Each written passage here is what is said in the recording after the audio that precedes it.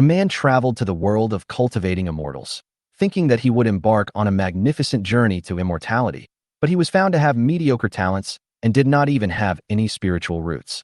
Others were gifted and advancing was as easy as drinking water, but this man had to practice for decades before he could even reach the second level of chi training. To make matters worse, the Han family, where his fiancée was originally from, suddenly came to cancel the engagement. The Han family patriarch angrily shouted in public, pointing his finger at the man's nose. A loser without even a spiritual root dares to dream of marrying my daughter who has a 7th grade spiritual root? Now she has already entered the golden core stage, and I'm afraid you won't even have the hope of building a foundation in this lifetime. My father lowered his head and begged. My second uncle spoke coldly, and the man stood there, his body stiff, as if he was nailed in the laughingstock of everyone. Just as the man gritted his teeth and was about to utter a harsh word, a cold, mechanical voice suddenly echoed in his mind. Ding! The fertility and blessing system has been activated. Every time a child is born, you will receive rewards in terms of cultivation, skills, and magical weapons. The more talented the child, the more generous the system feedback. Since marrying Han Xinxi was out of the question, Chao Mo decided to settle for the next best thing. The Chao family branch was already quite powerful in the local area, and as the young master of the main branch of the Chao family, how could he be short of women? With a woman, there will naturally be children. With children, wouldn't it be possible to improve one's cultivation? A vague picture of the future emerged in Chao Mo's mind. Okay, I'll listen to Dad this time. Chao Mo agreed to his father's arrangement without hesitation. I'll arrange it right away. Seeing Chao Mo agreed so readily, Chao Kuan couldn't help but show a hint of suspicion on his face. Chao Kuan had always been stubborn, but his son's compliance was beyond his expectations. However, since it was a good thing, he didn't ask any more questions and immediately set about making arrangements. Master. At this moment, a servant came running over in a hurry, panting and saying, Miss Han is here, and she wants you to come over quickly. Coming here at this time, are you planning to elope with me? This thought subconsciously emerged in Chao Mo's mind, and he immediately took a step forward and followed the servant towards the outer courtyard. Arriving at the outer courtyard of the Chao family, a beautiful figure suddenly caught Chao Mo's eye. Han Xinxi was dressed in a light gauze dress, her long hair flowing like a waterfall, and her figure was light and agile. Her delicate features framed her slightly chubby cheeks, revealing a touch of intellectual allure amidst her youthful innocence. Her radiant aura made Han Xinxi look like a fairy descended to earth. The person who came was none other than Han Xinxi, the eldest daughter of the Han family, and his fiancée not long ago. The gap between people. Looking at the aura lingering around Han Xinxi, Chao Mo smiled bitterly. Chao Mo said, Han Xinxi has already entered the golden core realm, while I'm still at the chi training stage. Is it really that fast for a 7th grade spiritual root to cultivate? Chao Mo remembered that Chao Mo and Han Xinxi started practicing almost at the same time, but now there is a world of difference between them. I'm sorry, my father has caused trouble for your family. Han Xinxi walked forward slowly, her eyes full of guilt. Han Xinxi's voice was soft but firm, as if she had already thought about it 1,000 times in her heart. Are you just here to apologize on behalf of your father? Chao Mo's heart sank slightly, and he instantly understood Han Xinxi's intention. Perhaps, after all, he was just being too sentimental. Han Xinxi said, the expectations of my family and my father all fall on me. I cannot let them down. So, let's just end things between us. Han Xinxi hesitated for only a moment before quickly making her choice. Her eyes were determined, but the moment she finished speaking, she seemed to have lost something important. I understand your choice and respect your decision. Let's cancel our engagement now. Chao Mo looked at the woman in front of him and smiled indifferently. But no matter where the woman Chao Mo, likes is, one day, I will personally bring her back. Chao Mo's words seemed frivolous, but they revealed his unshakable determination. Han Xinxi was slightly stunned. Her heart, which had finally calmed down, suddenly moved. But at this point, Han Xinxi had no way out. Han Xinxi turned and left without saying another word. The moment she turned around, Han Xinxi's eyes turned red, but the firm oath in her mind made a faint smile appear on the corner of her mouth. Chao Mo didn't try to persuade her to stay, but simply watched Han Xinxi's back until she disappeared. Master, Miss Han also left a package for you. She said, this is compensation for you. The servant's voice brought Chao Mo out of his thoughts. Chao Mo looked down at the package and slowly opened it. Inside were several bottles of elixirs to aid cultivation, as well as a thick handwritten book. The book not only records in detail a method of cultivation, but also 2 spells, as well as various problems and experiences that may be encountered on the road of cultivation. Every detail is recorded with care. The beautiful handwriting was clearly written by a woman, appearing exceptionally gentle and earnest. When Xiao Mo turned to the last page, he suddenly saw a clear tear mark in the lower right corner. At that moment, Xiao Mo seemed to see Han Xinqi sitting alone under the lamp, hesitating while picking up a pen to write. A beauty gave me a golden sword. How can I repay her? Xiao Mo looked at the package in his hand. A bitter smile appeared at the corner of his mouth. Xiao Mo understood the rules of this world better than ever before. Without strength, even if 2 people loved each other, it would be difficult for them to stay together. I have to speed up my cultivation. Xiao Mo's eyes were firm as he murmured softly, "Son, don't be too sad." Xiao Kuan's voice came from behind him, his tone full of gentle comfort. Xiao Kuan said, "There is no shortage of beautiful women in this world. Daddy has prepared them all for you. When we get there, I'll introduce you to some rich ladies. Then you can forget about what happened today." Xiao Mo instantly calmed down, his eyes brightening as he looked at his father. "Dad, when should I leave?" Xiao Kuan was stunned. You're too impatient, aren't you? You changed your mind so quickly?" Xiao Kuan originally just wanted to comfort his son, but he never expected the child's mood to change so quickly. "How can I give up the entire forest for a tree? Dad, please arrange it quickly," Xiao Mo urged. Having been in this world for some time, Xiao Mo had long understood that this was a world where the strong were respected. If he hadn't been lucky enough to be transported to a warm family and have a sensible father, he would have died countless times. Xiao Mo was well aware of his talent. After 10 years of diligent practice, he had barely reached the 2nd level of Qi training. If he wanted to surpass others, he had to find another way. "Everything has been arranged. We can set off tomorrow." Xiao Kuan also saw his son's anxiety. Xiao Kuan put a lot of thought into this matter. The next morning, Xiao Mo quietly left Yingchuan City. Xiao Kuan had made careful arrangements for this departure, not alerting anyone, and even leaving a substitute at home. Xiao Mo set out on his journey alone, clutching the destination information his father had compiled. It was Linen, a small city in the westernmost reaches of the empire, boasting beautiful scenery and a tranquil location. The city boasts 3 prominent families, the Zhao, Lin, and Chao. Furthermore, the city lord's mansion is the most powerful force in Linen. The Chao family branch has been established here for many years and has thrived. The only drawback is the thin spiritual energy, resulting in very few practitioners. Xiao Mo didn't care. He'd been to the main meridian's abundant spiritual energy before, but his progress had been similarly slow. Talent? Xiao Mo had long since recognized it. It was practically non-existent. His only hope lay in the system. The journey was smooth, all thanks to Xiao Kuan's meticulous arrangements. Upon arriving at the Linen City gate, someone greeted them. "You must be young Master Xiao Mo." A middle-aged man stepped forward quickly, his face flattering, and bowed. "I am Qiao Jun, the head of the Qiao family branch. According to the family tree, I should address you as my uncle. Uncle, I will take care of your daily life from now on." Xiao Mo only nodded slightly, but his eyes fell on the young woman beside Qiao Jun. She was dressed simply, but her eyes and eyebrows couldn't hide her extraordinary temperament, giving people the feeling of being as gentle as jade and beautiful as a girl from a small family. Xiao Mo's heart was slightly moved, but he felt helpless. Although the main branch and the branch were of the same clan, they were still separated by blood, making it difficult to do anything. "This is my nephew's adopted daughter, named Xiaoxiang. She has been lonely since childhood. I felt sorry for her, so I took her in and took care of her." Qiao Jun noticed Qiao Mo's gaze and hurriedly explained. "Is she married?" Hearing that she was his adopted daughter, Qiao Mo's eyes suddenly lit up. "Well, not yet."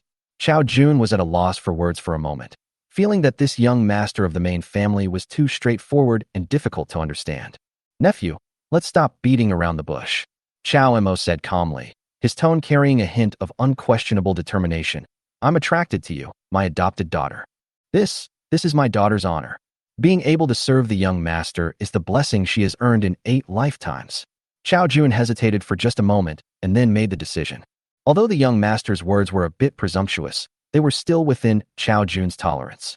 After all, Qiao Jun had intended to pay any price to please the young master of the main branch. "Of course, this is just my personal opinion. It all depends on whether Miss Qiaoxiang agrees. I won't force you," Xiao Mo explained. "When it comes to having children, it's naturally better to have a mutually agreeable relationship. Young master, you are so magnanimous. I admire you immensely." Hearing Qiao Mo's words, Qiao Jun felt a little relieved. If his adopted daughter really didn't want to, forcing her into submission wouldn't be a good idea. Miss Xiaoxiang, are you willing to marry me? Although I cannot marry you, as my first woman, I can take you as my concubine. Chao Mo walked up to Xiaoxiang and spoke softly, his eyes full of sincerity. I'm afraid. Xiaoxiang, who was already a little timid, lowered her head hastily after hearing Chao Mo say this. Especially after the unintentional glimpse of Chao Mo's handsome face just now, she felt even more shy. Chao Jun, who was standing by, saw this scene and felt relieved. It seemed that his silly daughter was really moved. Wasn't Chao Jun the same? At first, Chao Jun thought Chao Mo just wanted to have some fun, but when he heard that Chao Mo was willing to take a concubine, he immediately realized that this young master was serious. As the eldest son of the main lineage, he naturally does not have to hope for the status of the main wife, but being able to be taken as a concubine and given a status is already a rare and precious thing. Miss Xiaoxiang, are you in trouble? Just tell me. When Chao Mo saw this scene, he knew that the matter was almost settled. Chao Mo possessed the two simplest characteristics that attract women's attention: handsome appearance and a distinguished family background. So why would he worry about not finding a woman willing to marry and have children? I'm afraid that my humble status will make others laugh at the young master. Xiaoxiang whispered softly, her voice too low to be heard. I'm here. If anyone dares to say anything, I'll teach him a lesson for you. Chao Mo smiled and stepped forward, holding Xiaoxiang in his arms. Nephew, get ready. I'll marry Xiaoxiang in 3 days. Feeling the restraint of the beautiful woman in his arms, Chao Mo's heart began to throb. After so many years of anticipation, he could finally sharpen his spear and fight the enemy. I'll arrange it right away. Chao Jun hurriedly took the order to do this. Since Xiaoxiang did not refuse, and the young master was willing to give Xiaoxiang a name, Chao Jun was so happy about this that he couldn't refuse. For the next few days, Chao Mo stayed at the Chao family home in Linen City. Chao Jun was also very helpful, making every possible effort, from clothing and food to daily living arrangements. There was hardly anything he could fault. Preparations for the wedding were in full swing. Soon it was the 3rd day, and the Chao family invited all the forces in Linen City to witness the wedding. In order to conceal his identity, Chao Jun arranged an identity for Chao Mo, a disciple of the Chao family in Linen who had traveled abroad for many years. The banquet began, and the bride and groom went to each table to toast.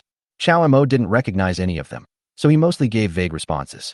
Among the banquet, one table in particular caught Chao Mo's attention, because there were 2 women sitting at that table, and because of their seating, the others all avoided them, staying away as if they had seen the plague, looking at them with fear.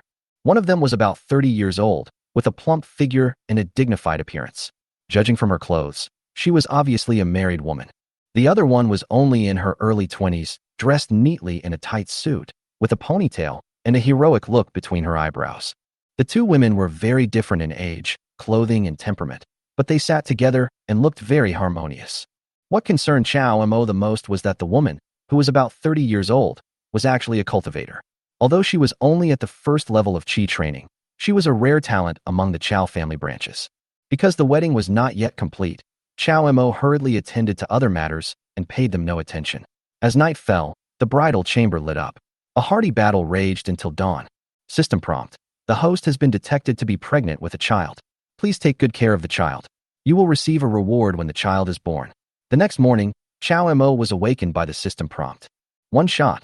System, you can even detect this? Chao Mo was overjoyed. Chao Mo had long been looking forward to what kind of reward the system would give after the child was born. For the next period of time, Chao Mo mostly stayed with Xiaoxiang. During this period, Chao Mo also met the woman at the banquet several times and gradually got to know Bai Lu better. Her name is Bai Lu, the daughter-in-law of the Chao family. Yet, in the eyes of the Chao family, she is considered a plague. The reason is simple. According to an old family covenant, Bai Lu must marry into the Chao family. Yet, she has killed 2 of the Chao family's male descendants, both before their wedding night. As a result, no one dared to marry Bai Lu anymore. But because the engagement was not resolved, Bai Lu remained in the Chao family. As for the other girl, it was said that she was the daughter of the mayor of Linen City and a close friend of Bai Lu. On this day, Chao Mo's son was born. Chao Mo was standing outside the door, anxiously waiting, when he accidentally noticed Bai Lu. However, Bai Lu did not approach, but just watched from a distance. When someone noticed Bai Lu, they turned and left. Chao Mo didn't think much of it, because just now, Chao Mo's first child had been born. System prompt. Host successfully conceived a child, without spiritual roots, rewarded with 1 year of cultivation. The system voice sounded again. Chao Mo clearly felt a surge of power within his body. As that power merged, Chao Mo's cultivation gradually improved. However, he remained at the second level of Qi training, without breaking through. Chao Mo was completely bewildered. Fuck you. Is this year's reward based on my cultivation speed? Don't you have any idea of my qualifications? What can I do in a year? I worked hard for 10 months, and this is all I get. Chao Mo couldn't help but curse. System reply. Therefore, the host must work hard, have many children, and be blessed. By accumulating small amounts, you will receive more rewards.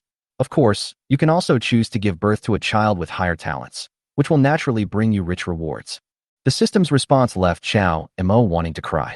Of course, Chao Mo understood. Children with higher talent received greater rewards. But that didn't mean they could just give birth. If conceived by an ordinary person, the baby would most likely be immortal, lacking even spiritual roots, let alone the aptitude for cultivation. Thinking of this, Chao Mo couldn't help but think of Bai Lu. Bai Lu was a cultivator, and so was I.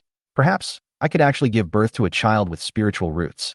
However, this matter needed to be handled step by step. After Qiuxiang recovered, Chao Mo, adhering to the concept of more children, more blessings, began his daily struggle again. Husband, I really can't bear it alone. Or, you can take another concubine. Qiuxiang collapsed on the bed, looking at Chao Mo, her eyes full of touching pleading. Chapter 4. Discussing something. After spending several days together, Qiuxiang took the initiative to find Chao Mo and made a suggestion. Let Chao Mo marry another concubine. Qiuxiang knew in her heart that she was just an adopted daughter raised in the Chao family, and her identity was always a bit embarrassing. She was just trying to save face for the young master. After spending this period of time together, Qiuxiang realized more clearly that Chao Mo was extremely energetic, and she could not satisfy him by herself. So Qiuxiang was not jealous. Instead, out of consideration and for Chao Mo's sake, she personally advised Chao Mo to find another concubine. Chao Mo naturally had no reason to object to this matter. He really needed to take in more concubines now. After all, children were too important to him. The more children Chao Mo has, the more cultivation rewards he will get from the system. Unfortunately, the benefits have not been high so far. The system is set up to be a scam. Giving birth to a child only rewards 1 year of cultivation, which is almost the same as not practicing at all. But Chao Mo also understands that the problem is not entirely in the system. Qiuxiang is just an ordinary person, and the child's talent is naturally limited. After spending some time with his first child, Chao Mo began to think about finding the next suitable candidate. He naturally did not consider the girls within the Chao family. After all, they were related by blood, so it was not worth taking the risk. Chao Mo turned his gaze towards Linen City, and a figure involuntarily emerged in his mind. That was Bai Lu. This widow had long caught Chao Mo's attention. Although a bit older, she was well-maintained and still had a charming demeanor. Even more remarkable was the fact that Bai Lu was a cultivator. Although only at the first level of the Qi training realm, she was a world apart from ordinary people. Chao Mo was a cultivator, and Bai Lu was also a cultivator. If they could truly unite, they might be able to produce a child with spiritual roots. Having made up his mind, Chao Mo didn't hesitate and went straight to the main hall of the Chao family branch. It happened that a meeting had just ended there, and when the people in the branch saw Chao Mo appear, they all showed surprised expressions. All right, everyone go away. Come find me tonight if you need anything. Chao Jun came out and dismissed everyone.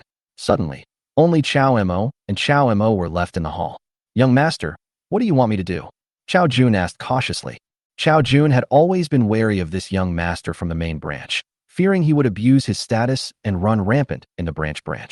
But he had been keeping a low profile recently, and Chao Jun felt a little relieved. What do you think of that woman, Bai Lu? Chao Mo didn't beat around the bush and got straight to the point. Chao Jun was stunned for a moment, then pondered for a moment. She's just someone with a miserable life. Chao Jun didn't understand why Chao Mo was thinking this, so he could only speak to the point. If I want to help her, what do you think is the right way to do it? Chao Mo asked suddenly, and Chao Jun almost didn't react. But Chao Jun was no fool. Having been the head of a family for many years, he had mastered the art of reading people's expressions. He quickly guessed what the other party was thinking. You want to take her as your concubine? That's a good idea. Chao Jun immediately followed up Chao Mo's words, leaving room for further discussion. After all, Chao Jun didn't dare to offend this young master easily. Even if he didn't agree with him, he had to put on a smile. Moreover, Chao Jun knew that Bai Lu was indeed pitiful. If she could really be taken as a concubine, it would be a blessing for Bai Lu. Since you think it's suitable, I'll find an opportunity to propose. However, I won't force her.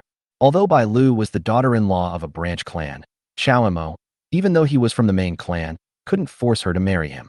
He had to first inform Chao Jun about this matter as a sign of respect. But young master, Bai Lu is a very pitiful woman, but she does have a tough life. She has brought bad luck to several men before. Chao Jun couldn't help but remind him. But Chao Imo didn't care at all, smiling and shaking his head, thinking, what if the woman he liked was a jinx? Soon, under Chao Jun's arrangement, Chao Imo began to try to get close to Bai Lu. In fact, Chao Imo had tried to test Bai Lu before, consciously or unconsciously, and found that she kept a distance from other men. Such a woman was indeed difficult to pursue, which became a challenge for Chao Imo. Fortunately, Chao Imo had plenty of time, and since he couldn't practice cultivation, he could only rely on having children to increase his cultivation. The next day, Chao Imo arranged for Bai Lu to go to the Chao family garden to appreciate the flowers. Bai Lu, as usual, had a cold expression, with the words, "Keep away from strangers," written on her face. In fact, this was not Bai Lu's intention, but the successive loss of several husbands had made Bai Lu close her heart and dared not to be easily moved. In the garden, Bai Lu overheard a burst of laughter. Following the sound, she saw a young couple chatting happily. The man was handsome, the woman was beautiful, and they seemed to be in a very good relationship. It's them. Bai Lu recognized Chao Imo and Xiao Xiang immediately. Bai Lu had attended their wedding banquet and had also met Chao Imo on other occasions, but she had always avoided him silently. Bai Lu always felt that a man like Chao Imo was not something a widow like Bai Lu could ever hope for. Bai Lu was destined to be lonely, and even if she had feelings for him, she could only bury them deep in her heart. "Husband, I'm so tired. I can't walk anymore. Let's take a break." Just as Bai Lu was about to leave, she heard Xiao Xiang's coquettish voice. "Are you tired? Sit here, I'll massage your feet." Chao Mo's voice followed closely, incredibly gentle.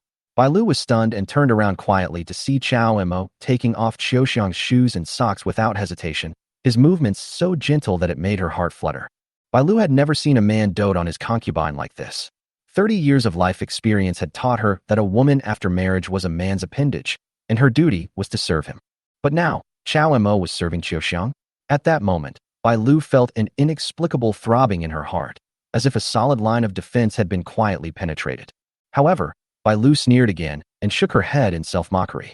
Bai Lu, you are just a widow. How can you have the right to fantasize about other people's gentleness?" Bai Lu didn't want to watch any longer, so she lowered her head and quietly left, her hurried steps startling the people behind her. Xiao Xiang, with her sharp ears, heard the movement and looked up, only to see a familiar figure quickly leaving. Huh? That person just now seemed to be Sister Bai Lu. Xiao Xiang was a little confused. Why did the other person run away as soon as she saw Xiao Xiang? Could it be that she looked down at her husband who was still massaging her, and a bold guess emerged in her mind. "Husband, I have something to discuss with you." Xiao Xiang's face was slightly shy, and her tone became a little soft. It was difficult for the world to understand that a woman would take the initiative to find a concubine for her husband. But Xiao Xiang knew that she could not satisfy Chao Imo by herself, and it was better to share the burden than to monopolize it. Xiao Xiang believed that Chao Imo was a person worthy of trust, so she hoped that there would be more people around Chao Imo who could take care of him. Chapter 5. Sister, what do you think of my husband? Xianger, just say whatever you want to say. There's no need to hide it. Chao Imo looked at Xiao Xiang in front of him, his face full of doting and tenderness. After all, Xiao Xiang was Chao Mo's first concubine and gave birth to his first child. What's more, this situation was also what Chao Imo had arranged long ago. Xiao Xiang accompanied Chao Imo to appreciate the flowers, and Bai Lu happened to be there too. That cold and beautiful widow was too vigilant and kept almost all men out of her heart. Even Chao Imo, the young master of the main branch, was repeatedly rejected by her. Bai Lu had killed several husbands in a row, and her heart had long been closed, extremely resistant to any emotion. But Chao Imo knew that Bai Lu's heart had been stirred by the sight of the loving scene between him and his wife. This scene happened to be seen by the thoughtful Xiao Xiang. This woman had a gentle temperament and never competed for favor or felt jealous. Instead, she felt deep pity for women like Bai Lu who had such a hard life. Xiao Xiang whispered, "Sister Bai Lu is indeed pitiful. I think she has good character and a gentle and decent appearance. Why not let her join us?" These words almost directly stated that she was choosing a new concubine for Chao Imo. Chao Imo was stunned and shook his head deliberately to refuse. "Isn't this inappropriate? After all, she is the daughter-in-law of the Chao family. I have you and you are enough." Chao Imo knew Xiao Xiang's good intentions, but still pretended to be reluctant. Husband, I really am a little overwhelmed. It would be great if you could find a few more good sisters to accompany you. Xiaoxiang said softly with a red face. There was no jealousy in her words, but full of sincerity. Xiaoxiang was willing to find more female confidants for Chao Mo because she knew her husband was worthy. But you also know that Miss Bai Lu has never liked to get close to others. If I bring it up rashly, I'm afraid she will be disgusted. Although Chao Mo said this, his expression was already moved. It's okay, husband. You're too modest. As long as you're not blind, who wouldn't be tempted? Besides, Sister Bai Lu has had a hard life, and this is also a way for us to save her. Xiaoxiang had already planned everything, confident that Bai Lu wouldn't reject such a high-quality man. I'm afraid she's too concerned about her status. If I push her rashly, I'll just hurt her feelings. Chao Mo still hesitated, ultimately unwilling to force her. Xiaoxiang smiled and said, Don't worry, I'll take care of it. We just need to take it slow, and one day we'll be able to impress her. Chao Mo nodded in agreement, but reminded Xiaoxiang not to use force, let alone bully others. Xiaoxiang was naturally full of confidence, and she had already started thinking about how to break through that iceberg step by step. Sister Bai Lu, please try this dessert. I think it will suit your taste very well. In Bai Lu's elegant house, Xiaoxiang and Bai Lu were sitting and chatting, laughing with each other. Xiaoxiang held a plate of pastries in her hands, her face full of smiles. Xiaoxiang was today's guest. Xiaoxiang carefully prepared the pastries, using them to gradually build a closer relationship with Bai Lu. Bai Lu has always been wary of men, but not so much of women, especially Xiaoxiang, who is Chao Jun's adopted daughter and has a high status. Bai Lu had no reason to refuse such a visiting lady, whether in terms of emotion or status. Moreover, Xiaoxiang's gentle attitude and lack of any disdain for a widow moved Bai Lu greatly. Bai Lu's life had been difficult during this period. She had married into the Chao family several times, but her husbands had died suddenly and mysteriously one after another, and even several men close to her had accidents. All these rumors made Bai Lu bear the notoriety of unlucky husband, and no one dared to approach her. Bai Lu also isolated herself from the outside world, and except for occasional contact with the daughter of the city lord, no one could enter Bai Lu's life.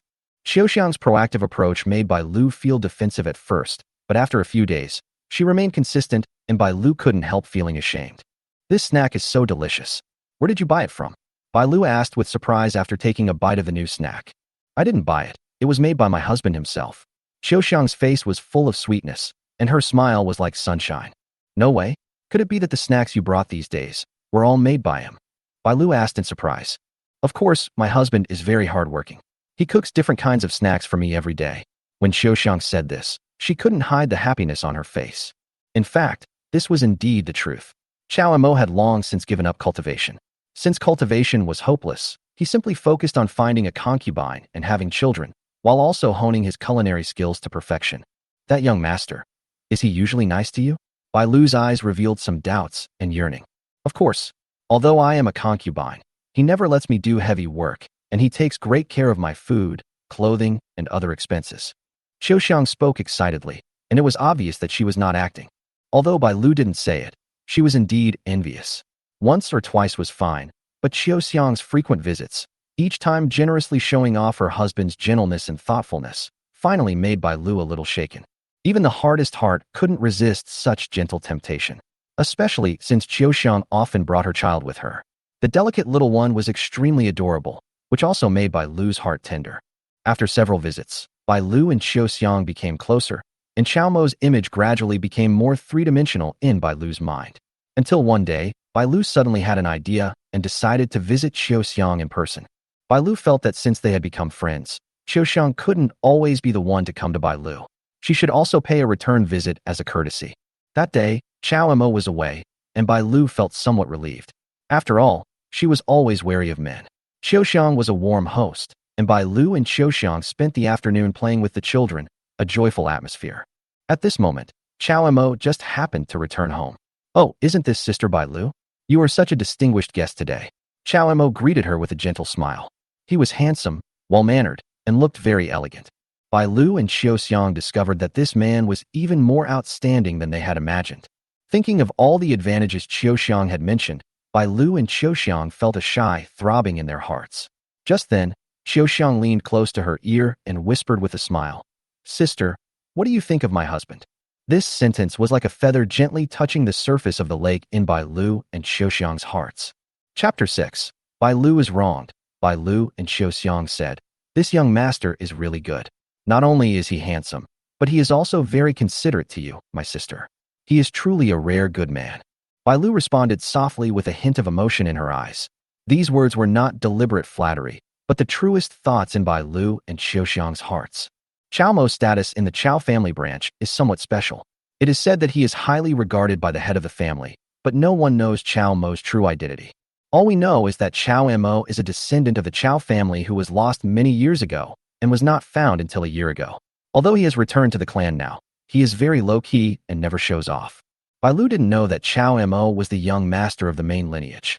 She only vaguely felt that this man was not simple, but he had a gentle temperament and did not have the arrogance of a young master. "Actually, I've been feeling a bit overwhelmed lately and can't take care of my husband at all. Can you help me share some of the burden, sister?" Xiao Xiang said with a smile, her tone gentle but with a deep meaning. "Since you have asked for my help, sister, I am naturally willing to help." "Okay." Bai Lu had just agreed, but before she finished speaking, she reacted. Her cheeks immediately flushed, and she lowered her head without saying a word. "Sister, I'll be frank with you. My husband is not destined to marry only me. Instead of letting him look for someone else, it's better for us sisters to be united." Xiao Xiang's tone was gentle, yet direct, which made Bai Lu feel confused. If Bai Lu said that she felt no emotion at all, she would be deceiving herself. Over this period of time, Bai Lu's impression of Chao Mo had quietly changed.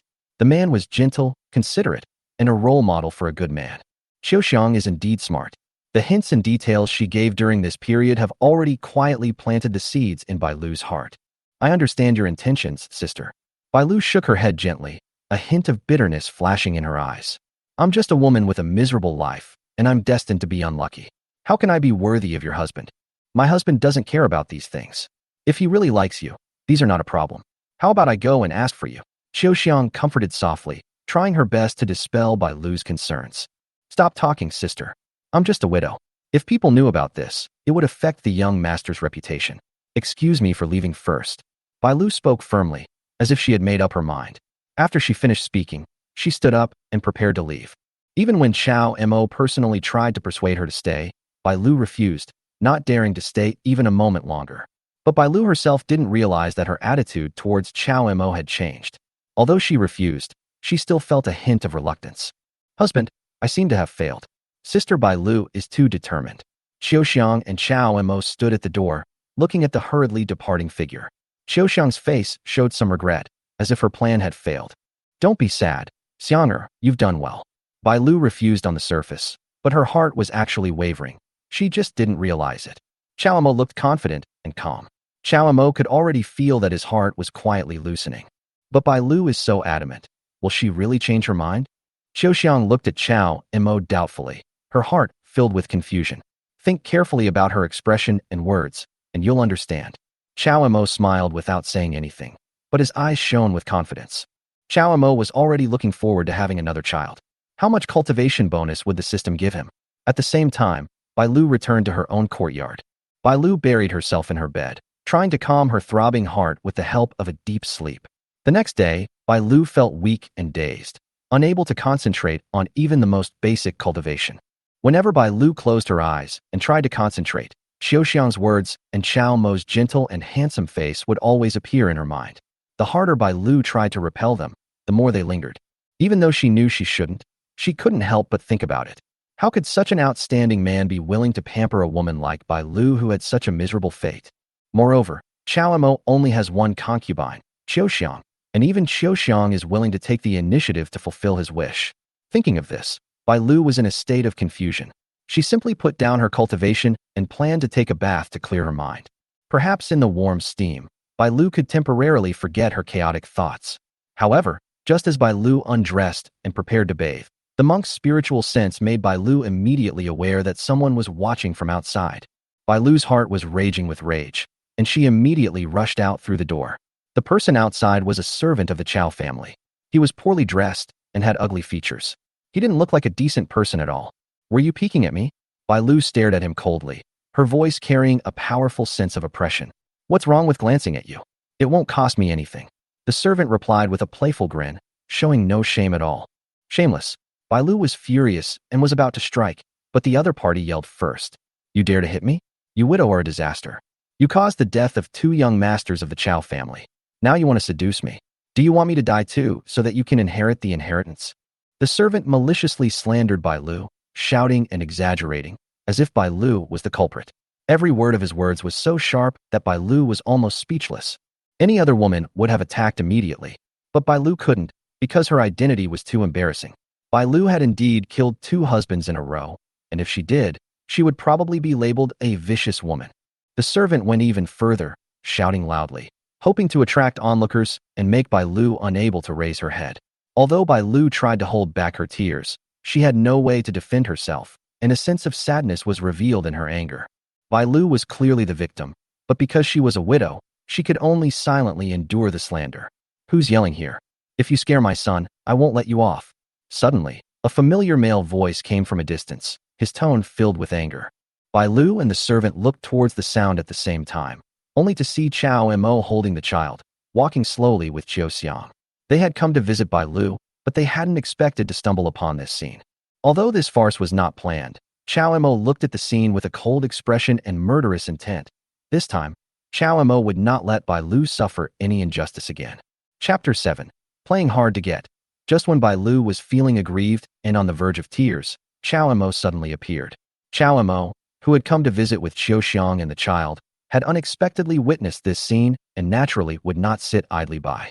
The servant who was peeping originally wanted to say a few tough words, but when he saw that the person coming was Chow Mo, his face turned pale instantly. Although the servants were not aware of Chow Mo's true identity, the entire Chow family branch privately speculated that he was most likely the illegitimate son of the head of the family. After all, this young master suddenly returned more than a year ago and married the adopted daughter of the head of the family. He is highly respected and has a sense of mystery.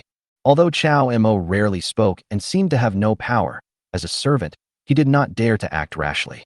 Master Mo, even if you are a master, you can't confuse right and wrong, right?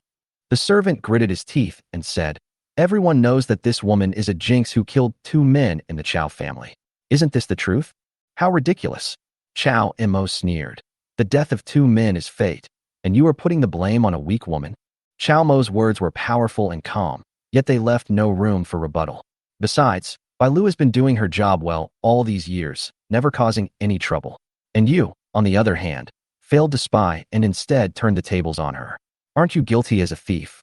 Chow Mo's tone suddenly changed, his voice filled with undeniable pressure, frightening the servant so much that he almost lost his balance. The servant was just a small figure. How could he dare to confront someone who might be the young master of the main branch? Master Mo, you're joking. I was just passing by and heard some rumors. I said some harsh words in the excitement. Seeing that the situation was not good, the servant quickly retreated, ready to take the opportunity to slip away. Anyway, the servant thought, Bai Lu was a widow after all, so he would wait for a few days until the storm died down and then find a chance to peek at her. Stop! Did I let you go? Chow Mo shouted coldly, his eyes like swords. You made a mistake in the Chow family, and you still want to get away with it? Do you think the rules of our Chow family are just for show? As soon as these words were spoken, the air froze, and the servant broke out in a cold sweat. Chiu Xiang quickly walked over to Bai Lu, gently holding her hand, her eyes full of encouragement. Don't be afraid, sister. Just tell me if you have any grievances. My father will definitely seek justice for you. Bai Lu was stunned for a moment, her eyes blank, and she did not respond for a long time. Bai Lu had never experienced such a scene before. Someone backed her up, and so openly. As a beautiful widow, Bai Lu knew she was always the center of attention, and no matter how careful she was, it was hard to stop men from peeping at her. Yes, those people would run away after peeking, and Bai Lu didn't dare to say anything, for fear of attracting criticism. Today was the first time Bai Lu caught someone red-handed, but the person not only refused to admit his mistake, but instead verbally abused and humiliated Bai Lu in public. Bai Lu's past experiences had made her fragile and sensitive. Even if she was wronged, she would subconsciously feel that she was in the wrong. But today was different. Chow Mo had arrived.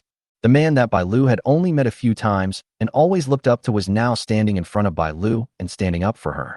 What's more, this man was not only honest and gentle, but also handsome and heartwarming. This was the first time Bai Lu and Chow Mo faced each other. Bai Lu stared at Chow Mo blankly, her heart full of mixed emotions. For a moment, she didn't even hear what Chiu Xiang said. This person was peeping at me while I was taking a bath. I caught him in the act, but he refused to admit it. After Xiaoxiang's gentle reminders several times, Bai Lu finally came to her senses and told the truth. Is he telling the truth?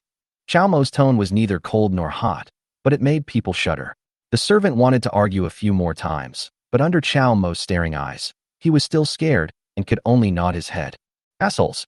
Miss Bai Lu has suffered so much, and you guys are still harboring evil intentions. Qiao Mo shook his head and sighed, but did not take any action.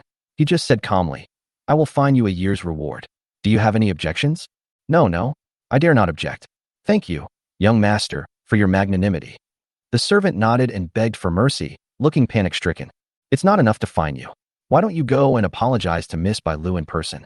Do you think the annual reward and fine is too little? Qiao Mo's tone turned cold. The servant almost crawled on his knees in front of Bai Lu and kowtowed like crazy. The servants didn't dare to complain at this moment, but instead secretly felt lucky.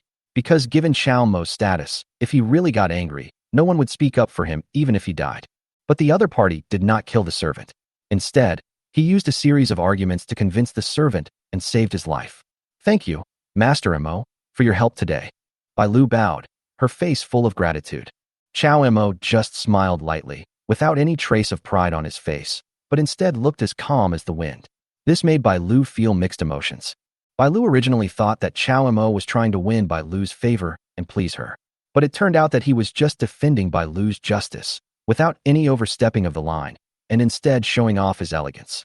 If it were any other man, Bai Lu would have begged him to keep his distance, but Qiao Mo's distance made Bai Lu feel inexplicably lost. None of the tender moments Bai Lu had imagined in her mind appeared. Qiao Mo and Xiaoxiang, along with their child, sat at Bai Lu's house for only a short while before leaving, their words unspoken. Bai Lu stood at the door, watching the three of them walk away, feeling speechless and empty. Bai Lu knew that she was just a widow and had no right to ask more questions, but at this moment, Bai Lu felt for the first time that she had lost something. In the days that followed, Xiaoxiang still often came to visit Bai Lu. But unlike before, Bai Lu's heart was already filled with ripples when she heard Xiaoxiang talk about Qiao Mo. However, Bai Lu still kept her duty and never revealed her feelings. Until one day, Xiaoxiang never mentioned Qiao Mo again, and the topic only revolved around interesting and trivial things between women. Sister, you haven't been talking about Master Mo recently. It was only the second day when Bai Lu couldn't help but ask, with a hint of urgency in her tone. Bai Lu didn't know that from this moment on, she had already walked step by step into the love net carefully laid by Qiao Mo. Chapter 8. Taking another concubine. Qiao Mo had long admired Bai Lu, and taking her as a concubine would have been a dream. However, Qiao Mo never forced affection, as such a relationship would have been too forced and devoid of affection. After a period of careful planning, Qiao Mo's image in Bai Lu's mind has been deeply rooted and has almost become synonymous with a perfect man. The widow appeared indifferent, but in reality she had already been secretly moved, and all she needed was the final touch. So Xiaoxiang cooperated with Qiao Mo and began to use the strategy of playing hard to get. For a woman like Bai Lu who keeps her heart tightly closed, forcing your way in will only cause disgust. Bai Lu must be made to open her heart willingly. Qiao Mo didn't use any power, nor did he force his feelings. Instead, he used gentleness and respect to gradually approach Bai Lu. Now it seems that this trick really worked, and Bai Lu has almost completely fallen into Qiao Mo's gentle trap. Seeing this, Xiaoxiang was secretly delighted. It seemed that this sister was finally going to be taken down. Yeah, what's wrong? Xiaoxiang answered casually, but her expression could not hide her relief. After all, Xiaoxiang had been waiting for a long time, and finally she had the hope of welcoming a new sister, so that she would no longer have to bear her husband's care alone. It's just a little strange. My sister always liked to mention young Master Mo, but she didn't say a word yesterday. I was a little curious. Bai Lu pretended to be calm and asked casually, but deliberately concealed her eagerness. I mentioned Qiao Mo before because I wanted to help you understand. Later, you said you were not interested, so I stopped talking about it to avoid annoying you. Xiaoxiang's explanation was light and clever, but it made Bai Lu's heart sink, and a hint of loss appeared in her eyes. Bai Lu lowered her eyelids, hesitated for a moment, and finally whispered, Actually, I have a good impression of young Master Mo. As soon as these words came out, Bai Lu's cheeks flushed immediately, and she was too embarrassed to look up. Sister, are you serious?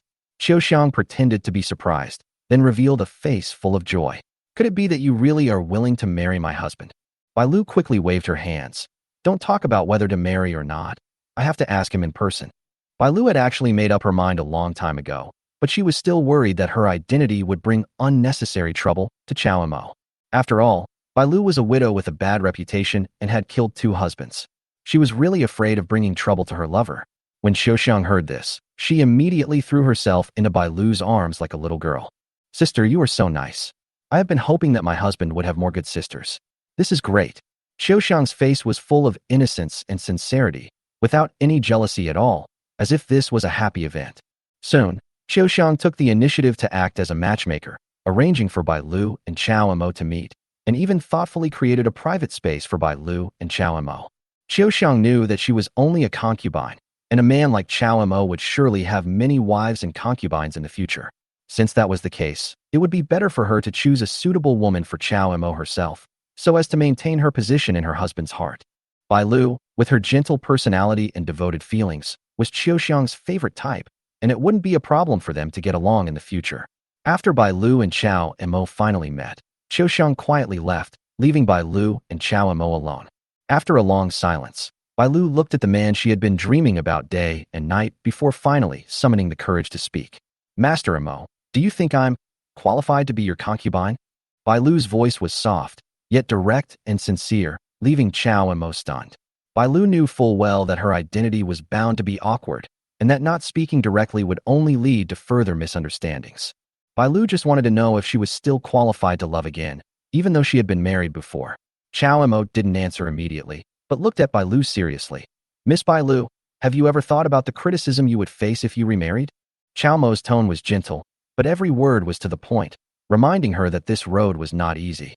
Bai Lu sighed softly. "No matter how difficult it is, it's better than my current life." Bai Lu looked directly at Chao Mo and said slowly, "Master Mo, I know I'm not worthy of you, but I really like you, and it started a long time ago. If you don't mind, I am willing to stay by your side all my life and will never let you down." Bai Lu spoke slowly, her eyes slightly moist and even trembling. This affection is too heavy. Bai Lu herself is afraid that she can't bear it, and she is even more afraid of being rejected, which will be a lifelong regret. "You don't need to worry about those rumors." Chao Mo smiled gently and pulled her into his arms. "Since I chose you, I won't let anyone humiliate you." Chao Mo spoke firmly, his tone revealing an unshakable confidence. Bai Lu was stunned, her eyes moist. She leaned into his arms and nodded gently. At that moment, she felt as if she had finally found a home. Chao Mo whispered, "With me here, wind and rain will no longer disturb you." Bai Lu blushed and sat on Chao Mo's lap, deeply immersed in the peace of mind of being loved. For a moment, Bai Lu and Chao Mo were overwhelmed with emotion. Bai Lu and Chao Mo couldn't help but move closer to each other, and Chao Mo gave Bai Lu the most sincere kiss in her life. After the tender moment, Chao Mo stood up and immediately went to visit Chao Jun, the head of the Chao family, to express his desire to take another concubine. Chao Jun was stunned when he heard this. "Oh, another concubine? Whose family is it?" When Chao Jun learned that the target was Bai Lu, his eyelids twitched. "Bai Lu? Is that the widow? Young master, are you sure? Bai Lu is there a problem?" Chao Mo narrowed his eyes slightly. No, no. Chao Jun smiled apologetically. "Bai Lu is indeed a miserable child. If the young master is willing to marry Bai Lu, it is also Bai Lu's good fortune." After saying that, Chao Jun did not forget to praise Chao Mo a lot, saying that he was kind-hearted, compassionate to women, and truly a man of character. Chao Mo felt a little embarrassed when he heard this, so he could only cough lightly and change the subject. "The wedding is scheduled for 3 days later, nephew. I'll leave this matter to you to arrange." Chapter 9. Breaking in by force. 3 days? I understand. Chao Jun nodded immediately and prepared to arrange various matters related to the wedding. "Nephew, this wedding must be grand so that everyone in Linen City knows about it." Chao Mo added a few words. Although his tone was calm, it made Chao Jun a little confused. As the head of a branch of the Chao family, Chao Jun had extensive experience organizing weddings, but the young master's repeated instructions were truly unusual. After thinking for a while, Chao Jun suddenly realized what was going on. It turned out that this young master was spreading the word about his wedding so that he could easily collect gifts from various families. He was quite calculating. Although he felt a little skeptical, Chao Jun still nodded respectfully, promising to make sure everything went well for Chao Mo. After all, this young master had a special status, and Chao Mo's orders could not be neglected. The next day, the news spread throughout Linen City. The young master of the Chao family was planning to take a concubine. The wedding would be held in 2 days, and all guests were welcome to attend. This wasn't a big deal. As the Chow family was one of the three great families, it was common for a young master to take a concubine. Seeing this, other factions naturally sent gifts to show their appreciation. Regardless of their usual relationship, sending a generous gift at this time was a way to create a good impression. The Zhao and Lin families often did similar things, and the people of Linen City were already accustomed to it.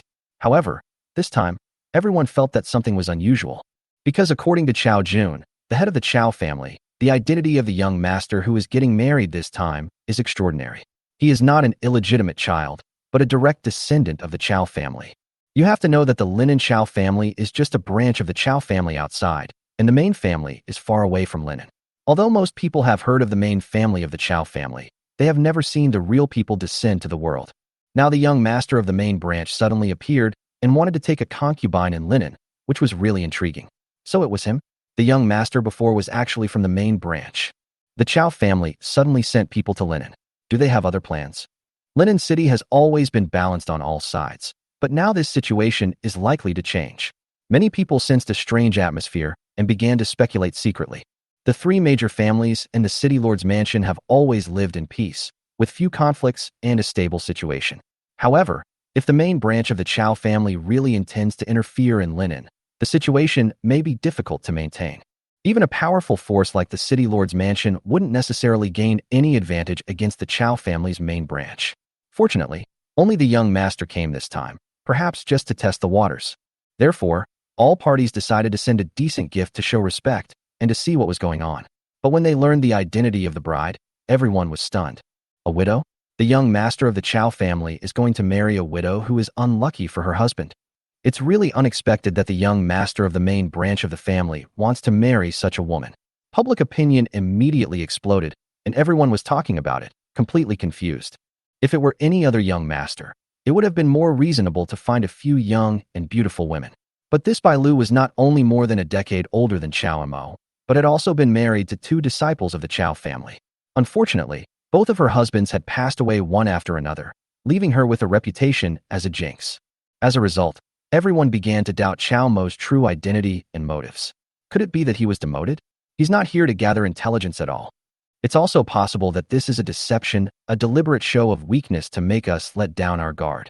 For a time, speculation arose everywhere, and some even suspected that this was a prelude to the Chow family's attempt to incorporate Linen.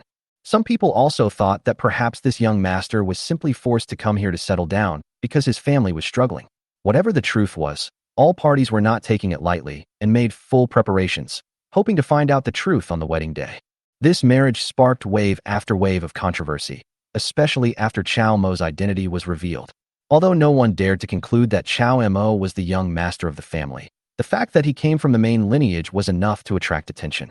The fact that Chao Mo wanted to marry Bai Lu, a widow with a bad reputation, was even more puzzling. Many women, especially those who were a little older, were jealous. Some of them had seen Chao Mo in person and knew that he was handsome and gentle, no ordinary person. On the other hand, Bai Lu was a widow and also carried the label of unlucky husband, which was really hard to accept. Many idlers are unforgiving and sarcastic, spreading rumors behind the scenes. Especially those who can't bear to see others doing well will take the opportunity to slander and ridicule. 2 days passed in a flash. On the eve of the wedding, Bai Lu stayed in the room while Qiu Xiang dressed her up, muttering angrily. Those people are so annoying. They only know how to say bad things behind people's backs. It's so infuriating. Qiu Xiang was full of complaints, with a look of injustice on her face. Bai Lu, however, remained calm and comforted her good sister in a gentle voice. Don't pay attention to these rumors. Living your own life is the most important thing. But I just can't get angry. We obviously didn't do anything wrong. Qiu Xiang was still indignant, with anger in her eyes. We have found a good man and a home. This is a blessing. What others say doesn't matter.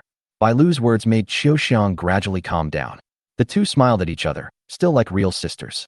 Preparations for the wedding were still proceeding intensively, with lights and decorations adorning the exterior, creating a festive atmosphere. Meanwhile, Chao Mo was taking a short nap in his own residence. At that moment, a sudden commotion erupted from outside the door. This is my young master's residence. No one is allowed near. This woman is incredibly agile. Everyone, stop her. Chao Mo frowned slightly, then opened his eyes, his heart sinking. Someone had actually broken into his residence. Chapter 10. I volunteered. Chow Mo thought carefully for a long time, but he couldn't figure it out. He had been in Linen City for so long, but it seemed that he had not offended anyone. Usually, Chow Mo lived a quiet life in the Chow family compound. He would occasionally go out with Qiu Xiang and never cause any trouble. How could his enemies come to cause trouble? Although Chow Mo is a young master from the city lord's family, his real identity is the young master of the Chow family. In terms of identity and background, he is unattainable in Linen City. But Chow Mo never bullied others by taking advantage of his power. He was usually low-key and always got along well with his servants. As the wedding was about to begin, someone suddenly broke into Chow Mo's yard. This incident was so sudden that Chow Mo was confused. "Chow, come out here if you dare." The voice outside was filled with anger, and it also made Chow Mo feel a little familiar. Chow Mo frowned. He had indeed heard this voice before, but he couldn't remember who it was. He had spoken too rarely. Chow Mo didn't rush to reply. Instead, he took a deep breath, weighed his options, and finally decided to open the door and go out to take a look. Although the other party's tone was unfriendly, Chow Mo could tell there was no strong malice. It was probably a misunderstanding, so Chow Mo thought it would be a good idea to go out and explain. Leaving the courtyard and looking up, Chow Mo finally recognized the person coming. It was the city lord's daughter. Her cultivation was extremely high, having reached the 8th level of Qi training. The guards outside the gate were powerless to stop her. The reason why she was standing outside the door and shouting instead of breaking in directly was that she was actually holding back and didn't really want to hurt anyone. Wow, he's already at the 8th level of Qi training at this age. His talent is ridiculous, much stronger than me. Chow Mo couldn't help but sigh inwardly. Chow Mo was clearly connected to the system, but his cultivation level was only at the 2nd level of Qi training, not even a decent realm. To say he had poor aptitude was an understatement.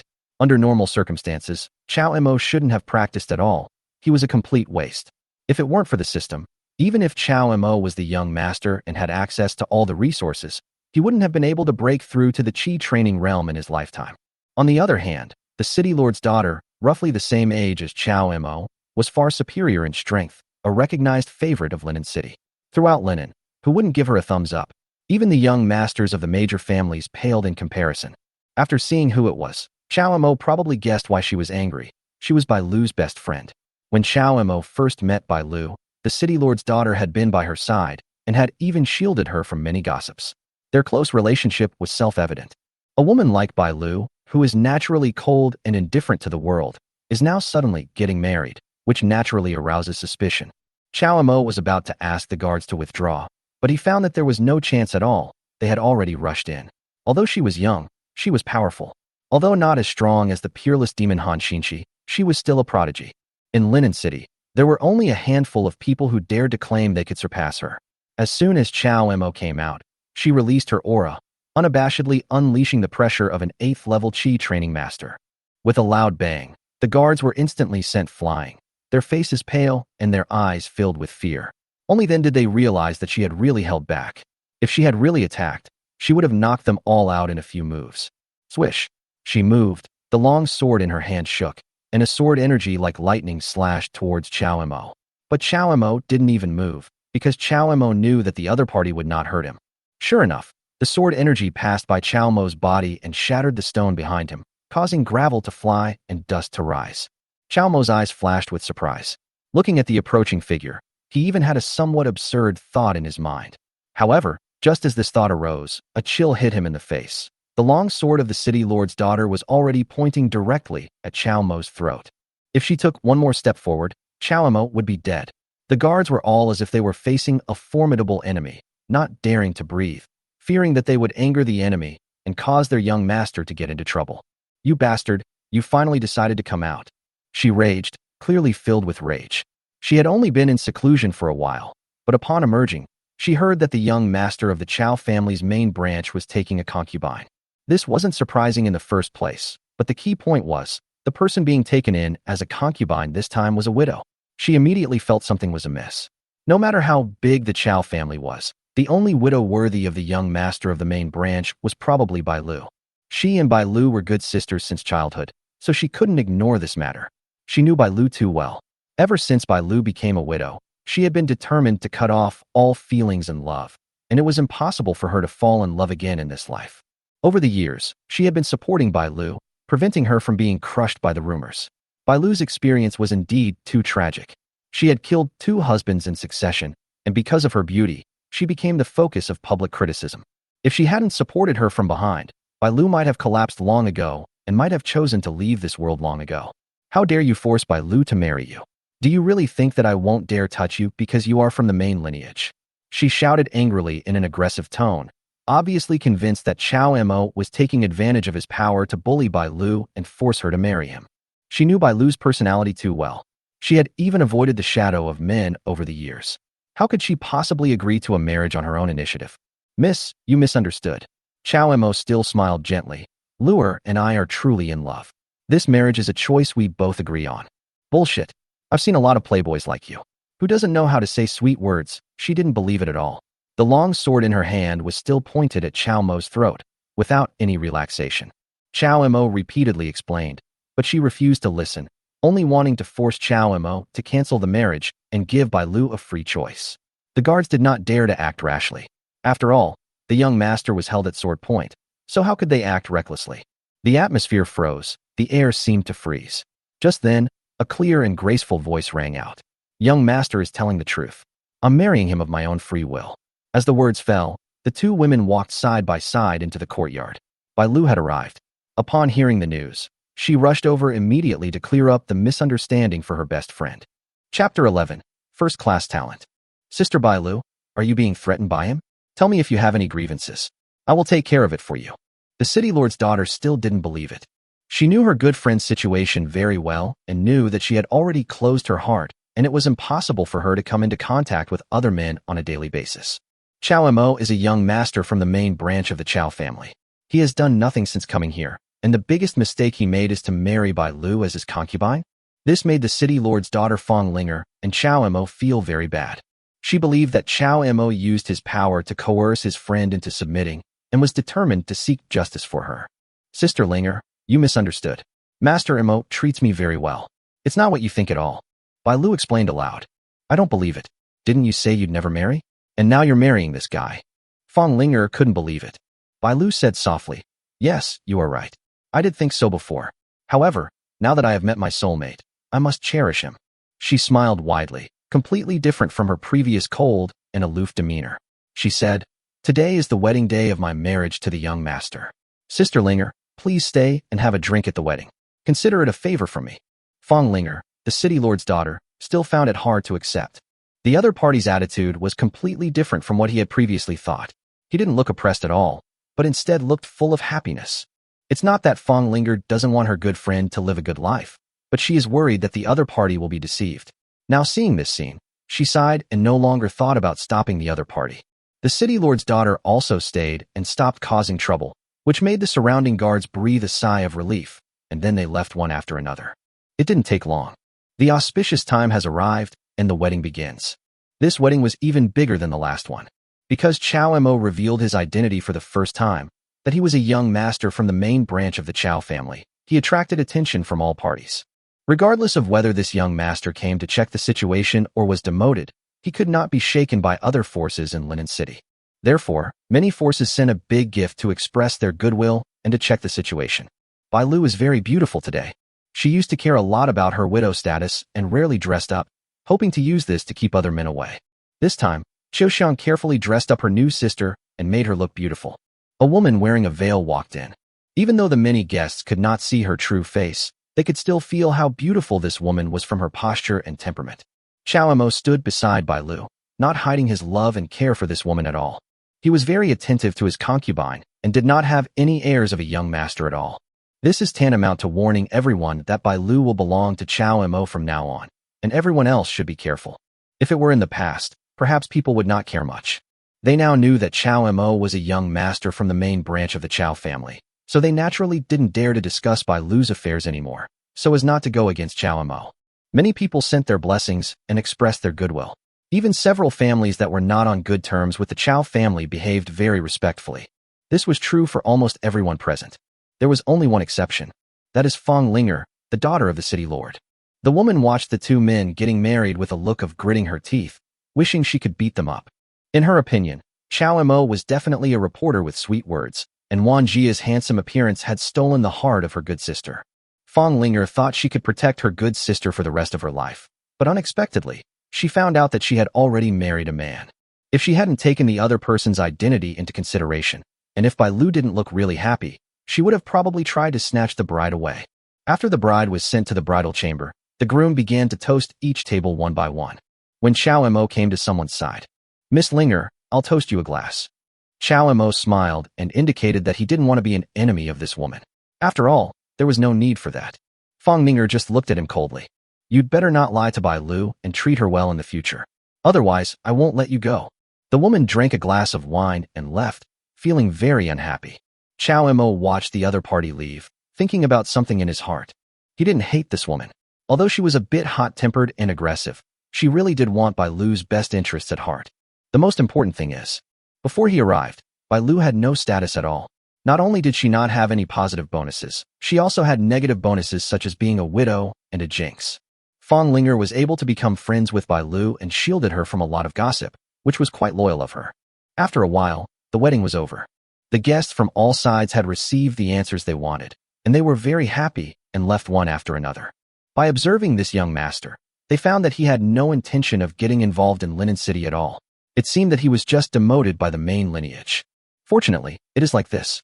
If the other party is also secretly observing them, it means that the head of the Chow family also wants to attack Linen City, and their position is somewhat dangerous. Bridal chamber. Bai Lu sat here, feeling a little uneasy. She still couldn't break free from her life as a widow. Everything that happened today seemed like a dream to her, so unreal. After waiting for a long time, it was dark. With a creaking sound, the door of the bridal chamber was opened. Bai Lu's heart was pounding. As the wedding veil on her head was lifted, a handsome man with gentle eyes appeared before her. "Husband, you are here." Bai Lu lowered her head shyly, not daring to meet the other person's fiery gaze. Chow Mo gently stretched out his fingers and lifted the woman's head. "Luer is so beautiful. Not being able to have a wife as beautiful as you is a blessing from my past life." Chow Mo was full of praise. Although Bai Lu is much older than him, she is well maintained and has never done any heavy work. In addition, she is a cultivator, and the flow of power can moisturize her skin, making her look extremely young, only about 25 or 26 years old. "Luer, please give me guidance for the rest of my life." Chow Mo looked serious as he held the woman's hands. "Husband, please give me guidance for the rest of my life." Bai Lu looked very shy and agreed, entrusting her life to the man in front of her. Chow Mo smiled slightly, put his hands on his wife's shoulders, and slowly pushed her down. The scenery was beautiful overnight. The next morning. System prompt. The host has been detected to be pregnant with a child. Please take good care of the child. You will receive a reward when the child is born. System prompts. The host's offspring has a first-grade talent, and the reward for early display is 2 years of cultivation and a bottle of meridian opening pill. Chapter 12. 6th level of Qi training. Chow Mo was cheered up. This time, he hit the target with one shot and gave birth to a child with spiritual roots. The cultivation reward doubled from 1 year to 2 years, and there was also an extra bottle of meridian opening pill. As expected, it's better to find a monk to give birth to a child. Chow Mo was filled with emotion. If he only relies on his own practice, he might have no hope in this life. His talent is shockingly low. Even if he practices hard for his whole life, he will never be able to break through the limit of Qi training. He can only have more children and find a new way out. However, not every woman can catch Chow Mo's eye, and it is not easy to break through cultivation by giving birth to a child. In the blink of an eye, 10 months passed, and Chow Mo's second child was about to be born. This made Chow Mo feel a little nervous, because he didn't know the effect of the pills rewarded by the system. He finally had a child with spiritual roots.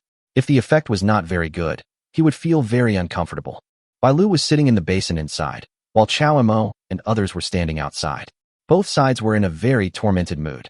In addition to Chow Mo and Xiao Xiang, the city lord's daughter also came. Fong Linger did what she said. She often visited Chow Mo's residence to see if her sisters had been deceived and whether they were living well. Although the presence of this outsider caused some inconvenience between Chow Mo and his 2 concubines, he did not care too much about it. When Fong Linger arrived, Chow Mo deliberately showed more of his love and pampering for his concubine. This caused Fong Linger to have some minor frictions with him many times. There is no way. When single people are hurt, they naturally want to show their fangs and claws. During this time, Chow Mo also learned a lot about the city lord's daughter. He knew that she had good intentions and was very simple. As for why the other party always dislikes me, even though I have made sure that Bai Lu will not suffer any injustice, I still come over and sit with her from time to time. This is quite interesting. Fong Linger is misogynistic. No matter how gentle and considerate Chow Mo behaved, and even with the bonus of being a handsome man, he couldn't have any effect on Fong Linger. On the contrary, after making sure that Bai Lu would not suffer any injustice, Fong Linger could not find a breakthrough with her good friend and actually began to find fault with Chow Mo directly. And Chow Mo's performance was really perfect. He really is the type of person who is as elegant as jade. Apart from his low qualifications, he has no flaws. Fong Linger is often in a bad mood. As a woman with a tendency to dislike men, Fong Linger couldn't find any flaws in Chow Mo, so she simply gave up looking for them and relied on the fact that she was a woman to find faults. But the effect is not very good, because Bai Lu will protect her husband. She is a reasonable woman, which was not shown before when she was with Bai Lu. After becoming Chow Mo's woman, she showed her intelligence. This made Fong Linger very angry, and she even wanted to completely cut off all contact with Bai Lu. But she didn't have bad intentions, she just couldn't change her mind for a while, and finally she and Bai Lu restored their sisterly relationship. Hey, Chow Mo, what are you going to name your child? Fong Linger suddenly asked. I don't care. Just let Luer decide. Chow Mo was very open-minded. He even named his first child Xiaoxiang. He didn't care about this matter because they were his own children anyway. Huh? You're not going to name the baby, are you? Fong Linger's eyes lit up and she smiled. Then I'll name Luer's child, okay? As long as Luer is willing, it's up to you. Chow Mo smiled slightly. His gentle and elegant appearance moved the city lord's daughter. She immediately turned her head away, not daring to look at the other person again. It took her a long time to calm her beating heart. Damn it, what's wrong with me? Why do I feel that this guy is a little pleasing to the eye? Fong Linger felt that this idea was very dangerous and stopped thinking about it immediately. Wow. Followed by the child's cry. System prompt. The host has successfully conceived a child, first-grade spiritual root, and is rewarded with 2 years of cultivation and a bottle of meridian opening pill. The system rewards will then be credited to your account. Chow Mo remained calm and went to visit his concubine and child first. After confirming that they were both fine, he chose to practice in seclusion. The 2-year cultivation reward is really useless to Chow Mo. He just felt his realm fluctuate slightly, and then, nothing happened.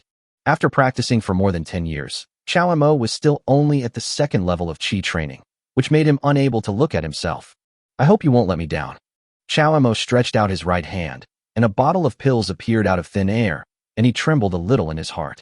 The meridian opening pill can help him expand his tendons and veins, improve his cultivation, and strengthen his body. There are 10 pills in this bottle, and I wonder how far this can take him. 3 days and 3 nights later, Chow Mo finally completely refined the energy of the elixir. At this time, he had already reached the 4th level of Qi training. The rewards from several years of cultivation were in vain, but a bottle of elixir allowed him to advance 2 small realms. Chow Mo was extremely excited, as he finally saw hope for the future. Then, he began to practice his first spell. Han Xinchi once left him a booklet. It contains a cultivation method and 2 spells. He has finally reached the conditions to practice the first spell. Fireball. Once the practice is successful, ordinary black iron can be easily melted. This kind of spell is actually not difficult. It is just a basic spell in cultivation. What's more, there are many annotations left by Han Xinchi next to it. It only took Chow Mo half a day to successfully cultivate. After some attempts, he found that the power was indeed quite impressive. Now he finally has the power to protect himself. At the same time, Chow Mo also deeply realized how rich the rewards brought by children with spiritual roots were. But that kind of situation is rare. Children usually inherit their parents' talents. But there is no hope for me. I am just a waste, and women with spiritual roots are very rare. As for women who are willing to marry Chow Mo and also possess spiritual roots, there are even fewer of them. Let's take it one step at a time. After Chow Mo came out of seclusion, he came to visit his 2nd child and happened to see Fong Linger. The city lord's daughter seemed to like children very much. She took the initiative to hold the child and coax him to sleep. This gave Chow Mo an idea. Fong Linger is a woman with spiritual roots and extraordinary talent, but she is still unmarried. But Chow Mo also knew that the other party was not strong enough and was the daughter of the city lord, so it would not be easy to defeat her. The most important thing is, through the contact during this period, he knew that this woman seemed to have some symptoms of aversion to men. If he wanted to win her heart, he could only take it step by step. In the following period of time, Chow Mo was not idle either. It is difficult for him to take concubines with talented and capable women now, but he can look for ordinary women. As the saying goes, a little bit adds up to a lot.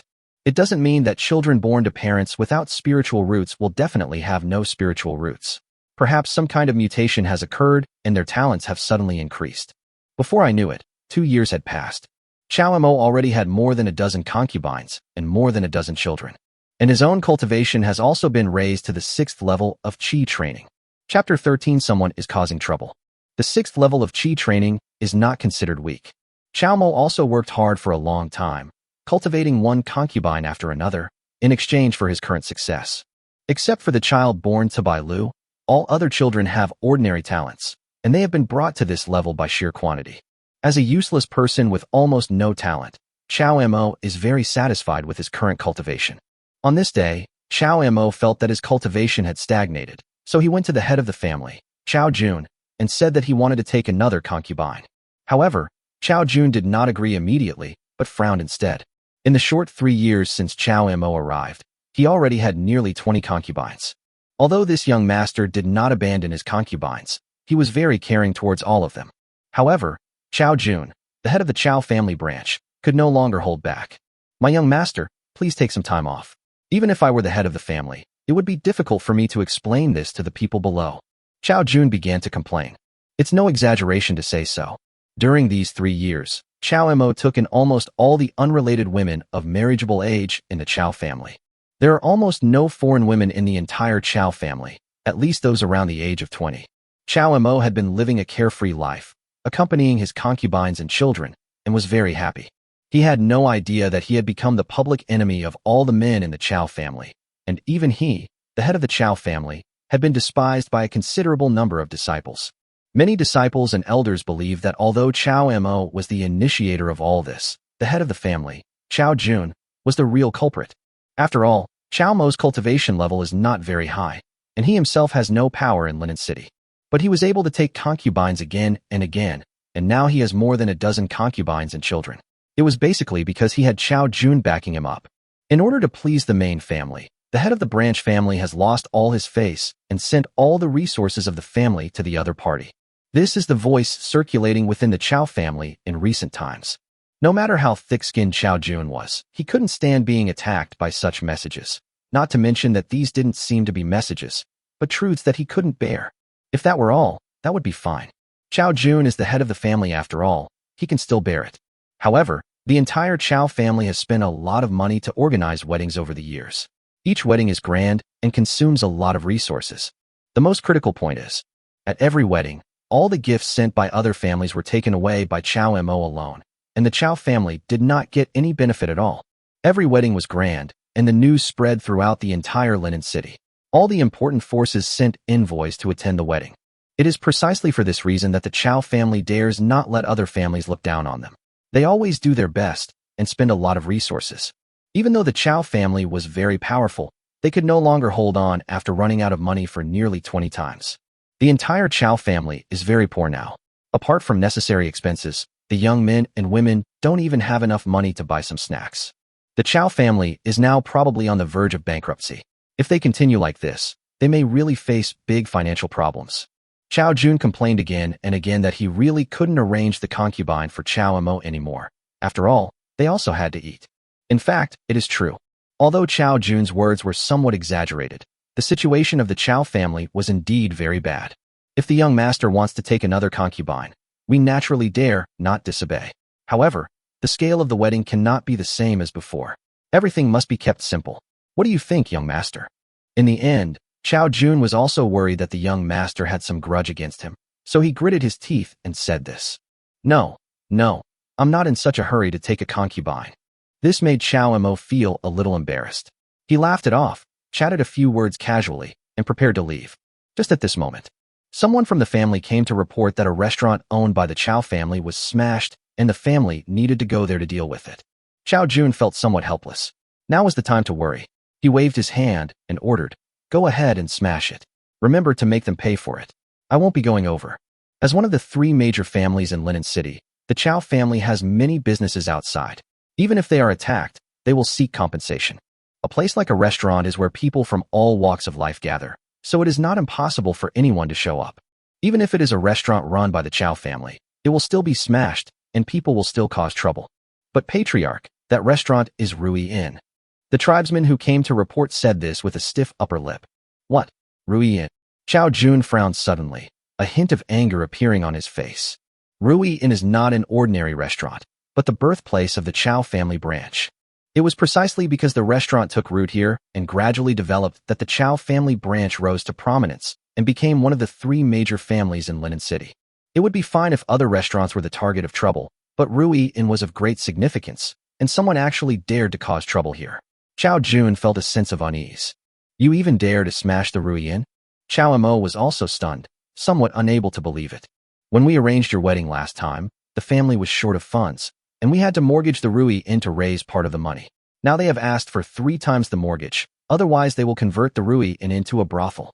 The explanation given by this disciple of the Chao family made Chao Mo feel a little ashamed. I thought it was just a normal business conflict, but I didn't expect that this incident was caused by me. Actually, you can't blame the young master. Those guys have been eyeing the Rui Inn for a long time. This just happened to give them an opportunity. Chao Jun shook his head, telling Chao Mo not to feel ashamed. According to the operation of the Chao family, even if a restaurant was mortgaged, it could be redeemed normally. However, the other party deliberately delayed the transaction again and again, and the price they offered became higher and higher, making it difficult for the Chao family to afford it. If the Chao family tried to take over Rui Inn by force, they would still be able to do so, but that would be too much of a disadvantage. If the Rui Inn is not redeemed and is instead converted into a brothel by the other party, the Chao family will lose face. After all, Rui Inn is not an ordinary restaurant, but the birthplace of the Chao family branch here, and their roots in Linen City. The other party had said nice things at first, but now they turned around and increased the mortgage several times. The Chao family couldn't stand it anymore, so they simply didn't pay a penny. All this happened just as the other party wanted. Now that he sent people to cause trouble, Chao Jun was extremely dissatisfied. Don't worry, nephew. I'll go with you and see what tricks they're going to play. Chao Mo took the initiative to offer to help the other party solve his problems. Chapter 14, First Attack. Nephew, who are the people over there? They actually dared to take advantage of our Chao family's misfortune. They are quite brave. On the way, Chao Mo asked for details. After all, the Chao family is one of the 3 major families in Linen City. Even though the family has been struggling financially lately, not just anyone can bully them. Rui Inn is a rising place outside of the Chao family. It is conceivable that the other party must be very powerful if they dare to attack this restaurant. Then he learned that the people opposite him were from the Lin family. The 3 major families in Linen City are the Zhao family, the Lin family, and the Chao family. So he's from the Lin family, no wonder. Only then did Chao Mo realize where the other party's confidence came from. No matter from which perspective, the Lin family is not weaker than the Chao family. It is only natural for them to take advantage of the Chao family's financial crisis to rob them. He and Chao Jun arrived at the scene quickly. Master, you are finally here. The Lin family is inside. Please let the head of the family make the decision for us. The Chao family members were waiting outside the restaurant and were very excited when they saw Chao Mo and Chao Jun. No wonder. Rui Inn is the source of the rise of the Chao family branch. It is the weaving branch of the Chao family, but now it is being targeted by the Lin family. No wonder they feel uncomfortable and are holding back their anger. Master Chao is here? Did you bring the money I asked for? As soon as Chao Mo entered the restaurant, he heard a carefree female voice. A woman from the Lin family was sitting there with her legs spread out, and there were many guards from the Lin family beside her. It was obvious that they were going to seize the inn by force. At the very least, they have to make the Chao family bleed heavily before they will stop. My dear niece, the price your Lin family is offering is too high. Chao Jun, the head of the Chao family, said frankly that the Chao family would not pay this money in vain. It is nearly 5 times the original price. Not to mention for the current Chao family. Even for the previous Chao family, it is a huge sum of money. Master Chao, this Rui Inn is the main building of your Chao family. Wasn't it because of this Rui Inn that your Chao family was able to develop in Linen City? The woman smiled and said, Now, we can redeem the symbol of your Chao family for only 5 times the original price. In my opinion, this is a very cost-effective deal. This girl's name is Lin Yuyu. She has a very hot temper and is known as Little Pepper. She is also the most beloved youngest daughter and the apple of the eye of the Lin family's eye. Twice is enough. How dare you ask for 5 times the ransom? Do you really think our Chao family is vegetarian? After all, Chao Jun was the head of the family. His aura turned cold, and he immediately exuded the majesty of a superior. This made many guards of the Lin family feel like they were facing a great enemy, and they stared at the head of the family nervously. They also knew that their actions were not appropriate. Although they were right, it was still a bit too much to want to take over the other party's Ruiyin. However, this time the operation was led by Lin Yuyu. Without the third young lady's orders, they could only support her from behind. Master Chow, what you said is wrong. Lin Yuyu chuckled. Ruiyin was originally mortgaged to us by you. It is already our Lin family's property. Even if we don't sell it to you, it is understandable. Besides, we're not going to give it to you right now. We just want a little more money as compensation. Is that too much? Not at all. The location of Ruiyin is fantastic. If it can be completely renovated, it will surely attract a lot of customers. Our Lin family has left such a precious feng shui site unattended. We are willing to return it to you. This is already a great gesture of sincerity. I have to say that although Lin Yuyu has a hot-tempered and aggressive personality, she is really eloquent and can leave the other party speechless. Because that is indeed the case. The Chow family mortgaged the Ruiyin to the other party and had already received a certain amount of money. If the other party returned the yin to them, it would be a favor, but if they did not return it, it would be their duty. If this is true, the Chow family can only give up. But what really made Chow Jun feel unhappy was the reason why they failed this time was that they did not mortgage the Ruiyin to the Lin family at the beginning, but mortgaged it to another family. After all, as they belong to the three major families, the Chow family is naturally wary of the Lin family and the Zhao family, and it is impossible for them to give their important industries to the other party. Even if their funds are really running out and they need to mortgage some industries, they will only choose those families with weaker strength, and the other party will not dare to not pay back. Who would have thought that the family behind the Ruiyin they mortgaged this time was actually the Lin family? This gave the Lin family an opportunity to buy the Ruiyin and prepare to ask the Chow family for a huge sum of money. The Lin family set up a trap so that the Chow family had no choice but to suffer the loss. Chow Jun was speechless for a moment and could only look at the young man next to him for help. Chow Mo understood and walked out, ready to negotiate with the other party. Is that you? Don't come over here, stay away from me. As soon as Lin Yuyu saw Chow Mo, she immediately exploded, like a cat whose tail was stepped on, with an extremely unfriendly expression. Everyone in Linen City knows that the Chow family has a young master who is a descendant of the city lord. In the past few years, he has done nothing but take concubines and have children. All the young girls who were of marriageable age were very wary of this playboy. Lin Yuyu became alert as soon as she saw Chow Mo and told him not to come forward. Miss, how can I express my feelings if I don't come closer? Chow Mo took 2 more steps forward. He originally just wanted to negotiate with the other party and use the main branch of the Chow family to pressure the other party, but when he saw that the other party was like a mouse stepped on by a cat, he was suddenly speechless.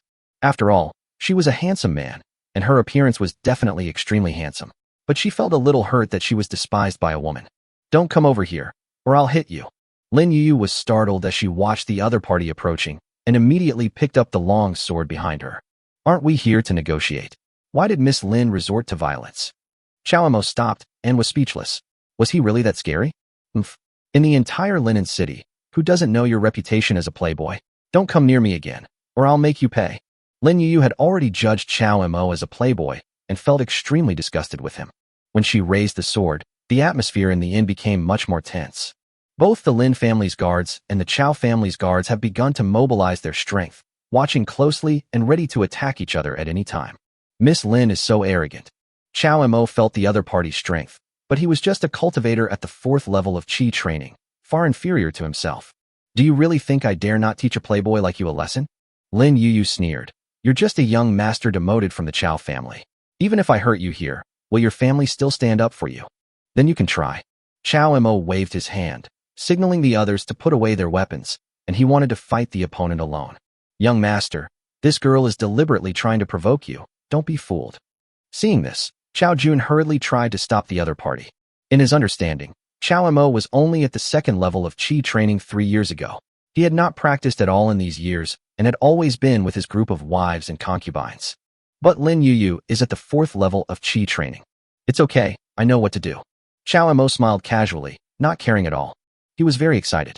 After so many years of training, he could finally practice properly. Chapter 15, Give a Stick and a Date. Outside Ruiyin, a large group of people gathered here. The young master of the Chow family? Could he be the one who often takes concubines? That guy actually dared to attack. Isn't he afraid of being beaten by the 3rd miss of the Lin family? Many people understood the whole story. There was a conflict between the Chow family and the Lin family, and the two dueled here. One of them is the little hot pepper of the Lin family, the third daughter that the head of the Lin family loves the most. She has a hot-tempered, straightforward and fiery personality and is at the 4th level of Qi training. The other person was the young master of the Chow family. It was said that he was demoted from the master's family and had never shown any strength over the years. All people know about Chow Mo is that he would take a concubine every once in a while, was always idle, and had no achievements to show for himself. Many people even thought that the eldest son of the Chow family might just be an ordinary person. Otherwise, how could he be demoted by the master? After being demoted, he still acted like a playboy. Apart from getting married and having children, he was nothing special. He had no ambition at all and was despised by people. If we put aside his identity as the young master of the family, I'm afraid few people would care about Chow Mo, even though he has an outstanding appearance. The Chow family is really confident that they dare to let this young master fight. I think it's quite normal. This guy always makes a big fuss about his weddings, which makes many people in the Chow family unhappy. They've been wanting to sell this young master off for a long time. Everyone clearly did not have a good impression of Chow Mo. One is a little-known hot pepper in Linen City, and the other is a playboy who gives people the impression of having many wives and concubines. The situation is clear. If Miss Lin can really beat me, why not give this Rui restaurant to you? Chow Mo behaved very magnanimously, which made many people in the Chow family secretly anxious. Chow Jun, in particular, wanted to step forward to stop the young master, but when he thought of the other party's identity, he could only suppress this impulse.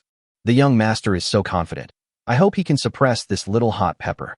The Chow family is in a very miserable situation and can only pray silently in their hearts that their young master is not just bragging, but is really capable. He didn't think highly of the other party at all. Even though the other party was a young master from his own family, he didn't think he was that strong. 3 years ago, he was only at the 2nd level of Qi training. For more than 3 years, he has been busy taking concubines and having children. He has not practiced at all. How could he be a match for a 4th level Qi training person? He originally thought that the other party came with him to rely on the power of the Chow family to pressure others, but he didn't expect that the other party actually planned to solve the problem on his own. I won't bully you. Since you don't use weapons, I'll just go barehanded. Lin Yu originally wanted to teach the other party a lesson, but when she saw that the other party was unarmed and thought of his identity, she had to put away her weapon. She didn't care about this playboy at all and didn't think that he could be her opponent. How strong could a playboy who only cared about getting married and having children be? Swish. Lin Yu took a few steps forward, and in the blink of an eye she was in front of the other person, and her white jade-like palm smashed towards the other person fiercely. Chow Mo fought back and easily grasped the opponent's small fist. Boom. The power of the 4th level of Qi training was clearly revealed, and a powerful aura spread out around. It was actually blocked. Chow Jun, the head of the Chow family, opened his mouth in surprise, his heart full of disbelief. Although he obeyed Chow Mo in everything and protected him everywhere, he actually thought that Chow Mo was a waste in his heart and was just the young master of his family. Only now did he realize that the other party was not as useless as he had imagined, and had been hiding his true abilities all along. With the young master's help, Rui can finally be saved. Chow Jun breathed a sigh of relief. He also didn't expect that Chow Mo, who had been a waste for more than 3 years, could be of such great use.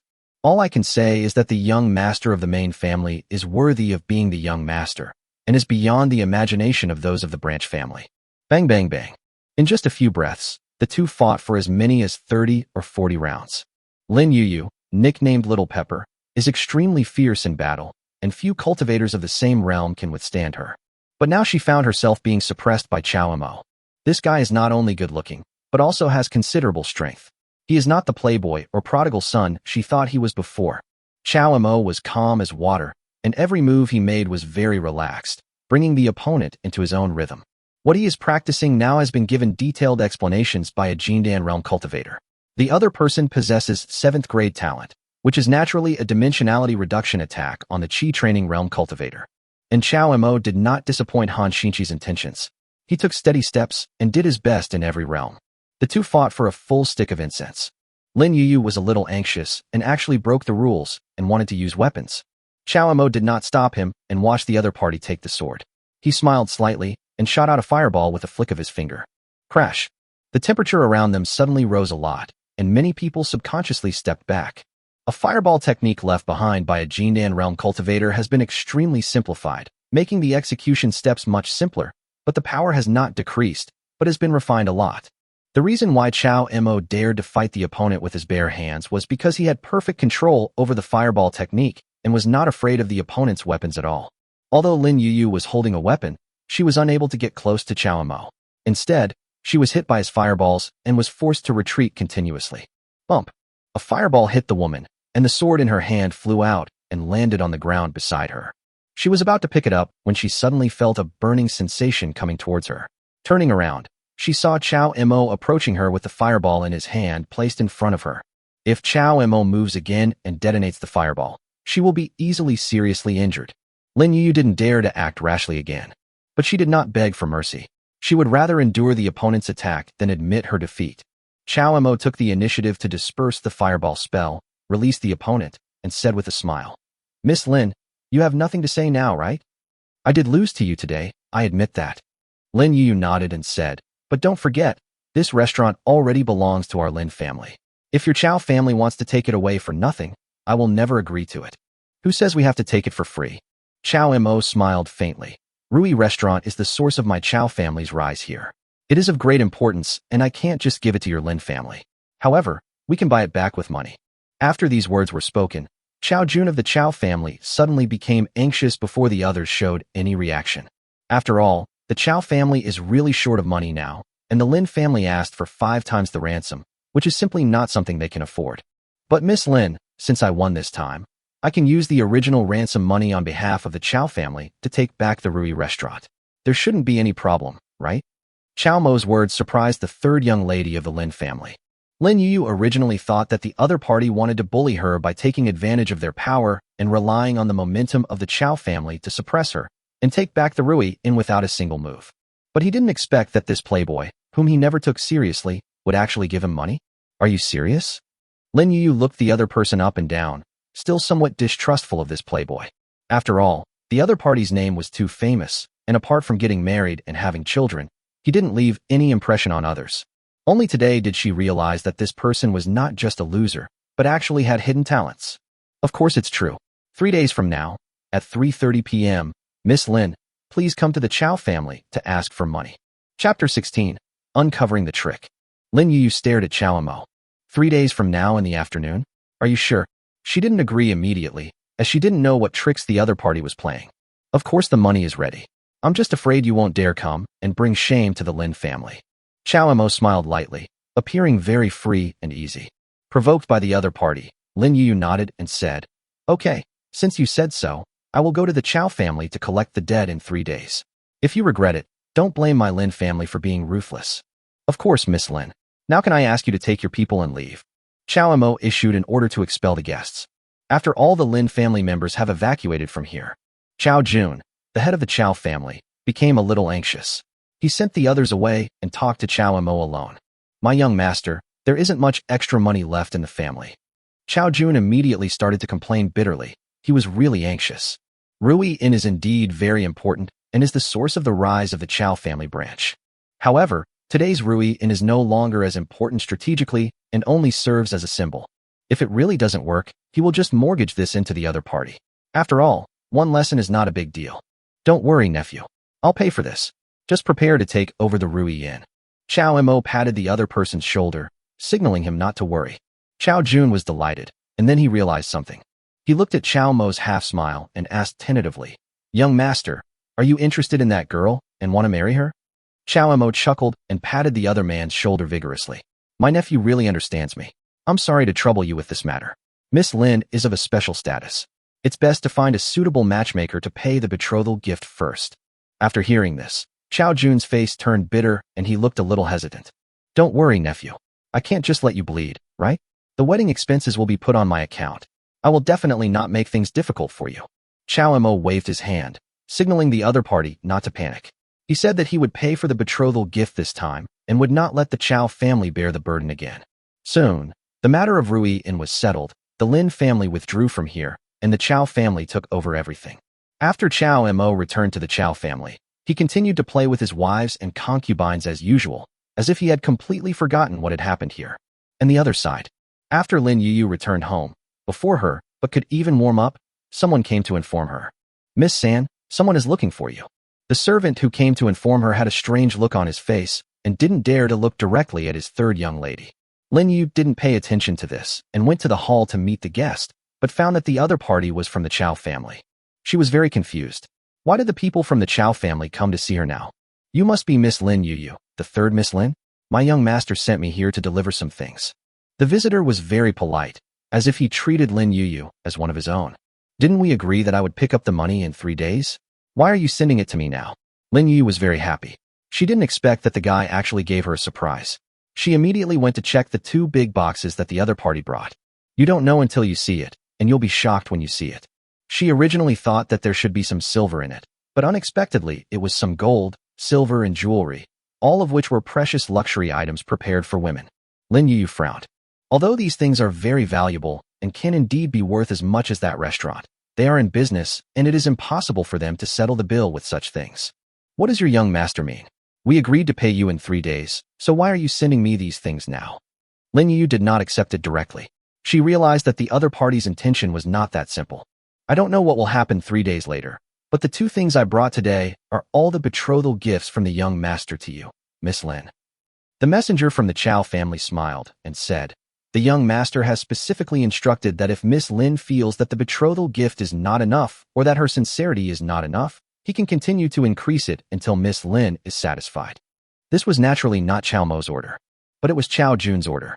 After all, he had been the head of the family for many years, and he knew Chow Mo's temper well. He knew that the other party had actually decided to take Miss Lin down.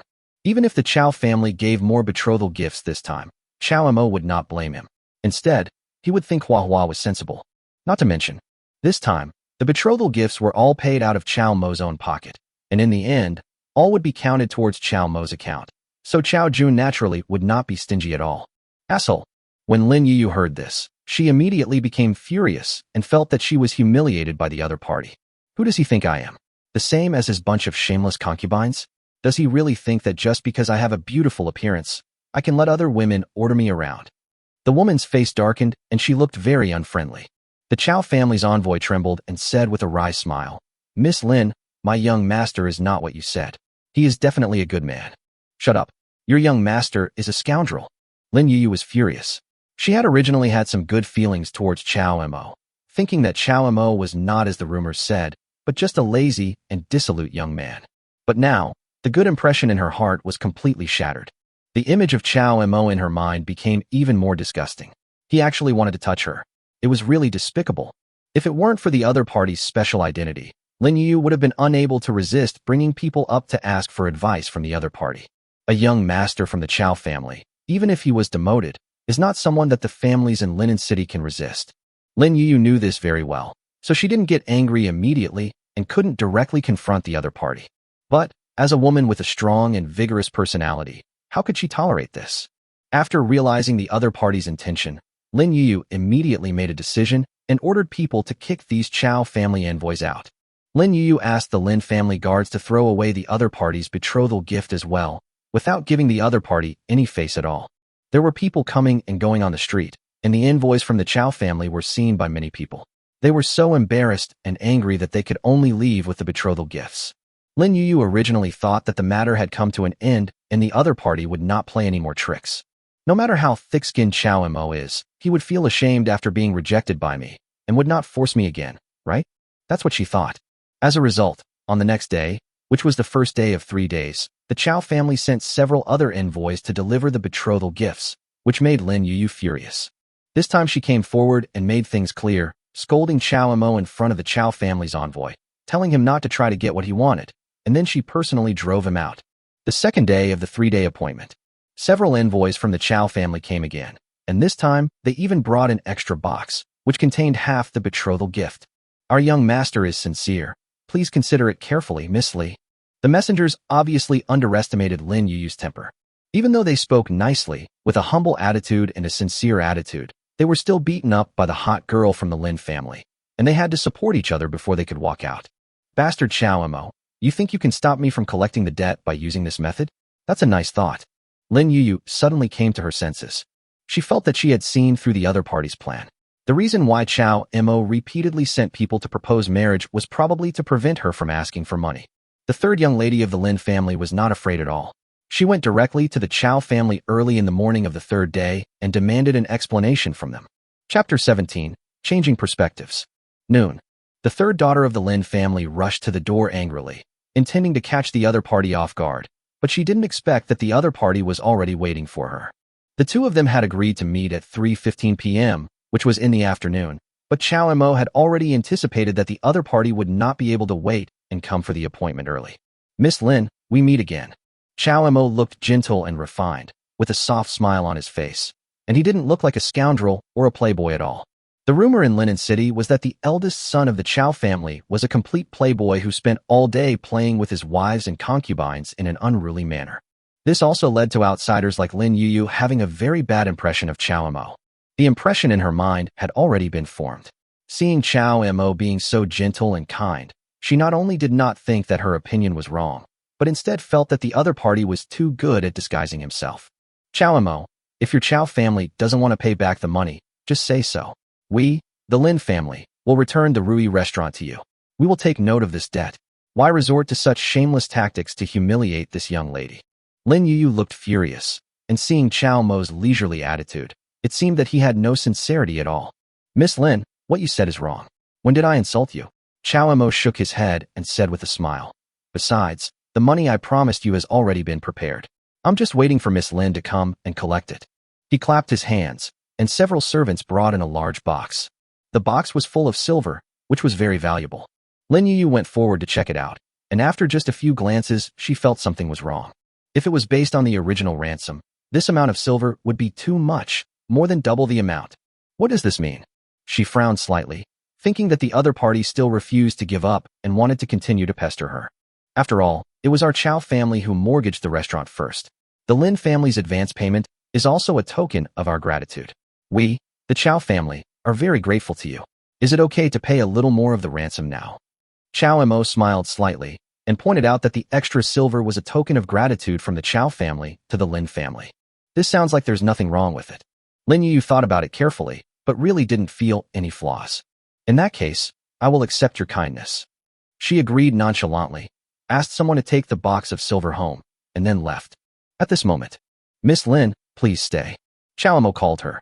What tricks are you trying to play?" Lin Yu was very confident, thinking that the other party had paid the ransom and almost doubled it, and was actually afraid of the Lin family and no longer worried about Chow Mo's identity. The reason why she was afraid of Chow Mo before was because he was not from Linen City, but a young master from a more powerful force, and he might have some powerful people backing him up. And the other party really paid the ransom today, and also paid a very good token of appreciation, which made her feel that the other party was not that scary. After all, he is just a demoted young master. Even if he has some power, it is impossible for him to really fight against a local tyrant like himself. What tricks can I use?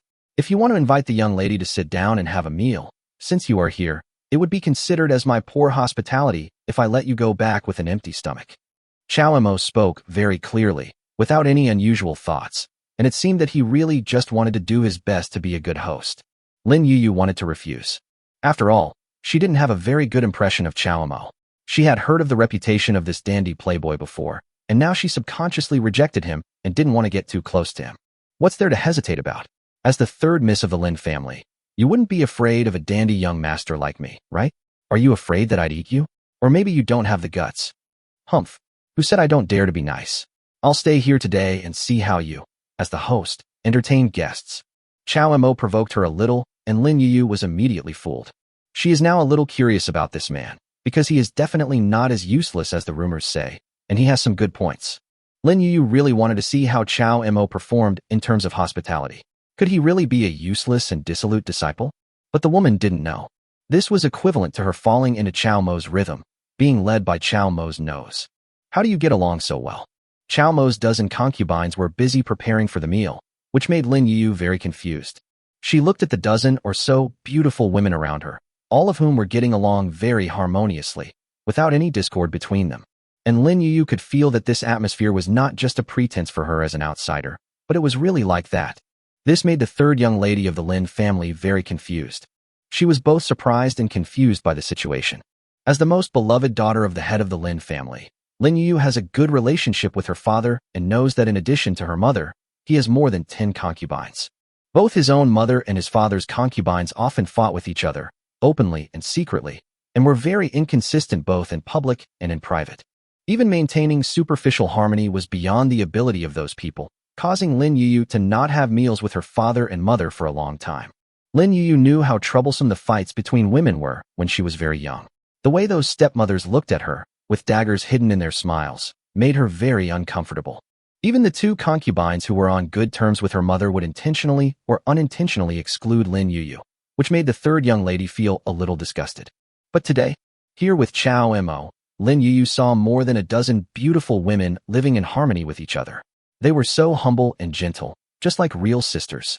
Wrong.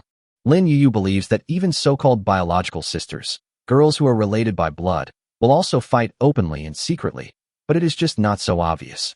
She was deeply loved by her father and therefore felt the jealousy of her sisters. But here she didn't feel any negative emotions. Jealousy, resentment, complaints, greed. None of that. Sister, do you have any secret to living like this? Lin Yuyu couldn't help but pull a concubine in blue to ask. The concubine in blue looked puzzled. What's the secret? Why do we need a secret? Well, all of you women are married to that guy Chao Mo. Don't you ever think about competing for his favor? Lin Yuyu thought about it carefully and said, what I mean is, what's the secret that allows you to get along so well? I know what my sister is talking about. Fighting for favor and love, right? We don't need that kind of thing. The concubine in blue smiled faintly. Lin Yuyu was puzzled and continued to ask. My husband is sincere to us. Being able to marry him is the greatest blessing in our lives. The other party's explanation made Lin Yuyu frown even more. This is different from what she imagined. In the descriptions of these concubines, Chao Mo was not a dandy playboy, but a gentle, kind, considerate, and almost perfect good man and husband. Did I blame him wrongly? Lin Yuyu finally began to change her opinion of Chao Mo. Chapter 18, Upset. Following the praises from these concubines, Lin Yuyu felt a little dizzy. She broke away from the crowd and went to the yard to breathe some fresh air. At this moment, a wisp of strange fragrance wafted over. Lin Yuyu smelled it and immediately felt that the food was very much to her liking. After a little hesitation, she tiptoed towards the kitchen.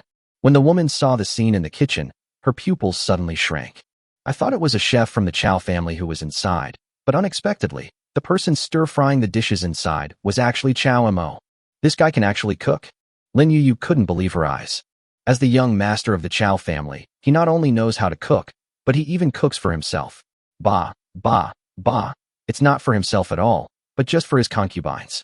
She tried hard to correct her thoughts, thinking that Chao Mo was not trying to please her deliberately, but was just showing his care for those concubines. Lin Yuyu stood outside the window and peeked in for a moment, realizing that the other party didn't just cook occasionally. Chao Mo's every move, every step in action of cooking, seemed to have been tried many times. If the other party is really just a dissolute playboy as rumored by the outside world, how could he be able to cook such a good meal? Even among the young masters and young ladies in the family who are often praised by their elders, even including Lin Yuyu, how many of them can cook? Such down-to-earth behavior gave Lin Yuyu an inexplicable fondness in her heart. However, this woman did not realize that the impression of Chao Mo in her mind had undergone a drastic change. I didn't expect this guy to be so powerful. Lin Yuyu watched the other party cook several dishes. Whether it was the smell or the appearance after they came out of the pot, they were all very good. At least she thought they were very good. The third young lady of the Lin family wandered around here and there, and her impression of Chao Mo became better and better. She even felt that if she only looked at this guy from the perspective of a husband, there really wasn't much fault to find with Chao Mo. He had nearly 20 concubines, but these women were able to live in harmony and love each other. This is enough to show how charming Chao Mo was. Chao Mo was not only incredibly charming, but he also did everything himself and never looked down on his servants. Therefore, Chao Mo had a good reputation among the Chow family servants. Whether it was the boy sweeping the floor or the servant taking out the garbage, they all expressed their affirmation of Chao Mo. Lin Yuyu only found out about this after investigation. She previously believed that the entire Chow family was very dissatisfied with Chao Mo because she had several friends in the Chow family and knew from them what a dissolute playboy Chao Mo was. But after she came to Chao's house, she found that she had overlooked one thing. Even though his friends in the Chow family were not very famous, they were all masters of the Chow family after all. Naturally, they would not have a good opinion of another master. And the ordinary people she is in contact with now are all lower people serving those masters, so their evaluations should be more real. Chao Mo had previously held weddings with great fanfare, which had reduced the expenses of many young ladies and masters of the Chao family. They were no longer as lavish as before, so they were naturally dissatisfied. However, the lives of the servants of the Chao family have not changed much, and they still work hard every day. They know best who is good to these servants and who is not.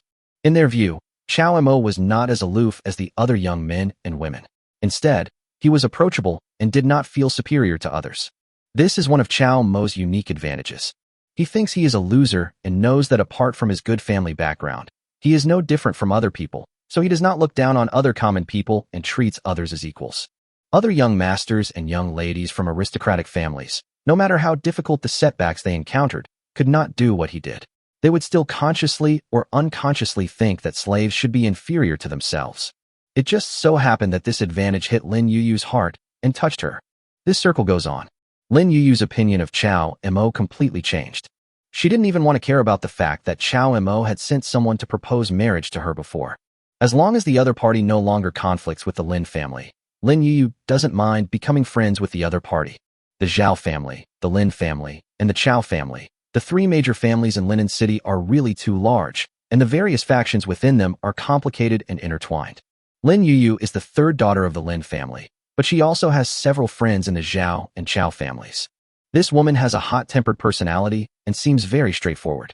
Now she likes Chao Mo much more and naturally doesn't mind making friends with him. Not long after, the banquet began. Lin Yuyu looked at the food on the table and her mouth started watering.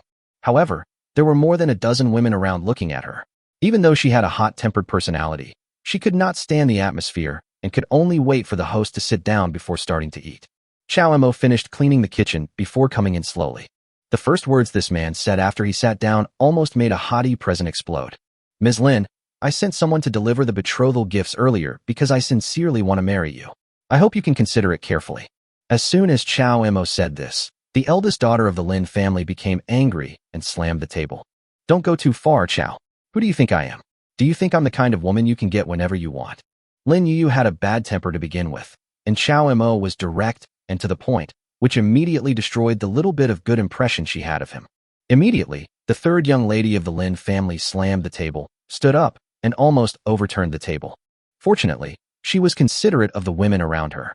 She just glanced at Chao Mo coldly, turned around, and left the room. "Sister Yuyu, please don't leave. It's not easy to come here once. Let's eat first." More than a dozen women wanted to persuade the other party, but Chao Mo stopped them with a wave of his hand. "I'll go and persuade her. You guys sit down and wait." Chao Mo waved his hand, and more than a dozen women immediately sat down obediently. After several years of getting along, he has completely conquered his concubines. Whether it was Qiu Xiang and Bai Lu at the beginning, or the women who married him later, they have all submitted to him physically and mentally. He strode out and saw the woman in the yard at a glance. If the other party really turned hostile and was completely furious, he could have just left instead of waiting for him in the yard. Chao Mo smiled slightly, knowing that the other party already understood what kind of man he was and was willing to give him a chance to explain, which was the best start. "Is there anything you want to explain?" Lin Yuyu turned around and saw the man chasing after her. Her heart moved slightly, but her face was still full of anger and coldness. "There's nothing to explain." Chao Mo walked over, took her hand, and said, "Lin Yuyu, I will continue to offer betrothal gifts. No matter how much you refuse, I will not give up. I will continue to offer gifts until you agree." His words were gentle yet overbearing, seemingly giving the other party room for choice, but in fact, he would not allow the other party to refuse. This action made Lin Yuyu upset. But for some reason, although she was clearly uncomfortable in her heart, she was still willing to listen to Chao Mo's explanation and willing to let Chao Mo express his feelings again and again. Chapter 19, Proposing Marriage. Lin Yuyu shook off Chao Mo's hand and said coldly, "What exactly do you want to do by humiliating me like this?" Chao Mo looked serious and said, "I don't think it's a humiliation to come and propose marriage. Lin Yuyu, I like you, so I came to propose marriage. Every time you refuse, I will send someone to give you a gift. Sending someone is nothing.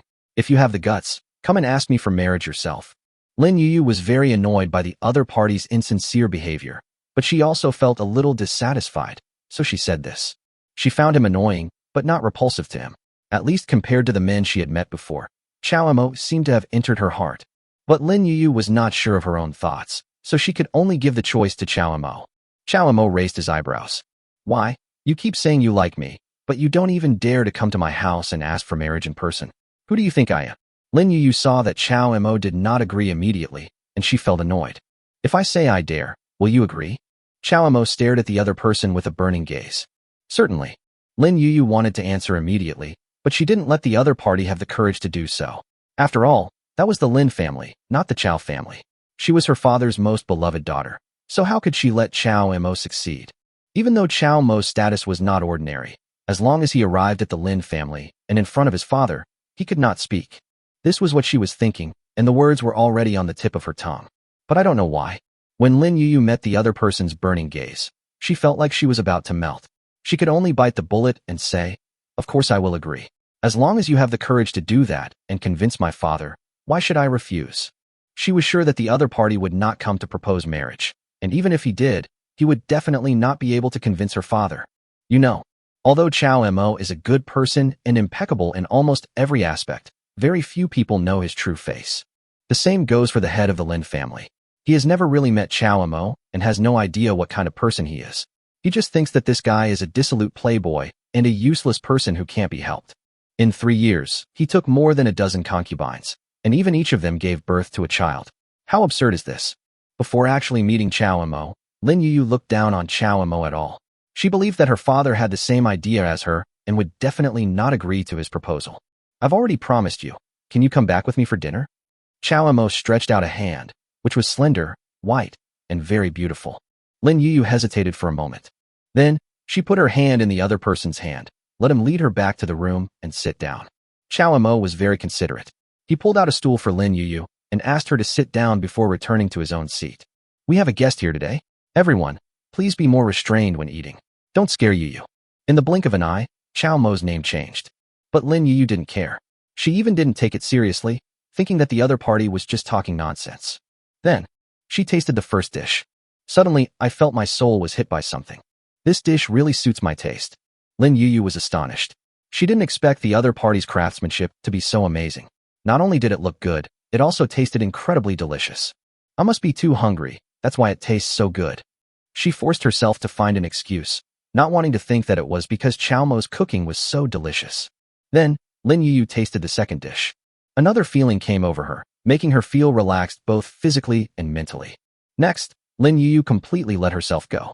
She ate in a very unrestrained manner. Firstly, it was her natural personality. Second, the food Chao Mo cooked was so delicious and suited her taste. Third, it was time for dinner, so she could eat as much as she wanted. Lin Yu finally understood why Chao Mo asked other women to be more restrained.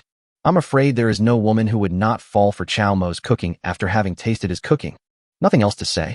Just by virtue of his cooking skills, Chao Mo was able to capture the hearts of many women. Burp. After having a full meal and soup, Lin Yu couldn't help but burp, which caused the women around her to laugh softly.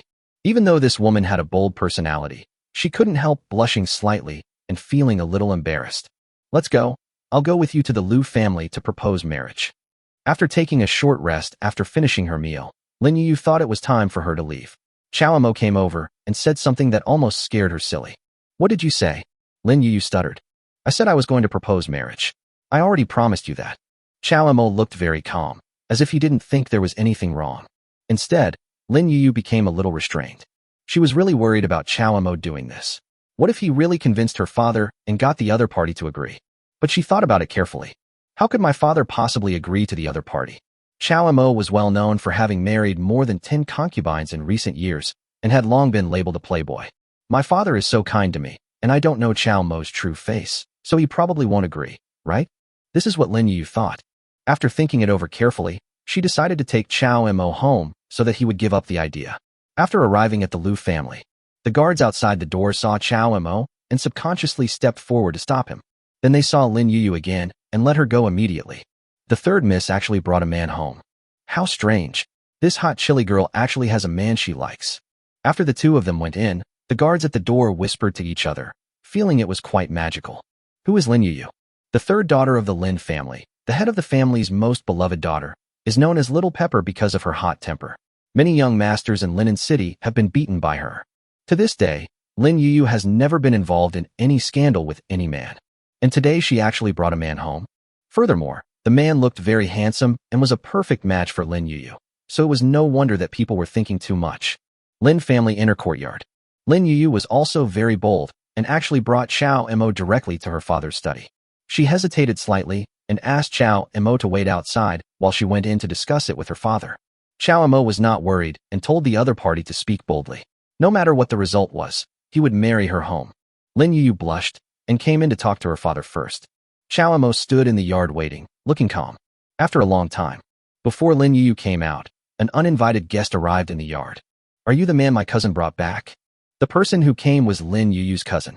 As soon as he came, he looked Chao Mo up and down, with a hint of disdain on his face. He didn't know Chao Mo and thought that Chao Mo was a gigolo from a small family who had deceived his cousin and successfully sneaked into the Lin family. Chapter 20. The Lin family's intimidation. Chao Mo was quite famous in Linen City and was known to many people. He married more than 10 concubines for 3 consecutive years and had long been labeled a dissolute playboy. But not many people have actually seen him. The young master of the Lin family had never attended Chao Mo's wedding before and had no idea who the other party was. He just received the news that his cousin had returned with a man and even went directly to the head of the family. This made Lin Chong unbelievable, and he immediately came over to check the situation. Then he saw Chao Mo waiting silently in the courtyard. His handsome and gentle appearance made him feel a little jealous. As the third daughter of the Lin family, Lin Yuyu is deeply loved by the head of the family. Her status in her father's heart is much higher than that of her other brothers and sisters. Not to mention that Lin Chong, a young master who is not a direct descendant, is even inferior to Lin Yuyu in status. He was a little worried, afraid that Lin Yuyu would find a young talent from some other family, which would further consolidate the position of the head of the family and make it even less likely for his own lineage to succeed. Now he is not worried anymore. Chao Mo looked thin and weak, giving people the impression of a gigolo who only knew how to live off women and was not to be feared at all. However, even so, Lin Chong still took the initiative to stand up. His lineage and Lin Yuyu's lineage don't get along well. If he can destroy the other party's happiness, he will naturally not let go of this opportunity. A little white face. "Do you really think you can be worthy of my cousin?" Lin Chong showed an attitude of wanting the best for his cousin and spoke rudely to Chao Mo, thinking that the other party was not worthy of his cousin. In fact, he just wanted to destroy the other person's happiness and cause some trouble to the other person's family. Whether we're worthy or not, Yuyu and I know it clearly in our hearts. How can you, an outsider, butt in on the matter? Chao Mo knew at a glance that this guy had no good intentions, and he was too lazy to play along with him. "Boy, let me say a few words to you. Do you really think you are a big shot?" Lin Chong's face immediately fell. Have I become an outsider? Was it that guy Lin Yuyu who taught him? His expression was uncertain. As a descendant of a side branch, he was very jealous of Lin Yuyu, a direct descendant, and always wanted to replace her. Chao Mo is Lin Yuyu's man. He speaks from Lin Yuyu's perspective and is very likely to represent Lin Yuyu's position. This is the Lin family. Not just any random person can get in. Do you really think you can be recognized by the Lin family just by hooking up with my cousin? Lin Chong looked righteous and awe-inspiring and shouted, "My cousin hasn't even married you yet, and you're already so arrogant. You don't know your place. Let me teach you a lesson today and let you know how high the sky is and how deep the earth is." His aura was rising, and he turned out to be a cultivator with the 5th level of Qi training. "Are you going to attack me?" "Sure. If you're not afraid of provoking a war between the Lin and Chao families, then go ahead." Chao Mo glanced at the other party. His strength was decent, but it was nothing compared to his current situation. He remained calm, and what he said made the other party stunned for a moment, and then burst into laughter. "Who do you think you are? You want to cause a fight between the Chao family and our Lin family?" Lin Chong walked towards the other person with a look of disdain and stretched out a hand to grab him. He didn't sense any trace of Chao Mo's presence and thought that he was just an ordinary person, so he was ready to teach him a lesson. But unexpectedly, a fireball suddenly appeared out of nowhere and hit him hard. Lin Chong was unable to dodge and was hit by the fireball. His body took several steps back and his breath was shaking. He forced the blood back into his stomach, looking extremely shocked. He never expected that the frail pretty boy was actually a cultivator. And this guy's cultivation seemed to be quite high, at least not lower than mine. I was caught off guard and suffered minor injuries, which was a small loss for me.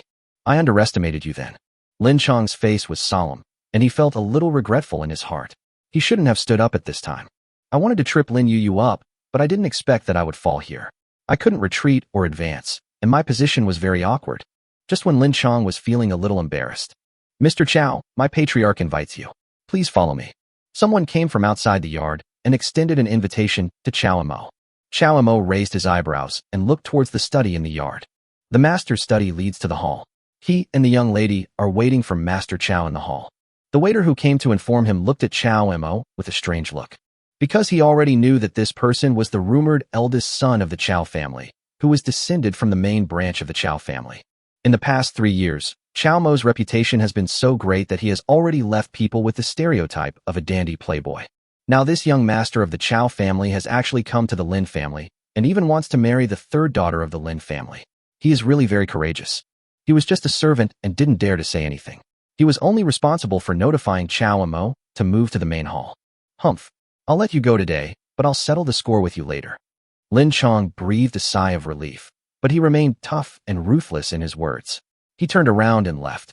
Chow Imo followed the servant to the main hall of the Lin family. As soon as I stepped through the door, a huge pressure hit me. The people waiting here were not only the head of the Lin family and the third young lady, but also many elders and deacons, all of whom were on high alert, making the atmosphere very depressing. Of course, this repression is for outsiders. If the person is not brave enough and has not enough courage and determination, his legs would probably go weak or he would even collapse to the ground.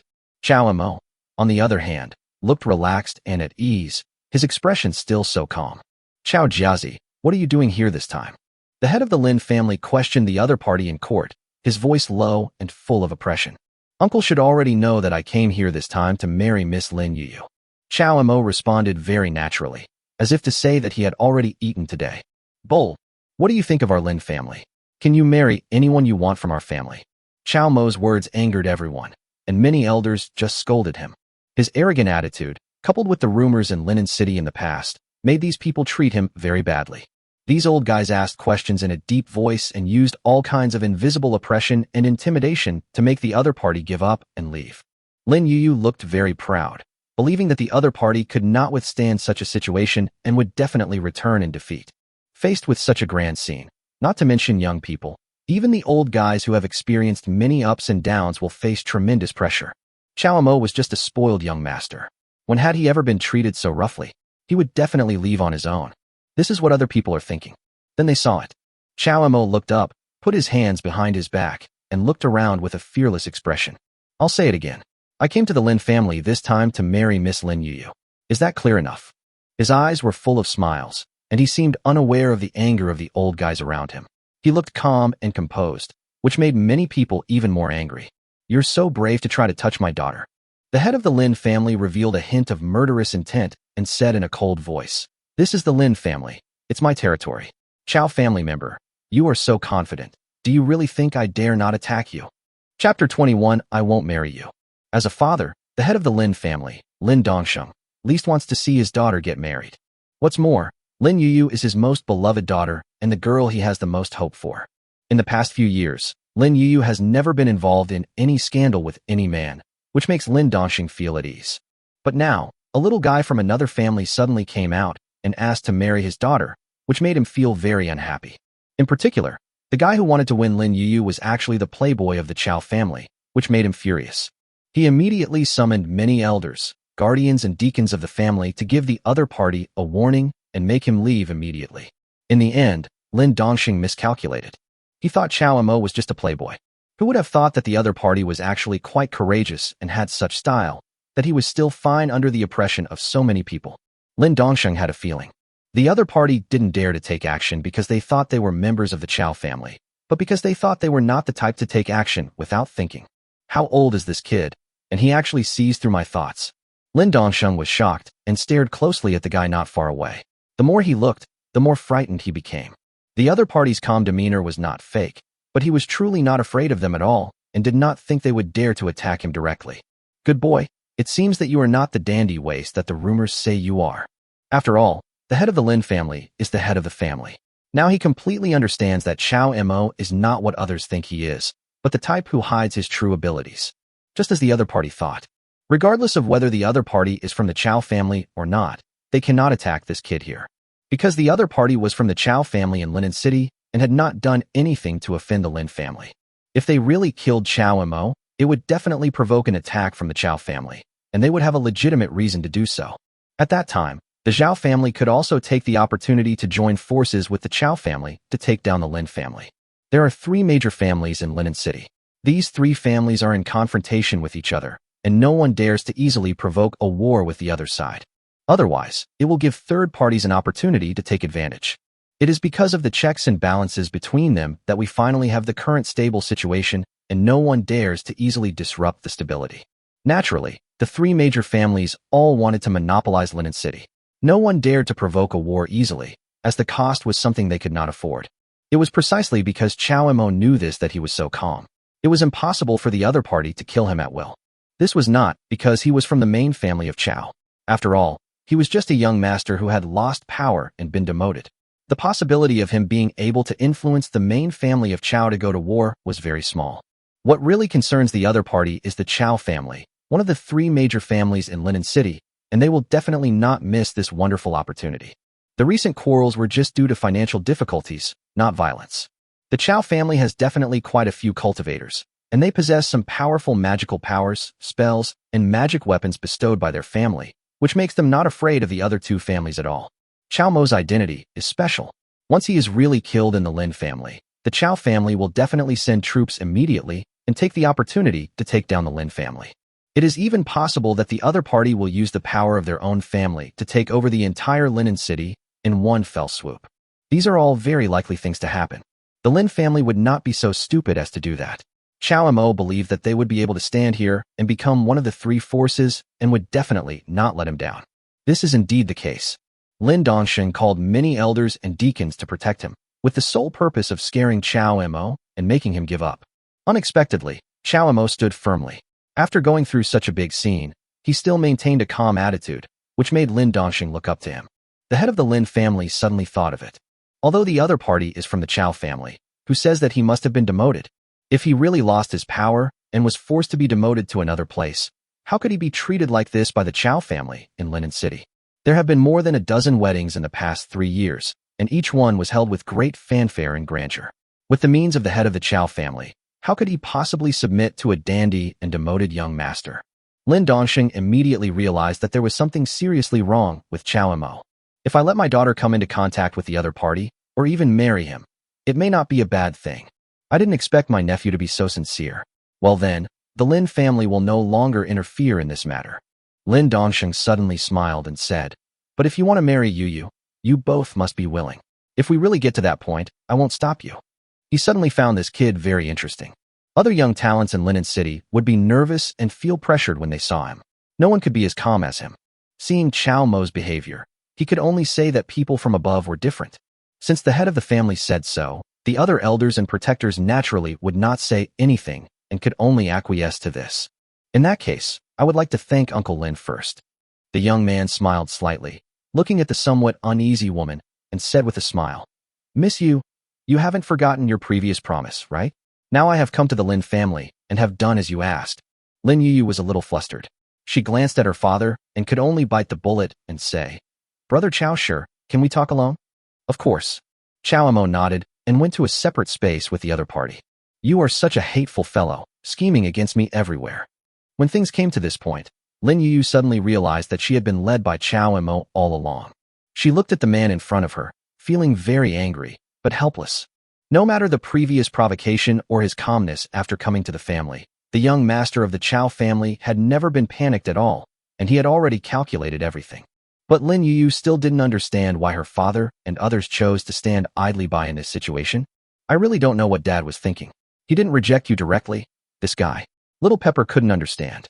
She has a bold and straightforward personality, is not good at any conspiracy or intrigue, does not know any twists and turns, and naturally does not know the game between the major families. It's very simple, because for your father, and even for the entire Lin family, this is definitely a good marriage. Chao Mo said frankly that as long as the Lin family and the Chao family were to marry, there would be a possibility of swallowing up another family.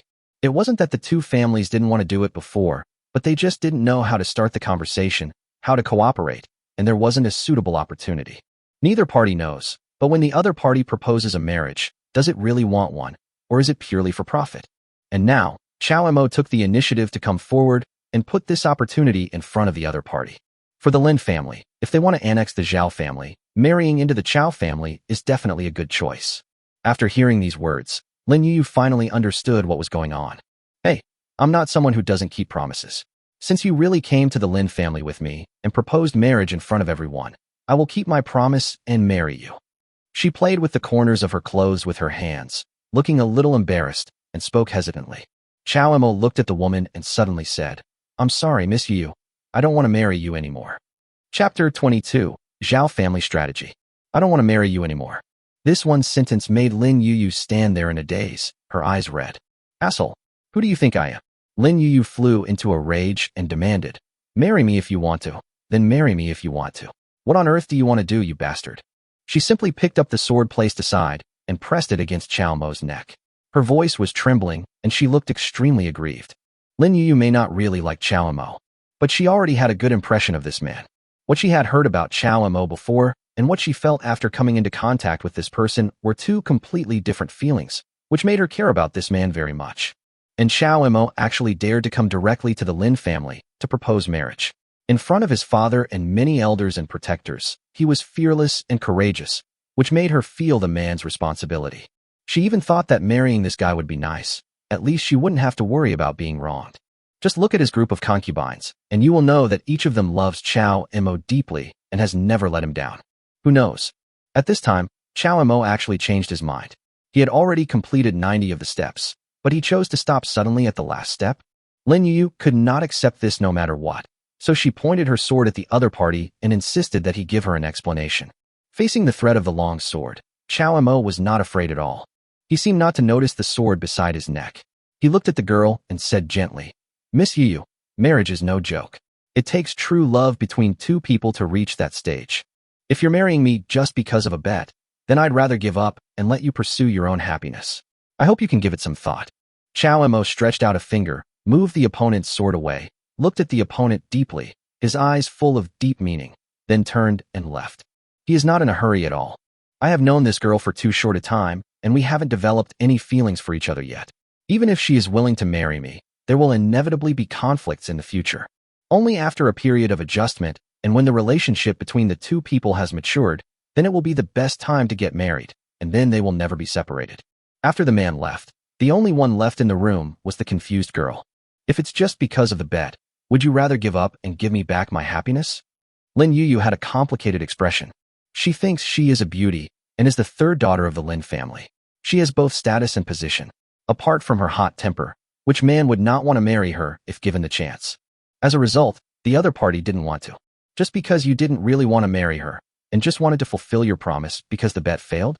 Before this, Lin Yu absolutely did not believe that there was such a good, or rather such a stupid man in the world. But she only now discovered that there really is such a man in the world. Chao Mo is one of them, and she has met him. She thought about it carefully. If other people encountered this situation, would they make the same choice as Chao Mo? It's impossible. Even if the other party can go through many tests and successfully fulfill the agreement, he will definitely not give up her, the woman he has got, and will definitely marry her directly. Not to mention, how many people can stand up to the aura of those old guys in the Lin family, still be complacent, and dare to propose marriage to them in person? Chao Mo is the only man Lin Yu has met who dares to do that. But this man actually had no intention of winning her over, simply because their relationship wasn't close enough, and he didn't want to get married because of the bet. This guy really is. Lin Yu bit her red lips, her mind full of thoughts. She felt that if she continued to interact with him for a while, she might really fall in love with him. Chao family. Young master, did you really go to the Lin family to propose marriage? As soon as someone entered the door, the Chao family came to greet him directly, very excited. Of course, otherwise I'd go to Chao's house for a free meal. Chao Mo looked very calm. So what was the result? I guess those guys from the Lin family didn't dare to object, right? Chao Jun was very concerned about this. He knew that his young master had an extraordinary background and was not demoted from the family as others believed, but rather wanted to come to such a small place to relax. Although the Lin family is powerful, it is nothing compared to the main Chao family. If Chao Mo revealed his identity and took advantage of his power to bully others, the Lin family would not dare to disobey. Nephew, what do you take me for? A dandy disciple. Chao Mo laughed and scolded. How could I possibly use my status to pressure others? They don't even know my true identity. However, Miss Lin Yu has indeed been largely successful. It won't be long before I can marry her. This surprised Chao Jun. Since the young master didn't reveal his identity, how did he succeed so much? However, he knew how to judge the situation. Once he flattered the young master, his actions would be successful immediately, which benefited Chao and Mo very much. This is not because Chao Jun is deliberately trying to please the other party, but because the other party's behavior is really beneficial to the Chao family. If this succeeds, the marriage between the two families will be a success, and together they will definitely be able to dominate Linen City. Nephew, do one thing right now. Tell the Zhao family about Lin Yuyu and I getting married.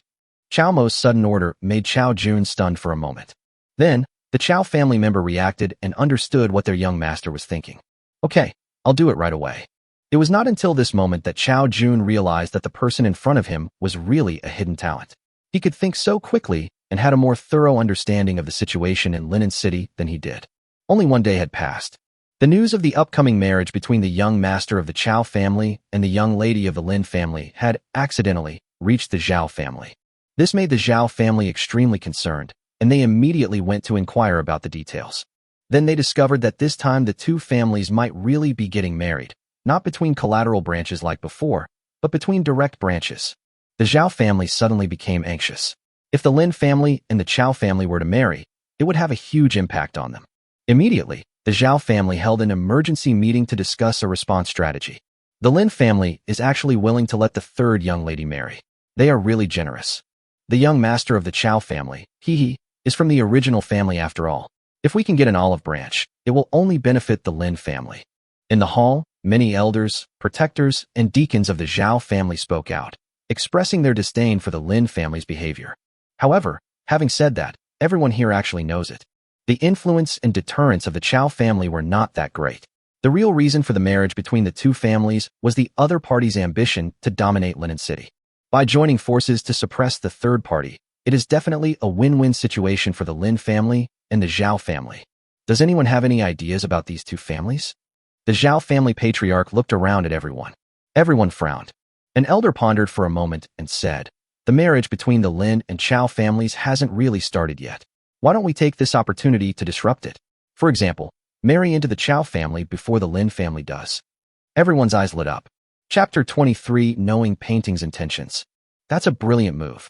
Indeed, as long as we are faster than the Lin family, we don't have to worry about them colluding with the Chao family. When the other members of the Zhao family heard this, their eyes suddenly lit up. Yes, instead of letting the Lin and Chao families get married, it would be better for them to take the initiative and do it before the Lin family. When the head of the Zhao family heard this, he thought this method was feasible. He quickly thought of a suitable marriage partner. After the meeting, the head of the Zhao family came to a place in the inner courtyard and knocked on the door of a room. "Jihua, the family needs you to do something." He pushed the door open and walked in. Inside the room was a pretty and sweet girl, about 29 years old, who met the aesthetic standards of most men. Just as the patriarch ordered, Zhao Jihua bowed her head and greeted him. She had already understood her status. To outsiders, she is the daughter of the Zhao family. In fact, she is just a tool kept by the Zhao family for marriage. She has a talent for cultivation, but does not have many resources for cultivation. Her family sends people to teach her music, chess, calligraphy, painting, poetry, wine, flowers, and tea, so that she can win over a promising talent of the Zhao family. As soon as the head of the Zhao family came in, she knew that this day had come. "I want you to meet a young master from the Chao family." The head of the Zhao family said frankly that he wanted to arrange a chance encounter between the other party and the Chao family, and it would be best if he could win the other party's heart as soon as possible. Chao family. Patriarch, you must have remembered it wrongly. How could it be the Chao family? Zhao Jihua raised his eyebrows, feeling a little strange. There are three major families in Linen City: the Zhao family, the Lin family, and the Chao family. They have never engaged in intermarriage to prevent infiltration by external relatives. Now the head of the family came to me and said that he wanted me to marry a young master of the Zhao family. It was really strange. That's right, it's the Chao family, and this young master is someone the Chao family values very much. You must seize the opportunity. The head of the Zhao family said this earnestly. The two talked for a long time, and Zhao Jihua finally accepted his fate and did not disobey the orders of the head of the family. She is the direct descendant of the Zhao family, but her parents died early and she has no one to support her, so the Zhao family has always treated her as a vase. A long time ago, Zhao Jihua had already known that marriage was probably the only option for him. This lineage was suppressed until she was the only one left. The Zhao family would never let her rise, so they raised her to be a woman who was only suitable for taking care of her husband and children. She had the talent for cultivation, but not much cultivation. Zhao Zhihua did not resist her fate. She had never had to worry about food and clothing since she was a child. She was already very satisfied and lived better than most people in the world. A few days later, Chao Mo was shopping, preparing to buy some things as a gift for Lin Yuyu. When passing a bridge, a strong wind blew and a handkerchief flew into his face. Chao Mo inhaled the unique fragrance of a young girl, took off his handkerchief, and looked up. Standing on the bridge was a beautiful and graceful girl, about 29 years old, and she was from an unfamiliar family. Chao Mo became interested at first sight and walked forward. "Miss, the wind is so strong. Be careful not to drop anything." He handed the thing to the person. "Sir, I'm very sorry to have disturbed you by mistake." The girl took the handkerchief and bowed slightly in apology. "It's okay, this is also a kind of fate." Chao Mo acted very familiarly, and in the blink of an eye he was walking side by side with the other person. After the two chatted for a few sentences, they both felt that the other person's words were easy to speak, and they felt favorable towards each other. "By the way, my name is Chao Mo. I haven't asked for your name yet, young lady." Chao Mo's gentle and refined attitude was completely different from the rumored dandy young man. The girl smiled and said, "So you are the great brother of the Chao family. I am from the Zhao family. You can just call me Zhihua." It turns out to be Sister Zhihua. Chao Mo's heart skipped a beat, but on the surface he remained calm and played with the other party. The two arrived at the lake view, and Chao Mo asked Zhao Zhihua to wait for a moment while he went to find a boat. "The Zhao family has already started sending people to contact me and tell the Lin family about this." One of the boatmen was from the Chao family. Chao Mo calmly let the other party reveal this news to the Lin family to ensure that the Lin family got it accidentally. Then, he called other boatmen, and he and Zhao Zhihua boarded the boat to enjoy the scenery, waiting silently for things to develop. The other side. The Lin family accidentally learned that the Zhao family had also sent a woman to contact Chao Mo, and they immediately realized that something was wrong. As expected of a family as famous as my Lin family, they have already come up with countermeasures so quickly. He sensed something was wrong. Judging from the specific situation, the Zhao family was probably planning to marry into the Chao family before the Lin family. Lin Dongsheng is still very confident about his daughter, but he also knows that the Zhao family will not fight an unprepared battle. "Yuyu, I want you to go to a place and see if that guy from the Chao family is fickle and is hooking up with other women while pursuing you. If you don't make a decision when you should, you will suffer the consequences." Lin Dongsheng decided to let his daughter make the final decision herself. If he was wrong and Chao Mo was just a playboy, then there was no need to let Lin Yuyu go for marriage. It would be fine to send other direct descendants for marriage. In this way, he could also prevent his beloved daughter from being hurt. Lin Yuyu felt a little strange and uncomfortable, but she still said, "Don't worry, father. I've already seen that guy is a pervert. He was just playing around before. Now I'll go over and catch him right away." She felt quite jealous. After all, Chao Mo had expressed his feelings towards her like that a few days ago, but now he has started pursuing girls from other families. Although Lin Yuyu has a hot-tempered and straightforward personality, she is a girl after all. She finally fell in love with a man, but encountered this situation, so she was naturally very dissatisfied. If it were any other woman, she would probably feel very sad and give up abruptly. But Lin Yuyu was different. She was just extremely angry and decided to catch Chao Mo in person, let him know that he was sorry for her, and then dump him. The other side. Chao Mo and Zhao Zhihua had a very pleasant conversation. The two talked for a long time and found that their hobbies were surprisingly similar. Whether it was music, chess, calligraphy, painting, mountains and rivers, geography, or human customs, they all had extraordinary insights. The most important thing is, the two people's views are surprisingly similar, and there is a feeling that they have met a close friend too late. A boatman passed by and approached the boat where Chao Mo was, intentionally or unintentionally. That was a spy from the Chao family, who came to remind Chao Mo that the young lady from the Lin family was about to arrive and asked Chao Mo to be prepared. Chao Mo understood. "I've already finished writing it. I had a great chat with Miss Zhao today. I hope we can see each other again next time." The boat docked. Chao Mo went ashore first, then reached out and took Zhao Zhihua up. "I'm also looking forward to seeing Mr. Chao again." Zhao Zhihua responded that this was her true feelings. Not for the family's orders. She was also looking forward to meeting Chao Mo. Originally, Zhao Zhihua's meeting with Chao Mo was arranged by her family, and she had no hope for this young man. Unexpectedly, after some contact, she found that Chao Mo and Duke were completely different. This guy is not a dandy playboy at all. He is very considerate and handsome, and has profound insights into music, chess, calligraphy, painting, mountains and rivers, geography, and human customs. Even if she is free, it is extremely difficult to meet such a man, and it is a rare opportunity.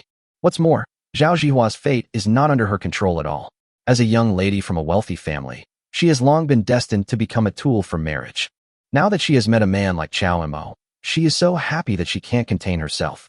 Naturally, she is looking forward to meeting Chao Mo again. Just as the two were about to part, Lin Yuyu arrived. Chapter 24, The Stubborn Little Pepper. You're such a playboy, you're actually hooking up with other girls. Lin Yuyu came to the lake and saw Chao Mo chatting and laughing with another woman. She was so angry that she gritted her teeth. She originally wanted to leave, but remembering her father's instructions, she had to hide quietly aside and observe the relationship between the two people. Miss Jihua, can I ask you something? On the shore, as the two were about to part, Chao Mo suddenly asked, I want to know what you think of me. He noticed Lin Yuyu's arrival. The girl was so bad at hiding herself that he spotted her at a glance. Chao Mo pretended not to notice the other person and continued talking to the girl next to him. Brother Shi is a very good person, completely different from the rumors outside. Zhao Jihua sighed. I originally thought that my brother was just like the rumors in the city, a dandy, lecherous scoundrel, but I didn't expect that my brother's behavior and conversation were quite extraordinary, and he knew everything about astronomy and geography. She praised him so much that Chao Mo felt a little embarrassed. Miss, you're too kind. I'm not as good as you say. Chao Mo couldn't help scratching his head, his face slightly red. Brother Shi is really much better than the other brothers I know. Zhao Jihua said seriously, if a woman could marry my brother, I think she would be very happy. Haha, I didn't expect Miss Jihua to think so highly of me. Chao Mo smiled softly. Then may I ask Miss Jihua, do the people you mentioned include yourself? What if I say including? Zhao Jihua covered her face and chuckled, her face flushed with shyness, and there was obvious emotion in her eyes as she looked at Chao Mo. The woman's expression made Chao Mo's heart skip a beat. The other person really suits his taste. She is gentle as water, virtuous and elegant, and has the attributes that make her a very suitable wife. Of course, the prerequisite is that the other party is really willing to marry him, and the two must have an emotional foundation. The two of them were chatting and laughing here. The man was talented and the woman was beautiful. It seemed like a quiet and beautiful picture. When someone saw this scene, he couldn't hold his temper any longer and walked out from the darkness. Mr. Chao, what do you mean? Lin Yuyu walked out from the side and asked in a deep voice. A few days ago, you said you liked me and wanted to marry me, but now you're flirting with other girls. Is this what you call love? It turns out to be Miss Lin Yuyu. Why are you here? Chao Mo looked surprised, as if he was unaware of the other party's existence. Don't worry about why I'm here. Tell me the truth. Are you lying to the girl again? Lin Yuyu was furious and had a questioning attitude, which surprised the girl next to her. When it comes to love, there's no such thing as lying. Chao Mo acted very calm and didn't feel guilty at all. Even when he was chatting and laughing with another lady in front of the women he pursued before, he didn't think he should feel guilty. Because he is really sincere to every woman. So you're really trying to seduce this sister? Lin Yuyu pretended to be calm on the surface, looking angry, as if she was just standing up to fight for justice, but she felt a little sour in her heart. If Miss Jihua is willing, I won't refuse. Chao Mo's expression remained unchanged as he said, I will only do my best to show my sincerity. I will treat every relationship with all my heart. Even if she regrets it, I will never have any complaints. On the surface, he seemed to be describing Miss Jihua, but in fact he was referring to the third young lady of the Lin family. It turns out that our eldest young master is so philanthropic that he is unwilling to give up on any woman. Lin Yuyu gritted her teeth, feeling that the other party was also referring to something. If there is a girl who is willing to spend her life with me, Chao Mo will naturally not let her down. Chao Mo's serious attitude made Lin Yuyu even more angry. The girl didn't know what she was angry about, because the other party actually had nothing to do with her. Chao Mo had sent people to propose marriage 3 times before, but she had rejected them all. Even when she brought Chao Mo home a few days ago, she was not thinking of really marrying him, but wanted to use the power of the Lin family to suppress him. Logically speaking, the two of them can only be considered acquaintances at most, and Lin Yuyu has no control over the other party. She has neither the reason nor the qualifications. But she just felt unhappy. Sometimes, women's minds are so difficult to understand that even they themselves don't know why. The girl bit her lips lightly. Her eyes were extremely complicated. She seemed to want to say something, but hesitated, not knowing how to say it. Miss Zhao, who was standing next to her, saw this and immediately understood. Zhao Zhihua already knew what kind of person Qiao Emo was. Through this contact with each other, she knew that Qiao Emo was definitely a good man worthy of trust, at least for her. She thought he was a very good man, so other women would naturally think so too. This woman from the Lin family might have been interested in Qiao Emo for a long time, but she herself didn't know it yet. Zhao Zhihua came with a mission. In addition to trying to win over Qiao Emo, leave a deep impression on him, and finally marry him, she also wants to take the opportunity to destroy the relationship between the Lin family and Qiao Emo. The three major families in Linen City are restraining each other. Once the Lin family and the Qiao family join forces, the Zhao family will suffer a devastating blow. The same is true in reverse. What Zhao Zhihua was taught from childhood to adulthood was how to be a good wife and how to serve a good man. She is the Zhao family's biggest marriage trump card. Now that the Zhao family has played this card, she will naturally not let the family down. Zhao Zhihua stepped forward without any hesitation. "Excuse me, sister of the Lin family. What is your relationship with Master Qiao?" She is dignified and virtuous, not because she is pretending to be reserved, but because she has such a gentle and elegant personality that she can easily attract men's favor. "I have nothing to do with this guy." Lin Yuyu subconsciously said something stubbornly. She felt a little regretful after she said it, but as a hot-tempered girl with a hot temper, she couldn't express her feelings to Qiao Emo in person when others were around. "In that case, please stay away from Mr. Qiao from now on, Sister Lin," Zhao Zhihua said softly. "To be honest, I fell in love with my brother at first sight and have decided to marry him. I'll discuss this with my family when I get back. I hope you can be mindful of your status and keep your distance from my brother. That should be okay, right?" Lin Yu choked. She wanted to refuse, but her personality wouldn't allow her to bow her head. She said firmly, "Okay, then you can marry this guy. I don't care about him." She stared at Qiao Emo next to her, hoping that he would speak, but he didn't say a word. Just live a good life with this sister." This made Lin Yuyu feel extremely aggrieved. She had never experienced such aggrievedness before, so she left angrily. "Sister Yuyu, take care. I won't see you off." Qiao Emo waved his hand, showing no intention of trying to keep the other party. The little girl from the Lin family is indeed a good candidate, but her temper is too fierce and she needs to be suppressed. Chapter 25, Welcoming Guests. "Miss Zhao, were you saying that just now on purpose for Miss Lin to hear, or were you sincere?" Qiao Emo watched Lin Yuyu leave and turned his gaze to the girl beside him. Zhihua meant everything she said to Brother Sure. Zhao Zhihua looked serious and bowed slightly. "I apologize if I disturbed you, brother." No. I'm so happy that a beautiful girl like my sister said she likes me." Qiao Emo smiled and said, "It's just that I still feel a little dazed. It doesn't seem very real. After all, there are very few people in the world as wonderful as Miss Zhao. I actually met one, and she even said she wants to marry me. I'm really flattered. So, Brother Sure, are you willing to marry me or not?" Zhao Zhihua smiled sweetly and blinked her eyes, looking dignified and elegant, yet with a hint of mischief. "Of course I am willing. As long as Miss Zhao is willing, I will definitely not refuse." Qiao Emo was hesitant to accept the offer, saying, "But I already have more than 10 wives and concubines at home. If Miss Zhao feels that following me would be unfair, it would be disgraceful. I hope Miss Zhao will consider it carefully." He pretended to be clueless and gave the other person a memory shot, as if he didn't know the reason for their encounter. In fact, this was all caused by Qiao Emo. The Lin family had already revealed signs of intending to form an alliance, so Qiao Emo immediately spread the news quietly, letting the Zhao family know about it. Just as he had speculated before, in order to prevent the Lin and Qiao families from marrying, the Zhao family was preparing to intervene in advance and win him over before that happened. Qiao Emo naturally accepted everyone who came to him. After all, it made no difference to him whether these families joined forces or became enemies.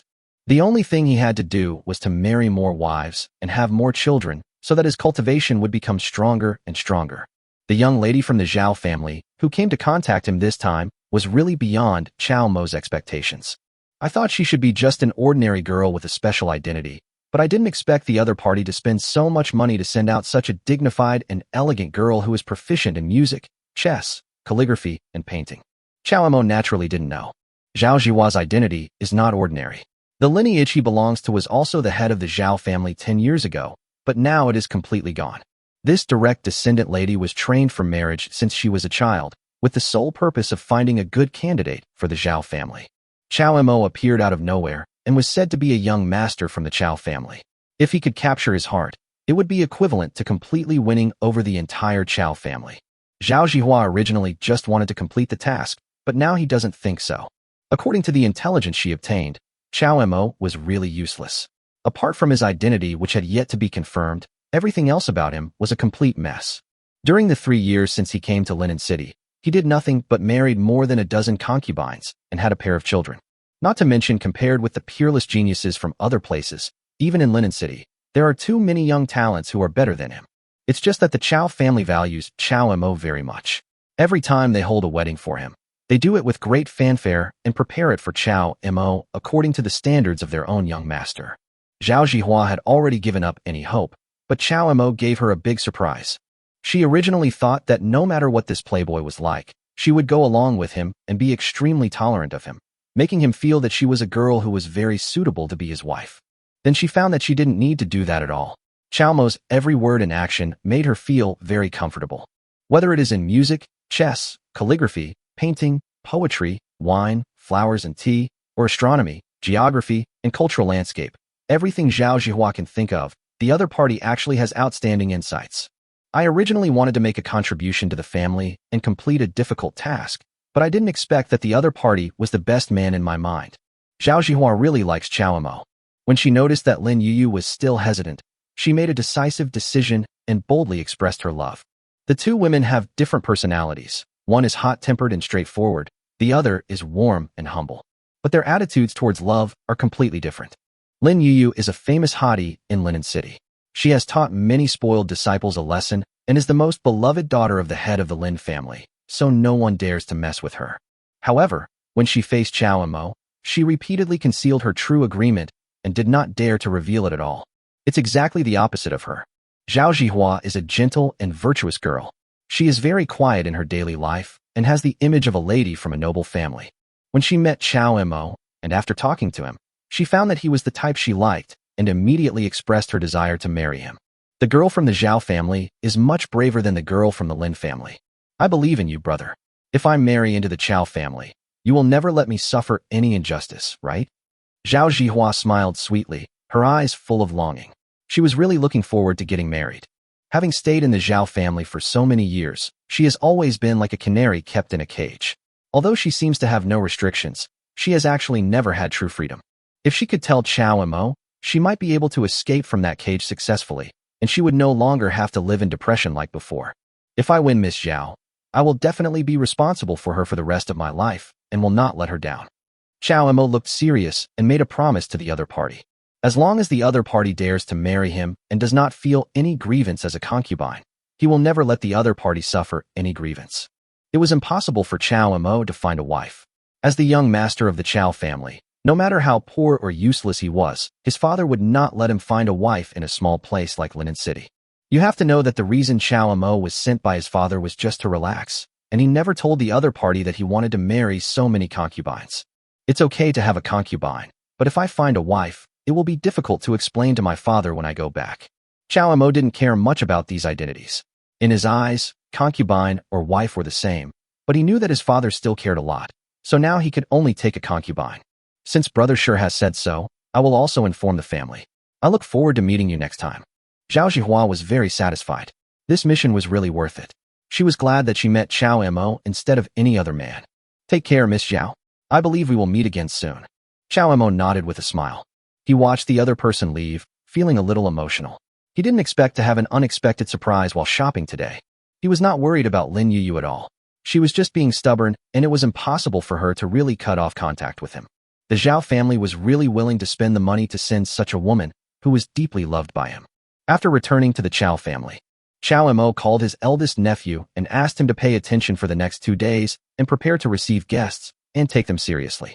This surprised Chao Jun, and he asked, "Young master, is anyone coming to visit our Chao family? If nothing unexpected happens, the heads of both the Zhao and Lin families will be here." Chapter 26. 3 parties gather together. Chao Mo looked calm, as if to say something as trivial as "I've already eaten." But Chao Jun's heart skipped a beat. The heads of the Zhao and Lin families? Why are they here? He was surprised and puzzled, and said, "My young master, what on earth did you do when you went out this time? How did you know those 2 guys would come?" The 3 major families in Linen City are all of similar strength, and they have developed to this day by restraining each other. Under normal circumstances, it is impossible for the heads of the three major families to meet each other. Because once that moment comes, it means that something big has happened and the entire Linen City will be shaken. But Chao Jun hasn't received any news recently. Could it be that those two companies have been doing something recently that I'm not aware of? Or was it that problems within the Chao family caused him to not receive the information he should have received? The head of the family frowned and started to formulate plans in his mind. People of their status and position would generally not think of going to other families unless the situation was extremely urgent. However, Chao Jun couldn't understand why Chao Mo, an idler who had only been here for 3 years and had never seen anything, knew something in advance that he didn't know. Don't panic. Look at you. You're such a coward. You've been the head of the family for so many years. Stay calm. It's just the heads of the other two families coming. What are you afraid of? Compared to Chao Jun's panic, Chao Mo seemed much calmer. My young master, it's not that I'm not panicking, it's that your news is too sudden. I didn't receive any information in advance. If we want to be fully prepared for the battle, we need to call back the disciples outside the family. Chao Jun did not doubt the truthfulness of what the other party said at all.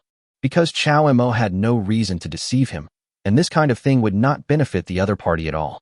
He thought that the two major families were going to attack, and had already started thinking about how to summon all the family disciples. This made Chao Mo stunned for a moment, not knowing what the other party was thinking so exaggeratedly. He laughed and said, "What are you thinking? We just want to discuss our marriage. Why are you calling back the other disciples?" "Oh, so it's a marriage." Chao Jun finally breathed a sigh of relief. Then he felt something was wrong and asked in surprise, "Young master, you're talking about a marriage? Who's marrying whom? Our Chao family and the Lin family? Or with the Zhao family?" "Both. This marriage involves both the Lin and Zhao families. Otherwise, why would both families come?" Chao Mo's response made his nephew frown again. "I can infer a few things about the marriage with the Lin family. It was you, young master, who facilitated it, right?" Chao Jun still didn't understand. But since when did the Zhao family also have marriage alliances? Is there anyone in our Chao family who wants to marry into the Zhao family? He only knew that the other party seemed to have something in common with the third young lady of the Lin family, but he didn't seem to have any relationship with the people of the Zhao family, right? "I got this done today when I went out." Chao Mo smiled and said, "I met a young lady from the Zhao family. She is very much in line with my taste. I have investigated her, and she is a good marriage partner. Most importantly, she is willing to marry me and thus promote the marriage between the Chao and Zhao families. What do you think, nephew?" "I think." This explanation made Chao Jun look strange. He looked carefully at the young master in front of him, sizing him up and down. Chao Jun also admitted that this man was indeed very handsome and probably suited the tastes of most women. But the other party just went out for a while, and he hooked up with a concubine, who was a lady from the Zhao family. Isn't it too exaggerated? She dares to use the name of the Zhao family when walking outside. She is definitely a direct descendant of the Zhao family. Otherwise, she would not dare to call herself a lady of the Zhao family. I think maybe the young master is overthinking this matter. Chao Jun thought about it carefully and said, that virtuous niece of the Zhao family might just be being polite to the young master, and she doesn't necessarily want to marry him. The young master will find out in the next 2 days. He also didn't want to undermine the other party's confidence, so he had to ask the other party to wait for 2 days and not be too impulsive. In response to his nephew's disbelief, Chao Mo just smiled slightly, as he had already made up his mind. Only on the second day, Chao Jun was still asleep. He had stayed up late yesterday to review matters and wanted to sleep a little longer today, but was woken up by the servants. "Why are you yelling? Can't you see that the head of the family is still sleeping? Who allowed you to disturb him?" Chao Jun, who was still a little grumpy after waking up, scolded him twice. "But master, there are guests outside. I have to wake you up." The servant was actually quite stubborn. Chao Jun was slightly angry and was about to scold the other party. Then he heard the other party say, the one who came to visit him was the head of the Zhao family. At this time, Chao Jun had almost forgotten what Chao Mo said to him yesterday. The heads of the 3 major families would never go to the other 2 families to avoid causing misunderstandings. And when they really do this, it means that something big is about to happen, which is likely to affect the fundamental strength of the 3 major families. Chao Jun got up immediately, all sleepiness gone, praised his servant, then dressed and went to the main hall. At a glance, he discovered that in addition to the head of the Zhao family, there were actually 2 elders of the Zhao family following him, which surprised him. A patriarch of a noble family, plus 2 elders of the noble families. This lineup is not weak. The other party came to his door early in the morning, which shows that the matter is very urgent, which made him start to have wild thoughts in his mind. Isn't this brother Zhao Haiyuan? Long time no see, I really miss you. Chao Jun walked over and laughed. Master Chao, Brother Chao, long time no see. Zhao Haiyuan, the head of the Zhao family, responded. I don't know why. Chao Jun always felt that this person seemed a little polite today. It was as if the other party had something to ask of me and came to ask me specifically. His mind was stuck and he couldn't remember it for a moment. When he found that Chao Mo had also come to the main hall, he was shocked. Yes, the young master told me yesterday that he had secured a young lady from the Zhao family and that she would be visiting us soon to discuss a marriage. I didn't expect it to be true. Chao Jun was shocked. He thought the other party was joking or exaggerating, but he didn't expect that it was not an exaggeration at all. I just met the young lady from the Zhao family yesterday, and today the head of the Zhao family came in person. It seems that he has agreed to this marriage. As expected of the young master, this method is really powerful. Chao Jun sighed inwardly. No wonder the other party asked me to prepare well. For a meeting between the two heads of the family, it was indeed a bit casual for me to dress like this. To be honest, Brother Chao, I came to visit you this time to discuss the marriage between my niece and this young master Chao Mo. The head of the Zhao family came straight to the point and stated that he was there to propose marriage. Chao Jun looked at the young man next to him. After all, he was the object of the marriage. No rush. Let's wait and talk about it when everyone is here. Chao Mo smiled slightly. Both Chao Jun and the Zhao family patriarch were a little puzzled and did not understand what Chao Mo said. My dear nephew, what are you doing? The Zhao family patriarch wanted to ask again. Report to the patriarch. The patriarch of the Lin family is here to visit. The shouts of servants coming from outside the hall startled the people in the room. The heads of the three major families in Linen City actually gathered together today. Chapter 27. The merger of the three clans. Why is he here? Could it be true, as Jihua said, that the girl from the Lin family has also fallen in love with this young master? The Zhao family patriarch reacted almost immediately and realized that the other party was also targeting Chao Mo. After listening to Zhao Jihua's report yesterday, he felt something was wrong, so he made a prompt decision and paid him a visit the next day. I didn't expect that the other party was also planning this. A strange scene appeared. The Lin family was also a little surprised. I thought I was moving fast enough, but I didn't expect the other party to be even faster than me. So Brother Zhao is here too. It's been a long time since we last met. How have you been lately? Lin Dongxing looked at the other person with a forced smile. Of course I'm fine. Brother Lin, are you here to discuss something with Brother Chao? Do you want me to step aside? The head of the Zhao family also had a half smile on his face. No need. Isn't that what Brother Zhao came here for? The head of the Lin family remained calm. It was obvious that both of them were aware of each other's thoughts. Now that everyone is here, we can discuss making it official. Chao Mo spoke, drawing everyone's attention. At this moment, everyone present discovered that the scene here was a little strange. Those who can appear on this occasion all hold high positions in the three major families and are also well known in Linen City. No matter whether it is the three family heads or several elders, none of them is a simple character. Who in Linen City doesn't know their names? But no matter how superior their status was, they were now being led by a young man and had to gather here. More importantly, they appeared here and were able to talk to each other in a friendly manner, instead of being confrontational like before. Anything that can make these old guys come forward must be very important to the three major families, and even to the entire Linen City. If things had been going on in the past, they would have been confronting each other right away. How could they be so harmonious now? Even if being so friendly was not what they really thought, it was still remarkable that the other party could make them do it. Both the Zhao and Lin family heads noticed that Chao Mo was unusual. The other party was not as useless as the rumors said, and he only knew how to play with his wives and concubines all day long. Instead, he was the type who was completely secretive. He felt both side and shocked in his heart. They could only say that he was worthy of being the young master of the Chao family, and that he could almost launch a dimensionality reduction attack on a force of the level of Linen City. It's time to get down to business. Brother Chao, would you choose our Lin family or their Zhao family this time? As soon as the two family heads opened their mouths, they asked directly about the marriage. The conflict between the three major families is of great importance and may very well determine the future direction of the entire Linen City, so they have to visit them in person. The head of the Chao family was unsure, so it was better for him to look at Chao Mo. After all, it was the other party who facilitated this meeting. The others also noticed this and immediately realized that the Chao family valued Chao Mo very much, and that even matters like this had to be decided by him. What do you think of my daughter, nephew? Yu, that girl, can't stop thinking about you, nephew. The head of the Lin family said with a smile. He was still very confident in his woman. That girl had never had any scandal with any man in her life, but she only brought Chao Mo back to the Lin family for him to review. Although he later heard that the reason Chao Mo went to the Lin family was because of a bet between him and Lin Yuyu. But doesn't this just prove that the other party is interested in his daughter? Otherwise it would not have come to that. As for the Zhao family, the head of the Lin family did not take the other party seriously, because as far as he knew, the head of the Zhao family did not have a daughter of the right age.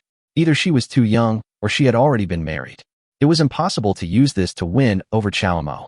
My dear nephew, you may not know this, but when Jihua came home yesterday, she begged me to marry you in this life, and she asked me to come to the Chao family specifically. I've never seen that girl so attracted to a man before. The head of the Zhao family also looked confident. He knew that the daughter of the head of the Lin family had met Chao Mo several times, and there were some rumors about her.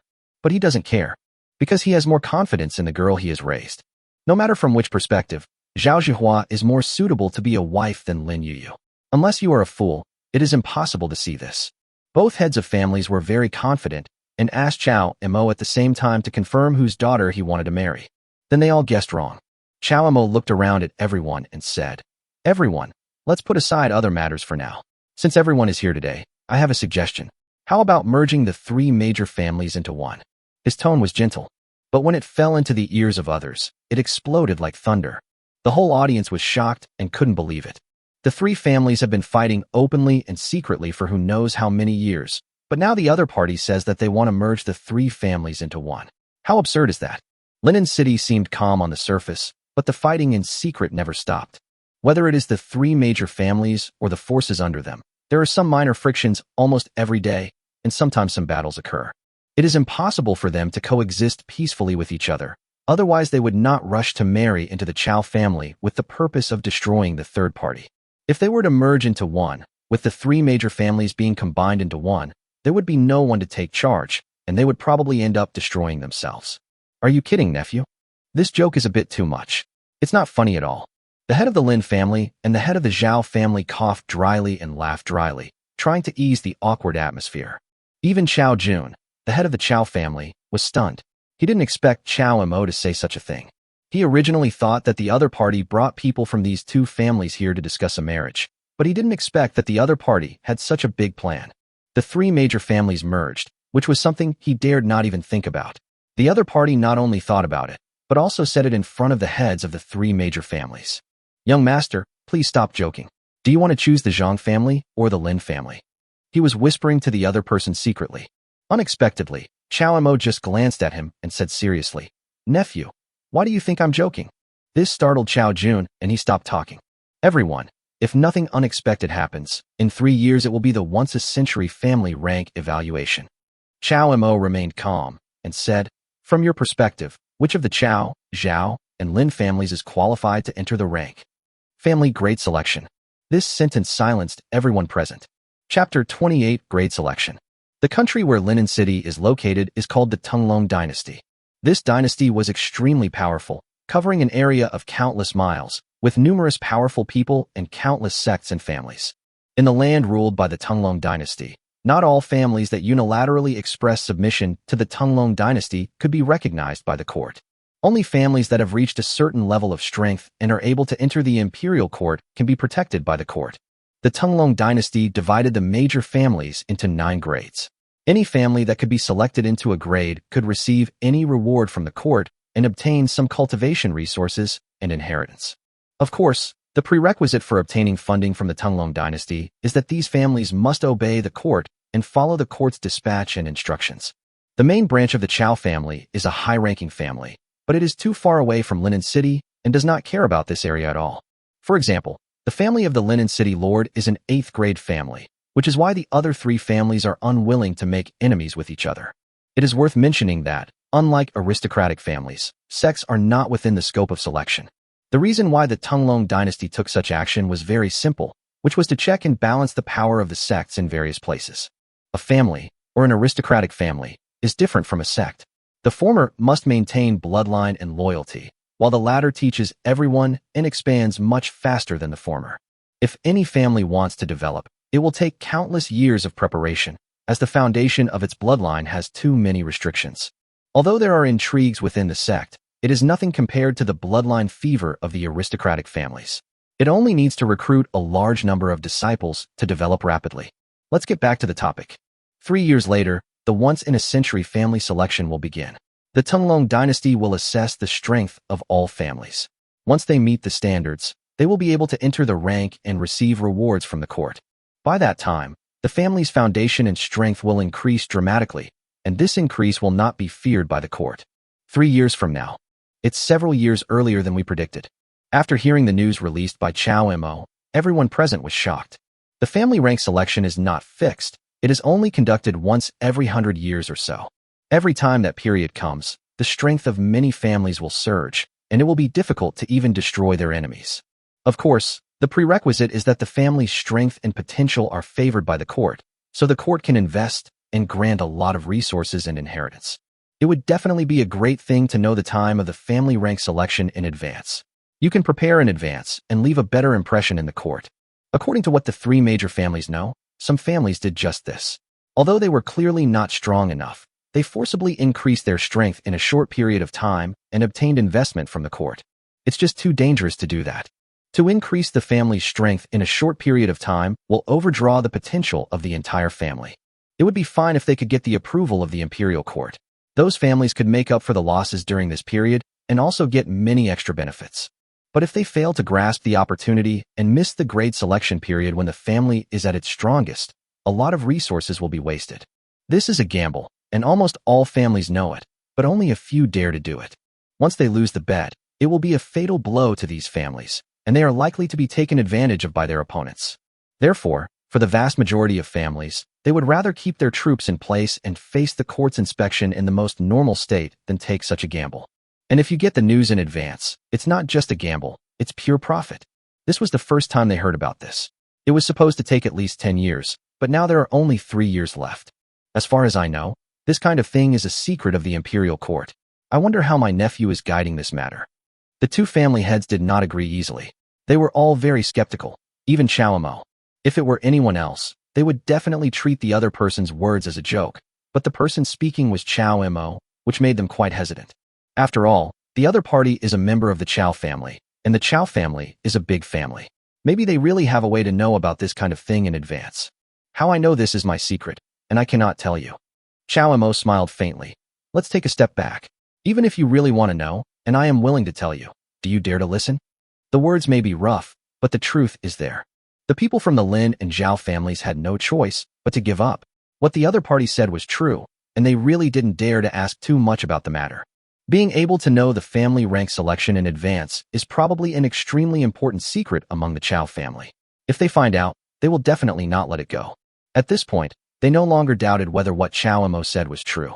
There was no reason for the other party to joke with them here. However, it would be impossible for them to make a decision on the spot. This matter was of great importance, and it shocked them so much that even if they were the heads of a family, they would not agree to it easily.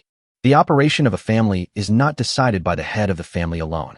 Especially when it comes to the fate of the entire family, it requires the joint decision of multiple elders and guardians. This matter is too important for me to answer right now. Me too. The 2 family heads said that they needed to go back and discuss with others before giving Chow Mo an answer. Everyone, please feel free to do it whenever you want. I'm not in a hurry. Chow Mo looked calm and composed, as if he didn't think the matter was important. His indifferent look made others seem even more unfathomable, making people dare not look down on him. How could they not know now that this young master from the Chow family was not a dandy playboy at all, but a rather terrifying figure who could easily influence the entire Linen city? Everyone even forgot the purpose of their visit and only thought about the family merger, and then they all took their leave. Wait until these people leave. Chow Junkai, the head of the Chow family, asked, "Young master, what do you mean by this?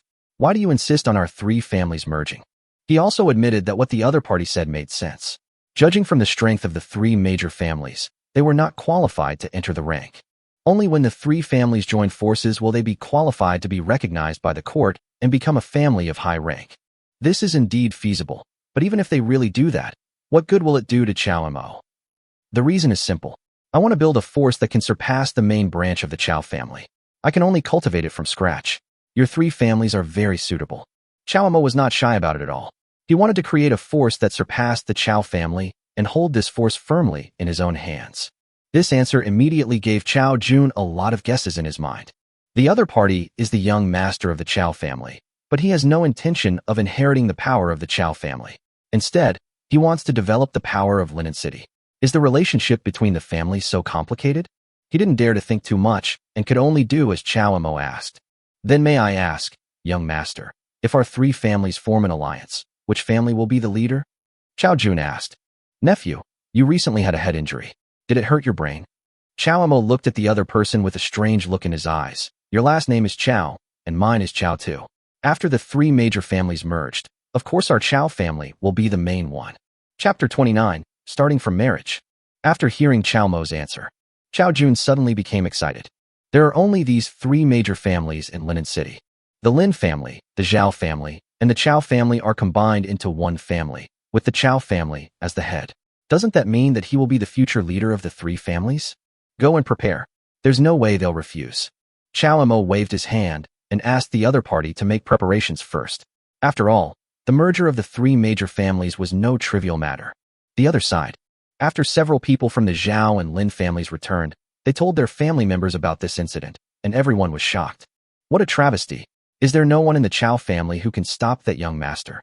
What did the patriarch of the Chow family say? When they learned that Chow Jun, the head of the Chow family, was not absent but did not respond to Chow Mo's words, they immediately understood. Chow Mo's identity is not simple. If he was just an abandoned and demoted young master of the Chow family, then Chow Jun would not have to tolerate him and let him do whatever he wanted.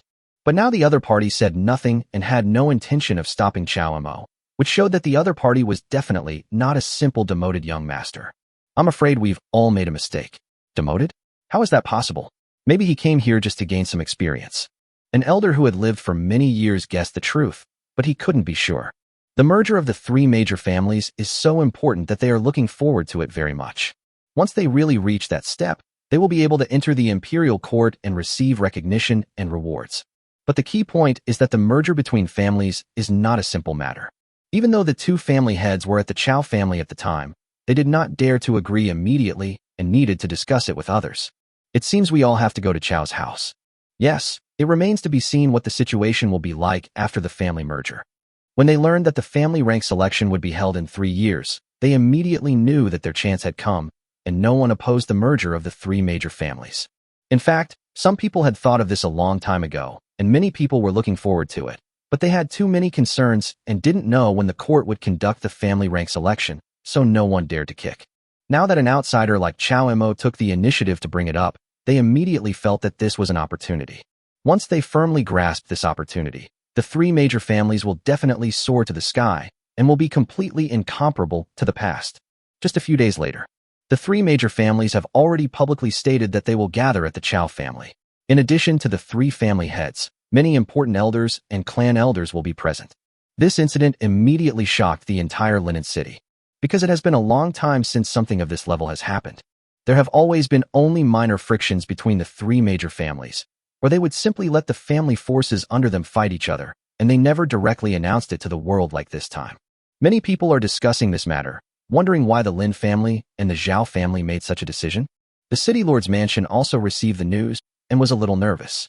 For the City Lord's mansion, which is directly under the imperial court, the gathering of the three major families is not an easy matter, and it is very likely to threaten their status. After all, they were not sent directly by the court, but transferred from other families. They would not receive strong support from the court, and at most they would only make superficial statements. This day, many people from the two major families came to visit the Chow family with valuable gifts. The scene was so grand that many people talked about it. Is the situation in Linen City about to change? Some people speculated that the three major families might join forces to force the City Lord's mansion to give up power. This situation has also happened in other places. The imperial court had no power to control a small place like Linen City. Even if turmoil occurred, as long as it did not threaten the imperial court's rule and admitted that it was subject to the Tunglong dynasty, the imperial court would not send troops to quell the rebellion. If the City Lord's mansion is taken over by the three major families, there is really nothing we can do. But they were not too panicked. Because in the past few years, the three major families have never joined forces, and there has been no sign of it recently. How could such a thing happen? This is what they have in mind. Chow Family Government Office. Many people from the three major families came. All of them were powerful and respected people. The fact that they gathered here was enough to show how much they valued it. I believe everyone already knows that the family rank selection will be held in 3 years. Judging from the current strength of our 3 families, none of us are qualified to enter the rank and be recognized by the court. As the host, Chao Jun, the head of the Chao family, was the first to speak. If we want to qualify for the imperial clan and receive financial support from the court, the only way out is for the 3 major families to merge. His expression was excited and his voice could be heard clearly by everyone present. Many people were moved by it. Many of them had hoped for the merger of the 3 major families, but no one dared to bring it up. Firstly, they are too wary of other families, and secondly, they are worried about missing the opportunity after the merger because no one knows when the family rank selection will be carried out. And today, they have encountered such an opportunity. Once the 3 major families really merge, they will definitely be able to be prepared and successfully enter the industry in 3 years. After the head of the Chao family said this, people from the other 2 major families also began to discuss the merger. They have already tacitly agreed to the family merger and are no longer discussing whether to merge, but are starting to discuss how to merge. Everyone talked about it and came up with one implementation plan after another, but they were all rejected by everyone. The 3 major families are involved in too many things. If they want to unite, there is too much work to do, and the top leaders need to make decisions. The reason they gathered here was to discuss this matter. The 3 parties have been bargaining for a long time, but have not found a suitable solution. They are all arguing with each other until they are red in the face, and none of them are willing to give in. Ahem, after listening to you all say so much, can you let me say something? A voice that was clearly out of place sounded here. The people present were all old guys. The youngest was in his 40s or 50s, and the owner of this voice was obviously only in his 20s. Everyone looked at the other person and found that it was the young master of the Chao family. Since the 3 companies have already decided to merge, I won't bother trying to convince anyone on this matter. Chao Mo smiled and said, in my opinion, if we want to ensure that the 3 major families will not betray each other and form an unbreakable alliance, it is best to start with marriage. When these words were spoken, everyone present was stunned. They couldn't believe it and were very confused. Could it be that Chao Mo wanted to facilitate this matter just to marry the young ladies from the 2 major families? Chapter 30, Harmony. The people present had different expressions. They thought that this young master who came down from above could really come up with a good idea for them. Unexpectedly, the method the other party mentioned was to arrange marriages between the 3 major families. Thinking about the past 3 years or so, Chao Mo has married more than 10 concubines, and each time he held a grand wedding. It seems that he is trying to promote the merger of the 3 major families, and maybe also for women. You all misunderstood. I truly love them all, not what you think. Chao Mo looked calm and composed as he said with a smile. It's not that simple to merge the 3 major families into one. Rather than damaging everyone's harmony, it's better to start with the most basic marriage and slowly build relationships first. Besides the marriage between the 3 major families, do you have any other ways to avoid fighting? He looked at the others, but no one responded to the question. Because what Chao Mo said was right. There are too many things that need to be resolved if the 3 major families want to merge into one. Each family has thousands of people, and the relationships between the various factions are extremely complex and confusing. It is not easy for those present to handle family affairs. Even a powerful person like the head of the family, who is of high moral character and high status, feels a little overwhelmed when handling family affairs and needs others to share the burden. However, no one is absolutely sure that they can handle the integration of the 3 families well. They can expect it. Once the 3 major families merge without properly handling their relationships, conflicts are likely to ensue. The worst-case scenario is that the 3 major families fight too fiercely and all 3 suffer losses in their efforts to seize sovereignty, and their strength is much lower than before the merger. The best-case scenario is that although the 3 major families dislike each other, they can temporarily unite for common interests, but there will still be many gaps. To handle the relationship between each other well, it is necessary to establish true feelings, and marriage is the best way to build feelings among the 3 parties. It may seem shameful to say this, but it is true. If one wants to properly handle the relationships and feelings between these 3 families, marriage is probably the only way out. At least the people present cannot find a second way. And most importantly, the current situation is very special. Although Chao Mo is a member of the Chao family, he is actually from outside Linen City. Only he can really improve the relationship between the 3 major families. Apart from Chao Mo, no one from the 3 major families could shoulder this responsibility. None of them could come forward to form an alliance with the other 2 families through marriage, and no one dared to come forward, as they were unable to withstand the pressure of the merger of the 3 major families.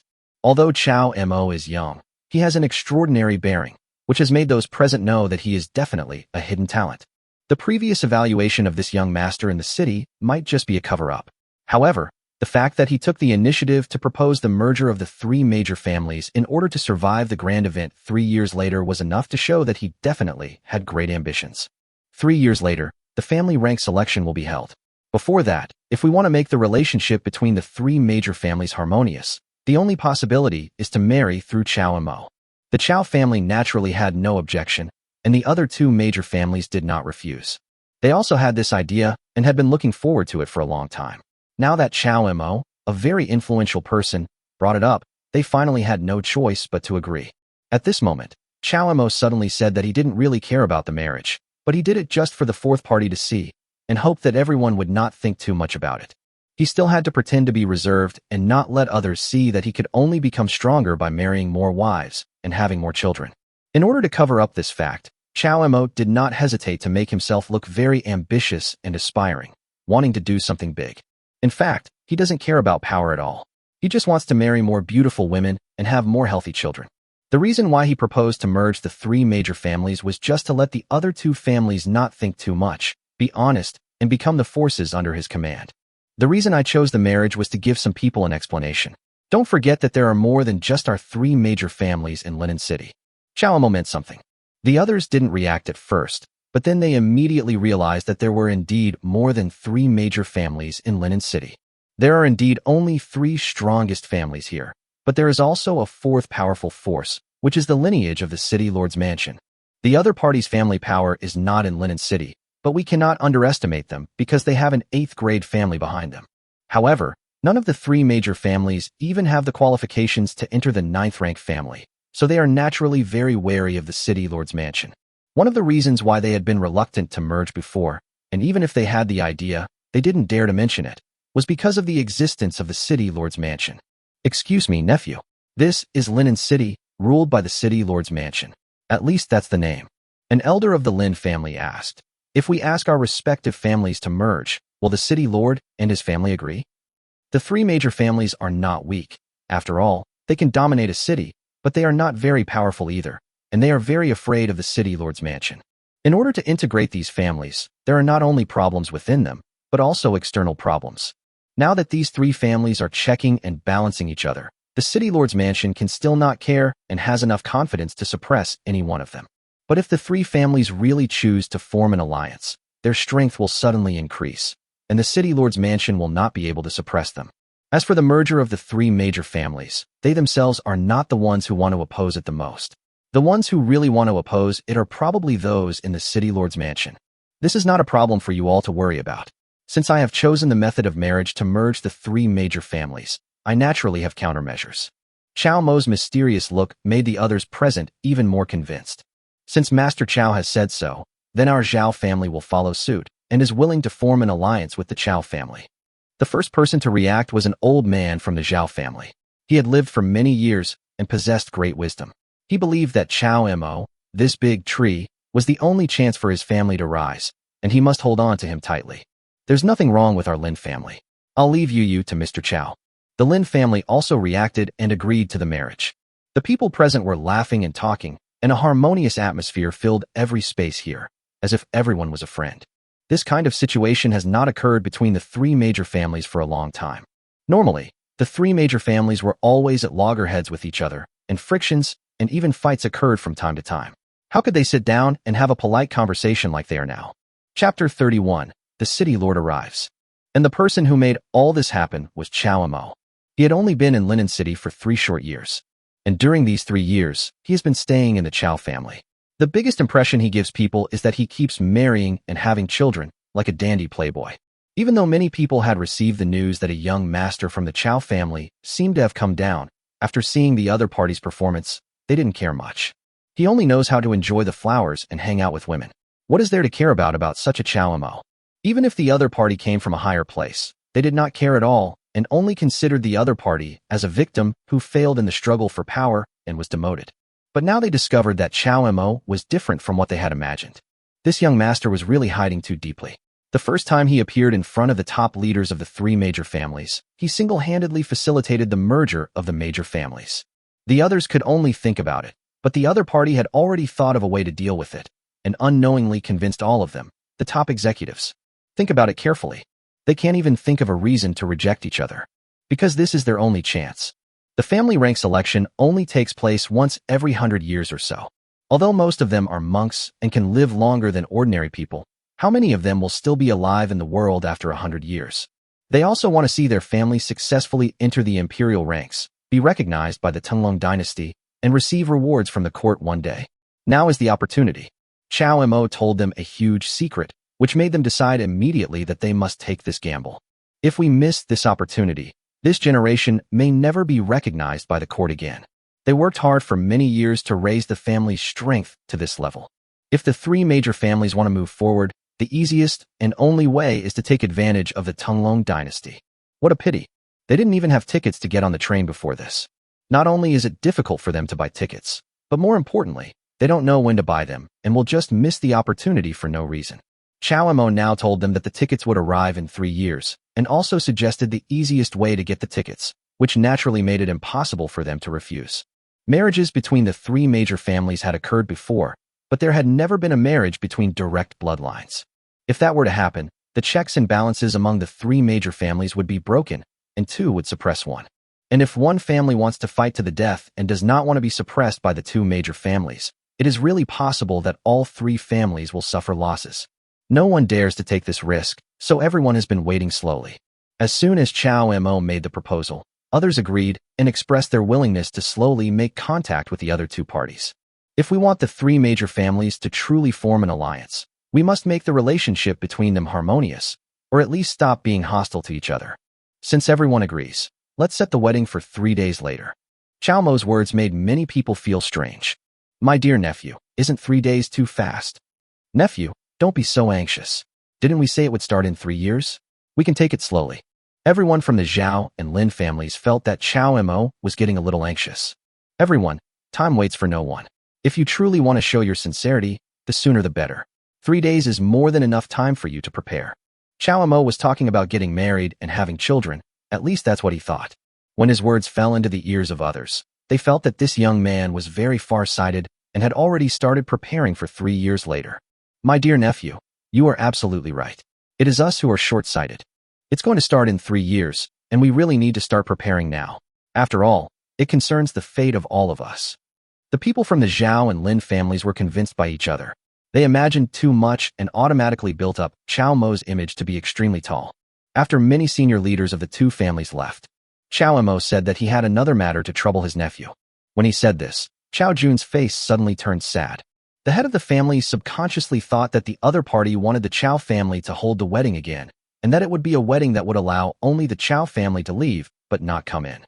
Although the Chao family is wealthy and can still hold a few more weddings, they can't stand the other party's constant trouble.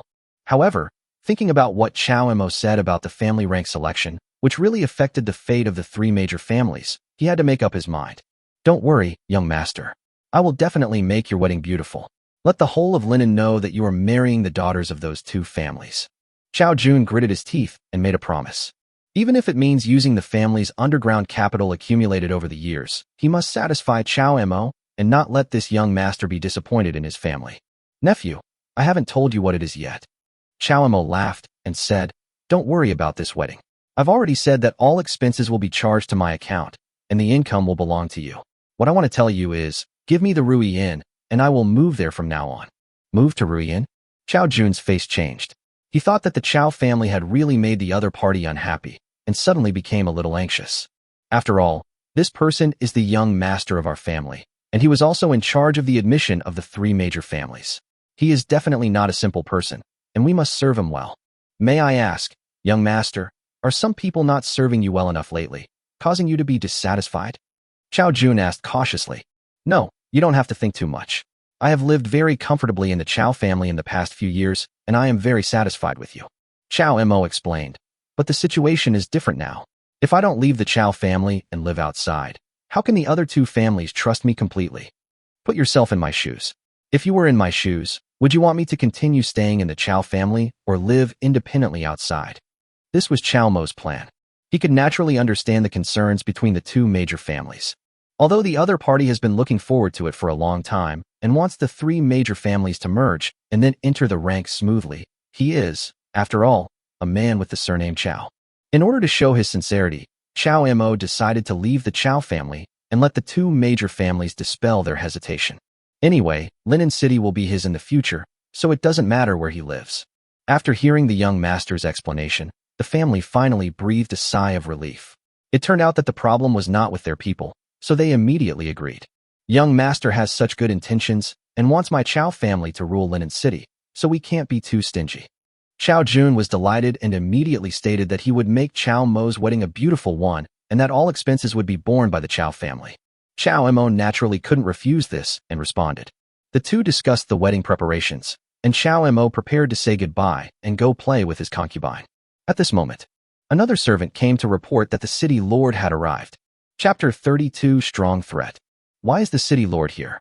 Chow Jun frowned slightly. Come on, this is the Chow family. What are you afraid of? I'm leaving first. You can just keep busy. Chow Mo stopped disturbing his nephew and left the main hall and returned to his residence. He thought he could have a good rest for 3 days. Unexpectedly, as soon as he returned to the courtyard, a servant came hurriedly to inform him. Master Mo, the city lord specifically wants to see you. The family head said that if you don't want to see him, he will find a reason to send the city lord away. Chow Mo was somewhat surprised by the servant's message. But after thinking about it, it makes sense. Chow Mo also expected that there would be action from the city lord's mansion, but he did not expect the other party to move so quickly. It hasn't been long since the two major families left, and the other party has already arrived. Since the city lord wants to see me, I will naturally go there. There is no need to avoid it. Chow Mo also knew that the patriarch was worried about him, but he didn't care. He is just the lord of Linen City. What does it mean to him, the young master of the Chow family? Not to mention, although this is Linen City, strictly speaking it can only be regarded as the territory of the Chow family. What is he afraid of? Follow the servant to the hall. As soon as I stepped through the door, I felt a powerful aura pressing down on me. This momentum does not contain any murderous intent or anger. It simply uses force to suppress people and gives people a psychological deterrent.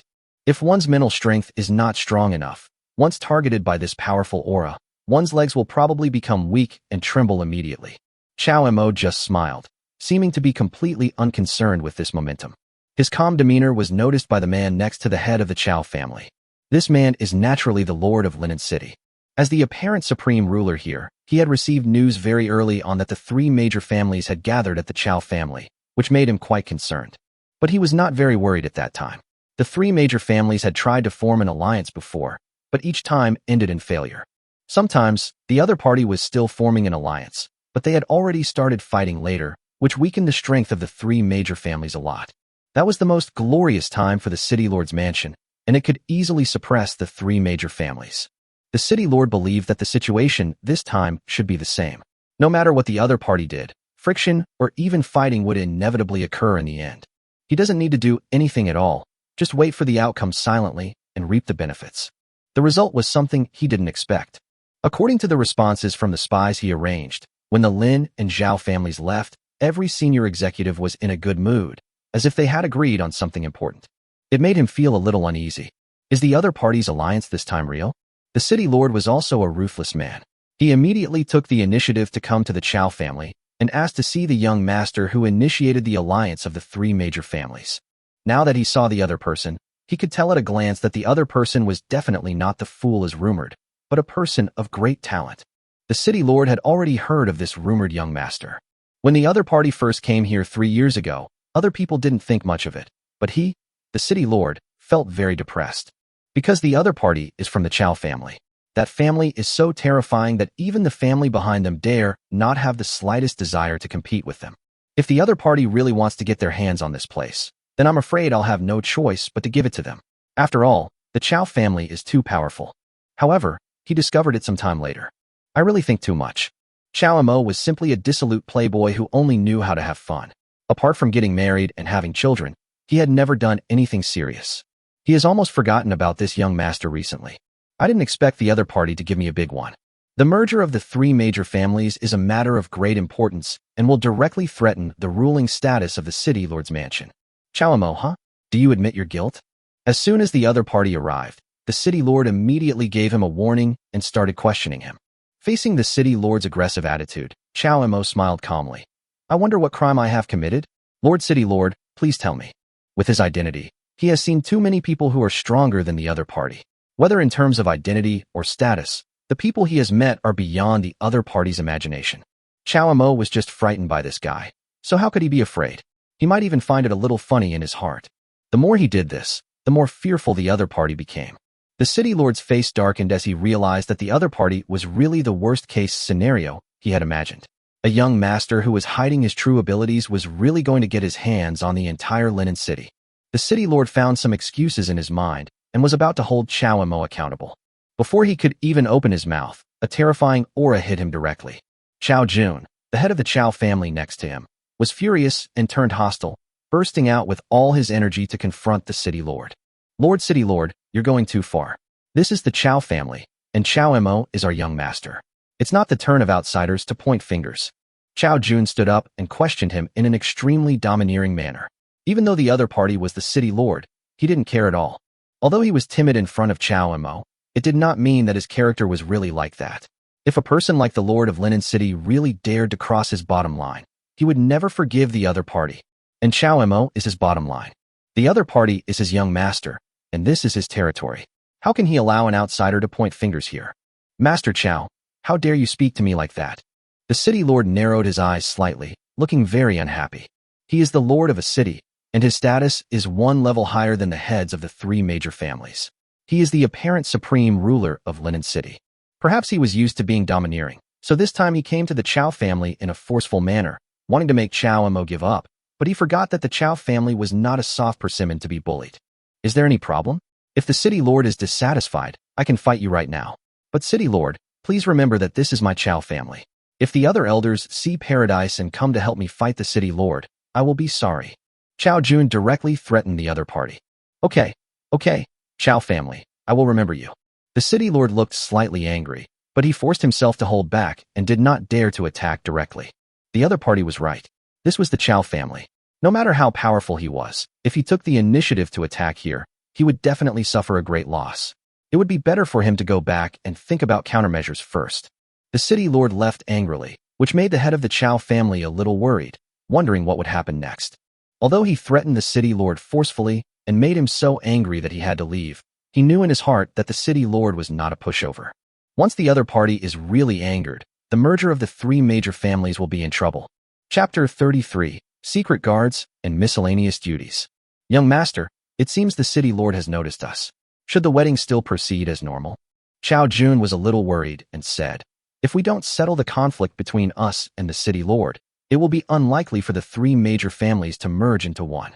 He also knew very well in his heart that the city lord was definitely an ambitious person who claimed to be the king of Linen City and regarded Linen City as his own property.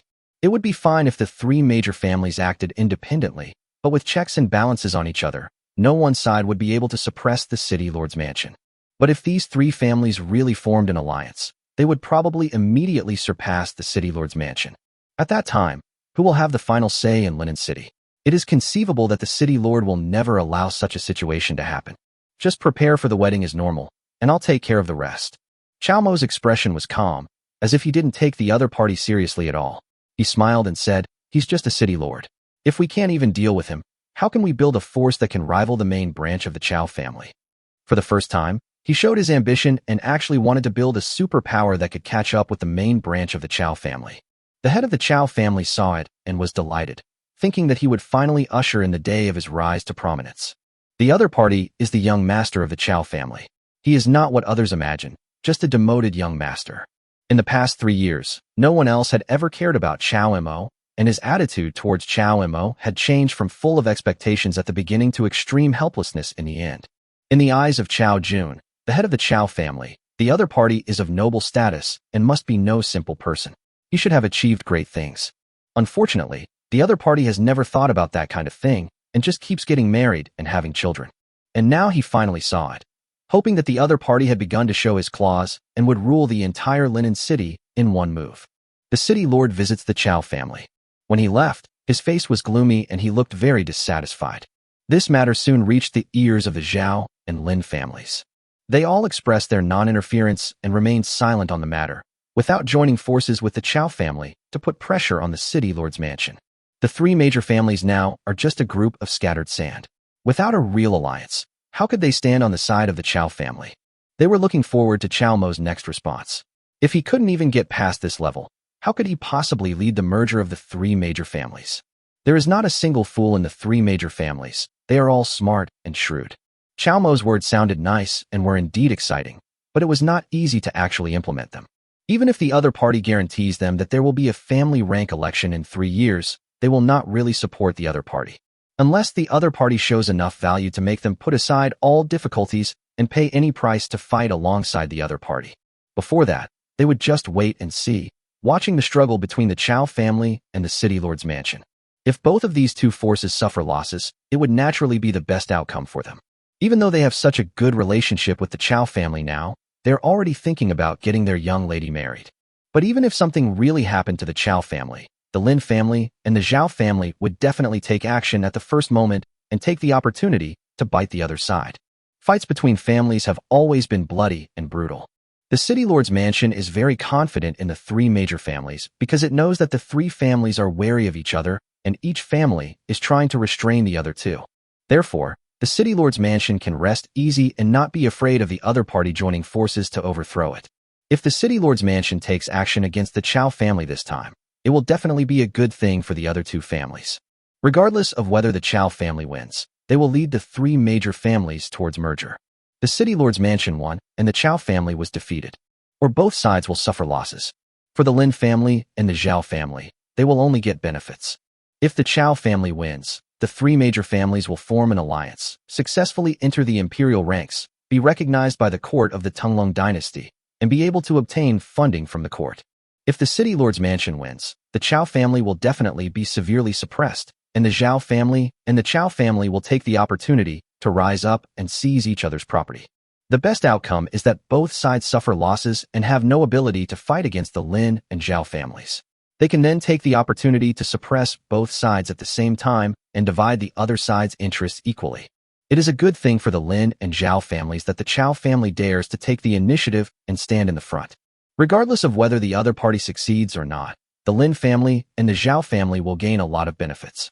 They are looking forward to it very much, wondering what will happen in 3 days. The other side. Chow Mo came to a place in the Chow family where the servants lived. "Hello, master. I have met you, young master." The servants here were all very perceptive and greeted Chow Mo one after another. "Well, just go about your business and don't worry about me." He waved his hand, his eyes sweeping over these people and landing on one of them, a seemingly insignificant servant.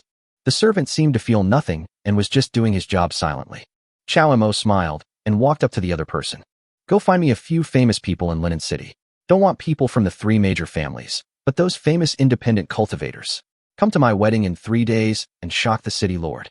This sentence made the servant stunned for a moment. "Master, are you talking to me?" He looked very ordinary and was very inconspicuous after joining the crowd. He looked a little puzzled. "How could I possibly do something like that?" "Don't pretend. I noticed you when you first got here." Chow Mo always smiled slightly, patted the other person's shoulder, and said, "My father sent you to protect me, right? Hurry and work for me. In 3 days, I want the city lord to keep a close eye on you." He absolutely trusts his father. "I left home and came to the remote city of Linen. How could my father not make some arrangements?" Although Chow Mo had no talent for cultivation and was only at the 2nd level of Qi training before leaving home, the head of the Chow family still doted on his son very much. Chow Mo went to Linen City to relax. The head of the Chow family would definitely send someone to protect him, and the person's cultivation level would not be low. As early as 3 years ago, Chow Mo had actually confirmed the other party's identity, but he just never pointed it out. He has seen many masters. After all, he is the young master of the Chow family's main branch, and his eyesight is beyond the imagination of others. The expert sent by my father is very powerful, but he cannot hide from Chow Mo's eyes. He had not revealed the other party's identity before because there was no need to do so, but now he needed to intimidate the city lord and make him calm down a little, so he came to look for the secret guard. "Amazing. You are worthy of being the young master." The errand disciple was amazed. He thought he had hidden himself perfectly, but he didn't expect that Chow Mo had already seen through him. Chapter 34, Tyrannical City Lord. Just as Chow Mo said, he was a secret guard sent by the head of the Chow family, responsible for protecting the safety of his young master. He had a lot of free time during this period and felt much more comfortable than when he was at the Chow family's home. After all, this is Linen's city, which is much lower in level than the Chow family. As a secret guard here, he is almost invincible. Apart from protecting Chow Mo in secret, he hid himself very well, just like a real servant. Since the young master has given the order, I will certainly do my best to complete this matter. The errand disciple said yes, and left in a flash. It was obvious that his cultivation was extraordinary. The person who was able to be sent out by the patriarch of the Chow family to protect the young master of the Chow family must naturally be an extremely powerful master. Chow Mo was not worried at all that the other party would fail. Because this is Linen's city, considering the other party's level of cultivation, there is no possibility of being truly threatened. As for how the other party would convince those celebrities, that was not his concern. Chow Mo believed that his father sent someone to protect him, so the person must not only be extremely powerful, but also have many other abilities. Time passed quickly. In just 3 days, the entire Linen city seemed to be boiling. The Chow family held a grand wedding and invited people from all walks of life to attend. And the people they are going to marry this time are actually the other two of the 3 major families, the Lin family and the Zhao family. The women Chow Mo had married before were all members of the Chow family. Although their weddings were held with great fanfare, they were not widely publicized. But this time it's different. The simultaneous marriage of the 3 major families is definitely extremely rare, if not unprecedented. Everyone knows that although Linen City seems to be controlled by the 3 major families, the real owner should be the city lord's mansion. The Chow, Lin, and Zhao families, the 3 major families, restrained each other, resulting in their ruling power over Linen City being far inferior to that of the city lord's mansion. Now they are actually getting married at the same time. The daughters of the 2 major families are going to marry the young master of the Chow family, which makes many people feel very strange. Is it possible that the situation in Linen City is about to change? The Chow family's plan is not small. But how could the city lord's mansion allow them to do that? Many people feel that a storm is coming. On the surface, this is indeed a grand event. After all, the marriage between the 3 strongest families is very rare in history. In fact, everyone can feel that in this extremely festive atmosphere, there is a prelude to an impending storm. The city lord's mansion will not allow the 3 major families to marry, and no one dares to say what the other party will do next. Seeing the attitude of the Chow family, the Zhao and Lin families did not care about the previous warnings from the city lord's mansion. I don't know what the other party's confidence is, but since the Chow family dares to do this, then the 2 major families cannot be timid and have successively announced their acceptance of the Chow family's marriage. Anyway, even if they agreed to the marriage, the city lord's mansion would still only target the Chow family, and it would be impossible to target the 3 major families at the same time. Although the city lord's mansion is very powerful, it is seeking death if it wants to fight against the 3 major families at the same time. It can only deal with one of them, and the Chow family is the first to take action. 3 days passed quickly, and the wedding began. The 2 daughters from the Lian family and the Zhao family have already started dressing up. The Chow family had almost completed their preparations and started sending people to welcome the 2 brides. And here at the city lord's mansion, when the city lord heard the news that the Chow family had actually sent people to pick up the bride and were preparing to continue with the wedding, he was immediately furious. The Chow family is so arrogant that they don't even take the words of this city lord seriously. His expression was gloomy and uncertain. He had warned the other party 3 days ago, but he didn't expect that the other party didn't take him seriously at all. That's the case. Then he would go to the Chow family and take a look. He wanted to see what confidence the Chow family had in order to confront the city lord's mansion. The city lord knew very well the attitudes of the Zhao and Lin families. During these 3 days, only the Chow family has been building momentum, spreading the news that the 3 major families are about to form an alliance. However, the Lin and Zhao families remained silent, preparing only for their daughter's marriage, and kept silent about the alliance between the 3 major families. It is precisely because of this phenomenon that the city lord is very sure that the Chow family is the most enthusiastic about the alliance among the 3 major families, and the other 2 families may not really dare to do so. What he had to do was to take the opportunity to suppress the Chow family and make them give up. Only when the Chow family is suppressed, the other 2 families will behave themselves and not dare to interfere with the power of the city lord's mansion. At the city lord's command, he immediately summoned his city guards and set off in a mighty force. He brought his daughter and many loyal subordinates, leading thousands of city guards, and did not hide the movement here at all. Many people were alarmed and discovered the situation at the city lord's mansion, and their expressions suddenly changed. As I said before, the city lord's mansion will definitely not sit idly by. With the three major families forming an alliance through marriage, the city lord will be under the greatest pressure. He will definitely not let the other party succeed. There are so many city guards. Is the city lord going to visit or to fight? Along the way, many pedestrians were frightened. Those who knew could guess that the other party was preparing to attend a wedding, while those who didn't think that the other party was going to fight a decisive battle with the enemy. Thousands of powerful city guards have become the most important backbone force of the city lord's mansion.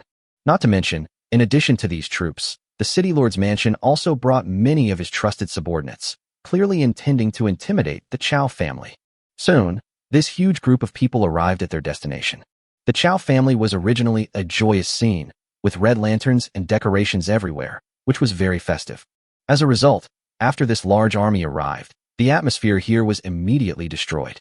The city lord and his men were even more domineering and arrogant. They swarmed in and did not behave like guests at all. The guards of the Chow family did not dare to come. After all, these were people from the city lord's mansion, and there were so many of them that they couldn't stop them even if they wanted to. The city lord's mansion has sent a gift. Why don't the Chow family members come and receive it? At the city lord's signal, a guest official from the city lord's mansion came forward and took out a copper coin. This is actually their gift for the Chow family's wedding. The city lord's mansion dispatched more than 1,000 people, a grand force, but they only paid a copper coin as a wedding gift. They were really arrogant and domineering. That's not all. These people also directly grabbed the best seats, squeezing out many people who wanted to share in the joy. This city lord has personally brought people to attend the wedding. Where are you from the Chow family? Why don't you quickly put the food on the table and properly entertain these brothers and subordinates of this city lord? The city lord was very imposing, and it was obvious that he was here to cause trouble, making the people of the Chow family angry, but unable to speak out. Chapter 35. City lord is shocked. This is the Chow family. Before this, no outsider had ever dared to be so arrogant here. But the city lord dared. He brought more than 1,000 men with him and directly took out the city guards guarding Linen City, making the people of the Chow family dare not act rashly. Because if a battle breaks out here, the Chow family will suffer the most serious losses. Many servants didn't know what to do, so they could only send someone to inform Chow Mo and let the young master make the decision. Father, aren't we going too far? Fong Linger, the city lord's daughter, frowned slightly, somewhat disapproving of her father's actions. Today is someone's wedding day, but her father behaved like this, which made her feel a little uncomfortable. Linger, you don't understand this. The city lord said earnestly, it's time to suppress the Chow family. Otherwise, if they really become powerful, they will sooner or later trample over our city lord's mansion. By then, Linen City will no longer believe in Fong, but will be surnamed Chow. When it comes to his own daughter, City Lord Fong naturally speaks his mind without hiding anything. He directly stated that he came this time to disrupt the Chow family's wedding, so that the other party would give up and stop thinking about getting involved in the power of Linen City. Fong Linger could only sigh softly at this. Although she was deeply loved by her father, she could not change his mind. No one could stop him from doing what he wanted to do. The other side. Chow Mo rushed over and saw the father and daughter sitting in the most conspicuous position from afar. He looked at the city lord's daughter and found that she seemed to be hesitant to speak to him, with obvious apology in her expression. In his heart, he still had some praise for her. It's just a pity. Although the daughter is sensible, her father is not so good. He is determined to be her enemy. Then he must severely crush the other party's arrogance. Otherwise, any cat or dog would dare to shit in front of you. Chow Mo walked over here, and despite being intimidated by thousands of city guards, he remained calm. These city guards were quite good, and each of them even had a murderous aura, obviously having been on the battlefield and seen blood, but they still couldn't intimidate him. He looked to the side and saw that many people did not dare to come near here. In addition to the guests who were forced away by the people from the city lord's mansion, there were some people who had originally planned to come and give gifts, but now they were standing there and watching. Those people did not dare to provoke the city lord's mansion, but wanted to please the Chow family. Now they were caught in a dilemma and didn't know what to do. Some people even try not to please either side or offend anyone, and just go home. After all, everyone can see that these people from the city lord's mansion came to visit with the clear intention of embarrassing the Chow family.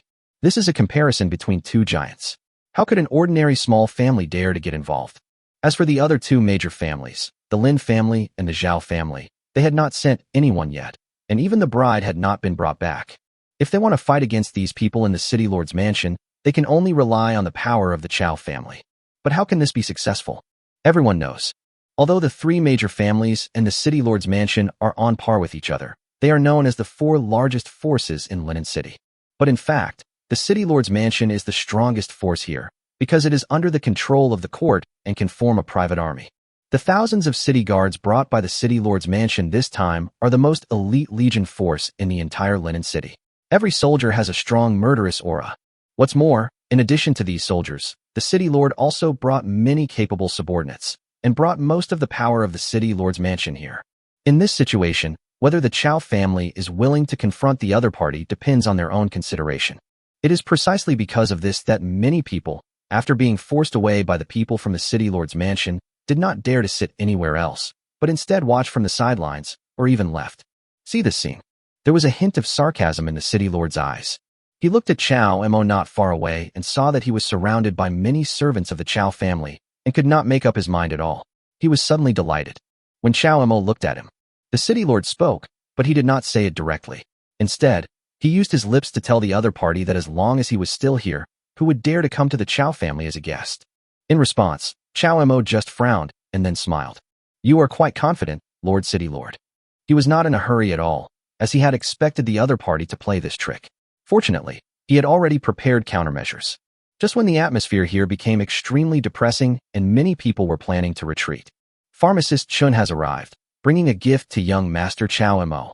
Dean Qian has arrived, bringing a gift for young Master Chow Mo. Shopkeeper Yu has arrived, bringing a gift for young Master Chow Mo. At this time, those in the family who were responsible for welcoming guests shouted loudly, and several names shocked the people here. They all looked towards the gate, including the city lord, feeling a little bit unbelievable. Pharmacist Chun is the most famous old pharmacist in Linen City. He has saved countless lives throughout his life. Many people from the three major families and the city lord's mansion owe him favors. Including the city lord himself, they all received a favor from the other party more than 10 years ago. Dean Qian is the old dean of the only martial arts academy in Linen City. Although his strength is not very strong, he has trained many famous disciples. Moreover, the martial arts academy he founded became the only place where common people could practice martial arts, and was deeply loved by all common people. As for the last shopkeeper, Yu, he was a fat man with a smiling face and seemed very kind. However, everyone who knew him knew that this shopkeeper Yu was the boss of the Longmin Chamber of Commerce branch in Linen City and had very high vision. For shopkeeper Yu, there is almost no one in the entire Linen City whom he can look up to and respect, and he himself controls the economic lifeline of the entire city. The cultivation levels of these three people are not very high, but without exception, they are all people with great influence and high respect. It is not easy for the three major families and the city lord's mansion to meet any of these three people on a normal day. And now these three people have appeared. Moreover, the other party took the initiative to come forward to congratulate Chow Mo and presented him with a gift. In particular, the gift presented by shopkeeper Yu was actually a very valuable crystal called amethyst tears. Wearing it all year round can prolong one's life and improve one's health. More than 10 years ago, after the city lord learned the news, he immediately went to the Chamber of Commerce and wanted to buy the crystal to nourish his mother who was dying, but was flatly rejected by the other party. He was angry but dared not speak out, because he knew that the network of people behind the other party was too complicated and he didn't even dare to offend him. And now, the other party actually took out the crystal on his own initiative as a gift to Chow Mo. This made the city lord's pupils shrink slightly, and he felt that he had miscalculated. Chapter 36. Change of Attitude. Pharmacist Chun, Dean Qian, and Shopkeeper Yu. These three people are probably the most respected people in Linen City. Moreover, they did not come from the three major families or the city lord's mansion, but were outside these for major forces. Whether it was the Lin family, the Zhao family, or the city lord's mansion, they all tried to win over the other party, but were directly rejected by the other party. The situation of these three people is special, and the three major families and the city lord's mansion cannot use force, otherwise they will definitely be despised by the civilians of the entire Linen City. But the city lord never expected it. On Chow Mo's wedding day, these three people showed up one after another and presented gifts, which clearly showed that they were there to support the other party. His expression was gloomy and uncertain. He didn't know how the other party had convinced these three people. After all, this was something that even he couldn't do. Shopkeeper Yu, long time no see. The city lord didn't know the situation, but he knew that he couldn't let the other party take a seat successfully, so he immediately went to meet him. Oh, it's you. Someone greeted enthusiastically, but all he got in return was a cursory glance from the fat shopkeeper. However, shopkeeper, you completely ignored the city lord standing next to him and walked over to chat with Chao Mo. This made the city lord's face freeze. He reacted quickly and walked up to Dean Xian without leaving any trace. He said respectfully, "Teacher, long time no see. How are you feeling lately?" The other party is also the city lord's teacher. Dean Xian is probably the most respected of the three. He has been running a martial arts academy and teaching countless disciples for decades. In particular, most of these martial arts masters were born into civilian families and had no qualifications to practice the path of cultivation. Although they are not as powerful as monks, they are much stronger than ordinary people. There are many such people in the city guards. Even the city lord himself had received favors from the other party and achieved something many years ago, so he naturally respected the dean very much. "It's Xiaofeng. We haven't seen each other for a few years, right?" Dean Xian obviously remembered the other party. After all, he was the lord of a city. He exchanged a few polite words with the other party. Then, while the other party was stunned, he walked straight towards Chao Mo and had a cordial conversation with the young man. As for the last one, Pharmacist Chen, without even looking at the city lord, he walked straight towards Chao Mo. As the best pharmacist in Linen City, Pharmacist Chen doesn't need to care about anyone's expression. He can talk to whoever he wants. As for a certain city lord who took the initiative to stand in front of him and block his way, he still didn't take it seriously. Everyone was shocked. These three are not just any random people, but the three most respected people in the entire Linen City. Their prestige in all aspects has reached the top. Even a figure like the city lord is not worthy enough in front of the other party and has to be respectful. And these three people actually went to find Chao Mo together. They seemed to value each other very much and looked a little excited. They couldn't figure out why this happened. That's not all. Just when everyone thought that the three respected people were the highlight of the wedding, someone else arrived. The visitors turned out to be a big family from other cities. It is a force that is no weaker than the three major families. It also has some business dealings with Linen City on weekdays and is also a hegemon in other places. Normally, the two sides would just send envoys to meet each other, and there were very few cases where high-level officials actually needed to visit each other. This time, the heads of other families actually came to express their goodwill towards the Chao family. This shocked everyone. There were 13 powerful families in the 4 cities in the surrounding area, and they all sent people. Either the head of the family came in person, or a respected elder. The city lord swallowed. He never imagined that the Chao family was so powerful that they could directly call people from other cities. The head of the Chao family was not surprised at all. These people had no connection with him. The reason they came to the wedding was not for their own face, but because of the host of the wedding. Chao Mo is the young master of the Chao family. No matter what he can do or what tricks he comes up with, Chao Jun will not feel anything strange. The power represented by the other party is simply beyond the imagination of others. Others thought that Chao Mo was just an ordinary young master who had long been abandoned by his family and had to be demoted. However, Chao Jun knew very well that the other party came to him on his own initiative in order to gain some experience. A mere city lord's mansion is really not taken seriously by the other party. This time, Chao Mo made a small but generous move. Not only did he invite 3 highly respected figures from Linen City, he also directly called over families from other cities. His action was to intimidate the city lord and let him know what was right for him. It didn't take long. People from the other 2 families also received this news. The people of the Zhao and Lin families were shocked and then overjoyed. The better Chao Mo performs, the better it will be for them, as it will give them a greater chance of rising. It was not until this time that they gave orders to let the people from the Chao family take the bride away. Yes, that's right. Chao Mo had already sent people to welcome his 2 brides, but they never came back. Because the Zhao family and the Lin family are so close, they received news that the city lord was ready to make a move and would not give up, and this time he would definitely target the Chao family. In order to avoid being implicated and not wanting to miss out on the Chao family, a big tree that might rise, they did not drive out the Chao family's wedding procession, but they also did not let them go back. The 2 teams of Chao family were forcibly detained by the 2 major families. They could neither leave nor go back, so they could only wait here. Then they waited. Chao Mo did not disappoint them. What he did made the Zhao and Lin families completely convinced, and they welcomed them out politely. Soon, both wedding processions returned. In addition to the bride being brought back to the Chao family, the heads of the Lin and Zhao families, as well as other senior executives, also came to the Chao family. They behaved very politely, even with a touch of flattery and fawning, which made the disciples of the same family very confused. When these disciples also came to the Chao family to attend the wedding and found out who Chao Mo had invited, they all fell silent and understood why their top leaders had that attitude.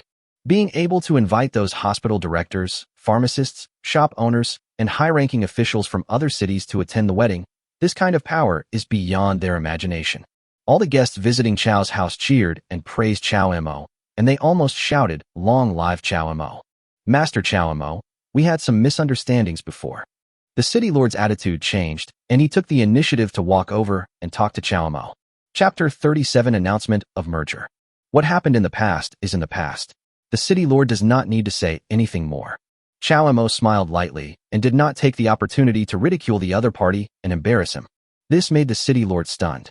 He thought the other party would make some harsh remarks to embarrass him in public, but he didn't expect that he would be so generous and let him go. Think about it carefully. The city lord believed that it was because he came from an 8th-rank family that the young master was afraid of him and did not dare to really break off relations with him. Thinking of this, he felt relieved. The wedding then proceeded normally. As a party to a normal wedding, Chow Mo naturally had to express his gratitude to the guests. I am deeply grateful for everyone taking time out of their busy schedules to attend my wedding, especially for the valuable gifts you have presented, for example, Lord City Lord. He was still speaking politely one moment, but suddenly changed his tone the next moment and pointed the finger at someone. This immediately made the city lord feel something was wrong, but under the gaze of everyone, he couldn't interrupt the other party directly, so he could only bite the bullet and continue listening. The Lord City Lord really thought so much of me to congratulate me on my wedding. He actually sent me a full copper coin and even summoned the city guards. I'm truly flattered. As soon as these words were spoken, many people's expressions became extremely strange and they looked at someone. Most of them arrived later and didn't know about the city lord's gift. Now that Chow Mo took the initiative to bring it up, they all looked different. A copper coin. This city lord is really nice to give it to me. It's very simple. The mayor of Linen City is clearly trying to disgust the Chow family. I really don't know where he gets the courage from. He even mobilized the city guards. That's not his personal army, but the imperial force responsible for protecting the entire city. He's truly courageous. Others might not dare to say anything, but those big families from other cities began to mock each other openly. Especially some people who were in charge of the inner workings of the city guards were disgusted by the city lord's behavior. Because that is the power of the city. To be more precise, it is under the jurisdiction of the imperial court, but the right to use it is given to the city lord. However, the other party used this power to settle personal grudges, which really shows that they do not take the imperial court seriously. The person who was named had a changeable expression on his face and looked very gloomy, but he just couldn't get angry. Because there are so many people here. Once he really dares to take action, others might take advantage of the situation and join forces to deal with him. No matter how powerful the city lord's mansion is, it can only suppress the Chow family, and can even fight against the 3 major families in Linen City. However, it would be a bit presumptuous to face the power of 13 large families in the other 4 major cities. The city lord is a highly respected person, and he has always been the one to intimidate and warn others. Unexpectedly, this time he was actually warned by others. The current situation made him feel embarrassed, and he really didn't want to stay here for a moment. He just wanted to find another place and escape quickly. Feeling the pointing and talking of those around him, the city lord couldn't get angry, so he could only grit his teeth and swallow his anger, preparing to leave with his people. Fong Linger just sighed softly, feeling extremely sorry. Long before she came here, she had already advised her father, hoping that he could get along well with Chow Mo, but unfortunately he was stubborn and only wanted to be Chow Mo's enemy. Now things are different. Chow Mo's big move directly hit the city lord's face so hard that it's swollen, forcing the other party to leave early. He really couldn't stay there any longer. Just at this moment, Chow Mo, who was speaking, suddenly changed the subject again. Although this wedding was held because of my admiration for the 2 girls, it also made me think of something. It is a very clever opportunity for our 3 major families. There were many people present, and after hearing this, their pupils suddenly shrank, and they all realized the importance of it. May I ask, Master Chow, what is the opportunity you are talking about? Someone couldn't help but ask. Chow Mo smiled slightly and said, it's very simple. While everyone is here, I officially announce that the 3 major families, the Chow family, the Lin family, and the Zhao family, will merge into one, with my Chow family as the leader. From now on, you can call us the Linen Society. Somewhat unexpected. Although the Chow family announced the unification of the 3 major families, they did not continue to use the Chow family's reputation. But it makes sense. Because the Chow family did not deliberately emphasize its dominant position, but instead came up with a new, simple, and easy-to-remember name. Linen Meeting. This is a union, similar to a family alliance. In addition to the three major families, other families are also allowed to join. It is different from the major sects. This kind of union is still family-based, and the various factions within it are still family members, who can ensure that their respective interests are protected. When these words were spoken, the whole audience was shocked. The three major families in Linen City are quite powerful, and compared with the surrounding big families, they are also in the upper middle level. If these three families were to merge, Linen would probably immediately become the largest force within a radius of hundreds of miles. Do the three major families want to expand outward? Many families couldn't help but become nervous because they were the family closest to Linen City. Once the other party really wanted to do that, they would be the first to suffer. Please don't overthink it. Our three families have united for no other reason than to prepare for the Imperial Court's family rank selection. We have no ill intentions. The reason Chao Mo took the initiative to reveal the alliance between the three major families was to strive for his family to be promoted to a higher rank and gain recognition from the Imperial Court. It's actually for that. The three major families in Linen City are really courageous. The merger of families can increase strength and thus have the opportunity to enter the rank, but we only dare to think about it. After hearing Chao Mo's explanation, people from other city families immediately felt relieved, because what the other party said made a lot of sense. In order to impact the family's entry into the rank system, it was normal to merge the three major families in advance. Most of them also know this method, which is theoretically quite feasible. But none of them wanted to do that, and no one dared to do that. Theory is one thing, and actual implementation is another.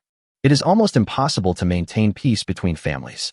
No matter which family they belong to, they dare not confirm that they have no thoughts about other families and can live in peace with other families.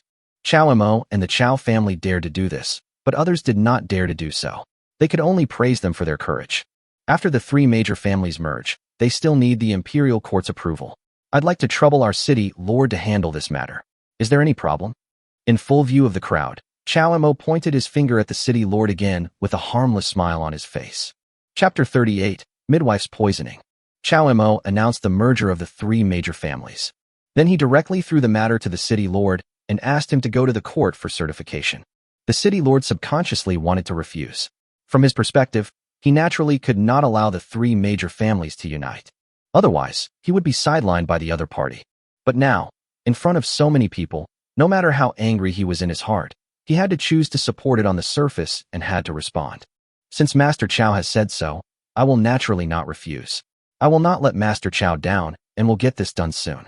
The city lord had to agree to the other party's request with a forced smile, otherwise he would be embarrassed and would have lost all his face for the day. He also had some hidden plans in his mind. Although he promised the other party that he was willing to apply for imperial certification for the merger of the three major families, he did not say when he would complete it. Under normal circumstances, a month or so would be enough, but he decided to drag it out for a year or two, at least to discuss the other party. But the city lord didn't know. It doesn't matter to Chao Mo whether it is completed in half a year or a year, because the family product street selection will be held 3 years later. His action of climbing up the pole really made the city lord very angry, but he had no way to vent his anger. The people around praised him one after another. This time, they admired him from the bottom of their hearts. They didn't expect that the other party had such courage. Family merger is a matter of vital importance. Ordinary people only dare to think about it, but they have not yet met anyone who really dares to do it. Chao Mo and the Chao family were the first people they had seen who dared to do such a thing. The wedding continued with many guests toasting each other, making it very lively. They witnessed the determination and ambition of Chao Mo and the Chao family, and were willing to make friends with each other. Before coming here, they were actually a little reluctant and didn't care about it, but for some reasons they had to congratulate each other. And now they always think that even if they make friends with each other, it seems that there will be no harm to them. A bustling day passed. As night fell, Chao Mo, who had been drinking with everyone, was finally able to return to the bridal chamber. He was a little drunk, and only after entering the bridal chamber did he use his strength to get rid of his drunkenness. Two delicate beauties sat by the bed, waiting for their husbands to lift the veil. Chao Mo walked over and revealed the identities of the two men, but did not act in a hurry. Miss Lin, Miss Zhao, I really like you. I'm not marrying you just for the sake of family alliance. He acted as if he was doing it for the other person's good, and couldn't find any fault with the two names. Because that is indeed the case. It was not because the Chao family needed to form an alliance with the Lin and Zhao families that Chao Mo married Lin Yuyu and Zhao Zhihua. But he wanted to marry these two women, So he arranged for the Chow family to marry into the Zhao family and the Lin family. There's no point in saying more. Although our acquaintance was short, the days ahead of us will be long. I will let you feel my feelings. Chow Mo embraced a beauty in one hand and began to sleep with her tonight. The next morning, Chow Mo had just woken up from his sleep. System prompt. The host has been detected to be pregnant with 2 children. Please take good care of them. You will receive a reward when the offspring are born. The system prompts that the host's descendants all possess entry-level talents. Rewards are displayed in advance. 1 10-year cultivation base, 1 low-grade flying sword, and 1 bottle of chi-shaping pill. This made Chow Mo excited. I never thought that I could hit 2 holes in one shot, making 2 women pregnant at the same time, and all of them were children with high-quality talents. This time's reward is much more generous than the previous ones, which makes Chow Mo very much looking forward to it. He stayed with the 2 women every day, waiting for the birth of his child. At the same time, the merger between the 3 major families also began. However, this alliance did not go smoothly. How to make the 3 major families become one family was a big problem, which led to frequent quarrels among the 3 parties. Many people even feel that compared with the time before the merger, the frictions between the 3 major families now seem to be more frequent. The people of the Chow family felt very troubled because this merger was to be centered on the Chow family. It was the time when they were on the rise, but the facts gave them a blow and made them realize that this matter was not that simple. Until these problems accumulated more and more, the head of the family and his colleagues were a little too busy to handle them, so they had to send someone to ask Chow Mo for advice. After Chow Mo got married last time, he no longer lived in the Chow family, but lived in the Rui Inn. This was also a signal he was sending out that he would not only help the Chow family, but would also treat the 3 major families equally, so that the Lin family and the Zhao family could rest assured. What's there to argue about? Just let them develop on their own.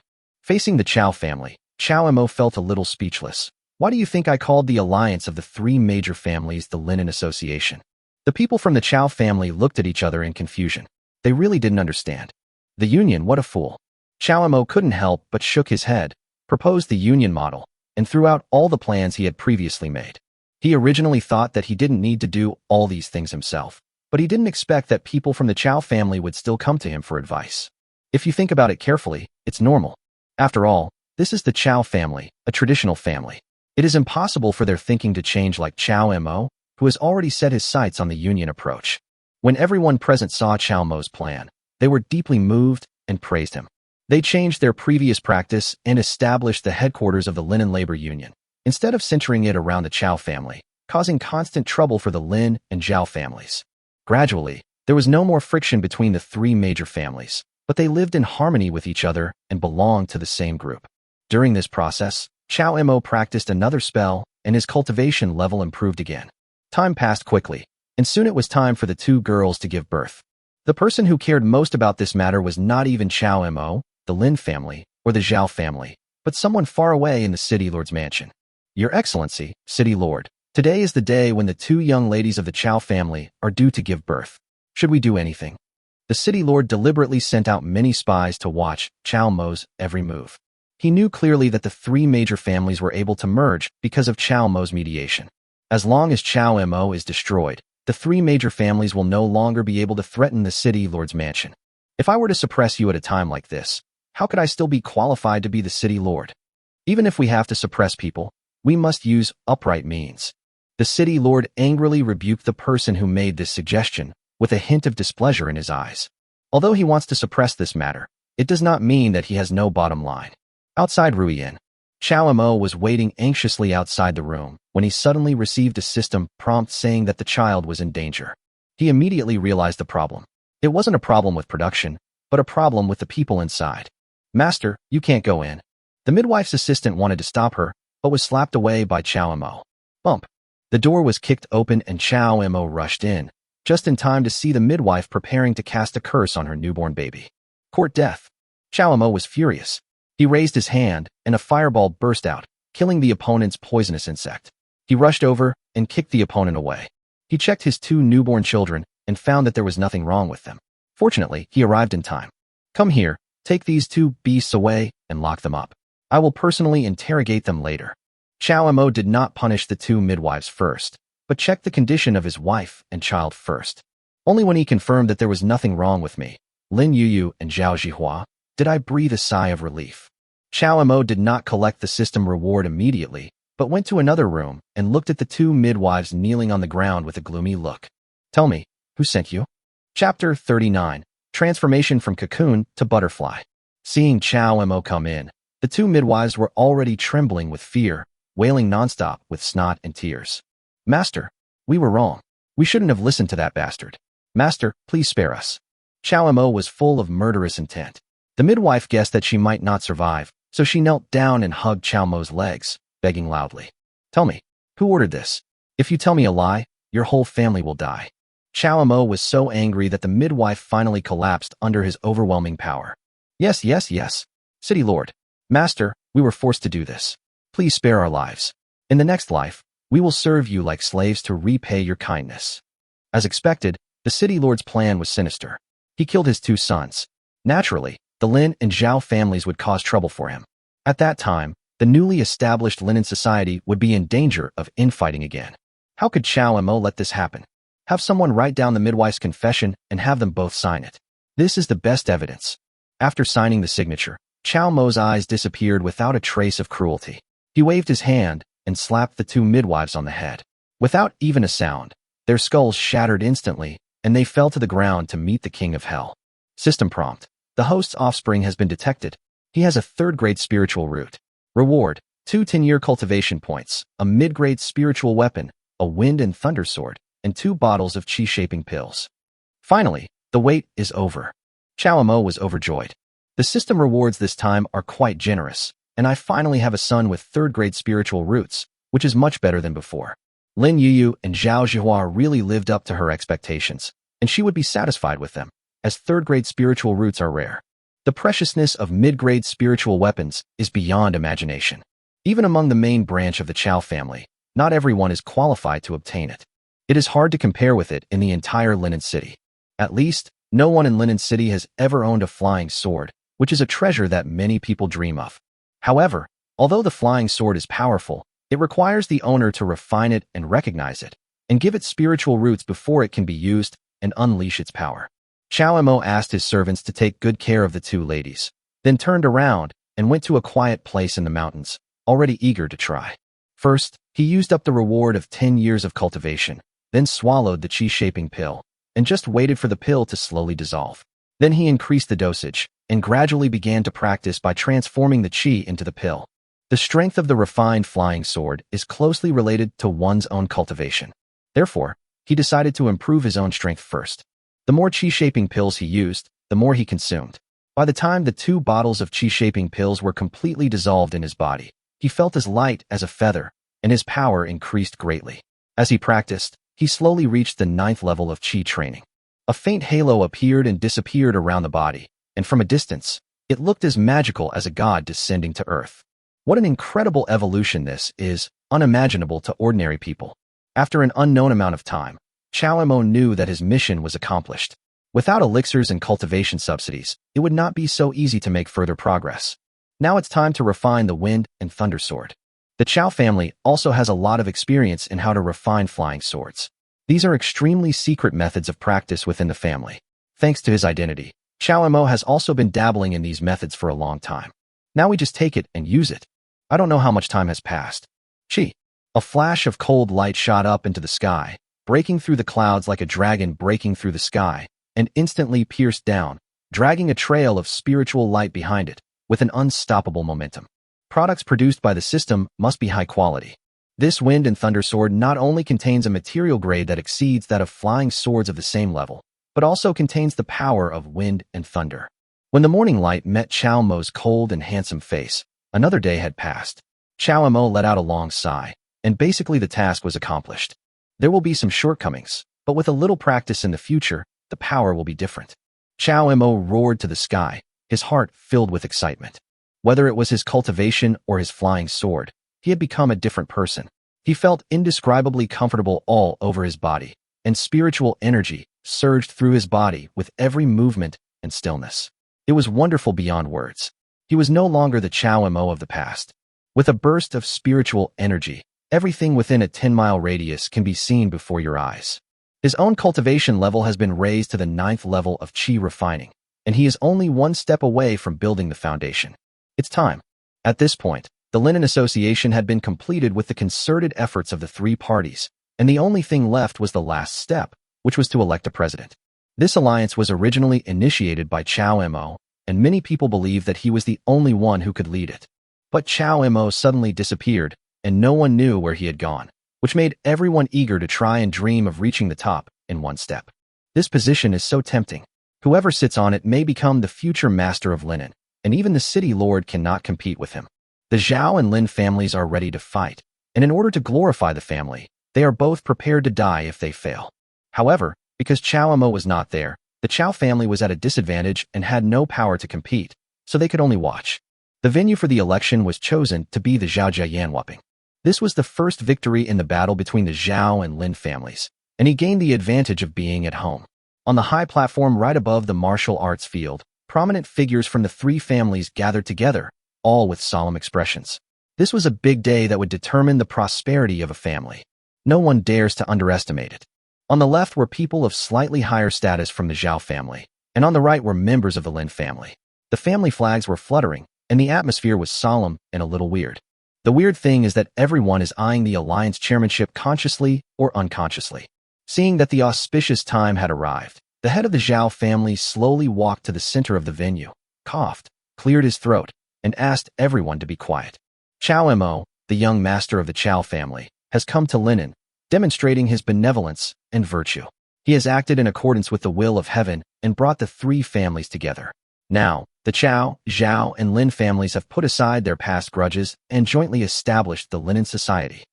From the moment the Linen Society was established, we must follow the will of heaven and the people, advance and retreat together, share honor and disgrace, and make no distinction between ourselves.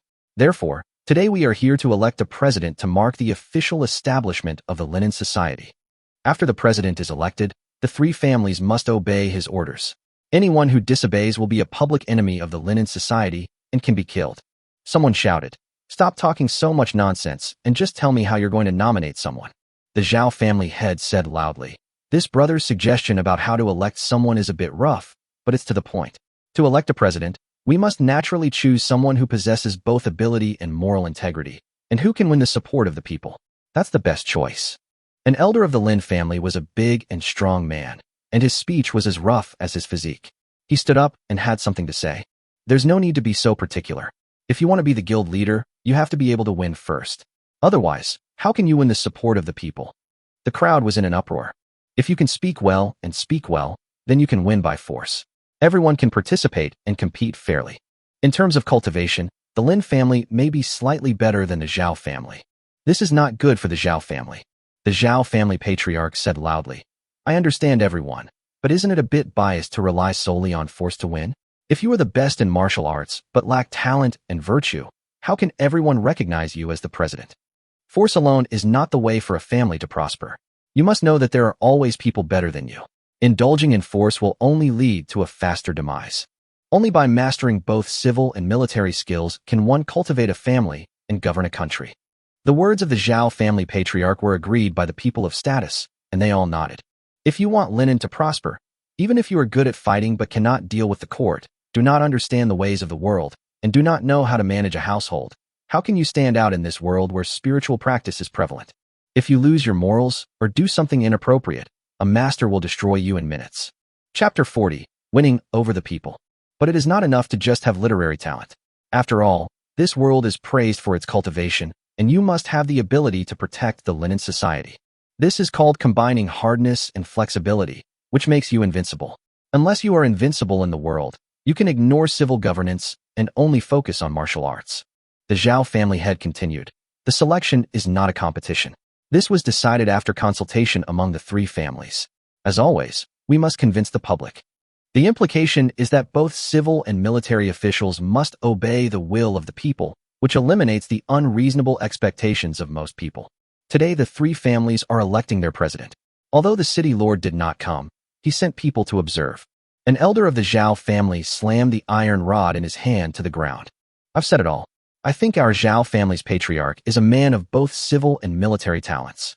His reputation is undeniable. If anyone in Linen City disobeys our patriarch, I'll invite him to take the position of chairman. If it's anyone else, I'll be the first to disobey." Bullshit.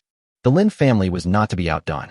One of their elders also stood up and pointed at the Zhao family elder who was speaking. The Zhao family's patriarch has a good reputation, and his cultivation is average. However, I'm afraid he's not qualified to be the chairman. My patriarch is a master of both civil and military affairs. Who dares to disobey him? The chairmanship belongs to the Lin family's patriarch. The head of the Lin family bowed politely around. I've accumulated some reputation over the years, and I'm fair in what I say. As for the chairman's position, it would be a bit inappropriate if the Zhao family's patriarch took it. Thinking back to what he did back then, everyone saw it. The head of the Lin family spoke politely, but he was vicious. He began to list the bad things that the head of the Zhao family had done in the past, such as how he caused someone's family to be destroyed in a certain year, how his cultivation had always stagnated, and how he had no future, etc. This was a smear. The head of the Zhao family became furious when he heard him slandering him, and also began to slander the head of the Lin family. Originally, if Chao Mo was not there, the position of president might have been chosen between these two people. Such a commotion is undoubtedly an exposure of each other's shortcomings. I heard someone yelling, "They're all bad people. I think this Linen society should just disband. There's no need to embarrass our ancestors." "What are you?" A member of the Lin family was furious. He had long recognized that this man was not from the three major families, but was sent by the city lord to cause trouble. He had been paying attention to him for a long time. The city lord wouldn't dare to be so arrogant here. "Everyone, watch out. I know this guy. He's the city lord's dog." Suddenly someone shouted and drove him out. The Zhao family patriarch smiled and said, "It's okay. It's a good thing that they came today. Let's witness it." Everyone began to calm down and started fighting for the position of president again. At this time, Chao Mo rushed over and listened for a while. He felt that continuing to argue like this would only damage unity, which was not what he wanted. Just as everyone was arguing fiercely, a figure dropped from the sky, drew a beautiful arc in the air, and landed steadily in the middle of the field with a refreshed look. Someone couldn't help but scream, Good trick. This posture of descending from the sky is very beautiful and calm, and you can tell at a glance that it is the work of a master." Everyone widened their eyes and found that the person coming was Chao Mo. The Chao family had been silent, but suddenly they became alert. Chao Jun didn't want to talk and just watched what was happening. When he saw Chao Mo suddenly appear, he shouted with joy. The appearance of Chao Mo was undoubtedly like throwing a huge rock into the water, causing a wave. The Lin and Zhao families were stunned. "You came just in time. Why didn't you come a little later?" Chao Mo glanced around and slowly said to the Zhao and Lin heads, "How about I take the chairman's chair?" Chao Mo's tone was overbearing, and the two men were dissatisfied but couldn't say anything. The Zhao family had originally had a slight advantage, so they were naturally a little disappointed and dissatisfied when Chao Mo suddenly appeared. An elder shouted, "Speaking of merit, you're the most meritorious in the Linen Guild. No one can deny that. But what gives you the right to sit in the chairman's chair just because you proposed it?" "That's right. What virtue do you have? If we talk about cultivation and Taoism, you can't even be ranked." Someone from the Chao family stood up to object, but Chao Mo stopped him by waving his hand. "Status is not gained through arguments, but through strength. You don't accept it?" Chao Mo smiled at the head of the Zhao family, but the smile was a bit creepy. The Zhao family patriarch didn't dare look directly at Chao Mo, but said slowly, "I have no objection to you taking the chairman's seat, as long as everyone agrees. The old fox is just passing the buck. If he doesn't accept it, the people of the Zhao family will naturally not accept it either." Chao Mo turned and looked at the head of the Lin family again. The Lin family patriarch said grimly, "The alliance is a major event for the three families. It is not to be taken lightly. It is the key to success or failure. If you can convince the public, my family will all agree, and I will have nothing to say. It's another case of passing the buck. These people's faces make Chao Mo sick. Without me, you wouldn't be where you are today. Dear seniors, please come out and speak for justice." Chao Mo bowed to the sky, and everyone was stunned. What did he want to do? Ask for help? A figure passed over the crowd and landed in the center of the venue, with long fluttering beard and eyes like stars. A group of scattered people. Everyone exclaimed. Within 1,000 miles, everyone knew of the legendary Taoist monk, known for his superb cultivation. No one knew the true extent of his cultivation, but they only knew that if Linen City encountered an external enemy, he would intervene and resolve the crisis one step at a time. The small city of Linen could stand for 100 years without any major bloodshed. Even if the city lord is here, you still have to greet him first. He is the pillar of Linen. Why is he here? Some people are very puzzled. Anyone who can invite such a person must be no ordinary person. When everyone was surprised, another person came floating in. He came on foot, barefoot, carrying a huge golden bowl on his back. He had long red hair, a square face, and eyes like copper bells, which made him look intimidating without even being angry. Everyone exclaimed in surprise. He turned out to be the Golden Bowl. Jinbo. No one knows his real name or nickname. He travels around the world with no fixed whereabouts, but everyone in the world knows this person. He is charitable and has done countless good deeds in his life. Countless people in the world have benefited from his help. He also hates evil and can be considered one of the famous people in the world, even more famous than a wandering person. Even people in the court had to be polite to him and give him some face. Jinbo also speaks directly. Given your talent, you will surely become a great hero in the future. Why do you care about a mere guild leader? This means that Chao Mo's qualifications should not be valued by this little president, who has a greater future. Yes, it's truly astonishing that you've reached such a high level at such a young age. Even when I was your age, I didn't achieve such success. Being a guild president is a bit of a waste of my talent. Chao Mo bowed to Yi Dao Sanrin and said, "Thank you both for your support today. If we have the chance, we can discuss the world again in the future." "You're welcome. I came here today just because I can't bear to see anyone humiliating you. It's really a pity." It turned out that Chao Mo had known that there would be a quarrel today. If he wanted to suppress everyone, he had to ask someone to convince them. As soon as he came out of retreat, he used his spiritual power to see far away and noticed that these two people were passing by the wilderness where he was retreating, so he invited them over. The two men were shocked to see that Chao Mo, at such a young age, had already reached the 9th level of Qi training. They felt that Chao Mo would be a man of great achievements in the future, so they also wanted to make friends with him. Chao Mo could have defeated all the heroes with his own strength, but he did not want to reveal his true strength too early. Moreover, the best strategy to unite the three parties is to resolve this kind of matter in a civilized manner.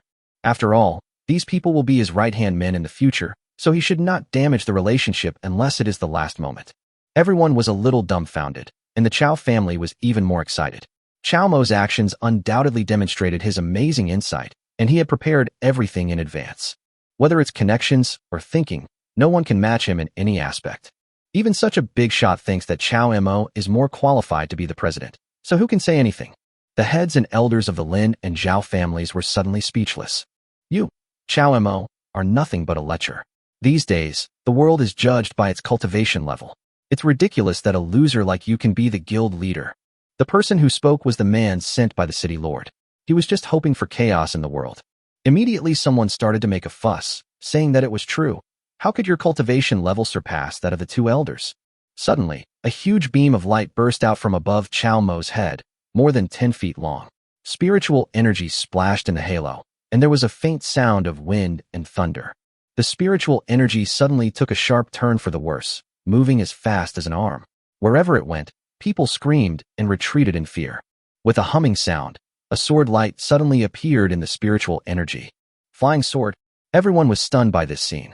With a dragon's roar, the sword flew as fast as lightning, pointing directly at the man who had just spoken rudely. Chapter 41. Securely sitting on the leader's chair. Chao Mo's wind and thunder sword was as fast as lightning, with the sound of wind and thunder faintly heard. The man stared at the flying sword with dilated pupils. He wanted to avoid the sharp edge, but this was just his idea. With a whistling sound, the wind and thunder sword pierced through his chest before he could even react. The flying sword pierced through his body, and with a dragon roar, it soared into the sky like an unruly flying dragon. As everyone stared at him in horror, the man covered his chest with his hands. Blood gushed out like a fountain, and he fell to the ground in surprise and fear. There was a cry of surprise from the crowd, and those around the corpse quickly moved away, fearing that they would be the next one. Today, the Linen Society is newly established. We should offer blood as a sacrifice to the flag to show our support for the world. If anyone disagrees, please stand up. Chao Mo's words were like thunder, causing the surroundings to buzz. Under his powerful aura, the whole place was silent as death. After a while, someone finally woke up. 9th level of Qi training. All eyes were fixed on Chao Mo. This kind of momentum and spiritual foundation confirmed that he was at the 9th level of Qi training. How many people in Linen could achieve such strength? The terrible thing is that Chao Mo was far from reaching this level of strength last time. This is really weird. This is something that ordinary people can't do. The improvement was so fast, as if he had got some great opportunity. Even the Zhao and Lin families were very surprised. This was no longer something that could be measured by talent. Even a genius wouldn't be able to progress this fast. Moreover, Chow Mo wasn't a genius, and the Chow family was excited. The 9th level of Qi training. What kind of strength is this? The Chow family has gained another great cultivator. This is undoubtedly a great joy for the Chow family. And this time in the fight for the throne, no one dared to disobey. Especially when the flying sword appeared, no one dared to say anything about it. This kind of weapon is rare in the world. Although Chow Jun couldn't figure out how Chow Mo did it, and was confused, this was a good thing. After a moment of shock, someone shouted, "People like this should be killed. They should be killed." Some people began to side with Chow Mo as a sign of loyalty. Chow Mo looked at the Zhao family's patriarch and pointed at the chairman's chair. "I want to sit here today. Do you have any ideas?" The head of the Zhao family glanced at the Lin family, and no one dared to speak, and the elders on his side continued to remain silent. Silence is acquiescence. The Zhao family patriarch stepped forward and said loudly, "During today's election, Master Chow was awe-inspiring. He possesses both talent and integrity, and has always been the perfect choice for the union leader. I don't think anyone would have any objections." The head of the Lin family said loudly, "This union was founded by Chow Mo. He is the most qualified to sit in this chair. If it were anyone else, I would not accept it." The Zhao family patriarch continued, "So it is. The Linen Association is officially established, and Chow Mo is officially appointed as its president. He is elected by the 3 major families. Anyone who disobeys will be a sworn enemy of the Linen Association." The Chow family cheered and almost jumped up. Although some people are still dissatisfied, this is the trend of the times and cannot be reversed.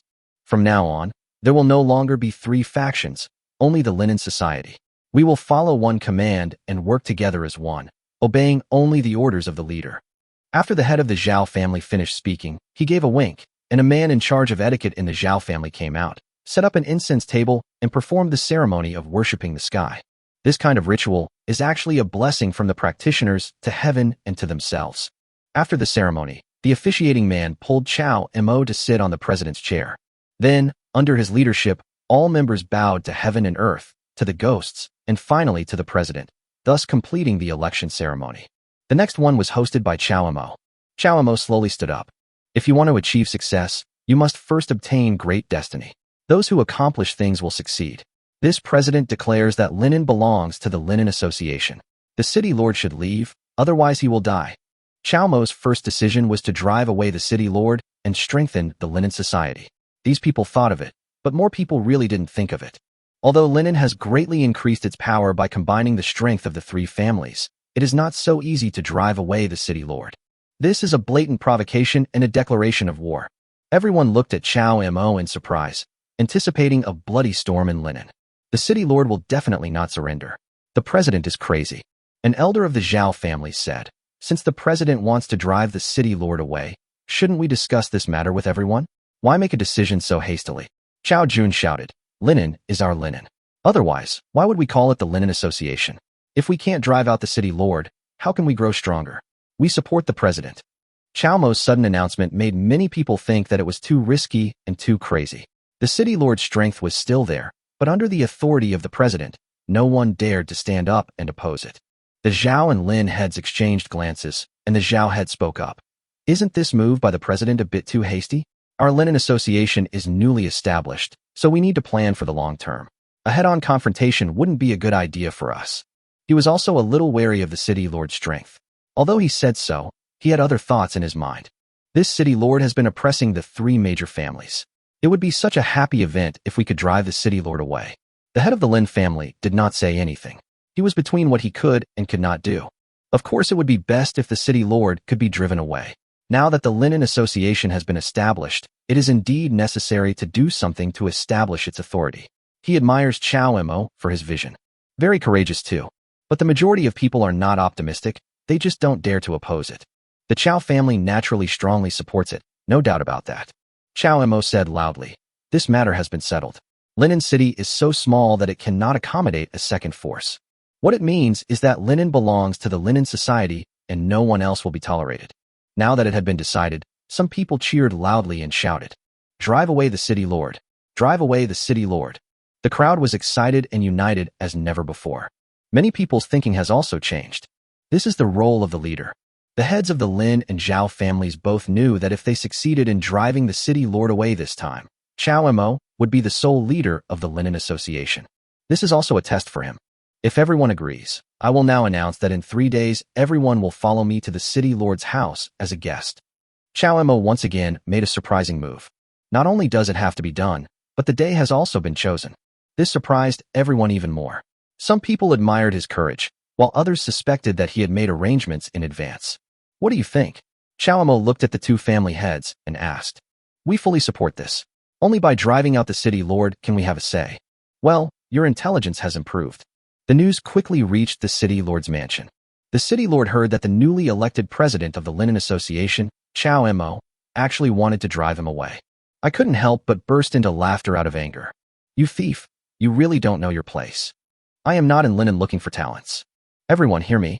In 3 days, I will let Chow Mo know who is the true lord of this city. The Linen Society is nothing but a mob, an ant trying to shake a tree. In 3 days, I will make his head into a wine glass for everyone. The city lord is wise. The city lord gritted his teeth and decided to fight Chow Mo. Chapter 42. The war is about to break out. Chow Mo won the position of chairman of the Linen Society, and the entire Chow family was in an uproar. As soon as he returned to Chow's house, Chow Jun decided to hold a banquet to celebrate. All of Chow Mo's wives were seated. Chow Jun also immediately reported the good news to the head of the Chow family, and all the efforts of the Chow family were rewarded. If the city lord is driven away, the Chow family will be the king of linen in the future. Come, drink, draw. Chow Jun came up to Chow Mo holding a wine glass. With you, the Chow family will surely prosper in the future. Chow Mo, come out. With a delicate cry, a woman holding a cold and eerie sword floated down from outside the wall. Who is shouting here? When everyone saw that it was the city lord's daughter, they fell silent again. Although she is the daughter of the city lord and the general is an enemy, she is also a close friend of Chow Mo's wives and concubines. What do you want from me? The city lord's daughter said sternly. It was me who brought you here, Bai Lu. I never thought you would be so ruthless and dare to become my enemy today. It's not too late for you to regret it now. Chow Mo sneered. You've done a good thing for me, but why? I have to listen to you. The city lord's daughter thrust her sword forward, pointing it at Chow Mo. You will issue an order right now not to become an enemy of my family, or I will kill you today. Bai Lu said anxiously. No, go away. You want to kill me? Call your father. Chow Mo laughed out loud. The city lord's daughter asked anxiously. Are you going to listen or not? I won't listen. Your father must go. The Chow family members over there were upset to see that a good feast had been disrupted by the city lord's daughter. Someone shouted, where did this crazy girl come from? If you don't leave, we're going to take action. There were many people here. The city lord's daughter saw that Chow Mo didn't take her words seriously at all. She was angry and anxious. She cursed him as a heartless person and climbed over the wall to leave. She thought that she would wait until there was no one around next time, and then find Chow Mo to discuss the matter with him. After the banquet, everyone went their separate ways. There will be a great battle in 3 days, so Chow Mo decided to seize the time and improve his magic within these 3 days.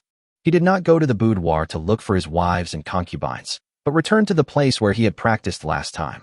This time, I must master the art of wielding a sword. The sword controlling technique is to further control the wind and thunder sword to achieve higher power. In the note Han Roashua left for herself, she introduced the essence of sword wielding to her in detail. Chow Mo set himself a goal of mastering the sword wielding technique within 3 days.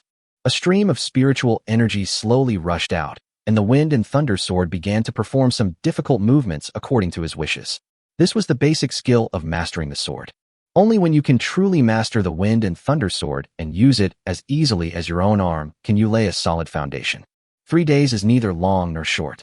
In just 1 day, he had basically mastered the tricks, and on the 2nd day he was proficient, and on the 3rd day he was officially controlling the sword. 3 days later, Chow Mo looked at the wind and thunder sword at his feet, motionless. With a thought, the sword pierced the sky again, and when it returned to his feet, it was motionless again. He raised his foot and stepped on the sword. The sword sank slightly, and then returned to its original position. He stood up with his whole body and shouted, "Let's go." The sword carries the man, like a wisp of smoke chasing the morning sun. Mission accomplished. Today is the day the city lord will die. When he came out, he greeted Chow Jun and asked him to lead the people to make preparations first, and he would arrive in time.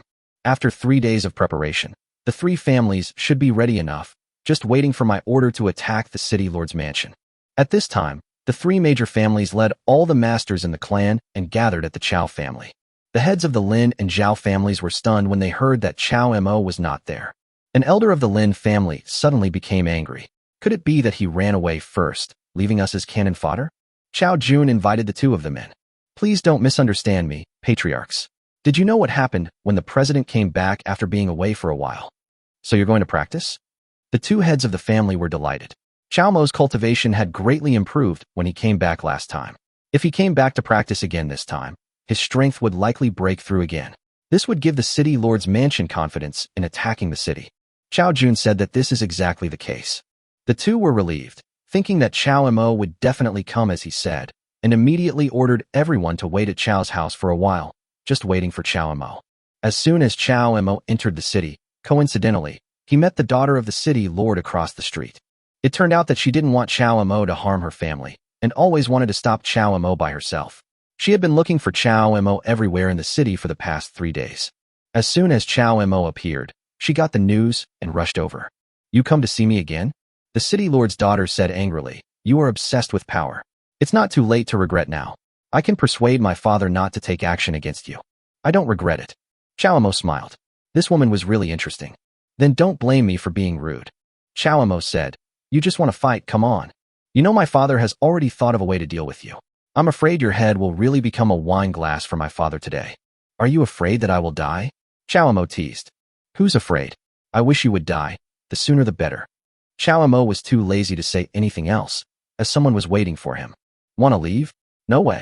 The city lord's daughter shouted angrily and rushed up from behind. Chao Mo knew that he would have to fight her sooner or later, so it was better to do it now. His whole body shook, and spiritual energy emerged. Seeing that he was murderous, the city lord's daughter became even more furious and stabbed Chao Mo with her sword. Chao Mo laughed loudly. Today, Chao Mo is your nemesis. He dodged the long sword and reached out to touch the sword, and a ball of flame burned along the sword. The power of the fireball technique grew stronger as his cultivation level increased. Before it burned the city lord's daughter, the heat had already made her feel a little dizzy. Terrified, the city lord's daughter quickly moved 3 feet away. Good move. Try another one. Chao Mo would not give her any chance to breathe. He moved forward, and another fireball flew over. Shameless. The city lord's daughter saw how powerful his fireball was, cursed, and had no choice but to hide. Obviously, she was very afraid of the fireball and knew how powerful it was. Especially the heat from the fireball, which makes people unable to control themselves before they even touch them. The air they inhale is like a hot current going straight to the lungs, which is really uncomfortable. Seeing him throwing another fireball, the city lord's daughter tried to block it with her sword, but unexpectedly the fireball split in two, and the heat became even stronger. She rolled over to dodge a ball and kicked another one with her foot. Although her cultivation was average, she had been practicing since she was young and her strength was considered top-notch in linen. Although he was no match for Chao Mo, he couldn't do anything to her for the time being. As she hurriedly avoided the fireball, Chao Mo used an escape technique, suddenly approached her, stretched out his hand, and touched her, and a stream of spiritual energy penetrated into her body. The city lord's daughter only felt a surge of spiritual energy in her body, and she immediately couldn't breathe. Chao Mo snatched her sword and grabbed her hands and put them behind her back. How are you now? If you have any shame, you will cheat. All is fair in war, you still have to learn. This makes sense. Although the city lord's daughter is not convinced, she has nothing to say. After all, her cultivation is not as good as others. Walk.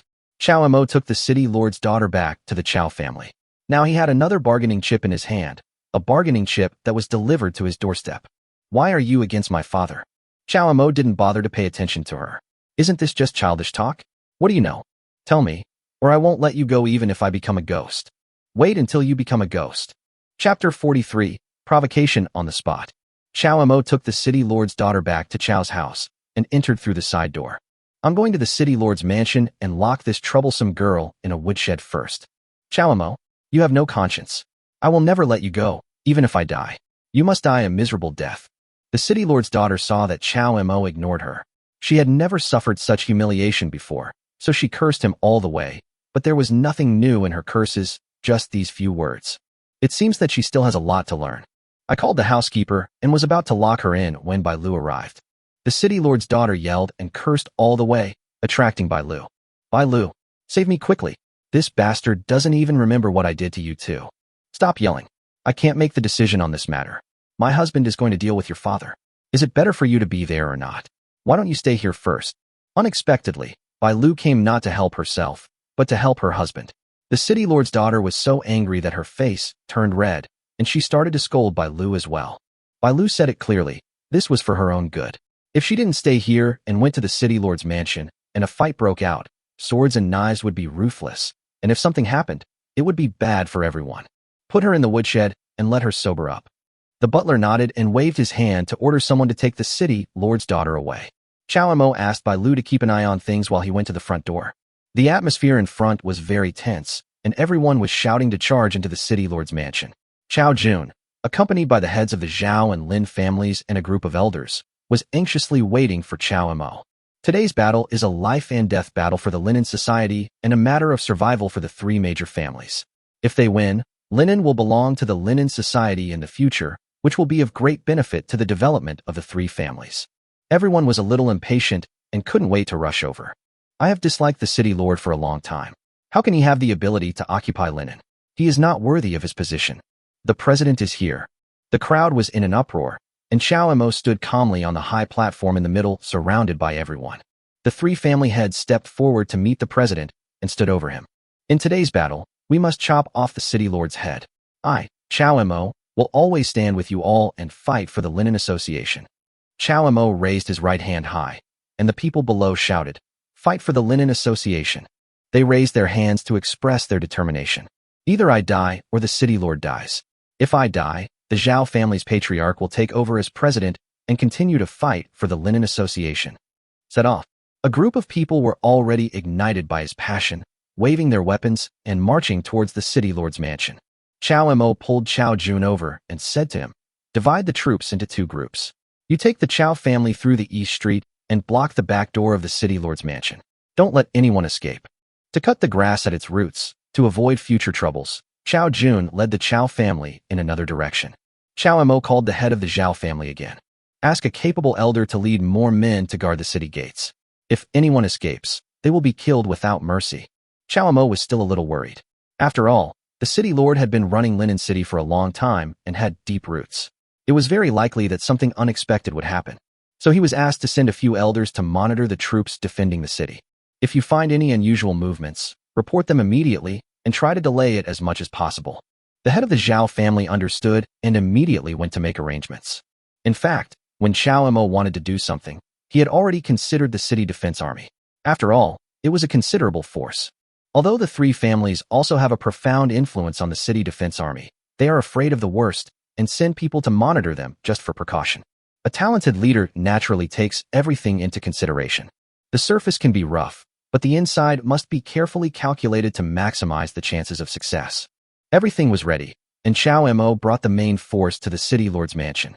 The people ahead had already reached the city lord's mansion and saw the gates were wide open, unguarded. Could it be that easy? Could they have all escaped? The elder in front saw that the situation had become complicated and was afraid of a fraud, so he immediately came to report to Chao Mo. When Chao Mo heard this, he also felt strange. Walking into a trap? Now that we are here, no matter what the city lord does, we will do it today. Chao Mo rushed to the city lord's mansion and found that it was just as the elder had said. The mansion was empty and there was no one guarding it, just waiting for him to enter. I'm not afraid of you. It's just a trick. At Chao Mo's command, everyone rushed into the mansion and arrived at the spacious living room. There was still no one here. Everyone shouted and rushed past the living room to the main hall. Suddenly, a man holding a sword, with his head lowered, slowly walked out from the darkness and blocked everyone's way. That look shows that he doesn't take anyone seriously. This man was calm and composed. Facing the large number of people on Chao Mo's side, he didn't care at all and walked towards that station with great momentum. The originally loud noise also quieted down. Chao Mo sneered. The head of the Lin family said, President, be careful of this man. He is the brother of the city lord. He has reached the foundation building stage and is the second best master in Linen. Chao Mo said, Oh, his realm is higher than his own. As soon as the city lord's brother appeared, some people immediately became wary of him due to his strength. Chao Mo stepped forward. Who are you? If you're here to watch the fun, please go to the market. If you're here to block the road, you're courting death. The city lord's brother said grimly, I don't care who you are, this road is blocked. The city lord has ordered that no one is allowed to pass through here. What a big tone. I'm going to pass through here. Then it seems you don't have the ability. The city lord's brother slowly drew out his sword. They were about to take action, so everyone stepped back 10 steps and made a circle. Chow Mo laughed heartily. Even you can use a sword? You are really insulting the sword ancestor. I do know only a little about the way of the sword, but that's probably enough to deal with you. Chow Mo's body trembled, and a stream of spiritual energy emanated. One person shouted, "President, this guy is so arrogant. Why would he use a butcher knife to kill a chicken? Let me meet him." The person who spoke was an elder of the Lin family. He also used a sword. He was about 60 years old, with a flowing white beard. It was obvious that he had profound cultivation. The elder considered himself an expert in swordsmanship in Linen City, and had long wanted to test the swordsmanship of the city lord's brother. If he could defeat him, he would become famous. Chow Mo retreated. The elder drew his sword, stretched out his hand and trembled, and countless sword flowers appeared. The sword energy was as sharp as the hissing of a snake. The city lord's brother sneered and said, "You think you can fight me?" The long sword made a swish sound and went straight forward. Without any tricks, it stabbed towards the elder's chest quickly and fiercely. The elder snorted, struck a posture, and moved his long sword sideways, sticking to the opponent's sword from bottom to top, making the opponent's sword lose its accuracy. At the same time, his own sword was still pointing diagonally upwards at the opponent's chin. He is good at both offense and defense, and he is indeed a veteran. The city lord's brother retracted his sword, extended his left hand, and with one palm, he clamped his foundation-building cultivation, passed over the elder's sword, and hit the elder's shoulder with a bang. Fortunately, he dodged quickly and was not hit in the vital parts. The elder was defeated and said nothing, feeling very embarrassed. He was defeated after only 3 moves. This man was indeed extremely powerful, and no one dared to challenge him anymore.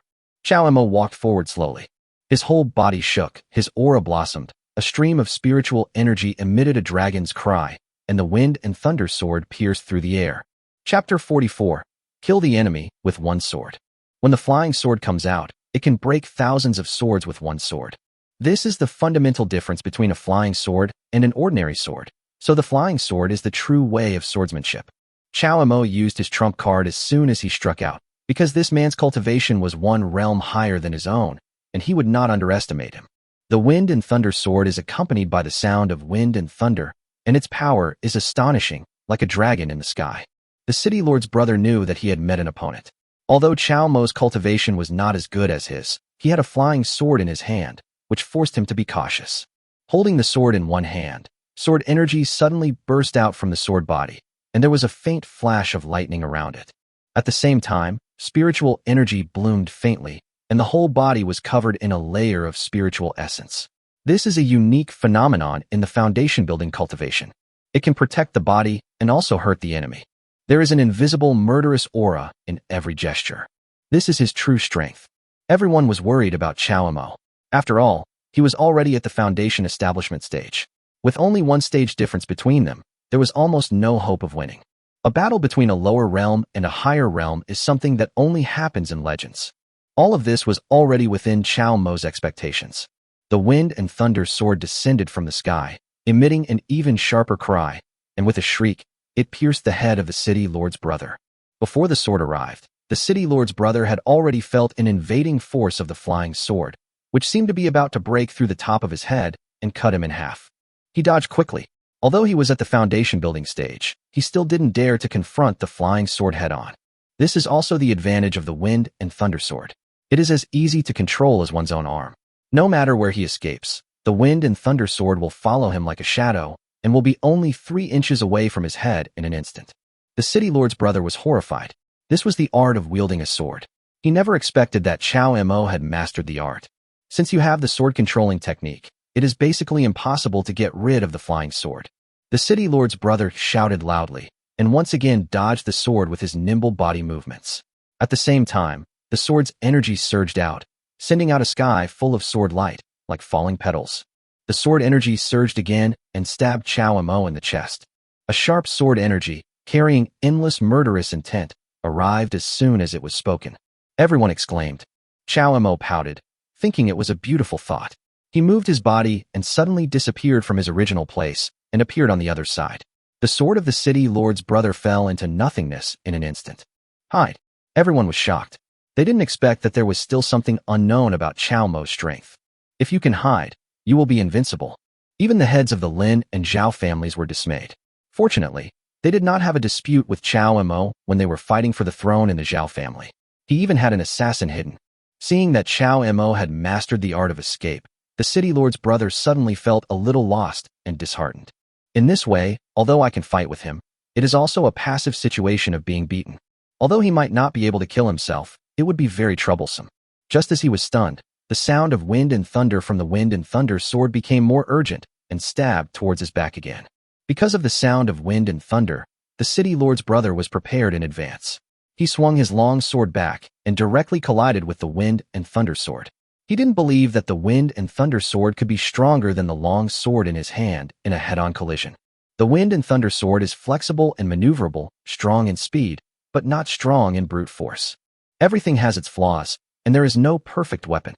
The wind and thunder sword indeed changed direction and did not confront him head-on.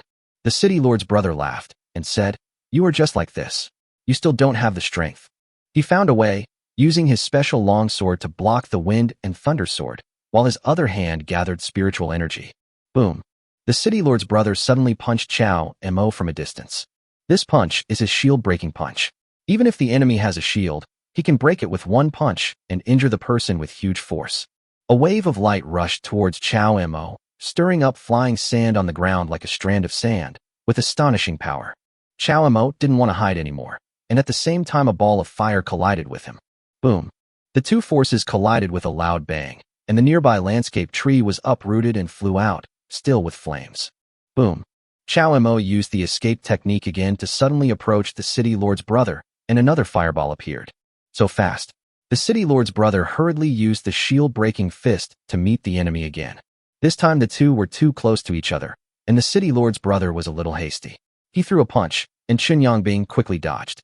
At the same time, the wind and thunder sword made a humming sound, and the power accumulated from Chao Mo's 9th level of training stabbed at the city lord's brother from the side and back.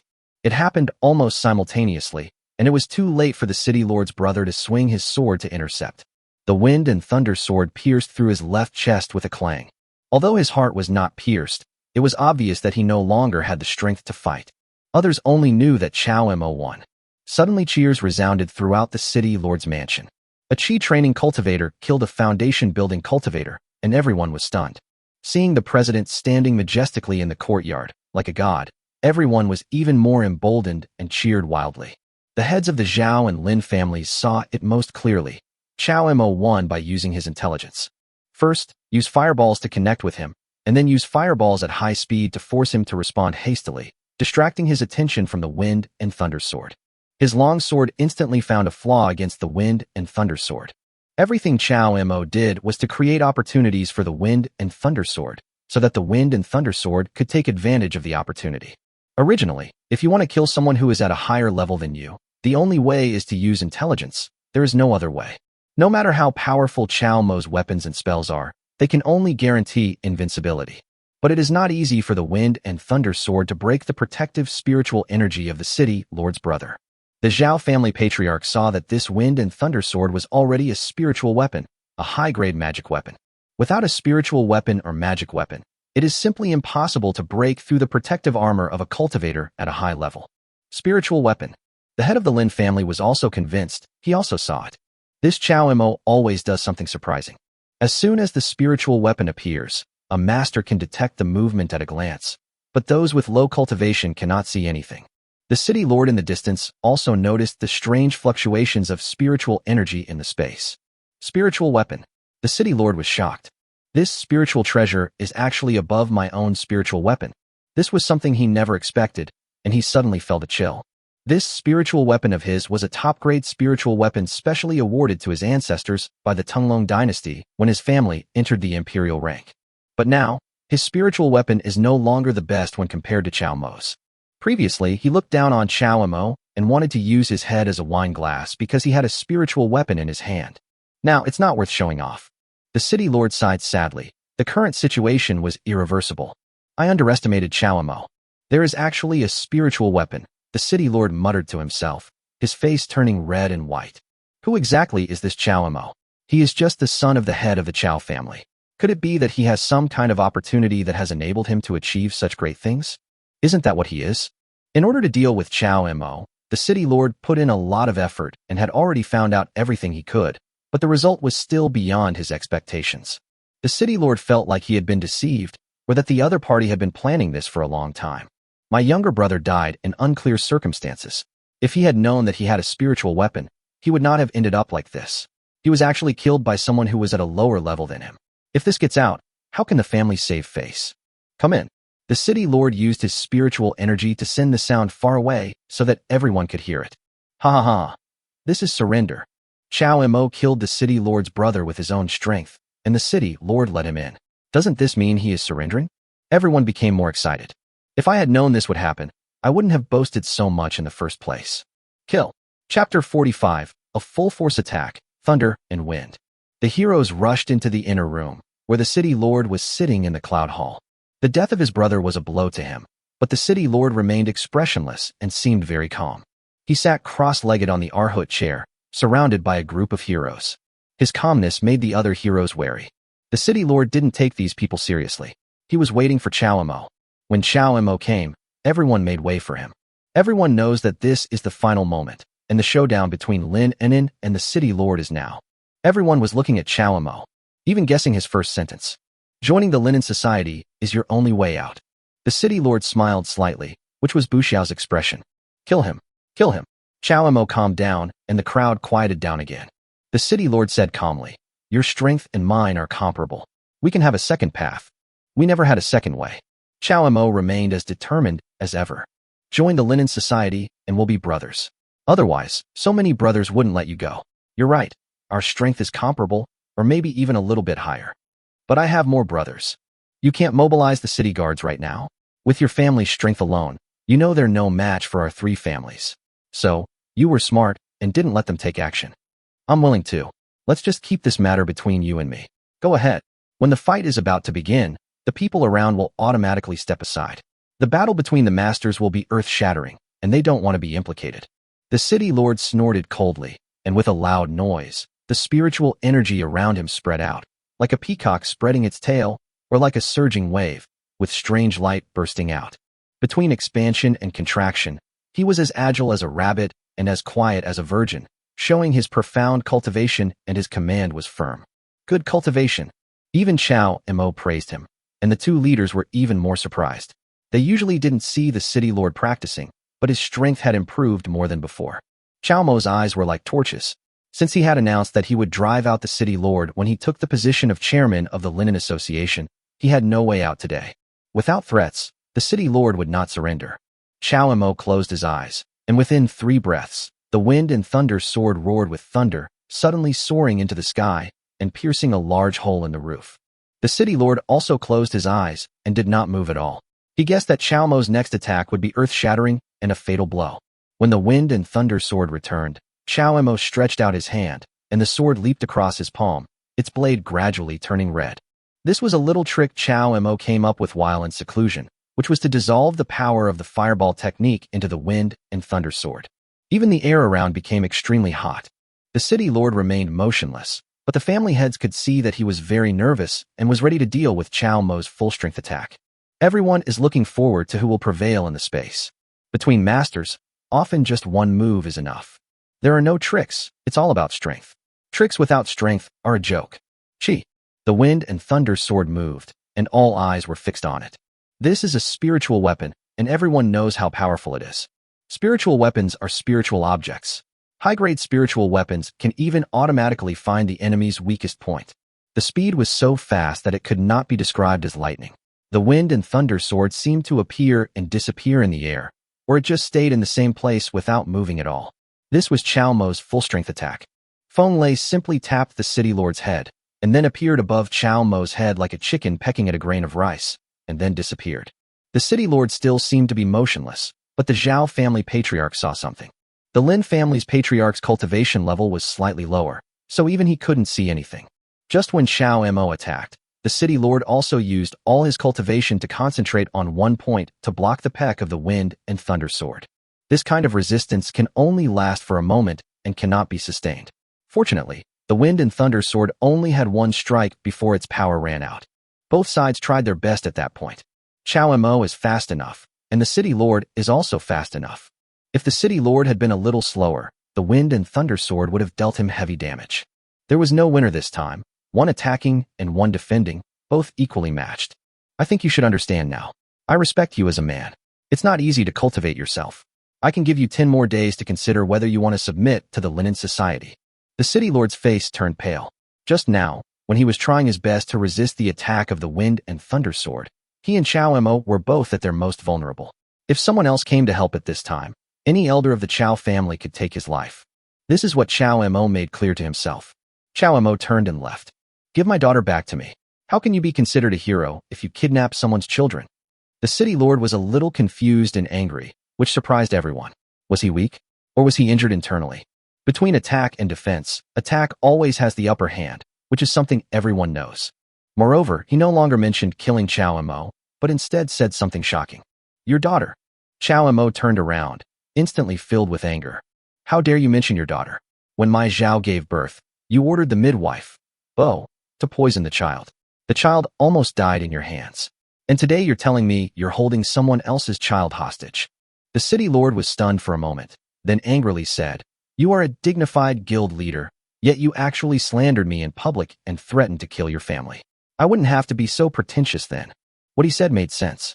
If he wanted to kill someone, Chao Mo's cultivation was far inferior to what it is now, so he could do it at any time. Hearing him deny it, Chao Mo also murmured a little, thinking that the city lord did not seem to be playing rogue. They are all people of status, and ordinary people would not do such despicable things. If not you, who else could it be?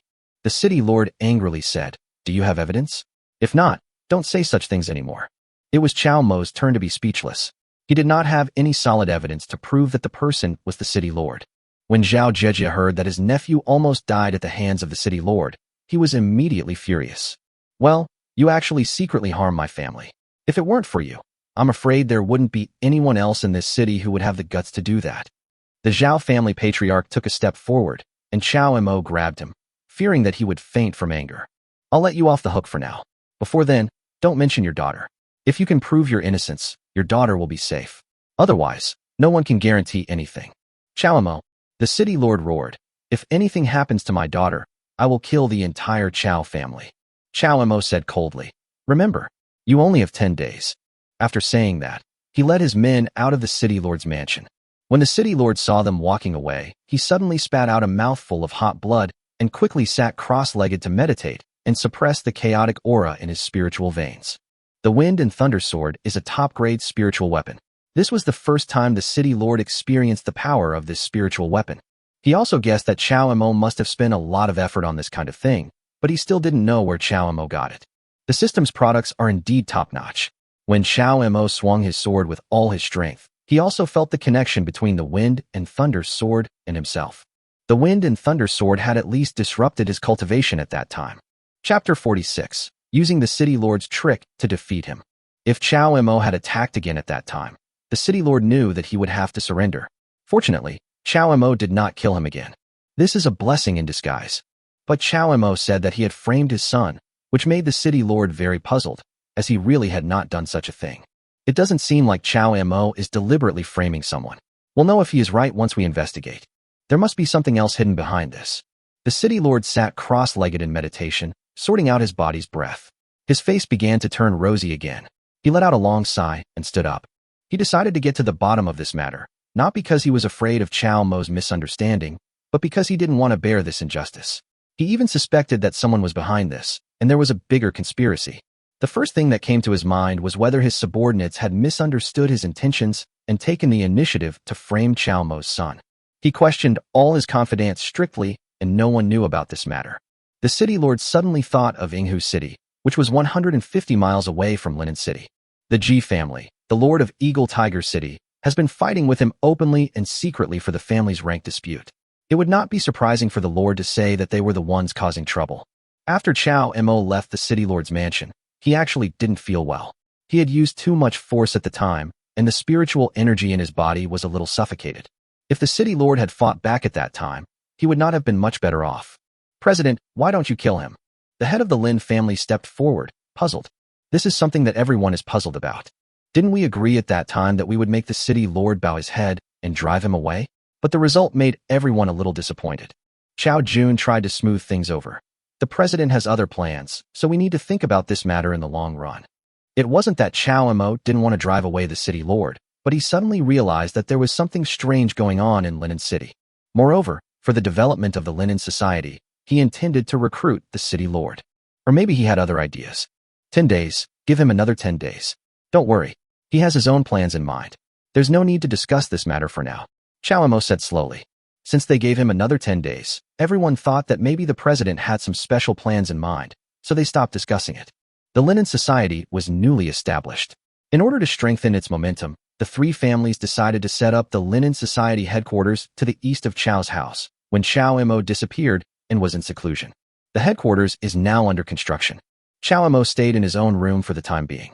As soon as he returned to Chao's house, Chao Emo immediately ordered people to interrogate the two midwives and make sure they told the truth. This matter was of great importance, so the Chao family steward personally interrogated him. Inside the torture chamber, there were blood stains everywhere, various torture instruments were on display, and a pungent fishy smell made people dizzy. The two midwives were interrogated separately. The housekeeper was used to doing this kind of thing. As soon as he came in, he signaled two naked men to tie the midwife to a thick beam. I don't know who sent you, but I want to know now. Before I lose my temper, tell me the truth, and I can help you get out of here. As soon as the midwife entered the torture room, she knew that something had happened again. Although she was afraid, she still stared at him without saying a word. She knew that if she entertained them, her entire family would die. If you die alone, you die alone. If you tell others about it, your whole family dies. No one can remain silent here, including you. Your body is very honest and will betray you. Speak up, the midwife yelled. If you want to know something, just kill me. The butler laughed heartily. I just like those who are tough on the outside. At the housekeeper's signal, the shirtless man pushed down the beam and immediately put a towel on her mouth. Will you tell me? I've said everything I can say. The city lord asked me to do it. The housekeeper waved his hand and poured a basin of water down, soaking the towel. The midwife couldn't breathe and she inhaled water. Her face flushed red and she was obviously dying. The big man took away the towel. The housekeeper glanced at her and said with a smile, "It must be unpleasant. Tell me who it is." "You damned bastard. Sooner or later you'll get into trouble." The midwife regained her breath and started cursing. The housekeeper was also impressed that such a poor woman could be so hard. Superior. Another round of water torture. The midwife almost reported to the king of hell. When he recovered his breath, the midwife continued to curse, and this time, she even cursed Chao Emo. "Sir, this is the recruiting." The housekeeper laughed and said, "I've already admitted that. Why don't you admit it?" The midwife stared with dazed eyes, cursing the midwife in her heart. How could you be so stupid? They were all killed by this move. Not a single one is left. It seems you still don't want to recruit. Come on, put it in the jar and roast it. If you don't believe me and don't speak up, I'm going to make you speak up today. The midwife was stuffed into a huge earthen jar, curled up into a ball, and placed on the fire. After a while, she really couldn't bear it anymore and confessed. "I admit it." The housekeeper let her out and entertained her in detail. It turned out to be Ji Mu, the lord of Eagle Tiger City, who gave him 30 ingots of gold and guaranteed that the young and strong men in his family could enter the Ji family for training. This benefit is indeed good enough. No wonder she is so determined to hold on. As for the reason why she wanted to harm her young master, she really didn't know. The housekeeper came out and found that the other midwife had done nothing but was beaten to death. The housekeeper hurried to report to Chao Emo. At this time, Chao Emo had just finished having sex with a concubine. After hearing the housekeeper's report, he couldn't help but feel furious. "You are so mean, Ji. You and I don't even know each other and have no grudge against each other, yet you are so despicable."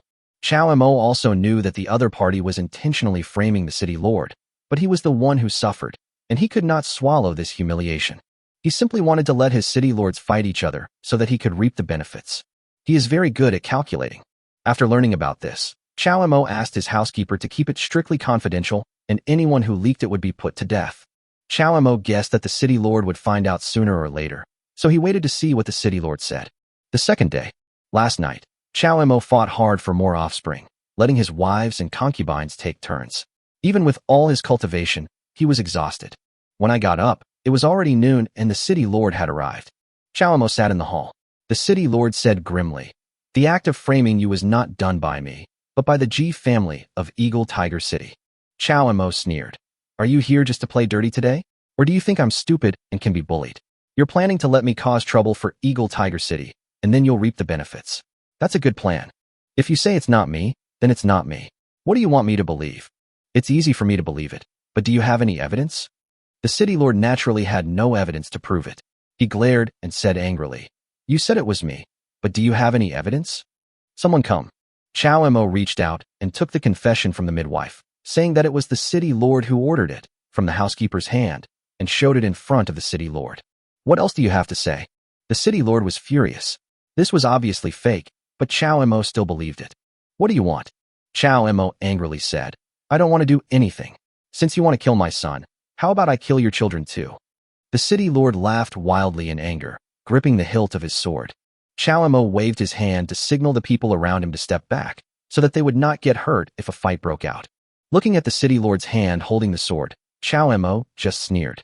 The city lord's sword uttered a dragon's roar in its scabbard. Chapter 47. Forcing the city lord to submit and adding another wife. Chow Mo sat on the big chair as steady as a rock. The city lord's hand holding the sword had a faint green glow. He was extremely angry. As the lord of Linen City, he had never suffered such humiliation before. But the Linen Association had risen up, and the power of the three families had been combined into one. This was something he had to pay attention to. For the sake of his family, the city lord began to calm down again. "You want to draw your sword? If my estimation is correct, the moment you unsheath your sword, your family will be destroyed." Chow Mo's words were not meant to scare people. The city lord knew it clearly. "Since Eagle Tiger City wants to deal with me, it will be of no benefit to me if Linen joins them. What do you want me to do to make you believe me? You must show some sign. What does this mean?" The city lord thought about it for a while and still had no idea what he was thinking. Seeing that he was so stupid that he couldn't even remember this, Chow Mo was convinced. Wasn't his reputation bad enough? Only kindness reminded, "I heard that you have a daughter. If we become a family, won't there be no more barriers between us?" Chow Mo finally revealed his true colors. City lord. He really didn't expect Chow Mo to be so despicable that he would use this incident to force him to marry his daughter to him. The city lord was furious and grasped the hilt of the sword again.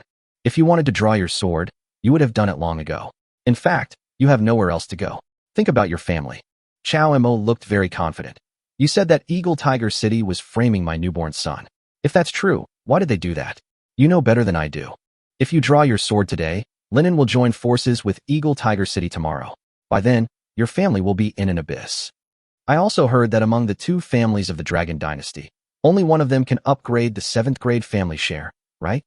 Of course the city lord understood what Chow Mo wanted to say. Chow Mo was afraid that he didn't understand. "If we become in-laws, what does the G family mean to us? They are just meat on our chopping block. And you only need to sacrifice a daughter in exchange for the prosperity of your family. Why not do it? I, Chow Mo, have spoken my mind to this point. Now, whether you want to draw your sword or join forces with me, it's up to you to decide. There will be no more waiting." The city lord actually has another option, which is to join forces with Eagle and Tiger City to deal with the Linen Society. But he knew that this was almost impossible. As long as he had such intention, Linen would immediately put him to death. At that time, there was no way we could get help from Eagle Tiger City. His own family could not escape from Linen City, and now Linen City is under surveillance by the Linen Society. What good will it do if we join forces? Finally softening, Chow Mo smiled and said, "Of course there will be benefits for you. We will be a family from now on, and we can discuss anything. You must help my family upgrade." Chow Mo smiled and said, "I can do this. In that case, I still need to get my daughter's consent for this matter, but I can help you. This sentence is enough. The rest depends on your own skills." Since they were family, Chow Mo became polite and asked someone to serve tea to the city lord. The housekeeper and Chow Jun, who were watching the fun, were surprised to find that Chow Mo could win over the city lord with just a few words. The good news spread immediately. Chow Mo held the tea in his pocket with a calm expression. This kind of thing was something he had anticipated long ago. The reason he didn't drive the city lord away that day was because of today. From now on, we're a family. You don't have to leave Linen in 10 days, and you don't have to join the Linen Society for the time being. This is just temporary. The city lord had other plans. Now, putting Chow Mo's threat to him aside, he was thinking about how to improve his family status. If the family is upgraded with Chow Mo's help, it will mean greater resources and capabilities. Then I will compete with Chow Mo. He intended to use Chow Mo. This time, the promotion was originally planned to involve a competition with the G family. Of course, the old rules apply, with the young men from both families competing, and the winner will be promoted. And this time, my daughter was originally going to compete. If you and my family become friends, you can compete in her place. In this kind of competition, the city lord knew that Chao Mo's victory was almost certain with his spiritual weapon. I promise. Chao Mo was willing to fight for him without hesitation. The city lord was relieved, thinking that as long as the quality was upgraded, everything would be fine. After seeing the city lord off, Chao Mo leisurely walked to the woodshed in the backyard, where the city lord's daughter was still imprisoned. I haven't heard any scolding for a long time. Maybe they are tired of scolding and are taking a rest. When the guarding servant saw that it was Chao Mo, he quickly opened the lock. The city lord's daughter was huddled on a haystack, tied up. Hearing the noise, the city lord's daughter saw that it was Chao Mo and opened her mouth to curse again, but Chao Mo blocked her mouth with his hand. If people could be cursed to death, I would have died hundreds of times. I must be hungry. I'd rather starve to death than give up on you. Let me go now. Don't wait for my father to find out and come and kill you first. Chao Mo looked sad. If you kill me, what will you do? The city lord's daughter angrily said, What should I do? I wish you were dead. It wouldn't be good if I died now. You'd become a widow with no family. The city lord's daughter was stunned and stared at Chao Mo in a daze. She could hardly believe it. Suddenly his eyes turned red and he seemed about to cry. Don't cry, don't cry. Isn't this a good thing? Your father had a unique vision and made a wise decision to promise you to me. This is called parents' orders and matchmakers' words. It's the most reasonable thing in the world. Kill the gods and Buddhas if they get in the way. Seeing Chao Mo's smug look, the city lord's daughter almost wanted to ram him into a wall and kill him. I will never marry you even if I die. Just give up on this idea. You're my wife anyway. I don't care what you think. Unless you want to be lawless and disown your parents. When the city lord's daughter heard this, she suddenly burst into tears. Since I am Mrs. Chao, how can you stay here? Chao Mo untied her and tried to persuade her. As soon as the city lord's daughter's hands were free, she suddenly rushed towards Chao Mo, still crying. Chao Mo was on guard against this move and shouted, You are murdering your husband. Grabbing her hands, several of them rolled down and pressed her onto the haystack again. If you continue to make trouble, this woodshed will become your bridal chamber. I advise you not to suffer such a loss. As expected, the city lord's daughter was afraid that he would really come, so she stopped struggling. Just kill me. I don't want to live anymore anyway. Whether I kill you or not is my business. You want to order me around unless you're my wife. The city lord's daughter snorted at him harshly, and then she started crying again when she thought about her father marrying her off like this. Someone come. Several servants came in from outside. Send the lady to Linshui Pavilion and serve her well. Anyone showing any disrespect will be executed immediately. Yes. We can't let her run away. Chao Mo added. Don't end up losing both the wife and the army. You can't do such a stupid thing. In order to prevent the marriage from running away, Chao Mo arranged 2 elders to guard the Linshui Pavilion. Limit the city lord's daughter's activities to the Linshui Pavilion. Then have someone serve her wholeheartedly every day to slowly wear down her temper. Now that I have the person, I'm still afraid that she won't accept it. Chapter 48, Never Marry. The city lord's daughter was sent to Linshui Pavilion by 2 servants. Linshui Pavilion is at the northwest corner of Chao's house, some distance away, and the 2 elders of Chao Mo's faction have not arrived yet. This gave the city lord's daughter an opportunity.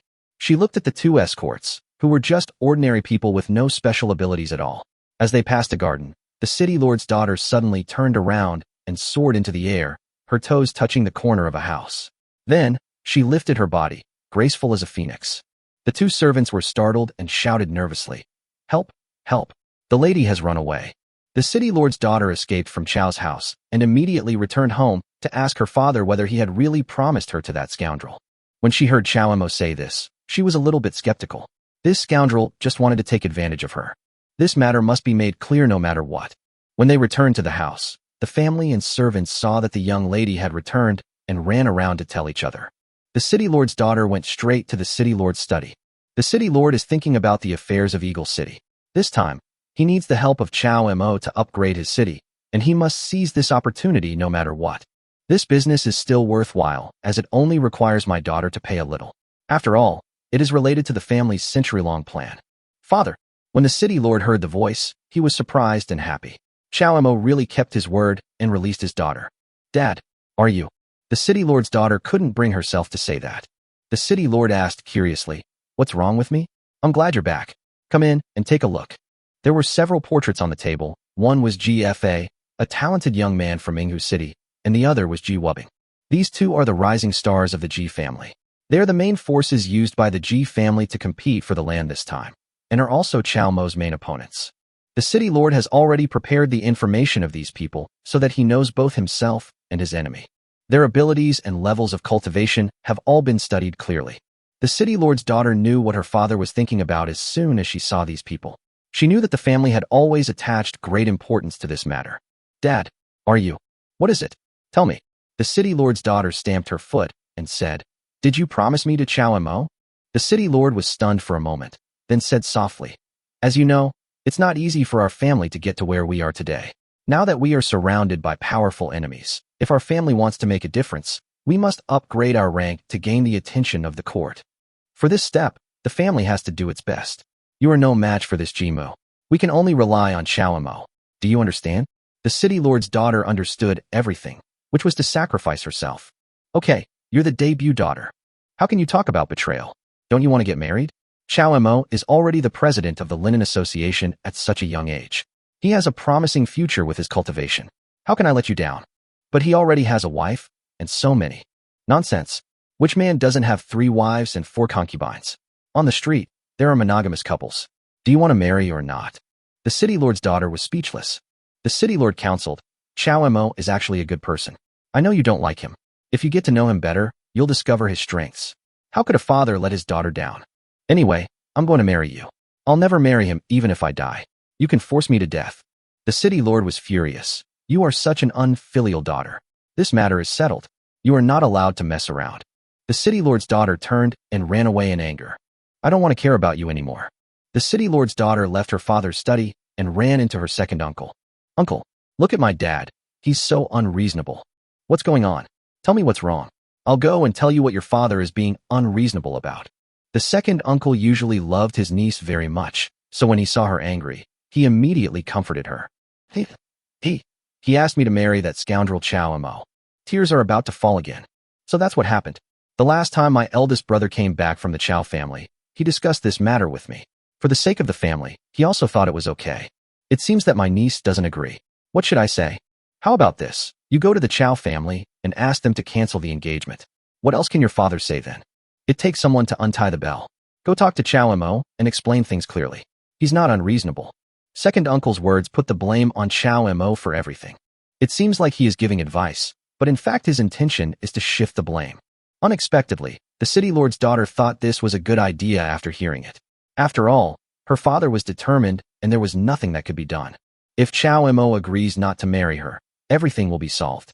After making up her mind, the city lord's daughter immediately went back to Chao's house. This time she learned her lesson. She knew Chao Mo might put her under house arrest again, or he might not regret the marriage, but she felt she had a way. Chao Mo, come out. When the Chao family servants saw her coming back, they called for help and surrounded her. These servants were no match for her and were afraid of hurting her, so they just pretended to keep her while they hurried to report to Chao Mo. Chao Mo was sulking when he heard that the city lord's daughter had escaped. When he heard that she had returned, he was also stunned. This woman is interesting. It must be very interesting to see her fall on the bed. Chao Mo came out laughing. Why are you back again? Did you miss me? Chao Mo, didn't you use some trick to make my father listen to you? Just treat me honestly. Chao Mo was stunned for a moment and guessed that she might have been rejected by her father and wanted to come here to seek justice. As for the trick, of course there is a little bit of it. It's not convenient to talk here, so come with me. Chao Mo turned and left. The city lord's daughter thought about it and followed him. This time she had her own ideas and was not afraid. If he forces her again, such as putting her under house arrest, she will just do it naturally. She has even prepared the dagger, which is the confidence she has for coming this time. Arriving at his side chamber, Chao Mo dismissed the servants. He whispered to the city lord's daughter, As for tricks, there are some. What kind of tricks do you want to hear about? The city lord's daughter was stunned and stammered, unable to answer for a moment. Chao Mo laughed loudly. Just tell me how you tricked my father into agreeing to this marriage. I told you that I would be very good to you, accompany you every day, and obey you in everything. Your father believed it. I don't believe you. The city lord's daughter also thought this was impossible. Okay, you can live here from now on and don't go home. You're going to get married here anyway. We'll have the wedding in 2 days. It'll be more grand than any other wedding. Don't come over here. The city lord's daughter took a step back. Chao Mo stopped. The city lord's daughter said solemnly, Cancel this marriage, and I won't scold you anymore. Okay. Not good. The city lord's daughter finally gave up hope. When she came, she didn't want Chao Mo to break off the engagement, and she didn't want to become a member of the Chao family inexplicably. She threatened to commit suicide, which was her last hope. She didn't believe that Chao Mo would rather force her to death than agree. Things have come to this point today, and the city lord's daughter only has room for maneuver with this move. Suddenly, a cold light flashed, and the city lord's daughter suddenly pulled out the dagger she had prepared long ago and slashed it towards her neck. Chapter 49. Using treachery for the city lord, Chao Mo. If the city lord's daughter dared to come again, she must have a plan. Chao Mo had thought of it long ago. When she drew her dagger, he used a trick to escape and suddenly appeared in front of her, reaching out to grab the dagger. I've been prepared for this move. He grabbed her hand to prevent her from resisting and put his arm around her waist. If you want to play tricks in front of me, I, Chao Mo, will become a ghost, and even your father won't be able to do that. When the city lord's daughter saw the dagger being taken away, her heart sank to the bone, and she was instantly powerless to resist. She didn't actually want to commit suicide, but she was determined to force Chao Mo to submit. But Chao Mo would not be moved by any persuasion and was determined to have this beauty. They are also at a loss as to what to do about robbing decent women. Let me go, hooligan. Chao Mo was unwilling to let her go. While kissing her hair, he whispered, as long as you obey me, you will be the first lady of the Linen Society, and I can divorce all my wives and concubines. This kind of contribution is the greatest kindness, and the city lord's daughter was also stunned for a moment. But how many words can you believe in a man? Just let me die, let me go. Madam, we can't let this go. If we let it go, wouldn't that mean I'm willing to break off the engagement? The city lord's daughter was furious. What a shameless remark. What does this have to do with that? Seeing that Chao Mo was about to take another step forward, the city lord's daughter felt embarrassed and anxious, and struggled hard, but to no avail. People will see it. Chao Mo laughed in his heart. So this is what you are most afraid of. Don't worry, there's no one here. We can still perform the Zhougong ritual. It's also what the saints said. The city lord's daughter's shyness is more urgent and important than the cancellation of the engagement. Let me go first, and everything will be fine. She finally begged for mercy. Chao Mo chuckled and said, if you let me kiss you, I'll let you go. I won't force you in the future. Otherwise, we'll have our wedding night today. The city lord's daughter. It seemed like this was a tacit agreement. She was anxious to escape. Perhaps this was the only way, or she might be more afraid that she would really have to spend the wedding night. Chao Mo lowered his head and kissed her on the cheek, but he didn't do anything too extreme. Unexpectedly, this was seen by another person. The person who came was the second uncle of the city lord's daughter. The city lord's daughter blushed with shame. It seemed like she had agreed to be kissed by him, but she couldn't explain it. The city lord's daughter's second uncle happened to see this and turned away, saying, excuse me, excuse me, excuse me. He acted as if this was reasonable. Second uncle, that's not true. The city lord's daughter stamped her feet in anger. But her second uncle smiled and said nothing. The city lord's daughter was speechless. This matter was difficult to explain. She pulled Chao Mo and said, you go and explain it. Okay, I'll explain. How can I not listen to madam's words? Chao Mo muttered, walked to her second uncle, and said, let's talk here. The two men ignored the city lord's daughter. Arriving at Chao Mo's study, Chao Mo asked, uncle, is there something important that has brought you here? The family's taste battle has come early. Chao Mo was stunned for a moment. What happened? This kind of thing involves a huge amount of things in advance, and it is impossible for it to happen unless something big happens. It turned out that this time the city lord wanted to compete with Eagle and Tiger City for family status. The lord of Eagle Tiger City does not have a good reputation in the local area, and there are some playboys among his family members who often cause trouble outside. Sometimes, they force people to lose their homes and force them to collect rare medicinal herbs and hand them over. These dirty things were not allowed by the imperial court. If the imperial court knew about this, it would be impossible to get promoted. In order to maintain stability, the imperial court also had a mechanism for mutual supervision among cities. For his own benefit, the Lord of Linen City investigated the evidence on Eagle Tiger City so that he could use it to attack Eagle Tiger City in case he was not strong enough in the battle for upgrading. The Lord of Eagle Tiger City suddenly realized that the city lord had something on him, so he decided to enter the battle of upgrading in advance. Regarding such advanced matters, Eagle Tiger City cannot have the final say alone. It requires the consent of Linen City or the support of a third city as a fair judge. In order to get support, Yinghu City naturally found another partner, which is Donglin City. With Donglin City's support for Yinghu City, this upgrade battle can be brought forward. The sudden turn of the Ji family from Donglin City to Yinghu City put the Lord of Linen City in a very passive position. In this way, Linen City faced the strength of the two families. When this unexpected situation occurred, the city lord immediately realized that he had to consult Chao Imo. Chao Imo listened and said to him, "Is there anything we should be careful about in Donglin City? I'm not worried about them colluding with each other." When her second uncle heard this, he thought that Chao Imo was indeed a man of great courage. In Donglin City, there are two people we need to pay attention to, a man and a woman. The man is Ji Wubbing from Yinghu City, the adopted son of the city lord. It is said that he has already attempted to establish his foundation once. Although he failed, he has already mastered the power of the foundation building stage. There is also a woman in Donglin City, whose surname is Feng and given the name Huang. This woman is an alchemist in Donglin City. Although she has not yet established her foundation, her strength should not be underestimated. Her second uncle added, "That would be fine. The guild master has a lot of cultivation and controls spiritual weapons, so he's not afraid of them." But they also invited external help. For an aid. Chao Imo laughed and said, "You really are unscrupulous." That's true. They've tried every possible method to upgrade their rank this time. Chao Imo laughed and said, "Your family is no pushover. Do you have no external help and are relying on me alone?" Her second uncle laughed and said, "The president is extremely smart. I can't hide it from you. We do have external help, but just what? If you have something to say, just say it. Be a man." Her second uncle smiled and said, "Then I'll be frank. We have also hired an outside aide. This person's cultivation and strength are both excellent, but he actually proposed that if you help our city lord, you must marry the city lord's daughter. Otherwise, no deal." After her second uncle finished speaking, he looked straight at Chao Imo to see how he would react. Chao Imo slammed the table and stood up fiercely. "Who is this person? I swear I won't be a human being if I don't kill him. Isn't this just teasing my wife right in front of me?" Her second uncle was relieved because he didn't expect Chao Imo to react so strongly. "Don't pay attention to this person. It's not that he is the only one, but..." Chao Imo shouted, "In that case, whether it's Donglin or Yinghu City, I will take it on by myself. There's no need to ask for outside help. At worst, I can leave my life to them. I will fight this battle alone." Her second uncle repeatedly claimed that with President Chao Imo around, there was no need for external help, and that it was the eldest brother who was not thoughtful enough in his actions. The city lord's daughter had been eavesdropping outside, and she thought they were planning something against her. When she heard this, her heart was in turmoil. Chao Imo even sacrificed his life for himself. "I originally thought that his desire to marry me was just a joke, a playful prank by a pervert, but now it seems that he is sincere.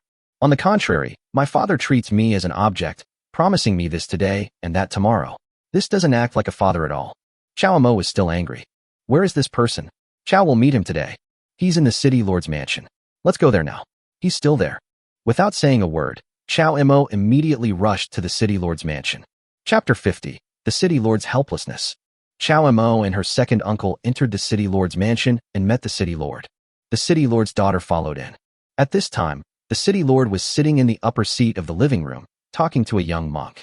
When he heard that Chao Imo had arrived, he hurried out of the mansion to greet him. After a brief exchange of pleasantries, everyone sat down in the hall. The first person Chao Imo saw was a swordsman sitting in the hall. He had a long sword on his back, wore a green Confucian robe, and had a jade belt and jade pendant around his waist. If he wasn't carrying a long sword, he would have been considered a rich young man.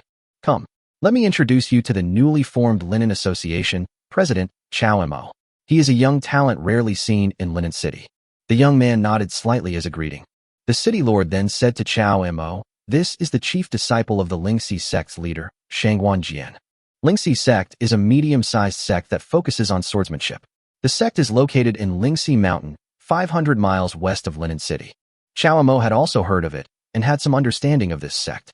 The Lingxi sect was originally founded by a female cultivator and has a history of 100 years, but in terms of the way of cultivating immortals, it can only be regarded as a young sect. This woman is an expert in swordsmanship and has profound cultivation. It is said that she has reached the golden elixir realm and possesses 4th-grade spiritual roots. She is a rare talent. When she debuted, many sects and influential families tried to win her over, but she refused them all and founded the Lingxi sect. According to Chao Imo's estimation, if this woman was willing to join another force, with her spiritual roots, she should have reached the astonishing nascent soul stage. It can be seen that this woman is arrogant and proud. As her disciple, The man in front of him has inherited her temper and obviously does not take Chao Emo seriously. Instead, he looked very enthusiastic when he saw the city lord's daughter come in. This is your daughter. You are truly graceful and charming, a sight to behold. I, Shangwan Jian, greet you, young lady. He stepped forward and bowed deeply to the city lord's daughter. The city lord's daughter was about to return the gift when Chao Emo stepped between them and said to Shangwan Jian, "Are you blind?" "This is Madame Chao." Shangwan Jian was stunned for a moment, looking at the city lord, as if asking what was going on. "So, you didn't know the city lord's daughter was already betrothed to me? Or do you still have inappropriate thoughts?" Shangwan Jian was furious. This was a public humiliation. You? Seeing that the two men were about to quarrel when they met, the city lord just watched quietly. "I don't take the Linen Association seriously. The city lord's daughter isn't Madame Chao just because you call her Madame Chao. Everything still has the city lord's final say. Do you think you're going to forcibly seize a commoner's daughter in broad daylight? You're truly an arrogant person who has never seen the world." Chao Emo was furious. This boy is obviously not a good person. He even dares to have sexual thoughts about my wife. Okay, so your Lingxi sect is going to go against the Linen Society.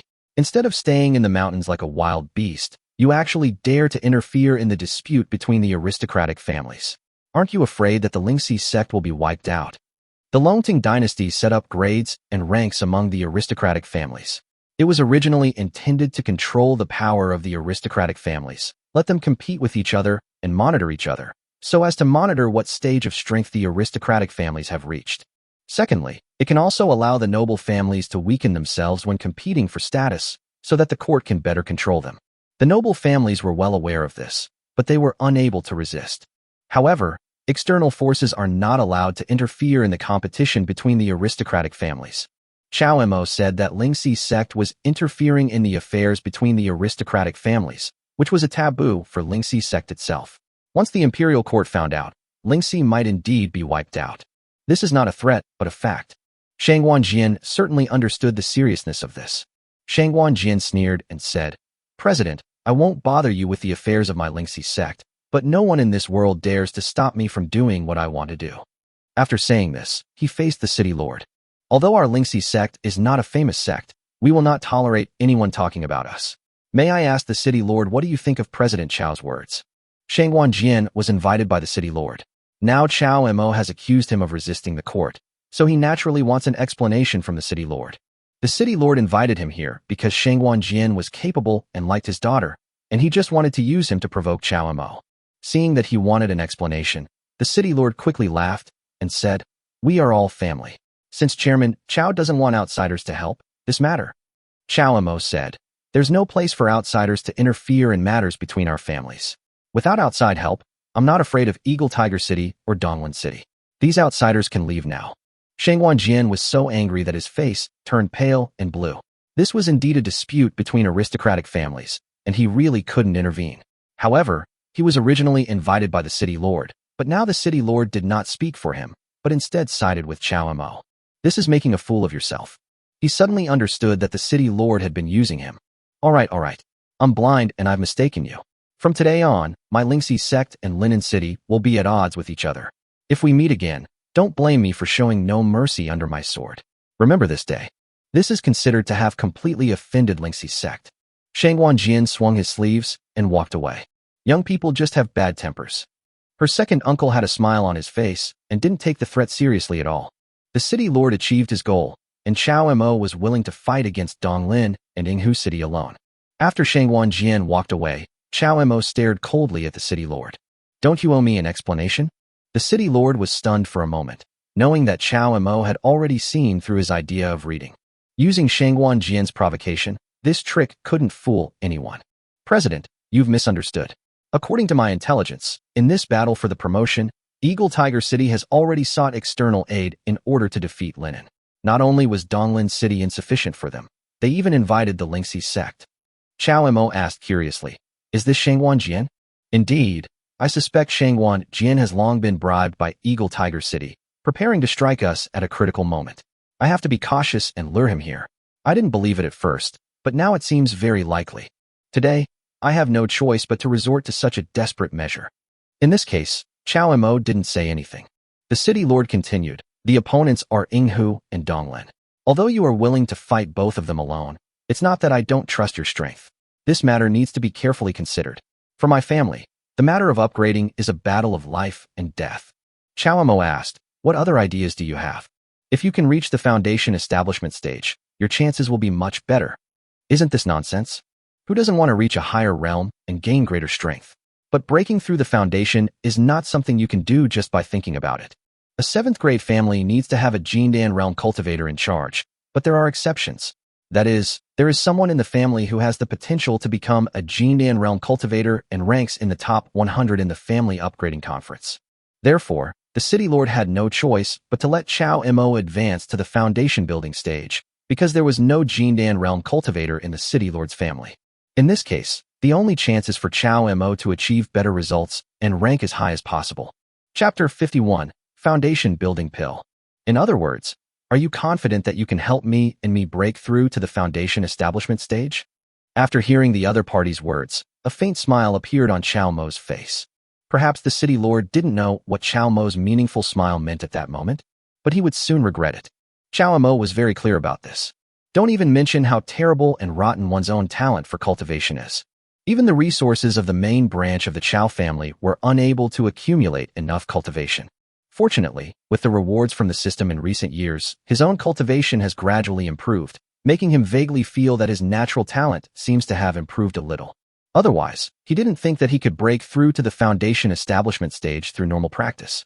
Since Master Chow has brought it up, I won't hide it anymore.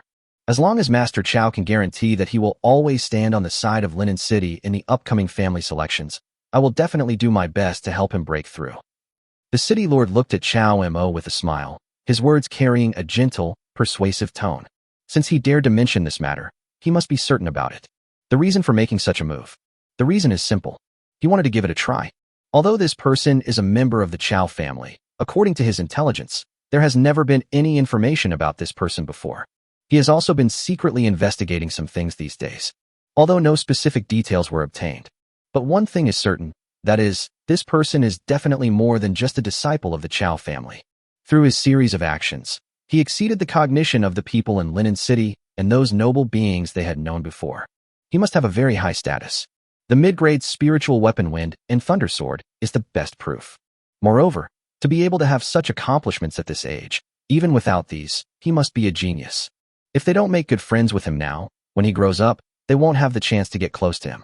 It's natural. As long as I can break through to the foundation establishment realm, whether for the Linen Association or for my concubine, I will strive to obtain good results above the family rank selection. Chow Mo spoke with sincerity and gave an affirmative answer.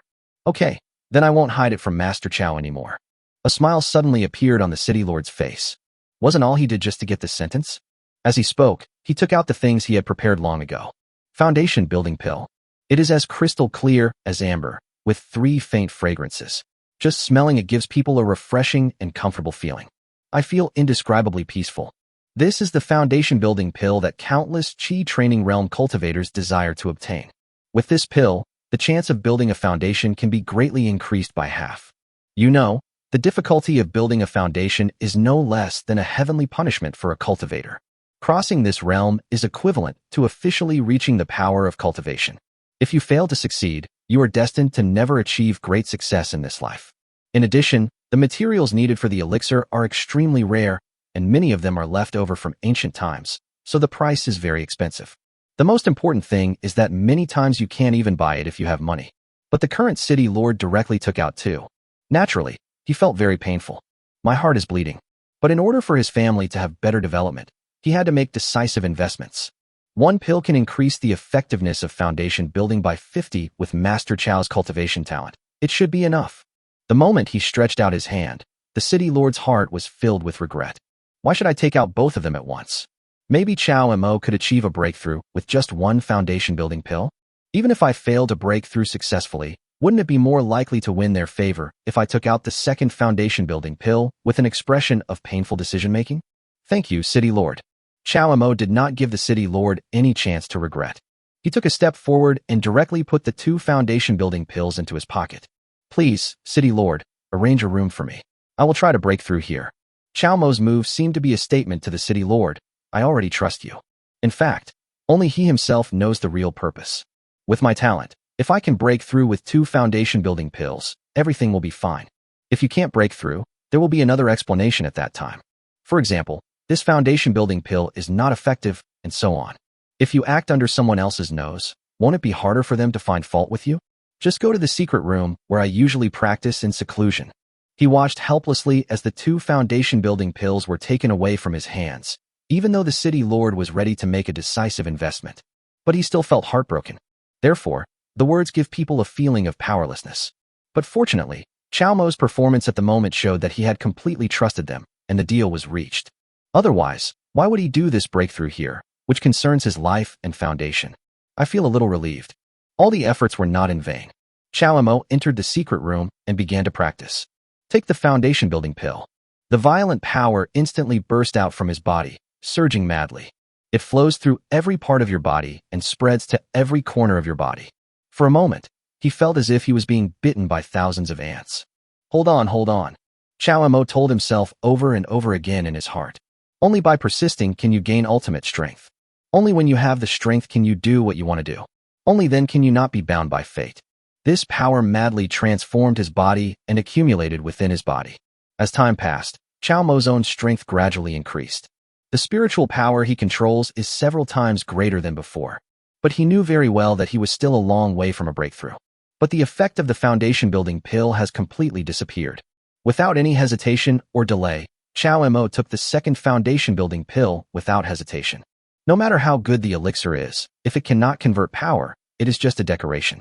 The previous scene was repeated again, and the powerful force was released again. Chao Mo practiced his skills and worked hard to improve his cultivation and foundation. Refine all this power. Is this the end? But after the power of the second pill was exhausted, Chao Mo still hadn't reacted. At that moment, let alone a breakthrough, he didn't even touch the so-called barrier. My own strength has indeed been greatly improved. But there is still a long way to go before successfully building the foundation. My talent is really... Even Chao Mo himself was speechless for a moment. Fortunately, he chose to break through in the city lord's mansion. If I take the pills with me and go back to break through, I really can't explain it clearly. I have no choice but to squeeze the city lord again to see if he has anything good left. Chao Mo walked out of the secret room where he was in seclusion while complaining in his heart. Chapter 52.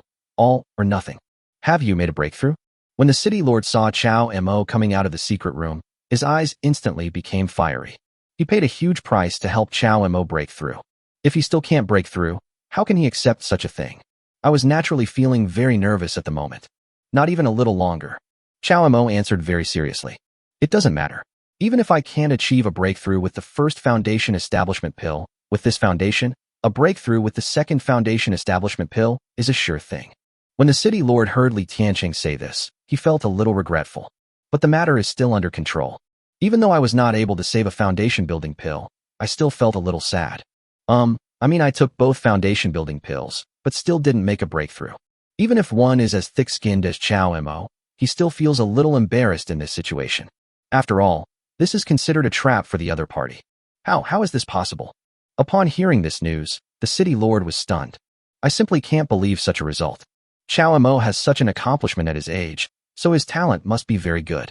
It is understandable that one pill cannot help him break through, but it is really unreasonable that 2 foundation-building pills cannot help him break through. Is there something wrong with the pill? Isn't the effect enough? The city lord still found it incredible. Then I thought of this possibility. Because the foundation establishment pill is so precious, many people use this kind of counterfeiting method to cheat others. But he had clearly confirmed the authenticity of the pill before, so this problem shouldn't have arisen. The effect of the pill hasn't been compromised at all. It's just, my bottleneck is a little difficult to break through. Chao Mo smiled helplessly. Although all this was within my expectations, I was still a little surprised that I was not able to make a breakthrough. Brother, don't you still have a foundation establishment pill hidden? Take it out. The city lord's younger brother spoke after a long silence. Because of the guardian just now, he was very aware that Chao Mo had already taken 2 foundation-building pills. This is not fakery. As Chao Mo said, his bottleneck is difficult to break through. In this situation, there are only 2 possibilities. One is that one's own talent is too poor. Judging from the cultivation level Chao Mo has shown at the moment, his talent is naturally not bad. Another possibility is a breakthrough in one's own cultivation technique, which requires a lot of power to break through the bottleneck. But the more this happens, the stronger the power will be after the breakthrough. After making this judgment, he decided to let his eldest brother risk everything and take a complete gamble. When the city lord heard his brother's words, he hesitated. At this moment, the foundation establishment pill was prepared by him for his daughter. It can be considered as his last treasure. But his second brother had already said so, and he was familiar with his second brother's character. Since he made such a decision, he must have his own reasons. All right. After a slight hesitation, the city lord made a decision. Having invested so much, there is no turning back. Under the current circumstances, he naturally had to do his best to help Chow Mo break through. He took out the last foundation-building pill with great reluctance. Thank you for your generosity, City Lord. Chow Mo smiled indifferently, accepted the foundation-building pill, and turned around to continue practicing. Just as he expected, taking another foundation establishment pill was of great help in improving his own strength. But it was just helping. The bottleneck remains and cannot be broken. Chow Mo did not leave immediately. He felt really embarrassed to continue to trick the city lord. You have to give the other party an excuse to convince yourself. But after thinking about it, he still couldn't find a suitable explanation. There is nothing I can do but go out and face everything. Why haven't you made a breakthrough yet? Feeling the power surrounding Chow Mo, the city lord's face instantly turned ugly. This time when Chow Mo came out of seclusion, his own strength and momentum had indeed been greatly improved. But he could clearly feel that Chow Mo's cultivation was still at the chi training stage. With 3 foundation-building pills, even if it is useless, it should have been able to break through. But Chow Mo's cultivation remained the same. How can they accept such things and results? I don't know either. Maybe the bottleneck of this realm is too heavy. Chow Mo smiled bitterly. The old face turned slightly red. Master Chow, tell me clearly, what is your talent level? The city lord tried hard to stabilize his own breath and prevent himself from going out of control. Under the current circumstances, he could only think of other ways to divert his attention and anger. Otherwise, he was afraid that he would not be able to control himself and would turn against Chow Mo. 5th rank. Chow Mo shook his head slightly while speaking. Even if he only had the worst spiritual roots, with the background of the Chow family's main line, he could have built up a foundation-building stage for himself early with money. The series of events that followed would not have happened. A 5th-grade talent is already a genius among geniuses. Something like this shouldn't happen, right? Is there really something wrong with the pill? The city lord looked puzzled. Considering Chow Mo is so young, yet has such a high level of cultivation, it would be strange if he didn't have a 5th-grade talent. It's just that everything shouldn't be like this. No, you're wrong. When I say no grade, I mean no grade. I don't even have 2. So how can my talent be ranked? Chow Mo also knew that the other party had misunderstood and gave an explanation. How is that possible? Mr. Chow, you didn't lie? You really don't have any spiritual roots? The city lord and his brother were both shocked. The look in their eyes when they looked at Chow Mo was filled with fear and disbelief. The two were not angry because Li Tianqing said that he had no spiritual roots, but were even more shocked. People who practice cultivation in the world all know a common sense. Without the existence of innate spiritual roots, if they want to embark on cultivation, they need to spend tens of thousands of times more effort and cultivation resources before they can embark on cultivation. But it was only barely enough. His talent is too poor, so even if he is from a big family or a big power, he is destined to stay in the weapon refining stage forever.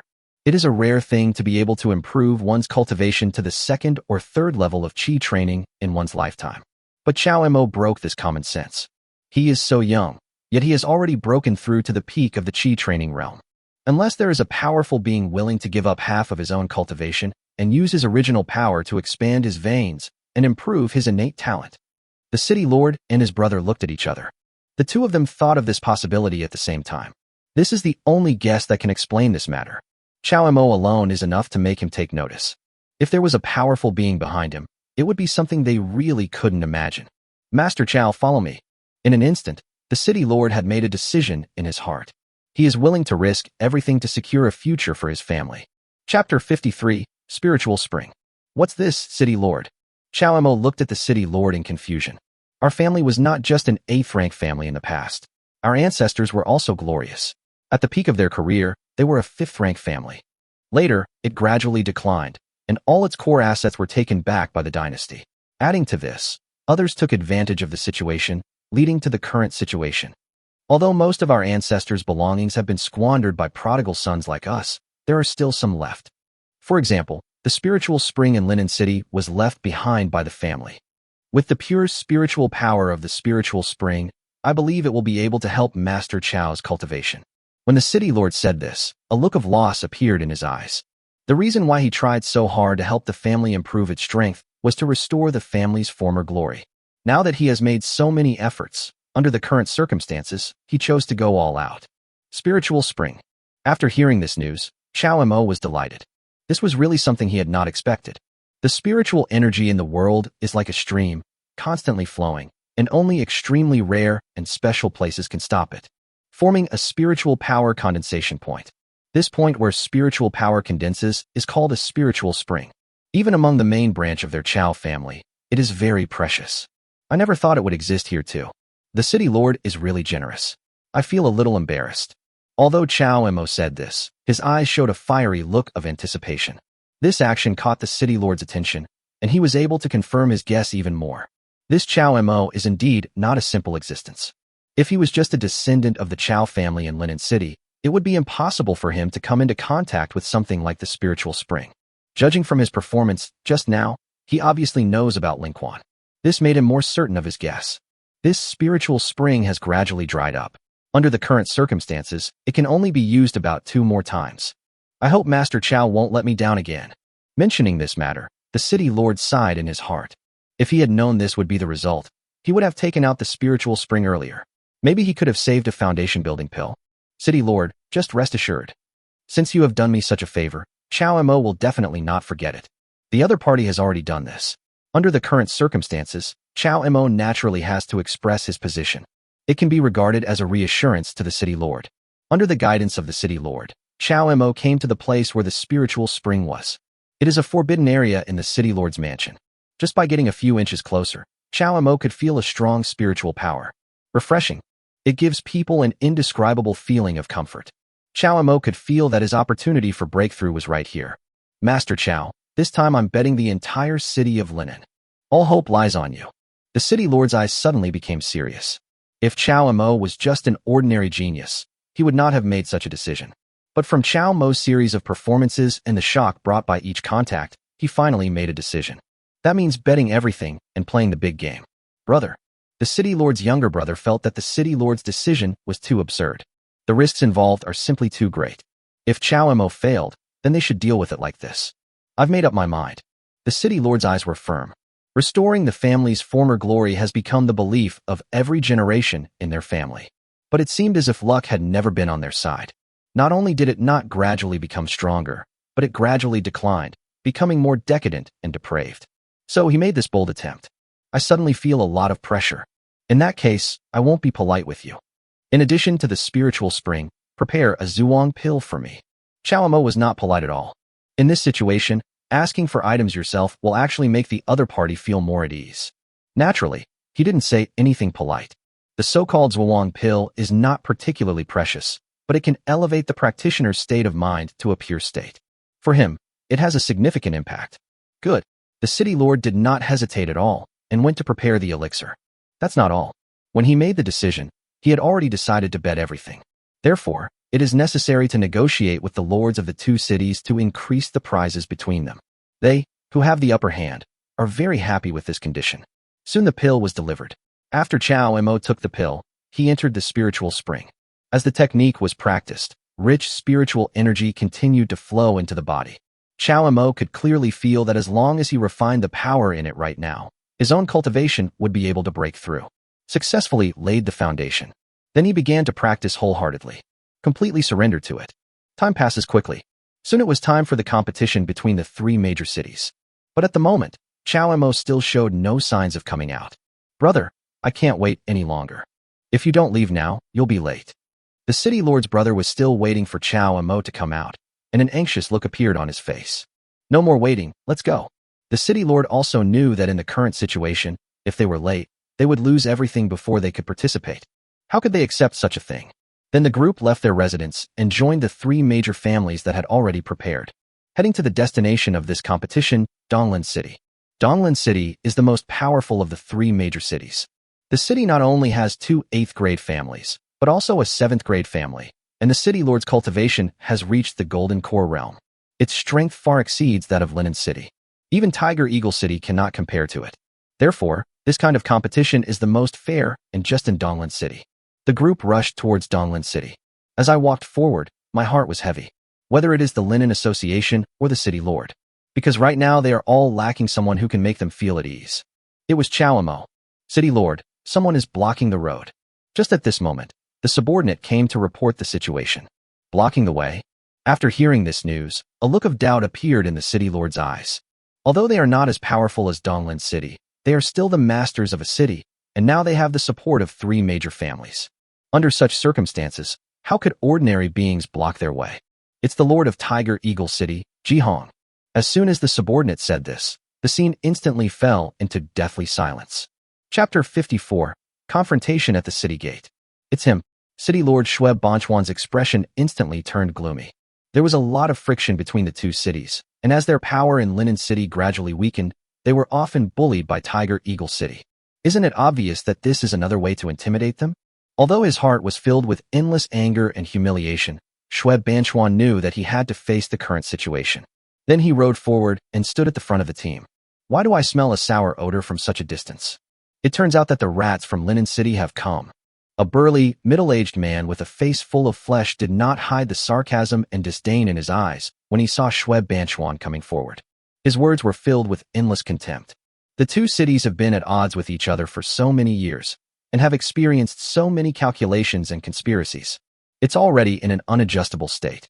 Under the current circumstances, there is naturally no need to save face for the other party. Jihong, quickly get out of the way. Shui Banchuan tried hard to suppress the anger in his heart. He kept telling himself in his heart that he must not get angry in this situation. If the other party finds an opportunity to attack directly, then things will be bad. But this person is really too hateful. Even if he only took one look at the other person's ugly face, he couldn't suppress the anger and murderous intent in his heart. What if I don't let you? Are you ready to attack me? Do you have the guts? Jihong looked at Shui Banchuan with contempt and sarcasm on his face. You? Shui Banchuan subconsciously wanted to get angry, but fortunately his younger brother stopped him. I had no choice but to swallow my anger. All hopes were placed on Chao Mo. As long as Chao Mo can break through and achieve good results in the city competition, they will be able to regain their face. By then, I will definitely let this reckless man know what regret is.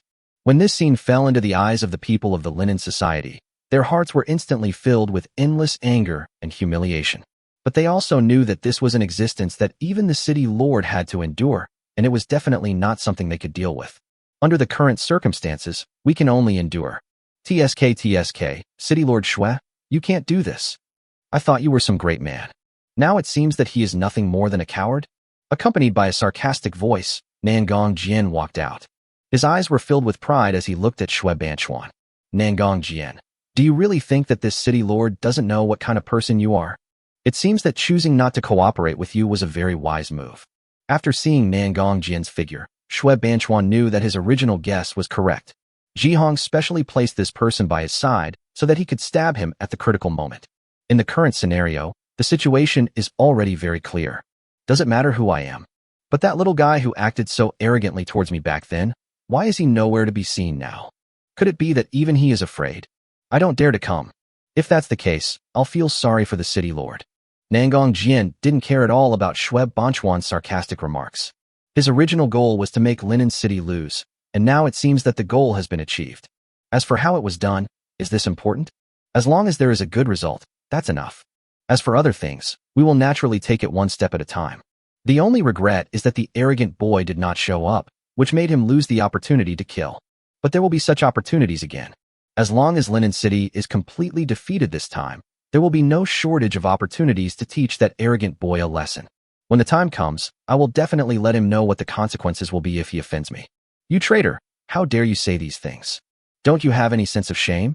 Shui Ying finally couldn't bear the anger in her heart anymore and stood up to scold this person. His eyes were filled with endless cold, murderous intent. If her strength hadn't been insufficient, she would have killed this man long ago. Shui Ying had never longed to have enough strength as much as she did at this moment. If I had enough strength, how could I let my father suffer such humiliation? Miss Ying, don't worry. You'll be mine soon, and then we'll discuss together how far my sense of shame has reached. This must be a wonderful thing. Nangong Jian looked at Shui Ying who came out. A smile appeared on his face, and the greed in his eyes was not concealed at all. The reason why we entered Linen City was partly because of City Lord Ji's plan. On the other hand, he went there for this beauty. I thought all this had passed me by. But not long ago, City Lord Ji told himself that Shui Banchuan, this loser, had gone crazy for some reason. He actually used half of Linen City's resources to compete with them. If they lose, Linen City will be in their pocket. By that time, given his status, it wouldn't be excessive for him to take the City Lord's daughter as a concubine. Just thinking about it makes him happy. You're looking for death. Feeling Shangguan Jian's disgusting gaze, Shui Yingying suddenly felt endless murderous intent in her heart. If his second uncle hadn't stopped him, he would have already made the move. When Shangguan Jian revealed his true face, Shui Yingying realized that Chao Mo was such a good person. Compared with him, Chao Mo is a real elegant gentleman. Although his words are often inappropriate and his actions can make people very angry, he always keeps a sufficient distance. Give enough respect. It starts from emotion and ends with etiquette. What's wrong? For a moment, a look of doubt emerged in Shui Yingying's heart. I actually had such thoughts. Perhaps it was at this moment that he looked directly into his own heart. Unconsciously, she actually regarded Chao Mo as her support. Considerate hope. Even at this moment, she hoped that Chao Mo would appear soon. Just imagine what Chao Mo would do after he appeared here. For a moment, Shui Yingying's mind was in a trance. Even she herself was a little at a loss. How dare a slave of 3 surnames speak so arrogantly? If someone didn't know you, they would think you were some big shot. At this moment, a familiar voice sounded. The moment she heard this voice, Shui Yingying's heart suddenly moved. It's Chao Mo. Chapter 55, Killing the Enemy with One Sword. Accompanied by bursts of fragrance, Chao Mo came with beauty. There are many beautiful women around him. This scene instantly attracted the attention of everyone present. They all looked at the dazzling scenery in disbelief. So many beauties, but only one person is accompanying him. Naturally, everyone in Linen City had long been accustomed to this scene. But the existence of other cities was very surprising. Who has ever seen such a scene? That guy is not envious. Especially Nangong Jian. The last time he met Chao Mo was in the City Lord's mansion, so there were many things he didn't know. When they met again today, Chao Mo's behavior made her eyes red instantly. How is this possible? How could he be so capable as to have so many beautiful women by his side? Nangong Jian's heart was filled with endless murderous intent. In an instant, an idea popped into his mind. Kill this man and take everything around him. By then, it will all be yours. This kind of thing is not even just an idea of his. It directly became his next target. As Chao Mo gradually approached, all parties in the Linen Association became excited. After this period of contact, although Chao Mo was still very young, his attitude and the way he did things had already convinced them early on. It seemed as if they could feel at ease as long as Chao Mo was there. After Shui Banchuan saw Chao Mo appear, the heavy weight that had been hanging in his heart finally fell to the ground. Since Chao Mo came here, it means that he has broken through to the foundation building stage. Although his talent is poor, the scheming and skills shown by Chao Mo, coupled with his flying sword, are enough to deal with those in the middle stage of foundation building. From the information he had obtained, no one among the younger generation in the 3 major cities had been able to break through to the middle stage of foundation building. This is their chance. Don't worry, no one can bully you with me here. While Chao Mo was talking, he came to Shui Yingying's side. At this moment, he was wearing a white robe, a jade hairpin on his hair, a jade pendant on his waist, and a folding fan in his hand. There was a faint aura surrounding his entire body, and coupled with his stunning appearance, he looked like an immortal. The banished immortals in the world are no more than this. For a moment, Shui Yingying felt a little dazed. It was as if I had a dream. Deep down in her heart, she didn't think much of this dream, but she just didn't want to wake up. Everything is so beautiful, so indescribably happy and intoxicated. Little guy, you don't know what you've done? Choosing to help Linen City is destined to be the decision you will regret most in your life. Soon, you will die in my hands. The moment Nangong Jian saw Chao Mo, endless murderous intent emerged in his heart. In addition, Chao Mo's words and actions at this moment were provoking him. How could he tolerate such a thing? No matter what, he is also a genius in the sect. How could he allow a boy from the secular world to be so rampant in front of him? I was saying that dog was barking here. So it's you, the dog. Chao Mo smiled calmly and took a step forward to face Nangong Jian. In other words, Chao Mo is currently facing the entire Tiger Eagle City. Be it the city lord or the sect behind Nangong Jian, under the current circumstances, Chao Mo never took them seriously. An 8th grade family, a sect headed by a Jindan-level cultivator, this kind of identity and background can scare others. But it couldn't scare Chao Mo at all. You know, In their family, even if it's just a gatekeeper, they are all Jindan realm cultivators. Little evil beast, it seems I have to teach you a lesson today. I originally wanted to let you jump around for a while, but since you're so determined to die, I'm going to savage you. After hearing Chao Mo's words, Shangwan Jian's face instantly became ugly.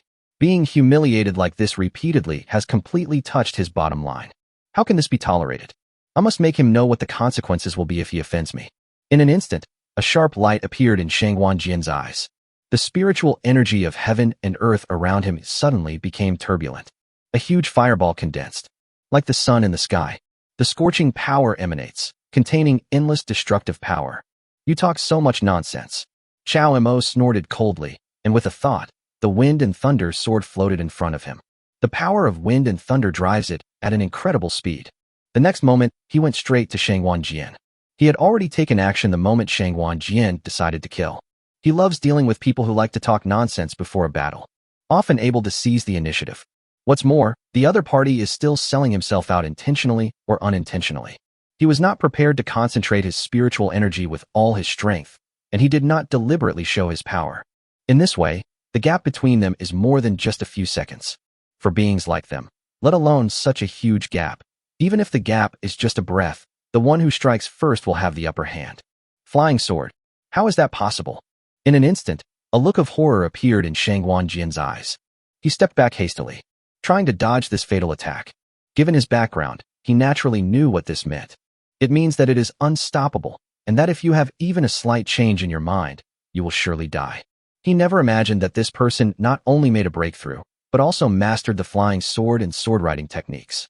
This kind of thing was beyond his imagination.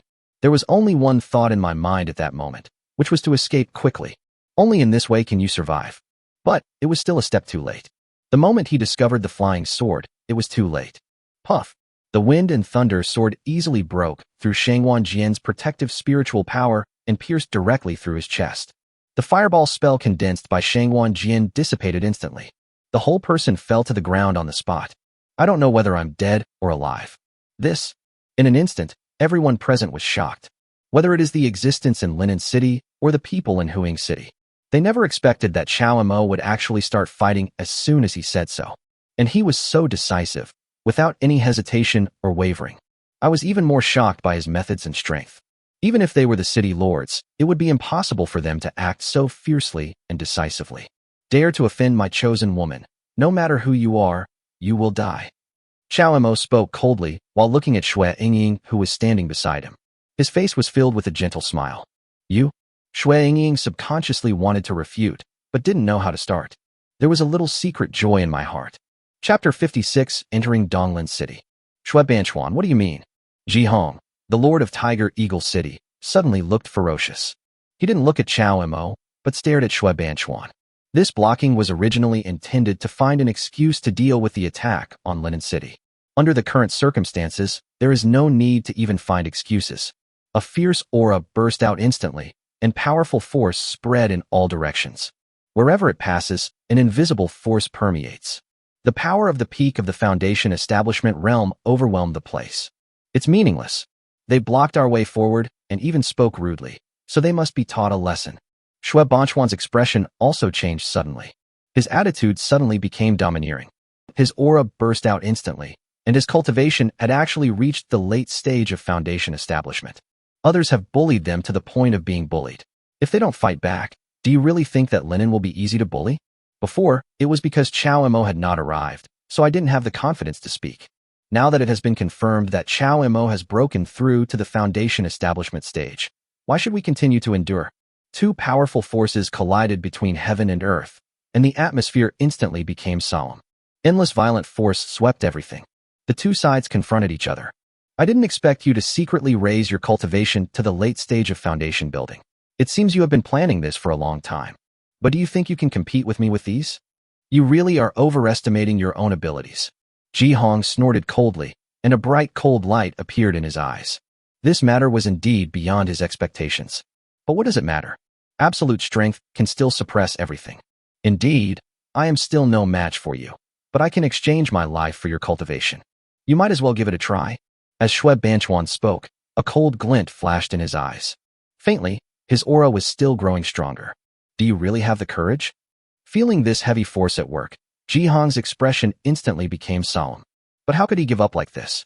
He was betting that Shui Banchuan wouldn't dare to fight him to the death. A being who has worked so hard to improve his cultivation to the late stage of the annotation realm is extremely ambitious. How could he risk his life for such a thing? Indeed, if my cultivation level was the result of my own practice, I would not fight you to the death. But I don't have that ability. I can only use mystical techniques to temporarily improve my cultivation. Calculating, I only have half a year left to live. Trading half a year of my life in exchange for your cultivation to eliminate a threat to Linen City is definitely worth it. As he spoke, the power around Shui Banchuan grew heavier. There are always signs of desperate efforts. You? Hearing these words, Ji Hong's face turned ugly. If someone else said such words, he would naturally not believe it, but the madman in front of him was definitely capable of doing such a thing. Interesting. Chao Mo, who was standing by, saw this scene and a smile appeared on his face. He had known for a long time that the city lord was hiding his strength. After all, he is accompanied by a person with even greater strength, which can be easily seen. This was also the main reason why he dared to threaten the city lord. Likewise, he could also be sure that there was no problem with the city lord's cultivation. These words are purely to fool the other party. But the key point is that the other party seems to believe it. This would explain why the city lord hid his own cultivation level in the first place. Perhaps it was a preparation for this lie. Two city lords, please stop now. At this moment, a woman's voice sounded. The tone was soft, and there was a faint sense of comfort in the voice. Beauty. The moment he heard this voice, a bright light suddenly appeared in Chao Mo's eyes. Before seeing the person, just by hearing her voice, he could tell that she was a stunningly beautiful woman. Since the establishment of this system, Chao Mo has become very sensitive to matters in this regard. The faint fragrance lingers, giving people an indescribable feeling of comfort. Unlike other women, the fragrance lingering around this woman is not the unique fragrance of rouge, but the fragrance of plants and trees. If he guessed correctly, all this should be about Lin Su, the daughter of the lord of Donglin City. Chao Mo turned and looked behind him. A beautiful figure caught his eye. A simple long dress and a pretty face. At first glance, it's not that amazing. It even gives people a very ordinary feeling. But if you look closely, you can feel the unique beauty of the woman in front of you. It is tranquil and elegant, and in a trance it is like a beautiful landscape painting. I'm determined to have this woman. In an instant, Chao Mo had an idea in his mind. He could clearly feel that this woman was very special. Being next to him, your mood can quickly calm down. Such existence is very beneficial to one's own practice. However, he knew that this kind of thing also required mutual consent. If the other party was unwilling, it would not be wise to force them to do it. Today, for the sake of my niece Susu, I will let you go. Don't give me another chance, or I'll kill you. Ji Hong snorted coldly, then led them into Donglin City. Under the circumstances just now, he was already in a dilemma. When someone stepped forward to help him, he naturally gave up. But the moment Ji Hong entered the city, he turned and looked at Chao Mo. There was a sharp look in his eyes, but a smile on the corner of his mouth. A naked threat. Chao Mo knew what the other party meant. Shangguan Jian died in his hands, and Lingxi's sect would never let it go. But so what? Since he dared to take action, he must be confident in dealing with what happens next. It is a taboo for the sect to get involved in the fights between families. Even if he doesn't have a strong person to protect him, after knowing the rules, he has the confidence and means to deal with it. As for what happens next, we'll just have to take it one step at a time. City Lord Shui, please. Lin Su smiled calmly and gestured for Shui Banchuan and his group to enter Donglin City. Thank you. Shui Banchuan also restrained his own aura and strength. Now that the goal has been achieved, there is no need to be pretentious. What are you looking at? At this moment, a voice sounded in Chao Mo's ears. There was a hint of coldness in his words. The moment he heard these words, Chao Mo could clearly feel his descendants breaking out in a cold sweat. The cold is bone-chilling. Chapter 57. Controlling Shui Ying. But this chill did not come from the enemy. But it was the city lord's daughter, Shui Ying. This little girl is jealous. Chao Mo was immediately delighted. In this way, things between them suddenly became interesting. How can I not be happy about something like this? It turned out to be Miss Shui. Chao Mo turned and looked at Shui Ying, his eyes giving people an indescribable sense of distance. This is naturally intentional. You can't stick to the other person all the time. Although he has other purposes, he doesn't think of himself as a bootlicker. The other person is already attracted to you. So isn't it time for you to take control? What do you mean? After seeing Chao Mo's actions, Shui Ying was slightly stunned. It was indeed a bit unexpected and shocking. Under the current circumstances, this was something she had not expected. In my perception, the guy in front of me is, to some extent, a shameless rogue. When did it become what it is now? Before, for the sake of Linen City's reputation, I deliberately told the outside world that Miss Xue was mine. That's really offensive.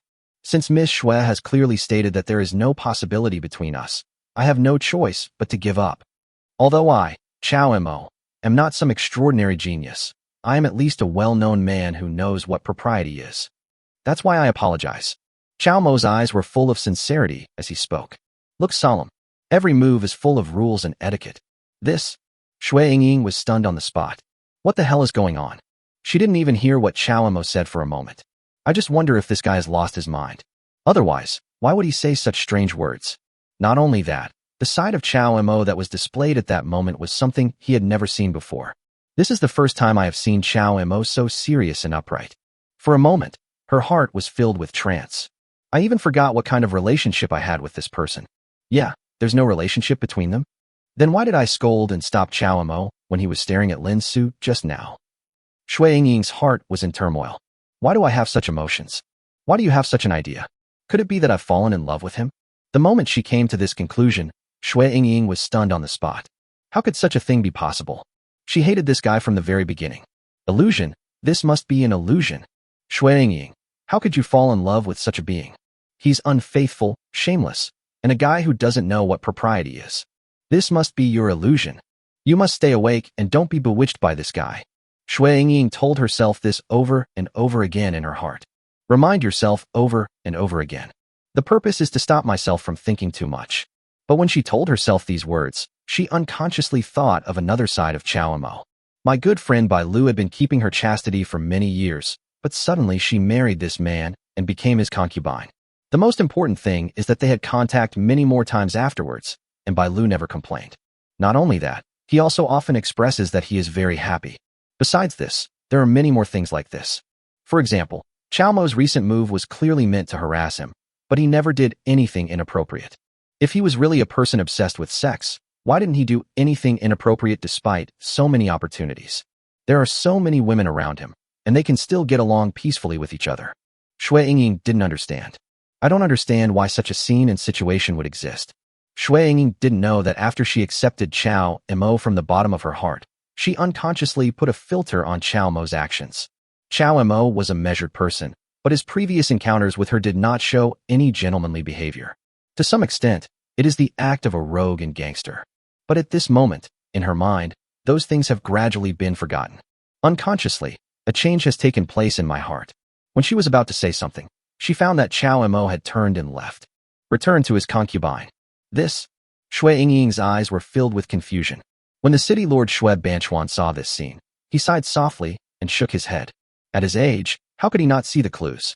The situation was already very clear. His silly daughter had been completely controlled by Chao Mo. If he had encountered such a thing before, he would definitely let Chao Mo know what regret is.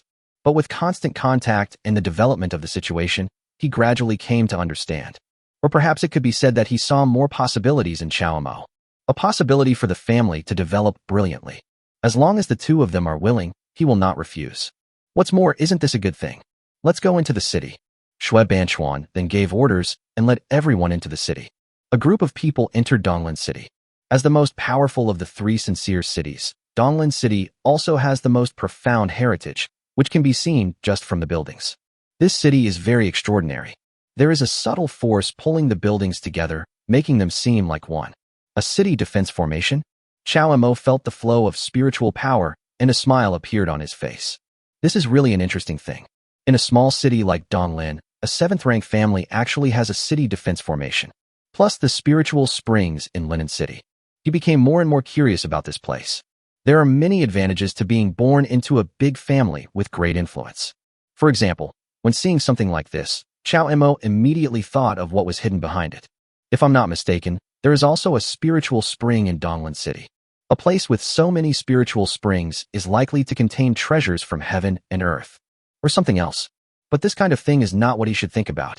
Chao Mo knew very well that what he had to do now was to improve his strength as much as possible. As long as he has enough strength, he can do more things. Only then can you control your own destiny. Someone in Donglan City had already prepared seats for them. Led by a maid, Chao Mo and his party arrived at their destination. I happened to be sitting opposite the people from Tiger Eagle City. As soon as Chao Mo sat down, a young man stood up. With murderous intent, he rushed towards him. He comes with bad intentions. Chapter 58, 10,000 Miles of Mountains. This is a young man in a green shirt, with a slender figure and handsome features.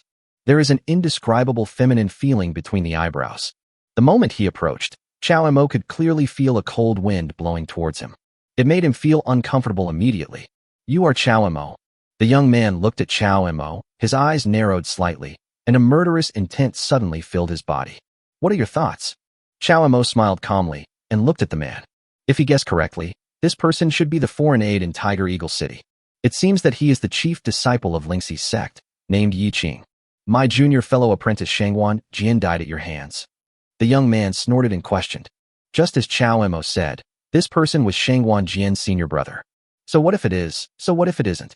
Chao Mo seemed unaware of the other party's strong murderous intent. The moment he struck Shangguan Jian, he was already prepared to deal with the current situation. If you don't kill him outside the city gate, you will have fewer chances to kill him later. Not only that, if Shangguan Jian and this person join forces again, the existence of two Foundation Establishment Realm cultivators will become even more troublesome. In this competition between cities, Linen City must win. There is no doubt about this point. He is very clear and knows what he should do. I know that my junior fellow apprentice is reckless and unstable, and it's very likely that he did something that offended you, but that's no reason for you to kill him. When this matter is over, we will settle it with swords. If you win, I will not pursue this matter any further. If you lose, you will return to the sect with me and make amends to our master. She will decide whether you live or die. Although Yi Qing's tone was cold, his words and actions were still decent. When Chao Mo heard these words, he was slightly surprised. I thought this person would be determined to avenge his junior brother, but I never expected that his attitude would be so reasonable. Of course, if all this is not a disguise, this person is indeed a breath of fresh air in the spiritual practice. In the current situation, even Chao Mo couldn't help but admire it. Whatever. Chao Mo didn't say much. If the other party was really consistent in what he said and what he meant, he wouldn't mind resolving the matter with him through a duel. Now that everyone is here, let the competition between the three cities officially begin. At this moment, a middle-aged man's voice sounded. In an instant, everyone's eyes were focused on the owner of the voice. Golden light surrounds his body and a peaceful atmosphere fills the air. The snow-white robe made this man's not very handsome appearance look more extraordinary. In a trance, it was like an immortal descending to the mortal world. This person is the mayor of Donglan City, the only Jindan realm cultivator among the three cities. Lin Wu. The moment Lin Wu appeared, everyone present put aside their prejudices regardless of any grudges they had against each other. This is the deterrent power brought by the number one person in the three cities. Meet City Lord Lin. Meet City Lord Lin. Everyone stood up and saluted respectfully. Even the mayors of Linen City and Huiying City stood up and saluted. Chao Mo, however, didn't care at all and just stood up calmly. It was really hard for him to adapt to the fact that a person with only Jindan level cultivation was acting in such a manner. Among the main branch of the Chao family, the cultivation level of the Golden Core realm is barely acceptable. This big score is in two parts. Survival, actual combat. Lin Wu waved his sleeves while speaking. Strands of clouds and mist lingered, and in a trance, a landscape scene appeared. This is the 100,000 Li mountain range east of Donglan City. The mountains are a paradise for monsters. It is extremely dangerous for human cultivators to set foot there. This competition will take place there. In an inconspicuous place among these 100,000 mountains, there is a special jade slip that can block out the aura. Whoever obtains the most jade slips will win. If you want to find the jade slip, you need to obtain the completed map. This is the battle between you two. As Lin Wu spoke, golden lights appeared from his sleeves and flew towards the hands of the people who were not participating in this competition. The golden light fell into his hands and turned into an incomplete map. The moment he held the map in his hand, Chao Mo instantly understood the rules of this competition. Simply put, the others also have incomplete maps in their hands. As long as you get the incomplete maps you need from them, you can piece together the complete map and find the hiding place of the jade slip. The interesting thing is that there is an invisible force that attracts these fragments of the map to each other. Those who hold the fragments separated from the same map are destined to fight for it. Of course, this is just the surface. There is another rule hidden in this. You can also snatch incomplete maps from others that are different from the ones you have, and use these incomplete maps to seize more complete maps. It's obvious that they're trying to kill each other. Chao looked at the incomplete map in his hand and felt the force pulling at it.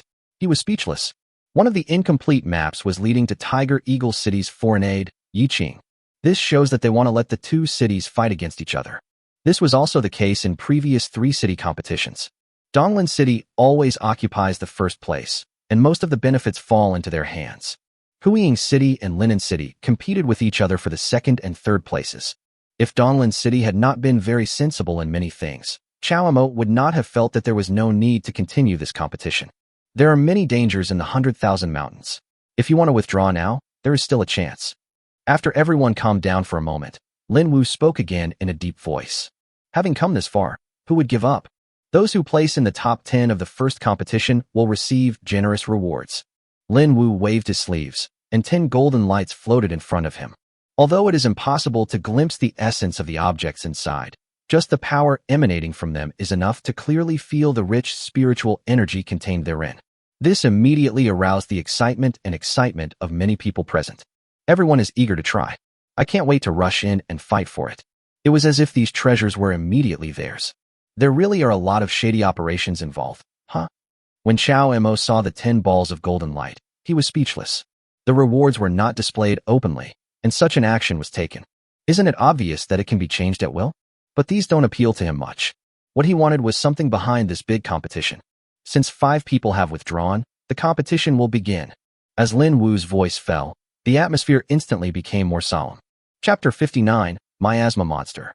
Then the group came to the 10,000-mile mountains outside Donglan City. Just by approaching this place, a heavy oppressive force instantly hits you. The endless forest seemed to contain endless horror. He was like a giant beast that could devour everything. No matter what kind of existence it was, it could not escape from him. This is just the edge of the 100,000-mile mountain range. As far as the eye can see, there is miasma and thick fog. It is clearly full of crisis. Am I going to go in here alone too? Although Chao looked calm, he felt a sense of solemnity in his heart. Ever since crossing into this world, he has always lived under the protection of his father and family. Even if you come to Linen City, you will still be taken care of by the branches of the Chao family and protected by the powerful people in secret. It can almost be said that he has never really faced any danger. In a sense, this is the first time. I'm really looking forward to it. Chao smiled calmly and calmed himself down. Isn't this exactly what he is pursuing? Under the arrangement of the Lord of Donglan City, the participants of the competition were divided into 3 waves and moved in different directions. I don't know what happened to Shui Ying. It was originally planned that the 2 of them would travel together, but she suddenly chose to leave and go on her own initiative. On this point, Chao did not try to guess Shui Ying's psychology. After all, women's hearts are as unpredictable as the sea, and it is difficult to guess the clues. Instead, don't let the other party guess your own thoughts. Only in this way can we better grasp it. When the city lord Shui Banchuan saw this scene, he sighed helplessly and shook his head. No one knows a daughter better than her father. How could he not see his daughter's little thoughts? It was simply because Chao Mo's playing hard to get made him throw a tantrum. It aroused his competitive spirit, and he wanted to achieve good results in this 3-city competition with his own abilities. Mr. Chao, please take care of my daughter. Shui Banchuan came to see Chao Mo with an apologetic look on his face. As he spoke, he handed a jade pendant to Chao Mo. Shui Ying also has an identical jade pendant on her body, through which they can sense each other's location. Chao Mo did not refuse and put it directly into his pocket. Shui Ying has already become his designated woman, so how could he let the meat he has got slip away? No matter who it is, don't try to stop him. Then Chao Mo flashed into the mountains of 100,000 miles. With his cultivation level at the early stage of foundation building, plus the protection of the wind and thunder sword, he could block anyone except those at the late stage of foundation building. What's more, since he dared to get involved in this matter, he naturally had a trump card to deal with it. There was also a way to deal with the existence of the late foundation building stage. In the mountains covering tens of thousands of miles, miasma is rampant. Being in it is like falling into an ice cellar. Chao Mo could clearly sense that if he was not firm enough in his mind, he would lose his mind in the miasma if he was not careful. Shortly after he set foot on the 10,000-mile mountain, the fog in his sight suddenly began to thicken. As a breeze blew, the thick miasma also moved. In an instant, the place where he was completely enveloped by thick fog. In a trance, a beautiful figure disappeared into his sight. This figure gives people a very familiar feeling. Erratic. It is so close, yet so far away. Chao Mo knew that he had been tricked. Although it is not clear what exactly happened, under the current circumstances, it is certain that this beautiful figure is illusory. Chao Mo, you disappoint me so much. At this moment, a clear voice sounded in his mind. At the same time, the beautiful figure slowly turned around. It was a look that couldn't be more familiar. It was his previous fiancée, Han Xinqi. At this moment, Han Xinqi's face was full of anger, and she stared at him with an expression of disappointment. It seemed as if he was scolding, and also as if he was hating him for not fighting back. How dare you play with my thoughts, little bastard? You really don't know how to live or die. Chao Mo snorted coldly. The next moment, a huge fireball appeared out of nowhere where he was. The flames emit a scorching light, and the power of the flames burns everything. The miasma and fog around him instantly turned into steam and quickly dissipated. In just a moment, the miasma dissipated. Han Xinqi's figure also disappeared. He has feelings and purposes for Han Xinqi, but it's not to the point where he completely loses his mind. He wasn't stupid enough to lose his mind just by looking at her figure. The next moment, a huge fireball flew straight towards one place. Boom! With a dull explosion sound, the fireball exploded instantly. The fog and miasma around him dissipated instantly. A blurry shadow in the sight alternated and shifted, trying to condense its body again. However, the injuries he suffered from the explosion just now were too severe for him to concentrate his body again. A miasma demon? Chao Mo looked at the mist, a look of astonishment in his eyes. I thought it was caused by the natural miasma in these 10,000 miles of mountains. He never thought that it was a miasma monster that attacked him. This is somewhat out of the norm. The miasma monster in front of him was only at the 8th or 9th level of chi training for a cultivator. If he was a miasma monster that originated from these 10,000 miles of mountains, he should not have the courage to attack me. Being manipulated? Chao Mo smiled calmly and condensed a fireball in his hand again. Go straight to the miasma monster. At the moment he took action, he clearly sensed that the obscure aura hidden not far away from him was turbulent. As he had guessed, this miasma monster was indeed controlled by someone. The fireball condensed and headed straight for the miasma monster. The miasma monster, which had already suffered severe damage, could not avoid this attack at all. He died instantly.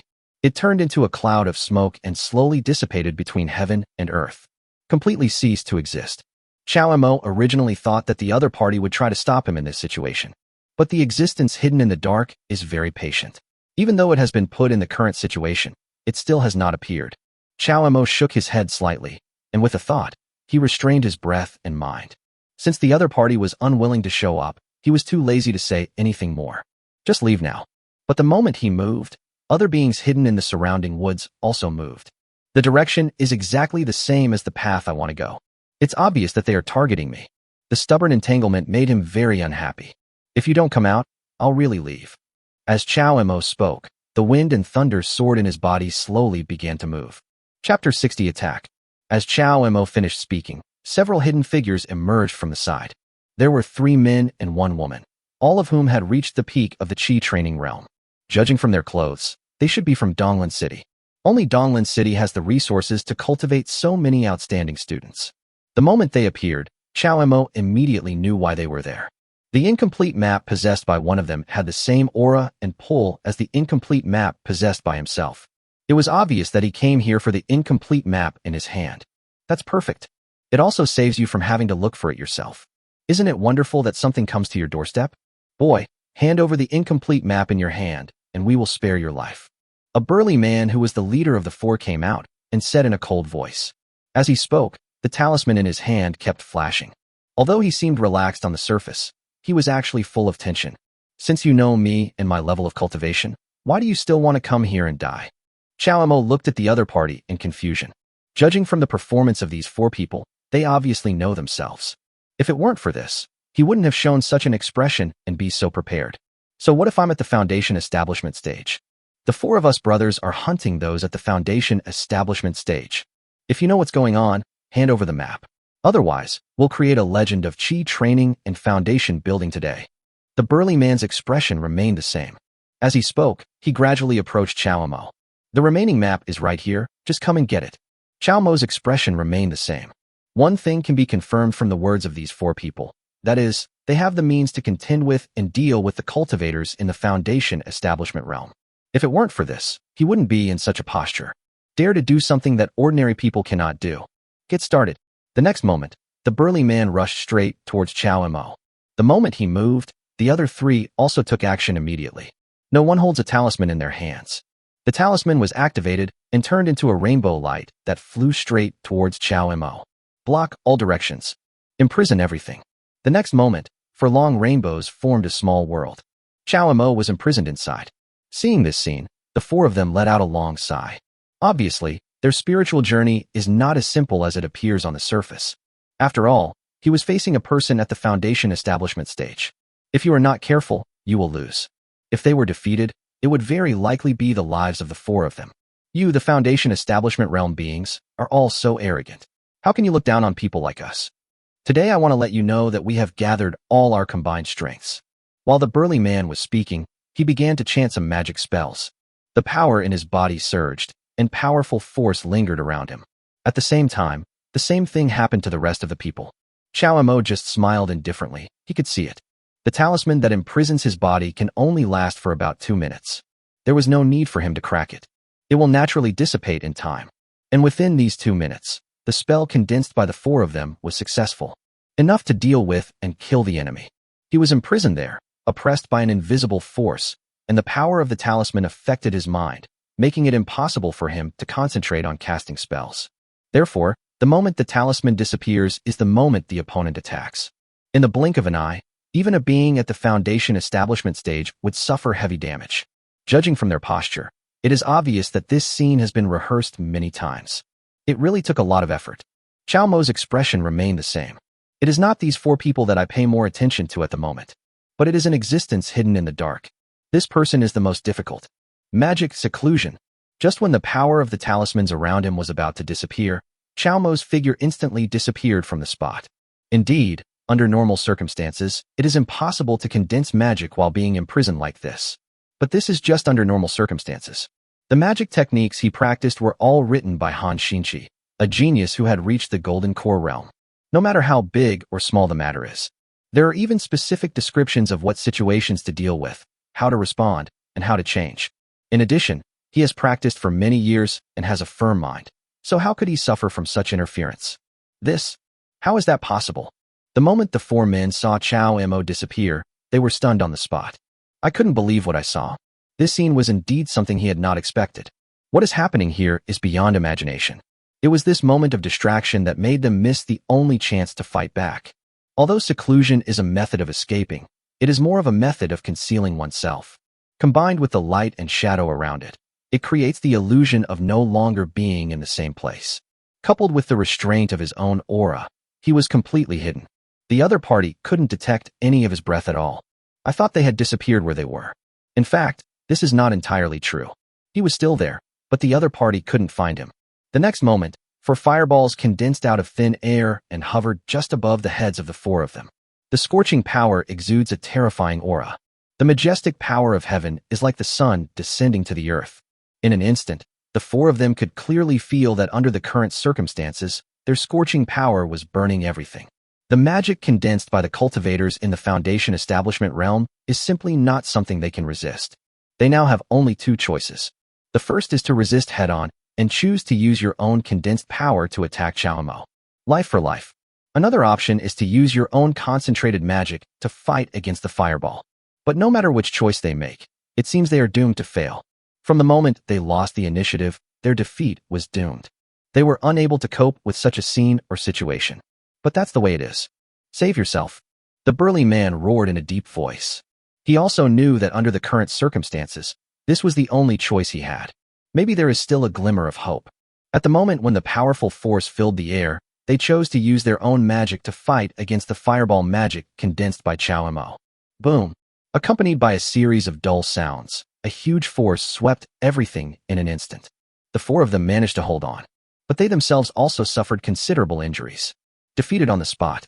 The foundation establishment realm is the foundation establishment realm after all, and it cannot be stopped by ordinary chi condensation realm cultivators. Since you're already planning to kill me, then I'll let you know what death feels like. A cold light flashed in Chow Mo's eyes, and the flames condensed again. Master Chow, how about just letting them go? At this moment, A soft voice accompanied by a faint medicinal fragrance wafted over. Chapter 61 Lin Susu's Invitation. Just by smelling the faint medicinal fragrance, Chao Mo knew who the visitor was. Lin Susu, daughter of the mayor of Donglan City. Chao Mo had no intention of killing these 4 people, but under the current circumstances, he simply did them a favor. However, he would naturally not let go of the remaining images of these 4 people. With a wave of his hand, he seized the remaining fragments of the map from the 4 people and put them into his pocket.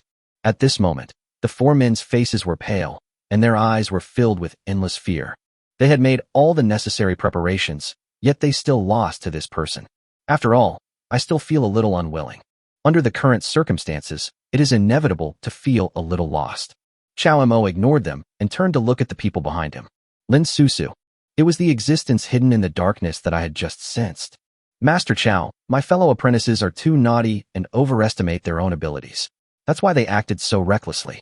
If this is offensive in any way, I apologize. Lin Susu looked at Chao Mo, her face full of apology. He even gave 1,000 blessings. She settled the matter with just a few words. Miss Lin is really very generous. Although Chao Mo already had the intention of turning this person into his woman.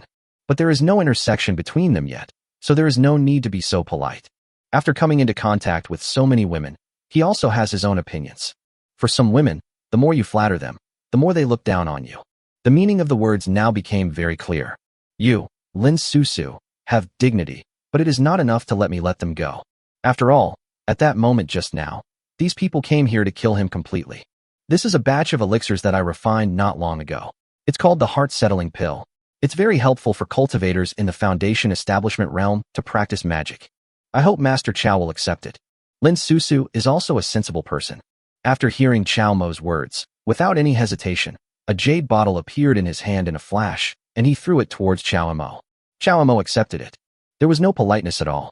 After taking the pills, I found a remaining copy of the map, so it was time to leave. After all, he was still thinking about Shui Yingying at the moment. In this vast mountain range of 100,000 miles, he has the ability to protect himself, but Shui Yingying has not yet established her foundation, so there is still some gap. Since we have the good fortune to meet, Master Chao, how about we walk together for the rest of the journey? Seeing Chao Mo was about to leave, Lin Susu spoke out to stop him. My father once said something about this. Among the 3 city's geniuses, this person has the weakest strength and ranks second. The most important thing is that according to the information they received, this person's identity is too mysterious. It can also allow the 3 major families in Linen City to put aside their prejudices against each other and merge into one. Form a linen society that can rival the 9th-rank family. It is definitely not that simple. Lin Susu knew that her father's words were intentionally or unintentionally telling her to get closer to this person. That's why Lin Susu put forward such a condition. Is that all? You and I have never met before, so we need to be on guard against each other. It's very tiring. Chao Mo shook his head slightly and refused this matter. Judging from the current situation, the wisest move is to travel together with Lin Susu. After all, only when you come into contact can you get to know each other, and then other things can happen. But he also knew that things had to be done step by step. Now there is only one step left to win over Shui Yingying's heart. At this time, if he brought other women with him, he might fail. This is not what he wants to see. Things should be prioritized. He still knew what he wanted to do. I'm being abrupt. Lin Susu was quite surprised. Although she is not a narcissistic woman. But with his talent, family background, and appearance, if he invited others to join him, especially a man, it would be unlikely that anyone would refuse. But she didn't delve into the matter further. After all, people are different, and not everyone has to revolve around you. Then Chao Mo left. Only after arriving at a quiet place did he check his harvest. First, there are 4 incomplete pictures. One of them is identical to the one he has. After putting everything together, he can see that there are only 2 left to complete the piece. It has been confirmed that one of the remaining 2 incomplete maps is in Yi Qing's hands. Although it is difficult to seize, there is still a chance. The other one is not known yet. However, based on the connections between the incomplete pictures, finding each other is not a difficult task. Among the other 3 incomplete maps, 2 are the same map. This map is divided into quite a lot. Looking at the size and spacing between the maps, it can be determined that at least 7 parts of the map are pieced together. The other incomplete picture is separate. Besides this, there is an additional benefit. It was the elixir given by Lin Susu. There is nothing wrong with the pill itself. Moreover, The elixir refined by Lin Susu is of top quality in terms of both quality and effect. Just by smelling it, one can be sure that it is of top quality. The problem is the bottle containing the pills. A faint fragrance lingers, inconspicuous. It looks even more ordinary under the cover of the fragrance of the elixir. But Chao Mo still clearly smelled the difference. Apparently, the eldest lady of Donglin City had used some tracking methods. Chao Mo did not expel him. Let it stay there. The purpose of the other party doing this has not been determined, but it is possible that he uses it to fish. After confirming everything, Chao Mo went to look for Xue Yingying according to the induction of the jade pendant. Along the way, he encountered several disciples who tried to steal his incomplete map. They were all snatched away by Chao Mo. Because the remaining pieces of the map on his body had increased from 6 to 13. Most of them are related. If he encounters anyone in Donglin City, he will choose to show mercy to them. But when he met someone outside Donglin City, he was not so polite. Especially the people from Tiger Eagle City. Once he encounters it, he will not show any mercy. There was even one person who was crippled by him on the spot. With the induction between the jade pendants, Chao Mo unknowingly approached where Xue Yingying was. With his cultivation level, he could clearly sense that Xue Yingying was currently in a confrontation with someone. Moreover, the cultivation of those people is not weak. Chao Mo directly used the invisibility technique to hide his body. If he had appeared right then and there, wouldn't he have missed the opportunity to be a hero saving a beauty? How can we break through the last line of defense in Xue Yingying's heart in this way? So, he chose to wait and see for the time being. Chapter 62. Encircled. Sure enough, Xue Yingying was surrounded by 5 people. Several places on his clothes had been torn by the sharp blade, and patches of snow white were faintly visible at the torn edges. Xue Yingying's chest was heaving, and the weapon in her hand was trembling slightly. It was obvious that she was no longer able to fight. I am the daughter of the mayor of Linen City.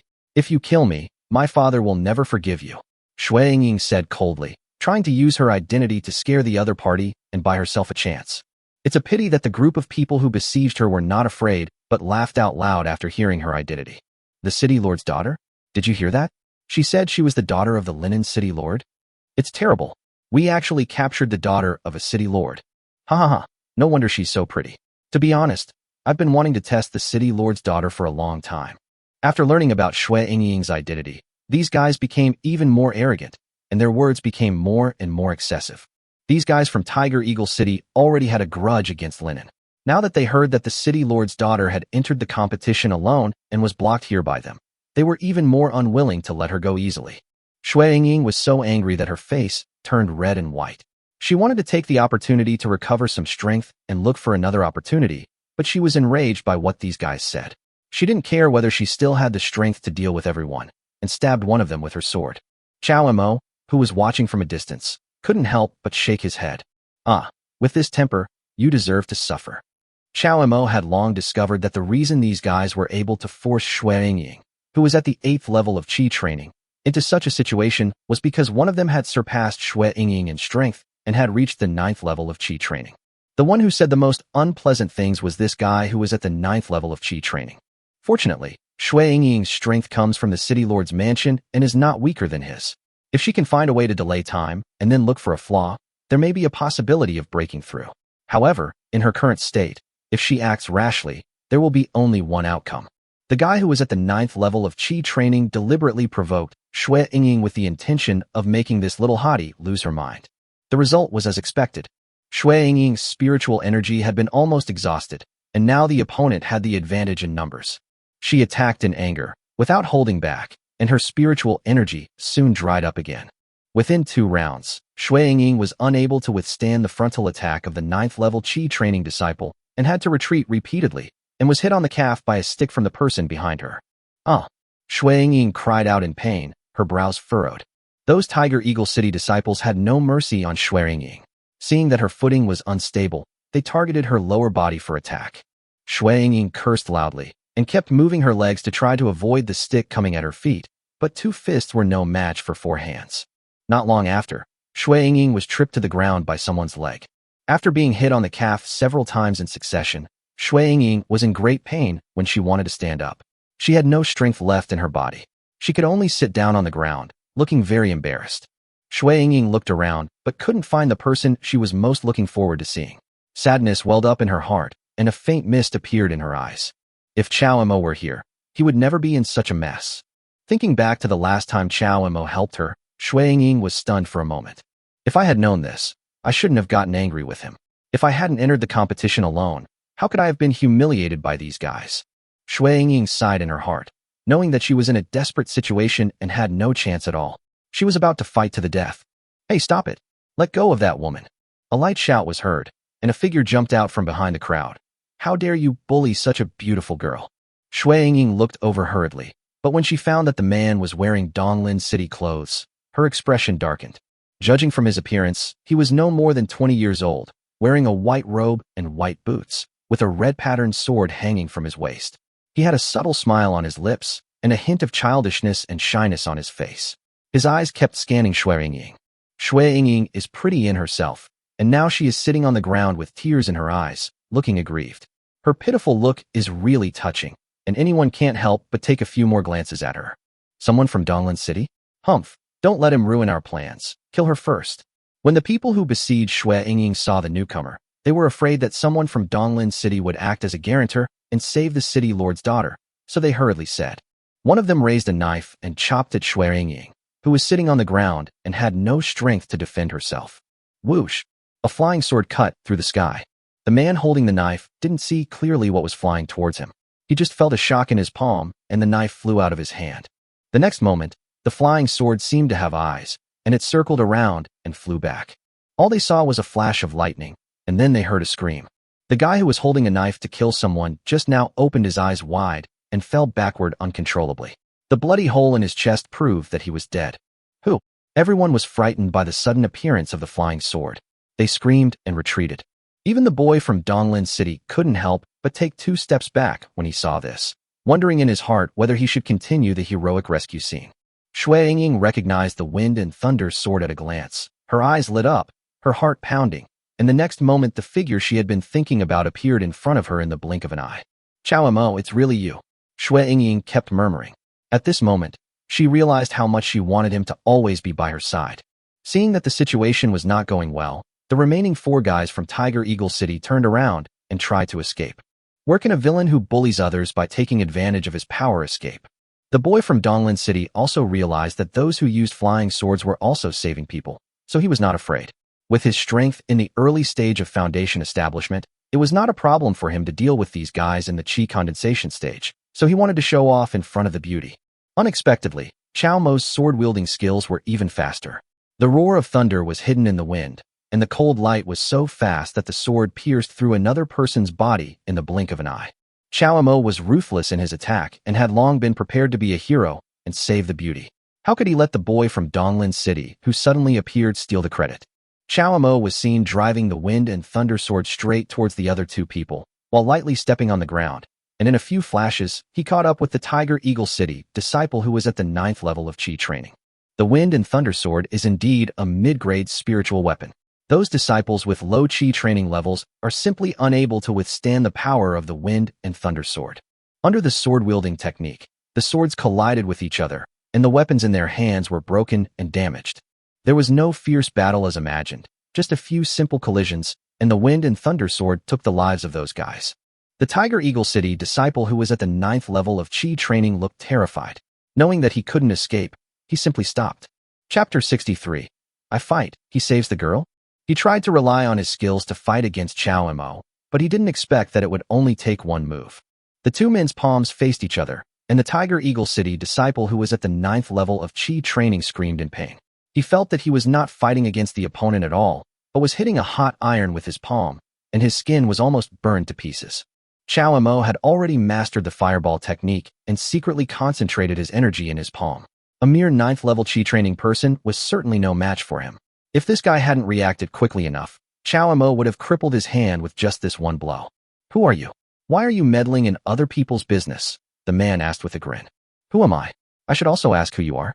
A group of grown men are bullying a weak woman, and you don't even ask yourself what kind of men you are. Chao Mo pointed his sword at the disciple from Tiger Eagle City. Weak woman? We've been fighting her all the way until now, and one of our brothers has already been injured by her. She still calls her a weak woman? I tell you, she's the daughter of the Lord of Linen City. Boy, hand her over to me, and we in Tiger Eagle City will be your friends from now on. How about that? The disciples of Tiger Eagle City were obviously running out of confidence and were unwilling to fight with Chao Mo anymore. Friends? No need. Chao Mo moved his fingers, and the flying sword made a buzzing sound again. With a flash of cold light, the wind and thunder sword appeared in front of the disciple from Tiger Eagle City in an instant. Only when you truly face the power of the wind and thunder sword, you will know how terrifying this spiritual sword is. This disciple from Tiger Eagle City was no ordinary person. He was muttering something and took out several darts and hidden weapons from somewhere. He crossed his arms over his chest and used all his strength to throw the dart out. "Be careful," Shui Yingying shouted hurriedly when she saw it. Her clothes were accidentally cut by this guy's dart. If she hadn't reacted quickly, she would probably be injured now. Chao Mo watched his movements and let him throw the dart. The wind and thunder sword circled in the air, creating a strong wind. Under the transmission of Chao Mo's spiritual energy, the darts were all sucked into the center of the wind and thunder sword and shattered one by one. The Tiger Eagle City disciple's face changed drastically. This unique skill of his in darts had never failed at the same level, and it was also his most powerful trump card. He didn't expect that after just one encounter, all the darts turned into ashes. Before they had time to feel sad, the sound of swords rang out again in the sky, and the blade of the wind and thunder sword pointed directly at the faces of the disciples of Tiger Eagle City. The buzzing sound of the sword seemed to be heralding the death of the disciples of Tiger Eagle City. "I was wrong. Forgive me, I won't dare to do it again. I was just following orders, don't kill me." This Tiger Eagle City disciple who was at the 9th level of Qi training felt the fatal threat posed by the spiritual sword, and he knew that he was no match for Chao Mo at all, and that he had hit a wall. Looking at the guy who kowtowed and admitted his mistakes, Chao Mo sneered and killed him with a sword without showing any mercy. Turning around, she found that the disciple from Donglin City had walked up to Shui Yingying at some point. Miss, are you okay? Let me help you up. My name is Lin Dongqing. May I ask your name?" The disciple from Donglin City asked with a gentle smile and bent down slightly, wanting to reach out to help Shui Yingying up from the ground. But Shui Yingying had no intention of paying attention to him at this moment. Her eyes were all on Chao Mo, who was fighting. She felt mixed emotions in her heart: excitement, joy, and fear. She was surprised that Chao Mo suddenly appeared and saved her like a god, but she was also worried that he would be angry and leave again because of her previous temper and traveling alone. From the time she fell into despair to the appearance of Chao Mo, it would not be an exaggeration to describe her excitement as a long-awaited downpour. Her heart had long been with Chao Mo. "Hey, this guy is really good at picking up loose ends. He's trying to show his affection while I'm fighting here.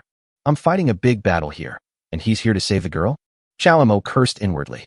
"I will naturally take care of my woman, so you don't have to worry about her affairs." Chao Mo frowned and reminded. As soon as these words were spoken, Shui Yingying behind her was shocked and stared at the figure in front of her. What nonsense is he talking about? Who is his woman? Shui Yingying was both happy and a little shy. What does it mean to say that I am his woman in front of these people? Is he expressing his feelings to me? But why did he always have his back to me from beginning to end?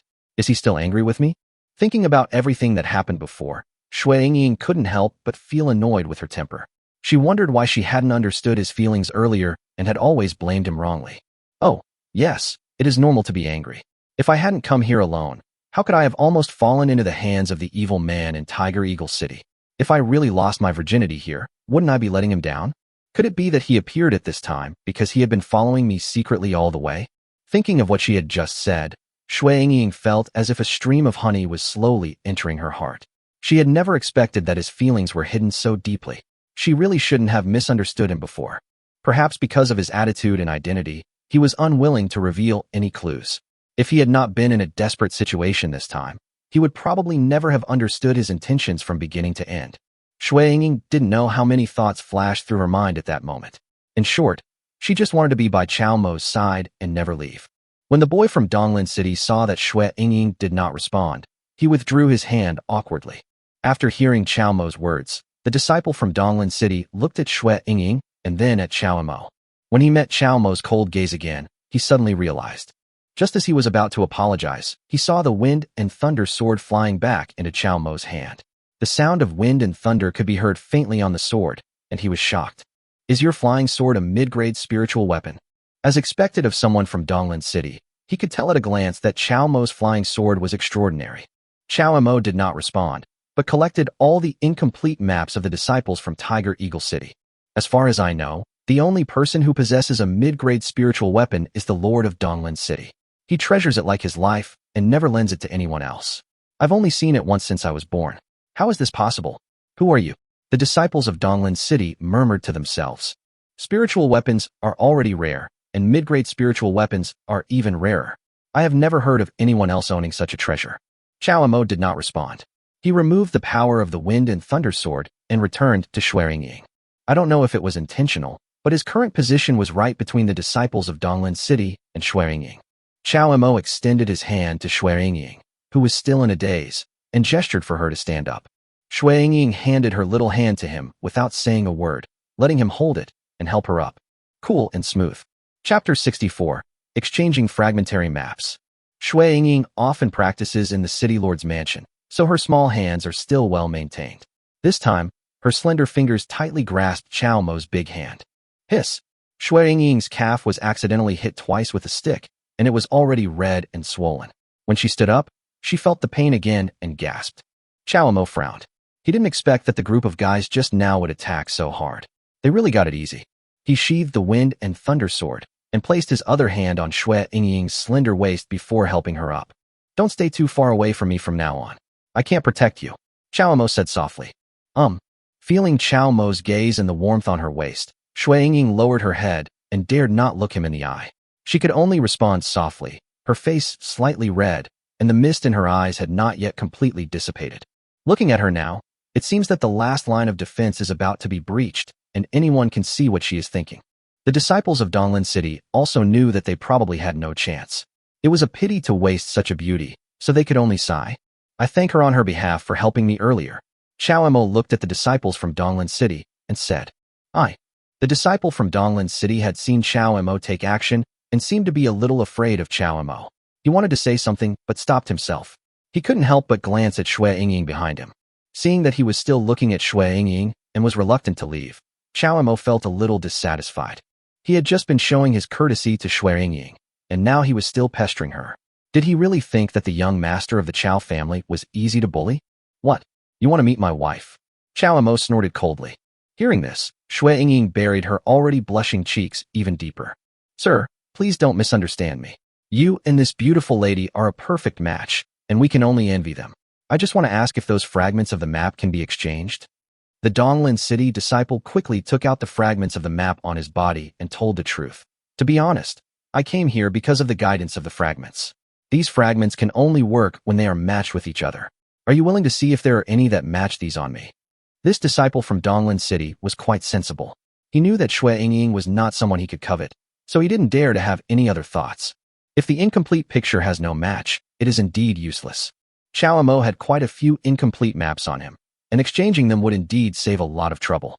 Chao Emo looked at the man and said with a smile, Then how do you know I'm willing to trade with you? You've seen my strength, right? Aren't you afraid that I might snatch your map away? The Donglin City disciple smiled and replied, I forgot to mention that, in my previous life, Donglin City Lord is my uncle. I wanted to contribute to Donglin City during this competition, so I asked for leave from the sect and returned. It turned out that this person was the foreign aide of Donglin City. He revealed his identity just to use the name of Donglin City to prevent Chao Emo from taking action against him. However, his act of introducing himself did not scare Chao Emo. After all, Chao Emo was the young master of the master's family, so how could he be afraid of his identity? It was what he said that made Chao Emo change his mind. In fact, Lin Susu was his sister. Thinking of the bottle of elixir in his arms, Chao Emo smiled slightly. Oh, then since Lin Susu gave me a bottle of pills, take it out and let me see it. We can exchange it. Chao Emo said tentatively. That's great. Huh, you also know my sister. Lin Dongqing was overjoyed and asked seriously. He actually took out all the matching fragments in his arms for Chao Emo to select. Chao Emo once again ignored what this guy said. Anyway, he couldn't figure out what Lin Susu was trying to do, so he just tried to test her just to see if his appearance was related to Lin Susu. Let this guy guess on his own. After looking for a while, he actually found one that matched the incomplete map on him. Moreover, Chao Emo could see at a glance that with this incomplete map, a complete map could be formed. This is what you want, right? Well, I won't take advantage of you. Let's exchange one for another. I want this one. That's right. Lin Dongqing was quite efficient and immediately exchanged the incomplete map with Chao Emo. Then let's say goodbye here. I hope you can get the jade slip. Okay, when you see your sister, Say hello for me too. Chao Mo turned and left, leaving Lin Dongqing confused. When did my sister know such a person? He possessed a mid-grade spiritual weapon and his strength was mysterious and unfathomable. How come I had never heard of such a person? It was not until Lin Dongqing disappeared that Chao Mo felt something was wrong with his right hand. When he looked down, he saw that the fair little hand in his palm had been gripped red by him. He had actually forgotten about it during the negotiation with Lin Dongqing. As if she had noticed Chao Mo's gaze, Xue Yingying whimpered and quickly pulled her hand back. Chao Mo, when did you meet Lin Susu? Xue Yingying had been listening on the side. After holding it in for a long time, she finally asked, What? Are you going to bring an army to accuse me? If I remember correctly, you haven't married yet? Chao Mo said jokingly. Me? Xue Yingying suddenly forgot how touched she was before and how much she wanted to be with Chao Mo forever, and glared at Chao Mo angrily. Chao Mo found her jealous look a little funny. So he casually told Xue Yingying what had just happened, and only then did she feel relieved. So that's how it is. There's no friendship between Linen City and Donglin City. Don't be fooled by her. Oh, and I have some incomplete maps here. Do you need them? As she spoke, Xue Yingying actually took out 2 incomplete maps from somewhere. Huh? You have one too. Chao Mo looked at Xue Yingying in surprise. He didn't expect that she had 2 incomplete pictures besides her own. Chao Mo also took out all the incomplete maps he had just obtained. He already had 3 copies, and with the 6 incomplete maps he had just obtained, Chao Mo now had much more incomplete maps in his hands than others. He laid out the fragments of the picture on the ground and pieced them together. These fragmented pictures are not necessarily able to be pieced together without special intuition. Some of the fragments can be pieced together, and together with the fragment I just got, it seems that they can be pieced together to form a map. Looking at the 2 complete maps on the ground, Chao Mo sorted them out with satisfaction. The next step is to follow the instructions on the map to find the jade slip. The results of this competition will be determined by the jade slip. Without the jade slip, the map is useless. 2 maps, what do you mean? Chao Mo looked at Xue Yingying. I will go wherever you go. Didn't you tell me not to leave you too far, and that you would protect me? Xue Yingying said quickly. Okay, let's go here next. Chapter 65, The Monster on the Mountaintop. The mountain wind howled and gravel rolled down the steep cliff. On the rugged mountain road, 2 figures, a man and a woman, walked back and forth among the clouds. This must be the mountain. The map shows it's right here. Yingying, don't just peek at me from behind. Pay more attention to your surroundings. The Lord of Donglin City might have hidden the jade slip on this path. Chao Mo was holding a map, constantly determining the direction of travel, and occasionally making a few jokes. The devil is watching you from behind. Xue Yingying muttered to herself as she followed him silently without saying a word, but a sweet smile unconsciously appeared on the corner of her mouth. This mountain road is indeed dangerous. It is only wide enough for 2 people to walk side by side. On one side is a towering rock wall, and on the other side is bottomless. If you are not careful, you will be in danger of falling off the cliff. To ensure safety, Chao Mo let Xue Yingying follow behind him, while he led the way in front with a map. Do you think the guy who placed the jade slip here has bad intentions? Why would he put it in such a dangerous place? Chao Mo kept cursing the person who placed the jade slip along the way, causing Xue Yingying behind him to laugh secretly. Okay, stop cursing. If the jade slip was so easy to get, how come our linen city always comes last? We gathered the map so early this time. We must be the first to get the jade slip. That's the top, right? What's going on? Mr. Chao, the hero who saves the damsel in distress, is not afraid of heights. Xue Yingying smiled softly, covering her lips with her hands. Of course not. I'm just worried about you. Hey, to be honest, I took this risk because of you and your daughter. I just saved your life. How are you going to repay me? With the beauty by his side, Chao Mo naturally started joking while talking. Perhaps it was because Xue Yingying's attitude towards Chao Mo had changed. No matter how Chao Mo joked along the way, she just blushed and never refuted. Why aren't you talking? Are you thinking about when to marry into the Chao family? Xue Yingying finally couldn't help herself and scolded him. Stop your nonsense. Get the jade slip first and win the competition first. Before he could finish his words, Chao Mo suddenly stopped and turned around. She was caught off guard and fell directly into Chao Mo's arms. The close distance made Xue Yingying blush immediately and glared at Chao Mo. Chao Mo, you. Shoo. Unexpectedly, Chao Mo looked serious and pointed to the top of his head. What's wrong? Xue Yingying was puzzled. Don't you smell anything? Chao Mo asked in a low voice. There was a mountain breeze blowing over where they were, and the smell drifted over with the wind. Xue Yingying was stunned for a moment. Then her nose moved slightly, and she took a deep breath. Her cultivation was not as high as Chow Mo's, so her sense of smell was naturally a little worse, but she still smelled a faint fishy smell in the wind. We are almost at the top of the mountain. If there really is a jade slip, it should be there. Chow Mo thought for a moment, then signaled Xue Yingying to lighten her pace, and the two of them slowly climbed to the top of the mountain. There was actually a large platform on the top of the mountain for people to rest on. There was also a stone platform in the center of the platform, and the jade slip was lying there quietly. Behind the platform is a huge stone tablet, the inscription of which is no longer legible due to exposure to wind and sun. Jade slip. Xue Yingying's eyes lit up, and she pointed at the stone table and smiled. Well, it seems we are lucky. Chow Mo said this, and prepared to go forward to get the jade slip. But Xue Yingying held the collar tightly. Look, what is that? Xue Yingying exclaimed. Her little mouth opened into an O shape in surprise. Looking in the direction of Xue Yingying's finger, Chow Mo's pupils suddenly shrank. No wonder the closer you get to the jade slip, the more you can smell a fishy odor.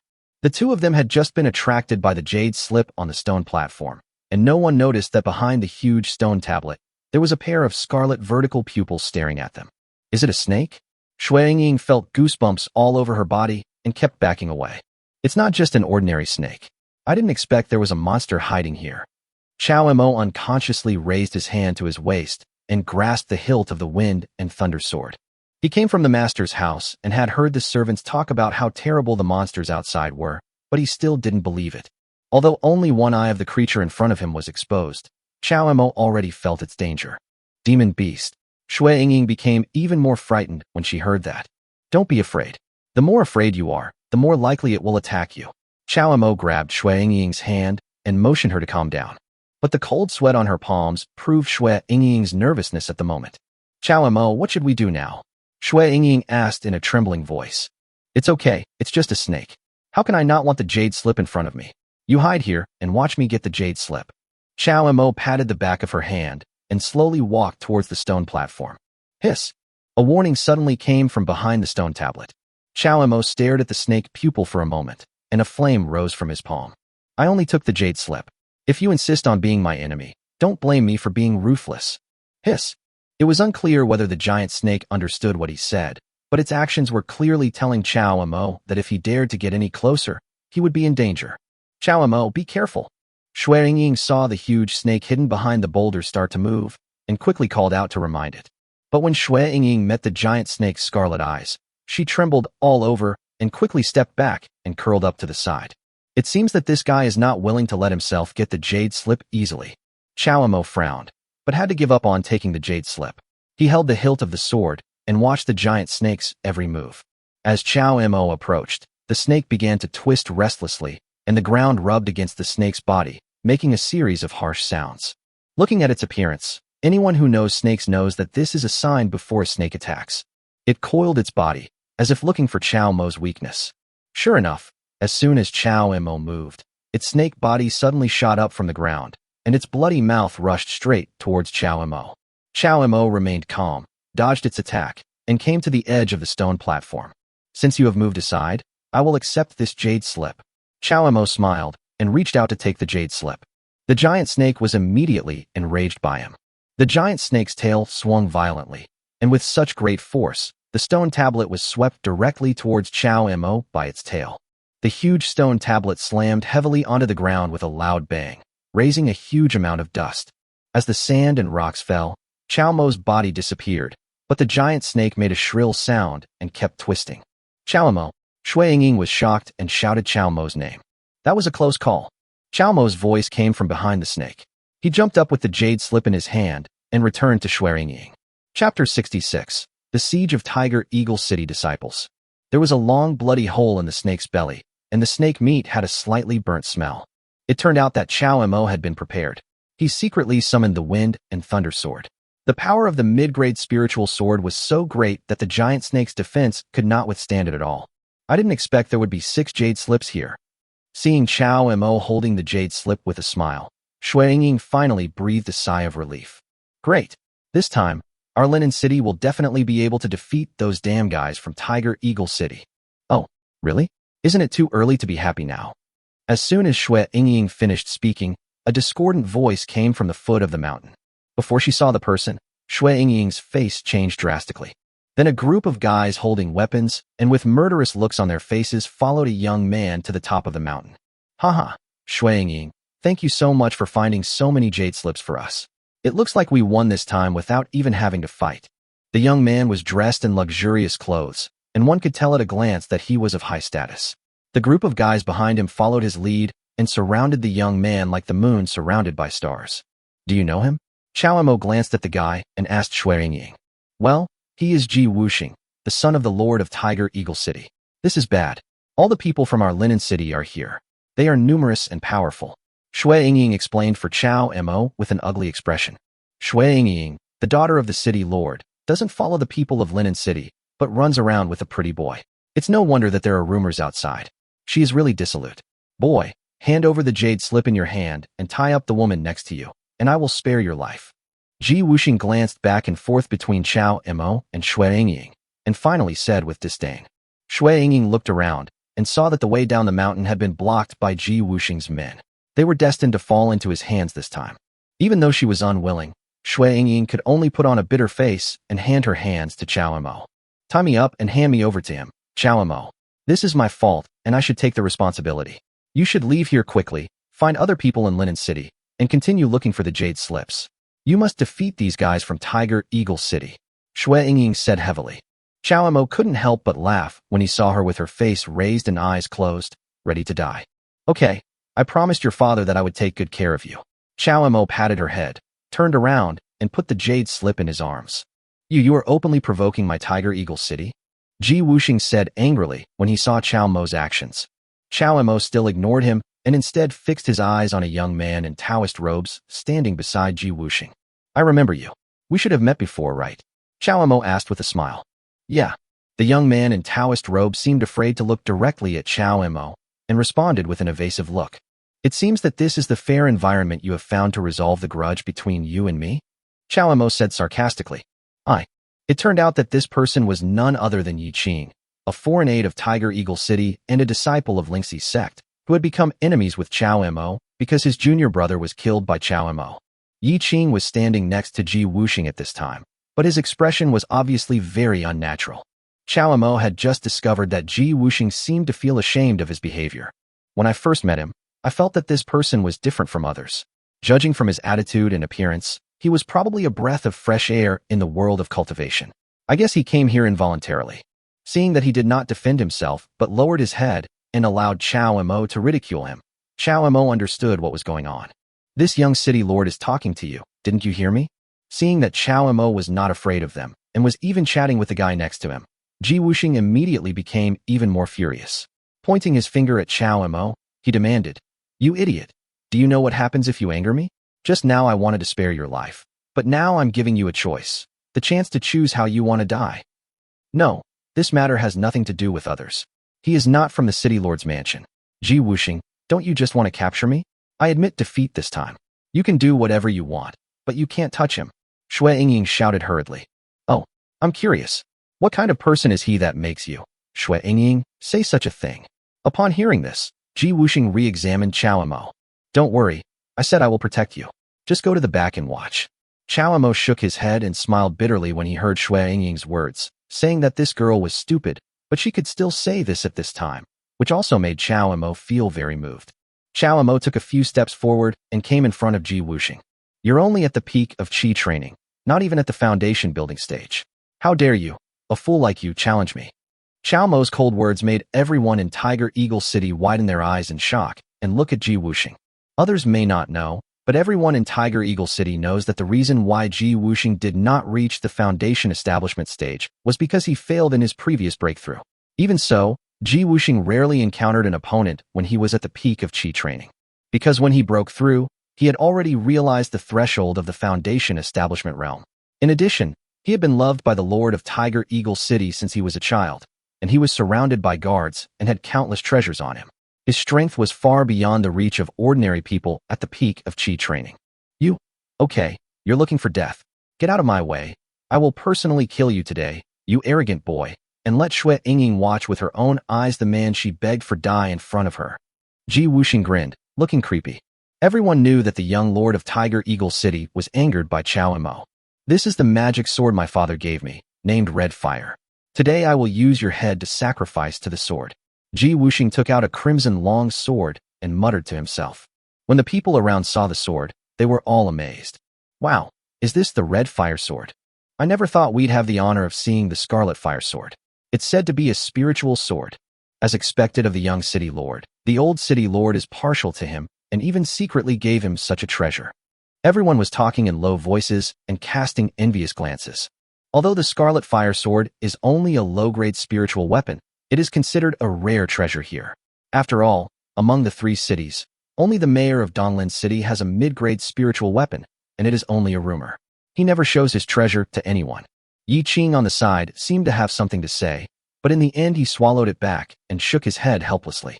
Seeing that he was showing off a low-grade spiritual sword like a child, Chao Mo curled his lips. I advise you not to take action. Otherwise you will have to pay the price even if you are the son of the city lord. Chao Mo reminded with disdain. Chapter 67. The Lost Dog Ji Wuxing. What a joke. You still dare to brag now? Today I will let you know the power of the Red Fire sword. Ji Wuxing thought that Chao Mo was just scared after seeing the Red Fire sword, so he forced himself to say something to scare him. He waved the Red Fire sword in his hand, deliberately making a bigger noise to show off his skills. Waves of heat hit me in the face, and the smell of burnt snake skin seemed to reappear in the air, making me feel uncomfortable all over. A cold light flashed in Chao Mo's eyes. He had already warned him, but he still dared to take action. He couldn't blame anyone else. He just moved his hand from his waist, and the sound of wind and thunder came rolling in. Wind and Thunder sword, unsheathed. Everyone only saw Chao Mo standing still and just waving his hand. Immediately afterwards, there was a crisp sound of weapons colliding. Ah, my Red Fire sword. Ji Wuxing's screams startled everyone present. Then everyone looked at the half-broken sword in Ji Wuxing's hand in astonishment. How is this possible? The Red Fire sword is actually broken. No one present was not surprised except Chao Mo himself. It's no wonder that Ji Wuxing was showing off. The Scarlet Fire sword could be said to be a famous spiritual sword, and everyone in Tiger Eagle City knew about it. But now, after just one encounter, it was actually chopped off by an unknown kid? Isn't it fake? I guess so. How could a real Red Fire sword break? Looking at the half-broken sword, the people of Tiger Eagle City began to suspect that the Red Fire sword given to his son by the Lord of Tiger Eagle City was a fake one. Anyway, Ji Wuxing never has to do it himself on weekdays.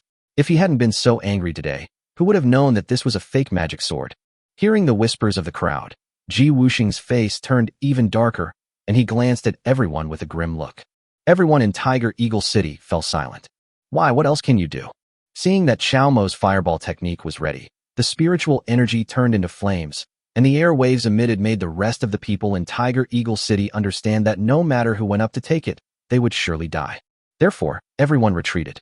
Ji Wuxing, who had just been the center of attention, now had only a young man in Taoist robes by his side. Ji Wuxing also felt the deadly threat and retreated repeatedly, shouting, Yi Qing, what are you standing there for? Why don't you save me? Hurry up and kill this guy for me. Ji Wuxing's order made Yi Qing frown again. He had no good feelings towards Ji Wuxing in the first place, and in Yi Qing's opinion, this outcome was his own fault. However, as a foreign aide to Tiger Eagle City, he could not bear to see Chao Mo kill the city lord's son in front of him. Hey, stop it, you can't kill him. Yi Qing sighed and slowly stood in front of Ji Wuxing. Chao Mo narrowed his eyes and looked at Yi Qing.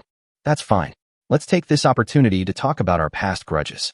Since you use a sword, then victory or defeat will be decided by the sword.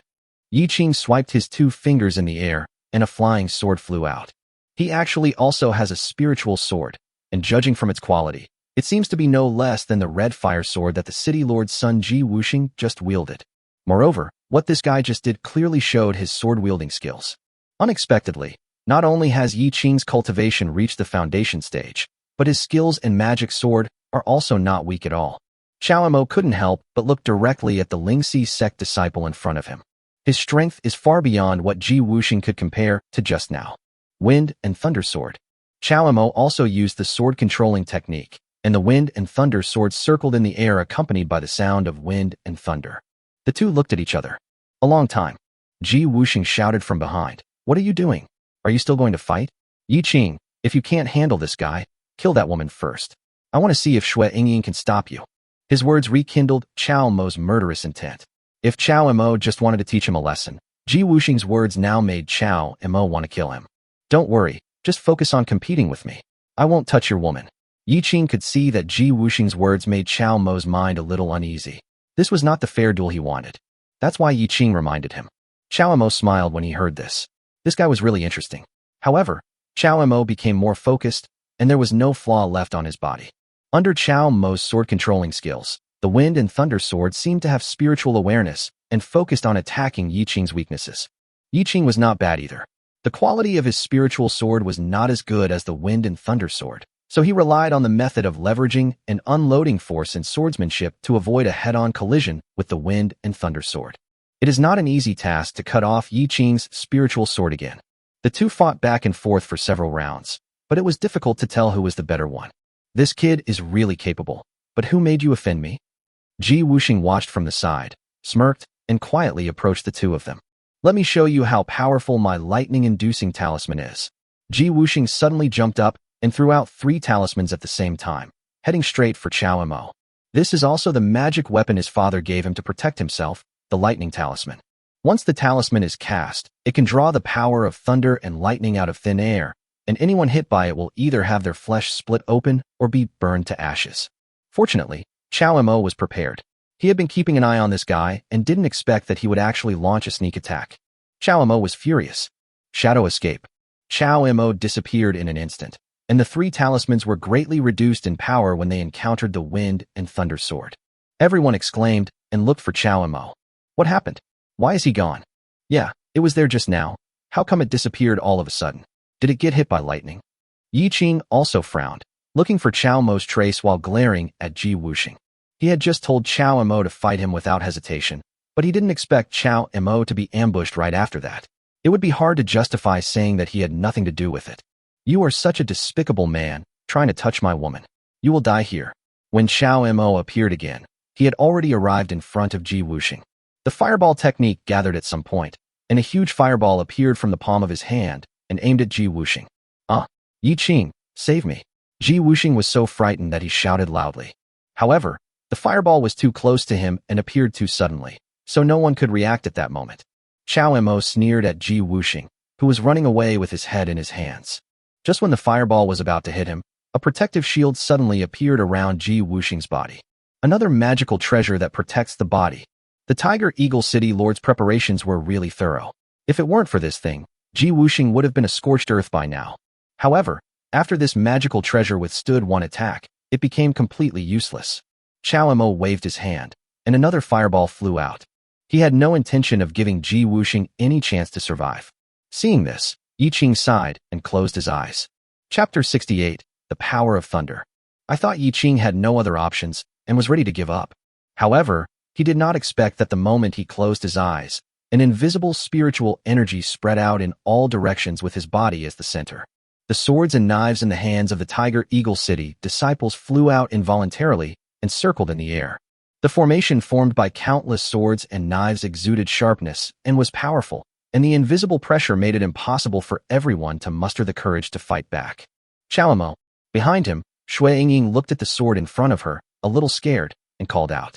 Chao Mo originally wanted to take advantage of the situation to kill Ji Wuxing, but the sword was no longer within reach of him. If he forcibly killed Ji Wuxing, he would also be injured, and with Shui Yingying's strength, there was no way she would be spared. He could only retreat back to Shui Yingying and block the sharp swords for her. What's going on? What is this? It's Yi Qing. Look at all those swords surrounding him. Yi Qing is indeed a disciple of the Lingxi sect. He is truly formidable. Look at the aura he exudes. Could it be that he is in the middle stage of foundation establishment? Has he achieved a breakthrough? No one knew who exclaimed, but everyone looked over and talked about it. Veins popped out on Yi Qing's forehead, and his original appearance became somewhat hideous and terrifying. The changes in his surroundings were due to him forcibly practicing the sword-controlling skills and displaying the sword formation he learned in Lingxi sect. Oh, you've been hiding your cultivation level all this time. But even with the cultivation level of the middle stage of foundation building, it's still a stretch to wield so many weapons at the same time, right? Chao Mo was also a little surprised and said to Yi Qing, I'm sorry, I can't let you kill him. Yi Qing managed to speak in response, and then countless swords rushed towards Chao Mo under his sword-wielding skills. Ha ha ha ha, I was right about you. Yi Qing, kill this guy for me. Seeing Yi Qing reveal his hidden cultivation, Ji Wuxing immediately felt relieved. With the cultivation level of the middle stage of foundation building, it would be hard to find an opponent among the same generation in the entire Tiger Eagle City, right? It has to be said that Yi Qing's talent is really high. His sword controlling skills can make the swords in Tiger Eagle City move at will without any chaos. Moreover, he can combine it with the sword formation he learned, and can attack and defend at the same time, alternating between them. Not to mention the younger generation, even in Tiger Eagle City, there are only a handful of people who can deal with Yi Qing's move. I have never used this sword formation on anyone. You should be proud of yourself for allowing me to use my full strength. Yi Qing said quietly. Perhaps it was the praise from the people around him, but Yi Qing's eyes were filled with arrogance. Qiao Mo calmed himself down and searched for flaws in the sword formation. Under the wind and thunder sword, although those sword formations were powerful, they could not hurt Qiao Mo at all. Shui Yingying wanted to help, but she couldn't do much for the time being. Damn it, there are actually masters in the middle stage of foundation building in Tiger Eagle City. Shui Yingying pinched her fingers anxiously. She knew that this was not a solution. Yi Qing was not the only one in Tiger Eagle City. If so many people attacked at the same time, not only would he be unable to help, he would probably become a burden to Qiao Mo. Shui Yingying was extremely anxious and hated herself for not following the disciples from Linen City so that she would not be in such a predicament. Having escaped the disaster, Ji Wuxing calmed down and became proud again. He pointed at Qiao Mo and shouted, "You are pretending again, kid? You can't pretend anymore, right? You want to kill me, but don't you think you are qualified? Yi Qing, don't kill this brat. Strip him and Shui Yingying naked and tie them up. I want them to see with their own eyes how Tiger Eagle City conquers Linen at the end of the competition. By then, all of you in Linen City will be my slaves. I've heard that the women in Linen City are promiscuous, so that arrogant boy should have plenty of women, right? I'll have you stay by my side and watch. Not only will I touch your women, I'll also make you watch them kneel before me and serve me." Bah, shameless, Shui Yingying said angrily. Qiao Mo, who was in the sword formation, felt as if a string in his heart was touched after hearing Ji Wuxing's words, and he became furious. "Since you're so eager to die, I'll grant your wish." Killing intent flashed in Qiao Mo's eyes. Spiritual energy swept around him, and he ignored the threat of the surrounding sword formation, pointing the wind and thunder sword in his hand straight to the sky. In an instant, a strong wind blew up and thunder rumbled. At some point, dark clouds had gathered above everyone's heads, and the huge rocks on the top of the mountain were shaking continuously. Yi Qing, who had just activated the sword formation and was in control of everything, suddenly spat out a mouthful of blood. He was horrified to find that the swords began to become uncontrollable. Not only was the sword formation that had never failed him broken, but his sword-wielding skills were also greatly affected. I saw the swords and knives around me falling to the ground one after another, and were carried away by the strong wind and disappeared. Thunder roared on the top of the mountain.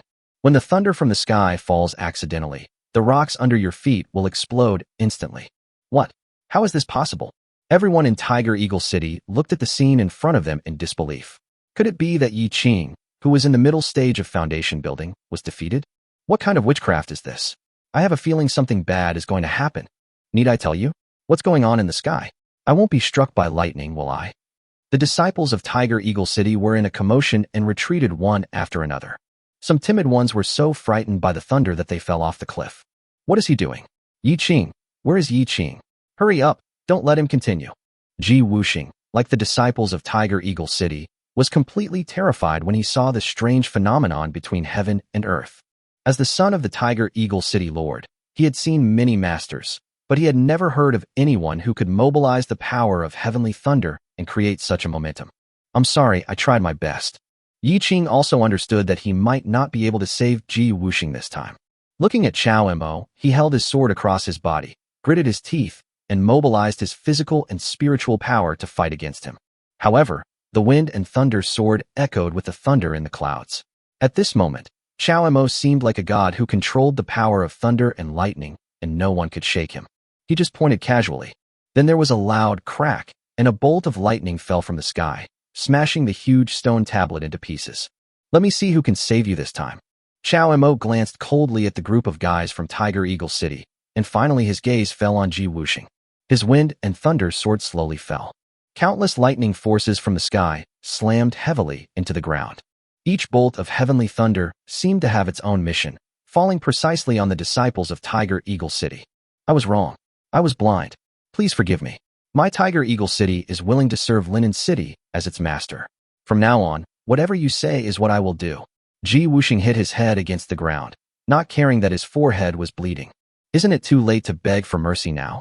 Before Chao Mo finished speaking, another bolt of lightning struck Ji Wuxing accurately. Chapter 69, Lin Susu's Enticement.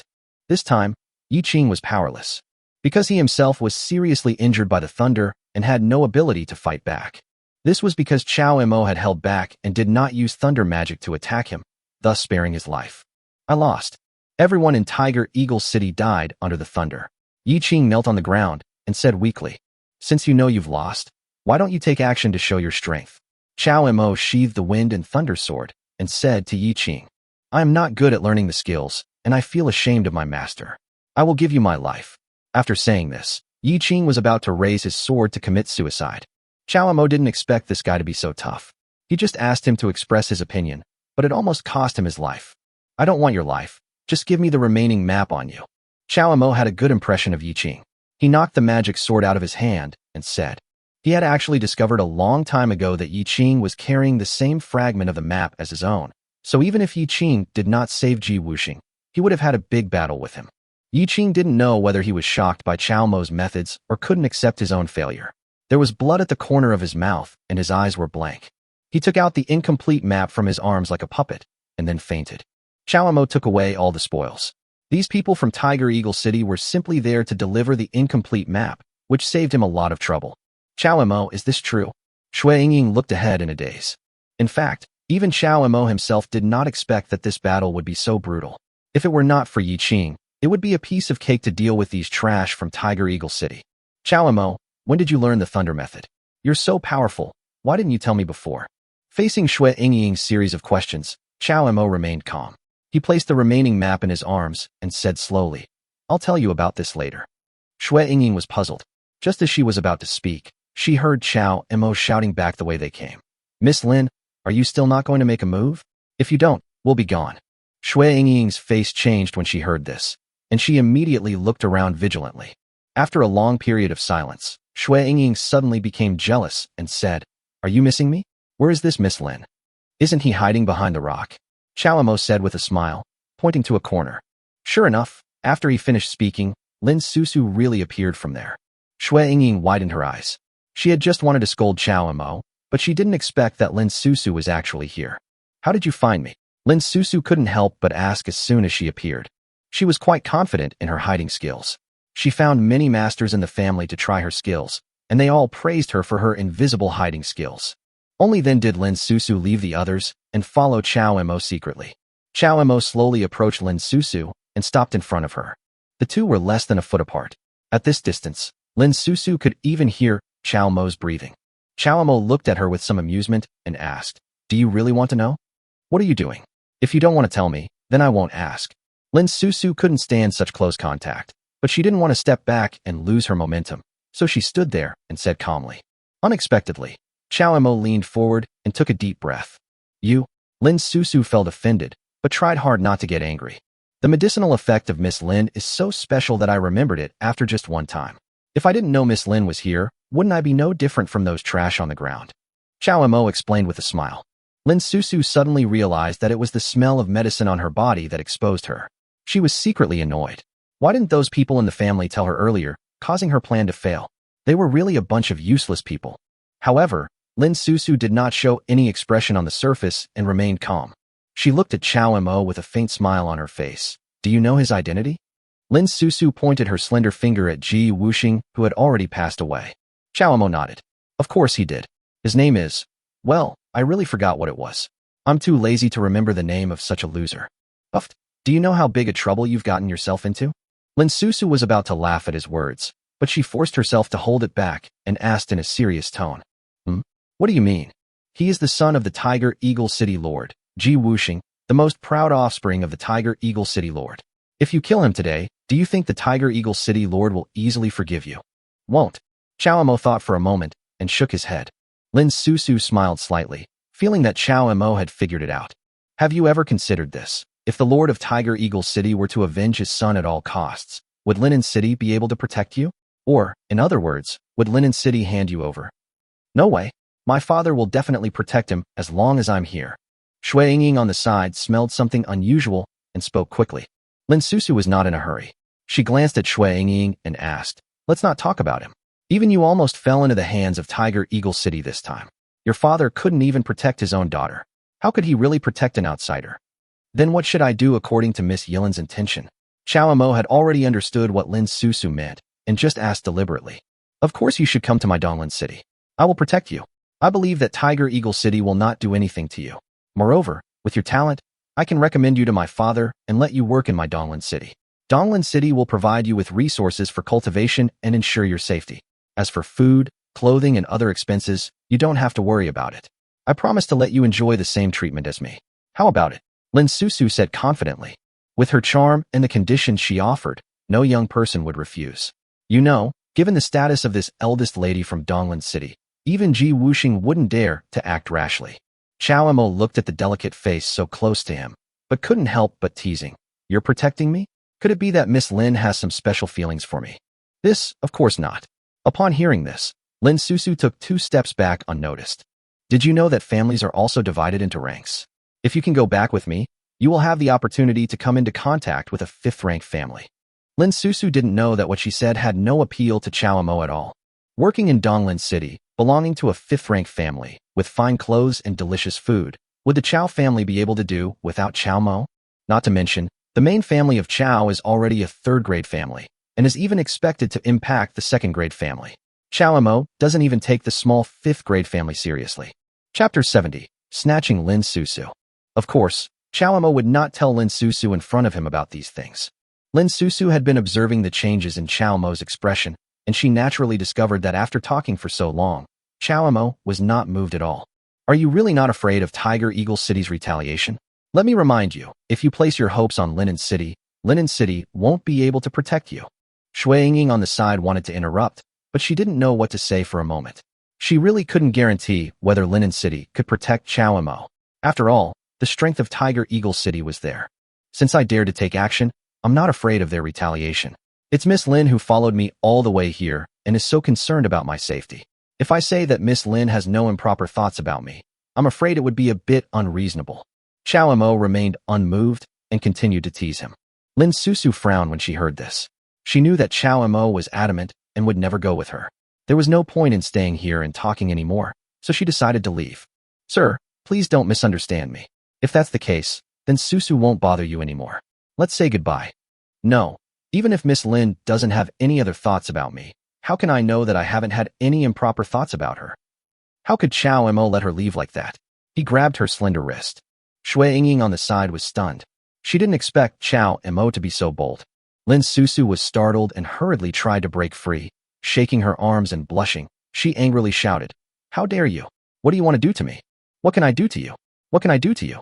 Miss Lin, please don't misunderstand me. I have no sexual interest in your appearance. Since you have followed me all the way here, Miss Lin, shouldn't you leave the incomplete map behind before leaving?" Chao Mo's hand tightly locked Lin Susu's wrist and said with a smile. "Poochie." Shui Ying couldn't help but laugh secretly after hearing this. You dare to steal my incomplete map?" Lin Susu widened her eyes and looked at Chao Mo. "Don't say that.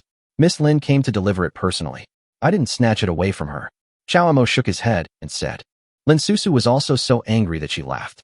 She stared at Chao Mo for a long time before taking out the incomplete map from her arms. She really didn't dare to confront Chao Mo head-on. After all, Chao Mo's thunder technique was so terrifying that she still hadn't recovered from the shock. If she was asked to provoke Chao Mo, she was not a fool like Ji Wuxing. Moreover, I had indeed been following him all the way, and my original intention was not good. Now that I was snatched away from him, it was reasonable. "Okay, you actually dared to steal my incomplete map. Remember this. Here you go. Let me go." Lin Susu threw the incomplete map to Chao Mo and was about to leave. Unexpectedly, my wrist was still in the other person's hand, and the other person had no intention of letting go.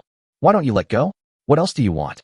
At this moment, Lin Susu suddenly felt a little regretful, feeling like a lamb walking into a tiger's mouth, and asked aggrievedly, "That's all?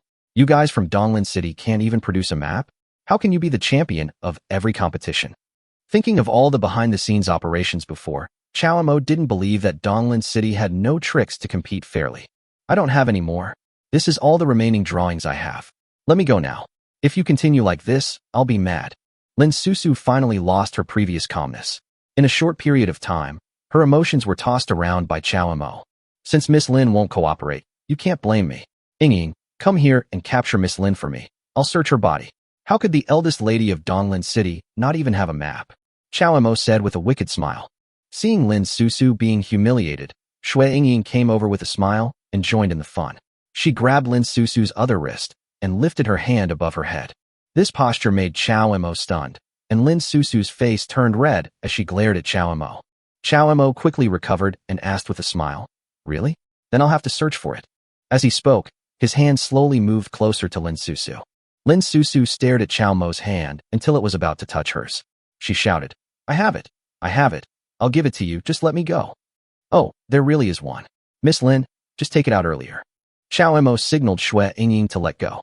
Lin Susu closed her eyes, forcing herself to endure the gaze of Chao Mo. One hand slowly touched her clothes in front of her chest and took out a map from her arms. "That's right. Thank you, Miss Lin, for the map. See you later." Chao Mo didn't hesitate, picked up the map and left. Lin Susu was left alone on the top of the mountain, stamping her feet in anger.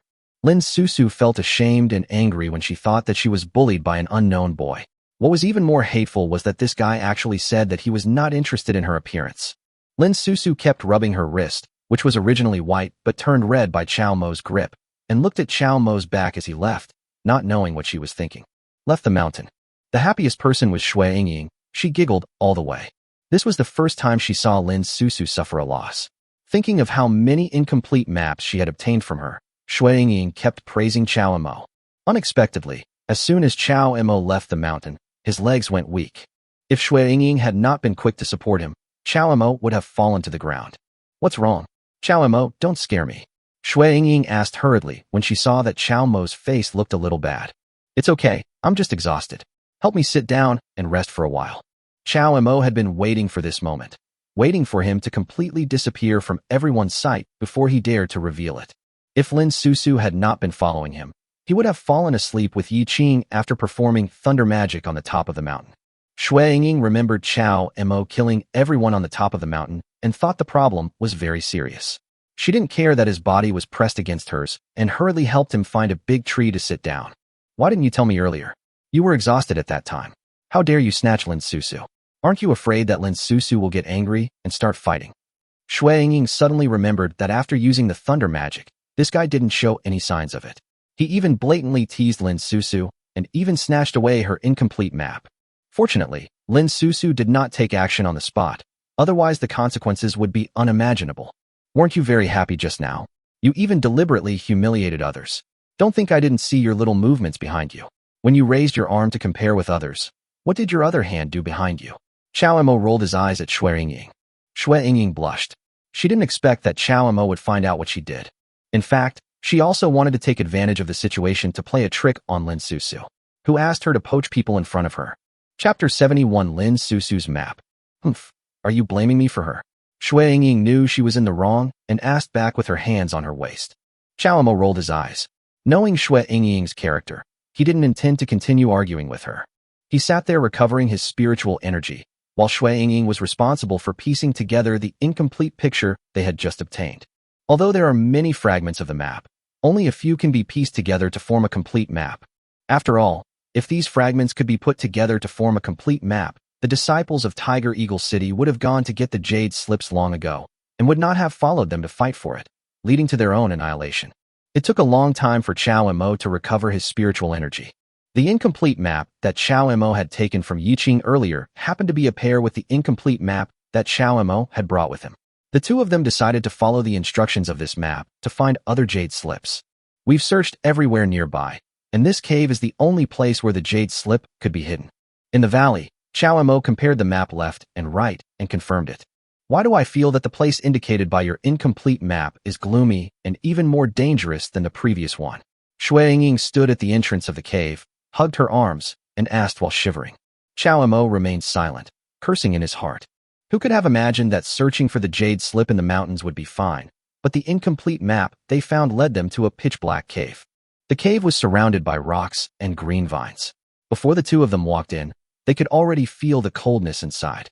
This is a damn place. Not even sunlight can get in, and there's not even a torch to illuminate it. It must be hard for the Lord of Donglin City to find such a place to hide the jade slip. Chao Mo curled his lips and said sarcastically, "What should I do? How about finding a place to borrow a torch first, and then coming back here?" Shui Yingying was hesitant. This competition is really not easy. Well, since we're here, there might be danger inside. You stay here and guard the cave entrance for me. Don't let anyone in. I'll go get the jade slip. With the experience of obtaining the jade slip before, Chao Mo frowned and said as he looked at the animal bones remaining at the entrance of the cave, "Okay, then you have to be careful." Shui Yingying was not pretentious. She knew that the beast guarding the jade slip was most likely a demon beast, and the two of them could not move freely in the cave. In addition, she also knew Chao Mo's strength, and if she insisted on following him, she would only be a burden.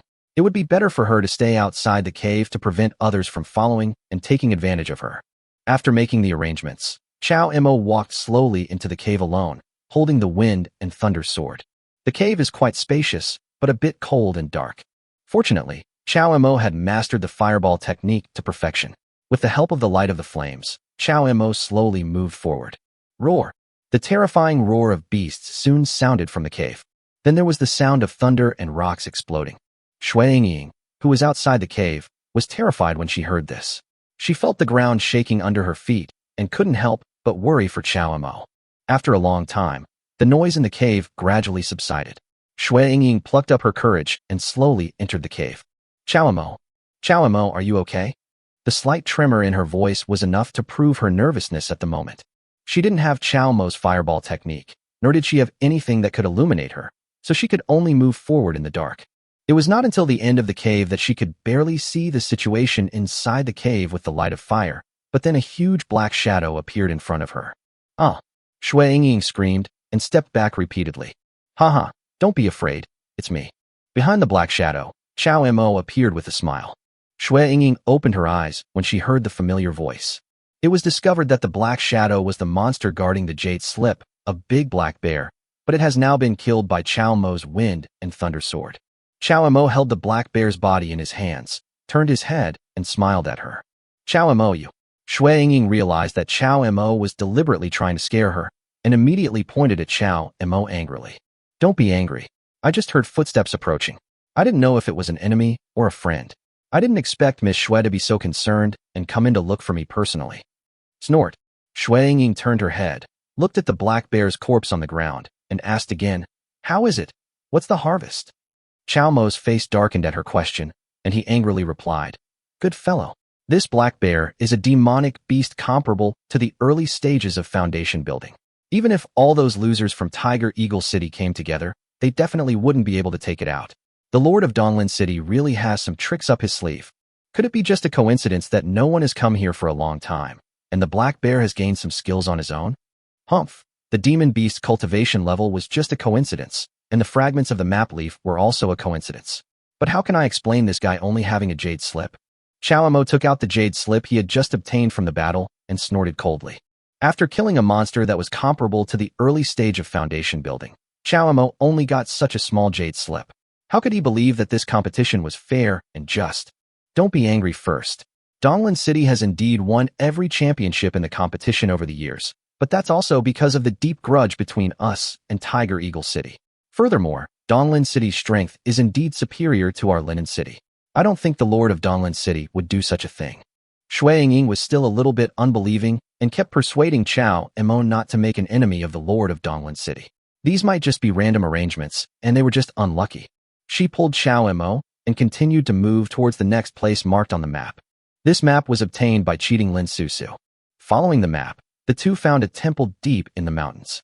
The temple is located in a very secret place, built in a valley. Four square white jade pillars stand at the four corners, and in front of the statue in the center, a small animal is taking a nap. This, after everything that had happened before, Shui Yingying couldn't believe that there was such a peaceful and tranquil scene where the jade slip was.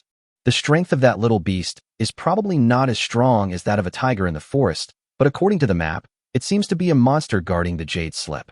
Chao Mo sneered, condensed the fireball spell in his palm, and threw a fireball over. The little beast didn't notice the fireball coming and instantly turned into ashes. A wooden box fell out behind it. Chao Mo and Shui Yingying looked at each other and walked to the wooden box.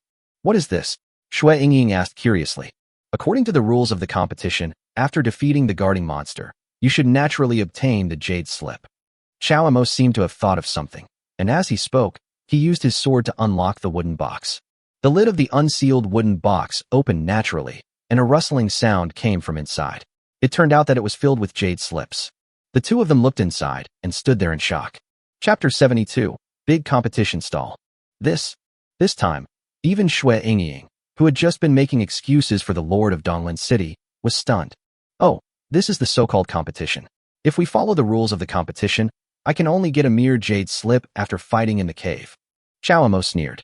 He had guessed that Donglin City would definitely do something tricky, but he did not expect that the Lord of Donglin City would actually put a whole box of jade slips in the map for his daughter. So many jade slips. I'm afraid there are at least 30 of them, right? With so many jade slips, why do we still have to worry about not winning the competition? No wonder Donglin City has so many jade slips every time. Shui Yingying also began to get angry at this time. It would be fine if it were a little unfair, but the number of jade slips in this box is really exaggerated. Come on, Chao Emo, let's go back and talk to the city lord, Shui Yingying said, and prepared to pick up the wooden box and go back. Theory. Chao Emo smiled and shook his head. The reason why Donglin City dared to do this was because there had always been grudges between Linen City and Huiying City. Even if either side discovered this problem, no one dared to become an enemy of Donglin City. Chao Emo, who had long seen through the interests involved, certainly would not go back now and make things difficult for the Lord of Linen. There's no need. Let's win this competition first. He grabbed Shui Yingying and said. Shui Yingying was just impulsive at the moment, but after calming down she knew she shouldn't be too reckless. She is the daughter of the city lord, so of course she understands the importance of putting the overall situation first. Then what should we do next? Where should we go? Shui Yingying took out the other incomplete maps and asked. Not going. Chao Emo shook his head. Not going.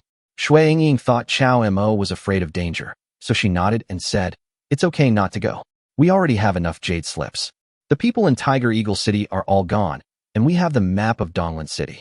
Even if we don't collect the jade slips now, we can at least win Tiger Eagle City. Not looking for the jade slip doesn't mean we should do nothing. Since they don't follow the rules, we don't have to search for it according to normal thinking. Chao Emo smiled mysteriously. Deep in the mountains, Lin Susu and a group of disciples from Donglin City had just besieged a huge monster. Looking at the 3 jade slips scattered on the ground, Lin Susu gritted her teeth. Chao Emo, I'll remember you. Please don't let me meet you again. Miss, this is our last complete map. What should we do next? The disciples of Donglin City gathered around Lin Susu and asked, Well, have you contacted Dongqing? Not yet. Young Master Dongqing and the others should also be searching for the jade slips. I think their progress is not much different from ours. Check the jade slips. If there aren't enough, everyone should disperse and follow the instructions on the remaining map to find the remaining map. Lin Susu frowned. All the jade slips that could be used to piece together the complete map had been found. If they wanted to get the jade slips next, they would have to act separately, relying on the induction of the incomplete map to slowly collect the incomplete map. Yes. After receiving the order, all the disciples in Donglin City took out the remaining maps and left at the same time. The remaining people gathered together, seemingly discussing something. What's wrong? Lin Susu asked. Miss, a disciple from Donglin City who was acting alone just said that someone was selling jade slips and incomplete maps on the way back and exchanging them for other items. The disciple from Donglin City replied. What? Lin Susu was stunned. How is this possible? There is such a thing? Who is it? I don't know, but it said that many people have gone to him to exchange pictures. He seems to have a lot of incomplete pictures. Let's go and take a look. Lin Susu was just worried about not having a fragmented map to match, but she hadn't expected someone to try and trade for a fragmented map jade slip during this competition. Could it be someone her father had temporarily arranged for? Was it because her lost map had been discovered? Lin Susu kept guessing in her mind, and soon led the disciples of Donglin City to the place where the incomplete map was exchanged. Hey, come on, those who want incomplete maps, jade slips, or complete maps, come and take a look here. From a distance, I could hear someone shouting from where a group of people were gathered. With so many people coming and going, it's hard to believe that this is a competition in progress. Why does this voice sound so familiar? Lin Susu frowned, and for a moment, she couldn't remember the owner of the voice. Go ask him how to exchange for the incomplete map. I heard he also has the complete map and jade slips. If possible, we'll buy them all. There were too many people over there. As the eldest daughter of Donglin's city, how could Lin Susu squeeze in with them? So she ordered people to go there. After watching his disciples squeeze together for a long time, he finally came to report. Miss, the vendor said that in exchange for a fragmented map, you can exchange it for a jade slip. You can also exchange 3 fragmented maps for any 2 of his maps. There's also a full map, but you need 5 jade slips in exchange. The disciple who had inquired about the exchange rules was tempted. Miss, we are short of maps. Why not exchange them with him? 3 unnecessary fragments of maps for 2 fragments of maps that can be pieced together. Yes, miss, even if you don't do this exchange, you can still make money by trading the jade slip for the complete map. How many jade slips can be obtained from the map depends on your luck. 1 map costs 5 jade slips, so the price is not unacceptable. Lin Susu frowned and was thinking when something happened at the vendor's place. I want to see who's doing business in this competition. I want all your stuff. Get out of here if you know what's best for you, or you'll learn what cruelty is. The sound was like thunder, and everyone could hear it clearly. This is clearly an attempt to rob. This is no wonder, as the competition itself secretly encourages competition. Possessing a partial map is dangerous in itself, let alone trading it. The people who were just trading moved aside. The man who spoke was a burly man with a large machete slung across his back. He was at the peak of the chi training stage and was considered a master among his peers. You want them all? Then let me calculate for you how many jade slips you need to exchange them. The stall owner was not in a hurry and calculated with a smile. Bullshit. Get out of here. These things of yours are mine now. Do you understand? The guy got furious when he saw that the stall owner didn't understand that he was here to rob him. This is difficult to deal with. Ying, how do you think we should deal with people like this? The stall owner asked the beautiful woman beside him. You are so greedy. Stay here. The woman said in a loud voice and immediately issued a death order to the guy who stole the incomplete map. You're looking for death.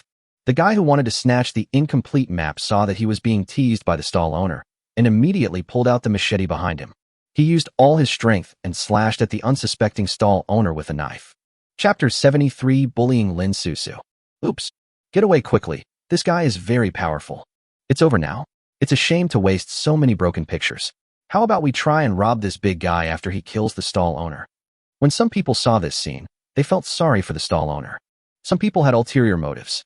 They didn't know the stall owner's background just now, but now they started to plot against this big man. Just when everyone had different thoughts and were about to take action. A muffled sound. The big man who tried to snatch the incomplete map flew back 4 or 5 meters and fell heavily to the ground. What's going on? Everyone was stunned. Only Lin Susu, who was observing from a distance, changed her expression. As the crowd dispersed, she saw the stall owner's appearance.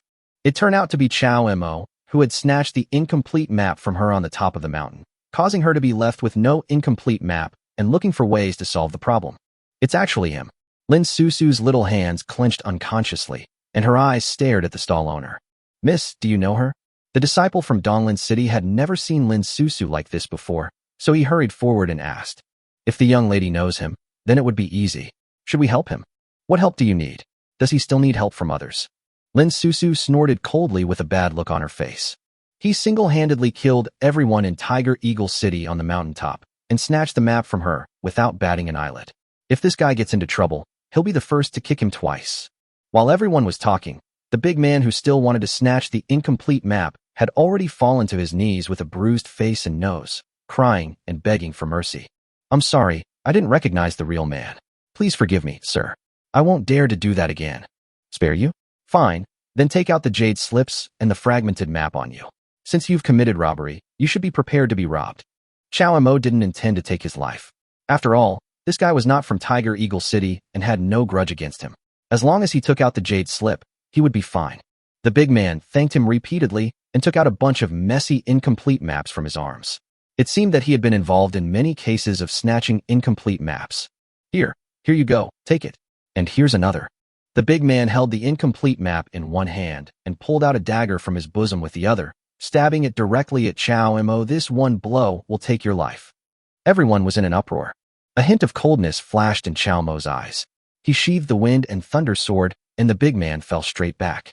No one saw when Chow Mo drew his sword. They only saw the wind and thunder sword being sheathed, and then saw a line of blood appear on the big man's neck. His fragments are mine now. Let's continue trading, and don't let your mood be affected.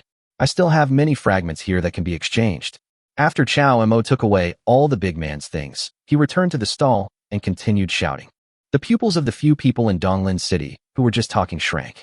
Looking at Chao Mo's smiling face, they couldn't help but feel cold in their hearts and shivered. What a cruel person. Miss, do you really know him? Lin Susu was no longer surprised and looked at Chao Mo with a complicated expression. I know him, and I'm very familiar with him. I'll go over and take a look. Don't follow me, Lin Susu said, and walked towards Chao Mo. Hey, isn't this Miss Lin?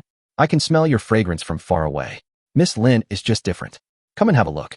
Is there any incomplete picture you want? Chao Mo greeted Lin Susu with a smile when he saw her. This sentence made Lin Susu furious. She asked coldly, You have the remaining map here, and mine too.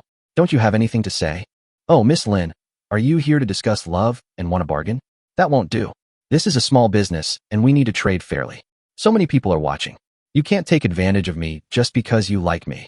Chao Mo said to Lin Susu as if he understood immediately. You're talking nonsense. Who likes you? Lin Susu was annoyed for a moment and couldn't help but ask loudly. The surrounding disciples of Donglin City all looked at Lin Susu with puzzled expressions. Chao Mo smiled secretly. This seemingly calm Miss Lin was actually very cute. She was obviously not that tough in her heart, but she always pretended to be indifferent to everything in front of others. As a result, she had been deliberately provoked and broken by Chao Mo more than once. Miss Lin, please don't talk about this in front of so many people. Let's talk about the incomplete map. Do you have anything you want? 2 jade slips for each. If you give them to Miss Lin, I'll give you a discount. How about 2 for 3 jade slips? You? How dare you lie to me? When you sell others, don't you sell them 1 jade slip at a time? Seeing Lin Susu's words, Chao Mo didn't feel embarrassed. Instead, he pretended to be surprised and said, I didn't expect Miss Lin to keep asking me about me. Now that you know the price, which one do you want? Upon hearing this, Lin Susu's cheeks flushed with anger. Her beautiful eyes were filled with murderous intent and aggrieved tears. She stared at Chao Mo intently. If someone who didn't know saw this, they would think that Chao Mo was the kind of scumbag who would abandon his lover after having fun with her. Seeing her expression, Chao Mo didn't dare to joke anymore and quickly coaxed her. Okay, it's my fault. Miss Lin, please don't be angry.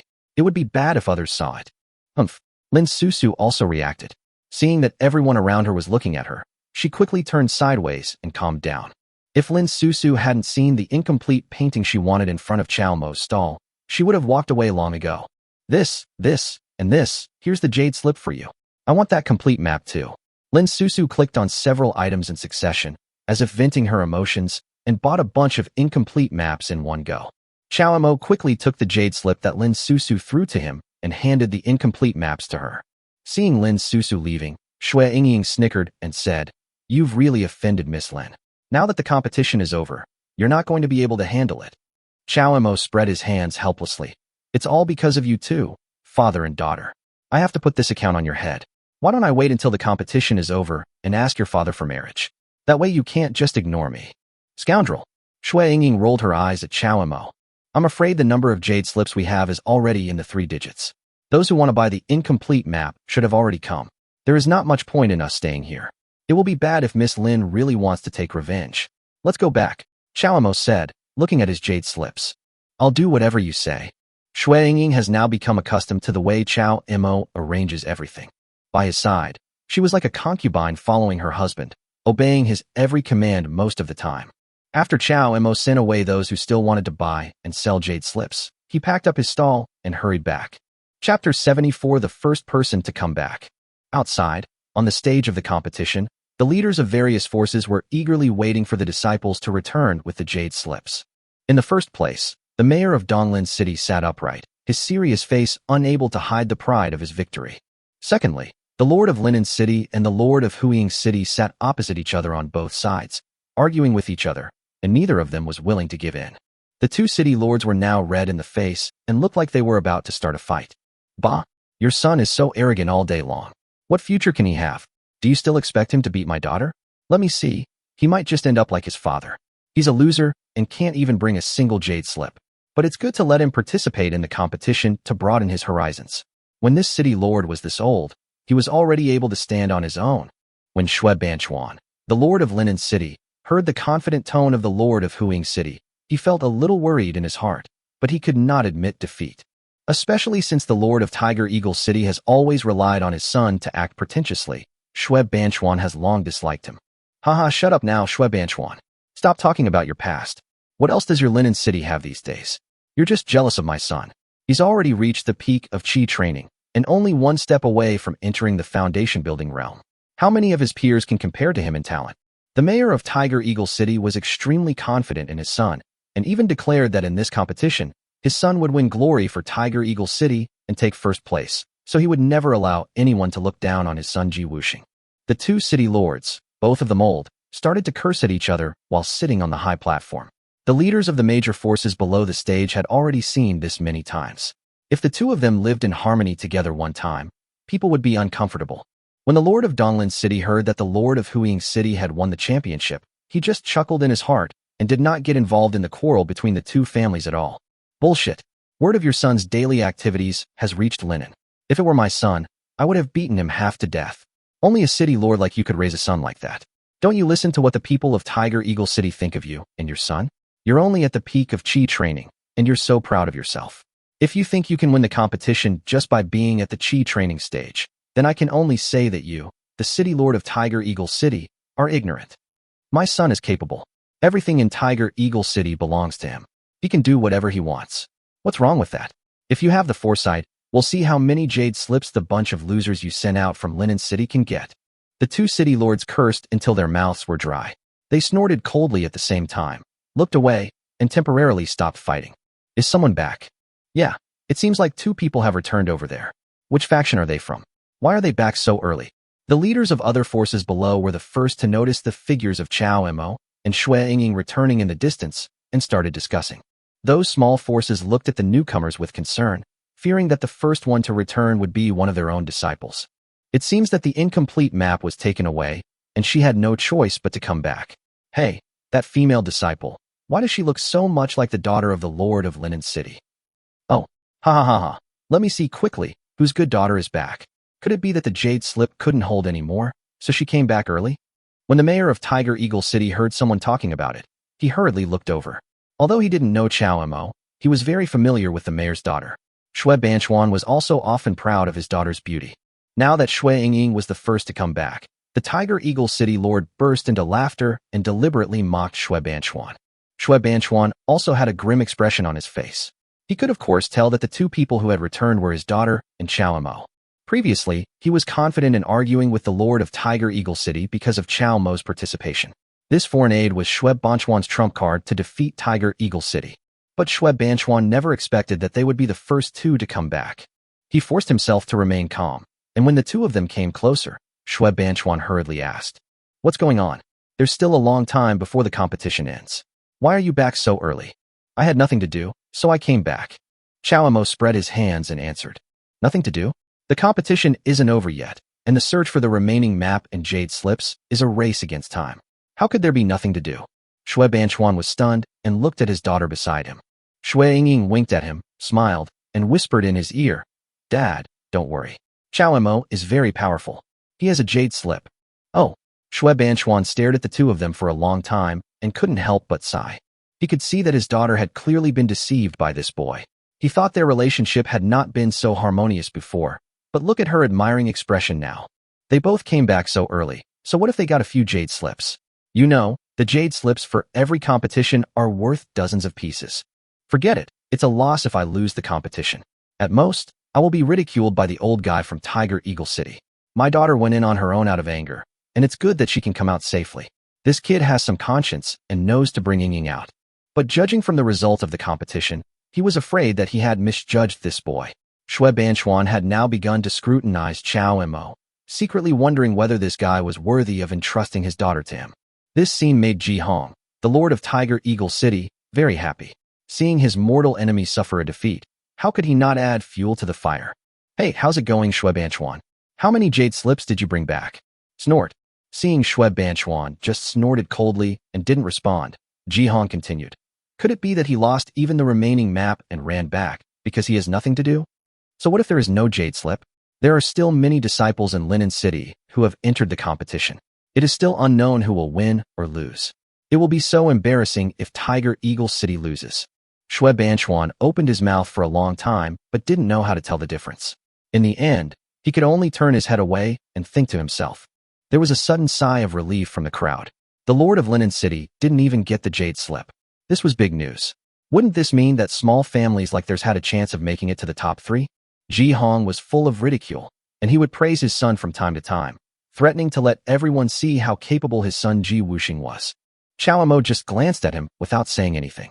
Shui Yingying couldn't help but steal a glance over there and secretly pulled Chao Mo's sleeve. Yi Qing probably hasn't come back yet, so Ji Hong has no idea about his son's situation. Shui Yingying has already started to regret why she didn't persuade Chao Mo to keep Yi Qing.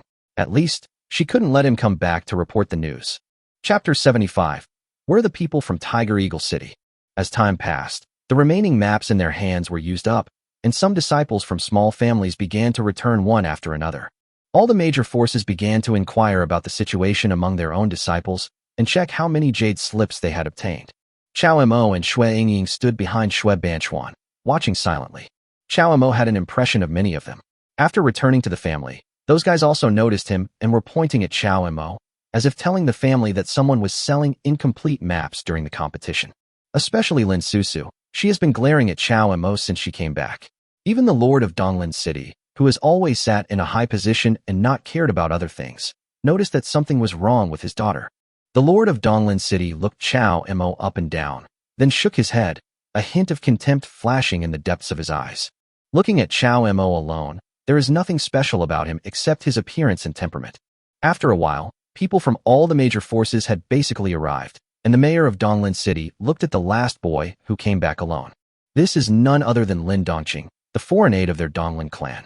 What surprised the Lord of Donglin City was that Lin Dongqing actually knew that unknown boy, because after he came back, he saw Chao Mo and clasped his fists to Chao Mo from a distance. Chao Mo smiled slightly and clasped his fists in return. I have seen this kid twice.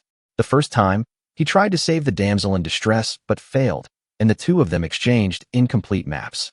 I think he got something in return. The second time, it seemed that when he was trading incomplete maps, this kid came here to exchange some. Chao Mo did not pay too much attention to his strength. As Lin Dongqing took his seat, the scene became quiet for a moment. A strange atmosphere lingered in the venue of the competition. Everyone's eyes were on the Lord of Tiger Eagle City. The time for the competition has arrived, and almost all the members of the family have returned, but from Tiger Eagle City, no one has returned yet. The Tiger Eagle City Lord was getting a little restless under everyone's gaze. He forced a smile and said to everyone, "There's no specific deadline for the competition.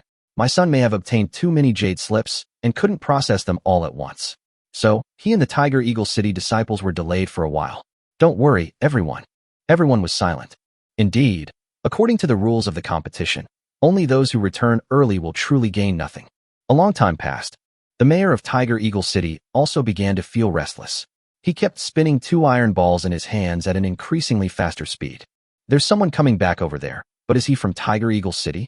I don't know who had good eyesight, but after the words fell, a lonely figure appeared in the distance. The Tiger Eagle City Lord suddenly stood up and said in surprise, "Yes, this is Yi Qing, a man from Tiger Eagle City. Yi Qing, please walk faster. Everyone is waiting. Where are the others? Where's Wuxing? Why is he not with you? Is he still collecting jade slips?" asked the Lord of Tiger Eagle City. Unexpectedly, Yi Qing walked up to the mayor of Tiger Eagle City with a face full of guilt. What's going on? Everyone realized that something seemed a little wrong. City Lord, I'm sorry. It's my fault that I failed to protect young Master Ji. I'm sorry for you. Yi Qing replied in a low voice. What? What did you say? What happened to Wuxing? Where are the others? The mayor of Tiger Eagle City became anxious upon hearing this and asked loudly. The people in Tiger Eagle City are all dead. Yi Qing answered again in a deep voice. What? The Lord of Tiger Eagle City was struck by lightning and stood there in shock. Even Shui Banchuan from Linen, his mortal enemy, was stunned this time and forgot to make any sarcastic remarks. Are all the people in Tiger Eagle City dead? The mayor of Tiger Eagle City confirmed again. Yi Qing nodded. Bullshit. How is that possible? The strength of my Tiger Eagle City is obvious to all. Who can kill all the disciples of my Tiger Eagle City? Where's my son? Where's my son? The Lord of Tiger Eagle City grabbed Yi Qing's collar and asked. Young Master is also dead. Yi Qing answered truthfully with a blank expression. My son has no interest. My son is dead. My son is dead. The Lord of Tiger Eagle City seemed to have aged 10 years in an instant, muttering to himself. There was silence in the audience. Even the mayor of Linen City widened his eyes and looked at Shui Yingying to confirm this matter. Tell me what happened. Who killed my son? The Lord of Tiger Eagle City said angrily. Yi Qing was silent for a moment, then looked at Chao Mo guiltily again and slowly extended his finger. It's him. Is it him? Everyone's eyes turned to Chao Mo. This time, even the Lord of Donglin City couldn't help but look at them with admiration. He watched this scene with great interest. The people of Linen City killed all the disciples from Huiying City who participated in the competition. This was really beyond his expectations. The Lord of Linen City also quickly stood up and looked at Chao Mo in disbelief. Father, you must protect Chao Mo. He is trying to save his daughter. Shui Yingying hurriedly pleaded with Shui Banchuan. This was like publicly admitting the matter on Chao Mo's behalf. The major forces below became increasingly quiet and did not dare to make any sound at this time. Looking at the appearance of the Tiger Eagle City Lord, anyone could tell that he was furious. Okay, good boy, you dare to kill my Jihong's son. You are so bold. I want you to pay with your life. After saying that, a strong aura burst out from the Tiger Eagle City Lord. Chao Mo remained calm and responded. He was the one who told me that in the competition, life and death are irrelevant. So, does that mean he can only kill me, but not me? Well said. Linen City Lord Shui Banchuan slammed the table and stood in front of Chao Mo. He pointed at Ji Hong and shouted, Ji Hong, please don't break the rules of the competition. The competition is a fight between disciples of the sect. If you want to kill my Linen City disciples in front of me, don't blame me for fighting you to the death. Seeing that the situation in the competition was beginning to get out of control, the Lord of Lindong City had to step in to mediate. Although he hoped to see the internal strife between Linen and Tiger Eagle City, if they fought to the death here, it would be inevitable that someone would talk about him as the host of the competition. Hey, Brother Ji Hong, I understand your grief over the loss of your son. Shui Banchuan, please don't push your luck. Sit down and give Lin Wu some respect, okay? As Lin Wu spoke, his powerful cultivation in the Golden Core realm slowly unfolded. It gave everyone present an invisible pressure. How can I bear to see you're killing my son? Ji Hong said angrily with red eyes. In the competition, life and death have long been disregarded. If there is a real grudge, it can be avenged in the next competition. But now, you have to give me some face, don't you think so, Brother Ji Hong? Lin Wu did not appear to be threatening or forcing anyone, but the cultivation level he displayed was undoubtedly reminding Ji Hong that he could take revenge later and not break the rules of the competition. Chapter 76, He Must Have Cheated. The Lord of Tiger Eagle City gradually calmed down, but his tightly clenched fists showed his anger. Yi Qing knew that he had failed in his duty as a guard, and he felt guilty. He silently took out the jade slip from his bosom and apologized, saying, City Lord, this is the jade slip I obtained later. I failed in my duty as a guard, and I hope you will punish me. Wow, his jade slip. It's a lot. I'm afraid he alone has earned as much as several of our families. Many forces were secretly rejoicing, thinking that Tiger Eagle City had no hope in this competition and that they might be able to enter the top 3. However, the number of jade slips that Yi Qing suddenly took out made many families realize the truth. Even if they lost the Tiger Eagle City competition, a lean camel is still bigger than a horse, and Yi Qing is still in existence that many of their family disciples cannot compare to. How many pieces are these? The mayor of Tiger Eagle City was also stunned. He didn't expect that Yi Qing could get so many jade slips by himself. $41. Yi Qing replied. Okay, I was right about you. You are worthy of being a disciple of Lingxi's sect, Yi Qing. The future of Tiger Eagle City depends on you. The Lord of Tiger Eagle City patted Yi Qing's shoulder excitedly with a deep look in his eyes. You dare to kill my son. I, Ji Hong, swear I will not be a human being if I don't avenge you. Now that everyone is gathered, the results of the competition will be announced. Lin Dongqing, the nephew of the Donglin City Lord, came out first and showed his jade slip in front of everyone. Seeing the jade slips appearing one after another, everyone sighed in amazement, saying that he was indeed a disciple of Donglin City. He alone had 40 jade slips, only one less than Yi Qing. Lin Wu nodded with satisfaction, his eyes full of approval. Chao Mo also looked at this boy. He had not paid much attention to him before, but he did not expect that this boy was really capable. You can count mine later. Lin Susu walked out and took out all the jade slips on her body. Everyone in the audience looked at the jade slip on the stage with envy. The city lord's daughter, 59 yuan. Lin Susu glared at Chao Mo triumphantly. Chao Mo was stunned, then gave her a thumbs up. He also didn't expect that even after he robbed Lin Susu once, he could still collect 59 jade slips. You know, the incomplete maps he sold to Lin Susu were all from other people, not the incomplete maps of their Donglin City. It can be said that Lin Susu obtained these more than 50 jade slips with her own ability. When Donglin City's results came out, many forces were not surprised, but most of them sighed. After all, Donglin City has won the championship every time, and their strength is obvious to all. Everyone understands that with Lin Wu, a Jindan realm master, in charge, Donglin City will only become stronger. Hey, it looks like the top two have already been announced, but I wonder if Linen City can get third place. There's still a chance. You forgot that Linen City was the first to come out this time. I'm afraid they don't have many. Yes, the first pair that came out were Linen City's foreign aide and the City Lord's daughter. If Linen City took second place, that would be unfair. After seeing the number of jade slips from Huiying City and Donglin City, some families could only pin their hopes on Linen, which had not yet announced its results. After all, third place is a good result. The Lord of Linen City sighed. The foreign aide from Tiger Eagle City was indeed very powerful this time. He didn't expect that the old man Ji Hong had a hidden trick. His greatest reliance was not only his useless son, but also the young man in front of him. Pity. Shui Banchuan glanced at Chao Mo and remained silent. Most families began to announce their jade slips one by one. Most of these small families had similar strengths, and how many jade slips they could obtain depended more on luck. One family was lucky enough to get 20 jade slips, making others envious. For most families, it would be a good result if they could get 5 or 7 jade slips.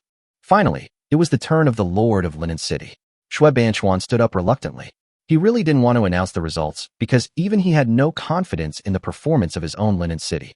But what no one expected was that this time the disciples of Linen City were surprisingly outstanding. One by one, the disciples came out to take out the jade slips, and each of them had 5 to 10 pieces of jade slips on them. When added together, the total amount soon reached 40 pieces. After that, it's up to Chao Mo and Shui Yingying. As long as they can have more than 2 jade slips, their second place will be secure.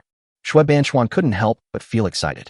What he didn't know was that the reason why the results were so good this time was because Chao Mo and Shui Yingying had distributed the incomplete maps of Donglin City to their disciples in Linen City when they were selling the maps. So this time the results of Linen City were much better than before. I don't believe you two can still get the jade slip. The first one to come out might not even have a complete map. The Tiger Eagle City Lord spoke sarcastically. Shui Banchuan was furious. You old man, the results haven't been announced yet. Why are you so anxious? Chao Mo, how are your results? Did you get the jade slip? Chao Mo spread his hands helplessly and threw a heavy wooden box to the ground. What's this? Everyone was surprised. Could it be that they didn't get the jade slip, but found this thing? What's in the box? Everyone looked at the wooden box that Chao Mo slowly opened with curiosity. Crash. As the lid of the box opened, the jade slips scattered all over the floor. Everyone couldn't help but widen their eyes. How is this possible? He cheated. The most shocked and enraged was Ji Hong. He jumped up, pointed at Chao Mo, and shouted angrily, You bastard, you're courting death. You dare to cheat in this competition? I'll take care of you, you beast, for Lord Lin Cheng. Shui Banchuan immediately stopped in front of Chao Mo and sneered. What? You can cheat with this jade slip? Then why don't you, City Lord Ji, cheat and show me the jade slip? Or do you suspect that Linen City and Donglin City are in cahoots and deliberately trying to win against you? Shui Banchuan was very smart. After he said this, even if Ji Hong wanted to cause trouble, he had to consider Lin Wu's attitude. The major families below were in an uproar. Finally, someone revealed the number of jade slips Chao Mo had obtained. 108. Chao Mo looked at the chaotic scene and smiled as he glanced towards Donglin City. Sure enough, the face of Lin Wu, the lord of Donglin City, was a little unhappy, and Lin Susu kept staring at him, and her angry look was a little cute. Over $100, my God. How did you do that for over $100? Could it be that the total number of Linen City this time has surpassed that of Donglin City? Doesn't this mean that Linen City has won the championship? Even Shui Banchuan took a long time to calm down before secretly giving Chao Mo a thumbs up. You really didn't cheat? How did you get so many jade slips? Shui Banchuan asked in a low voice. I didn't cheat. I was just doing business. Chao Mo replied with a smile. Chapter 77 Special Rewards. Shui Banchuan's face was full of disbelief. How many fragments of the map would it take to find more than 100 jade slips? Doing business? This is a survival competition. I have never heard of any business being done in it. Seeing her father's surprised look, Shui Yingying giggled and took out her jade slip to show off. Although she only followed Chao Mo, all the incomplete maps and jade slips she sold at the stalls belonged to her, so Shui Yingying had quite a few jade slips. Sure enough, Shui Banchuan opened his mouth wide. Daughter, Why do you have so many? Didn't he know what his daughter was capable of? The two of them came out so early, and he had already prepared for the incomplete maps of the two to be taken away. It was already unexpected that he had jade slips, but the total number of jade slips exceeded all those in Donglan City and was more than 10 times that of other family forces. Of course, this is a business that Chao Mo and I do together, Shui Yingying said proudly. There is no doubt that Linen City won a great victory this time. Many forces that had been expecting Linen City to give up the third place due to the lack of the jade slip were now all dumbfounded. Ji Hong, who was standing aside, had a dark face and stared at the jade slip in the field. This time, his Tiger Eagle City had lost miserably. This was the first time that Linen City had made a name for itself in the competition. Shui Banchuan shook off his previous depression and laughed heartily. This time, their Linen City not only defeated Huing City, but also won the only time in the history of the three cities competition that they won against Donglan City. The result was already obvious, and Lin Wu could only announce the final result in public. In the survival test, Linen City ranked first. Next comes the reward part of the survival test. According to the number of jade slips, the top 10 people will choose the reward items prepared by Lin Wu for everyone. The crowd formed a long queue and slowly came to the platform in front of the venue. Lin Wu waved his sleeves, and the 10 light balls floated in the air, shining with golden light. This group of 10 lights is the gift for the top 10, one for each person, and they will be selected in order of their ranking in the competition. It seems that the treasures in each ball of light are of great value, but for others, even if they are the first to choose, it is just a matter of luck. After all, Lin Wu has imposed restrictions on each ball of light, and no outsider can see what the reward inside the ball of light is. Heroes truly emerge young. I never thought someone could obtain over 100 jade slips. I, Lin Wu, value talent the most. Since you have such ability, you will be the first to choose the reward. This city lord guarantees that the rewards will be of great benefit to your future cultivation. Lin Wu had a fair look on his face. If anyone had not seen through his thoughts, they would have thought that the competition was absolutely fair, and just because Lin Wu was there. Then thank you, City Lord Lin. Chao Mo sneered and came to the 10 light balls. He was sure that the people in Donglan City knew what was inside these 10 light balls. Chao Mo's eyes slowly closed, and no one noticed that when he opened them again, there was a faint purple mist in his eyes. The eye that breaks delusion. When delusion is broken, nothing can escape the sight. Chao Mo glanced at the light balls one by one, and in an instant he noticed what was inside one of them. It was a low-grade defensive spiritual weapon suitable for alchemists, or a robe worn by women. The moment he saw this thing, Chao Mo guessed who this reward was for. Oh, a low-grade spiritual weapon. On the stage, Lin Wu and Lin Susu kept staring at Chao Mo, seeing Chao Mo walking back and forth. They thought he was undecided, so the father and daughter smiled at each other. City Lord Lin, can you take a look at what's inside? I've looked everywhere and they all look the same. I can't pick anything out. Chao Mo asked with a deliberately bitter face. Haha, the path of cultivation requires not only diligence and hard work, but also opportunity. Although the things in these 10 light balls are slightly different, they are all rare treasures for you. Don't worry too much. Lin Wu answered in a high-sounding manner. Seeing this, some confused forces below offered compliments, urging Chao Mo to hurry up, saying, City Lord Lin is indeed a Jindan realm expert. Everything he says makes so much sense. Boy, the City Lord is letting you choose first. This is an opportunity for you. Don't be picky, hurry up. Those guys who didn't have the chance to go on stage to choose their rewards were naturally flattering Lin Wu. Well then, Chao Mo walked casually to the worst reward and thought about it. Sure enough, a smile flashed across Lin Wu and Lin Susu's eyes.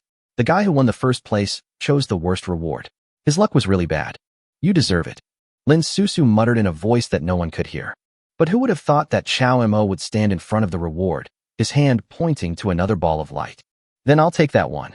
As soon as Chao Mo finished speaking, the expressions of Lin Susu and Lin Wu changed, especially Lin Susu, who looked at Chao Mo with an extremely unfriendly look. Because the ball of light in Chao Mo's finger was exactly the low-grade defensive spiritual weapon, the robe. Lin Wu hesitated for a moment.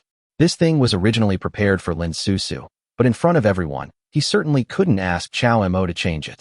So he had to summon the ball of light and hand it to Chao Mo. Everyone's eyes were cast on the ball of light in Chao Mo's hand. Everyone was curious about what the rewards in these 10 balls of light were and what Chao Mo had drawn. As Lin Wu slowly removed the restrictions, the rewards gradually emerged. Looking at its appearance, it seems to be a spiritual weapon. It's a defensive spiritual weapon. City Lord Lin is truly generous.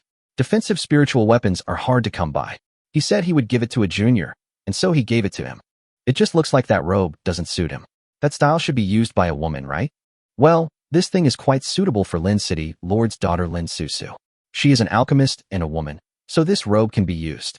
Everyone saw what Chao Mo was holding and began to discuss it in low voices. Shui Ying had seen what Lin Wu had done before, so it was clear to her that the reward in Chao Mo's hand was clearly prepared for Lin Susu. This reward, City Lord Lin clearly prepared it for someone else. Chao Mo is a man. How can he use it? Ying, don't talk nonsense. Fortunately, Shui Ying's voice was not loud, and Shui Banchuan quickly stopped her. However, there was some regret in Shui Banchuan's eyes. The low-grade robe was very valuable, but as Chao Mo was a man, the value he got was not that great. According to the information he had learned, there should be something more precious in it, no less valuable than this robe. Chapter 78, Admit Defeat. Haha. Although this robe belongs to a woman, it should be of great help to you. If you don't want it, you can return this robe to this city lord. This city lord will exchange it for resources for your cultivation. How about it? Lin Wu asked with a smile after hearing everyone's comments. The major forces below cheered in unison. If Lin Wu drew something he didn't need, he could exchange it for other rewards. In the eyes of others, this undoubtedly meant that Lin Wu was taking care of them, the younger generation. Lin Susu also whispered to Chao Mo, "Not bad. Chao Mo, I also like your reward. I can exchange it with another low-grade spiritual weapon. How about it? I didn't expect that the things I prepared carefully were chosen by me, and the father and daughter still want them back." Chao Mo immediately refused. "No need. That's fine. I don't really need anything anyway. My concubine needs to buy some clothes, and this is a nice dress. I'll just bring it back to her so she doesn't have to go out and buy more." Lin Wu was blocked by his words for a long time and couldn't respond. Lin Susu glared at Chao Mo, feeling furious.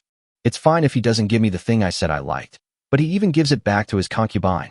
Fortunately, as the city lord, Lin Wu was in the public eye and would not blame Chao Mo. He simply smiled and said, "Okay, in that case, let's continue choosing other rewards." Lin Susu snorted coldly, and finally chose a 500-year-old spiritual medicine whose value was no less than that of a low-grade spiritual weapon. This little episode about Chao Mo was quickly forgotten by everyone. Those who received rewards were filled with joy, while those who didn't were filled with envy. Everyone was looking forward to the upcoming actual combat competition. The actual combat competition is the time to truly test the comprehensive strength of the disciples, and it adopts a one-on-one competition system. All the disciples who participate in the actual combat competition will get their own signature code, which is in duplicate. The disciples with the same signature code will be the opponents in the competition. There will no longer be any division into camps in this competition, and all the disciples participating in the competition will be randomly divided and drawn lots. No one noticed that the Tiger Eagle City Lord, who had been absent from the award ceremony, walked back stealthily from the drawing area. After sitting on the stage for a while, the Tiger Eagle City Lord stared at Chao Mo intently, muttering sinisterly, "Dare to kill my son? I will make you pay." People came on stage to draw lots one after another. Some were happy and some were sad. The fighting between small families became more intense. However, those who drew Lin Susu, Lin Dongqing, and other disciples from the three main cities were not so happy. First match, Linen City Disciple Chao Mo versus Tiger Eagle City Disciple Yiqing. The first match is between the sworn enemies Linen City and Tiger Eagle City. Yeah, this is too coincidental. There's only one person from Tiger Eagle City. I didn't expect it to be a battle between enemies. Now there's something to watch. I heard that Yiqing, the foreign aid disciple from Tiger Eagle City, is very powerful and has already reached the initial stage of foundation building a long time ago. Hush, you might not know this yet, but the mayor of Tiger Eagle City deliberately switched the order just now. I'm afraid he wanted to use Yiqing to avenge his son. There's such a thing. There were people whispering below, and with Shui Banchuan and Lin Wu's cultivation, they were of course keenly aware of it. But Lin Wu just smiled indifferently and didn't ask any more questions. Shui Banchuan quietly approached Chao Mo and whispered, "This will be a tough fight. If you're defeated, don't force it. We've already won the previous round. Winning or losing this one isn't important." In fact, Shui Banchuan's reminders were unnecessary. Chao Mo and Yiqing had already fought each other. It was ridiculous to want to use Yiqing to get rid of Chao Mo. The Lord of Tiger Eagle City didn't know yet that he had completely ended his own journey to the competition. "Daughter, do you think Ji Hong can avenge his son?" Lin Wu asked meaningfully. "No," Lin Susu answered without even thinking, gritting her teeth. Oh, Lin Wu was stunned. However, before he could ask more questions, Yi Qing and Chao Mo had already walked up to the stage at the same time. When Yi Qing saw that the person opposite him was Chao Mo, his expression changed. Then he sighed and said loudly, "I give up." Quiet. After he finished speaking, the entire competition arena fell silent. The silence lasted until Chao Mo calmly walked off the stage, then it suddenly erupted. There was an uproar on the field. He was the last man in Tiger Eagle City, a disciple of Lingxi sect in the Foundation establishment stage, and the only hope for the Tiger Eagle City Lord's revenge. Yet, he surrendered before he even took action? No one understood what was going on, and they all speculated whether Yi Qing was unwilling to help the Lord of Tiger Eagle City complete the competition. What's going on? The angriest person was of course Ji Hong, the Lord of Tiger Eagle City. He stood up suddenly, his eyes wide open, and he said angrily, "I'm sorry, I've done my best during this training trip down the mountain. As for the City Lord's family affairs, please forgive me for being unable to help." Having said this, Yi Qing turned and left the competition. The last person from Tiger Eagle City surrendered and was eliminated, which meant that Tiger Eagle City had completely lost its place in the competition. There would be no Tiger Eagle City in the subsequent competitions. Ji Hong knew that if he stayed any longer he would just be a laughingstock, so he stood up and left angrily. Only 2 of the 3 city lords are left. It turns out that he is not a fool. He has principles and knows when to advance and retreat. Not bad, Chao Mo praised. Humph, isn't it because you got beaten up on the top of the mountain and scared them? Shui Yingying was standing aside and couldn't help but speak after hearing what Chao Mo said. The lords of Donglin City and Linen City looked at each other at the same time, with a hint of surprise in their eyes. But the competition still needs to continue. The one-on-one competition will continue for several rounds. But what the 2 city lords could not accept the most was that Chao Mo never took any action from the beginning to the end. The 2 city lords wanted to use the arena to see what Chao Mo's abilities were. He obtained more than 100 jade slips by himself and killed all the disciples of Tiger Eagle City. In the end, even Yi Qing, who was in the foundation building stage, surrendered. In fact, not only the 2 city lords, but also the heads of other major families did not understand and wanted to know Chao Mo's strength. Those who did not participate in the first round of the survival competition certainly did not know how powerful Chao Mo was, but most of the disciples present had seen him. When Chao Mo was setting up a stall, the big man who was in the 9th level of Qi training stage was subdued by Chao Mo at the first sight and died on the spot. Coupled with the news that no one from the entire Tiger Eagle City survived, the disciples have already regarded Chao Mo as an evil star. Who dares to challenge him? Without the cultivation of the foundation establishment stage, going to find Chao Mo would be seeking death. Therefore, after several rounds, Chao Mo did not make a single move. However, it was Lin Dongqing's several battles that made Chao Mo start to pay attention. This Lin Dongqing is really capable. If Yi Qing hadn't left, he might have been able to fight with him.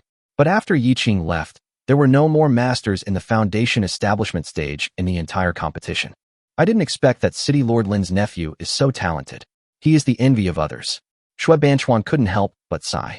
Chapter 79, Winning the Championship. Haha. Dongqing has been interested in these things since he was young, forcing me to send him to the sect to train. But now he has achieved such success, which means that my efforts have not been in vain. Lin Wu spoke modestly, but the pride on his face was hard to conceal. The disciples of Donglin City stepped forward one after another in this competition. Even Lin Susu showed extraordinary strength and had not yet made a second move. At the end of the competition, only 4 people remained: Lin Susu, Lin Dongqing, Chao Mo, and another disciple from Donglin City. Draw lots in pairs. Lin Susu's hand holding the signing number was clenched tightly due to nervousness, and her eyes were always fixed on Chao Mo. Lin Susu herself didn't know what kind of mood she was in towards Chao Mo. She really wanted to teach him a lesson in the ring, but she was also very scared. She was afraid that she would meet Chao Mo in the next match. "Oh, it's over," Lin Dongqing said with a bitter face as he looked at the signature code in his hand. Upon hearing this, Chao Mo looked at his own lot. It turned out that his opponent was another disciple from Donglin City. Then Lin Dongqing should be facing his sister, Lin Susu. The Donglin City disciple clearly recognized Chao Mo. With a bitter face, he said to Chao Mo, "I am Lin Zi. I am afraid I am no match for Brother Chao, but the city lord has ordered me to surrender. I hope Brother Chao will show some mercy." Chao Mo heard this and was at a loss whether to laugh or cry. It seems that Lin Wu wanted to use him to test his own strength and prepare for the final, so as not to let this disciple admit defeat directly. "Well, go ahead." Chao Mo smiled and waved his hand. Immediately afterwards, Chao Mo felt several gazes falling on him. Shui Banchuan and Lin Wu stopped what they were doing at the same time and stared at the scene on the field. The two city lords were afraid of missing the competition on the stage. Take my move, Dongqing's sweeping leg. The disciple from Donglin City hesitated for a long time before he mustered up the courage, rushed to Chao Mo, suddenly crouched down, and swept his leg across. Supported by spiritual energy, the disciple moved extremely quickly, and his kick was unexpected. No wonder they made it to the semifinals. They really have something. Chao Mo secretly thought that this kid was smart. He knew he was no match for him, yet he took the opponent by surprise. If this kick hit him, his foot would be injured and his lower body would be unstable, and that would be his chance. It's a pity that this was not the first time Chao Mo had taken action, and his strength was far superior to that of this disciple. Seeing the boy squatting down, Chao Mo leaped up and kicked him in the air. Oh! The boy screamed and fell on the ring. Everyone was shocked. No one had expected that Chao Mo's first attack would end with just one move and without much spiritual energy. Even Chao Mo himself was a little confused. Even if he had really kicked that disciple just now, he shouldn't have fainted on the spot, right? The disciple came up very politely and had already explained the interests involved to Chao Mo. So Chao Mo had no choice but to make a test move. Chao Mo originally wanted to fight him for 100 or 80 rounds and then end the battle in a difficult way. Who would have thought that this kid would actually pretend to be dead? Shui Banchuan and Lin Wu stared at each other. City Master Lin, your disciple, is truly careless. Shui Banchuan, where did you find this foreign aid? What's his strength? Why hasn't anyone attacked him yet? Could it be that you bribed your disciples? Lin Wu finally couldn't pretend anymore and couldn't help but ask directly. Shui Banchuan was actually curious as well, but he couldn't possibly help Lin Wu test the strength of his own family members. City Lord Lin, please don't wrongly accuse anyone. You might as well let your nephew go on stage. I think your nephew is quite strong. The battle between the two of them should be very exciting, Shui Banchuan said with a smile. Let's watch the finals. The inquiry yielded no results, and the two city lords could only continue to look at the arena. Sister, why don't you just admit defeat? Lin Dongqing looked at Lin Susu, scratched his head, and said with a simple face, "Oh, brother won't give in to his sister." Lin Susu smiled slightly, and her aura emanated from her body. Lin Wu and Shui Banchuan were both shocked. They didn't expect that Lin Susu had already reached the foundation establishment stage. Lin Dongqing instantly retracted his simple and honest expression and said seriously, "So sister is also in the foundation establishment stage. Then I will take it seriously." Shui Yingying opened her mouth in disbelief and pulled Chao Mo aside, saying, "Hiss, look, these two siblings are both at the foundation establishment stage." Huh? Aren't you surprised? But soon, Shui Yingying discovered that Chao Mo beside her did not feel surprised at all. On the contrary, he was watching the fight on the arena with great interest. What's so surprising about this? I knew it a long time ago. Chao Mo shook his head helplessly. As early as the first time Lin Susu appeared, his eyes that could see through delusion had already noticed the hidden cultivation in her. Not only that, Chao Mo also knew that Lin Susu was still hiding her cultivation level, and her true realm should be the middle stage of foundation building. Her cultivation level is comparable to Yi Qing's. It has to be said that Lin Susu's talent for cultivation is indeed very high. Not only is her cultivation level higher than her peers, she can also refine medicine. Although Lin Dongqing is also talented, he is still slightly inferior to Lin Susu. In addition, Lin Dongqing is constrained in every way by his sister and dares not compete seriously. Soon, under the pressure of Lin Susu, he was defeated. Next match, Lin Susu from Donglin City versus Chao Mo from Linen City. After the announcement, Chao Mo stood steadily on the stage. He also wanted to take this opportunity to see if he would feel as much pressure facing Lin Susu, who was in the middle stage of foundation building, as he did facing Yi Qing. But who would have thought that Lin Susu would take one look at Chao Mo and admit defeat directly? I give up. The tone was calm, as if he had thought it through long before. The Lord of Donglin City suddenly stood up and looked at his daughter in surprise. He was able to remain calm and composed when facing his brother who was in the foundation establishment stage just now, but why did he just admit defeat when facing Chao Mo, just like that Yi Qing? Could it be that something really happened during the first round of the competition that I didn't know about? Even if Lin Wu's reaction was slow now, he seemed to understand something. This boy who looks nothing special is definitely not simple. As expected, there was an uproar in the audience. From beginning to end, no one saw Chao Mo take action. One after another surrendered, and Chao Mo inexplicably won the championship of the competition. This was simply the most absurd thing in all the competitions. Even Xue Banchuan, who had been watching the show, was not prepared. He wanted to see what Chao Mo was capable of. But the result was that he, the city lord, directly won the title of champion. Linen City won the championship in this competition. Chapter 80, Escape at Night. Dad, the competition is over. The Lord of Donglin City is hosting a banquet to entertain all the major families. Linen City just won the championship, and those families are eager to come and curry favor with us. Why are we leaving in such a hurry? In the inn, Shui Yingying was busy packing her bags and asking questions that were in her mind. Other families were eager to appear at the banquet and seize the opportunity. It was a good time to promote trade between the major families. They should have been in the spotlight at the banquet after winning the championship, but they were like the Tiger Eagle City, sneaking away at night for fear of being seen. In fact, it was not just Shui Yingying. Everyone in Linen City was waiting to show off. No one expected Xue Banchuan to suddenly give the order to pack up and leave. We have already made a name for ourselves during the competition. Didn't you see how other forces looked when they saw our Linen City win the championship? Xue Banchuan said with a smile. It's because you won the championship that you are in such a hurry to leave. Chao Mo leaned against the door and said casually. What do you mean? Shui Yingying was still confused. Isn't winning the championship a good thing? Why should we leave the city overnight? Xue Banchuan looked at Chao Mo deeply. Yes, your victory is certainly a happy occasion. Linen City may very well take this opportunity to change the current three-city structure. But my daughter, you are still young and there are many things you don't understand. If Linen City gains power, Linwu may not be able to sit still. What do you mean? Father is saying that Linwu will attack our Linen City because of the competition. Shui Yingying was halfway through her words when there was a loud noise outside, and then someone came to report that people from the city lord's mansion had arrived. Speak of the devil, and he appears. Everyone's expression changes slightly. Xue Banchuan personally led people out to greet them. Sure enough, there were many carriages waiting outside, and the city lord Lin Wu's daughter, Lin Susu, came in person. Niece congratulates Uncle Xue on winning the championship. Haha, thank you, niece. Susu has become more and more beautiful. I never thought you would quietly reach the foundation establishment stage. If I hadn't seen it with my own eyes, I wouldn't have believed it. Linen City was able to win the championship thanks to your mercy. Xue Banchuan smiled and said, By the way, isn't your father hosting a banquet for guests? What are you doing here? My father saw that City Lord Xue was not here, so he asked me to come here and invite you all to the City Lord's mansion for a banquet. Lin Susu immediately stated her purpose. Haha, thank your father for me. I have some urgent business in Linen City, so I need to rush back. I can't stay for the banquet. Next time, I will explain everything to Brother Lin in person and apologize in person. Xue Banchuan had been dealing with Lin Wu for many years and knew his character well. He did not want Linen City to be in the spotlight at the City Lord's mansion banquet, so he declined immediately. Lin Susu did not force it, but directly turned her target to Chao Mo. Oh, well then, since you, Uncle Xue, have something important to attend to, your niece shouldn't delay. You might as well ask Chao Mo, who won the championship for Linen City this time, to attend the banquet on your behalf.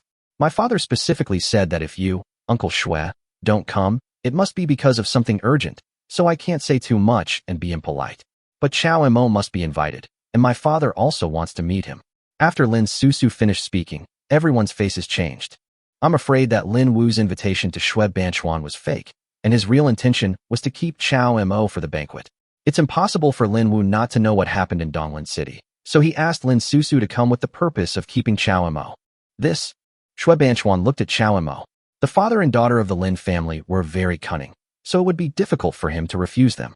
No, Chao Mo has to go with us too, Shui Yingying said quickly as she just realized the risk. But she had no right to speak here at all. The only ones who decided whether to stay or go were Xue Banchuan and Chao Mo themselves. Lin Susu just glanced at Shui Yingying and ignored her completely, her eyes staying on Chao Mo. Mr. Chao remained calm, even when facing Tiger Eagle City. You wouldn't be afraid of meeting my father, right? Lin Susu approached Chao Mo and whispered. Chao Mo certainly understood Lin Susu's provocation, but after thinking about it, he agreed. Come on, I'll go with you. Then I'll go with you, Shui Yingying said anxiously. No need. You stay here and pack your bags. I'll be back soon. After saying that, Chao Mo boarded Lin Susu's carriage. Dad, do you think Chao Mo will be in trouble? Lin Wu and his daughter won't do anything bad to him, right? Shui Yingying asked worriedly, staring at the back of the departing carriage. Xue Banchuan sighed. I'm afraid he won't want to come back. Shui Yingying couldn't hear what Xue Banchuan said. She just stared blankly as the carriage left and headed straight for the city lord's mansion. In the carriage, Chao Mo and Lin Susu sat opposite each other. Since getting in the car, Lin Susu has not spoken a word and even turned her face away intentionally, not wanting to look at Chao Mo anymore. Of course Chao Mo knew it. It must be because of what happened before, and she was still angry. Therefore, Chao Mo smiled and asked, "Miss Lin, you have come here in person. Do you know why the city lord wants to see me?" Lin Susu glanced at him and snorted coldly. "I don't know. You and I have some acquaintance before, so why is Miss Lin so cold now? Could it be that she has some misunderstanding about me? We've only just met by chance.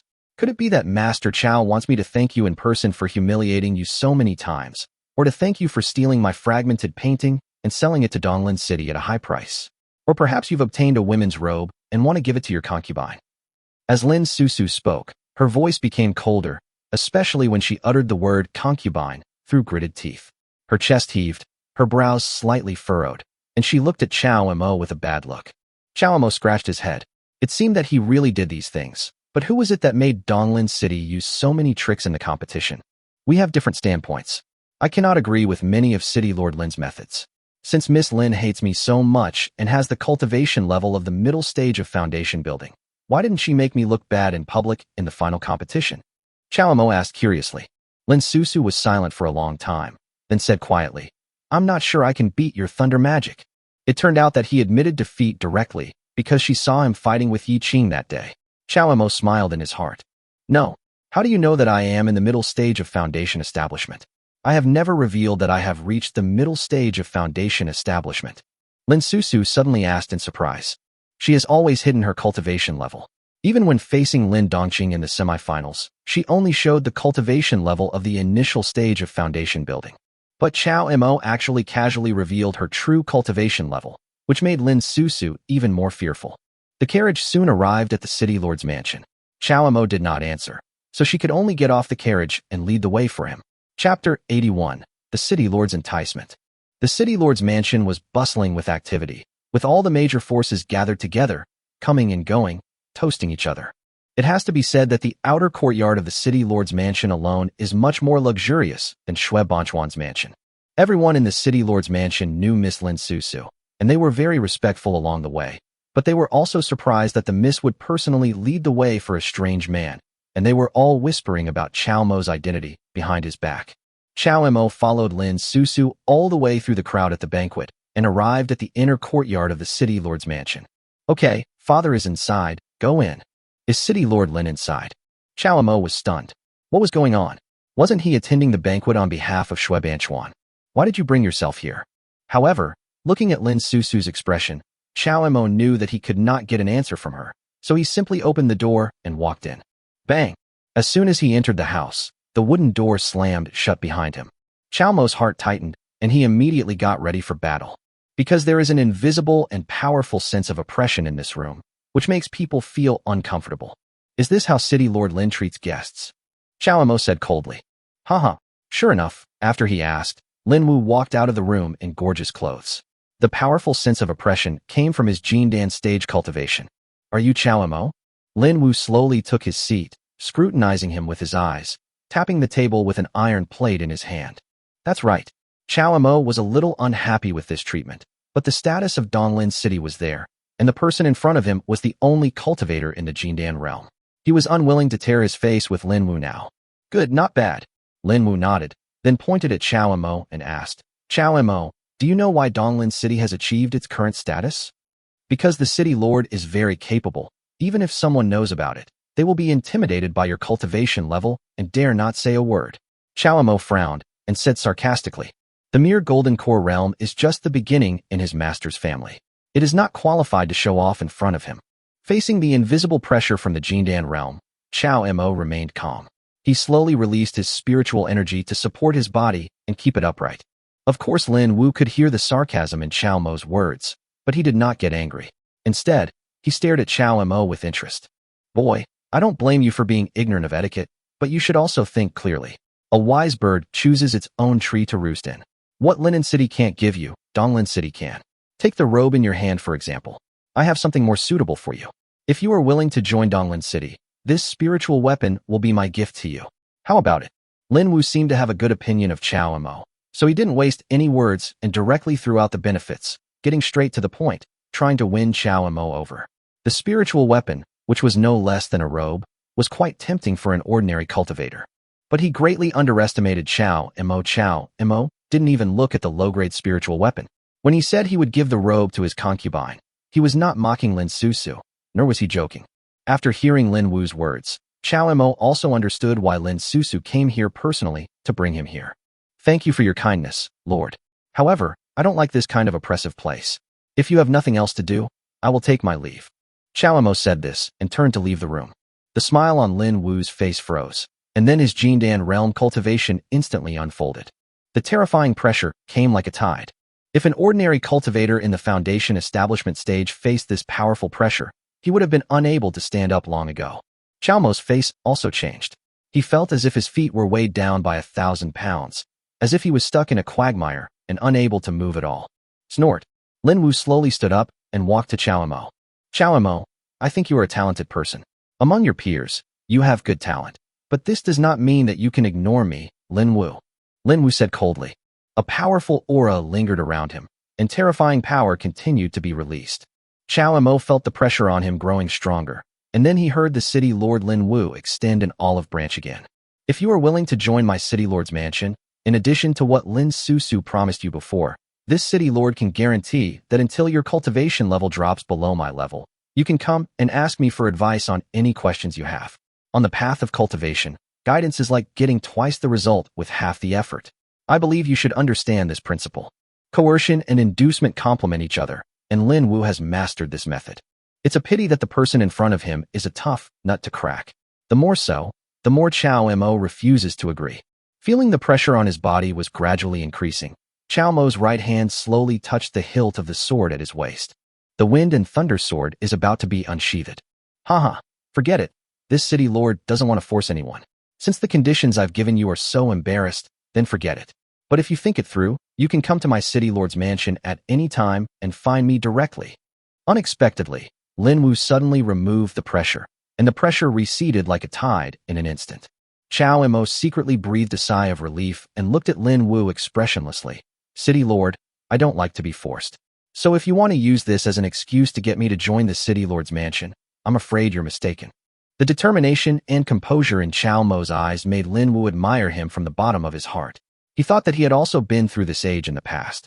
Even he knew that he could not do what Chao Mo did. No wonder his daughter praised this kid so much after coming back. He was able to withstand his pressure without releasing any magic, and was able to face himself, a Jindan realm expert, calmly without any nervousness. This kid has an extraordinary mind and a talent far beyond that of a commander. His future achievements are limitless. Chao Mo, this city lord apologizes for the test I just gave you. I couldn't believe what Susu said when she came back. After all, this city lord considers himself to have known countless people, but he has never seen a disciple with your intelligence. It's a pity that you and I met too late. Otherwise, no matter what, this city lord would definitely accept you as his personal disciple and give you the best resources for cultivation. Lin Wu exclaimed. Thank you for the compliment, city lord. Chao Mo replied neither humbly nor arrogantly. Hey, I have one more thing. I wonder if you can do me a favor. If it is successful, this city lord will never be stingy. Just tell me what you want. How about it? Lin Wu finally revealed his true purpose. What's the matter? City lord, why don't you tell us first? Chao Mo asked. I don't know if you've heard, but the family selection day is coming up soon. I hope you can take care of my Lin family. Of course, the children of my Lin family will also help you. More friends means more opportunities. Chapter 82, Ambush on the Road. After hearing Lin Wu's suggestion, Chao Mo immediately agreed. Not to mention the talents of Lin Susu and Lin Dongqing. Just looking at the current situation, if he doesn't agree, he will probably completely fall out with Lin Wu. Okay, then I, the city lord, would like to thank you here. Lin Wu politely sent Chao Mo away. Returned to the city gate. Chao Mo saw Xue Yingying waiting there with a pretty face, and his expression was filled with indescribable worry. Xue Banchuan was also surprised to see Chao Mo come back so soon. Chao Mo, you are finally back. Are you okay? Did Lin Wu give you any trouble? Xue Yingying asked hurriedly when she saw Chao Mo. It's okay. City Lord Lin just told me about the family selection in a while. Chao Mo smiled slightly. Xue Banchuan listened from the side and cursed Lin Wu for his quick action. Chao Mo was always by his side, but he didn't say a word. Chao Mo, Did Lin Wu ever ask you to join their city lord's mansion? Shui Banchuan asked. Oh, I told you I didn't agree. Xiao Mo said casually. Ha, okay, let's go. Shui Banchuan laughed heartily. Needless to say, the conditions offered by Lin Wu were much higher than those offered by Linen. It was impossible for Shui Banchuan to compare with Lin Wu in this respect. Therefore, when Xiao Mo left, Shui Banchuan was already worried that Xiao Mo would never come back. I didn't expect Xiao Mo to come back so soon, and he simply rejected that old guy Lin Wu. Shui Banchuan thought a lot in his mind, and finally looked at his daughter happily, with a little more approval in his eyes. The Linen City convoy left Donglin City overnight and headed for Linen. Except for the disciples who were driving, everyone else seemed a little sleepy because it was so late. Shui Banchuan and Xiao Mo both leaned against the side of the carriage in a daze. Whoa! The convoy was in commotion because the carriage in front suddenly stopped. Xiao Mo then woke up and heard the noise outside. What's going on? Who is this person? He doesn't want to live anymore. He's lying in the middle of the road in the middle of the night, and he won't move away even when he sees a carriage. The disciples from Linen City shouted. No words, is there something wrong? Go and take a look. Xiao Mo pulled open the carriage curtain and roughly understood what had happened. There was a person lying on the road ahead, unable to get up. No matter how they shouted, there was no response. Some disciples had already approached to take a look. Xiao Mo felt vaguely uneasy, as if something was not right. Oh. Immediately afterwards, a scream was heard, and Xiao Mo jumped off the carriage. Sure enough, the disciple who had just gone over to check had fallen in a pool of blood, with a sharp blade stuck in his body and piercing his chest. And the person who killed him was the guy who was just lying on the ground. Looking for death, the disciples of Linen City immediately drew their swords and rushed forward. Shui Banchuan also felt that something was wrong at this time. He stood on one foot on the roof of the carriage and watched coldly as his disciples surrounded the person who had made the move. That person's cultivation level was only at the Qi training stage, yet he was able to kill one of their Linen disciples silently, all because that disciple was completely defenseless. Now that so many people were surrounding him, he had no power to resist at all. Oh, ouch. Why did you hit me? But the disciples from Linen City who had gone to besiege the city suddenly became ill and turned around to attack their own people. Their attacks were so ruthless and strange. Xiao Mo and Shui Banchuan did not take any action at all. They were far away and could see everything clearly. After these disciples approached that person, they began to attack their own people involuntarily, as if they were controlled by something and lost their minds. Wake up, everyone, and come back quickly. Shui Banchuan shouted at everyone. But the disciples did not react at all and continued to attack each other. What's going on? What's going on? Let me tell you what's going on. This is the burial place I chose for you. How about it? A familiar voice sounded, and Xiao Mo looked in the direction of the voice. It was actually the Lord of Tiger Eagle City, Jihong. Grand Elder, that kid killed my son. Go get his head. I want to personally offer sacrifices to my son Wuxing. Jihong found Xiao Mo's location at a glance, pointed at Xiao Mo, and said sternly. The Great Elder of Tiger Eagle City was at the middle stage of foundation building. He walked slowly towards Xiao Mo with a demon-subduing pestle in his hand. Where are the disciples from Linen City? Shui Banchuan shouted, but the disciples from Linen City were all at a loss, not knowing where they were. Don't shout anymore. You trash have now entered the formation of this city lord. Today, all of you in Linen City will pay the price for the karma committed by this kid. Jihong's devilish voice echoed in the wilderness. Shui Banchuan was furious. Jihong, do you really think I'm afraid of you? Come on, let's have a good fight today. It's either you or me. Shui Banchuan's aura suddenly increased, and he rushed towards the people from Tiger Eagle City like lightning. But in the next second, Shui Banchuan seemed to be struck by lightning and stopped their trembling. Shui Banchuan. I know you have some skills, but no matter how great your skills are, how much of them can you use under the suppression of my formation? Old man, let us settle accounts today. From today on, there will be no Linen City anymore, and everything in your linen will belong to my Tiger Eagle City. Jihong's eyes were red, and he roared to the sky. Seeing this, Xiao Mo knew that a fierce battle was inevitable. In front of him, the Great Elder of Tiger Eagle City was already walking slowly, dragging the demon-subduing pestle in his hand on the ground, making a sizzling sound. Boy, you should feel honored to die under my demon-subduing pestle. The Great Elder of Tiger Eagle City shook his wrist, and the heavy demon-subduing pestle suddenly flew up from the ground. Take that. The demon-subduing pestle came with a fierce gust of wind. Judging from the weight of the iron pestle, if someone were hit by it, even if he had bones as strong as steel, he would die. The wind and thunder sword in Chao Mo's hand was immediately unsheathed. The sound of wind and thunder suddenly roared up. You're just in the middle stage of foundation building, and you dare to brag. Chao Mo avoided the demon-subduing pestle, looked at the elder with disdain, and raised the wind and thunder sword in his hand. In an instant, sand and rocks flew everywhere. Thunder rumbled in the sky and gathered in the blink of an eye. The terrifying pressure was comparable to that released in public by Lin Wu, who was at the Jindan realm during the competition that day. The great elder was the first to be hit. Faced with this scene, his heart trembled, and he couldn't help but take 2 steps back. Thunder. Fall. Following Chao Mo's order, countless bolts of thunder fell from the sky and struck the great elder in front of him at the same time. The great elder had never seen such a move before, and his face changed drastically. He raised the demon-subduing pestle in his hand high, gathered his spiritual energy, and tried to block the power of the heavenly thunder. Who would have thought that the moment the demon-subduing pestle came into contact with the heavenly thunder, the great elder's eyes widened, and most of the momentum he had just gathered was instantly dissipated. City Lord, save me. Chapter 83, Golden Elixir Guardian. The great elder knew he was no match for his opponent and no longer cared about his face, so he shouted for help. Seeing this, Jihong spread his arms, and his robe flew behind him like an eagle spreading its wings. In the blink of an eye, he was beside the great elder. Jihong took a deep breath and waved his palms like eagle hooks. This is Jihong's signature skill, the golden claw technique. After decades of practice, his claws can penetrate gold and split stone, and are as hard as steel. No wonder Wuxing died in your hands. How could you, a mere foundation establishment realm cultivator, learn such a terrifying technique? Who are you? Jihong blocked those heavenly thunders for the great elder and was secretly shocked. Even his palms felt numb after being struck by the thunder several times in succession. If he had not been half a step into the golden core realm, how would he have had a chance of surviving facing this thunder technique? Seeing Chao Mo remain silent, Jihong sneered. Haha, it doesn't matter if you don't say anything. No matter who you are, you killed my son, and you won't leave here alive today. You're seeking your own death. If you keep a low profile and reach the late stage of foundation building, even this city lord won't be able to withstand your attack. Your son brought this upon himself. If he didn't want to kill me, he wouldn't die. Chao Mo responded calmly. Stop talking nonsense to me. If you hadn't stopped me, how could I have lost the Tiger Eagle City competition? My son has every right to kill you. No matter how many excuses you have today, you must pay with your life for my son. Jihong was furious when he heard this. His eyes were red as he stared at Chao Mo.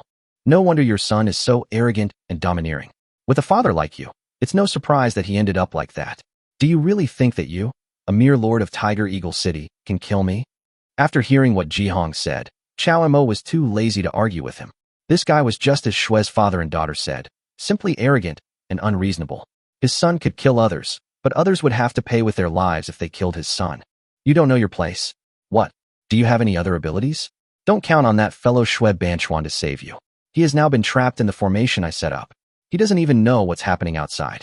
I tell you, after I deal with you, he won't be able to escape.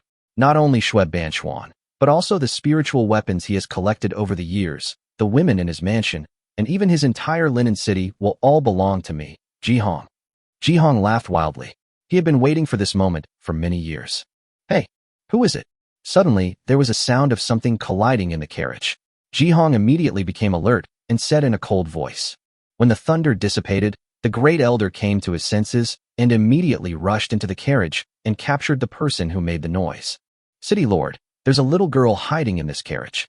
She's the one who caused the noise. Let me go. My father won't let you go. Chao Mo, save me. It turned out that Shui Yingying had woken up a long time ago, but she heard the noise outside and knew she could not help, so she hid in the carriage and eavesdropped. Unexpectedly, when she heard what Jihong had just said, she was scared and accidentally touched the seat in the carriage. Oh, I was wondering who it was. Turns out it's Shui Banchuan's daughter. Not bad at all. No wonder Shui Banchuan placed his hopes on you. Jihong waved his hand, and the great elder took Shui Yingying aside. What a pity. She's just a pretty face. If my son were still alive, it would be appropriate for him to marry her as a concubine. What a pity. Just stand there and watch how this brat, your father, and your linen city pay for what they've done. Jihong turned his cold gaze towards Chao Mo with a cruel smile on his face. Say your last words, boy, or you won't have a chance. Why don't you come out now? Do you really want to watch me die here? Chao Mo's expression remained the same, and the wind and thunder sword was sheathed. he suddenly shouted into the air. Everyone was stunned, and a middle-aged man actually appeared in front of Chao and Mo. No one had noticed any trace of other people nearby before. Ji Hong thought his plan was flawless, but now this middle-aged man appeared here and stood in front of them. This person was dressed simply, and as soon as he appeared, he made everyone feel an invisible pressure. Young master, your subordinate. As soon as he appeared, he wanted to salute Chao and Mo, but before he could say anything, Chao and Mo waved his hand and said, "Don't say those nonsense, just solve the problem in front of me." Yes. The middle-aged man turned around and suddenly burst out with momentum. The great elder was only at the foundation establishment stage, and he could not bear the pressure on his body. He fell to his knees with a thud, and cold sweat streamed down his face. Golden Core Realm. Who would have thought that in addition to Lin Wu from Donglin City, there were other Jindan Realm Masters right next to them? How is it possible? How could there be a Jindan Realm Master in Linen City? You? Ji Hong looked at Chao and Mo in disbelief. No wonder Chao and Mo has always been so calm. No wonder with his little cultivation level, he could force the Great Elder into that state. Shui Yingying also looked at the Jindan Realm Master in shock. In their place, the Jindan Realm was definitely the overlord of a region. She didn't expect that there was such a master hiding beside Chao and Mo. No wonder. With your talent, it would be strange to say you came from Linen City. But even if you have someone to protect you, so what? If you dare to kill my son, I will fight you to the death. Ji Hong acted like a madman, his fingers like eagle hooks attacking Chao and Mo.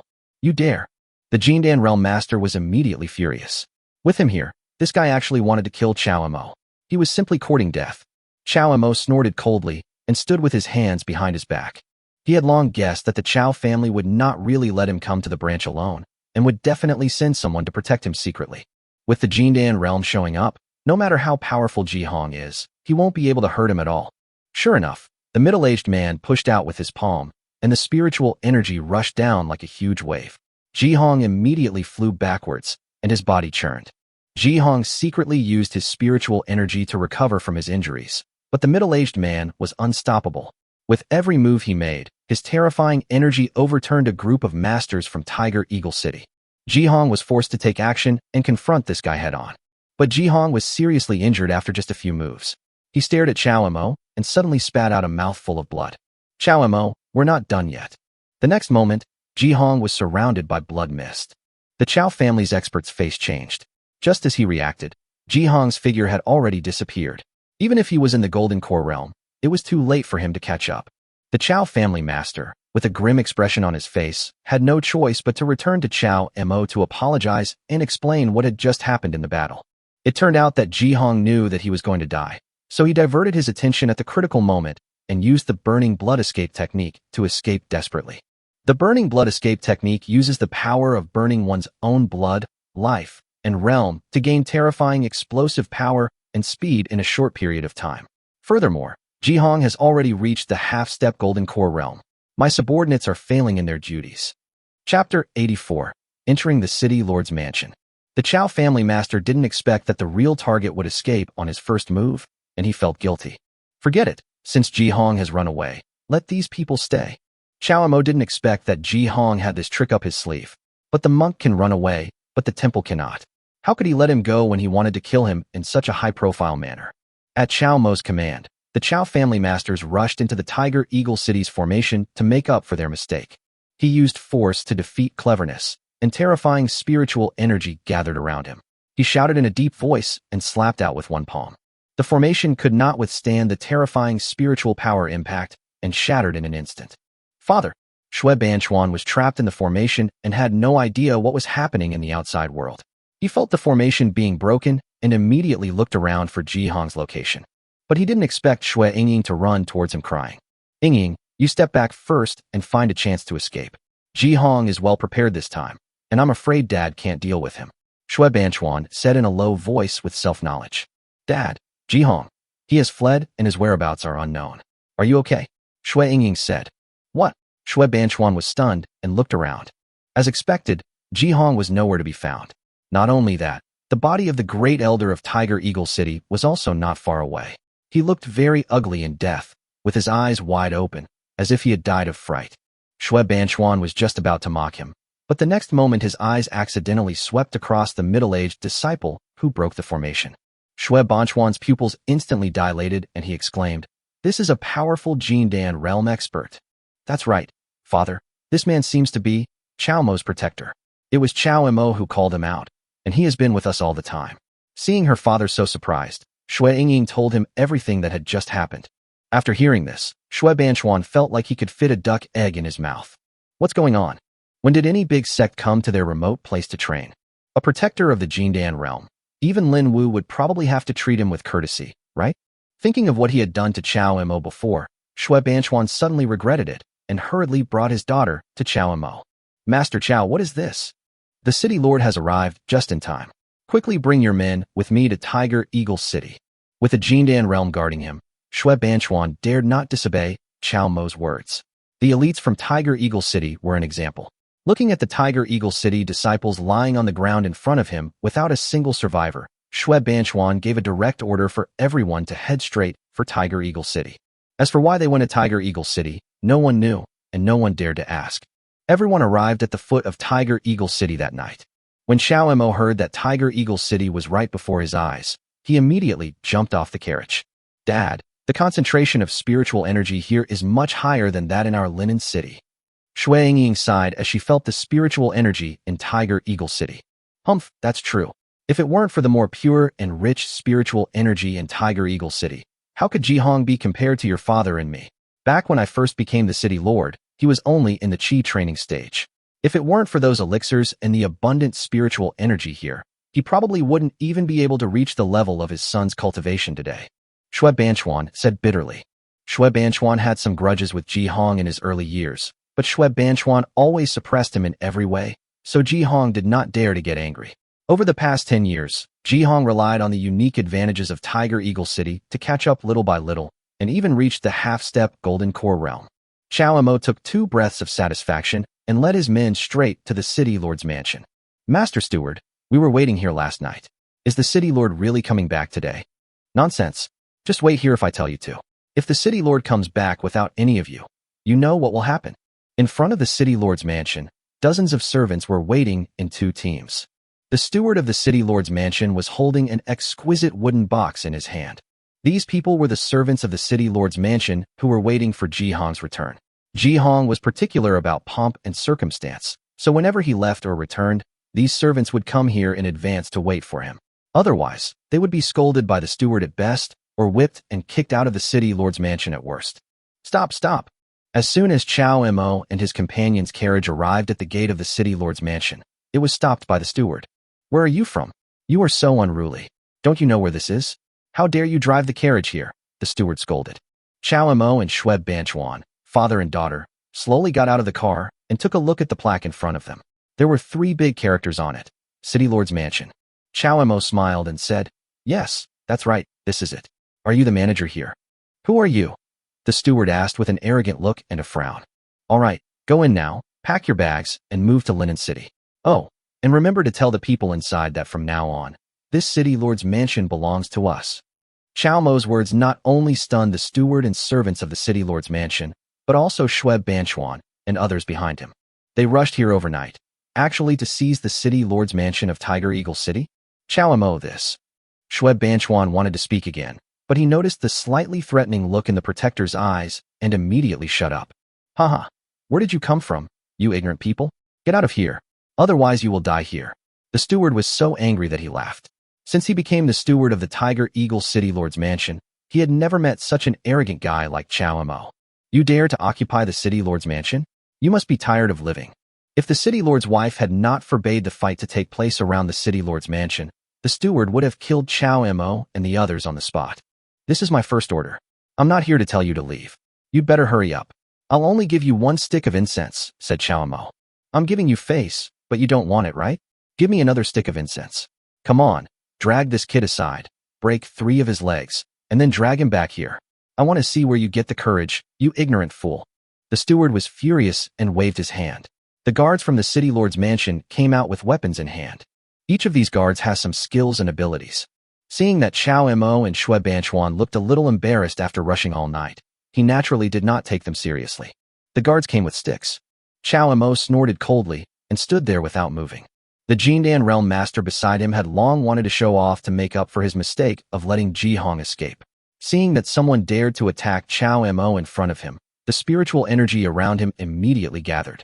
How could this group of ordinary city lord's mansion guards withstand the power of the Golden Core realm? He didn't make a move at all. In just a moment, he mobilized the spiritual energy in front of Chow Mo. Those guards who dared to step forward were hit with a stick and immediately let out a scream. Chapter 85. Marry me directly. You? The manager was shocked.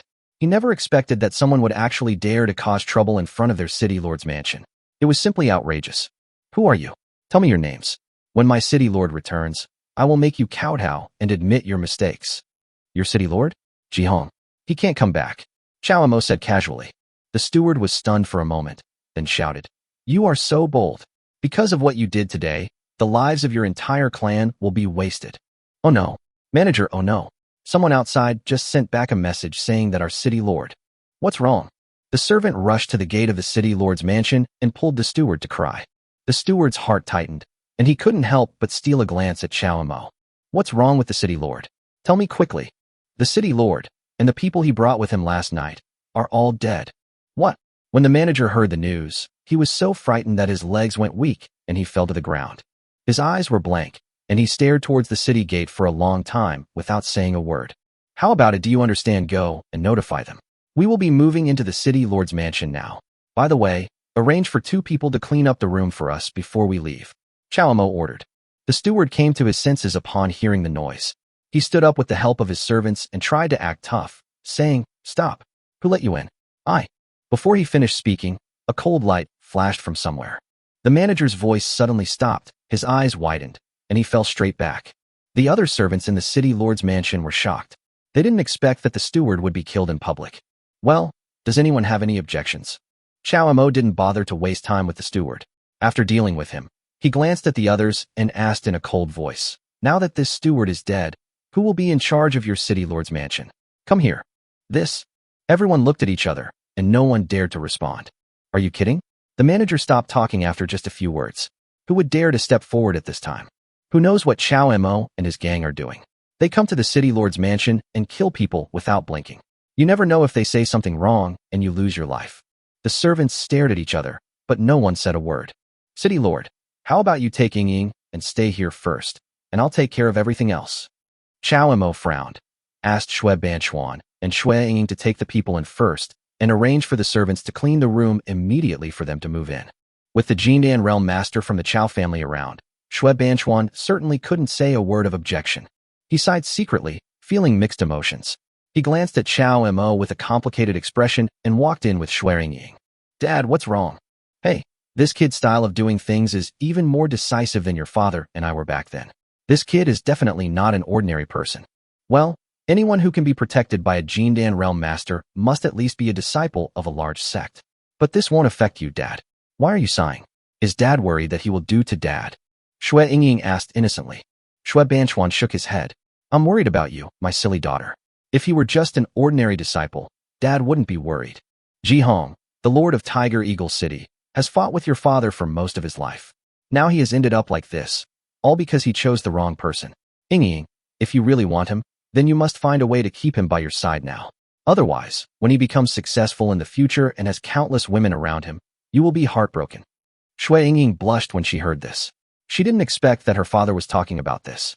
She didn't say a word, and no one knew what she was thinking in her heart. On the other side, Chow Mo summoned the other people in the city lord's mansion. Except for the previous steward and some loyal servants, this group of servants were still useful. After all, they had just moved into the city lord's mansion and they needed some servants to take care of their daily life. But these servants were obviously afraid of him and did not dare to agree to anything Chow Mo said. I've given you a chance. It's your choice whether to move or stay. Since you're staying, you'll have to find out in the future who this city lord's mansion listens to. I ask you, apart from those in charge, who else has the final say here? If you don't answer, then there is no need to move. I will kill you all today and then call people from Linen. Chow Mo threatened. As soon as these words were spoken, someone stood up and shouted, Sir, spare our lives. We are just servants of the city lord's mansion. Once the manager leaves, we will have no one to manage us. If we obey orders, there is still the madam in the city lord's mansion, and we servants should obey her. Madam. Chow Mo was stunned, and suddenly remembered that he seemed to have heard of this madam before, but he forgot who told her. Well, where's the lady? Tell her to come see me. Sir, The lady went out some time ago and hasn't returned yet. How about I go out and look for her? The servant replied hurriedly. Okay, let's go. No need. Madam is back. Chow Mo was just about to send someone to look for her when he discovered that there was indeed a woman walking gracefully outside the mansion gate. A long golden phoenix hairpin tied up her black hair bun high. She wore a bright red silk dress with a low neckline, revealing her full breasts. Her pair of white legs were faintly visible, which attracted Chow Mo's attention. Are you the lady they are talking about? Chow Mo raised his eyes slowly and met her beautiful eyes. That's right. There was no expression on the lady's face, but her eyes inadvertently revealed a hint of charm. A loyal servant came to her and told her in detail what Chow Mo had done after arriving at the city lord's mansion. Chow Mo did not stop her. It was better for her to know his character, so that she would not be like the housekeeper, with constant verbal clashes, which would be difficult to deal with. After listening to the servant's statement, the lady just nodded slightly, indicating that the servant could leave, and she slowly walked to Chow Mo's side and sat down. Madam, you must have heard that Ji Hong wanted to kill me, but he suffered the consequences. Now that I'm here, I feel that Tiger Eagle City has rich spiritual energy and the city lord's mansion is not bad, so I plan to stay here. As Chow Mo spoke, his eyes were always focused on his wife's expression. But what puzzled Chow Mo was that the lady did not show any other emotions from beginning to end. After hearing this, her expression remained unchanged, and she simply asked calmly, but I am now living in this mansion. If you, my lord, stay here as well, I'm afraid it will be inconvenient. Is there any other solution? Yes, that's easy. If Madam feels that it's inappropriate for you and I to live together in this house, I do have a good idea, Chow Mo said with a smile. Oh, what's the solution? If you feel it's inappropriate, you might as well just marry me. Chapter 86, New Spiritual Spring. The originally calm lady did not expect Chow Mo to say such rude words directly. Her cheeks suddenly flushed, her breathing became unstable, and her beautiful eyes stared at Chow Mo intently, her palms scratching the armrests of the chair, almost leaving a few finger marks.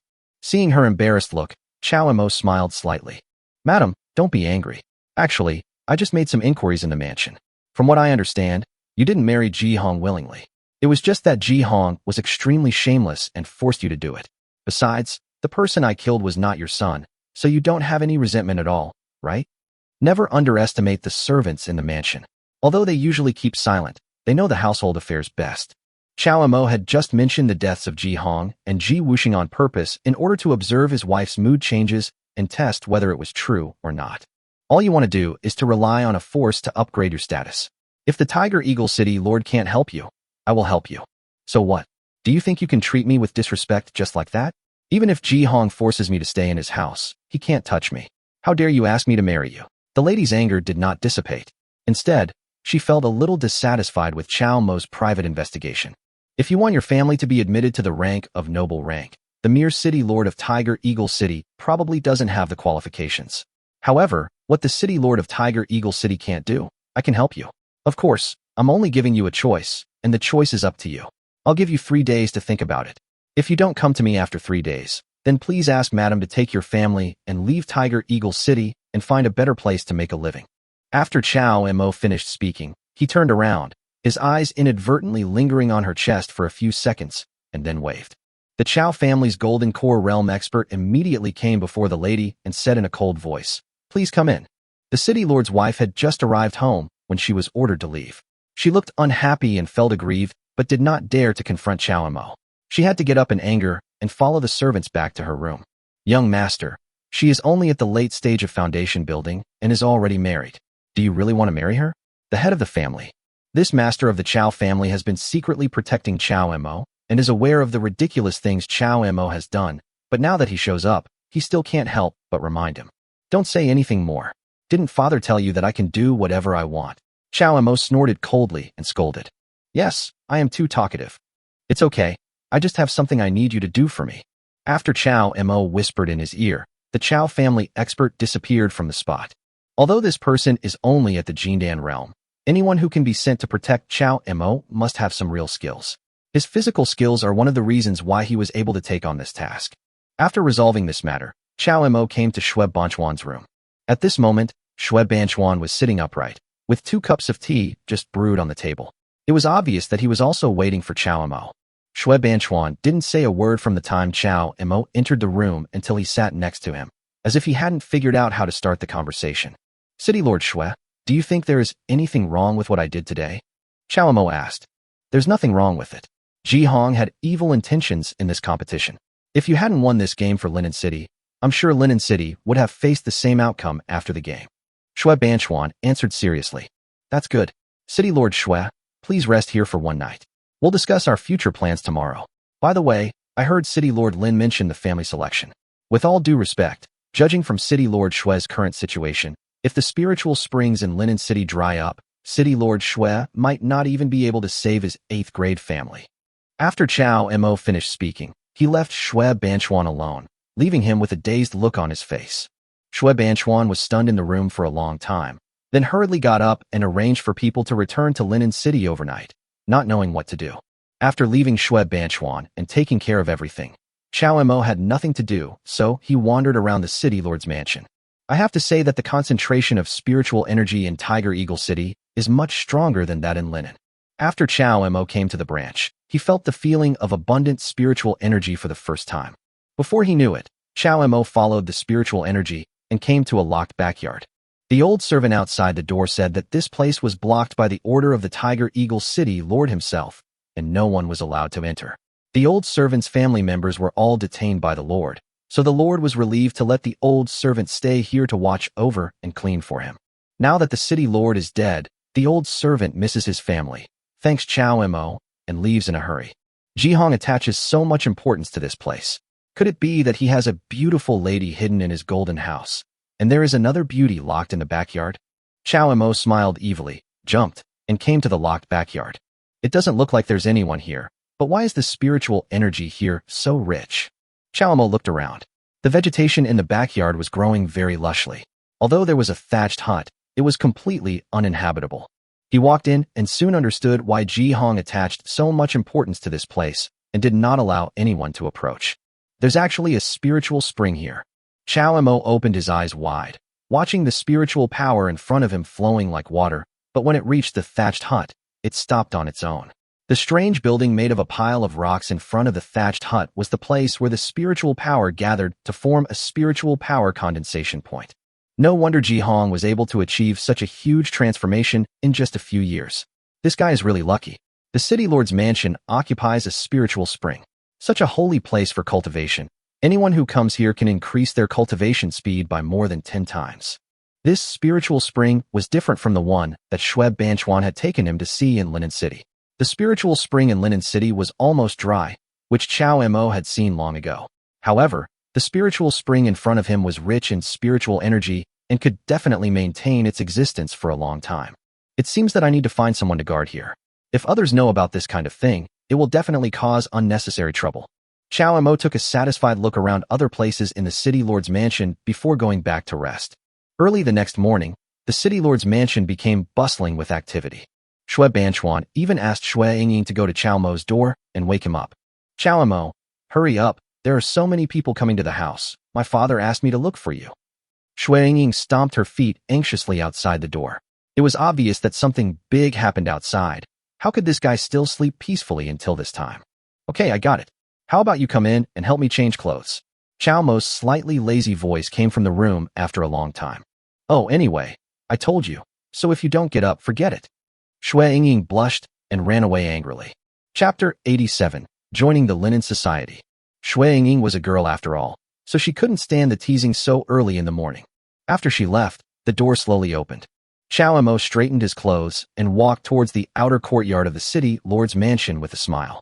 There were now nearly 10 people sitting in the reception room, including Shui Banchuan, the Lord of Linen City, and the heads of the 3 major families in the city, the heads of the Zhao family, the Lin family, and the Chao family, as well as the elders and stewards brought by the 3 major families. Everyone came so early. Chao Mo walked over with a smile. Everyone stood up and saluted Chao Mo. Today, the 3 major families in this city are collectively known as the Linen Society, and Chao Mo is the president. Due to his status, his etiquette must be good. Shui Banchuan seemed to understand something when he saw this, and looked at Chao Mo thoughtfully. I called you all here today to inform you that my linen club is planning to move from Linen to Huiying City. I want to hear your opinions. Does anyone think that this is not feasible? Chao Emo said straight to the point. Everyone looked at each other, and the three major families immediately said, "It's all up to the president." Chao Emo was very satisfied with their reaction, and then turned his gaze to the city lord. Shui Banchuan's face froze, and everyone's eyes were focused on him. It was obvious that their plan included him, the city lord. Such a large-scale migration is not as simple as imagined. The manpower, material resources consumed and wasted are far more than what we see on the surface. Have you thought about it? Shui Banchuan was still a little hesitant. Linen City is indeed not as spiritually rich as Tiger Eagle City, and the resources outside the city cannot compare to Tiger Eagle City. But in Linen, Shui Banchuan is still the lord of the city after all. But in the current situation, if he moves to Tiger Eagle City, can he really make the decision? The Linen Association, the Jindan Realm Masters, all of them surrounded the young man in front of him. Could he, the mayor of Linen City, really control it? Shui Banchuan was overwhelmed with thoughts for a moment. Don't worry, City Lord. These losses are nothing compared to the resources of Tiger Eagle City. Moreover, the spiritual energy here is obvious to everyone. Compared with Linen City, it is far superior. In the future, development here will definitely be far superior to Linen. Chao Mo's words actually reflected the true thoughts of the three heads of the Linen Society. Their current achievements were already destined, but the rise and fall of the family was inseparable from the selection of a location that was conducive to development. The patriarchs of the three major families arrived in Tiger Eagle City early this morning and sighed that if their families developed here, they would definitely surpass Linen. In that case, I will move with you. We will take over Tiger Eagle City. The city lord had a complicated expression. He then bowed to Chao Emo and said, "One more thing. I have decided to join the Linen Society." What? Everyone exclaimed in unison. The patriarchs and elders of the three major families all widened their eyes. The Lord of Linen City wants to join the Linen Society? This was simply a fairy tale before, and no one believed it. But now, Shui Banchuan's actions made them believe it even if they didn't want to. City Lord, this is no joke. Yes, President, please say something quickly. In addition to the Chao family, the other two major families hurried to persuade Chao Emo. They were not willing to let Shui Banchuan join, because the joining of this city lord would inevitably affect the delicate balance among the Linen Association. Which of their three major families would agree to let this Linen City lord be the leader? As for Shui Banchuan having Chao Emo as the leader, the other family heads didn't even dare to think about it. I think it's fine. If City Lord Shui joins the Linen Association, it will undoubtedly strengthen our Linen Association. However, we must first clarify the composition and rules of our Linen Association. Patriarch Chao, please explain it to the City Lord. City Lord Shui is not in a hurry and will consider it after listening. Chao Emo smiled slightly. He had planned this matter a long time ago. It was only a matter of time before Shui Banchuan joined the Linen Society. He was not surprised. Upon hearing this, Chao Jun immediately told the City Lord about the current division structure of the Linen Association and the arrangement of power positions. After hearing this, Shui Banchuan said seriously, "No problem. After I join the Linen Society, Chao Emo will still be the president. I will be equal in status with each of you. How about that? City Lord, what are you doing? Could it be that Patriarch Xiao doesn't welcome me? Actually, this isn't a spur-of-the-moment decision. I've been thinking about it all night. Chao Emo is right. Linen City is what it is today not because of me, the City Lord, but because of the legacy of my ancestors. Linen City's spiritual springs are already drying up. Once they do, Linen will face more than just the possibility of not being able to join the ranks of the 8th grade families." Shui Banchuan answered truthfully that he had seen what happened to Ji Hong. As an old rival for so many years, Ji Hong's strength is no less than Shui Banchuan's. However, no one expected that the city would be destroyed and people would die overnight, and the City Lord's mansion would be occupied by Chao Emo. Once the spiritual spring in Linen City dries up, the future development of Linen can be imagined, and the three major families in the city will migrate. At that time, it will be difficult for Linen to make any move alone. Can Linen really still stand firm? He had indeed been struggling for a long time. Linen was the result of his hard work for most of his life, but what could he do? The right thing to do was to plan for the future as early as possible. Chao Mo's talents, personality, and intelligence were all rare among those he had seen. If he were to get close to Chao Emo now, perhaps he would get more as the City Lord in the future. At the very least, his daughter would have a chance. So no matter for whom, Shui Banchuan decided to join the Linen Society. Okay, since City Lord Shui has made the decision, it will be easy, Chao Emo said with a smile. The key reason why he kept trying to win over Shui Banchuan was that he wanted to take over the City Lord's mansion and needed a title. The three major families merged into one. No matter how powerful the Linen Association was, the city lord's mansion was arranged for the city lord by the court after all, and their family had no way to seize it. If Shui Banchuan does not come, then Huiying City will have to have a new city lord sooner or later. At that time, there will inevitably be another fight between the Linen Association and the city lord's mansion, which will be very troublesome. It's a long story. After everyone decided to migrate, Chao Mo naturally didn't need to handle everything personally. The relocation was entirely arranged by the city lord and the 3 clan leaders.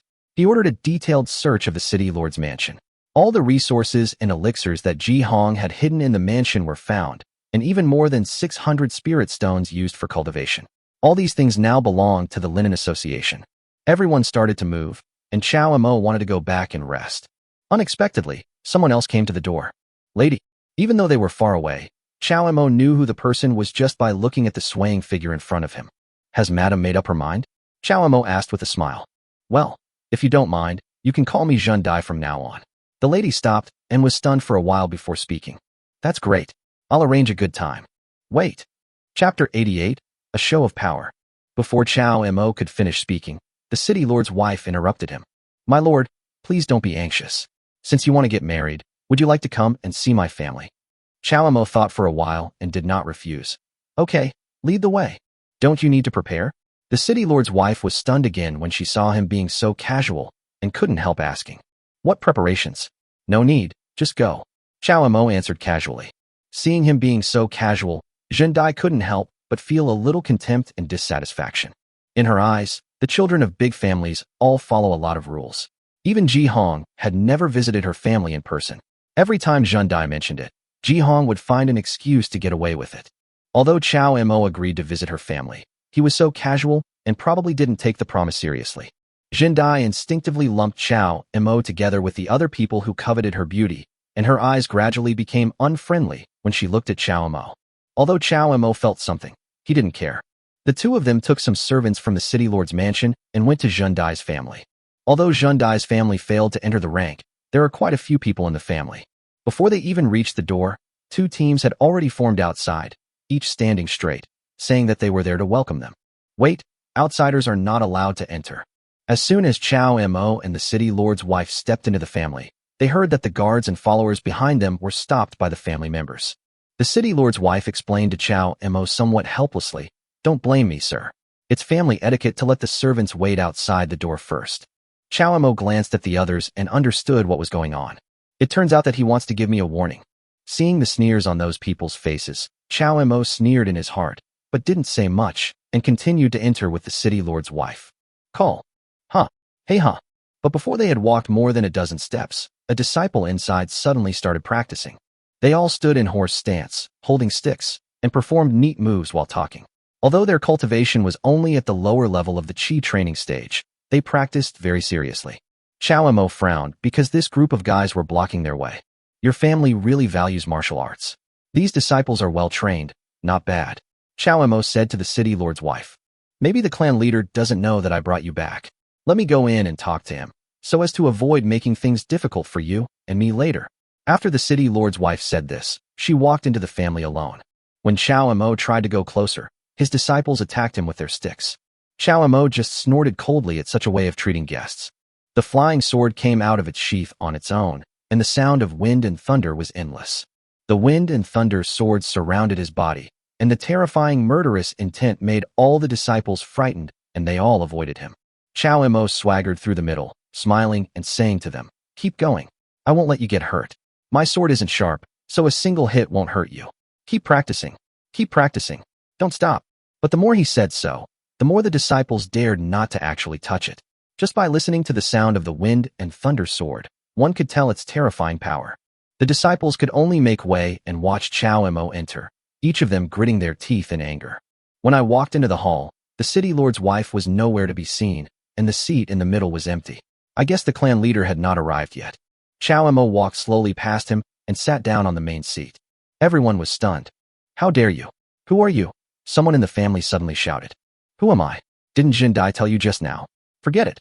Please ask your clan leader to come, and I will talk to him. Chao Mo sat on the main seat with a calm expression. I'm afraid this guy is here to cause trouble. Come quickly, get this guy down. How courageous. That's the position of the clan leader. Where did this young brat come from? He has no manners. Everyone was clamoring, and some of the family's more skilled people stepped forward and wanted to attack Chao Mo. A hint of coldness flashed in Chao Mo's eyes. Stop. Before the fight started, the city lord's wife outside shouted in a delicate voice. Chao Mo looked up and saw that she was supporting an old man. It seemed that the old man should be the leader of their family. There are no rules. Who told you to treat guests like this? The old man first scolded the younger generation of the family, then turned his head to look at Chao Mo. His cloudy eyes strangely seemed to reveal a shrewdness. At first glance, Chao Mo felt a little uncomfortable. I heard from Zhen Dai that you can lead my family to a higher rank. Is that true? The old man did not chase Chao Mo down, but stood and talked to him. That's right. Chao Mo nodded. Do you have any proof? The old man asked again. Chao Mo thought for a while and took out a jade token representing the identity of a member of the Chao family from his arms. This jade token should be able to prove it, right? Chao Mo slowly stood up and handed the jade token to the patriarch of the family. He didn't necessarily want to sit on the main seat and humiliate their family. He just wanted to take revenge for the intimidation they had given him along the way. The old man took the jade token with both hands, and when he saw the big word Chao on it, his face changed. The main line of the Chao family, not only their family, but even the entire Tiger Eagle City would not dare to neglect this person. Clan leader, don't trust this brat. Look at how uneducated he is. How can he be related to the Chao family? I think so too. He is obviously attracted to Dyer's body and wants to deceive Dyer. Clan leader, please don't be fooled by him. Everyone started to talk and retaliate against Chao Mo. The old man thought for a moment and looked at Chao Mo. What they said is not without reason. Over the years, there have been many people who have tried to use this to deceive Dyer's body. How can you prove that your identity can help my family enter the rank? From beginning to end, the city lord's wife did not utter a word. She also wanted to see how Chao Mo would respond. After all, she only knew that Chao Mo killed Ji Hong and occupied the city lord's mansion of Tiger Eagle City, but Chao Mo's cultivation was not as good as hers, so she was curious whether he really had that ability. Just as everyone was questioning the authenticity of the identity jade token, someone from their family suddenly stood up and said, I can tell the real thing. I've heard that the Chao family's identity jade tokens have different levels of spirit stones hidden on the back, depending on the identity. You can use your spiritual power to try to provoke the spiritual energy and circulate it to know whether it's real or fake.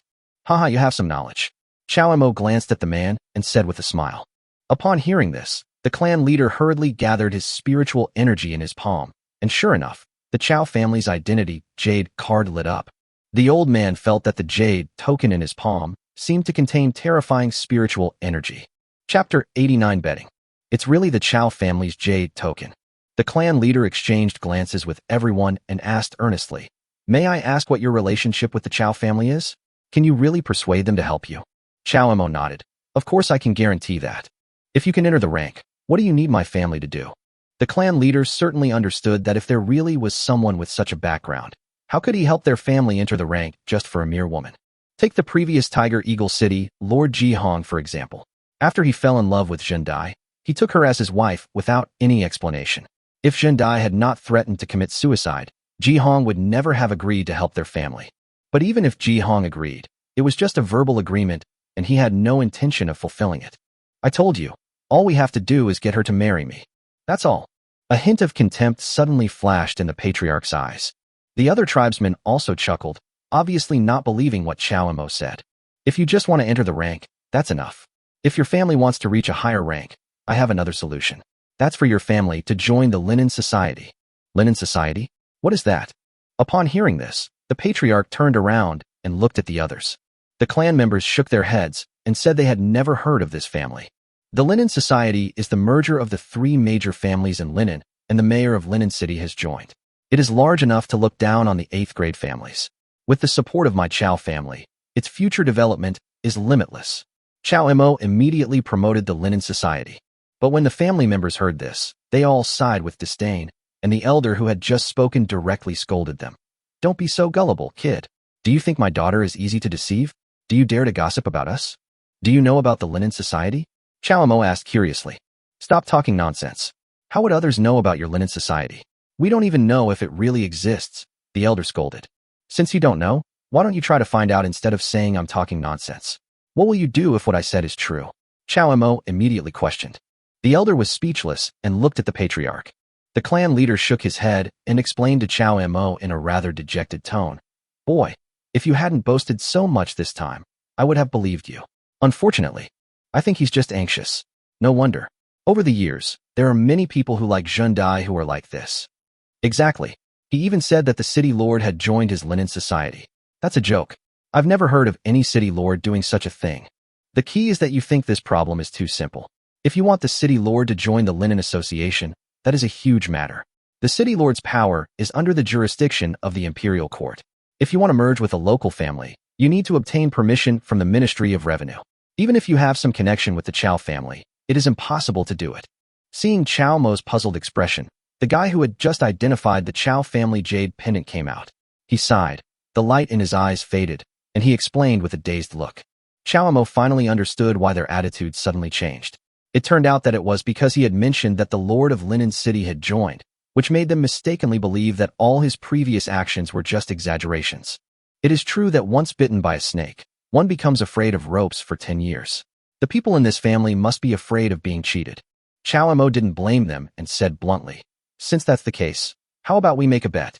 The Lord of Linen City has indeed not yet fully joined the Linen Association, but he is already preparing to transfer to the Linen Association. I will seize the time to deal with this matter in the next few days. If the Lord of Linen City joins, then you lose. Your entire family must join the Linen Association and marry her to me. Otherwise, I lose. You two can make a deal. When the family members heard that the city lord had not joined the Linen Society, they sighed. Okay, I accept this bet. If you can't do it, you will be deceiving me and my family. The bet is that you do one thing for me, and I want you to join my clan and work for my clan for 5 years. How about it? Only the city lord's wife was not annoyed, but agreed readily. Okay, it's a deal. Chow Mo looked deeply at the city lord's wife, then stood up and left. Since they don't believe it, I have no choice but to find a way to prove that I have the ability. After Chow Mo left, the family suddenly became lively. Many people who had just been angry but dared not speak out now accused Chow Mo of being frivolous and harboring evil intentions. Master, do you really believe that boy? In my opinion, he has a crush on Zhendai. When he was leaving, his eyes were still roaming back and forth on Zhendai.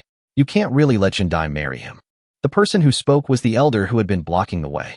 This person had some reputation in the family, but he usually took advantage of his seniority and showed no respect to anyone in his words, which inevitably made people feel dissatisfied. However, no one objected to what he said now. In the entire family, few people believed in Chow Mo. Almost everyone directly labeled Chow Mo a liar. Zhendai, you said you were the same. Why did you make that bet with him? People like him won't fulfill any bets. Whether he fulfills his promise or not, we won't lose anything. Moreover, if what he said is true, how will we face the clan leaders and elders in the future if they treat us this way today? Zhendai responded calmly, then whispered to the clan leader. Clan leader, I think he is a little special. Oh, tell me in detail. Elsewhere, Chow Mo returned to the city lord's mansion and spoke to the heir. You don't need to protect me anymore. I have something important for you to do. Quickly send a message to my father and tell him what happened today. Ask him to help me find a solution. The Chow family's expert appeared and replied with a bitter face. Young master, my mission is to ensure your safety at all times. As for the message delivery, can you let someone else go? No, go quickly and come back quickly. With the speed of others, it will take a long time for the news to reach my father. I am also anxious to marry the city lord's wife. Chow Mo ordered immediately. Go quickly, or I'll tell my dad that you're not doing your job well, and have him take you back to be punished. Yes, I'll go right away. Sir, please be careful recently. The master knew that the head of the family doted on the young master the most. If the young master really said so, he would definitely not have a good time after returning. He could only obey the order. It was his fault that his whereabouts were discovered by the young master. In the few days after the guards left, Chow Mo did not go out of the main gate or the secondary gate, and stayed in the city lord's mansion and wandered around. For some reason, Chow Mo always felt that a pair of eyes were watching him all the time, forcing him to stay in the mansion and investigate secretly. Chapter 90, Revealing the Crime. The city lord's mansion has undergone a major personnel change. Shui Banchuan has brought all the loyal servants from his mansion, plus some guards assigned by the Chow family. The mansion should be staffed by their own people. But every time Chow Mo wanted to leave the house, he felt that someone was watching him from behind. So Chow Mo ordered Chow Jun to observe secretly, and it turned out to be as he expected. In the evening, Chao Jun came back to report that the person who had been hiding in the dark actually came from the courtyard of the city lord's wife. In order to let the city lord's wife feel at ease to stay there, Chao Mo deliberately did not let his family members replace the servants in the yard. However, he did not expect that the woman was still worried and dared to let someone follow him. Young master, I will order people to arrest him and capture that woman to bring her to justice. Chao Jun said angrily. Never mind, she's a pitiful person. If she wasn't on guard at all, it would arouse suspicion. It's better this way. Chao Mo stopped Chao Jun. Now that he knew who it was, he felt relieved. But who would have thought that the city lord's wife would come to the door in person the next day? Today she had changed into a plain white dress. Although not as striking as the bright red, it gave off a gentle feeling. Her face was filled with a mixture of anger and resentment. As soon as she saw Chao Mo, she asked, "Where did you take my servant?" Huh? Chao Mo was stunned. When had he ever touched her servant? Someone in the mansion saw it yesterday and said that my servant was tied up by your people and did not return home all night. What did he do wrong? The city lord's wife asked. Things in the mansion have their own rules. I am showing mercy by sparing the lives of you and your servant. But are you here to question me, madam? Chao Mo frowned and said in a cold voice.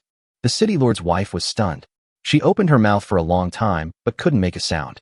Seeing her pretending to be strong, Chao Mo had no choice but to call Chao Jun and order him to get to the bottom of the matter.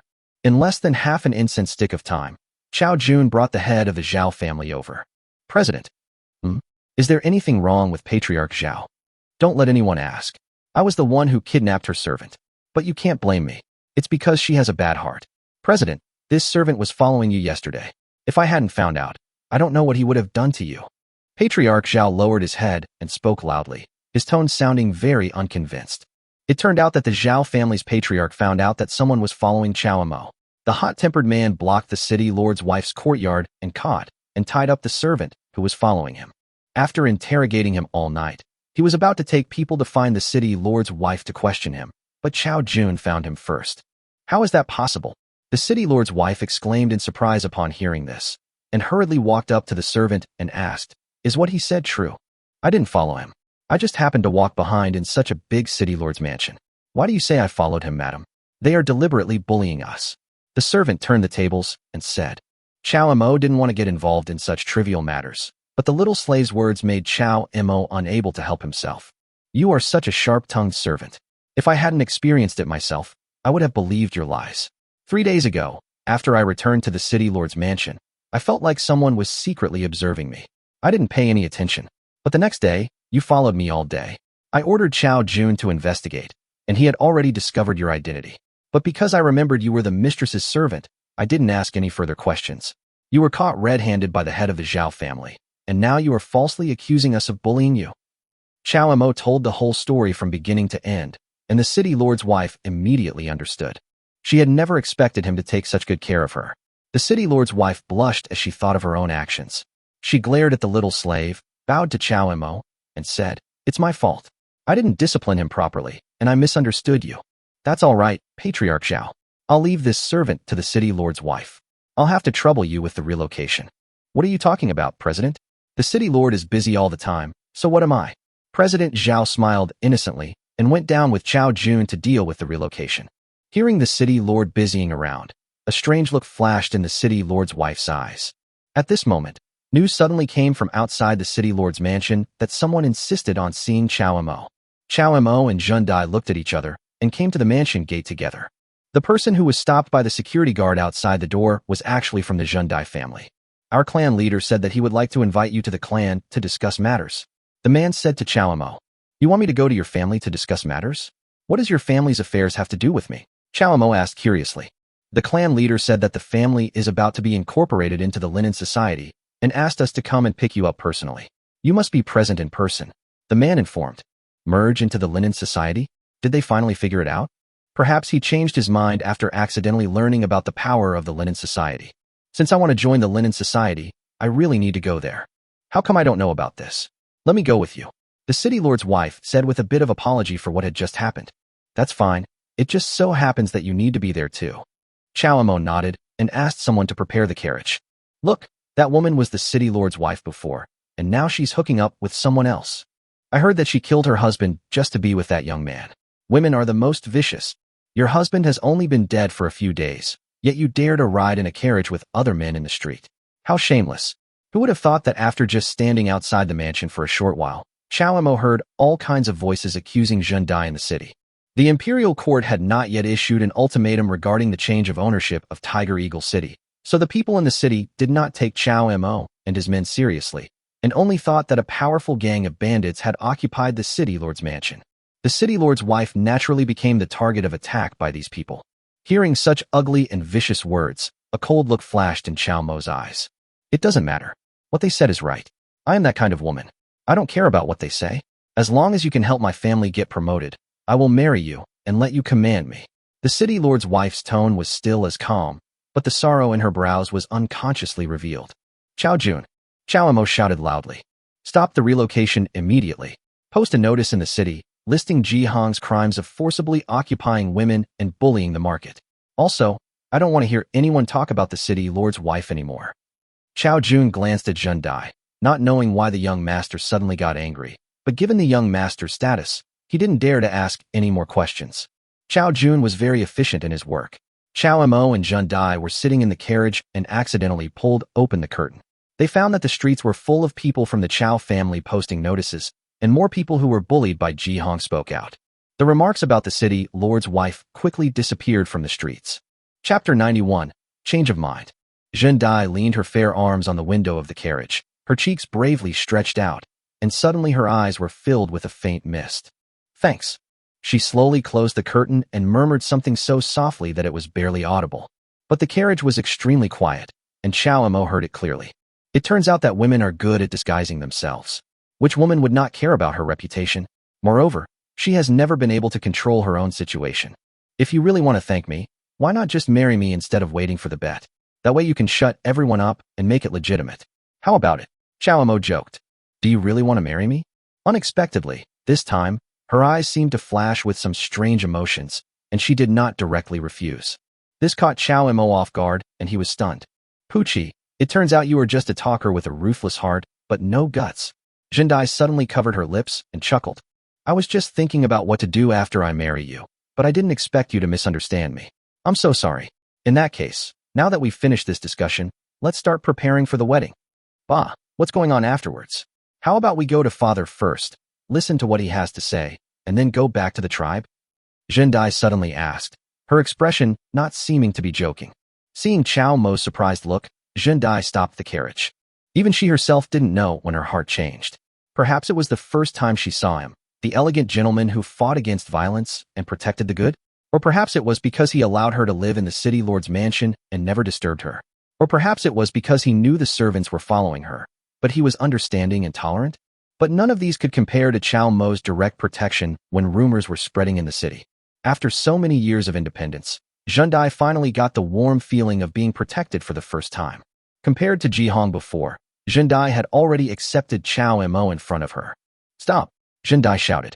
Seeing that the carriage did not stop at all, but instead sped up as it left the city, she shouted in dissatisfaction. Miss, the family is in a hurry.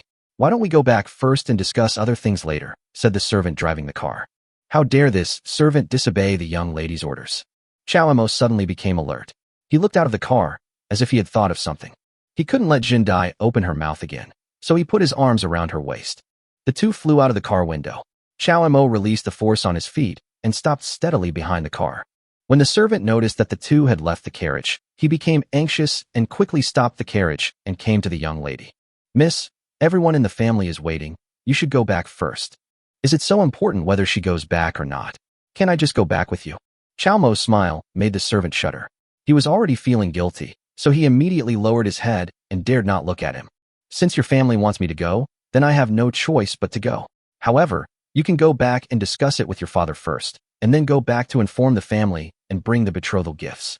Once the matter is settled, we can get married. That's the best. The family is just waiting for Master Chao to attend the meeting. It's fine for Miss to come back home. The servant immediately agreed. Okay then. Zhen Dai frowned and borrowed a carriage to leave. Chao Mo naturally had no choice but to ride on horseback to Zhen Dai's family. The last time I came, I was attacked with swords, guns, sticks, and clubs, but I didn't pay much attention to it. This time, everyone in the family had left, and there was only a large square, which seemed very empty.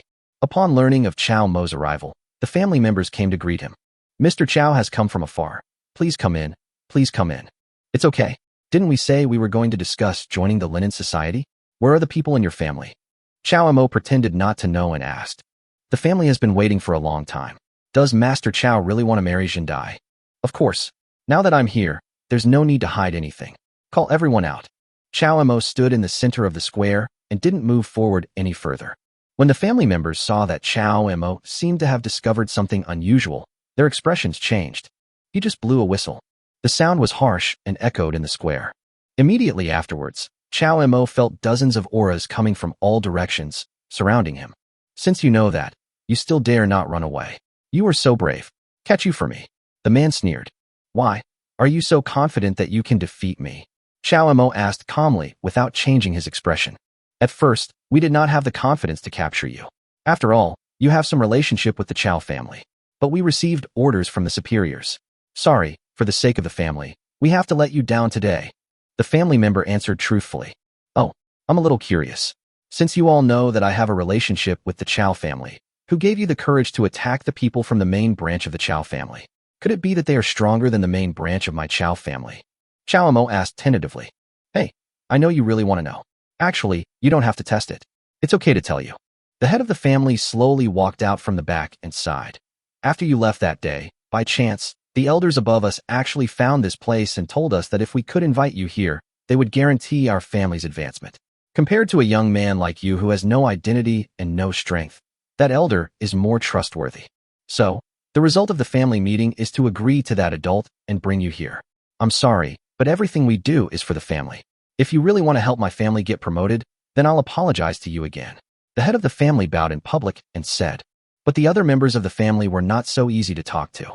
They were armed with knives, guns, sticks, and clubs, and looked at us coldly. Patriarch, why waste your time talking to him?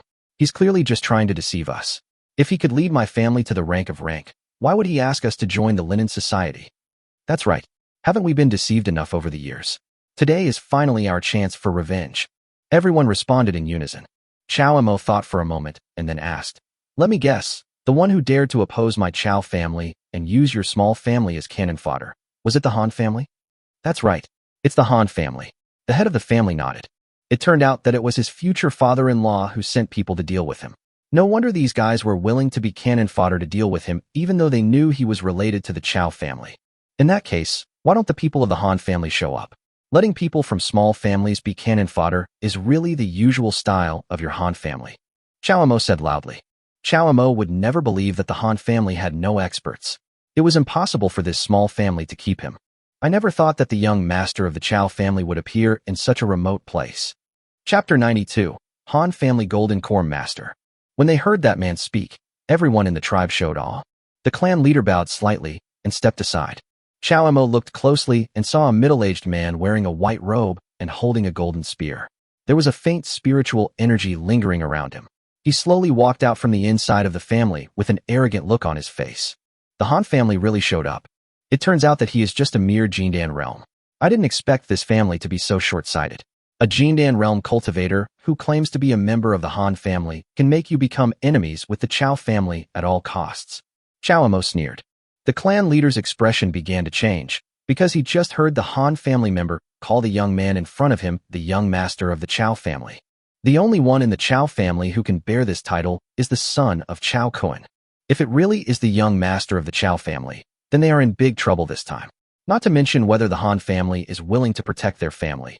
Even if the Han family keeps their promise, with Chow Kun's temper and methods, there is no way their family can survive. Oh, so what about the Golden Core realm? The guard by your side left a few days ago, right? If I'm not mistaken, you probably don't even have a Golden Core realm guard by your side now. The Han family member was indeed well prepared. He had been keeping an eye on Chow Mo for a long time. He happened to see the Chow family's secret guard leave, so he tricked Chow Mo into coming here. Why? Do you want to take me back to claim the credit? Chow Mo asked calmly. That's right.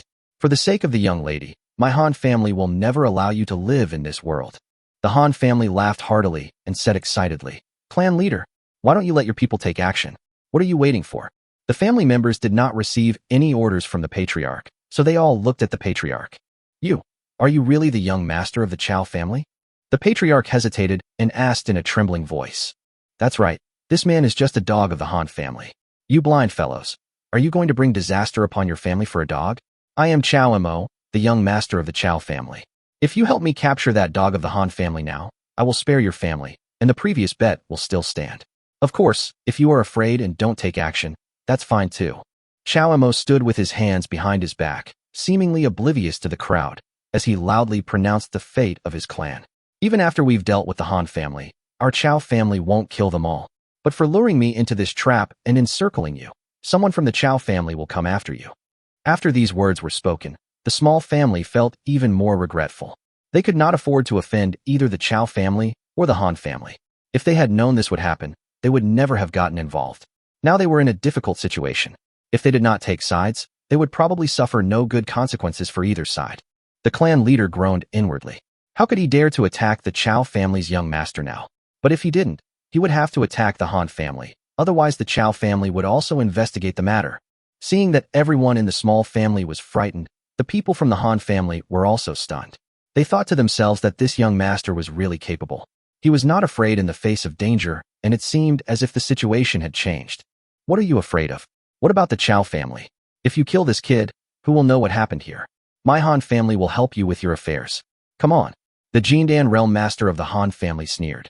He concluded in his heart that under such circumstances, Chow Mo would definitely die. Kill me, and no one will know? What a joke. The Chow family branch is in the Tiger Eagle City Lord's Mansion. Everyone knows I came here by appointment. Don't you know my father's temper? Kill me, and your entire family will be buried with me, including your Han family.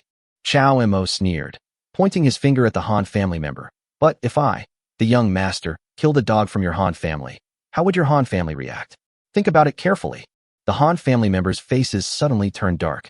Chow Mo was right. Even if he died here, the Han family would not fight to the death for him and the Chow family. The patriarch was also moved. He finally realized the crux of the matter. The survival of the family depended on his decision. Yes, I am also willing to help the young master of the Chow family eliminate this person. Just when the clan leader was feeling extremely conflicted, the city lord's wife arrived. She was determined and stood beside Chow Mo, pointing her sword at the Han family member. Chow Mo smiled slightly. The city lord's wife acted as calmly and decisively as ever. If she hadn't been dragged down by this family, her achievements would definitely not be low. Seeing this, the clan leader's face was filled with anxiety. He stamped his feet, gritted his teeth, and shouted loudly. Yes, our clan didn't know you were the young master of the Chow family before, and we are sorry for the offense. To show our sincerity, if you want to hurt the young master today, you must step over me first. At this point, the clan leader did not hesitate and immediately pointed the finger at the Han family. Anyway, he must have offended the Chow family today, and now he can only try his best to make amends. The family patriarch took the lead and threw a gun at the Jindan master of the Han family. Snort. Although the clan leader's shot could not possibly hurt a Jindan realm expert, he still looked at the clan leader in disbelief. The Han family never imagined that they had framed Chow Mo, but in the end they had to deal with everyone. It was all his fault that he had mentioned the identity of the young master of the Chow family and was taken advantage of by this kid. Even if the master of the Han family regretted it now, it was too late. You are a bunch of idiots. You dare not offend the Chow family, but you dare to offend me? Even if you all join forces, what can you do?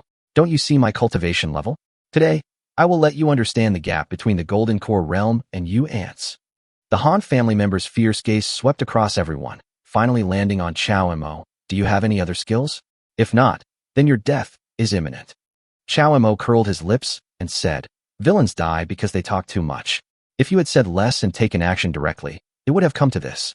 I'm afraid your death has come. As soon as he finished speaking, countless spiritual energies rushed towards them from outside. What's going on? Who is it? Feeling the aura of these people, the Han family and everyone in the clan looked at each other in surprise. The visitors were all cultivators at the Foundation establishment stage. Although they were certainly not as good as those at the Golden Core stage in a one-on-one fight, a large number of ants could kill an elephant. When dozens of them arrived, they surrounded the Han family masters in the center without saying a word. Young master, are you okay? Chow Jun came to Chow Mo first and asked. Without waiting for Chow Mo to answer, the leaders in all directions shouted in unison. President, we're late. Don't worry, this guy won't be able to escape today. Who are you all? How dare you interfere in the private affairs of my Han family and the Chow family? Aren't you afraid of getting into trouble? The Han family's masters felt a little scared when they saw so many foundation-building cultivators. I am the mayor of Linen City. We are all members of the Linen Association. We heard that someone was trying to harm the president of the Linen Association, so we came to help. Who are you? Shui Banchuan deliberately shouted loudly. Chapter 93, Clan Protection Array. Xiao Mo was secretly delighted and praised the Linen City Lord for his ability to get things done. He was worthy of being the city lord. These words were exactly what Xiao Mo wanted. Sure enough, as soon as the city lord finished speaking, there was chaos in the family. The clan leader looked at Xiao Mo with even more awe in his eyes. Everything Xiao Mo had said before was actually true. The dignified city lord actually joined a small linen association, but now the clan leader can accept it because of Xiao Mo's identity, the young master of the main branch of the Qiao family. Are you going to make enemies with my Han family? The Han family's masters were afraid of the number of the other party and had to bring up the Han family. So what? I'm curious. Since your Han family knew that this young master was here, why did they only ask you, a mere Jindan realm cultivator, to kill me? Could it be that you found out on your own without informing the Han family and wanted to take me back to claim the credit first? Xiao Mo asked with a smile. Oh, you don't have to guess. No matter what, after today, I will bring the Han family masters to find you again. The Han family master understood that it might be impossible to kill Xiao Mo today, so he could only escape first. Then I can't let you go back. Wind and Thunder Sword. Xiao Mo shouted coldly, and the Wind and Thunder Sword was instantly unsheathed. The sky and the earth changed color, thunder roared, and wind howled. Under the terrifying momentum, the Wind and Thunder Sword drew thunder and struck directly at the Han family master. Leave him here and attack him together. While giving orders, Xiao Mo used thunder magic to block the retreat route of the Han family expert. Then everyone attacked at the same time, attacking the master in the Jindan realm. Don't underestimate the Foundation Establishment realm. People from the three major families often had conflicts over various things in the past, and fights between people in the Foundation Establishment realm happened from time to time. Therefore, this group of elders and guards all have rich combat experience. Knowing that the man from the Han family was at the Golden Core stage, they did not fight him head-on, but fled as soon as they came into contact with him. Even if the Han family expert was very angry, he would not dare to risk getting injured in exchange for a Foundation Establishment cultivator from one of the three major families. The Han family's expert understood that if he got injured or his spiritual energy was exhausted, he would be killed by these foundation-building cultivators. How can a dignified Jindan realm master be like a stray dog, not daring to fight back when being beaten? Seeing that he was unable to defeat the Jindan realm master, Qiao Jun started to sneer. Sure enough, the man from the Han family could not stand any ridicule. When he heard these words, his pride was immediately ignited. The spear swept across, and a golden light flashed. It has to be said that this man's spear skills are outstanding, and even among cultivators in the early stage of the Golden Core realm, he is definitely one of the best. When the golden spear was swung, ordinary people didn't dare to get close. The spiritual energy of the Jindan realm attached to the golden spear like a golden dragon. The spear danced wildly, aiming straight for Qiao Jun's head. Qiao Jun was shocked and knew that he was coming for him, so he hurried to the head of the Zhao family. Old Zhao, help me block it. You idiot. Why are you so angry at him for no reason? Look at how angry this idiot is. He can't even take care of the cuts on his back. Although the head of the Zhao family acted rashly, he was not stupid. Seeing that the Han family member was enraged, he could only intensify his attack and force him to take care of himself. For a moment, it was Qiao Jun's turn to run away in fear, feeling so embarrassed. However, the increasing number of wounds on the Jindan realm cultivator of the Han family was also due to his contribution. Hiss! The Jindan realm master of the Han family had to calm down as the wounds on his back were pulled by the swing of the spear. The wounds on his back told him that if he continued like this, even if he could kill Qiao Jun, he would die at the hands of this group of Foundation Establishment realm masters. Quick, stop him, he's trying to run. Qiao Jun felt the pressure behind him suddenly decrease. He looked back and found that the Han family was frowning and thinking, so he shouted hurriedly. The man from the Han family was furious when his thoughts were exposed in advance. He glared at Qiao Jun with a look that seemed to want to eat his flesh and dig out his bones. With a wave of his hand, he defeated the Foundation Establishment cultivators who were rushing in the front, and the Han family immediately turned around and fled. I saw him thrust his spear into the ground, then leap into the air, rising more than 10 feet high. Quick! Activate the family formation and make sure to keep this thief.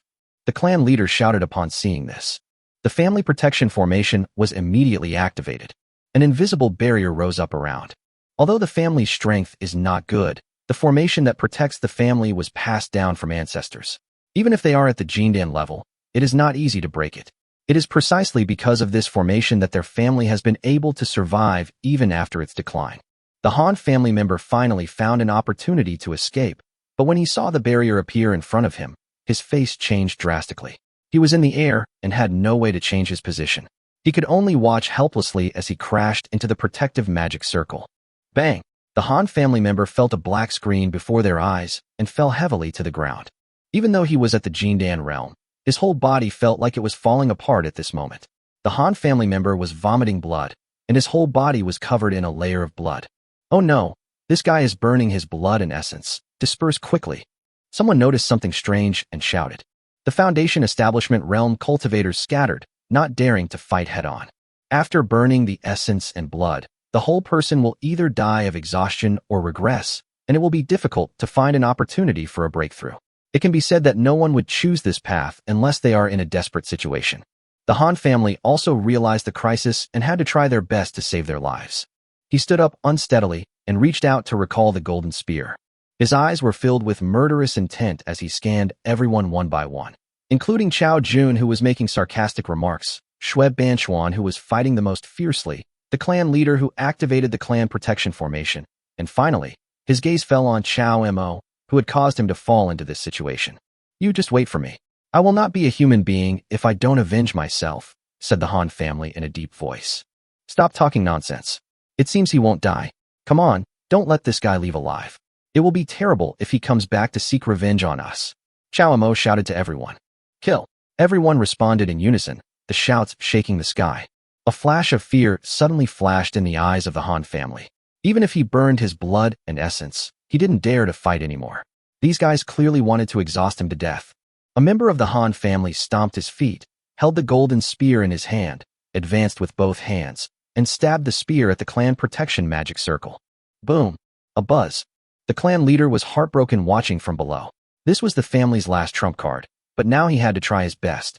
Even if it was not to quell Chao Mo's anger, he had to ensure that the Han family could not spread the news and bring fatal disaster to his small family. Chao Mo's eyes lit up when he saw this. The protective magic circle of this small family was a good thing. Even the full-strength attack of the Jindan Master could not shake it at all. The Han family's Jindan Master's eyes showed disbelief, and he turned to look at the clan leader. The clan leader cried out in distress. Kill that brat quickly. Don't let him attack again. The magic circle cannot be lost. Upon hearing this, the Han family's Jindan realm master spat out another mouthful of blood, his vision went black, and he collapsed. Chapter 94. The Art of Controlling People. Chao Mo breathed a sigh of relief, finally getting rid of this guy. He is worthy of being a member of the Han family. He is really good at fighting. Even with so many people besieging him, it took him so much effort to get rid of this guy. Master Chao, this is my family's fault. I hope you won't blame me. I am willing to take the blame on behalf of my family. When the city lord's wife saw that the matter was over, she immediately knelt down in front of Chao Mo. After learning of Chao Mo's identity, the clan leader quickly knelt before him and said, I'm sorry, I didn't know you were the young master of the Chao family. I'm sorry for offending you before. Please don't blame me. The city lord and the three major families also gathered aside, not daring to speak. Chao Mo is the only one who has the final say on how to deal with this family. Chao Mo approached the Golden Core Realm cultivator, plucked his golden core, and slowly spoke. Thanks to you, madam, for returning to the city to seek assistance. We were able to keep the Han family here. That's a merit. As for your family's deception of me, encircling and annihilating me, that's your family's fault. Naturally, merit and fault cannot be offset. So what do you think I should do? The clan leader's face suddenly turned bitter when he heard this. If the city lord's wife was removed from their family, what else would be worthy of the attention of the young master of the Chao family? The city lord's wife's expression changed as she quickly said, It's all my fault. This matter is actually all my fault. It was Patriarch Zhao who found the letter with the Han family from my servants, so they came together. I just met them halfway and led them. I dare not take credit for it. If the young master wants to punish my family for their mistakes, I am willing to bear it. Upon hearing this, Chao Mo looked at the Zhao family patriarch in surprise. The Zhao family patriarch chuckled and said innocently, I just didn't like that servant, so I went to see what he was doing and whether he had any plans to harm our president. I didn't expect to find letters with the Han family from this guy.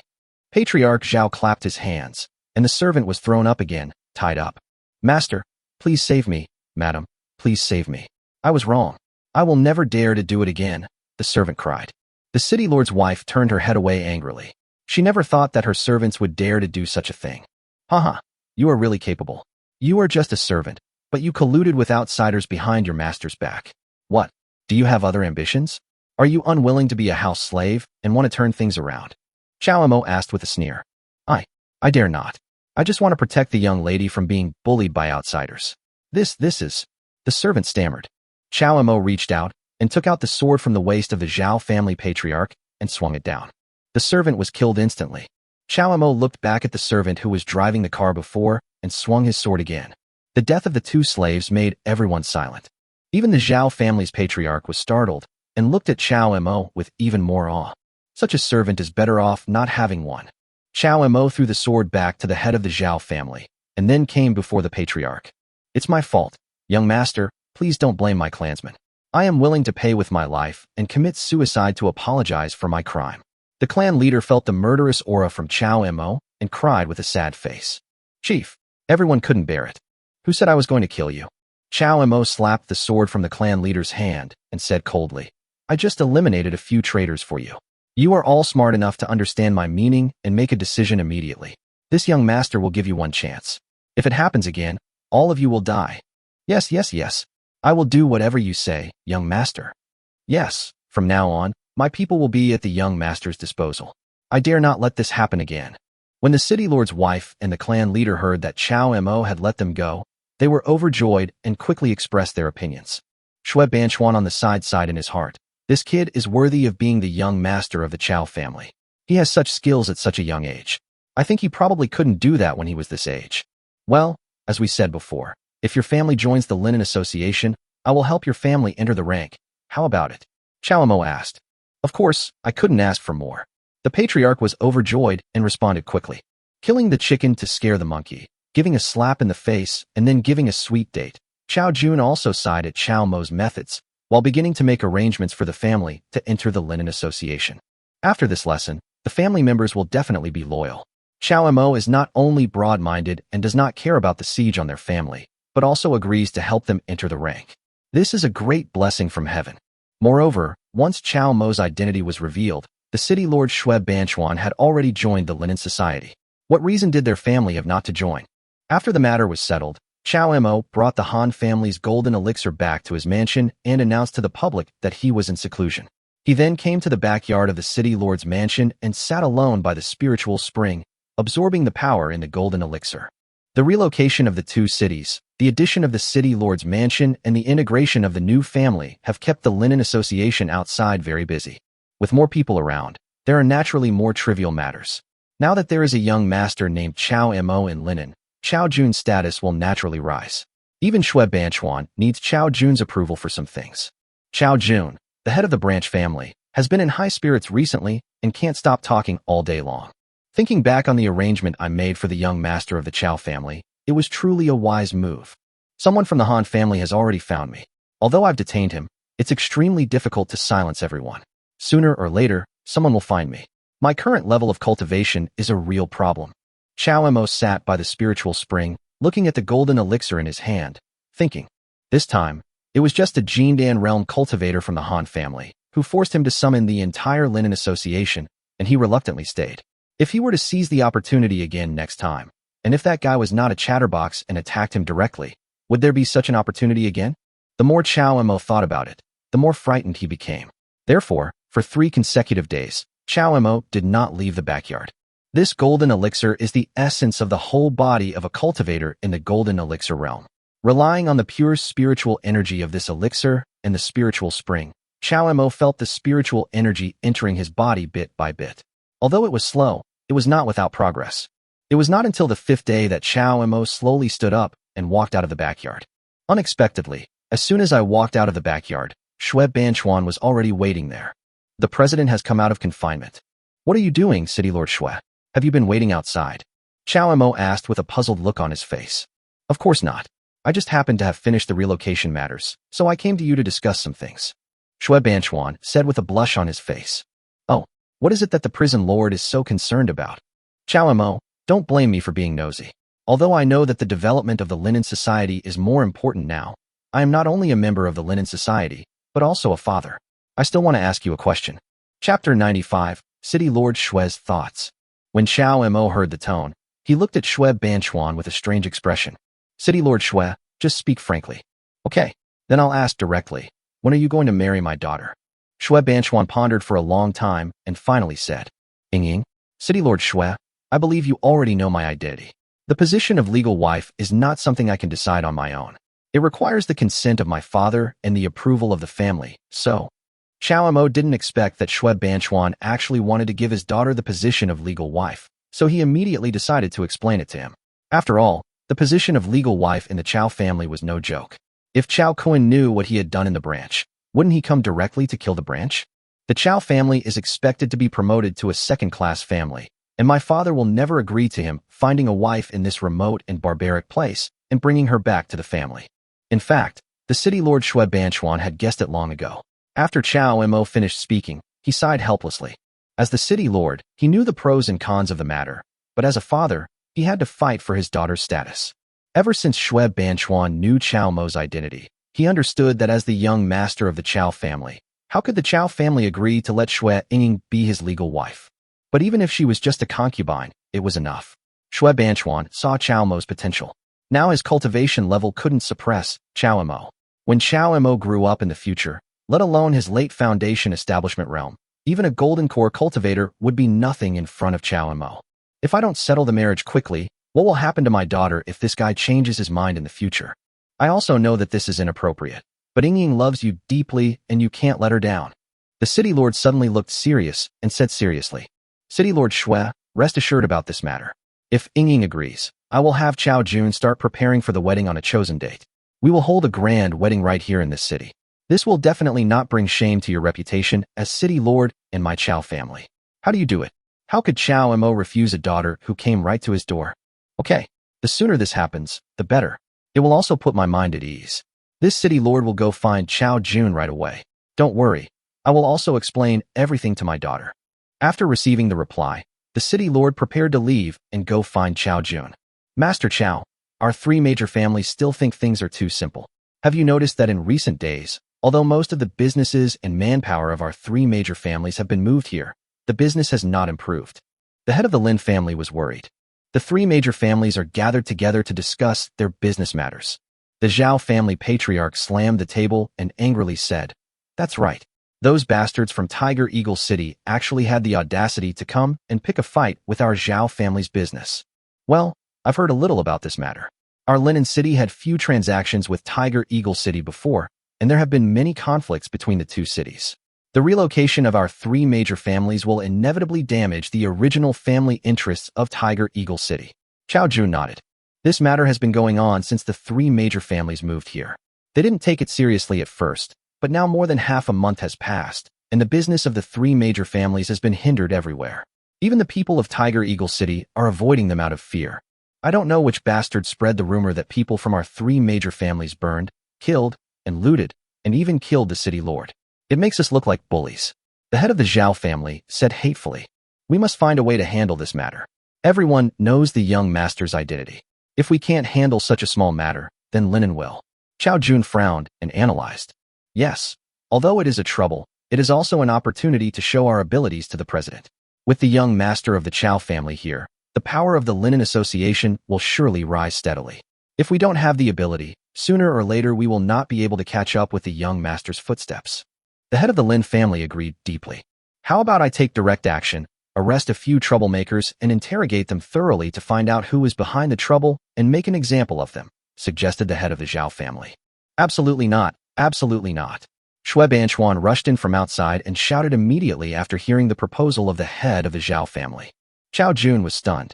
On weekdays, they were busy arranging family affairs and rarely saw the city lord. Why did the city lord come here in a hurry today? This matter still needs to be considered in the long run. The grudges between Huiying City and Linen City are not only a conflict of interest between families, but also because the people mistakenly believed in rumors and were taken advantage of. Thinking about how to resolve the conflict is the fundamental solution to the problem. If this matter exacerbates the conflict, it will definitely be taken advantage of by those with ulterior motives. The city lord persuaded the three family heads. That's right. We are all members of the Linen Association now. We must think carefully before doing anything. If this matter conflicts with the families of Tiger Eagle City, and the city lord has to write to the court, it will cause unnecessary trouble. Chao Jun was the first to understand the city lord's concerns and said. The other two family heads looked at each other and nodded. That's right, that's right. Okay, let's not talk about this for now. Master Chao, I have something more important to discuss with you now. The city lord finally felt relieved and said. The three family heads were stunned when they heard this and looked at each other. The two heads of the Lin and Zhao families stood up and prepared to leave. Unexpectedly, Shui Banchuan told them to stay and give some advice. Under the doubts of the three family heads, Shui Banchuan slowly told them about Chao Mo's marriage to his daughter. The young master is getting married? This is good news. The head of the Zhao family clapped his hands and laughed. The head of the Lin family also expressed his congratulations and said that the Lin family would also make arrangements for this matter, so the city lord could rest assured. Only Chao Jun smiled bitterly. The young master is getting married again. Well, that's a good thing. The city lord came here to look for us, because... This city lord only has this one daughter, so I asked Patriarch Chao to make sure everything is arranged. If there are any problems, this city lord will personally handle them. By the way, it must be handled as soon as possible. Shui Banchuan's meaning was very clear. That is, the wedding rules cannot be kept simple. Even though it was in Tiger Eagle City, the wedding had to be grand. Chao Jun patted his chest and made a promise before sending Shui Banchuan away with a beaming face. Brother Chao, this is obviously a happy event. Why do I feel like you are worried? The head of the Lin family felt that Chao Jun had been smiling bitterly since just now and couldn't help but ask. Oh, by the way, since everyone has now been incorporated into the Linen Society, this is a great event for the president. Of course, I can't preside over it alone. The two family heads must seize this opportunity to show their talents. Of course, Brother Chao is worried about this. Don't worry, my Lin family has some assets over the years and can definitely ensure that the president's wedding arrangements are decent. The head of the Lin family said with a smile. Chapter 96, Heavenly Official Certification. That's great. I will say a few good words for the head of the family in front of the young master. Maybe the young master's wedding will be arranged by your Lin family in the future. Chao Jun smiled and patted the head of the Lin family and said, if that's the case, thank you very much, Brother Chao. The head of the Lin family was stunned, then clasped his fists in return. Although the head of the Lin family felt a little strange after hearing Chao Jun's words, he couldn't figure out what was wrong after thinking about it. In the end, the head of the Lin family could only think that the Chao family had been running their business poorly in recent years, making it difficult for the family to even hold a grand wedding. At the urging of the city lord Shui Banchuan, the wedding date was set for 2 days later. In order to win Chao Mo's favor, the head of the Lin family spent a lot of money to arrange the wedding in an extremely grand manner. If you didn't know, you would never believe that Chao Mo was just taking a concubine. Not only that, before the wedding, the Lin family had already made arrangements everywhere. Any store that the motorcade passed by would receive compensation because they were unable to operate due to the motorcade's passing. As for the common people, those who sent their well wishes on the street could also receive gifts prepared by the Lin family. So the float drove through the streets of Tiger Eagle City, and the long ceremonial procession was majestic, and the people in the city went out to watch the ceremony. Whose marriage is this, with such a grand ceremony? I think Ji Hong's wedding wasn't even this grand, was it? I heard that the one getting married is our new city lord. The people around were all whispering about the identity of the person who was holding the wedding. Yes, this bride is so lucky. I wonder where she comes from. Some women were also envious. Of course, in addition to these confused people, there are also the Tiger Eagle City family forces who are already dissatisfied with these outsiders. They were also quietly watching this wedding that caused a sensation in Tiger Eagle City. Humph, this foreign family is indeed arrogant. They just arrived in Tiger Eagle City and they dare to act so arrogantly. Is this clearly another demonstration for us? Hey, since even the city lord couldn't defeat them, what can we families do? Everyone, rest assured. Tiger Eagle City is under the control of the Imperial Court. If they want to occupy it, forget it. Sooner or later, the Imperial Court will send experts to deal with these guys. Before they finished speaking, a pair of paper mandarin ducks fell from the sky. The 2 mandarin ducks were clearly inscribed with the wedding congratulations of Chao Mo and Shui Ringying. And on the base of the mandarin ducks, there was another piece of important news recorded. That is, from today on, Tiger Eagle City would be completely renamed Linen City. Once this news spread, it really caused a shock in the entire city. The entire Tiger Eagle City was in shock. Of course, There was also a shock in the city lord's mansion. Chow Mo didn't care what happened in the outside world. A moment of spring night is worth 1,000 gold. System prompt. The host has been detected to be pregnant with a child. Please take good care of the child. You will receive a reward when the child is born. Pre-release rewards. Semi-immortal weapon. Heavenly thunder seal. Above the highest level of spiritual weapons. When I woke up the next day, I was greeted by the system prompt. Chow Mo was overjoyed. With Shui Yingying's help, he changed his clothes and washed up, and he was obviously more energetic than before. He was supposed to go and pay his respects to Shui Banchuan, but Chow Mo found out from his servants. Shui Banchuan got into a lot of trouble and needed to deal with it personally, so he left the house early in the morning. Shui Yingying was worried about her father, so she asked Chow Mo to find a way to help Shui Banchuan. As a result, when Chow Mo called for people, the heads of the 3 major families were not at home. Only some servants and families that had newly joined the Linen Society were left in the city lord's mansion. In desperation, Chow Mo could only go and ask Zhen Dai. I was in seclusion for a few days. What happened? It's all thanks to the young master's generosity. Now everyone in Tiger Eagle City knows that their Tiger Eagle City has been renamed Linen City. The city lord's wife glanced at Chow Mo and responded indifferently. Oh, I seem to have heard Chow Jun mention that some families want to start a rebellion and are worried that we will affect their status, right? Chow Mo suddenly remembered and sneered. For such a small matter, wouldn't it be better if the Lord of Helio City personally stepped in to suppress the person leading the rebellion? I don't know about that. If you want to know, why not ask City Lord Shui directly? The City Lord's wife shook her head. Why are you talking so strangely today? Is Madame jealous? Chow Mo sensed a hint of jealousy in Zhen Dai's words and pointed it out with a smile. Zhen Dai's face flushed immediately, and she retorted, how is that possible? Our family naturally congratulates the young master on his great occasion. In that case, how about we have another such happy event so that the clan leader can be happy for a few more days? Chow Mo asked with a smile. You? Zhen Dai felt that Chow Mo was teasing her on purpose and did not take it seriously at all. Instead, there was a hint of anger on her face. Young master, don't joke around. Our bet isn't over yet. Oh, what if I have already finished it? Chow Mo asked with a smile. He clapped his hands, and a figure appeared beside him in the blink of an eye. Zhen Dai was shocked. With her cultivation level at the late foundation establishment stage, she couldn't even see where the man came from. How is it done? Chow Mo asked. Young master, this is the certification from the Imperial Court's Ministry of Rights. The Linen Society has officially become a legitimate force. The Ministry of Rights also agrees that Linen City Lord Shui Banchuan has joined the Linen Society. The person who suddenly appeared was naturally the secret guard sent by the Chow family to Chow Mo. Previously, Chow Mo ordered him to inform Chow Kuan of the matter. Sure enough, in just a few days, Chow Kuan helped his beloved son to get everything done. Haha, good. With this, I think City Lord Shui's predicament will be solved. Let's go find City Lord Shui first, and then come to the Zhen family to propose marriage tomorrow. Chow Mo's words left Zhen Dai stunned. Looking at his back as he left, she didn't know whether it was true or false, and she didn't know what to do. In short, she felt very complicated. These guys are really stubborn. If this city lord hadn't passed the heavenly official certification, I would have arrested all these troublemakers long ago. Shui Banchuan slammed the table. City lord, please calm down. Let them run wild for a while. The Imperial Court will sooner or later have news on the succession of Tiger Eagle City. We can then slowly deal with these guys. That's right. This city lord still has to go back and wait for his daughter and son-in-law to come and pay their respects.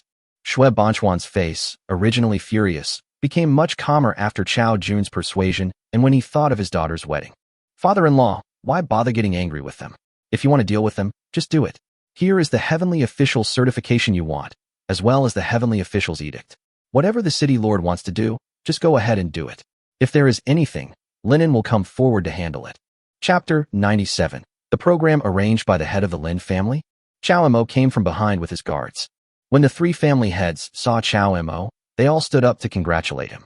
Shui Banchuan was overjoyed when he received the Tianguan certification. With the imperial pardon, his identity could be made public. The fact that the Chow family was able to obtain the Linen Association certification from the Imperial Court within just a few days is enough to prove the strength of the Chow family's main line. With this, don't worry, from today on, this is Linen City. Everyone will respect the Linen Association. Shui Banchuan laughed. Chow Mo was also very satisfied with this performance. He knew that without Ji Hong in Tiger Eagle City, Shui Banchuan's methods would not be a concern at all. Shui Banchuan was able to deal with just a few small families with ease. I believe that it won't be long before Linen City can completely restore its reputation and the Linen Association will become stronger. The patriarchs of the three major families looked at each other, and they all admired the power of the Chow family's main branch. With the Chow family's main branch as a backing, why worry that Linen would not grow? Now that this matter has been resolved, Chow Jun, I have another matter. The last wedding went well, and then… Wait, young master. I dare not take credit for the last wedding. The Lin family's patriarch was the one who single-handedly managed it.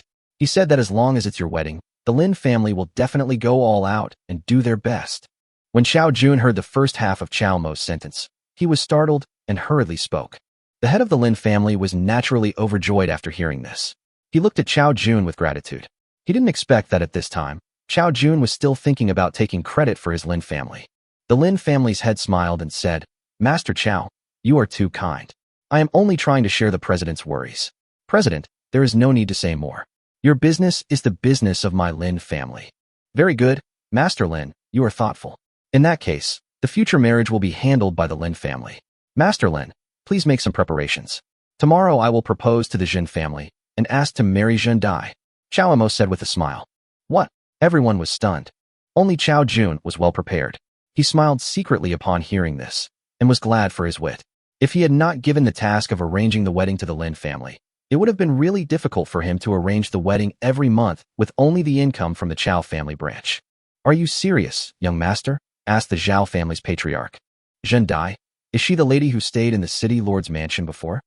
Shui Banchuan also looked at Chow Mo in disbelief. They had only been married for one day, and he was actually marrying another woman in front of his father-in-law. Although it was common for men to have 3 wives and 4 concubines in this world, the distance between them was a little too close.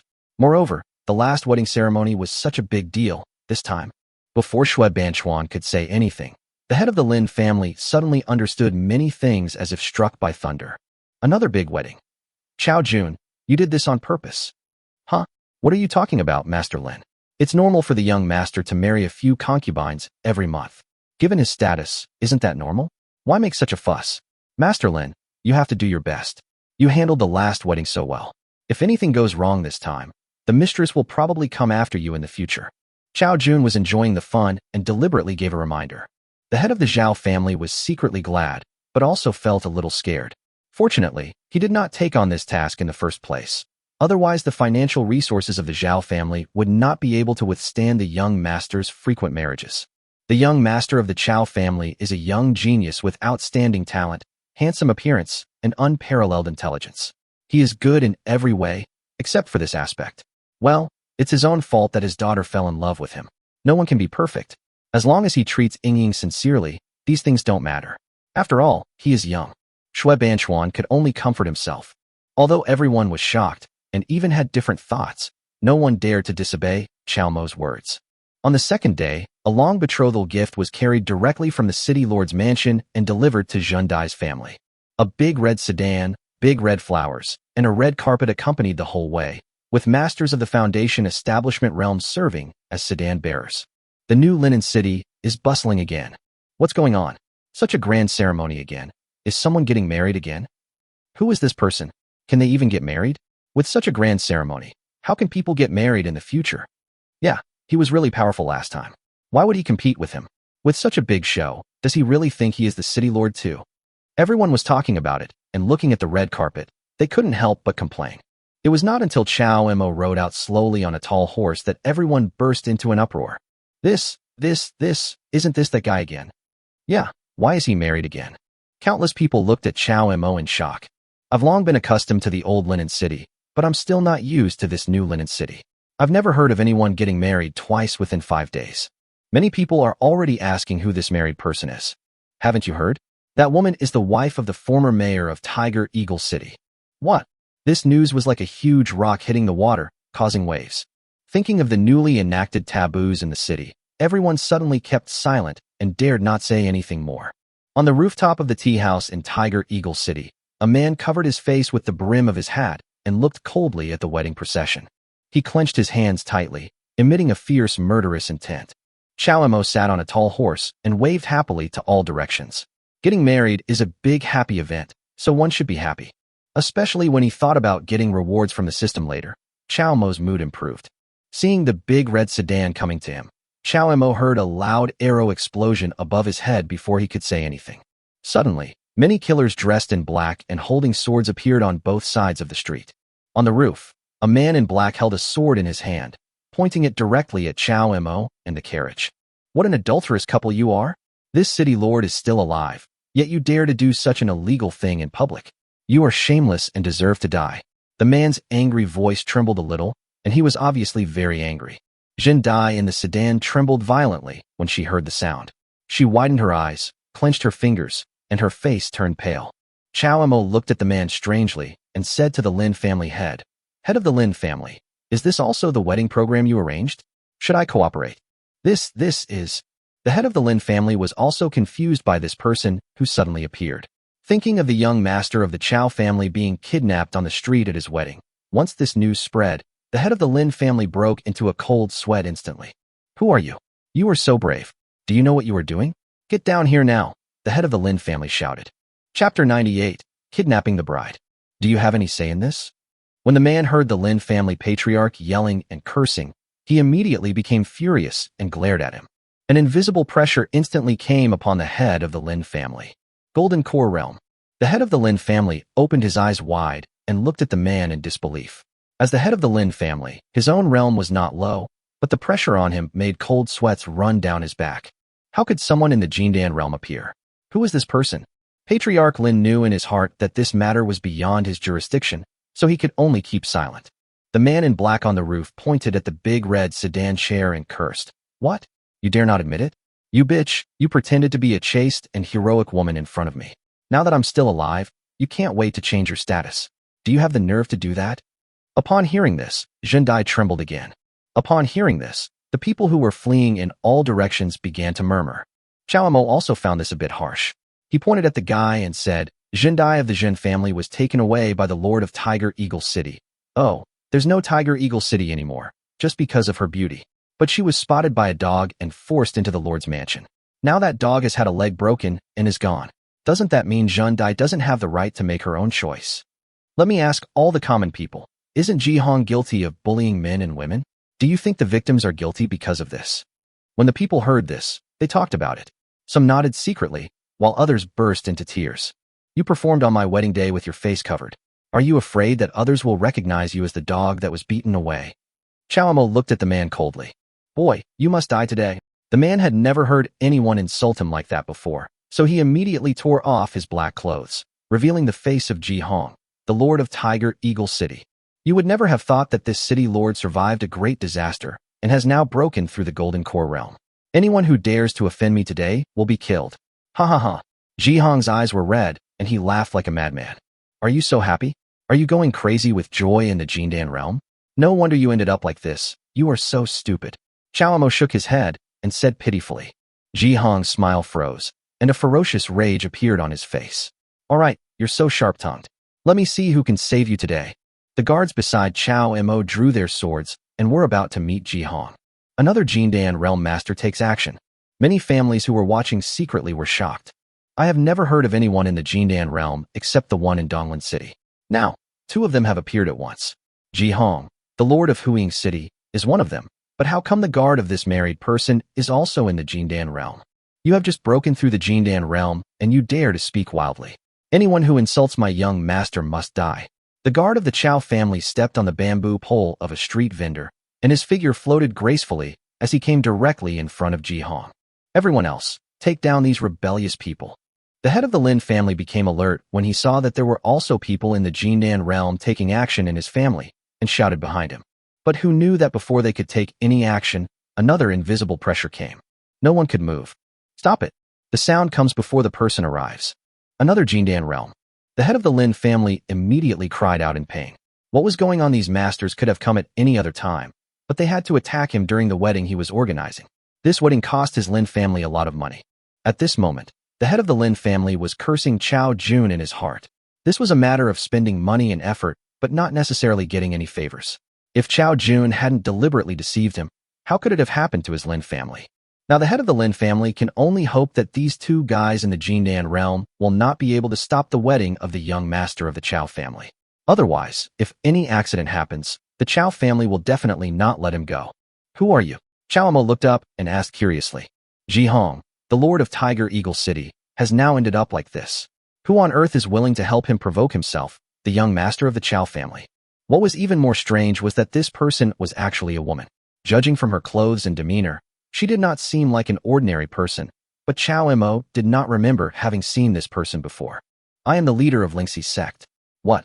Did I make a mistake? Didn't you kill my disciple? The woman asked with a sneer.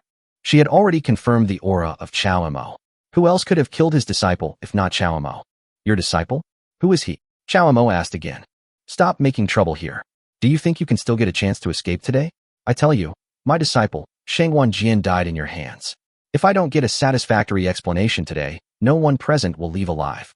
The leader of Lingxi's sect said coldly. When the Tiger Eagle City Lord saw the reinforcements had arrived, he laughed wildly. There were two great Jindan realm masters. Even if Chow Mo had extraordinary abilities, he would definitely not be able to escape death today. The aura of the two men suppressed the wedding procession. The head of the Lin family was powerless and could only wait for Chow Mo to speak. Shangwan Jian, I seem to have an impression. Young master, this man is the leader of Lingxi's sect. During the Three Cities competition that day, Yi Qing, who was at the foundation establishment stage, was the senior brother of his deceased disciple.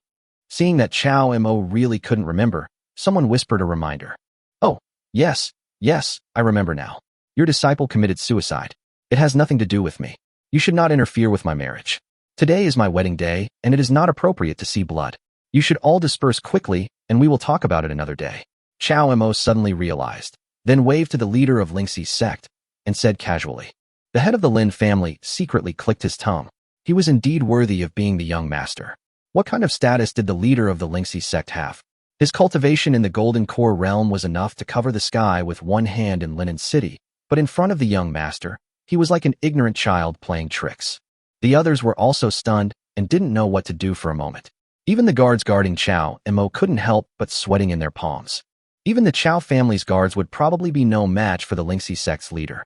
The guards secretly prayed in his heart that his young master would not say anything more. This is not the main branch of the Chow family. If the leader of the Lingxi sect is angered, he will have to face two Jindan realm masters. You, master, it seems that not only your disciples, but even if you come in person, they don't take your Lingxi sect seriously at all.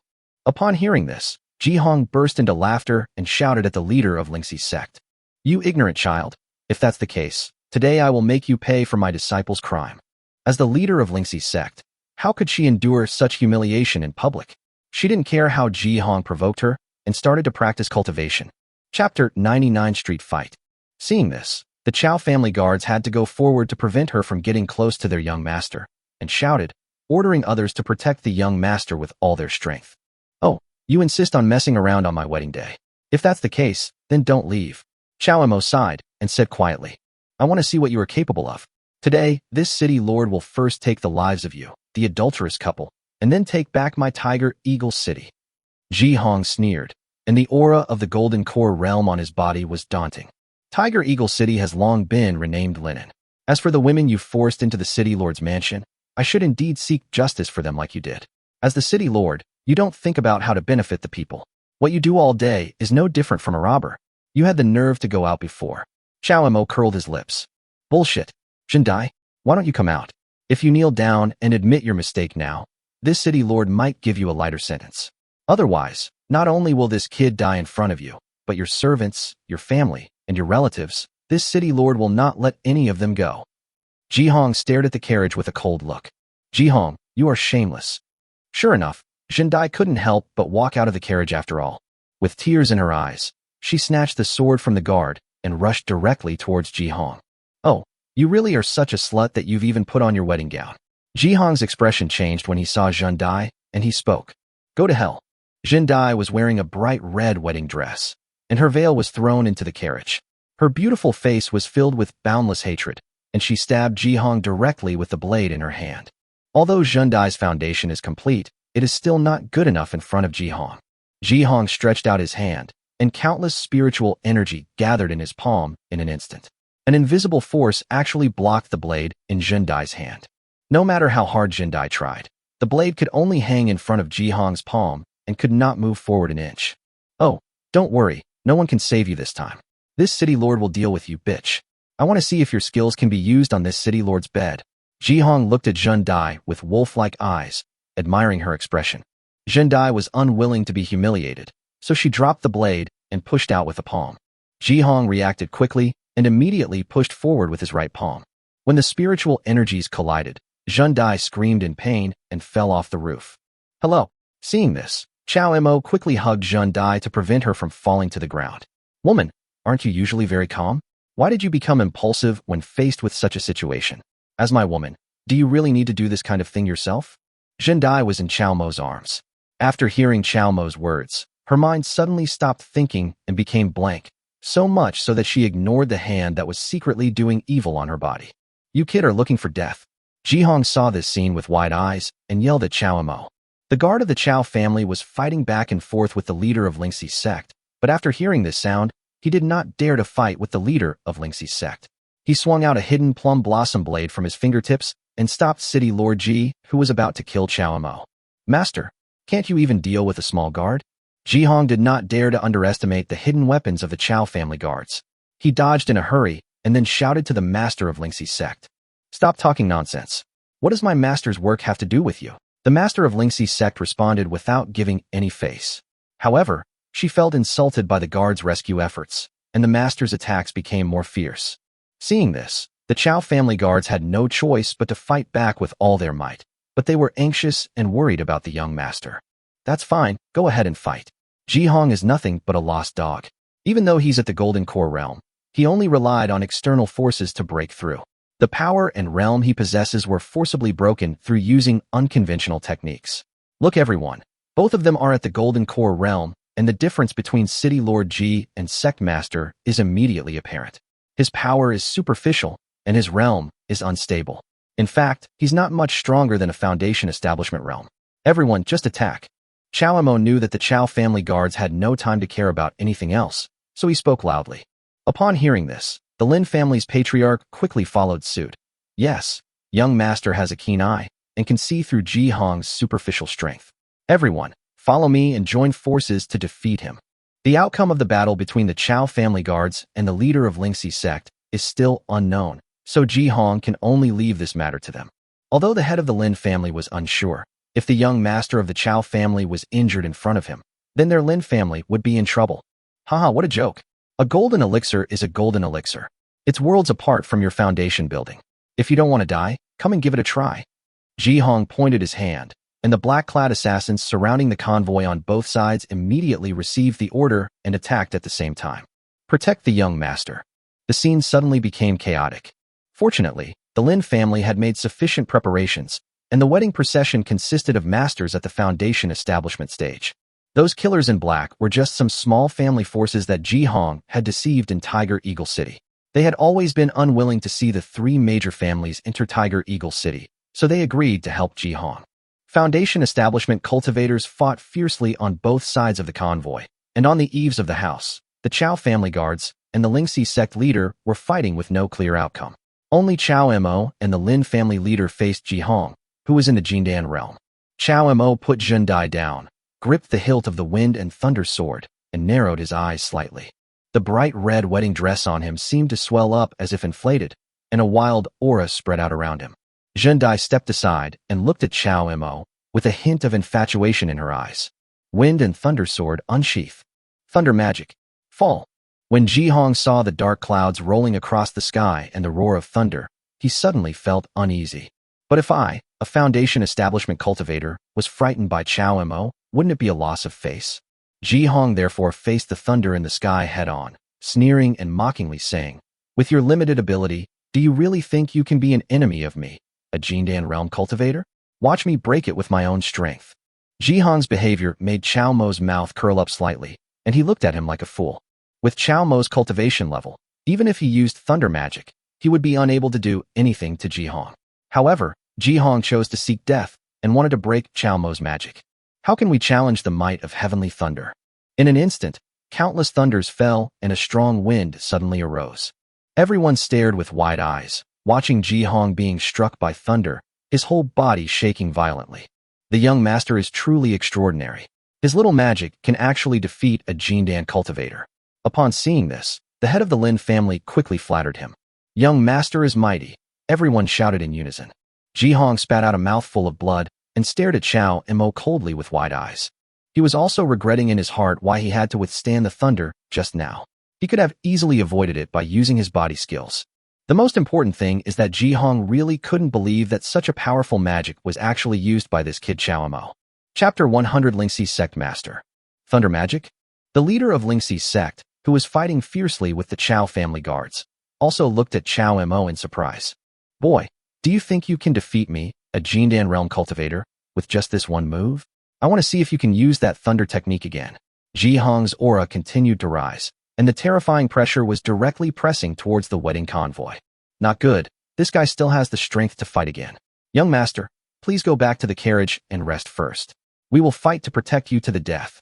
The head of the Lin family saw this, and his expression changed.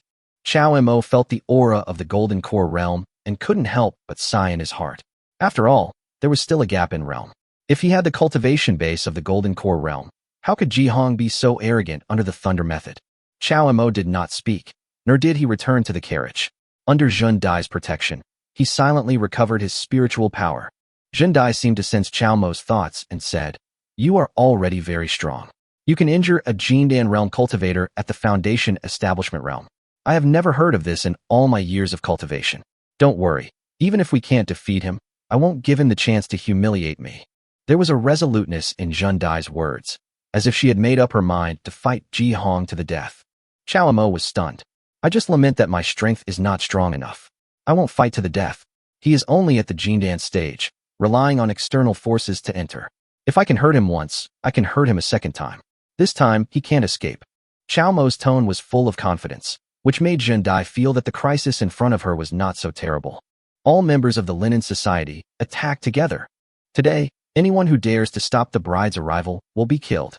Just when the strength of both sides was equal and it was unclear who would win, Shui Banchuan's voice rang out. Afterwards, countless cultivators joined the battle, and Xiao Jun took the lead and came to Xiao Mo. "Young master, are you okay? I am late in protecting you, young master. Please forgive me." The sudden appearance of these cultivators instantly reversed the situation of the battle. Although most of them have only reached the Foundation Establishment stage, their advantage in numbers is enough to make up for the shortcomings in their realm. For a moment, the streets turned into a battlefield. The fighting between the cultivators immediately frightened the people in the city. The people avoided and hid in the houses, not daring to show their heads. Zhen Dai looked puzzled as she watched the battle situation, which had seemed unfavorable just now, suddenly reverse. She did not say anything for a long time. Shui Banchuan himself was at the great perfection of the Foundation Establishment realm, and together with several family heads and elders, they surrounded Ji Hong in the center. Even though Ji Hong had reached the Golden Core realm, he was no match for him now. Not to mention that Ji Hong was careless just now and was hit by the heavenly thunder head-on, causing serious internal injuries. "Ji Hong, I didn't expect you to show up. It seems the lesson from last time wasn't enough," Shui Banchuan said, looking at Ji Hong mockingly. "Shui Banchuan, you shameless old thing. You are the city lord, but you are following a young boy. You have no shame. Even if I, Ji Hong, cannot defeat you, I will not be like you." Ji Hong said angrily. "Oh, City Lord Ji, when have we cultivators ever been judged by age? No matter what, Tiger Eagle City is completely destroyed today, and you are defeated after all. Considering our many years of friendship, you can do it yourself." Shui Banchuan shook his head and sighed. Ji Hong looked at the people from the families below who had been wiped out by the three major families. The Lingxi sect leader and the Chao family guards had not yet decided the winner. Several people around who had reached the perfect Foundation Establishment stage were watching covetously. He understood that the game was over. "I've been planning for over 10 years, but I was defeated by a group of Foundation Establishment cultivators like you. How despicable. How despicable. But Shui Banchuan, I lost, but you didn't win either." Ji Hong's face suddenly became ferocious and terrifying, and the aura of the Golden Core realm on his body became extremely chaotic. "Oh no, he's going to self-destruct his golden elixir." Shui Banchuan was shocked, but he was too far away from Ji Hong, and it was too late to stop him. The expressions of the other family heads also changed in shock, and they hurriedly gathered their spiritual energy in front of them. If you lose, you lose. Why, do you still want to draw? Chao Mo's calm voice sounded, and everyone was stunned. Ji Hong's face changed drastically, and the hairs all over his body stood up. Because the voice came from behind him. No one noticed that Chao Mo had just secretly used the shadow escape technique to quietly come behind Ji Hong. Originally, Chao Mo just wanted to take the opportunity to get rid of Ji Hong and avoid unnecessary casualties, but who knew that as soon as he came behind him, this guy was about to self-destruct his golden elixir. When Chao Mo's wind and thunder sword came out, Ji Hong's eyes widened. Even though he knew he was behind him, Ji Hong was unable to stop him. The violent aura gradually subsided. Chao Mo, holding a golden elixir in his hand, let Ji Hong fall from the eaves without a sound. At the same time, the Chao family guards on the other side were ultimately no match for the Lingxi sect leader and were on the verge of defeat. Stop. How about we talk? Chao Mo said to the leader of Lingxi's sect. Just you guys. The leader of Lingxi's sect glanced at everyone coldly. She is not Ji Hong. The leader of Lingxi's sect has broken through the golden core stage many years ago. His cultivation has long been stable, and he has inherited the skills. His strength is much higher than Ji Hong's. I am the young master of the Chao family, Chao Mo, and I. Before Chao Mo finished speaking, a flash of cold light passed by and cut off the horizontal bar where he was standing. Is this woman crazy? Chao Mo was also startled and cursed in his heart. How could he know that the leader of Lingxi's sect was a famous madman, and no one dared to provoke him even if they were at the same realm? Back then, in order to avenge his fellow sect member, the leader of Lingxi's sect dared to face Jin Dan at the Foundation Establishment realm and almost destroyed both himself and the other. Later, someone went to Lingxi's sect to challenge him and was chased by the leader for 9 days and 10 nights. Only then did he give up after the man lost all his belongings. Because of Chao Mo's identity as the young master of the Chao family, she didn't listen at all. How could the leader of Lingxi's sect tolerate Chao Mo, who was only a cultivator in the Foundation Establishment stage, killing her disciple and repeatedly humiliating her? Immediately afterwards, without any explanation, another sword came down. Chao Mo was well prepared this time. He secretly gathered his energy and focused it on the wind and thunder sword, holding it horizontally in front of his chest. Hey, are you crazy, woman? Your disciple has a bad heart and deserves his death. Why are you blaming others for this? Chao Mo said angrily. The leader of Lingxi's sect didn't listen at all. He suppressed it with a sword in one hand and gathered spiritual energy in the other hand and pressed it against the sword blade. When she slapped down with her palm, the spiritual energy passed through the blade in her hand and was transferred into the wind and thunder sword and immediately turned into violent and uncontrollable energy. Chao Mo only felt a tingling sensation in his arms, followed by a stuffy feeling in his chest, and he stepped back repeatedly. Young master. Everyone was shocked. Master, please show mercy. Just as the leader of Lingxi's sect was about to take action, a white shadow rushed out from the street and came in front of everyone in a few steps. Master, this matter cannot be blamed on him. Besides, I already handled it for you last time, so why is you still seeking revenge? Chapter 101 Crazy Woman. The person who came was Yi Qing from Lingxi's sect. He stood between the Lingxi sect's leader and Chao Mo, staring at his own leader in disbelief. Master, when I came down the mountain before, I had already promised that if I couldn't get the sword, the matter would be dropped. Isn't this what you promised me before? You can't hurt him for this matter again. Yi Qing said seriously. He killed your junior brother. The leader of Lingxi's sect said with an expressionless face, his attitude unclear. Hey, master, this is my fault. I didn't take good care of my junior brother. If you want to punish me, please punish me. Chao Mo is not a bad person, so please spare my life. Upon hearing this, Yi Qing sighed deeply, knelt on the ground, and said, Master, I have something I shouldn't say, but I have to say it. Junior brother relies on your support and acts arrogantly on weekdays. People in the sect may tolerate him, but if he behaves like this outside, he will be taught a lesson sooner or later. Moreover, junior brother has evil intentions and regards human life as worthless. When I came down the mountain this time, I discovered that he actually practiced evil magic. Even if, bang, with a dull thud, Yi Qing was kicked away by his master before he could finish his words. Everyone was stunned, but then they heard the Lingxi sect's sect master coldly say, I am the sect master. I have said this matter will never be over. When is it your turn to interrupt? Chao Mo turned around to look at Yi Qing, blood gushing from the corner of his mouth. One could imagine the force of the kick. Crazy woman. Chao Mo cursed inwardly. He even used such harsh tactics on his own apprentice. It seemed that this matter could not be resolved peacefully.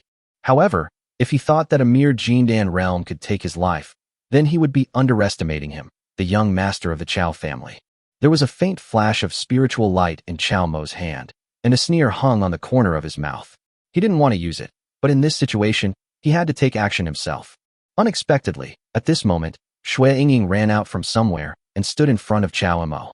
As expected, the people from Lingxi sect are all bad guys. Chow Mo, run quickly. I will stop her for you. Shui Yingying said seriously, holding the sword in front of her with both hands, making a posture before fighting. Today's incident was caused by someone, so it should be me who resolves it. Master, how about I die for him? The city lord's wife looked resolute and calm, and just glanced at Chow Mo indifferently, as if she had no fear for her own life or death. The two women's sudden action stunned not only Chow Mo, but everyone else. Shui Banchuan and the clan leader on the side changed their expressions and shouted the names of the two women. Finally, the two of them were so angry that they came directly in front of Chow Mo and shouted angrily, "What are you doing? Go back. With us old guys here, how can you young ones have a chance? Since the Lingxi sect is indiscriminate, then today the Linen Association will fight the Lingxi sect to the death." That's right, Linen will definitely protect the young master. How could the patriarchs of the three major families be left behind? They all stood up and shouted, "Fight the Lingxi sect to the death. Protect the young master." The top leaders of the Linen Society have already come forward, and of course the other members can no longer hide behind. All of a sudden, all the members of the Linen Society stood up one after another. There were countless foundation establishment cultivators between Chow Mo and the Lingxi sect's leader. Chow Mo suddenly became the center of attention, surrounded by layers of protection. "Get out of the way, do I still need your protection?" Chow Mo stepped on the ground and jumped onto the carriage. He was ready to use his trump card to fight against the leader of Lingxi sect. But who would have thought that when the leader of Lingxi sect saw the scene in front of him, he suddenly laughed. "Never mind. I know my disciple's temperament well, but since you dared to kill him, how can I, as their master, not teach you a lesson? Now that our goal for today has been achieved, it's time for me to return." After saying that, the leader of Lingxi sect came to Yi Qing's side and slowly transferred the spiritual energy in his hands to help him heal his wounds. Everyone was stunned. Chow Mo was even more speechless. This woman was simply unreasonable. Chow Mo had seen people with bad tempers before, and he had also seen many crazy people, but he had never seen a woman as abnormal as this one. He severely injured his own disciple and then helped him heal his wounds, making such a big show just to vent his anger. However, looking at the backs of the two people from Lingxi's sect leaving, Chow Mo still sighed in his heart that their strength was still a little weak after all. "This, young master, next we. Well, since everything is fine, let's not stop the wedding, let's continue. Master Lin, have someone clean up the front. If anyone's stall was damaged, they'll have to pay for it." Chow Mo immediately made arrangements, and the city lord's wife was helped into the car by the accompanying maid. As the big red sedan was lifted up, drums and music started playing. The festive atmosphere is back. The people looked out and saw the wedding procession passing by as usual, and they all breathed a sigh of relief. Shui Banchuan, Chao Jun, and others' faces darkened as they watched the wedding procession turn around the street. "Have you checked it out? Well, these men in black are from the families that previously had the strongest opposition in the city. They probably want to drive us out of Tiger Eagle City, so they agreed to cooperate with Ji Hong. Kick us away? I think they're going to kill us all. Assassinating someone on their wedding day is unforgivable." "Understood. Even if the young master doesn't say it, we have to do this well. If they want to tear each other apart, then don't blame us, Linen, for clearing out these bullies." Shui Banchuan was able to hold on to his position as the mayor of Linen City, not by being kind to others. If he could tolerate such a thing, Linen City would have been in chaos long ago. With the Chow family in charge, Chao Jun is fearless when doing things. Even the lord of a city is in his hands. The Lingxi sect, a sect of immortal cultivation, also returned empty-handed. What else does his Chow family have to fear?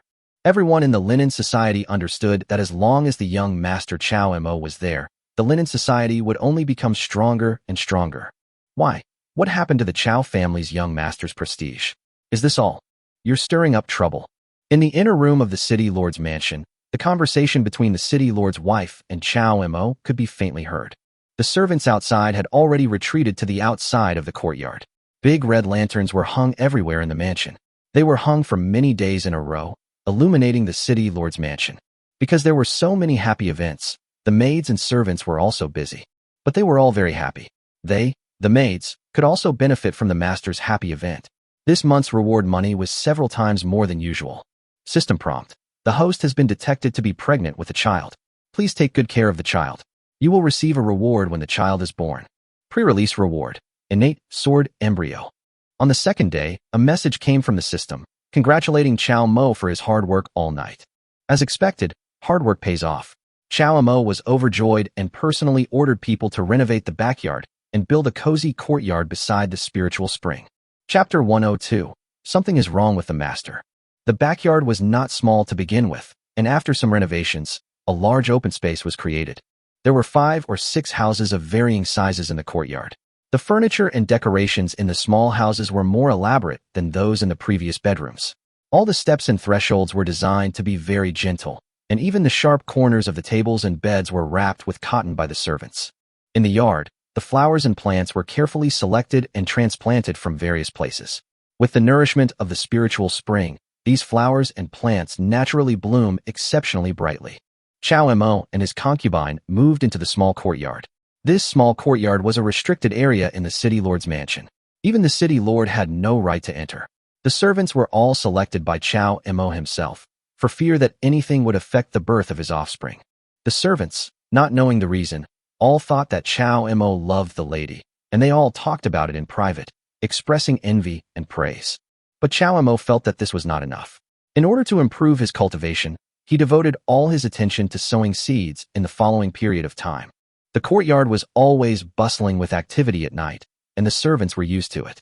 They would receive many extra rewards after a few rounds of congratulatory words, and they were all happy about it. Only the city lord Shui Banchuan could not stand Chow Mo's absurd behavior. So he moved directly to the outer courtyard of the city lord's mansion and left the entire inner courtyard to the servants.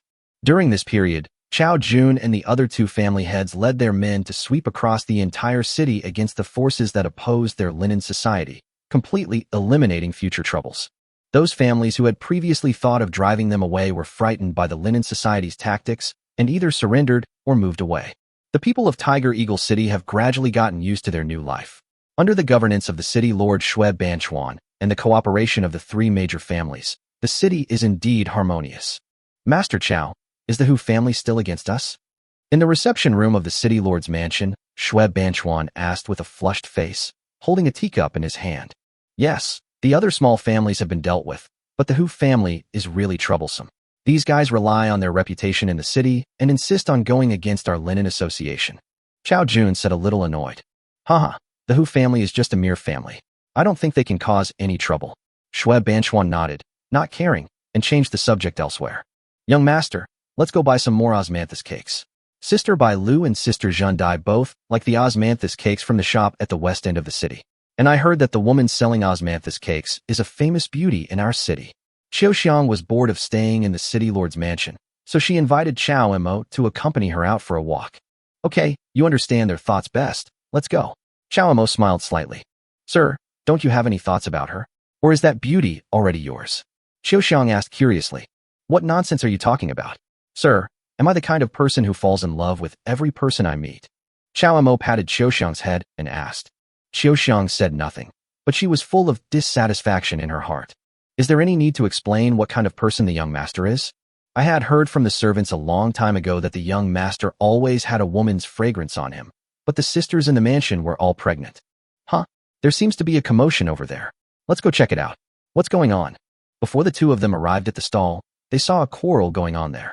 Many people gathered around, talking a lot, but did not dare to step forward.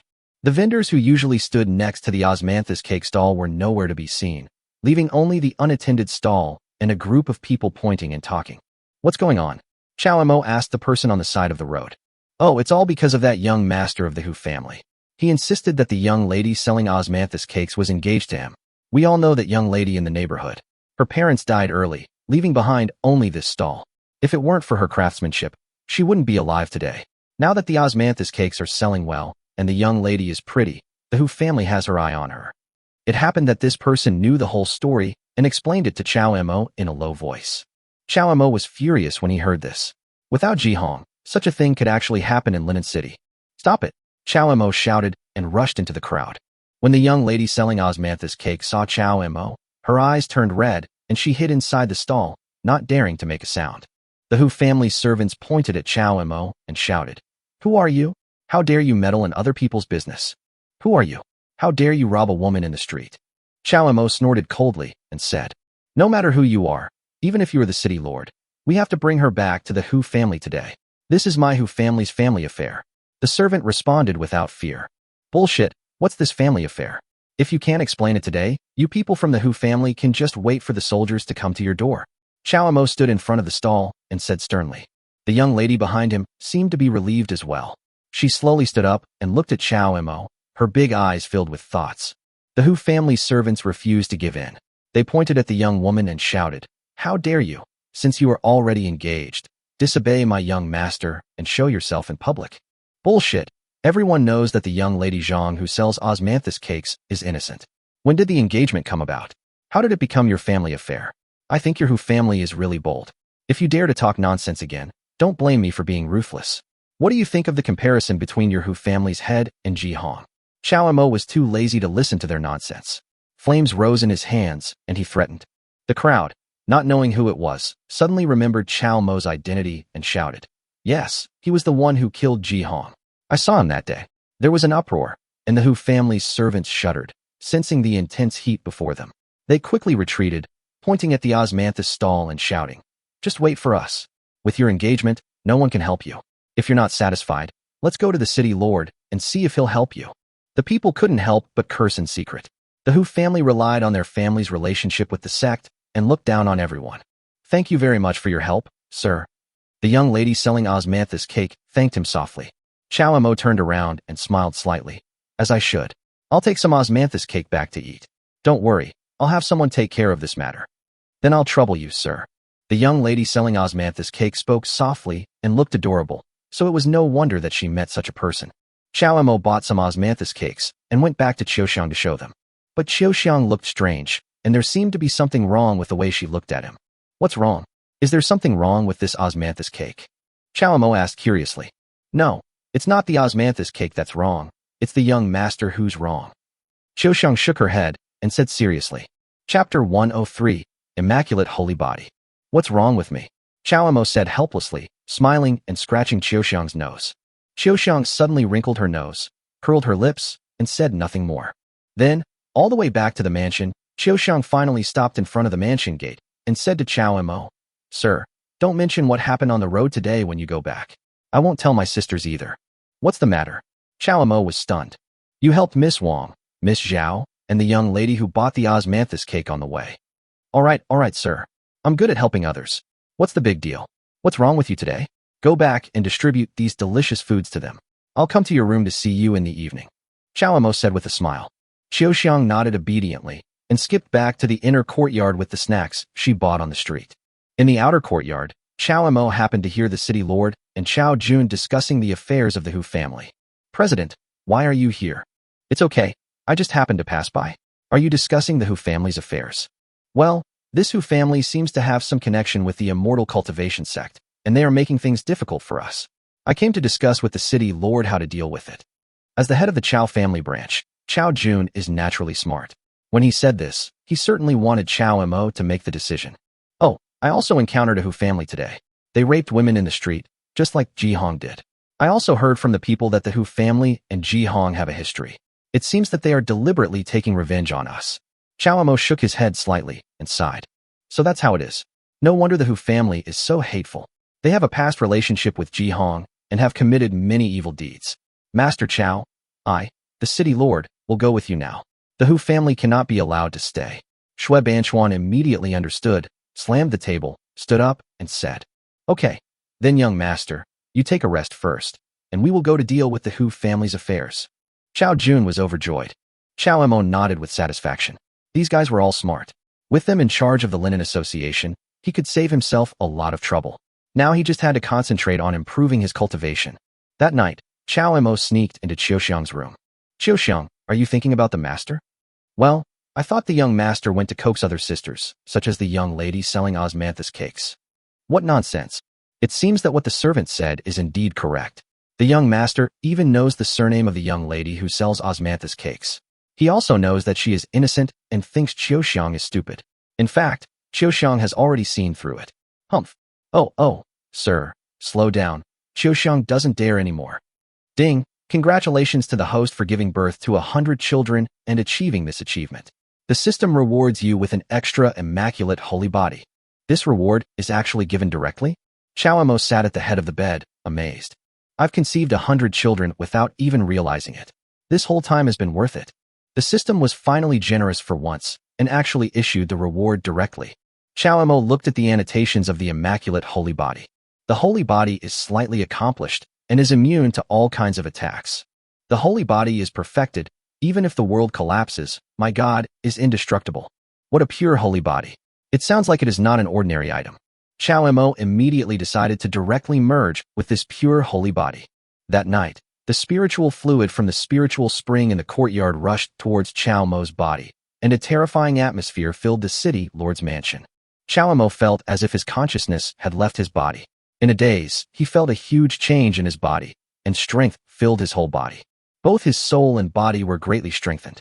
Xiao Emo, what's going on? Shui Banchuan sensed the atmosphere in the city lord's mansion and shouted from outside. Immediately afterwards, a gust of wind blew, and Xiao Emo appeared in the outer courtyard. It's okay, I'm just practicing. City lord, don't worry. This okay.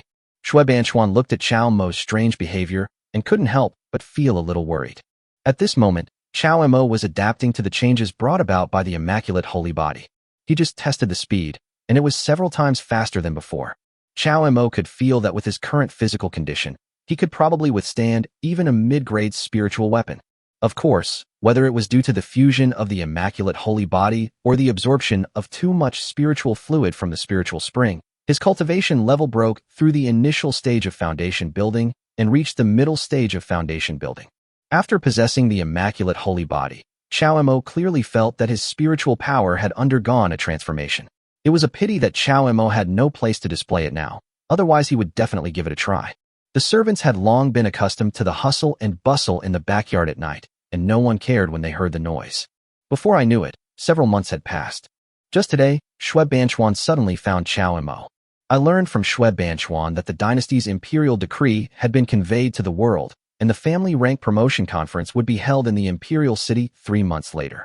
This conference is related to the rise and fall of everyone's family. There are countless families in the world waiting for this moment. Shui Banchuan was excited and asked Xiao Emo what he meant. Xiao Emo has been staying in Linen City for a long time and was worried that he had no place to show his skills. It's time to fight for it.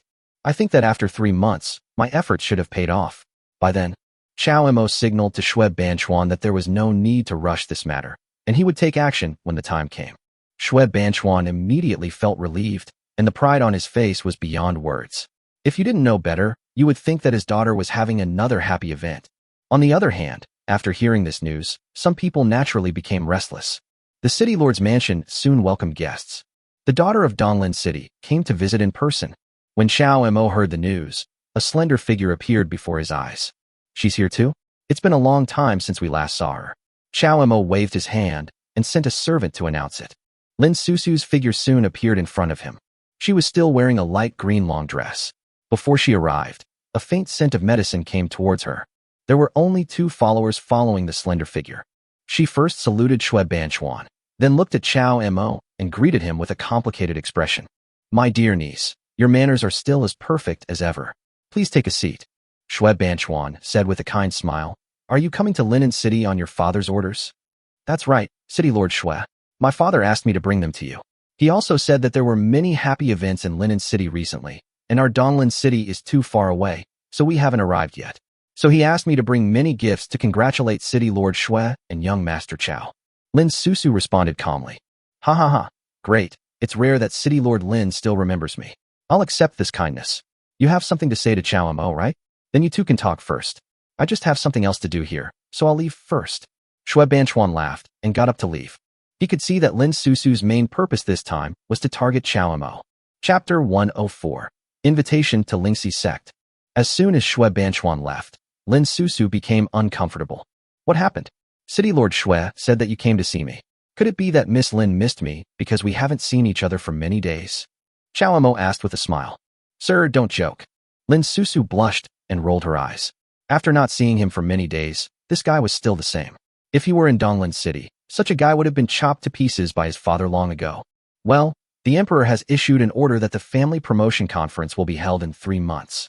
My father means that if the 2 major cities work together, we can at least ensure that we will not be bullied at the promotion conference.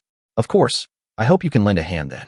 Lin Susu was worried that Chao Mo would tease her again, so she quickly stated her purpose. This matter has advantages and no disadvantages. Besides, Chao Mo had already promised Lin Wu and would definitely not refuse. Chao Mo immediately agreed readily. Your strength seems to be much stronger than before. Lin Susu looked back at Chao Mo carefully before leaving and said, Of course, Miss Lin has made great progress since the last competition. If my cultivation remains stagnant, how can I be worthy of Miss Lin? Lin Susu was already used to Chao Mo's mouth, so she just smiled slightly and left the city lord's mansion. Shui Banchuan saw Lin Susu leave and was about to ask about it, but Yi Qing came to visit again and specifically asked to see Chao Mo. What happened today? Shui Banchuan had to avoid it again. Soon, Yi Qing appeared in the reception room in a white robe and with a tall figure. Chao Mo, my master wants to see you, Yi Qing said directly when he saw Chao Mo. Chao Mo couldn't help but frowned and responded coldly. If she wants to see me, let her come over. Yi Qing was stunned for a moment, then said with shame on his face, Chao Mo, I handled the last incident improperly. I apologize to you on behalf of my master, but this time she is looking for you for something, not revenge. What does it have to do with me? Chao Mo replied expressionlessly. This. Yi Qing stood there, not knowing how to answer for a moment. Chao Mo was speechless. This guy was really weird. Didn't he know that if he did something wrong, he had to find a way to make up for it? Besides, how do you hire someone like this? Seeing Yi Qing standing there for a long time, silent, Chao Mo sighed helplessly. Didn't your master say anything else? No, master just asked me to invite you here, and didn't say anything else. Yi Qing shook his head. Then you go back. If she wants to find me, let her come herself. Chao Mo waved his hand and said.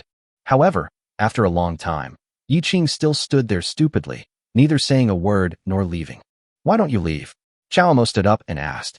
Oh, master said that if I can't invite you here, I will tie you back. If I can't tie you back, I don't have to go back. Yi Qing answered truthfully. Chao Mo was immediately furious.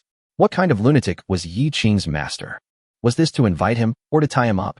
She couldn't even do it herself, so she asked Yi Qing to do it? Chao Mo felt a headache when he thought about that crazy woman who couldn't wait for Yi Qing to come back and would come to cause trouble in Linen City again. If it was just that, it would be fine. But if she really went crazy and did something else, wouldn't that be troublesome? As expected, people with bad mental health are not easy to mess with. Chao Mo sighed in his heart and helplessly looked at Yi Qing. Let's go. I'll go back with you and see what your master wants to do. That's great. Yi Qing was overjoyed when he heard that and led the way.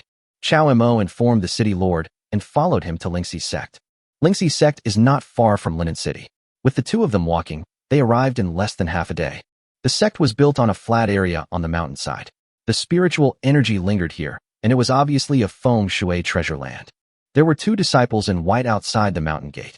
Their cultivation was only at the qi refining stage, but they stood straight and were full of energy and spirit. The 2 disciples glanced at the 4 female disciples in front of them intentionally or unintentionally, but they seemed to be worried about being discovered, and their expressions were serious and solemn. The 4 women were slender and pretty, wearing orange, yellow, green, and purple dresses respectively. Each of them had a thin sort of the same style hanging around her waist. The 4 girls are not very old, but they have reached the foundation building stage. At this age, their talents can be said to be 1 in 100. Chao Mo followed behind Yi Qing and looked at him from a distance. Yi Qing nodded slightly to the 4 girls and walked past them. But when Chao Mo wanted to pass by, he was stopped by the 4 women. Stop! There was a sense of danger hidden in the cold voice. Chao Mo had to stop and look at the 4 women strangely. Yi Qing turned around when he heard the voice and explained.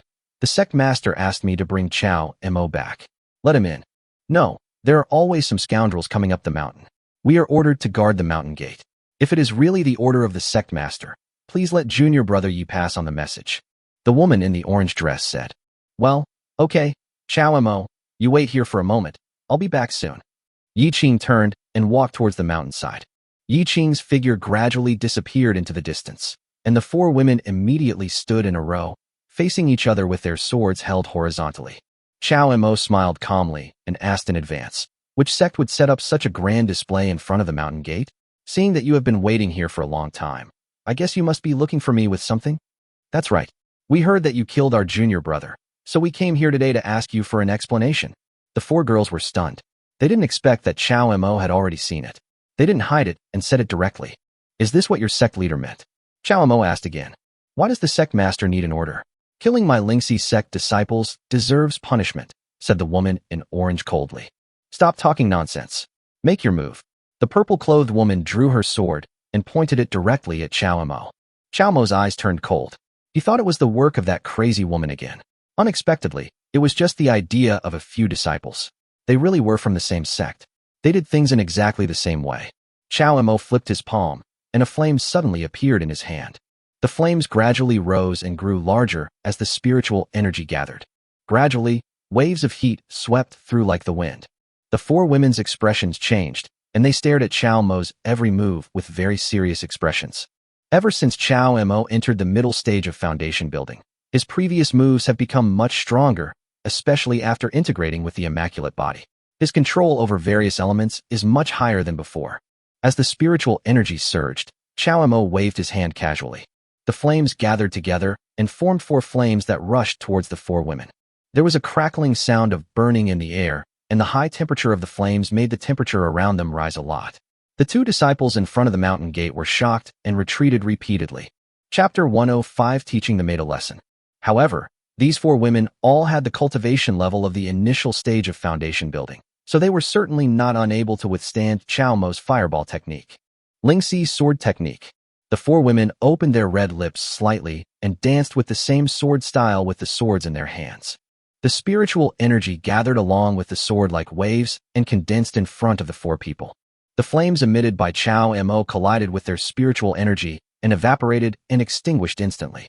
Only a few imperceptible flames splashed and landed on the dresses of the four women, burning out wisps of green smoke. The woman in orange screamed, and everyone looked over. It turned out that her dress was stained with the most flames, and a large black hole revealed her snow-white and delicate skin. The woman in orange was ashamed and angry. She pointed at Chow Mo, but she didn't know how to scold him. For a moment, the words were stuck in her throat, and her neck was stained red with anger. Such despicable means, bah. The purple-clothed woman said for her, and with a slight shake of her wrist, the thin sword came out. Chow Mo did not unsheath his sword, but just slightly turned sideways, and the scabbard slashed out horizontally, hitting the purple-clothed woman's rapier. The purple-clothed woman screamed in pain and almost dropped the rapier in her hand. Chow Mo shook his head slightly. Although these women had some talent, judging from their appearance, they had very little combat experience. It seemed that they had always been in the sect and were protected too well by Lingxi's sect. Let's do it together. Lingxi's sword formation. The four women spoke at the same time, two in front and two behind, their bodies intertwined. The two women in front bent their knees and half knelt, holding their swords horizontally, while the two behind stood upright, one on the left and one on the right, pointing directly at Chow Mo. Chow Mo seemed interested, so he didn't attack directly, but slowly approached. It's worth mentioning that the four women cooperated very well. When they saw Chow Mo approaching, they attacked one after another in an orderly manner. Chow Mo continued to swing his scabbard to fight back, but this time the four women had experience and did not fight him at all. Whenever Chow Mo's scabbard was about to touch the blade of the rapier would quietly retreat, allowing Chow Mo's force to hit empty space, and he would have to retract the swords of others in front of him. It's really something. Chow Mo was forced to retract his strength several times in succession and felt a little uncomfortable, so he swung his sword horizontally and retreated with the help of the force. Shadow escape. Just as the four women were chasing and about to hit Chow Mo's figure suddenly disappeared. The four girls were stunned at the same time and looked at each other, their eyes full of confusion. What's going on? He was just here. Where did he go? Damn it, we can't let him get away like this. Of course, the four women couldn't maintain their formation without seeing anyone. As soon as the sword formation dispersed, four flames flew out again. Oh, the skirts of the four girls were all burned. If Chow Mo had not held back, the flames would have taken half their lives. There he is. Hateful. My clothes shameless. Launchi's sword formation. The four women glared at Chow Mo hatefully, their swords drawing dazzling streaks of cold light in the air. They each stood in one direction, surrounding Chow Mo, fearing that Chow Mo would suddenly disappear again. It's over. Now these sisters are really angry. This kid is really amazing. He fought against four senior sisters alone and made them so embarrassed. I'm afraid that the senior sisters may not be his match. The two disciples guarding the mountain gate were secretly amazed, looked at each other, and then looked at the four women together. Seeing that they were still trying to attack, Chow Mo smiled and asked, "Aren't you four afraid of death? With such little ability, you still dare to attack? If you attack again, don't blame me for being rude." "Who would be afraid of you?" said the woman in orange angrily. "Stop it." Halfway up the mountain, a white shadow came hurriedly. "Who told you to fight here?" Yi Qing's face was as gloomy as he glanced at the four women and Chow Mo. Chow Mo spread his hands helplessly. "This is your sect. You just caused a scene at my wedding, then sent a disciple to invite me in. At the mountain gate, you refused to let me in, and even sent 4 female disciples to intercept me. Are you trying to intimidate me? This must be a misunderstanding." They were all the maids of the sect master. The old sect master took them in and taught them personally for a while. That's why their status in the sect is higher than other disciples. The sect master spoiled them. I will apologize on their behalf. Yi Qing felt a little embarrassed when he heard this, and immediately bent down and saluted Chow Mo. All right. You are the only one who has to pay for the sins of your sect. Hurry up and take me to see your sect leader." Chow Mo was too lazy to say anything more. "You 4 little girls, think about your own weight before you act. Since I am the sect master's maid, I am your sect master's guest. You should be more respectful to me in the future." Chow Mo's words made the 4 women wait for him with gnashed teeth, and they watched them all the way up the mountainside. After entering Lingxi's sect, Chow Mo discovered this. Although the Lingxi sect occupies a considerable area and the spiritual energy of the mountains and rivers is very rich, it does not have many disciples, only about 10 or 20 people. Chow Mo withdrew his gaze from all around and was about to speak when he discovered that Yi Qing, who was leading the way in front of him, had disappeared. "Hey, why are you so unreliable? I'm still here. Where have you been?" Yi Qing. Chow Mo shouted loudly in the sect, attracting the attention of countless disciples. "Where did this guy go while I was taking a look at the Lingxi sect? Can the guide be more serious?" In desperation, Chow Mo could only ask the disciples where their leader was. But the disciples were all alert and refused to answer. "Forget it. It's their sect anyway. Let them come find me." Chow Mo was speechless for a while and looked around again. The Lingxi sect is rich in spiritual energy, which is much stronger than the current Linen City. Since Chow Mo merged with the Immaculate Holy Body, his ability to sense spiritual energy has become more sensitive. Chow Mo followed the path to a place with denser spiritual energy, and he didn't know how far he had walked. "We came to a cave and walked through the stone cave, where we found another world. The sun shines down from above, and the gurgling water flows slowly along the stone wall, hitting the rocks below and splashing water." Chow Mo walked along the narrow stone road and suddenly discovered, this is actually where a spiritual spring is. No wonder there is so much spiritual energy in Lingxi's sect. It turns out that Lingxi's sect also controls a spiritual spring. Chow Mo was overjoyed when he felt the spiritual energy flowing into his body uncontrollably. He immediately sat cross-legged on the ground and practiced his skills. Streams of spiritual energy surged from the spiritual spring and flowed from the top of his head into his bones and muscles. After obtaining the Immaculate Holy Body, his meridians were widened a lot, and the speed of absorbing spiritual energy was more than 10 times faster than before. However, even so, it was still very difficult for him to practice. The faster he absorbed spiritual energy, his strength and foundation did become stronger, but the bottleneck was more difficult to break through, and more spiritual energy was needed. Chapter 106 Trapped in the Formation. Chow Mo didn't know that since he arrived at the foot of the mountain, everything he did was under the watchful eyes of the Lingxi sect's leader. Yi Qing stood in the dark, looking at his master in confusion, and asked, "Master, why don't you just bring him here to see you? Please be patient. I want to see how powerful this person is." The leader of Lingxi's sect kept his eyes on Chow Mo. She brought Yi Qing here on purpose just to see Chow Mo's reaction. Who would have thought that this guy was a go-with-the-flow person? He actually started practicing right away. Not only did he practice, he also found the spiritual spring of his sect. Chow Mo was unaware of what was happening here and focused on his cultivation. The spiritual energy in the cave where the spiritual spring is located is very rich, and Chow Mo was happy that no one came to disturb him. In just half an instant stick of time, for some unknown reason, the spiritual spring began to flow into Chow Mo's body like a spring.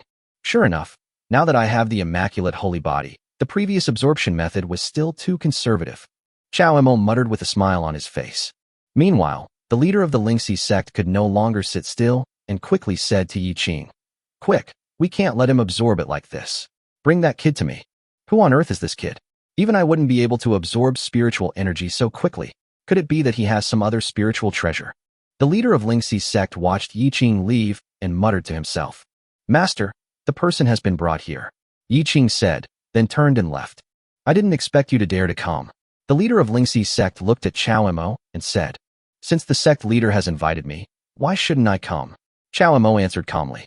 Oh, okay, then it's fine that you came to my Lingxi sect, but why did you hurt my maid and break into the Lingquan forbidden area, almost destroying the foundation of my sect? The leader of Lingxi's sect asked in a gradually lowered voice. Master, can we talk some sense? If you're okay, I'll leave. Chao Emo really didn't want to talk to the master of Lingxi's sect. There was no point in talking to reason in front of this woman. Upon hearing this, the Lingxi sect leader stood up abruptly and glared at Chao Emo. Leave? Where do you want to go? Master, if you really have something to say, you might as well say it directly. If you want to use this to threaten me, I will not be able to accept it. Chao Emo directly pointed out. The Lingxi sect leader was stunned.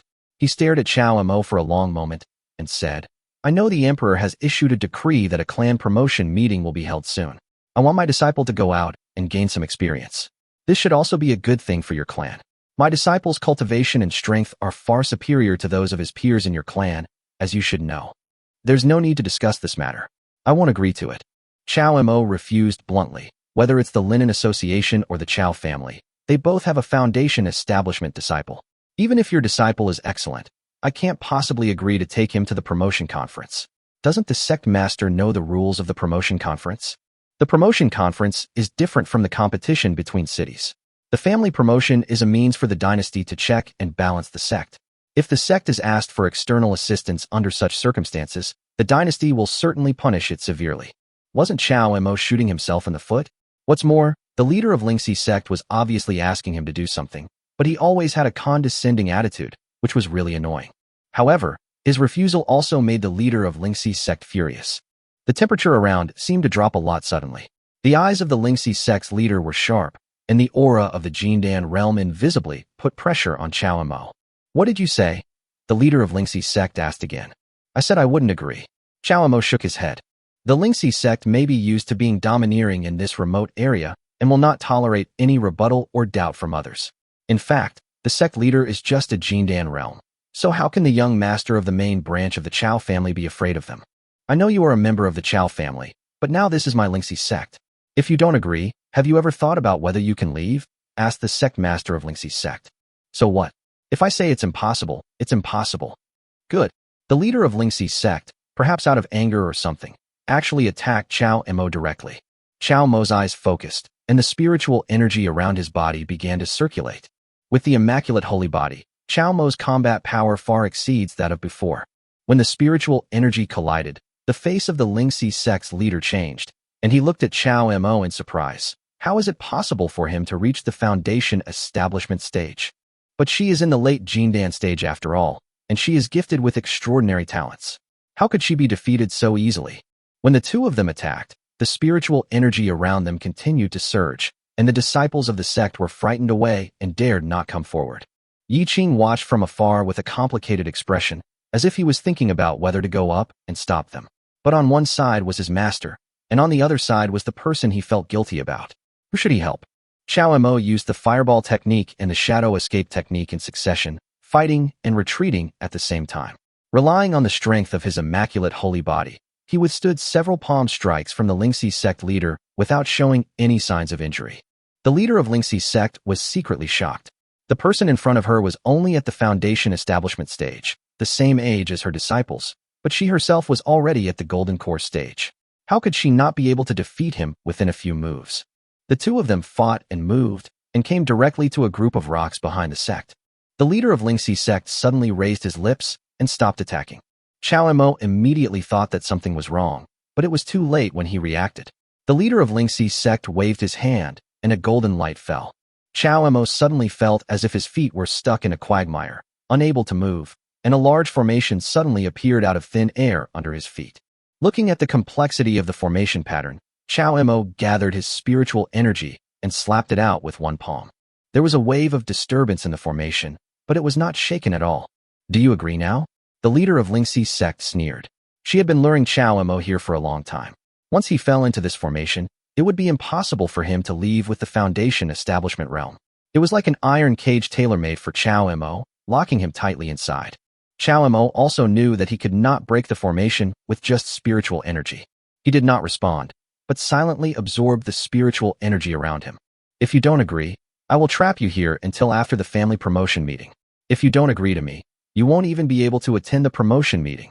Upon hearing this, Chao Mo looked into the eyes of the Lingxi sect's leader. The leader of Lingxi's sect immediately felt the mockery in the other party's eyes. He seemed to be able to sense from Chao Mo's eyes that he was not afraid at all. Instead, he stood leisurely in the formation, his eyes constantly scanning himself up and down. Are you looking for death? The leader of Lingxi's sect said angrily. Actually, you can't trap me. Chao Mo smiled slightly and replied. What a joke. No one below the golden core stage has ever been able to break my formation. As long as you don't agree, I will trap you for a whole day. Even if everyone from your linen society comes looking for you, they won't be able to find you. Chapter 107. The Agreement to Break the Formation. If it were any other cultivator in the foundation establishment stage, they would have already compromised in the face of the threat from the sect master of Lingxi sect. But Chao Mo tried many tricks, but this guy just refused to agree. The leader of Lingxi's sect was extremely angry. Looking at the guy who was so calm in the formation, he really wanted to lock him up here forever. Or just drag him out and beat him up. Did you hear what I said? If you refuse to cooperate, you will just wait here until the family promotion meeting is over. Just relying on this formation? Chao Mo suddenly laughed. He walked around the formation and looked up, saying, if your formation is really as powerful as you say, why am I the only one here now? Furthermore, I've already figured out how to break it. How did you manage to trap people here to death? It's just a fool's dream. If you can see through it, you can leave now. Of course, the leader of Lingxi's sect would not believe Chao Mo's words. Even she could not set up this formation. It was only when the previous leader was alive that he devoted himself to studying formations and left such a formation in the back mountain of this sect. The leader of Lingxi's sect once asked his disciples to enter and test the formation, but no one could break it. If that's all, what's the point? Since the sect leader is so confident in your formation, how about we make a bet? Chao Mo asked with a smile. Oh, forget about betting. If you can really break it, just put forward any conditions, and I will agree to them. Seeing that Chao Mo was just talking and hadn't made any move to break the formation, the Lingxi sect master sneered, thinking he was just stalling for time. He said, if you're just trying to buy time with these words, I tell you, there's plenty of time. No one can rescue you before the promotion meeting. Not everyone can enter our Lingxi sect. If you really agree to all the conditions, then let's bet on whether I can break this formation. If I can't break it before the family promotion meeting, I will agree to what you said before. Not only will I take your disciple to the capital, I will also ensure his safety. If I can't break this formation, sect master. Chao Mo's lips curled up slightly as he spoke. How about you just marry me? That way, you can officially join the Linen Society. We can follow the court's rules, and there's no need to worry about the court interfering. The leader of Lingxi's sect widened his eyes and waved his hand. The spiritual energy turned into a sharp edge, and sword rain fell from the sky. Chao Mo, who was in the formation, quickly took a deep breath to resist, secretly cursing this woman for attacking him without even saying a word. Master Lingxi, are you unsure? Didn't you just say that if I could break this formation, you would agree to any conditions? Chao Mo knew that he was inside the formation with nowhere to hide. This was not a solution, so he dodged and resisted while shouting at the leader of Lingxi's sect. The leader of Lingxi's sect looked at Chao Mo's embarrassed appearance and gradually lost his temper. He sneered and said, okay, I promise you. Chao Mo was stunned. He didn't expect the leader of Lingxi's sect to agree so easily. In the next few days, it depends on how you break the formation. If you can't, just shout here that you are wrong, and I will come back. After saying this, the leader of Lingxi's sect disappeared into the back mountain. Arrogant boy, I want to see how you break the formation. This was the first time in all these years that a junior dared to speak to her like that. The leader of Lingxi's sect stood alone on the top of the mountain, looking through the cave entrance at Chao Mo in the formation, his face gloomy and his chest heaving. At this moment, above the sect square, a white shadow hurried to the back mountain. No, it's wrong. I can't let Chao Mo die at the hands of Master. Yi Qing muttered as he walked through the hall and came to the entrance of the cave at the back of the sect. However, the sound of fighting had disappeared, and Yi Qing could no longer feel the fluctuation of spiritual energy. It seemed that everything was over. He stopped at the entrance of the cave, his face pale and full of regret. A gentleman has his do's and don'ts. I should have sent Chao Mo away. This is my fault. This kid has been fearless all this time, and he even dared to bet with me. Could it be that he really has a way to break the formation? But why isn't he making a move? The leader of Lingxi's sect on the top of the mountain wanted to leave, but he felt that Chao Mo's attitude had always been too calm, so he kept a worried eye on the situation on the formation side. Chao Mo and the formation did not do as she expected and continued to bombard the formation with his spiritual energy. Instead, he sat on the ground with no sign of anxiety on his face. But the more this happened, the more worried the Lingxi sect leader became. What on earth is this kid doing? Is he waiting for someone to save him? Impossible. Who in my Lingxi sect can save him? Who? Before the leader of Lingxi's sect finished speaking, he widened his eyes and stared at the cave. Chao Mo in the formation also opened his eyes because he sensed someone coming. Judging from the footsteps, this aura did not seem to be that of the Lingxi sect's leader who had left earlier. Since it's my fault, I'll collect your body. A white shadow staggered into the cave. Chao Mo and the leader of Lingxi's sect were both stunned. Yi Qing. Although the two were not in the same place, they blurted out the man's name at the same time. Chao Mo, you are not dead. Yi Qing was also surprised when he saw Chao Mo. Thanks to you, I'm fine. Chao Mo replied. What are you doing here? Where's Master? Was the noise just now caused by you guys? Yi Qing asked doubtfully. Chao Mo had no choice but to let him see for himself. Yi Qing came to Chao Mo's side, and after a long while, he suddenly said, So you are studying the formation? Chao Mo felt that it was unnecessary for him to say more to him, and it would be better for him to practice more in this world. Yi Qing was very happy to see that Chao Mo was not dead. Seeing Chao Mo sitting on the ground and starting to practice, he clasped his fists towards Chao Mo and turned to leave. The leader of Lingxi's sect finally breathed a sigh of relief. Although his disciple was sometimes stubborn, he never disobeyed his master. It is impossible for Chao Mo to break the formation by relying on his disciple. The day passed quickly. The leader of Lingxi's sect did not sleep all night, keeping an eye on Chao Mo. Is he sure he can break the formation? What is he doing? The leader of Lingxi's sect began to feel puzzled. He had been practicing there all day, motionless. Shouldn't he be anxious if he couldn't break the formation? Could it be that he really had other methods that he hadn't yet used? At noon, a figure hurried in from the cave entrance. What are you doing here again? Chao Mo didn't even open his eyes. He could guess who the person was by the familiar footsteps and breath. But this time Yi Qing did not come empty-handed. He held a steaming food box in each hand. Chapter 108 It's time to harvest. You staying here to train must have been arranged by the sect master. I've come to apologize for the previous misunderstanding. This is the sect's food, and I've saved a portion for you. Yi Qing came up to Chao Mo, gently placed the food box on the ground, and without saying anything, he just clasped his fists, turned around, and left in a leisurely manner. Did this guy come here specifically to bring food to me? Chao Mo found it funny in his heart. These two apostles were really weird. One did things crazily without considering the consequences and could not distinguish right from wrong, while the other did things strictly according to the rules and was clear about gratitude and resentment. The leader of Lingxi's sect saw this scene and shook his head helplessly. Foolish child, when will you understand the good intentions of your teacher? In the next few days, Chao Mo sat in the formation and rarely moved. The leader of Lingxi's sect was puzzled, but there was nothing he could do. He could only pay close attention to Chao Mo's practice of the magic he had already mastered. As for Yi Qing, he still came on time every day to deliver some food, but he rarely spoke and basically left after delivering the food. Time passed unknowingly until one day, the sound of a baby crying was heard in Linen City. Chao Mo suddenly opened his eyes. Congratulations to the host on successfully giving birth to a son. System reward, an innate sword embryo. Chao Mo's mouth corners curled up. This was the opportunity he had been waiting for.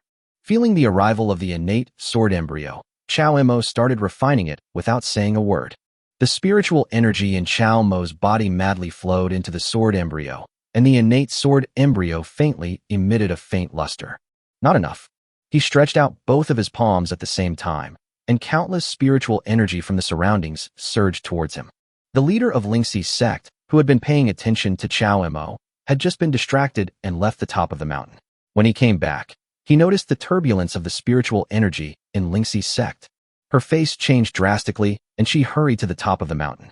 As far as she could see, Chao Mo was madly absorbing spiritual energy. Is he finally going to make a move? What is he doing? Is this kid crazy?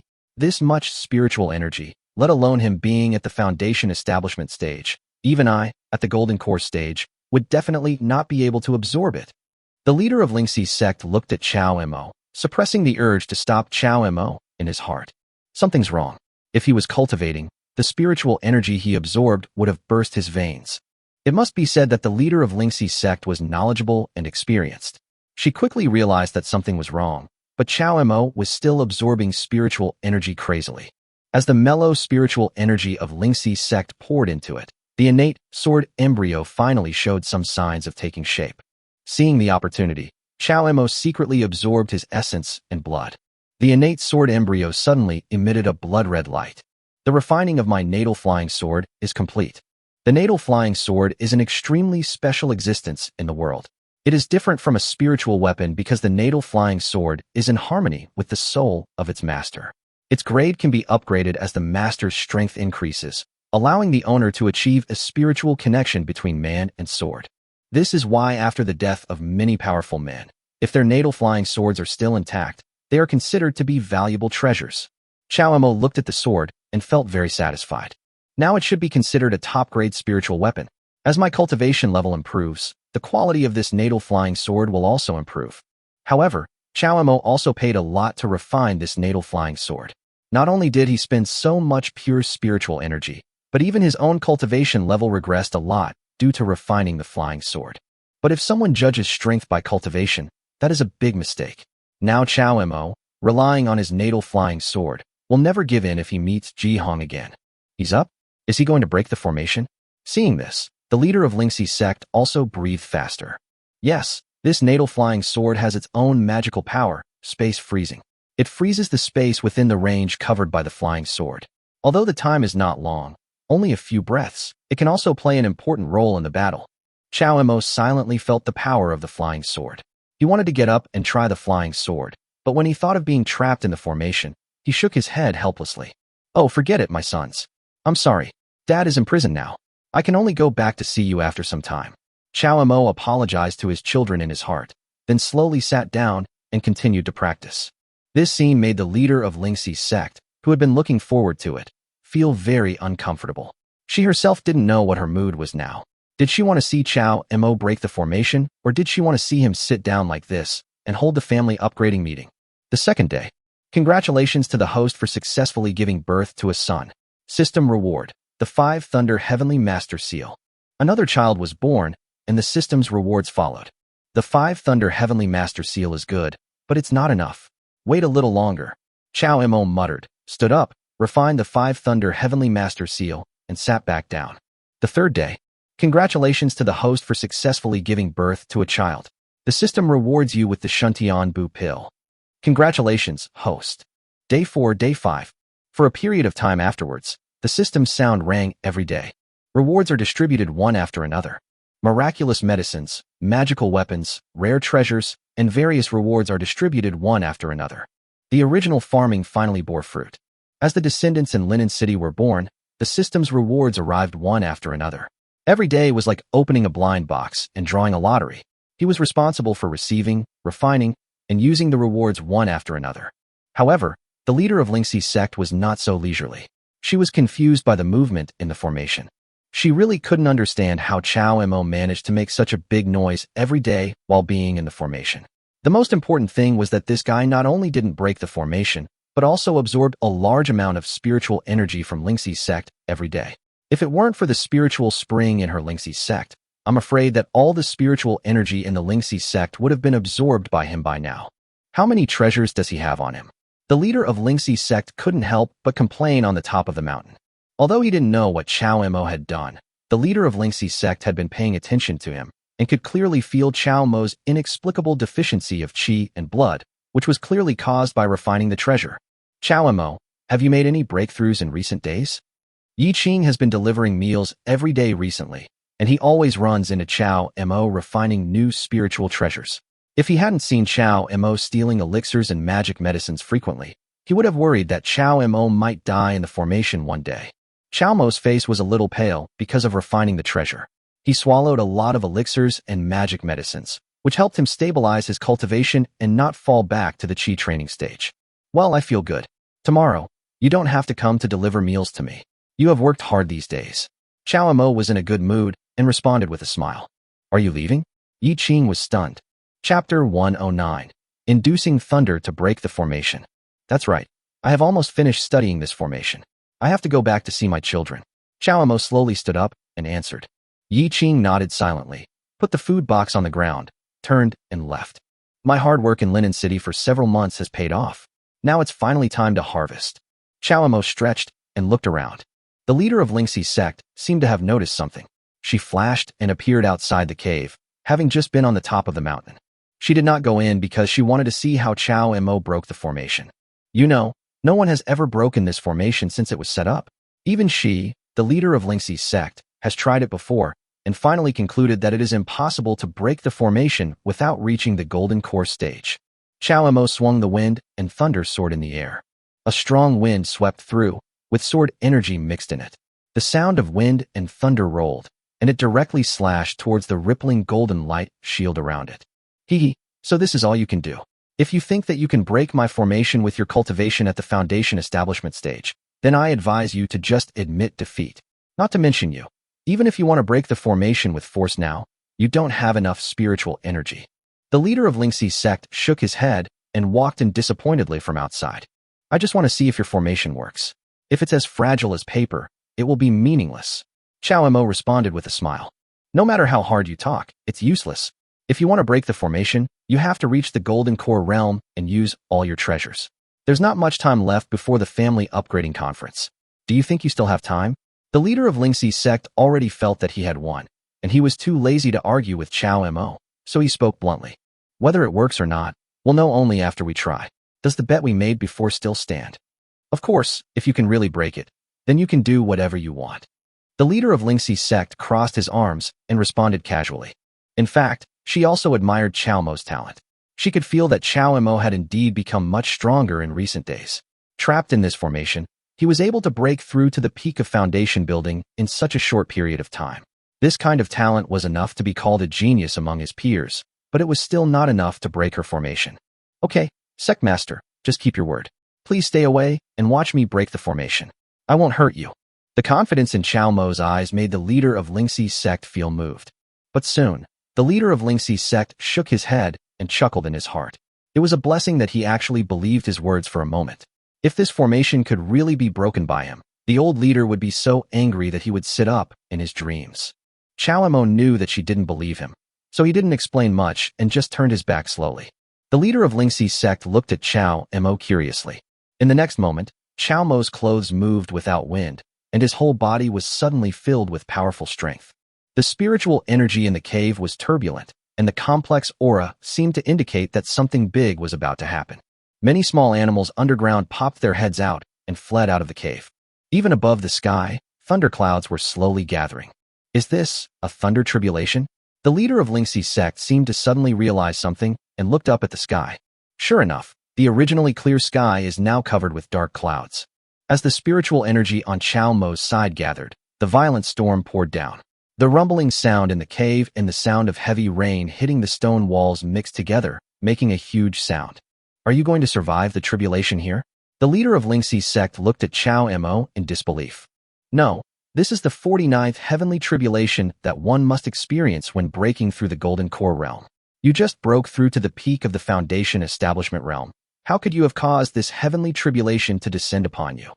The leader of Lingxi's sect already understood what Chao Emo was going to do, but she couldn't understand how Chao Emo had caused the heavenly tribulation to come, and how he dared to endure the tribulation here. Did he really think that this formation could help him withstand the power of the heavenly tribulation? However, no matter how much you think about it, it is useless. When the heavenly calamity comes, no one is allowed to help. Otherwise, it will only implicate themselves and be of no help. The leader of Lingxi's sect could only step back and look at Chao Emo's defiant figure from a distance. Soon, thunder flashed in the air. The first thunderbolt struck directly. The thunder penetrated the clouds, struck the rocks, and fell with terrifying force. Chao Emo stood with his hands behind his back, allowing the thunder to strike him. Crack! In just a moment, the formation that the leader of Lingxi's sect was so proud of began to shatter under the horror of the thunder tribulation. Broken lines appeared all over the golden light shield, and it seemed that the formation was about to be unable to withstand this terrifying force. For the first time, the thunder tribulation did not fall on Chao Emo, as if he had been provoked. The thunder in the sky roared even louder. Without any warning, the second thunder tribulation fell. Boom! The power of this thunder tribulation was obviously more than twice as strong as the previous one, and the terrifying power directly expanded the cave entrance several times. The rubble on the stone wall rolled down, and the thunder was faster than the rubble, and it struck the formation directly. The golden light shield shattered, no longer having any power to stop it. The thunder that shattered the light shield was still coming with great force, heading straight for Chao Mo. Why don't you take action quickly? What are you waiting for? The leader of Lingxi's sect shouted when he saw Chao Mo still standing with his hands behind his back. Immaculate holy body. The next moment, Chao Mo directly bore the power of the thunder with his body. Lightning flashed all around him, making crackling sounds. The leader of Lingxi's sect closed his eyes slightly and sighed, revealing endless regret and a little guilt. Perhaps I harmed him. If it weren't for breaking the formation, such a genius would not have ended up like this. In just a few months, he jumped from the Foundation Establishment realm to the Golden Core realm and attracted a thunder tribulation. If she accepted this boy as her disciple, it would probably take less than 10 years for her Lingxi sect to completely restore the glory of its ancestors. Just as the leader of Lingxi's sect was struggling internally, she heard Chao Mo shout loudly. Cool. The leader of Lingxi's sect suddenly opened his eyes and found that Chao Mo's whole body was flashing with a faint golden light. He actually withstood the thunder tribulation with his own body. The leader of Lingxi's sect's eyes were full of disbelief. But the 49 thunder tribulations are not something that can be easily overcome. After the 2 thunder strikes fell, even more terrifying thunder was brewing above the endless thunder clouds. Use your magic weapon quickly. The power of the next thunderbolt is not something that the flesh can withstand. The leader of Lingxi's sect had forgotten the bet with Chao Mo at this time, and she reminded loudly. She had also experienced these 49 thunder tribulations when she broke through to the Golden Core stage, but that time, she almost lost her life. Even though she had survived the thunder tribulation, it was a narrow escape, and she was lucky to have survived. Chao Mo acted as if he hadn't heard it, and continued to stand there, waiting for the thunder to strike. Chapter 110, Fulfilling the Gamble. The thunderbolt struck, and Chao Mo's body trembled again, and the golden light became even brighter, unharmed by the thunderstorm. Although the lightning strike made Chao Mo feel numb all over, after the lightning strike, the immaculate holy body started to work frantically, preventing the lightning on the surface of the body from penetrating into the body at all. Not only that, every time this immaculate holy body dissolves the power of thunder and lightning, an invisible force will be fed back to itself, strengthening Chao Mo's physique. Master, don't worry. The formation has been broken. Does the bet still stand? Chao Mo said with a smile. The leader of Lingxi's sect's face darkened when he heard this.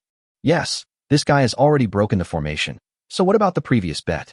Do we really have to fulfill the bet? What a joke. How could I, the dignified leader of Lingxi's sect, fool around with him like this? Seeing that Chao Mo had broken the formation but had not yet successfully overcome the tribulation, an idea flashed through the mind of the leader of Lingxi's sect. Chao Mo pretended not to hear it. He stood there with his face up to the sky, allowing the thunder to fall madly and strike him. Is he using the thunder tribulation to temper his body? The Lingxi sect leader's pupils shrank as he exclaimed in shock. This lunatic is simply courting death. Forget it. Since you're seeking your own death, I don't have to think of any other solutions. The last few thunderbolts of the 49th heavenly tribulation are truly fatal. Without other preparations, it's almost impossible for a Foundation Establishment realm cultivator to withstand the power of those thunderbolts. The Lingxi sect leader's expression eased a little, and he stared at Chao Mo, feeling a sense of regret for no reason. Boom! The power of the heavenly tribulation was unable to defeat Chao Mo for a long time and began to become violent. Thunder gathered above the thunder clouds. The originally blue and white lightning gradually deepened, and the thunder that was scurrying around like a thin snake condensed into one line. It's coming, the last 3 thunders. No one can withstand them with physical body alone. The leader of Lingxi's sect looked up at the sky and muttered to himself. Crack. First, a white light flashed, and Chao Mo and the leader of Lingxi's sect were both forced to close their eyes. Before he could open his eyes, the deep purple lightning that gathered the power of countless thunder and lightning struck Chao Mo directly. Bright golden light. The immaculate body operates on its own. It was also at this moment that the immaculate holy body was finally tempered and completely merged with Chao Mo. The immaculate holy body has achieved minor success. I've heard from cultivators in my family that among the 49 heavenly tribulations, the last 2 are particularly critical. Even if one's major practice is body-refining techniques, one must never rely solely on one's physical strength to resist them. Otherwise, if one fails, one will die. Chow Mo remembered the information he heard when he was with the main branch of the Chow family, and he looked up. Ever since the last thunderbolt struck, the frequency of this thunderbolt has begun to slow down. The calamity clouds did not dissipate, and the momentary silence seemed to foreshadow the horror of the following thunder tribulation. Yi Qing, what are you doing here again? The leader of Lingxi's sect waved his hand and froze a white shadow behind him. He is undergoing a tribulation. I was the one who summoned him to Lingxi's sect earlier. I believe he must be unprepared for this matter of life and death. I would like to lend him my spiritual sword. Yi Qing replied. This matter has nothing to do with you. Go back. But, Master, I asked you to go back. Don't you understand? The leader of Lingxi's sect frowned and asked sternly. Yes, disciple, I'll take my leave. Yi Qing looked at Chow Mo helplessly and had to leave. What happened today was not what I wanted, but with your strength, hey. Before he finished speaking, a crimson bolt of lightning descended from the sky. Chow Mo's wind and thunder sword flew out of his hand directly. The power of thunder was so strong that no medium-grade spiritual weapon could stop it. A burning smell emanated from Chow Mo's body. This thunderbolt almost burned Chow Mo to ashes. Fortunately, the immaculate holy body played a role at the critical moment. Under the golden light, Chow Mo's skin was repairing itself, and the power of the thunder was channeled into the earth by the immaculate holy body. Fortunately, it did not damage the meridians. Chow Mo was secretly surprised at the power of the heavenly tribulation. He was really careless. He didn't expect that even the immaculate holy body could hardly withstand the power of this thunder. How is this possible? The leader of Lingxi's sect looked at Chow Mo in disbelief. Everyone knows that it is impossible to withstand the 49th heavenly tribulation with the physical body, so why didn't he die? But there was no time to ask, as the next crimson thunderbolt was already brewing. This is the last thunder tribulation, and also the most terrifying one. There were no telling how many cultivators with outstanding talents had met their end here due to lack of preparation. Thinking of his own miserable appearance when he was undergoing the tribulation, the leader of Lingxi's sect shuddered all over. Sword, Chow Mo shouted softly, and a flying sword suddenly appeared in his palm. Is this a top-grade spiritual weapon? No, this is my natal spiritual sword. The leader of Lingxi's sect fixed his eyes. His heart was shocked. How could this thing, my natal spiritual sword, appear here? Crimson thunder fell. Chow Mo's expression remained calm. As he waved his hand, countless magic weapons appeared at the same time. Who is he? The leader of Lingxi's sect looked at the scene in front of him, as if he had figured something out, with a complicated expression. Chow Mo relied on the power of heavenly thunder to completely refine his natal spirit sword. As the calamity clouds dissipated, all the spiritual energy of the Yunshi sect rushed to the back mountain. Chow Mo felt as if all the pores on his body were opening up, and the influx of spiritual energy made him feel very comfortable. At this moment, it feels like bathing in warm sunshine in the cold winter. The spiritual energy flowed through his body and finally gathered at Chow Mo's dantian, forming a golden pill of moderate size. Go through tribulations. Condensate the elixir. Completely enter the golden core realm. Feeling the changes in his body, Chow Mo was overjoyed. The formation is broken. The elixir is ready. I wonder when my lady is going to marry into my family. Chow Mo came in front of the leader of Lingxi's sect with a smile. The leader of Lingxi's sect looked at Chow Mo deeply, turned his head away slightly, with some unwillingness in his eyes, but the words he said were beyond Chow Mo's expectations. If you're willing to accept defeat, I won't default on my debt. Since you won, I can marry you. The Lingxi sect leader spoke calmly. But I also have a request. Chow Mo was stunned and blurted out. What request? I can marry you, but I can never be your concubine. Besides that, you and I are just a couple in a bet, in name only. Don't even think about doing anything despicable. And don't forget, since I'm your wife, the family promotion meeting. Chow Mo immediately smiled and said, yes, marry me, and your Lingxi sect will be able to directly join the Linen Association. I will take care of this matter. When the time comes, I will take you and your disciples to the Imperial City to participate in the family promotion meeting. I didn't expect that the leader of Lingxi sect would actually fulfill the bet. Husband and wife in name only? Chow Mo smiled secretly in his heart. They already had the status of husband and wife, so how long could it take for them to be husband and wife? Looking at the leader of Lingxi's sect in front of him, a white dress fell to the ground, but it could not hide her proud figure. There was a belt around her waist, wrapped around her slender waist, and a sword hung high. giving her an extraordinary temperament. Chapter 111, Linen Closed. Chao Mo was also in a trance. Who could have thought that the dignified leader of Lingxi's sect would marry her in such a frivolous way? With her cultivation, identity, and appearance, Chao Mo had no reason to refuse. Okay, follow me. The leader of Lingxi's sect grabbed Chao Mo's wrist with his bare hands, raised his spiritual energy, and tapped his feet lightly. The two of them arrived at the sect square in the blink of an eye. That's the sect master? Really, the sect master? Disciple greets the sect master.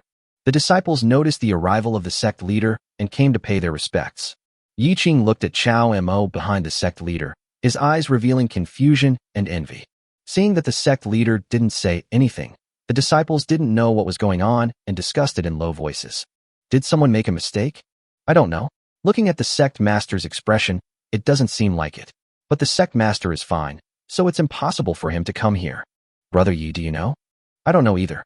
Maybe master wants to take Chao Mo as his disciple. Yi Qing thought for a long time, and suddenly an idea flashed in his mind, and he answered. Upon hearing this, all the disciples seemed to suddenly understand and looked at Chao Mo with envy. I don't know how Chao Mo caught the master's eye. With so many disciples in the sect, why did he fall for him? Yi Qing was delighted to think that he and Chao Mo would soon become brothers. He walked up to Chao Mo, clasped his fists, and said, "Congratulations." "Thank you very much." Chao Mo didn't expect that his little disciple was so sensible. As the saying goes, don't hit a smiling person. He immediately responded with a smile. "Master, all the disciples are here. Do you have something to announce?" Yi Qing asked. That's right. The Lingxi sect's leader's red lips parted slightly, but he remained silent for a long time. He glanced at Chao Mo and announced, I have been entrusted by my master to take charge of the sect. Today, I am here to make an announcement. Isn't it just accepting a disciple? Why is it so grand? Yeah, who is this kid? Why does the sect master look so serious? The disciples were whispering to each other. However, the sect leader did not criticize her. He simply announced to everyone in a calm tone, From today on, I will marry Chao Mo to you. My Lingxi sect will temporarily join the Linen Association. I hope that all the disciples of the sect will concentrate on their cultivation. After some time, I will bring the more advanced disciples to the imperial city. What? As soon as the Lingxi sect leader said this, the whole audience exploded. Yi Qing felt as if struck by lightning. His movements and expressions were all stiff. He stared blankly ahead, his master's words echoing in his mind. The disciples and elders of Lingxi's sect were in an uproar. The news came so suddenly and without warning that no one was prepared. Even Chao Mo couldn't help but admire the leader when he saw this scene. He was really efficient and cool in doing things. Haha, everyone, my name is Chao Mo, the president of Linen Association. If anyone has any doubts about my Linen Association, you can go to Linen City to ask. As long as you go there as disciples of Lingxi's sect, I assure you that Linen Association will never neglect you. Chao Mo said with a smile. The leader of Lingxi's sect seemed to feel a little reluctant to stay any longer, so he pulled Chao Mo and left the sect directly. Master, you are really courageous. Even I am surprised by what you said. So, when I return to the city, I will tell everyone in Linen about this matter like you did. How about it? Chao Mo said with a smile. No need. The leader of Lingxi's sect glanced at Chao Mo and responded while gritting his teeth. After the matter here was settled, Chao Mo and the others naturally rushed back to Linen City as soon as possible. What Chao Mo didn't expect was that he was stopped at the city gate. Stop. Linen is temporarily closed. No one is allowed to enter or leave. The soldiers defending the city pointed their weapons directly at Chao Mo and the leader. What's going on? Did something happen in Linen City? Chao Mo asked curiously. Don't ask around. If there's nothing wrong, you can leave. The soldiers guarding the city responded coldly. The clan leader and Chao Mo exchanged a glance. Then they leaped up, took a deep breath, and disappeared at the city gate in a flash. How could this mere city gate stop Jindan realm masters like them? When the two entered the city, they immediately felt the solemn and murderous atmosphere in Linen City.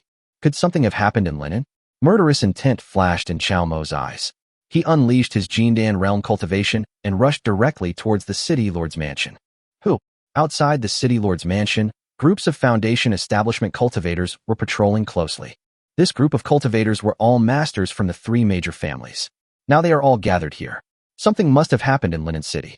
Chao Mo was worried and rushed into the mansion regardless of those people's obstruction. Feel the terrifying aura of the Golden Core realm. Countless elders and guards in the city lord's mansion attacked at the same time, directly attacking Chao Mo. What are you doing?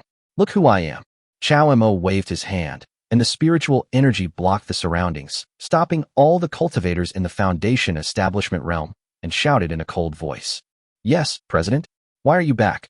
An elder from one of the three major families recognized Chao Mo, and quickly signaled everyone to stop and asked, What happened? What happened? Did anything unexpected happen in Linen City after I left? Chao Mo asked the elder directly. This. The elder suddenly didn't know how to answer and stood there in a daze. Chao Mo was anxious and ran straight to the backyard. Boom! A fierce energy came towards him. Chao Mo quickly raised his energy and touched the opponent. There was a loud bang. When the smoke and dust cleared, Chao Mo could see clearly that the person in front of him was actually the Lord of Linen City, Shui Banchuan. City Lord Shui, why are you here? Chao Mo was stunned. Why are you here? Shui Banchuan was obviously also standing still, pointing at Chao Mo, and asked back. Me? I'm back. What's the problem? Before Chao Mo finished speaking, a group of women came running towards him from the backyard. A fragrant breeze blew towards me, and soft and delicate bodies rushed into my arms. What happened? Who bullied you? There was a hint of coldness in Chao Mo's voice. It's the City Lord. City Lord Shui said that you haven't returned for many days and might have met with an accident. We are contacting all the masters above the Foundation establishment realm and are preparing to go to Lingxi sect together to rescue you. I didn't expect that you, my husband, would come back. Shui Banchuan scratched his head and said awkwardly, That day, you were taken away by people from Lingxi sect and didn't return for many days. We went to Lingxi sect to inquire, but they just said they didn't know. I guess that you must have been left behind in Lingxi sect, and I'm afraid something bad might have happened to you. If your wives weren't about to give birth today, we would have invaded Lingxi sect long ago. Yes, young master, I was scared to death. Where have you been these days? Why is there no news at all? We thought. The heads of the families also expressed their concern. Chao Mo then understood that the current situation in Linen City was all because of him. Before he could speak, the servant outside came with a message. City Lord, this is bad. The Lingxi sect's entire force is attacking right outside the city gate. How are we supposed to respond? Chapter 112. The young master is getting married again. What? Shui Banchuan's aura suddenly surged, and he angrily said, This Lingxi sect is really going too far. Just a mere golden core. Wait, you're not. Shui Banchuan hadn't noticed the woman next to Chao Mo just now, but when his eyes swept over her face, his whole body trembled. Yes, I am the leader of Lingxi sect, Yilan. The leader of Lingxi sect replied calmly. She hadn't said a word, but had been observing the whole time. What made Yilan feel incredible was that the entire Linen City actually respected Chao Mo as the most respected. The disappearance of Chao Mo almost caused her Lingxi sect to be conquered by the entire Linen City. You, Shui Banchuan pointed at her and was speechless for a long time. The other three family heads also released their cultivation and responded tit for tat. Shui Ying pulled Chao Mo towards the backyard and whispered, You're so stupid. Stay away from her. Ying Bailu, are you all okay? Everyone may have misunderstood. Chao Mo blushed and immediately explained, Everyone, Yilan is not an enemy. Everyone looked at Chao Mo in confusion when they heard this. Yilan also glanced at him calmly, with a hint of danger and dissatisfaction in her eyes. I was taken away by sect leader Yi a few days ago because I had an important matter to attend to. I was worried about my life, so I didn't have time to inform you. But now that the matter is over, you can rest assured. Chao Mo said to Shui Banchuan with a hint of apology, City Lord Shui, please quickly issue the order to lift the lockdown of Linen. Let everyone calm down. I'm fine. By the way, I have another piece of news to inform everyone. Please gather everyone from the Linen Association to the main hall and wait. Chao Mo winked at Chao Jun, indicating that he should stay alone. Young master, is there something you need me to do? Chao Jun asked with a smile. I saw you hesitated to speak just now. You won't report this to the master, will you? Chao Jun's expression suddenly changed upon hearing this. He looked up and noticed Chao Mo staring at him, so he had no choice but to answer truthfully. Young master, regarding this matter, I'm also worried about your safety. If Lingxi Zone really does something to you, I need to give an explanation to our patriarch. What can happen to me? My father knows about this and wants to make a big fuss about it. Well, forget it. I have something else to do, and I'm going to punish you to do it. When Chao Mo heard that his matter had indeed been reported back, he immediately became worried. Yes, young master, please speak. Chao Jun breathed a sigh of relief and said, Did you see the leader of Lingxi sect just now? Go and make some arrangements. I will be getting married soon. Tell everyone in Linen City that I will marry the leader of Lingxi sect. After Chao Mo finished speaking, He went straight into the backyard. Chao Zhenshihua is outside the hospital. Young master, you're married again. This time it's still the leader of Lingxi's sect. The key point is, weren't these kinds of things arranged by the head of the Lin family before? How come it happened back to him again? Haha, I'm glad the ladies are all okay. Blame it on me. This incident happened suddenly. Come, let me see my child. Listening to Chao Mo's laughter in the yard, Chao Jun felt ashamed. This young master of his was really amazing. After about an incense stick of time, Chao Mo, with the help of several concubines, tidied his clothes, walked out of the backyard, and went straight to the main hall. At this time, the top leaders of the 3 major families in Linen City all arrived, staring at each other, waiting for Chao Mo. Shui Banchuan looked at the Lingxi sect leader who was sitting quietly on the side, and he was also very alert. This person is a master of the Golden Core realm and the leader of a sect. Even if he and the 3 major families want to deal with her, it will not be so easy. Chao Mo only said that she is one of his own, but did not say why she came. Sorry for the long wait, everyone. Chao Mo came in from the back hall and said with a smile when he saw that the seats were full. President, you summoned us here today. Is there something important? The people from the Security Council below asked. Everyone's eyes were focused on Chao Mo. Of course. First of all, I want to tell you that the Lingxi sect will soon be merged into the Linen Society. Chao Mo's words were shocking, and the audience was in an uproar. What? Is it true? Lingxi's sect has entered our Linen Association? How is that possible? This is really hard to believe. Sect Master Yi, have you really made up your mind?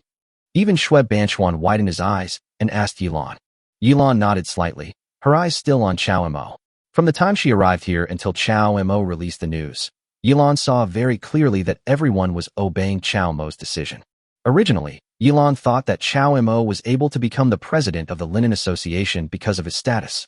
He thought that the Linen Association should be divided into pieces, and if Lingxi's sect joined in, it would definitely occupy the top position. But in this situation now, I'm afraid I'm wrong. The Linen Association is united from top to bottom, and Chao Mo holds an absolutely dominant position. Even her Lingxi sect relies on the help given to her by the previous sect leader. I don't know how Chao Mo achieved this at such a young age. Immediately afterwards, before everyone could digest the news, Chao Mo dropped another bombshell. Of course, I have a happy announcement to make to everyone. I, Chao Mo, will soon be marrying sect leader Yilan. I hope everyone will prepare in advance so we can drink together at the wedding. Chao Mo announced with a smile. As expected, everyone was just like the disciples of Lingxi's sect, standing there in awe. The whole audience was shocked and couldn't believe it. Shui Banchuan stared at Yilan with wide eyes, but Yilan was not as angry as he had imagined. Instead, she looked extremely calm, as if this was how it should be. Sect Master Yi, have you thought this matter through? Shui Banchuan asked tentatively. Of course. Yilan nodded. Wow. Everyone looked at each other in surprise. A daughter-in-law in the Golden Core realm, and he is the leader of a sect. The president's wedding was really unexpected. Double happiness, double happiness. This is a great event and must be well arranged. Master Lin, what do you think of this? Chao Jun was afraid of a dull atmosphere, so he hurriedly said, Haha, this is indeed a great joyous occasion. The president and the sect leader are a match made in heaven. I'll trouble Patriarch Chao to take charge of this matter. If there are any difficulties, my Lin family will certainly provide full assistance. The head of the Lin family is not stupid. With the experience from last time, he was so scared this time that he quickly stood up and said, if it was just one wedding, his Lin family would definitely not be stingy, but the president's weddings were too frequent, so they had to use the resources of the Linen Association to arrange and manage them. If it were a single family, I'm afraid no one would be able to support it. It took a while for everyone to digest the news, but the matter was settled, so everyone dispersed. Shui Banchuan was just about to ask Yilan for information when a powerful aura descended outside the city lord's mansion. Chapter 113. Second uncle comes for revenge. Oh no, who has such a terrifying aura? Shui Banchuan was shocked. Even Lin Wu from Donglin City might not be able to compare with this aura. The leader of Lingxi's sect, who had always been calm and composed, now held the hilt of his sword as if facing a formidable enemy. Could it be the Han family? If it is a blessing, there will be no disaster. If it is a disaster, there will be no escape. You haven't married me yet. This matter has nothing to do with you. Please leave here first. Chao Mo turned around and said something to Yilan, then walked out of the city lord's mansion. Why would this sect leader need your protection? Since I have joined the Linen Society, this person will serve as a token of my allegiance to this sect. Seeing this, Yilan frowned, walked past Chao Mo lightly, and was the first to walk out of the city lord's mansion. Who are you? Yilan stared at the visitor cautiously. The man who came was a middle-aged man, dressed in cloth and looked very ordinary, but the aura and murderous intent on his body proved that he was a master. I advise you to stay away and let the city lord come out to answer. The man just glanced at Yilan and strode into the city lord's mansion, not taking the Lingxi sect's leader seriously at all. Yilan was furious. After all, she was also a master of the Golden Core realm. Currently, in terms of cultivation level in Linen City, she was the first. Buzz! Yilan unsheathed the sharp blade, and the sword body trembled slightly. Do you want to die? The middle-aged man shouted sternly when he saw someone dare to point a sword at him. This person was full of energy and was very skilled in using spiritual energy. Although it was just a shout, Yilan's wrist trembled suddenly, and he almost couldn't control the spiritual sword in his hand. Yilan was shocked. Who was this person? How could such a master be found in Linen City? She only met him once, but she also understood the gap between herself and the middle-aged man in front of her. Yilan didn't dare to attack again, for fear of angering him. What's going on? Shuebanchuan came to Yilan and asked. This person's cultivation is extremely terrifying. You and I combined may not be his match. It's better for us to find out his purpose first and then make plans, Yilan said in a low voice. Second uncle? Chao Mo's voice came from inside the mansion. Second uncle? Yilan and Shuebanchuan looked at each other and exclaimed in surprise. Huh? Nephew? Are you okay? The middle-aged man was also stunned when he heard the voice, staring at Chao Mo with burning eyes. Second uncle, it's really you. Why did you come to Linen City? Chao Mo walked up to the middle-aged man and asked with a smile. Hey, nephew, after all this trouble, are you okay? I even believed Chao Jun's lies and came here to avenge you. Forget it. I'm glad you're okay. Where's Chao Jun? Is he here? This middle-aged man was Chao Mo's second uncle, Chao Yang. Previously, Chao Jun sent someone to take a letter to the main branch of the Chao family. When Xiao Kuan learned that Chao Mo had been abducted by the Lingxi sect and his life or death was unknown, he immediately became furious. If there were no other matters that required his attention, Chao Kuan would probably have brought people to kill him. So Chao Kuan asked Chao Yang to come to this branch of the Chao family in person that day and bring Chao Mo back no matter what. Although Chao Yang always scolded and taught Chao Mo a lesson, in his heart, he always regarded Chao Mo as his own son.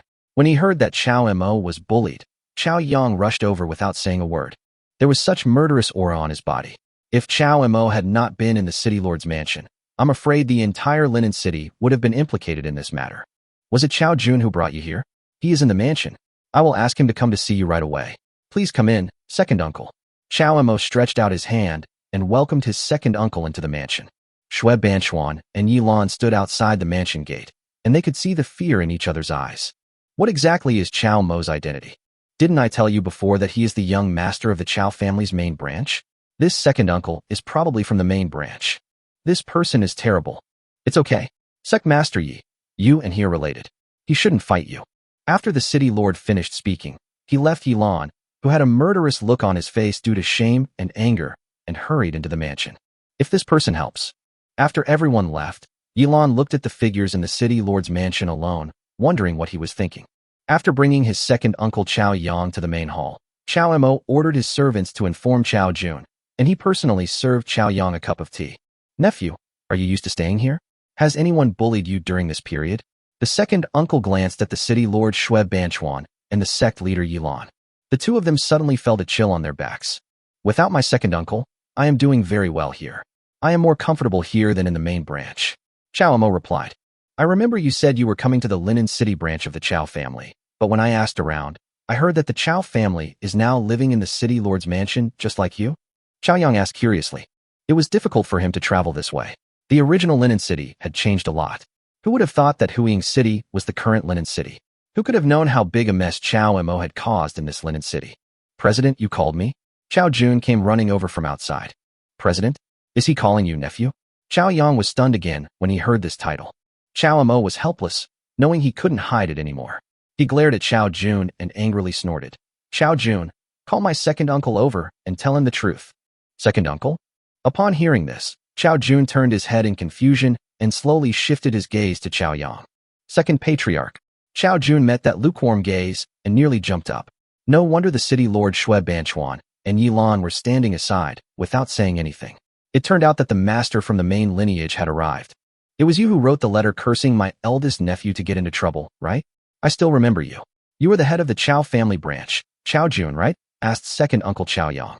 Chao Jun was so frightened that he immediately knelt down and said hurriedly, No, no, second master. This matter is due to my poor handling. I was worried about the safety of the young master, so I hurriedly sent someone to deliver the letter to the main branch without finding out the truth. Who would have thought that the young master would return safely today? Chao Jun looked aggrieved. It really wasn't his fault.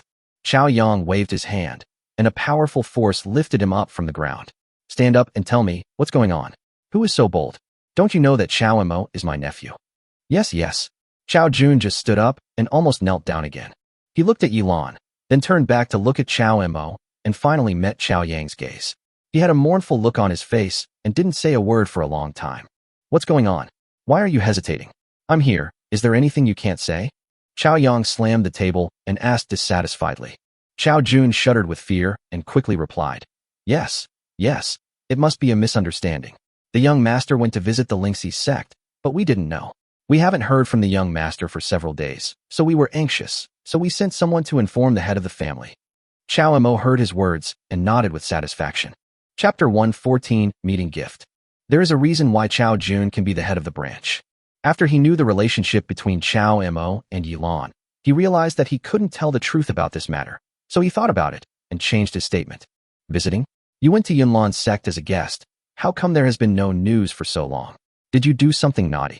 Chao Yang looked at Chao Mo strangely and asked, Haha, this matter is not important. Isn't my nephew fine? Anyway, everything has passed, so let's not talk about it. Second uncle came at the right time, and you can just catch up with my nephew's wedding. I will be getting married in the next few days, and Chao Jun will be in charge. As my parent, you can be a witness for me. How about it? Chao Mo said with a laugh. Wedding? When will it be? How come your father and I didn't know about such a big thing? Chao Yang almost spit out a mouthful of tea when he heard it. He stood up and asked with his eyes wide open. What's going on? Chao Jun, tell me. Also, when you came just now, what did you call him? President? Why didn't you call him young master, but president? Chao Yang pointed at Chao Jun and said in a cold voice. Chao Jun thought the matter was over and was about to sneak away, but who would have thought that this matter would be brought to his head again? Chao Jun immediately complained bitterly and had no choice but to bite the bullet and explain the whole story to Chao Yang. From the moment Chao Mo came to Linen City, the three major families merged, the Linen Association was established, and the mayor of Linen City joined. Chao Mo led his men to win the three cities competition, killed Ji Hong, and directly took over Huiying City, changing the city's name to Linen. He then subdued small families and persuaded Lingxi's sect to join. Step by step, the scale of the Linen Association grew larger and larger. In front of outsiders, Chao Mo asked Chao Jun to address him as the president, in order to highlight his status in the Linen society. The title of young master was only used between the two of them in private, to avoid people thinking that he relied on family influence to get to this point. Although this was originally the reason, the more Chao Yang listened, the more excited he became. He even said that Chao Mo had killed Ji Hong, directly captured Huiying City, and moved into the city lord's mansion. He also praised him highly, saying that he was quite like himself in his past. Chao Mo's deeds were even more exaggerated in Chao Jun's mouth. After the story was finished, Chao Yang looked at Chao Mo with excitement. Good. Moer, you've finally grown up. Chao Yang was almost in tears. He patted Chao Mo's shoulder and sighed. In the beginning, I asked you to come here just to avoid the limelight. I never thought you would be so successful now. It's great. My Chao family has a successor. Chao Yang's look made Chao Mo speechless for a moment, and he could only laugh foolishly. Okay, nephew, pack up and go back with your uncle. Based on what you have done, your uncle supports you to go back and inherit your father's legacy. From now on, the main branch of the Chao family depends on you. Chao Yang said as he was about to take Chao Mo away. Hey, second uncle, wait, I can't go back now. Chao Mo finally grasped the point and said, Can't go back? Why can't you go back? Because of that Lingxi sect? It's just a sect. Come on, I will take you to destroy it. Chao Yang said domineeringly. Yilan on the side looked a little unhappy. Chao Mo smiled awkwardly. Second uncle, have you forgotten that my nephew's wedding is coming soon? Besides, I'm having a good time in this branch. Why should I go back? What grand wedding? You should bring your wife back with you. Without your father's consent, how can you get married? Besides, what's so good about this branch of the family? After you go back, you can have whatever you want, and no one will dare to bully you. You just have to wait for your father to hand the family over to you. Chao Yang said carelessly. Oh, second uncle, we need to discuss this matter further. Chao Emo said helplessly. What to discuss? No discussion. Your father has something to do this time, so he asked me to take you back. If it weren't for the family matters that required his presence, the person in front of you now would be your father, Chao Yang said. But second uncle, you have also seen that I came to this branch, intending to accomplish something before returning. If I give up halfway now, what will happen to my linen? How will other forces view me and my Chao family? Chao Emo refused tactfully. After he finished speaking, he gave her a look. Everyone understood and agreed. If Chao Emo was gone, the Linen Association would be disbanded. With so many people, there would definitely be a lot of trouble. By then, the spearhead would probably be directed at the Chao family. Although he was a branch, he was still a member of the Chao family. He couldn't just leave them alone, right? Chao Yang was silent. He understood that what Chao Emo said made sense. No one expected that this kid would cause such a big commotion here. It is indeed wrong to ask him to give up all this and go back now. Seeing Chao Yang's hesitation, Chao Emo knew he had convinced him, so he continued to persuade him. Look, second uncle, why don't you agree to this? You stay here and attend my wedding before leaving. This way, you can explain to my father when you return. But this branch of the clan is not a long-term solution after all. I only brought you here as a temporary measure. The spiritual energy here is thin. Without the spiritual spring, I'm afraid you won't be able to practice at all. If your practice is delayed because of this, won't your father blame me? Chao Yang said hesitantly. How could it delay my cultivation? Uncle, look at my current level of cultivation. Upon hearing this, Chao Emo immediately displayed all his cultivation abilities. The aura of the Golden Core Realm is revealed. Chao Yang and Shui Banchuan were both shocked. Golden Core Realm? Chao Yang's big hand tightly grasped Chao Emo, and he asked in shock, is this true? You've broken through to the Golden Core Realm? How is that possible? It's only been a little over a year. How did you break through from Qi refining to Golden Core Realm? Slow and steady wins the race. Second uncle, have you heard of this phrase? When I was in the main branch, I didn't show any talent, but now I have just begun to show my potential. If I go back with second uncle like this, won't I no longer be able to show my talent? Chao Emo said proudly. Okay, you have a bright future. Second uncle was right about you. In that case, Chao Jun, you have to arrange the wedding well for me. I want to see my nephew's wedding be the most grand and unique in the whole city. Do you hear me? Chao Yang looked very happy and laughed. Yes, I will ensure that I complete the task. Chao Jun agreed, but he began to calculate in his mind how much gold and silver he would have to spend on this project. Chao Yang temporarily stayed in the city lord's mansion under Chao Jun's arrangement. Chao Emo saw that Yi Lan's face looked a little unhappy, so he stepped forward to comfort her. Madam, please don't blame your second uncle. He doesn't know that I'm getting married to you yet. This is all Chao Jun's nonsense. I can't say anything about him in front of my second uncle. I'll speak up for him later. How about that? Upon hearing this, Yi Lan remained silent, rolled her eyes at Chao Emo, and turned to follow Shui Banchuan to settle her sect disciples. Chapter 115 Growing Up. Soon, the wedding date arrived. Chao Jun personally spent a huge amount of money, and the wedding was particularly grand. This time, with important figures from the main lineage present, Chao Jun didn't dare to keep it simple even if he wanted to. So the whole city of Linen once again witnessed Chao Emo getting married. Isn't it that the president of the Linen Society is getting married again? With such a grand presence, it must be him. Whose girl is this? Why is she so careless as to lend it to such a person? Who among us scholars is not more charming and dashing than him? If you could hold such a grand wedding, I would marry you. The people of Linen City have become accustomed to it. As usual, they would congratulate and chat when they met, and receive tips to celebrate.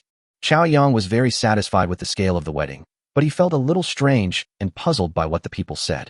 Chao Emo and Yi Lan followed etiquette and stepped forward to offer tea. As Chao Mo's elder, Chao Yang sat on a chair, calmly waiting for his daughter-in-law to serve him tea, feeling extremely proud. Yi Lan presented the teacup politely. Chao Yang took it and was about to speak with satisfaction when he suddenly felt the cultivation of his daughter-in-law. Golden Core Realm?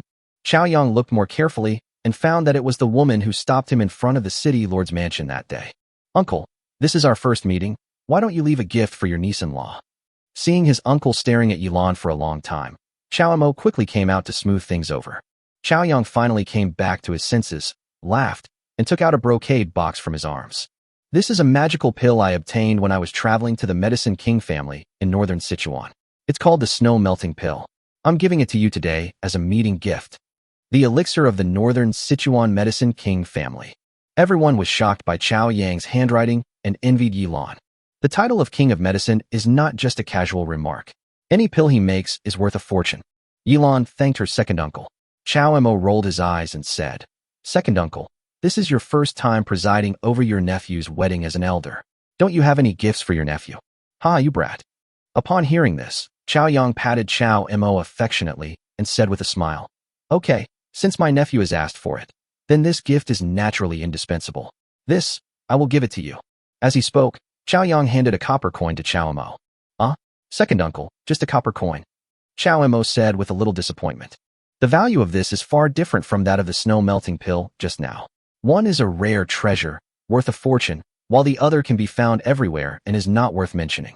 You are still like this, kid. Don't underestimate this copper coin." Chow Yang shook his head helplessly, pointing at the copper coin, and said, "Look carefully and see if there is anything different about the copper coin." When Chow Mo heard this, he thought there was something else going on and looked over quickly. Sure enough, if you don't look carefully, you won't notice this copper coin. There seems to be a mysterious power hidden in it, which makes people fall into it unconsciously. What's going on? Chow Mo came to his senses after Yilan secretly pushed his arm and asked in surprise. Seeing the two's little tricks, Chow Yang smiled and said, "Haha, do you understand the benefits of this? This copper coin is not an ordinary copper coin, but contains the artistic conception of a master. Legend has it that if one can comprehend the artistic conception, even a mortal can be reborn and cultivate to the nascent soul stage." So amazing. Chow Mo was overjoyed when he heard this. "Thank you very much, second uncle." The wedding went smoothly. Afterwards, Chow Yang found Chow Mo. "Nephew, I want to ask you something. Who is your wife?" Chow Yang asked in a low voice. In fact, he wanted to ask during the day, but because there were so many people and it was at a wedding, it was not convenient. "She is the leader of Lingxi's sect." "What's wrong, second uncle?" Chow Mo answered without hiding anything. "What? She's the clan leader?" Chow Yang was startled, then suddenly realized, no wonder, in this remote place, he has already reached the Golden Core realm at such a young age. The leader of Lingxi's sect. "Nephew, your wife is not an ordinary person. You have to pay more attention to her in the future." "Okay, I'll remember that. By the way, uncle, there's something I want you to talk to my father about," Chow Mo said. "What's the matter?" "You can just tell your second uncle. Why do you have to find your father?" Chow Yang patted his chest and took charge. "That's right. Tell everyone in the family that I'm expelled from the family from today onwards, and that my actions have nothing to do with the family anymore. How about that?" "What? That won't do. What on earth are you going to do? This is no small matter. Don't do anything rash. If you have any questions, ask your second uncle and your father first. Don't do anything rash. Do you hear me?" When Chow Yang heard this, he felt something was wrong and kept reminding Chow Mo, fearing that he might do something that would be disastrous. But he also knew that if Chow Mo really wanted to do something, how could he persuade him? "It seems that I have no choice but to go back and have a good talk with Chow Kun. I guess Chow Kun doesn't even know what his eldest son has done in this branch." Chow Yang thought about the news about Chow Mo he had heard from the common people when he went out for a stroll a few days ago. "Nephew, second uncle is going back soon. Your father still needs second uncle for something. If you need anything, just send someone to find second uncle and he will help you solve it." "Uncle, don't worry. I will definitely come to you if there is anything." Chow Mo was quite moved and waved goodbye to his second uncle Chow Yang. When Chow Yang returned to the clan, the first thing he did was to find Chow Mo's father, Chow Kun, and told Chow Kun all the news he had heard from the branch. "What? This kid is married?" Chow Kun was furious. The father, don't know anything about it, and this kid just got married like that?" Chow Yang then said with a strange look on his face, "Not only is he married, but I've heard from the people that this isn't the first wedding of its kind. The president of the Linen Society always gets married with such pomp and ceremony that everyone in the city knows about it. Your son has quite a bit of his father's style back then." Chow Kun was stunned and slammed the table. "Nonsense. This kid is simply rebellious. No, I'm going to catch him right now. This kid is so angry that I'm going to die. By the way, what's this president of the Linen Society you just mentioned?" Chow Kun asked again. "Oh, this is a long story. Come, sit down and I'll tell you slowly." Chow Yang began to imitate Chow Jun and told the story from the beginning bit by bit. When Chow Kun heard what his son had done, he would sometimes laugh, sometimes get angry, sometimes feel quite proud, and sometimes jump up and down to capture Chow Mo. After Chow Yang finished learning everything, Chow Kun sighed. This kid has grown up. Chapter 116 News about Chow Mo. Inside the Longian sect, a gentle breeze blew, and the willow leaves slowly fell. In front of the tranquil lake, a woman in a fluttering silk dress stares at the lake in a daze, her long hair like a waterfall casually spread out, and her light blue dress fluttering in the wind, like a lotus emerging from the water, extremely beautiful. If Chao Mo were there, he would definitely recognize at a glance that this woman was Han Xinqi, with whom he had been engaged. In her hand, she tightly grasped a secret letter that had just been opened. Although she tried hard not to show any expression at the sect ceremony, the waves in her heart still made her unable to calm down. She came to the Heart Lake in the sect alone and stared blankly. The letter described what Chao Mo had done in recent days. Each and every one of them is unbelievable and horrifying. It was unclear whether the flash of longing or loss appeared in Han Xinqi's eyes. Xinqi, you seemed distracted during the ceremony, but what's on your mind? A gentle voice came from behind. Han Xinqi was shocked, and the secret letter in her hand instantly turned to ashes. She slowly came back to her senses, expressionless, and replied calmly, "Without master, I'm just not used to it yet." "Well, then you have to hurry up and adapt. My Longian sect is one of the best sects in the entire dynasty. As my disciple, you will have to attend many events in the future," the man said with a smile. "Disciple will definitely live up to master's high expectations." Han Xinqi nodded and turned to head towards the sect ceremony. The family upgrading conference will be held in the Imperial City soon. All the major families have now begun preparations. Especially the families that were far away from the Imperial City began to count their disciples and rush to the Imperial City. In Linen City, Chao Mo stood on a high platform, his eyes sweeping over the disciples below. You guys, and the rest of you. You've already reached the foundation establishment stage? Then what are you afraid of? Those at the foundation establishment stage can just follow me. There's no need to worry about Linen City. With our city lord Shui here, all of you can just come with me to the conference. Shui Banchuan's face was filled with black lines. It was a good family upgrading meeting, but Chao Mo made such a mess of it, as if they were organizing a group to go out for fun, and he specifically pointed out not to bring him, the city lord. The selected disciples were all very happy. It was a rare opportunity to go to the Imperial City, show themselves in front of many families, and broaden their horizons. Husband, the journey is long, and you need someone to serve you. Otherwise, you can take us with you. Qiu Xiang begged in a low voice in Chao Mo's ear. You are still pregnant. Be good and take good care of yourself in Linen, and wait for me to come back. Chao Mo touched Qiu Xiang's head and said lovingly. Okay. Qiu Xiang also knew that she was pregnant, and it was not convenient for her to travel so far, so she had to give up. But Shui Yingying and the others were all watching eagerly. Firstly, they didn't want to leave Chao Mo, and secondly, in this kind of situation, everyone wanted to join in the fun. Chao Mo thought that as the young master of the Chao family, he always needed a woman to take care of him when he went out, and it was indeed necessary to take his concubines with him. So Chao Mo selected a few concubines who had reached the foundation establishment stage from among his many concubines and had them join the team.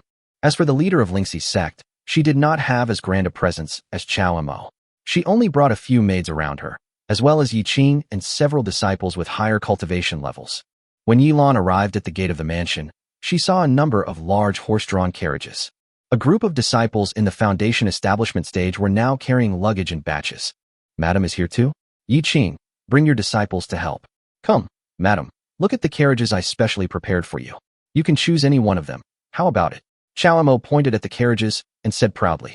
Yilan had seen many families going to the Imperial City. They all traveled lightly, hoping to reach the Imperial City as soon as possible. Perhaps there were some remote residences where they could rest. But people like Chao Mo are really rare. There were 5 carriages alone, and the display was so grand that it seemed as if no consideration had been given to where these carriages would stop after arriving in the Imperial City, where every inch of land was worth a lot of money. Don't forget, you and I are husband and wife in name only, not in reality. Yilan reminded in a low voice. Of course, otherwise of course you and I can ride in the same car, and the journey will be fine. Chao Mo pretended to be surprised and explained.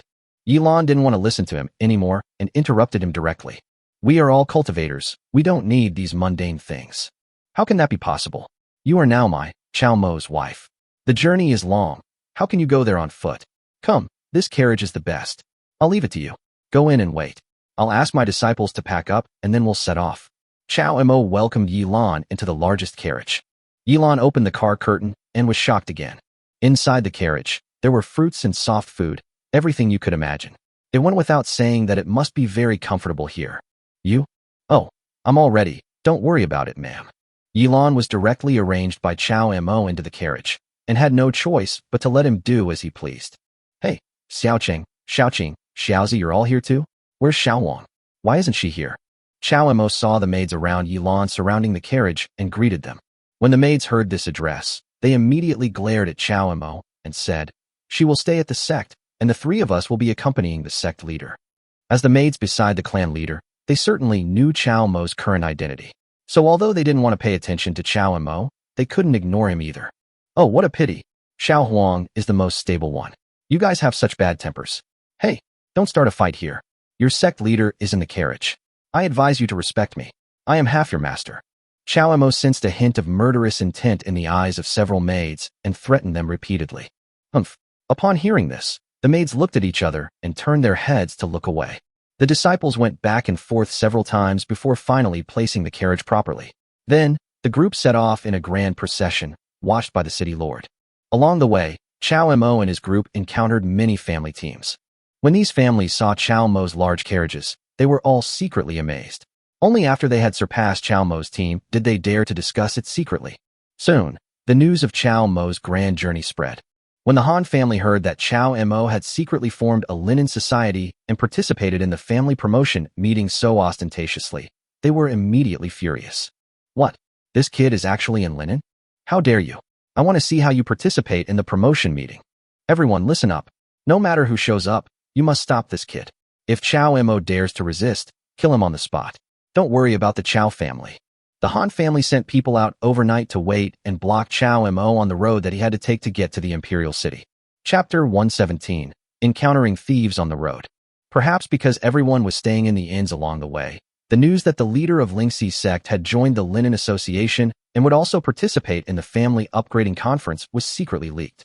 In the imperial palace, the only king of the opposite sex, King Zhenan, held the jade slip that had just been sent back in his hand with a complicated expression. Don't worry, your majesty. I will go and leave them on the road myself. An old man said in a deep voice in the shadows. He is an old servant in the Prince Zhenan's mansion.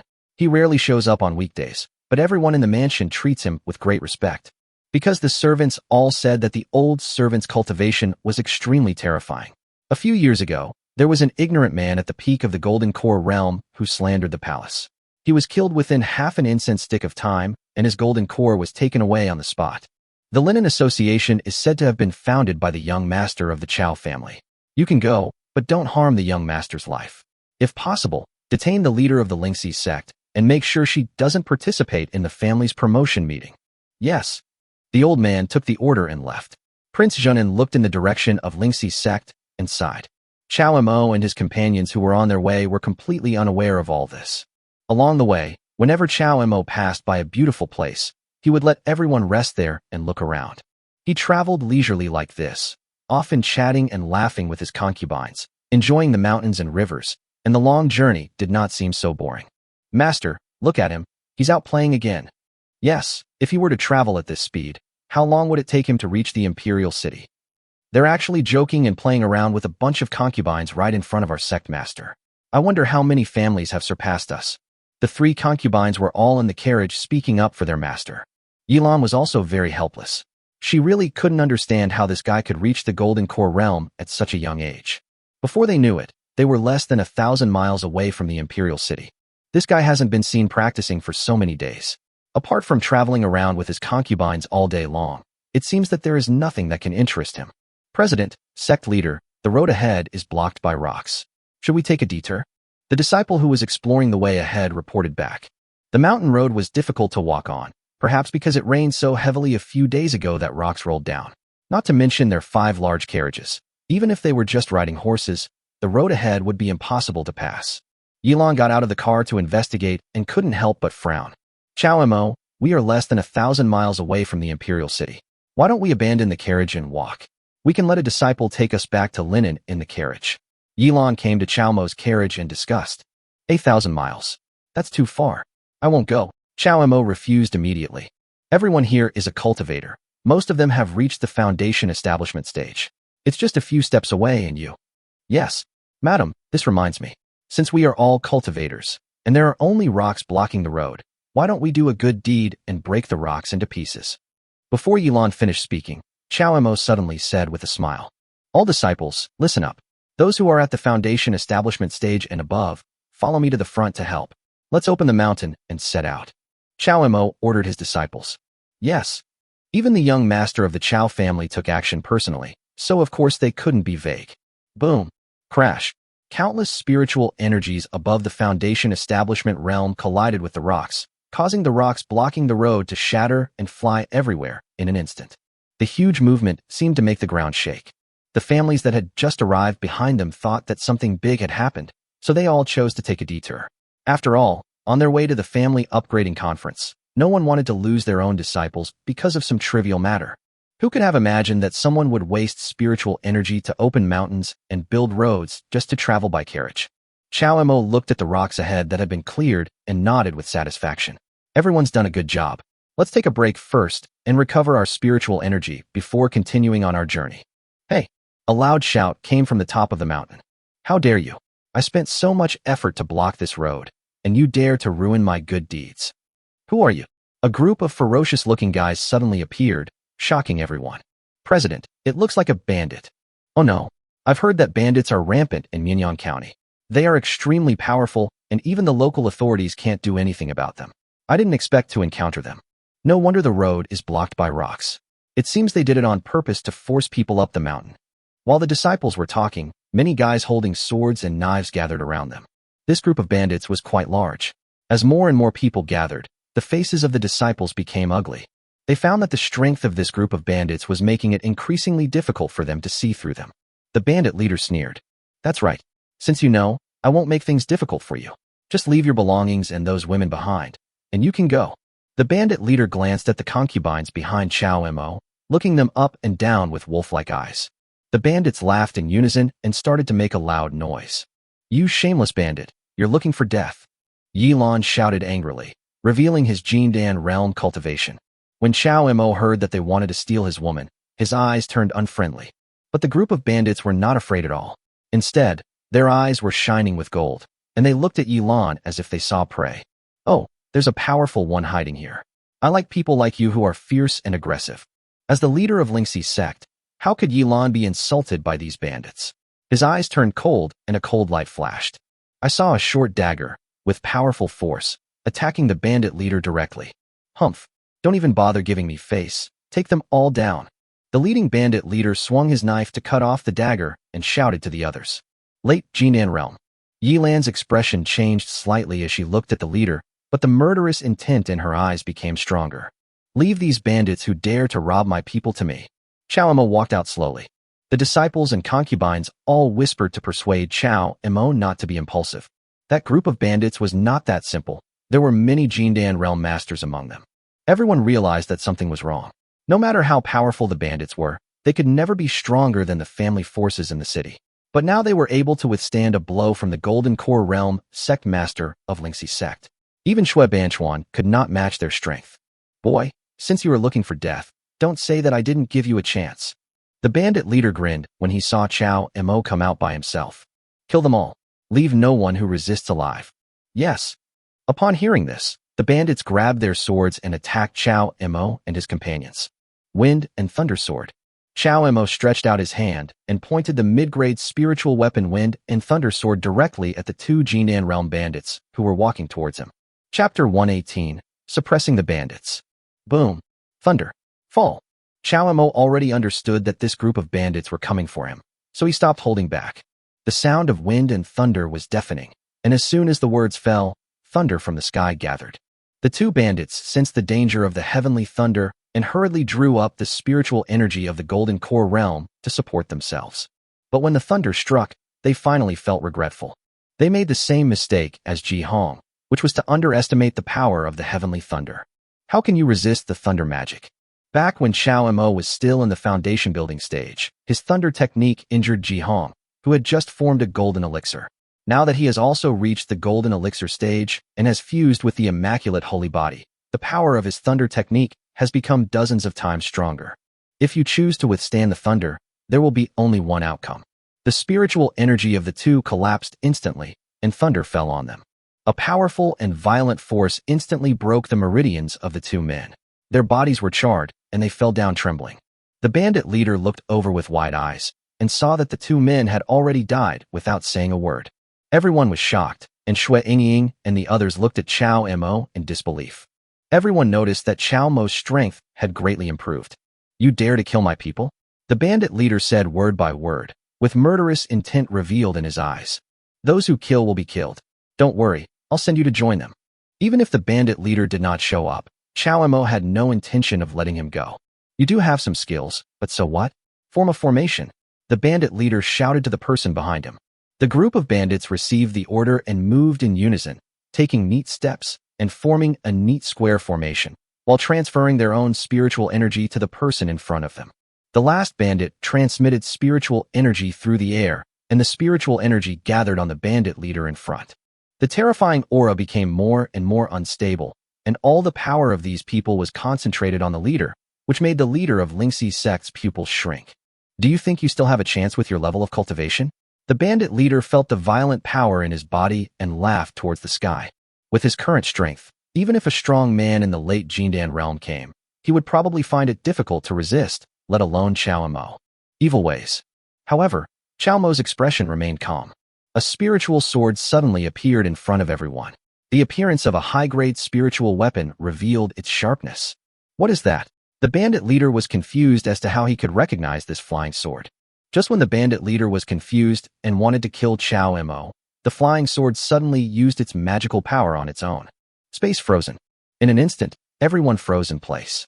The bandit's formation was directly cut off, and everyone, including the bandit leader, stood there stupidly, motionless. The bandit leader who was in the late Jindan realm had his formation broken, and his realm and spiritual energy fell back directly. The time of space freeze is over. Before he could come to his senses, his pupils shrank and all the pores on his body dilated instantly, because Chao Mo had appeared in front of him without him knowing when.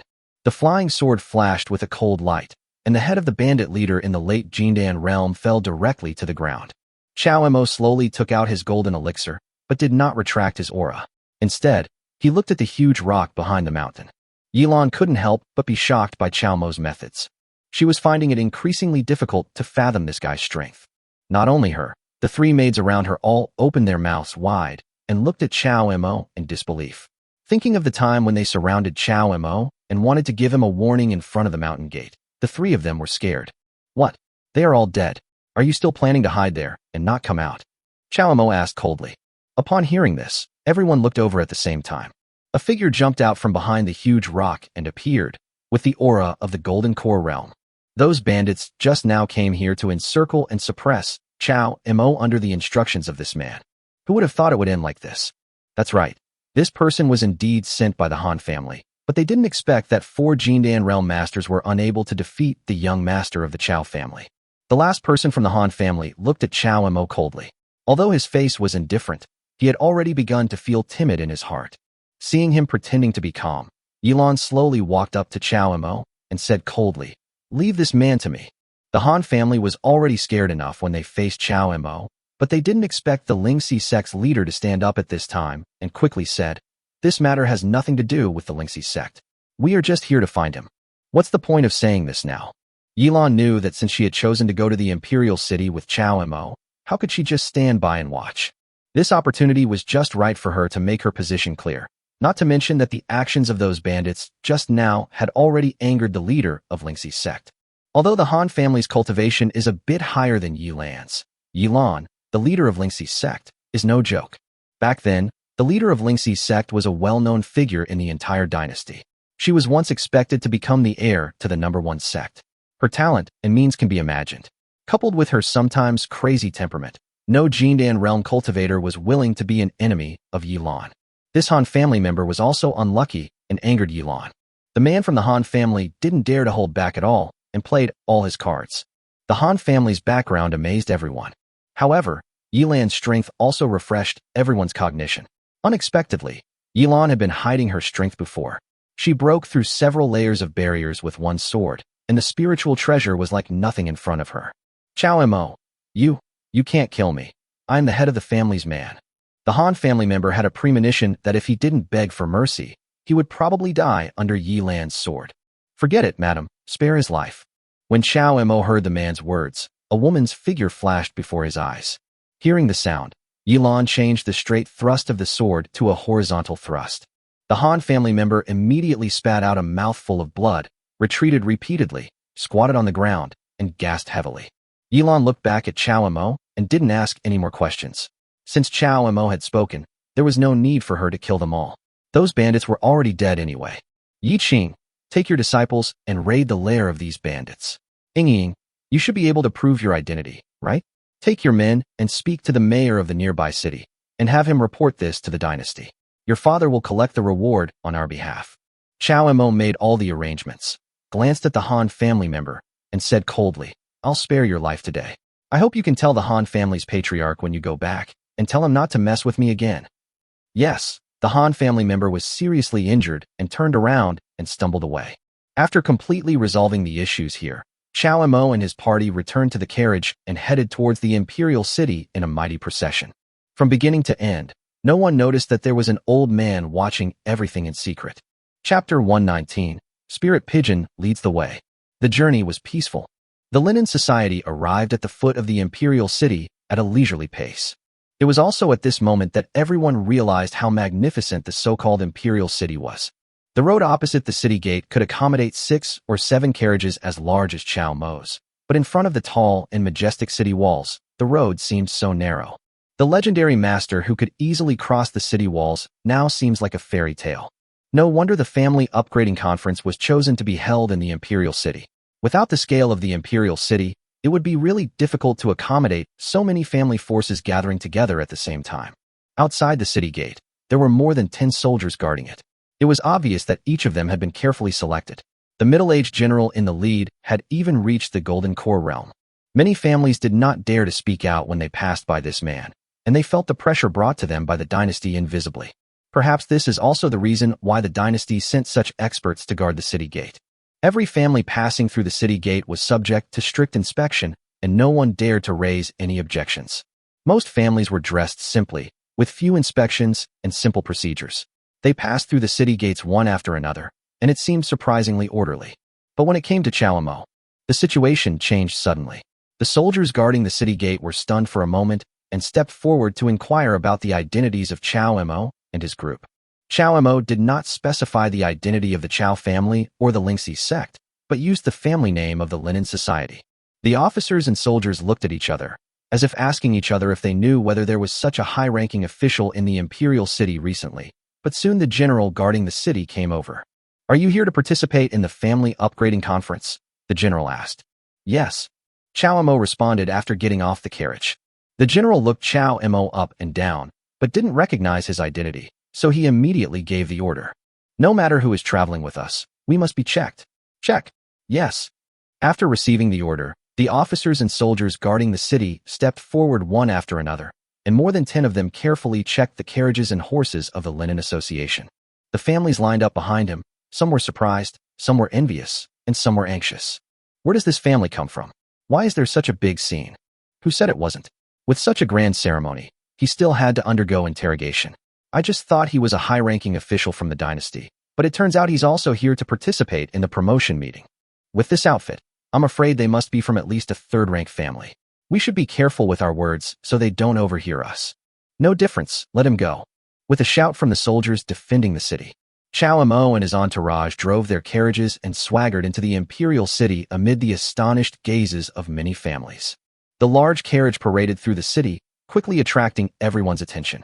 It's not that Chow Mo was deliberately so high-profile, but it was because they had asked at several large inns along the way, but none of them had a place to rest. President, we seem to be late. Most of the inns in the city where we can stay are now full. The disciple stepped forward with a bitter face to report.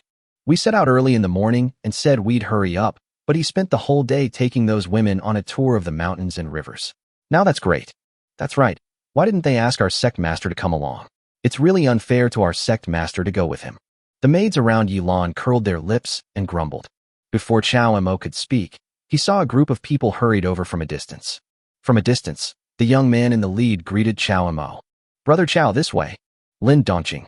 Chow Mo looked in the direction of the voice and saw that it was the foreign aide from Donglin's city, Lin Dongqing, whom he had met several times during the Three Cities competition.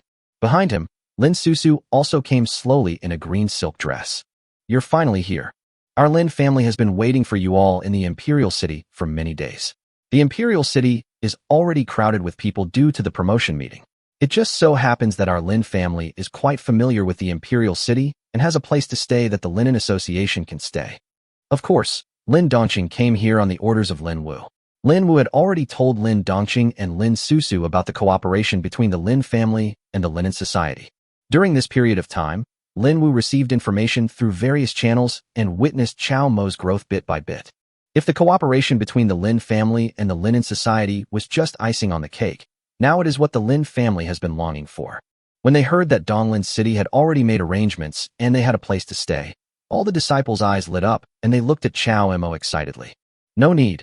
We have our own place to stay. The cold voice of the Lingxi sect's leader immediately dispelled everyone's thoughts. Lin Susu and Lin Dongqing were both surprised when they saw Yilan. They looked at each other and then looked at Chao Mo. Chao Mo was helpless. Since Yilan had already spoken, if he lived in the Lin family, wouldn't that be a loss of face for her, the leader of Lingxi sect? Well, thanks City Lord Lin for his kindness on my behalf. The Linen Club has a lot of carriages and luggage, so we won't bother the Lin family. So it's the leader of the Lingxi sect. Since everyone has made arrangements, the Lin family will take their leave for now. If you need anything, you can come to Shihu Road in the city to find us. We have an old house there that you can stay in temporarily. Lin Susu and the others came quickly and left just as quickly. They left an address, said goodbye to everyone, and went back to the Lin family residence. Everyone looked at the Lin family's backs as they left with disappointment. They had been walking in this huge imperial city for a long time and finally found a place to rest, but they just refused. Master, do you have a place for us to stay temporarily? Chao Mo asked. Where do I have a place? As the president of the Linen Association, you, the young master of the Chao family, have something to do. You don't even have a place to rest, right?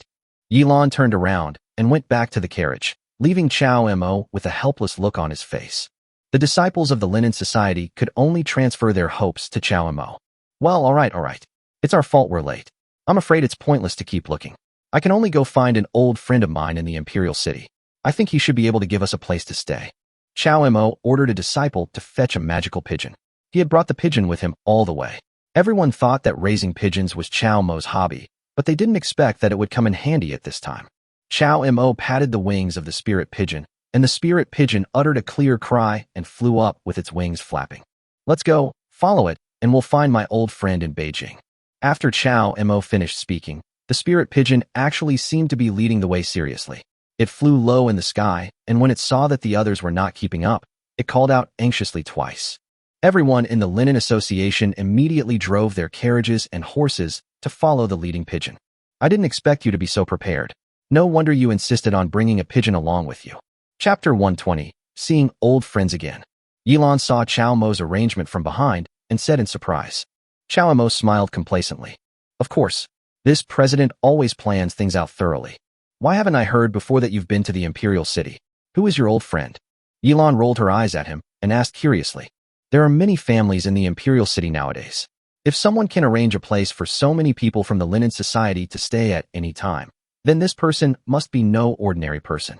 Are you talking about my old friend? It's okay to tell you. He's a young marquis. His father is very famous in the Imperial City. I think he's the king of Zhendong. As Chao Mo spoke, he paid attention to the expression of the Lingxi sect's leader. Sure enough, when Yilan heard the name King Zhendong, his expression suddenly changed, and murderous intent appeared in his eyes. Chao Mo thought to himself that it was just as his second uncle said. The leader of Lingxi's sect had an old grudge with King Zhendong. No wonder his second uncle reminded him before leaving. What's wrong? Does the sect leader recognize him too? Chao Mo asked knowingly. Oh, nothing. Yilan answered casually and got on his carriage. Chao Mo smiled mysteriously. Everything was as planned. The carriage traveled for a long time. It was getting noisier outside. Chao Mo was wondering why there was such a commotion outside the Prince of Zhendong's mansion. The carriage stopped. President, we're here. A disciple of the Linen Society reported. Everyone slowly got off the carriage, and Chao Mo's prepared face suddenly changed color. The concubine beside him and the leader of Lingxi's sect looked at Chao Mo strangely. President, could that spirit pigeon have taken the wrong path? A disciple saw this and had to step forward to help and asked, this is really weird. What's going on? This guy is willing to come to this kind of place. Chao Mo also looked puzzled, looking at the big plaque in front of him strangely. Yaxiang Pavilion. The women at the door were dressed seductively and were surprised to see Chao Mo coming in such a grand manner. Look, isn't that the family we saw on the road with such a grand display? Why are they parked in front of the brothel? Yeah, could it be? No way. Is this family doing something so outrageous? Someone on the road recognized Chow Mo and his group and whispered. Yilan asked with a half-smile. Why? Is the president going to let us stay in a place like this? This? Sir, please come in quickly. We have plenty of room in Yashang Pavilion, and we guarantee that everyone will be satisfied. The woman in front of Yashang Pavilion was of course warmly welcoming when she saw such a grand ceremony. Such a big customer is rare for Yashang Pavilion. No, I'm here to look for someone. Chow Mo explained quickly. Isn't this a misunderstanding? I just boasted that I was reliable, but such a ridiculous thing happened. Fortunately, the spirit pigeon flew into Yashang Pavilion. Not long after, the young Marquis had Chow Mo brought in. Well, you guys go wait for me at the corner over there. I'll go in with the sect master. Chow Mo and his companion were led by several servants through the bustling lobby and arrived at the inner courtyard. The son of King Jindong was actually waiting for them in the inner courtyard. Upon seeing Chow Mo, the son of King Jindong greeted him warmly. Brother Chow, why didn't you let me know in advance that you were coming? I should have sent someone to pick you up. The young Marquis was very happy to see Chow Mo. Chow Mo, however, looked at the young Marquis with a strange expression and asked, It's been many years since we last met. I didn't expect that the young Marquis is having a great time in the imperial city. When the young Marquis heard what Chow Mo said, he immediately understood. He smiled and explained, Haha, Brother Chow, you misunderstood. I didn't know you would come here so suddenly. This brothel is owned by me. It's not a place for entertainment. I just use it to meet some people. By the way, who is this? The young Marquis turned his gaze to Yilan. I forgot to introduce you, the leader of Lingxi's sect, Yilan. Chow Mo introduced. Lingxi's sect. The young Marquis' pupils tightened when he heard that. He silently took a few steps back and stared at Yilan cautiously, with the murderous intent in his eyes fading away. But Chow Mo still keenly captured the fleeting murderous intent. It seemed that the hatred between the two was very deep, and both sides wanted to kill each other as soon as possible. Master Yi, could you please stay here for a moment? Brother Chow, it just so happens that the guest I met today is an old acquaintance of yours. How about you come with me to meet him? Said the young Marquis. Chow Mo turned around and glanced at Yilan, who gave him a look that told him to go without worry. In that case, I will go with the young Marquis to take a look. Lead the way. When the young Marquis saw Chow Mo's agreement, a look of success flashed across his face, and he walked into a secret pavilion in the backyard. Standing in front of the door, the young Marquis made a gesture to invite Chow Mo in, but he did not go in. Instead, he closed the door for him after Chow Mo entered. Chow Mo entered the room and saw only a pretty figure from behind. She was wearing a light blue silk dress, with her hair tied up in a bun on both sides and her soft black hair flowing down, showing her pure and lovely appearance. Woman? Someone from the past? The woman heard Chow Mo approaching and slowly turned her head. Their eyes met. Chow Mo was suddenly struck by lightning. The woman also widened her eyes and covered her mouth with her hands in surprise. Han Xinqi. The person in front of him turned out to be the eldest daughter of the Han family whom he had not seen for many years. No wonder the young Marquis said that he had an old relationship with this person. Although the Han family incident did not make a big deal, many people still got the news. Why are you here? They both spoke at the same time, in unison. But after he finished speaking, both of them reacted. Of course, there is only one reason why I can come here, and that is because the young Marquis has made an appointment with me. I. Han Xinqi looked at Chow Mo with complicated eyes, her heart beating like a deer. She didn't know what to do for a moment, and she clenched her hands tightly in nervousness. In the end, Han Xinqi still didn't dare to face Chow Mo and was about to leave with her head down.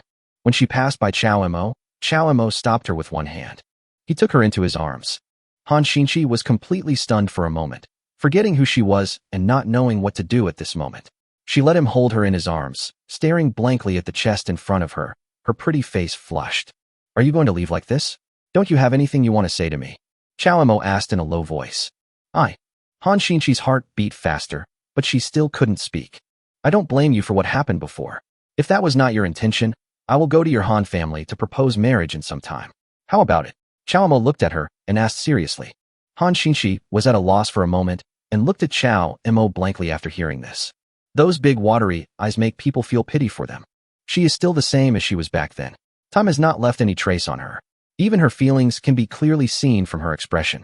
Chapter 121. Everyone has their own concerns. But then, Han Xinqi remembered something, and her eyes suppressed the mist. Her expression turned cold. She broke free from Chao Mo's arms and pushed the door open and left as if escaping. Chao Mo's eyes turned cold instantly as he looked at her back. He could feel it, even though it was just a brief contact. But Chao Mo was sure that Han Xinxi had wanted to express her feelings for a moment, but now her behavior. What's wrong? What's wrong? The young Marquis saw Han Xinxi hurriedly leave, his eyes flickering, and he walked into the room and asked. Chao Mo remained silent. Hey, Brother Chao, did you misunderstand Miss Han? A while ago, she occasionally inquired about you intentionally or unintentionally. She wanted you to come and meet each other, and perhaps the misunderstanding would be resolved, but, hey, this is also my fault. Let's put the past in the past. I'll take you to the front hall to have fun. The young Marquis sighed, his face full of guilt. Are you telling the truth? Chao Mo's sharp gaze startled the young Marquis. He quickly responded with a smile. How could I lie to you? This is of course true. Then why did her attitude suddenly change? That shouldn't be her true intention. Chao Mo recalled Han Xinxi's eyes just now, and became more and more certain in his heart, muttering to himself. The young Marquis seemed to be lost in thought, and said, Could it be because of the Blue Sword sect? That's why. What? Chao Mo turned around and looked at him. This? Brother Chao, please don't be anxious. I just heard some gossip and can't be sure. Seeing Chao Mo's anxious look, the young Marquis continued. I heard that the Han family cut ties with you, Brother Chao, because of someone from the Blue Sword sect. When the young Marquis said this, he secretly glanced at the change in Chao Mo's expression. Actually, I've heard about this a long time ago, but I didn't tell you because I was afraid you might act impulsively. This person has now become Han Xinxi's master. Unfortunately, his feelings for Han Xinxi have become increasingly apparent. Many disciples of the Blue Sword sect have already seen that he has designs on Han Xinxi. Therefore, Miss Han's attitude towards you just now is very likely related to this. As a teacher, how could you covet your disciple? Chao Mo secretly took note of this and raised his head, saying, Yes, I know about this. I brought the Linen Society to the Imperial City to participate in the family promotion meeting. Unfortunately, the Imperial City is overcrowded and the inns are full. That's why I came here to ask the young Marquis for help. It's a small matter, and it's hard to explain. I happen to have a mansion at the west end of the city. No one has lived there for a long time, and only a few servants are left to take care of it. I will ask someone to take you there right away. The young Marquis said generously. As expected, finding a place to rest is not a problem at all for the son of King Zhendong. Then I'll have to trouble you, young Marquis. When you're free someday, we can have a drink and reminisce about the past. After finding a place to live, there were still people waiting outside the door. Chao Mo did not delay and took them directly to the new residence. Before returning to the carriage, Yilan suddenly asked, Do you know how ridiculous the thing you just did is? There was no emotion in the voice.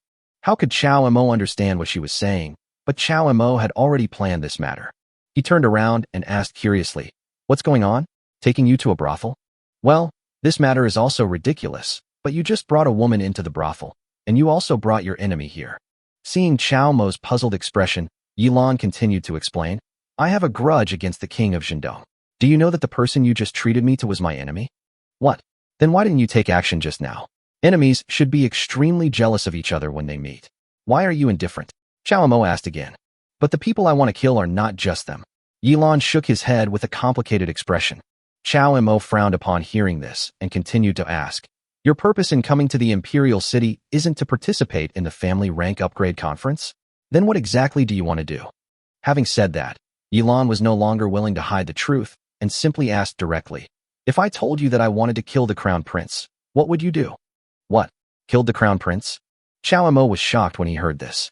He thought that making an enemy with the king of Zhendong was already a huge obstacle, but who could have imagined that the leader of Lingxi's sect would be so crazy? What is the identity of the current crown prince? Even if his father met the prince, he would probably be polite, right? Who?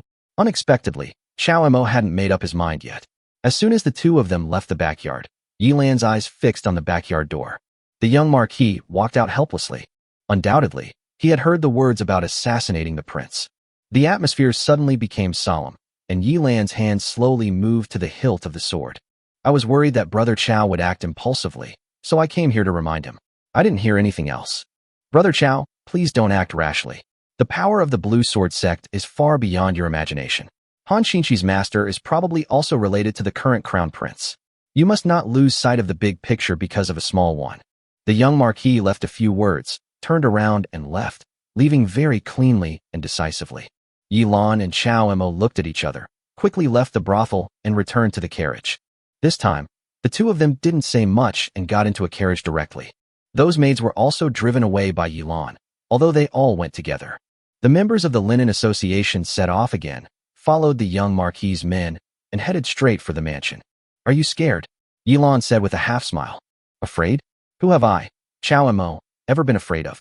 I was wondering, how could you, a mere leader of Lingxi's sect, make enemies everywhere? But don't worry, you are my wife, Chao Mo now. No matter who you have made enemies with before, I will take care of this matter for you.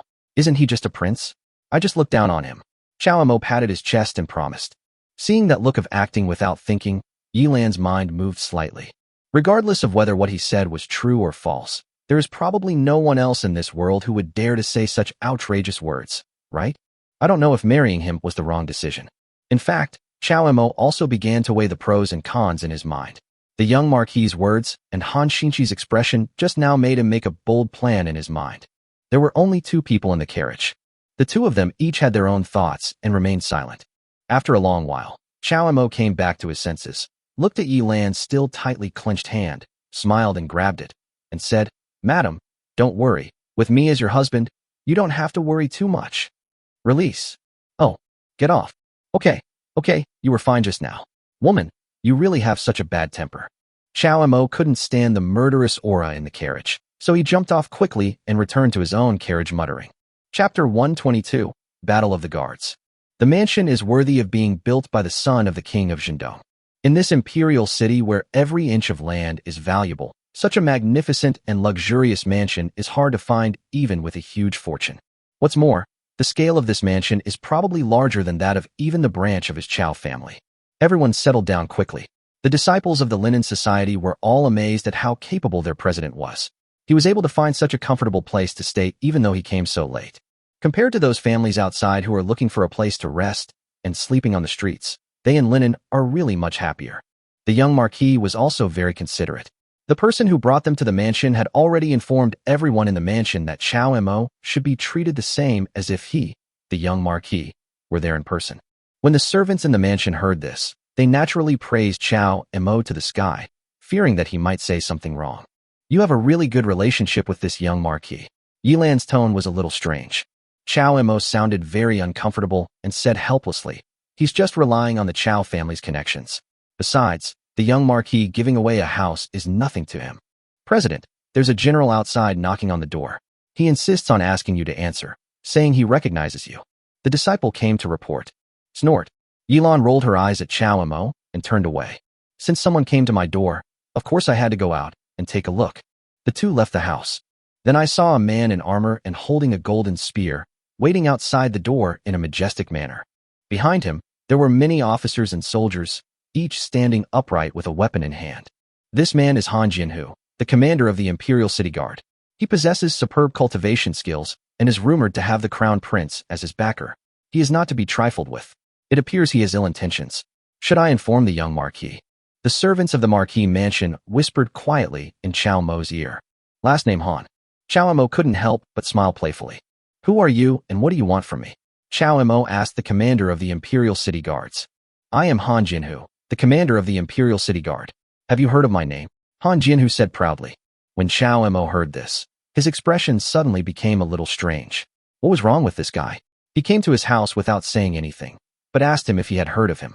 A guard commander, could he be very famous? Han Xinqi, you ignorant boy, is my sister. I am here today to tell you that the Imperial City is not the place for you. Now go back to your Chao family. Do you understand? Han Jinhu pointed at Chao Mo and asked, "What should I do? Trouble has come to me. I can't avoid offending the Crown Prince. Do you dare to follow me and cause a big commotion in this Imperial City?" Chao Mo suddenly laughed, ignored Han Jinhu, and turned to ask Yilan beside him. A hint of surprise flashed across Yilan's eyes, but then she smiled and nodded. She looked even more excited than me. Yes, whether she dares or not. What else is there for her to be afraid of? It's not the first or second time that she has been treated as a lunatic, not to mention that this time it's for her own sake. The Imperial City Guards also have to follow the rules. Do you think you can chase people away from this Marquis mansion? Chao Mo glanced at Han Jinhu with disdain. He's just someone else's running dog. You are looking for death. Han Jinhu's forehead veins bulged when he heard this, and the golden spear in his hand pointed directly at Chao Mo. More and more people gathered around to watch. Such major events rarely occur in the imperial city, and many families are watching. The majesty of the imperial city guard cannot be challenged, but such a big commotion happened outside the marquis's mansion. Han Jinhu was full of vigor at this time, and the aura of the golden core realm was revealed all over his body. The other guards also drew their weapons and rushed forward. If the space in front of the marquis mansion was not spacious, it would not be able to accommodate so many people and form a battle line. Chao Mo didn't waste any words and used his spiritual energy to control the wind and thunder sword and keep it suspended in the air. Since you are looking for death, you can't blame me. Han Jinhu swung his spear, and a golden light pierced straight into Chao Mo's vitals. Chao Mo leaped up, and the magic sword fell from the sky with the sound of wind and thunder. There is no room for maneuver either. Both of their attacks were lethal. If you didn't dodge, you would probably be killed on the spot. The families watching the fight exclaimed in surprise, their eyes shining as they watched them fight. As cultivators, they can gain a lot of experience from the battles between such powerful people. As for the battle between the two, as long as they don't intervene, they will not be affected. With this idea in mind, more and more people came to watch the game.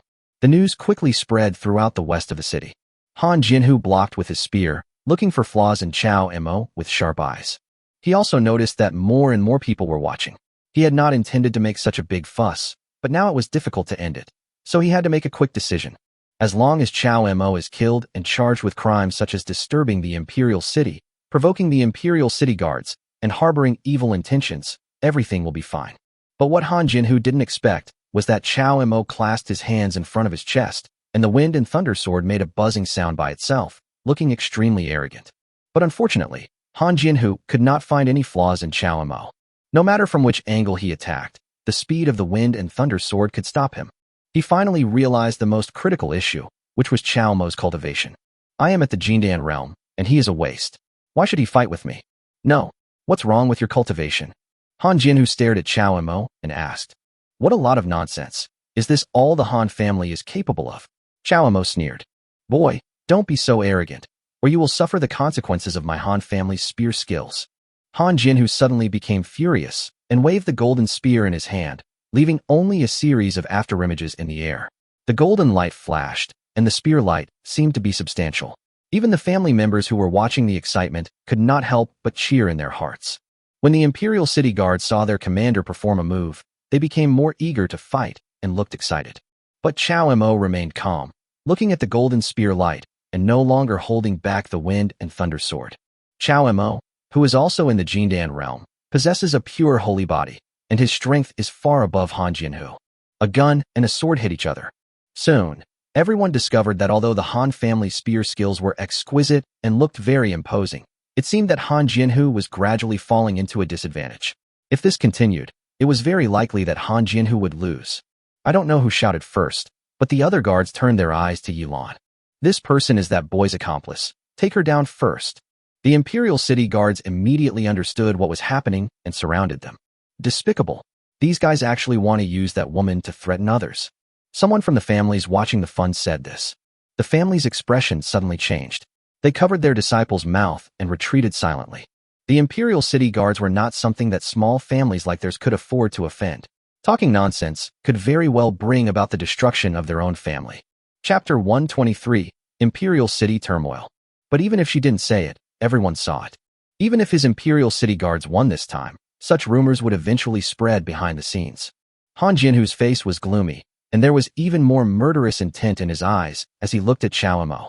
Unexpectedly, this waste now has such strength. Han Jinhu can conclude that Chao Mo also has the cultivation base of the Golden Core Realm, and his strength is far beyond the ordinary initial stage of the Golden Core Realm. His marksmanship, which he was so proud of, didn't give him any advantage at all. Are you done? Is it my turn now? Chao Mo glanced at Yilan on the side, turned around, and looked at Han Jinhu without any worry and asked. Han Jinhu still hadn't realized what he meant. Chao Mo disappeared out of thin air. Han Jinhu's hair stood on end instantly. He looked around cautiously, holding his spear horizontally in front of him, his hands tightly gripping the spear shaft, one in front and one behind. This was his fighting stance. The Imperial City Guards on the side were also fighting with Yilan at this time. Yilan didn't want to attack them, but she didn't expect that these trash would look down on her. The leader of Lingxi's sect was of course furious.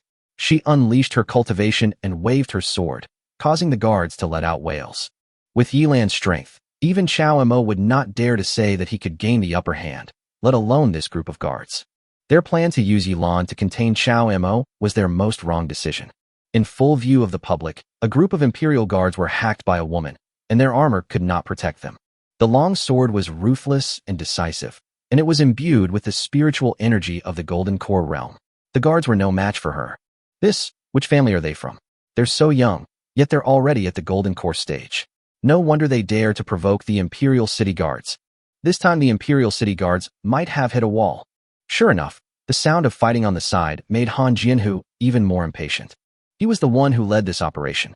If there were casualties among the Imperial City Guards, his responsibility would not be small, and his family might even be implicated. Han Jianhu gritted his teeth and was about to help the guards deal with Yilan. I only heard the sound of a sword behind me. Han Jianhu's hair stood on end, and he turned around in a hurry. The wind and thunder sword collided with the golden armor, creating a string of sparks. The defensive power of the commander's golden armor was so amazing that if it weren't for the protection of the golden armor, Han Jianhu would have been seriously injured even if he didn't die. Han Jianhu only saw the wind and thunder sword, and still did not see Chao Mo's figure, but his back was already wet with cold sweat. He knew that Chao Mo was hiding in the dark, looking for his flaws. Han Jianhu no longer dared to have any other thoughts. He waved his spear and shot at the air randomly. However, a huge fireball appeared invisibly in the air and fell directly down. Han Jianhu didn't expect that the attack would come from right above him. He was completely unprepared, and when he felt the heat wave, it was already too late. Han Jianhu screamed and threw away the flaming helmet. He rolled on the ground to put out the flames. His long hair was scattered and his face was disheveled. He looked extremely miserable for a moment. Haha, what's going on, Commander Han? Chao Mo appeared and asked with a smile. Yilan also stopped. The Imperial City Guards were all injured. They looked at Yilan in fear and retreated back to Han Jianhu. Okay, remember this, kid. This isn't over yet. If you dare to hurt my Imperial City Guards, you'll pay the price sooner or later. Just wait. Withdraw. Seeing that the situation was unfavorable, Han Jianhu was afraid that Chao Mo would kill him, so he left in a hurry with his guards after leaving a threat. The news of the Imperial City Guards' defeat could not be suppressed with so many people watching, and it quickly spread throughout the city. In the lobby of the Chao family, when Chao Kuan heard the news, he burst into laughter. He is indeed my son, Chao Kuan. No wonder he forced me to sever ties with the Chao family. Even the Jindan Realm Guards are no match for him. You're still laughing. Your son promised everything well before. Who could have thought that such a big disaster would happen in the branch? They are the Imperial City Guard. If you don't care, what will be the consequences of this matter? Have you thought about it clearly? The second uncle on the side had a worried look on his face.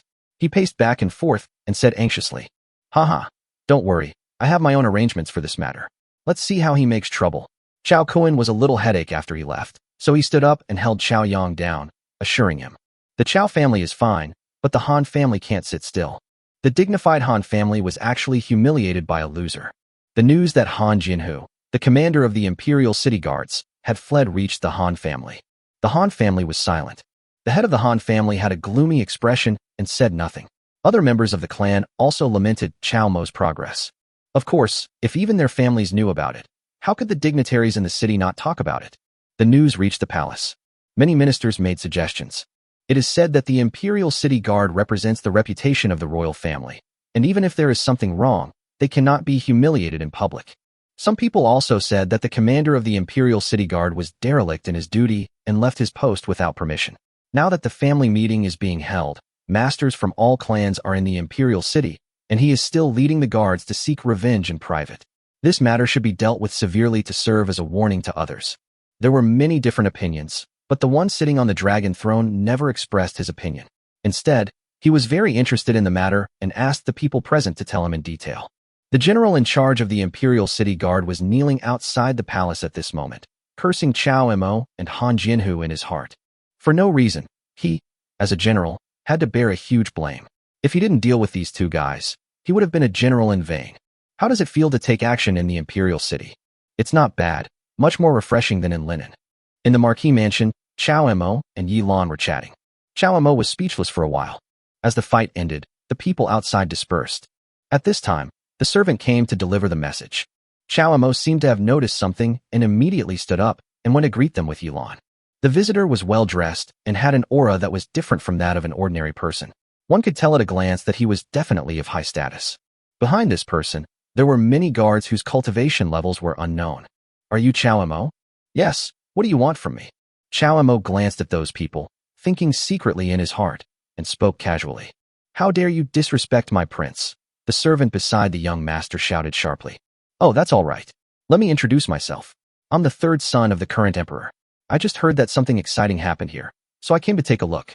So it's His Royal Highness the third prince. My apologies, please come in. Chow Mo pretended to know and said respectfully. The third prince was very pleased with Chow Mo's attitude and asked with a smile, I heard that you just defeated Han Jianhu, the commander of the Imperial City Guard? Chapter 124, Not Taking Sides. Han Jianhu is bullying us by taking advantage of his power. We are just trying to protect ourselves. Yilan's maid thought that the prince had brought people to question her, so she hurriedly spoke out to explain. The third prince met Chow Mo's eyes. Seeing that Chow Mo showed no sign of worry, he asked curiously, Why? Don't you know that you've committed a serious crime? You openly used your spiritual energy to cause chaos in the Imperial City, and even beat the Imperial City Guards in public. This is an offense to the majesty of the royal family. If the emperor blames you, do you know what crime this is? The third prince's serious look made Yilan's eyes flash with worry. Yilan immediately stepped forward and said, I was the one who hurt him. If you have any guilt, come and find me. Seeing Yilan's confidence, the third prince was also stunned. Chow Mo quickly tried to smooth things over. Madam, His Royal Highness the third prince came here with good intentions to give me some advice. Please don't say anything irresponsible. Your Royal Highness, please don't blame me. I will explain the whole story to my superiors. I believe that His Majesty can distinguish right from wrong and will not blame me. Chow Mo already knew the third prince's intention. Even before he started fighting with Han Jianhu, he had already thought of the current scene. It seems that everyone has already thought of a countermeasure. In fact, I know my father very well. I believe he will not show up in this matter. However, there is one person you must be wary of. That is the master behind Han Jianhu, who is also my eldest brother. Han Jianhu is his man. The third prince stopped talking here. Thank you for the reminder, Your Highness. Well, since you are here, I cannot come empty-handed, so I will give you a gift. After the third prince said this, he clapped his hands behind him. Outside the mansion, an old man was brought up, tied up. His eyes were dull, and his wrinkled face looked pale. If one didn't know that he was an extraordinary person, one would probably mistake him for an old man who was about to die. I saw this man acting mysteriously at the door, spying on the Marquis's residence. I had him captured and await his punishment. Consider this a meeting gift from me to you. Yilan was shocked when she heard this. With her level of cultivation, she didn't even notice someone secretly spying on the Marquis mansion. It seemed that this old man was not simple either. Chow Mo didn't expect that the third prince would be so direct. This person had been following them all the way. When Chow Mo sensed something was wrong, he used the eye of truth. In the eyes of Paolong, nothing can escape the light. The old man had been exposed long ago, but Chow Mo was unable to find him because of his extraordinary strength. Looking at the old man, Chow Mo smiled and asked, This gift from the third prince is quite significant. This person was sent by the Prince of Zhendong. Are you really going to give him to me? The third prince was shocked when he heard this. It was just as he expected. Even though the old man had the cultivation level of Yuanying realm, his pursuit still did not escape the eyes of the boy in front of him. It was just that the boy did not expose it directly for some reason. The king of Zhendong and I have no friendship to begin with. Moreover, this is also the Marquis's residence. There is nothing wrong in me arresting a person who has ulterior motives while spying on the Marquis's residence, right? The third prince smiled slightly and stated his position. Looking at the third prince's expectant eyes, Chow Mo knew it was his turn. This generous gift is undoubtedly a bargaining chip to win him over. It all depends on whether Chow Mo agrees. Chow Mo thought for a while and knew that the third prince would not be satisfied if he didn't give an answer, so he had to speak. Thank you very much, Your Highness the third prince. This person does have ill intentions, and I will certainly deal with him appropriately. Your Highness, I came to the Imperial City for the family promotion meeting. I can only find a way to repay Your Highness for this generous gift after the meeting. Okay, then I look forward to your performance at the conference. The third prince nodded with satisfaction. After the family promotion meeting, it would be a good opportunity to see what this kid is capable of. If he is really capable, the third prince would not mind spending more to win him over. If he is just like that, then he does not need to be too close to Chow Mo.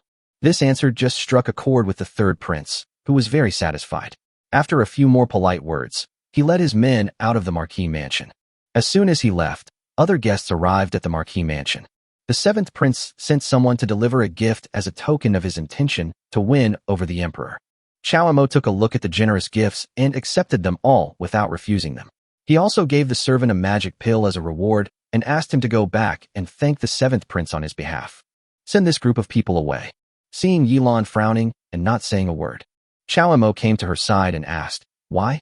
Madam, do you think I shouldn't accept these gifts and become enemies with several princes at the same time?"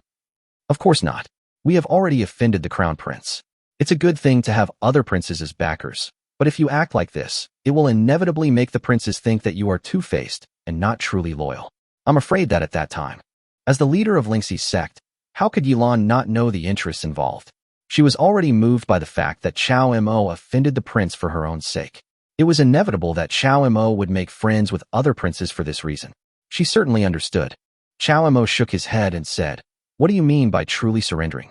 I only accepted the gifts from a few princes. The third prince came in person and presented them to us, so how could we refuse?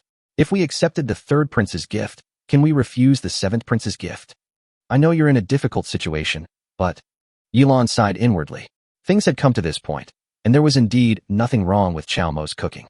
"Don't worry. Does accepting the gift mean I have to take sides? What do the interests between the royal families have to do with a small person like me?" Chao Mo smiled and patted Yilan's shoulder, comforting her. "What do you mean?" Yilan was stunned. "The current emperor is in his prime. Who knows his cultivation? As his realm grows, his lifespan will also be extended. The emperor is still on the throne. Why should I choose between these princes?" Chao Mo smiled slightly and expressed his thoughts.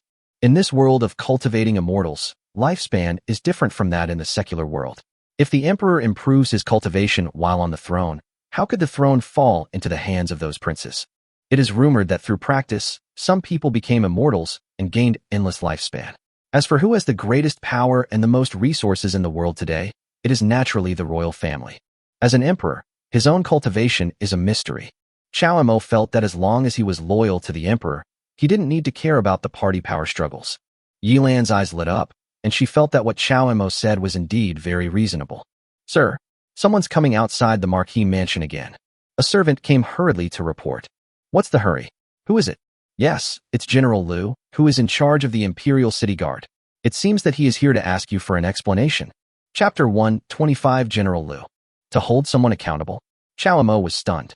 When Yilan saw him leaving the house, she hurriedly followed him. It was just as the following person said. In front of the mansion gate, a big man with a black face, wearing armor and a sword hanging from his waist, stood there with a terrifying aura. When he saw Chao Mo leaving the palace, he was stunned at first. He obviously didn't expect Han Jinhu to be defeated by this kid. Then he asked coldly, "It was you who attacked my Imperial City Guards?" After beating the younger one, the older one comes? "Are you from the Han family?" Chao Mo asked with a frown. "Bullshit. I'm the general in charge of the guard army and have nothing to do with those families." General Liu said angrily. "Then don't you know that this happened because your Imperial Guards blocked my house and shouted for war and killing? So you ended up like that? Why did you come here?" Chao Mo asked again. "No matter what your reason is, it's because you beat up my people and caused me to be scolded for half a day in the palace. Tell me, who else should I look for if not you?" General Liu didn't waste any words and directly explained the reason. Chao Mo was speechless for a while. Chao Mo originally thought that General Liu was also from the Han family and came here to avenge Han Jinhu. It seems that this guy came here to vent his anger on me because he was scolded and angry. "Boy, come on, fight me if you're brave enough. If you win, it's fine, but if you lose, I'll throw you out of here." General Liu patted his armor with his big hands, making a crackling sound. Chao Mo looked around and saw that the gate of the mansion had become lively again because of the general's arrival. "I'll fight with you. I was the one who hurt your people," Yilan said coldly. "Humph, then you all come together, or you won't say I'm bullying you." He just waved his hand, and the red cloak on the armor was thrown behind him. Spiritual energy surged and gathered, and the aura emanated from his body. He is actually at the peak of the Golden Core realm. No wonder he came here to vent his anger, even though he knew he was no match for Han Jinhu. Although they are both golden elixirs, there is a huge difference between the early stage of the golden elixir realm and the peak stage of the golden elixir realm. Just looking at this person, his aura is strong and his spiritual energy is condensed, which gives people much more pressure than Han Jinhu. Chao Mo and Yilan looked at each other, their eyes becoming more serious. The two of them prepared for battle at the same time, and did not dare to be careless at all. Good. Han Jinhu has reached the Golden Core realm at such a young age. It's worth it for him to lose to you too. General Lu saw the cultivation level of the two at a glance and said in surprise, "He is not worth the two of us taking action. I am enough." Chao Emo sneered. "Boy, you are so arrogant. Today, I will let your elders teach you a lesson and let you know how powerful the Imperial City Guard is." General Lu stomped his feet on the ground, jumped high, and punched Chao Emo. The fist was filled with powerful spiritual energy. Chao Emo didn't dare to take it head-on and dodged it. General Lu's fist hit the ground directly, and the hard ground cracked, with a piece of gravel stirred up in the center. Everyone watching the excitement around exclaimed in surprise, "What a powerful force!" Chao Emo dodged to the side and stared closely at the man's movements. Seeing this, Yilan's madness came back, and she actually imitated General Lu and punched him from behind.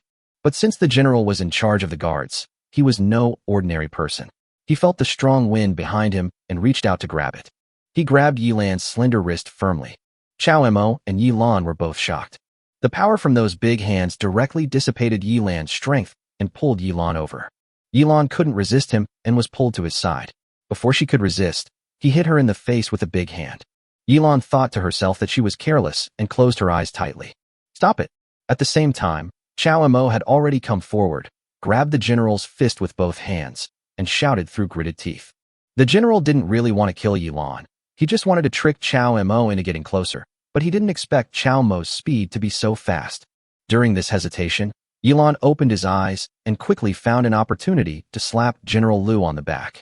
General Lu let go of her wrist in pain, and Yilan used the force to move away.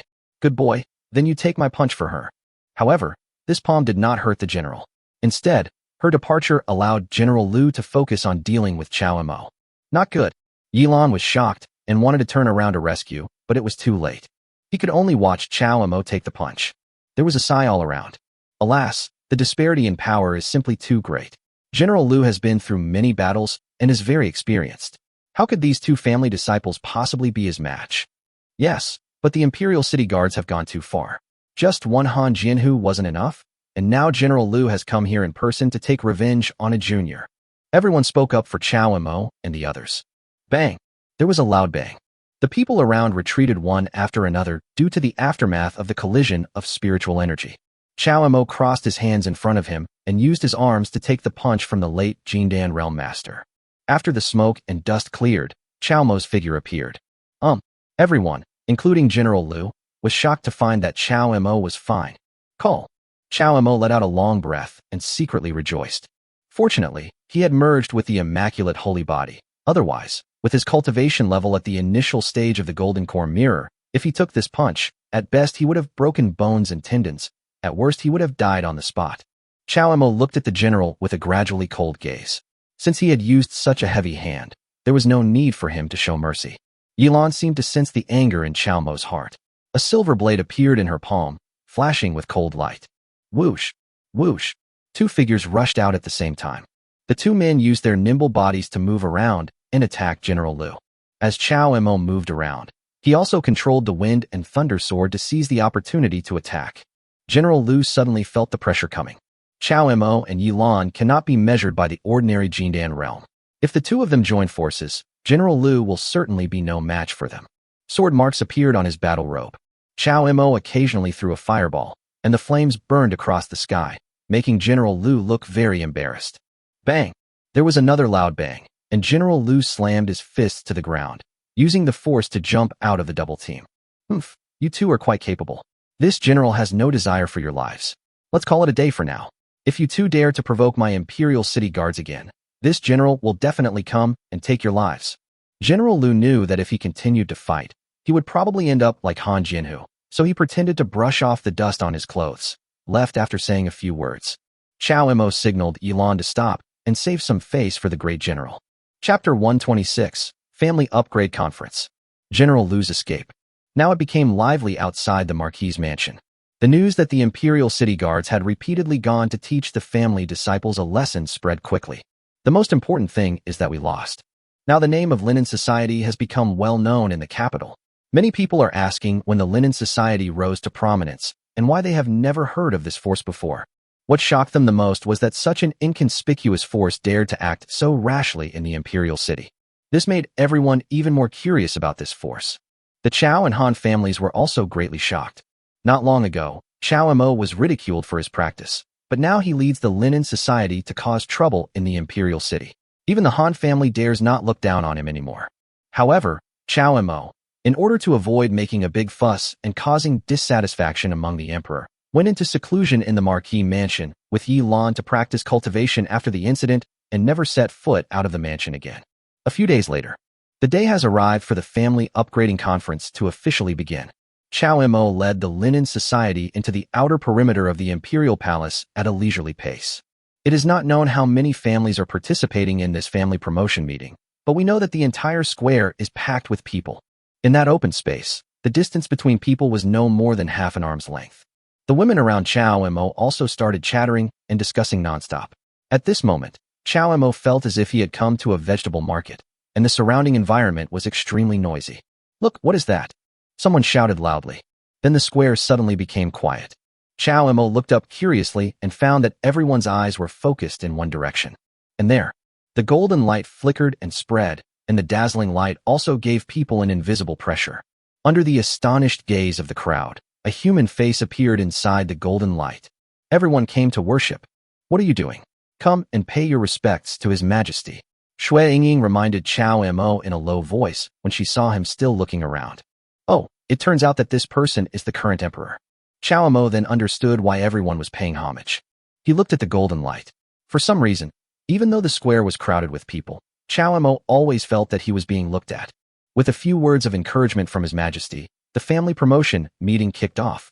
The golden light dissipated, and the next rules were read out by the chief steward of the palace. The Family Sacred Products Conference is still based on the strength of the family.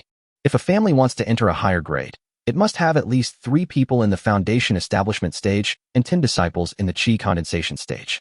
As for the regulations on family rank, they are even more complicated. Chao Mo only listened to the general idea and was too lazy to listen further. Anyway, Chao Jun would explain it to him later. The general meaning is that this family upgrading conference determines the assessment of the family's grade. Outside the palace, a passage leading to the trial ground will soon open. It is a small, incomplete world. There, everyone has to hunt as many monsters as possible to earn points. Chi Refining Realm, 1 point. Foundation Establishment Realm, 10 points. Golden Elixir Realm, 100 points. Nascent Soul Realm, 1,000 points, and so on. If an 8th or 9th grade family wants to maintain its rank without lowering its rank, 10 points are enough to maintain the rank. A 6th or 7th grade family needs 100 points, a 4th or 5th grade family needs 1,000 points, and a 2nd or 3rd grade family needs 10,000 points. As for a 1st grade family, it cannot do so by relying on these points. If you want to upgrade your family's rank, in addition to meeting the requirements for family upgrade, you also need the corresponding points to maintain the rank. Only disciples below the nascent soul stage can enter this incomplete little world. After the general rules were explained, each family began to prepare to enter, followed by a deafening sound. Above the square, a stone statue slowly raised its arm. General Liu, whom they had met before, was holding a jade token in his hand. Streams of spiritual energy emanated from the jade token and entered the body of the stone statue, as if it were a substance. After the stone statue absorbed the spiritual energy, it seemed to come alive. He raised his arms high and chopped down with an axe. A dark crack continued to expand. Everyone could feel the dangerous aura coming from the crack at this moment. "What's this? You don't understand, right? This is the teleportation point for the Family Sacred Product Conference.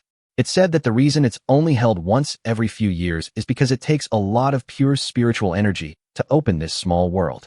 Some people were talking in low voices. "Quiet. All families, prepare to enter the Grand Trial grounds. The Grand Trial of Family Sacred Products has officially begun. Your family's rank will be determined by your achievements today. For your family and for yourselves, do your best."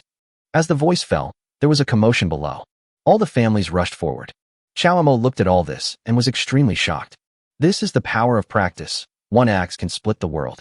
He is now in the Golden Core Mirror stage, and the terrifying blow of the axe just now made him feel his own insignificance. No wonder they are all working hard to practice. In front of such strength, the Golden Core is nothing but an ant. The families were teleported out of the crack and into the broken little world. Seeing other families rushing in, Everyone looked at Chow Mo strangely. President, aren't we going in? Why rush? I heard it's very dangerous in here. Just stay with me when the time comes. There's no rush. Chow Mo took the fruit from Jihua's hand and spoke slowly while tasting it. After seeing him finish eating, Jihua took out a white handkerchief from her sleeve and wiped his mouth. The scene seemed as if the young master was at home. Among the people present, no one was as relaxed and at ease as he was. After he finished eating the fruit, Bai Lu handed the bamboo tube that she had been holding in her arms to his mouth. Before, everyone thought that this was some kind of precious spiritual weapon, and Bai Lu had been holding it in her arms. It turned out that what was inside was Chow Mo's favorite drink, 100 Flowers wine. Someone happened to glance at Chow Mo and was stunned and extremely envious. Not far away, a graceful figure was gazing at the group of beauties surrounding Chow Mo.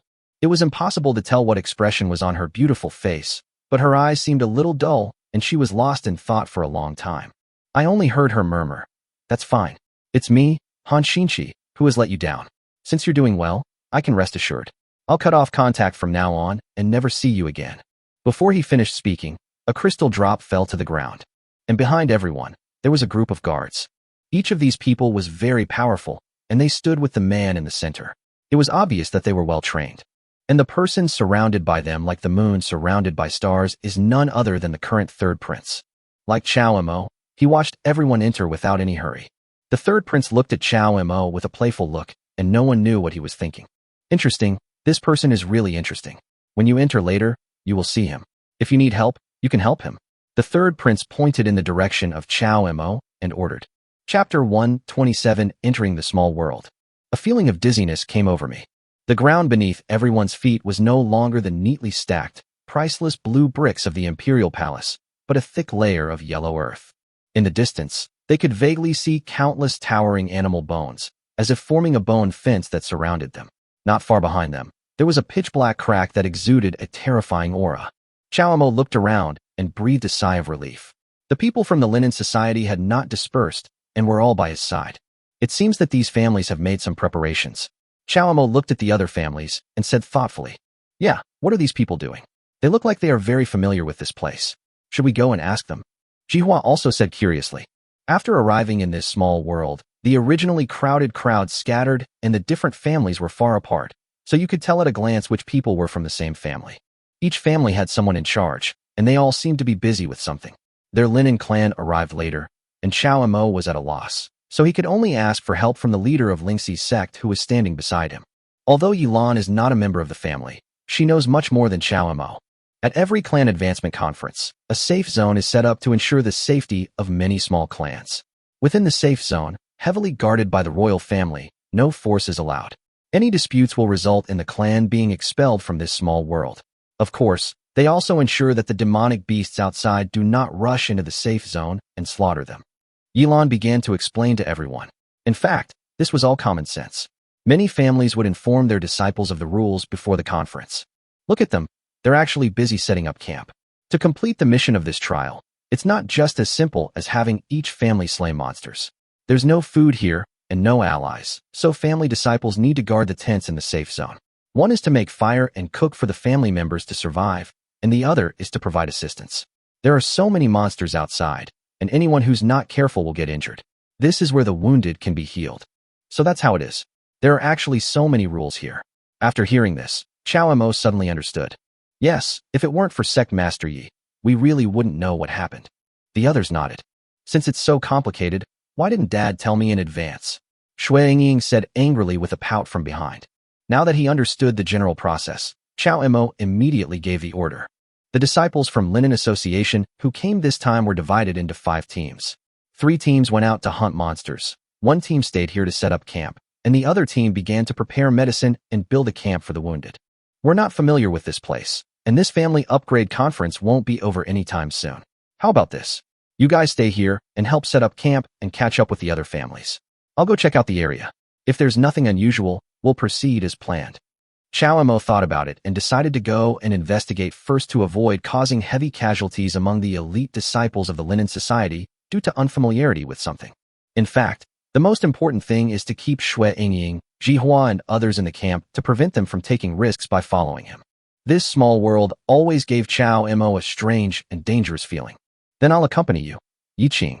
You stay here and keep an eye on the camp for me. If anything happens, remember to send a signal. Yilan instructed Yi Qing and followed Chao Mo's footsteps. Why? Does your Lingxi sect have any special means of communication? Chao Mo asked curiously. Of course, every sect has a special method of communication. Isn't that normal? Yilan responded indifferently. That's normal. Why did you come with me? The spiritual energy in this small world is far richer than the world we were in before. Even without the spiritual spring, the spiritual energy is still abundant. Even if you do nothing here and just practice, you will benefit a lot. Although you are the young master of the Chao family, you know very little about the family promotion conference. Without me, I'm afraid you won't be able to move forward. Yilan said stubbornly. The two walked side by side. We passed by the tents of many families along the way, and these families rushed in right away just to fight for territory. You can't fight here, so first come, first served. This safe zone is large enough to accommodate all families. The safe zone is protected by the royal family and is safe enough, so the closer you are to the family inside, the more time you will waste on the road. The camp close to the edge of the safe zone will naturally save you a lot of walking time. Chao Mo secretly cursed these families for being so cunning, but since no one in the Chao family had told him, there was nothing he could do about the result. That's the exit from the safe zone. Once you leave here, there will be no royal interference in the outside world, and everything will be without rules. Yilan said, pointing to the front. Let's go and take a look first. Chao Mo nodded and rushed out first. There were many soldiers from the imperial city stationed here. As Chao Mo walked along, he found that among the patrolling soldiers, there were many Jindan realm masters. Now, the general sitting high on the terrace exuded an aura that was probably at least at the Yuanying realm. When Chao Mo passed by him, the general just glanced at him and said nothing more. After the two left the safe zone, they were surrounded by disciples from various major families, who could be seen not far away. As for the monsters, there were quite a few of them, but they were only in the chi refining stage and posed no danger. Chao Mo immediately asked Yilan to send a message to the other 3 teams of disciples in the camp, allowing them to go out hunting. After all, the family's performance is based on a point system, and more people mean more strength. The monsters here are too low level. Let's go inside. Good. Since Yilan chose to join him in participating in this family upgrading conference, of course he would not take a break. Relying on their cultivation, the two of them killed many chi refining stage monsters along the way. Not long after walking in, Chao Mo suddenly stopped. What's wrong? Yilan asked curiously. Haven't you noticed that we haven't encountered any chi refining monsters in a long time? Chao Mo asked. When Yilan heard this, she was also surprised to discover this problem. Even outside the safe zone, there are chi refining stage monsters everywhere. This place is already some distance away from the safe zone, so why are there no monsters? Yilan was about to ask Chao Mo why, but her expression suddenly became serious because she saw a monster walking towards them. Chapter 128, 100 points were stolen. The sky is filled with yellow sand. Indistinctly, a giant lizard was crawling close to the ground. Its back was covered with hard scales, its body was several feet wide and about 3 feet long, and its huge tail dragged on the ground, constantly raising dust. It also intentionally concealed its aura, and its cold eyes had already regarded Chao Mo and Yilan as its prey. This guy doesn't seem so easy to deal with. Yilan's hand slowly touched the hilt of the sword. It's also very smart. It knows to use the yellow sand to cover its body. It is said that there is a clear hierarchy among monsters. Weak monsters can only be driven away, while powerful monsters have their own territories. It seems that we have set foot in its territory. Chao Mo said with great interest. A monster in the Golden Core realm, 100 points. Chao Mo said with a smile. You'd better take it down first. Yilan rolled his eyes at Chao Mo. Although the monsters in the Golden Core realm are more powerful than ordinary humans in the Golden Core realm. But after all, there was only one of them, and Chao Mo and Yilan were both strong enough to crush those in the early Jindan realm, so they were not too worried. Roar! The giant lizard seemed to realize that it had been discovered, and roared, rushing towards Chao Mo. Don't be fooled by its huge size. Its foreclaws can push the ground at a very fast speed. It was only a few dozen meters away, and in just a breath, the guy rushed over. Bang! The first thing he did was a tail whip. The scaly tail swung over. Chao Mo raised his sword to meet the attack, but felt a huge force that made his palm go numb. Fortunately, Chao Mo used his spiritual energy to dissipate the force, otherwise it would have suffered internal injuries. This guy is really strong. Don't fight him head-on. Chao Mo shook his wrist and reminded. Only you would compete with this giant lizard in strength. Yilan responded speechlessly. Everyone knows that the body of a monster is its greatest weapon. After training, all monsters possess a body far superior to that of humans, not to mention endurance and speed. Chow Mo chuckled, knowing that his previous attempt was a bit stupid. He swung his wind and thunder sword. There was a flash of lightning, and before the giant lizard could even open its mouth, it was frightened by the sword intent of the wind and thunder sword and shrank back. Then Chow Mo bent his fingers slightly, and the wind and thunder sword, driven by spiritual energy, flew back out of thin air. Only 2 strikes of the sword struck the giant lizard's hard scales. The mid-grade spiritual weapon chopped on its scales, but only left a few white marks. Roar! The giant lizard felt that it was injured by Chow Mo, and suddenly became furious. It stared at Chow Mo and rushed forward. Yilan on the side also found an opportunity at this time. While the giant lizard was not paying attention, her flying sword also chopped at the place where Chow Mo had just chopped. Sparks flew. There was a crackling sound of metal rubbing against each other between the magic sword and the scales. Yilan was unable to break through the giant lizard's defense. The monitor lizard was attacked by surprise. It turned its head to look at Yilan, roared, and swept its tail over. Yilan quickly dodged and looked at the giant lizard cautiously. This guy is really hard to deal with. Although he is only in the early stage of the Golden Core realm, his hard shell is difficult to be damaged by the sword. The monitor lizard's attack power should not be underestimated. In a rage, it aimed at Chow Mo and bit him. "I've been waiting for you." Chow Mo's eyes lit up, and the wind and thunder sword turned into a stream of light and directly inserted into the giant lizard's mouth. No matter how hard its shell was, it was soft inside. When the wind and thunder sword chopped it, the giant lizard immediately let out a series of shrill screams. The huge reminder kept rolling on the ground. 100 points. Got it. Chow Mo walked up the mountain with a smile and got his first 100 points. The monitor lizard died quickly, lying on the ground unwillingly, looking at Chow Mo in fear. I thought this monitor lizard was good at hiding, but I didn't expect there were 2 people following it. With the eye of truth, Yilan quickly discovered the disciples of the 2 families behind him. Who? Upon hearing this, Yilan asked coldly towards the dust in front of him. Don't be hasty. My 2 brothers have been chasing this monster for a long time. Thank you for stopping it, the man said with a smile. What do you mean? Are you going to rob it? Yilan asked. Hey, don't talk nonsense, woman. What do you mean by robbing? We discovered the monster first. It was seriously injured and fled. You met it, but you didn't kill it. So the monster should still be ours. The man said in a puzzled manner. You wish. Yilan scolded angrily. What's the matter? Are you 2 trying to snatch the monster from us? The man was not in a hurry. He seemed to have expected Yilan to react like this, and asked slowly. If you really discovered it first, why didn't you take action for a long time? Besides, this giant lizard was clearly in its prime before it met us. How could it be injured? Yilan said angrily. The injuries we caused are all internal. It's normal that you can't see them. No one will use external force to attack this giant lizard, so of course we have to find a way to destroy it from the inside. The 2 men continued to argue shamelessly. This is because there was no one present. Otherwise, anyone with a discerning eye could see that these 2 guys were clearly here to take advantage of the situation. Not only Yilan, but also Chow Mo could not agree to it if someone tried to extort points from him. The wind and thunder sword was unsheathed and hovered in front of everyone. Either leave or die. Chow Mo threatened directly. Who are you trying to scare? We brothers are least afraid of threats. Kill this woman first. The 2 hesitated for a moment and gritted their teeth. They attacked at the same time and headed straight for Yilan. Snort. Yilan snorted coldly. If you think that she is easy to bully because she is just a woman, then you are totally wrong. As Yilan waved his hand, a cold light flashed. The 2 guys were startled and quickly moved away. The 2 men looked at each other, and a streak of light flew out, and the demon core inner elixir on the giant lizard was taken away by the 2 of them. The monitor lizard suddenly wilted, its eyes gradually lost their shape, it lay on the ground, and its vitality began to dissipate. These 100 points were stolen by the 2 of them, and Yilan was furious. The 2 men laughed loudly and threw a sandbag at Chow Mo and the others. The sandbag exploded in the air, and the spiritual energy gathered into a vortex, stirring up the surrounding yellow sand again, and the vision blurred in an instant.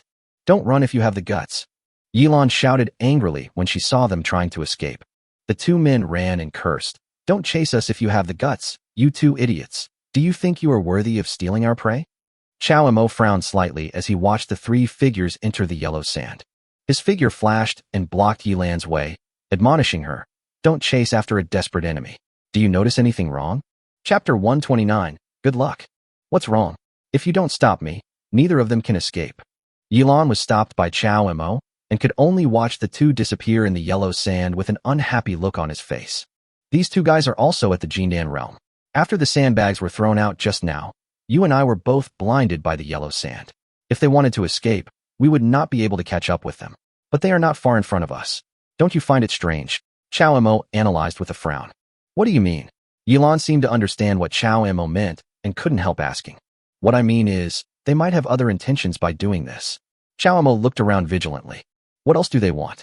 The giant lizard has been taken away by them. Do they want to take our things? Yilan frowned when he heard this. I don't know. I'm not sure right now. Let's keep chasing them and see what they're up to. Chow Mo thought for a while, but had no idea for a moment. The two of them rushed towards the yellow sand. Soon, Chow Mo's gaze penetrated the dust. The eye of truth directly captured two strange figures. Aren't they the two guys who stole their giant lizard demon core inner core before? They haven't escaped far yet. As if waiting there. Chow Mo's eyes moved and his gaze turned.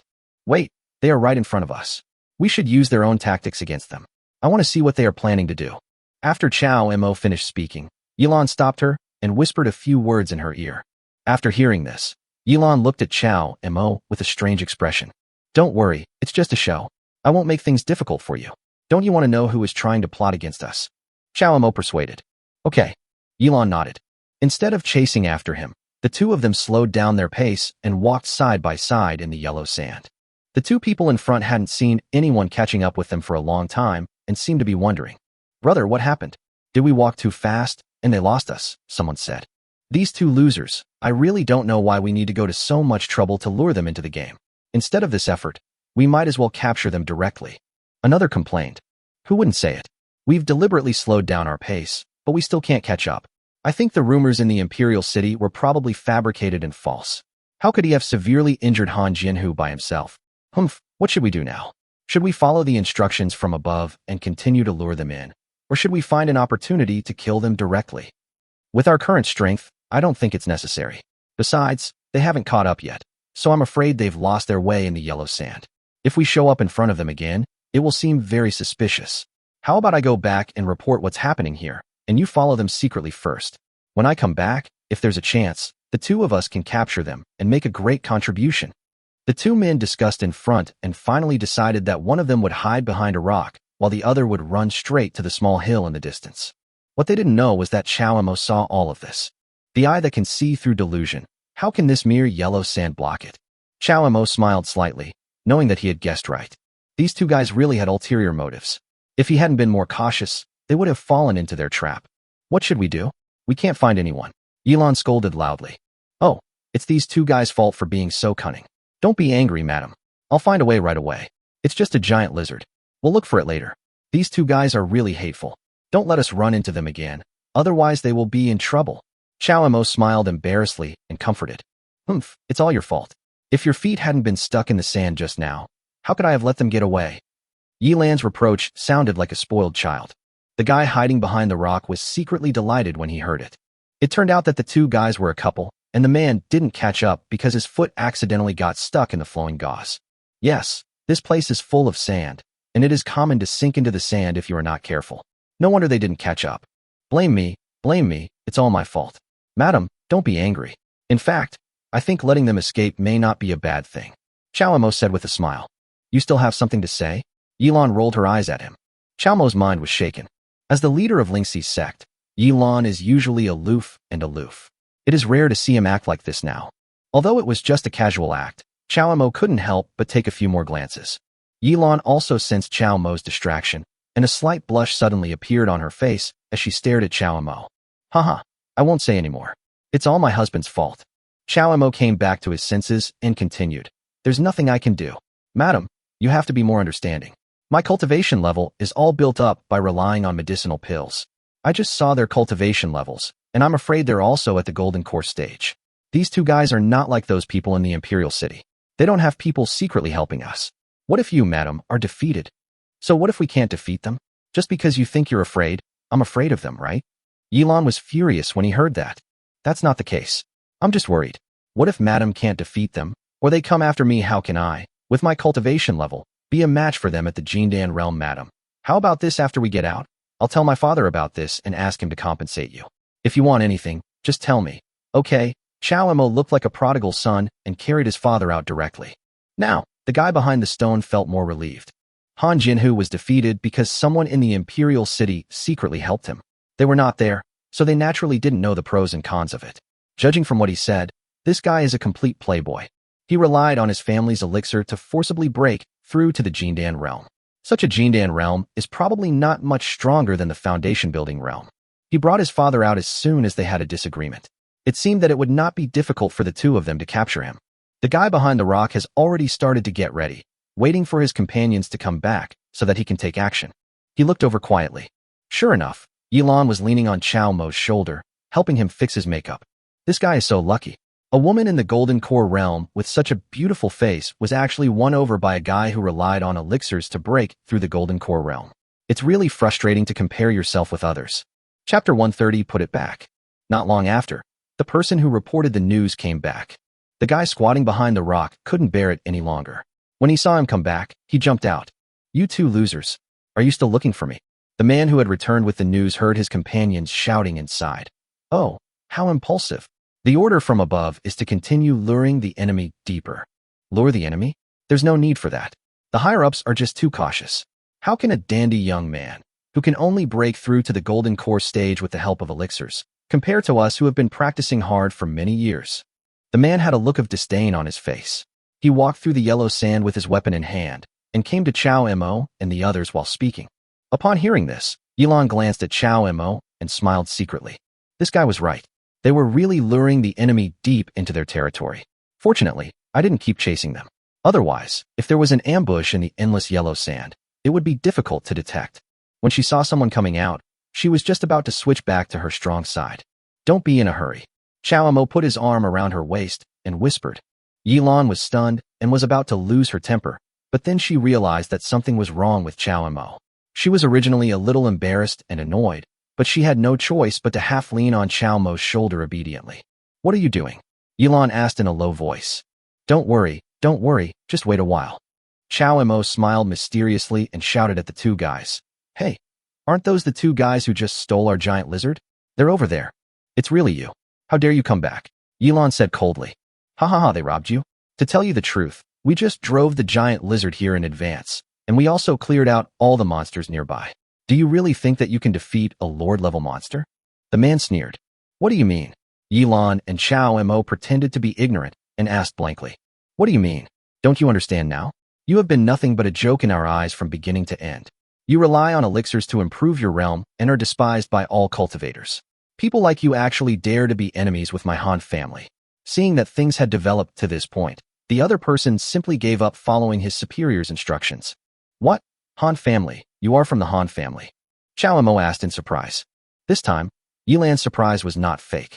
After hearing the identities of these two guys, Yilan's eyes gradually turned cold. The Han family, this was not the first time she had heard of this family. Ever since joining the Linen Society, the Han family has always had ties with Chao Mo, and it seems that the two have a deep grudge against each other. What? You have offended my Han family before. Do you still want to pretend that nothing happened? Today I will let you know the consequences of offending my Han family. Remember it in your next life, and think about the consequences before doing anything.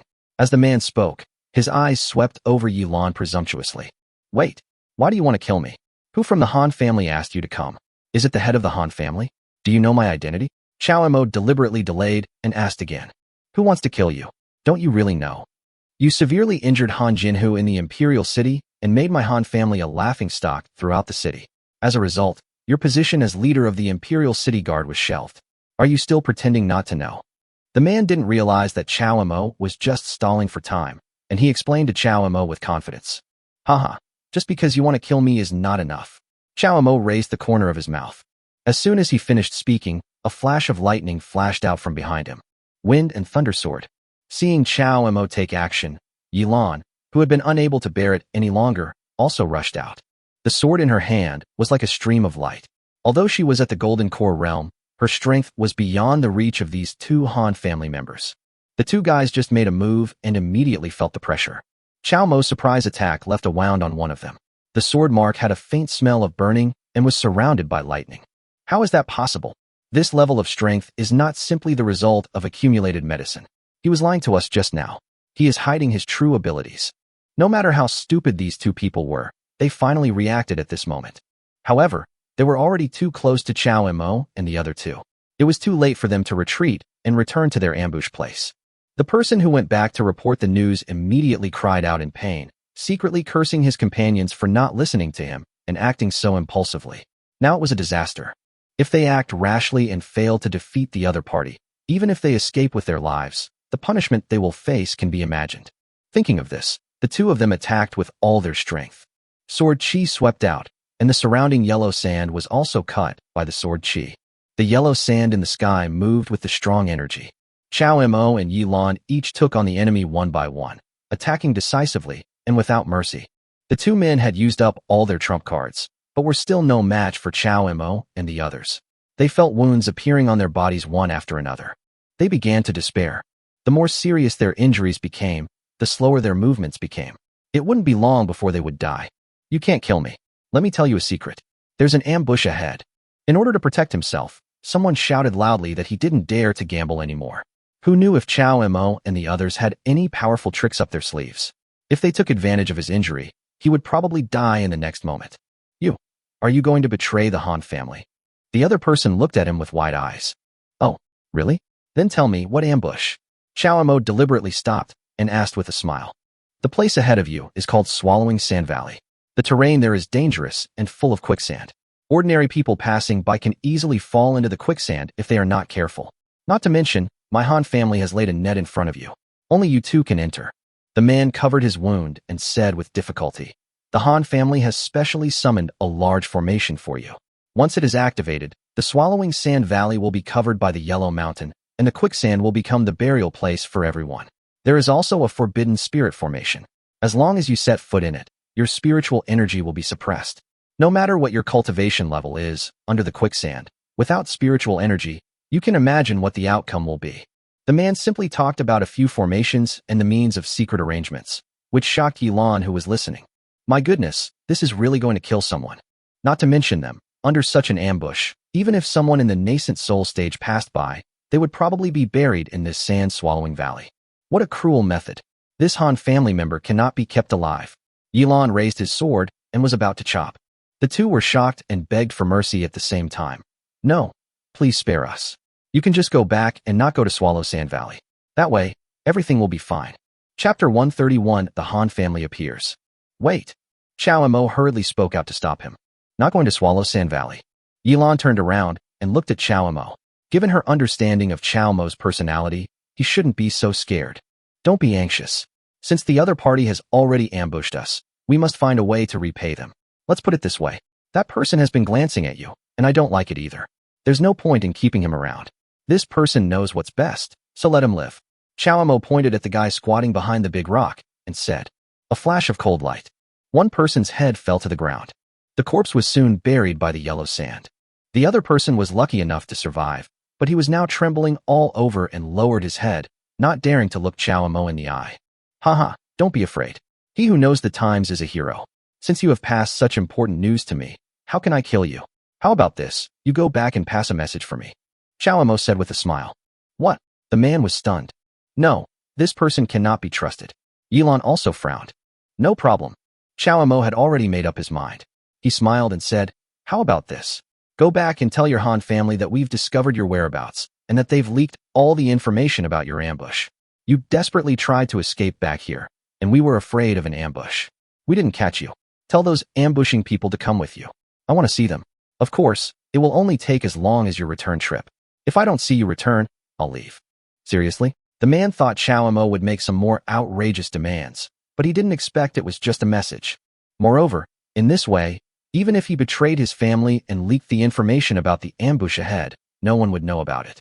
For him, it would not have any impact. On the contrary, after he reunited with the Han family, he would no longer have to be afraid of Chow Mo. No matter how powerful Chow Mo is, can he be more powerful than the people they sent this time? Are you serious? In fact, I think even if I don't tell you, you would still want to go back and report this, right? Chow Mo asked with a smile. The man nodded wildly and said excitedly, yes, if you let me go, I will do everything you say. Okay, then you can go. Don't worry. I want to talk to your Han family. The grudge between us is not that deep at all. As long as we talk it out, there are actually some misunderstandings. Chow Mo waved his hand, indicating that he could leave. The man and Yilan both looked incredulous. After glancing at each other, the man fled in the direction of the Han family. Aren't we going to catch up with him? Yilan asked puzzledly, looking at Chow Mo, who was standing still. Catch up? What for?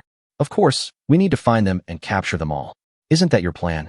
Yilan thought she had seen through Chow Mo's plan, but when she saw Chow Mo standing there motionless, she couldn't help but get anxious. That Han family member has already run away. If we don't catch up with him now, it will be too late to catch up with him later. Find their people and capture them all. Chow Mo was stunned for a moment, then asked with a smile. Do you have the ability? Yilan was silent. Those two guys just now are already at the Jindan realm. This time, the Han family has ordered someone to kill me. I don't know how many are hiding in the dark. Even if we really find them, we may not be able to deal with them. It's better to have a good talk with them. Seeing Chow Mo's laughing face, Yilan certainly wouldn't believe his lies. She really wanted to talk about why he killed the Han family. Do you think that man just now won't say that you killed him? Or do you have some leverage over the Han family? Yilan asked worriedly. The Han family's handle? I want it too. But unfortunately, the head of the Han family has been cautious and careful over the years and rarely leaves any handle. Chow Mo sighed and replied. Even with his father Chow Kuan's ability, he couldn't find any evidence against the Han family, so how could he do it? There's no need for you or me to take action against that guy. Chow Mo smiled mysteriously and silently recovered his spiritual energy. However, I will not let go easily anyone who dares to assassinate me repeatedly. This place is filled with yellow sand and visibility is extremely poor. It's a great place to kill people. They are coming. Yilan wanted to say something else when she felt the aura of a group of masters coming rapidly. The man in the lead had a strong aura, and it was obvious at first glance that he was a master. Behind him were about 10 people, big and small, almost all of whom were family masters around the Jindan realm. If these people were left outside, even the entire Linen Association would not be their match. Bang! A man was tied up and thrown in front of a pile of sand. It was the messenger who had just been released. You are very brave, said the leader of the Han family coldly. Huh? Why are you like this? Did the Han family attack its own people? Chow Mo asked with a smile. Yilan on the side looked at the guy on the ground in surprise. His cultivation had been abolished, and he was now lying on the ground in a state worse than death, looking very miserable. But Yilan couldn't understand. This guy was clearly going back to deliver a letter, and Chow Mo didn't let him say anything else. Why was he injured so seriously? The leader of the Han family glanced at the guy who delivered the letter. There was no hesitation or sympathy in his eyes, only indifference. He said calmly, You are indeed very capable, being able to find someone following you here, but are you thinking too much? Do you really think that my Han family are all fools? Since you found them, there is no way they can run back safely. I only listened to half of it, but I knew that he betrayed my Han family and surrendered to you. Tell me, did you let him come back? The leader thought he saw through everything and sneered. Oh, I'm a little curious. What did you hear? Why are you so sure? Did he say something he shouldn't have said? Chow Mo asked with a smile. The Han family member on the ground was shaking his head frantically, tears in his eyes. He wanted to speak, but his voice was no longer utterable. He was already half dead. Yilan also turned her gaze to the leader of the Han family. What did he say? He said that my Han family surrendered to you, and he risked his life to run back. Don't you think that's ridiculous? The Han family leader suddenly laughed and said to the guy on the ground, Do you know who those two people in front of you are? They are the young master of the Chow family and the leader of the Lingxi sect, and your companion is in the Jindan realm. How can you escape back to the Han family safely in front of 3 Jindan realm masters? Chapter 132, 5 Thunder Heavenly Master Seal. It turns out that the Han family destroyed this guy's cultivation just because of suspicion. Is this how you treat your people? Yilan asked in surprise. What? This is the fate that a traitor deserves. Everyone else should listen. No matter who it is, as long as they betray my Han family, this will be the fate. As for those who offend the Han family, their fate will be even worse. The man grinned. Madman. Yilan, the madman, couldn't help but curse at others. He's not crazy. This is just the Han family. They have always been so inhumane. Chow Mo shook his head. He had known that this would happen, because that's how the Han family is. Ever since he met the Han family, he knew what kind of family it was. Everything is based on the interests of the family. As for the members of the Han family, they are just pawns that can be sacrificed at any time for the interests of the family. Thinking of Han Xinqi's situation, a murderous look flashed in Chow Mo's eyes. Well, now that everyone is here, Let's get down to business, said Chao. Okay, since you are so eager to die, then I will grant your wish, Sect Master Yi. This matter has nothing to do with Lingxi's sect. We didn't know you were here. All the previous things were misunderstandings caused by this person. Next, you should not take action. The leader of the Han family said to Yilan. Upon hearing this, Yilan saw Chao looking at her with interest, as if he was also waiting for her decision. She took a deep breath, made up her mind, unsheathed her sword, and said coldly, "Don't even think about it. I'm a member of the Linen Society now, so I can't just sit back and watch." Although it was not her original intention to say this, Yilan made the decision after careful consideration and weighing the pros and cons. Her Lingxi sect had already been involved in this matter a long time ago. Even if she did not take action today, she would not be able to clear herself from this mess. What's more, she helped Chao today so that she could help herself deal with that person in the future. If she was not willing to take this risk, this cooperative relationship would probably come to an end. Yilan was able to become the leader of Lingxi's sect, so her IQ is definitely not low. Although she sometimes acts recklessly, she is never vague about such matters. Feeling Yilan's aura, everyone in the Han family shuddered. Okay, since you have made up your mind, then be buried here with him today. The man from the Han family sighed and bowed slightly behind him. A group of men in black holding long swords joined their camp. Each of these people is at the Jindan realm, and they seem to have a tacit understanding with each other. Their sword-holding postures and walking movements are exactly the same. I know you two should have some abilities. We, the Han family, cannot stop you alone. But even if you had not walked into the ambush today, your fate would have been determined, said the leader of the Han family. Chao glanced at it, and suddenly realized it, and smiled coldly in his heart. Yilan was getting crazy. She didn't care what abilities these guys had. She just walked forward with her sword in hand. The unique internal energy of Lingxi's sect was activated, and an endless stream of spiritual energy filled her whole body. If you dare to go forward, you will die. The most important thing when holding a sword is confidence. The Han family sneered. A group of Jindan realm cultivators took the lead and attacked Yilan. This time, Yilan finally fully displayed the Lingxi sword technique. This sword technique seemed slow and gentle, but it actually contained murderous intent. It was as calm and unrestrained as flowing water, and endless sword energy emerged. Chao watched from the side and couldn't help but exclaim, "Good." Despite being surrounded by 4 or 5 Jindan realm masters, Yilan was not at all at a disadvantage. Not only that, his Lingxi swordsmanship seemed to have subtly suppressed them. The man in black seemed to be dissatisfied with the Han family's abilities and joined the battle. This group of guys were all wearing black cloth masks, so their faces could not be seen, but they moved in unison, as if they were one person. Chao had only seen this situation once. Something's wrong. Chao frowned and kept his troops still, as if to confirm it. Sure enough, as soon as the group of guys made a move, they immediately formed a sword formation. Yilan felt threatened and threw the protective spiritual weapon in his hand. Crack! The sword formation condensed, and countless sword energies attacked from the air, and Yilan's protective spiritual weapon shattered instantly. Yilan only felt a churning in his body. He gathered his energy and pushed it forward, barely blocking the attack of the sword formation. Others didn't know that Yilan's heart was already in turmoil. The protective magic treasure was enough to block the attack of the peak Jindan realm, but unexpectedly, it shattered on the spot. The power of the sword formation just now was so terrifying.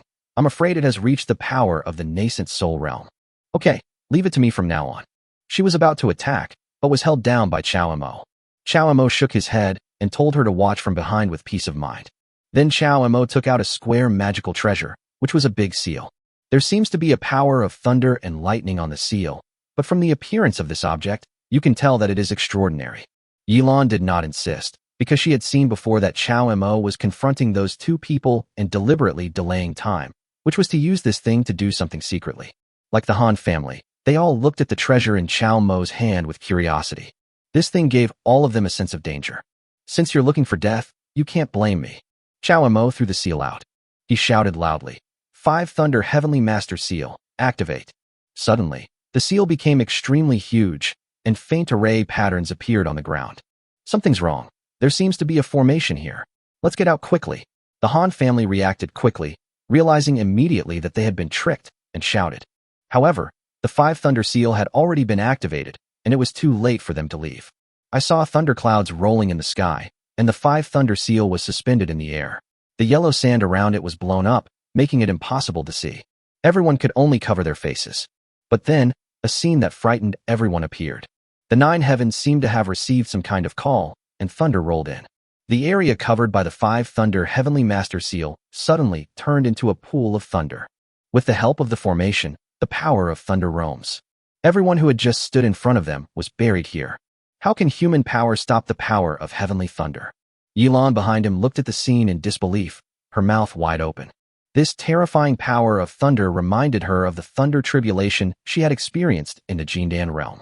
The 49 thunder tribulations nearly killed her, but the thunder pool in front of her now was like countless thunder tribulations falling at the same time.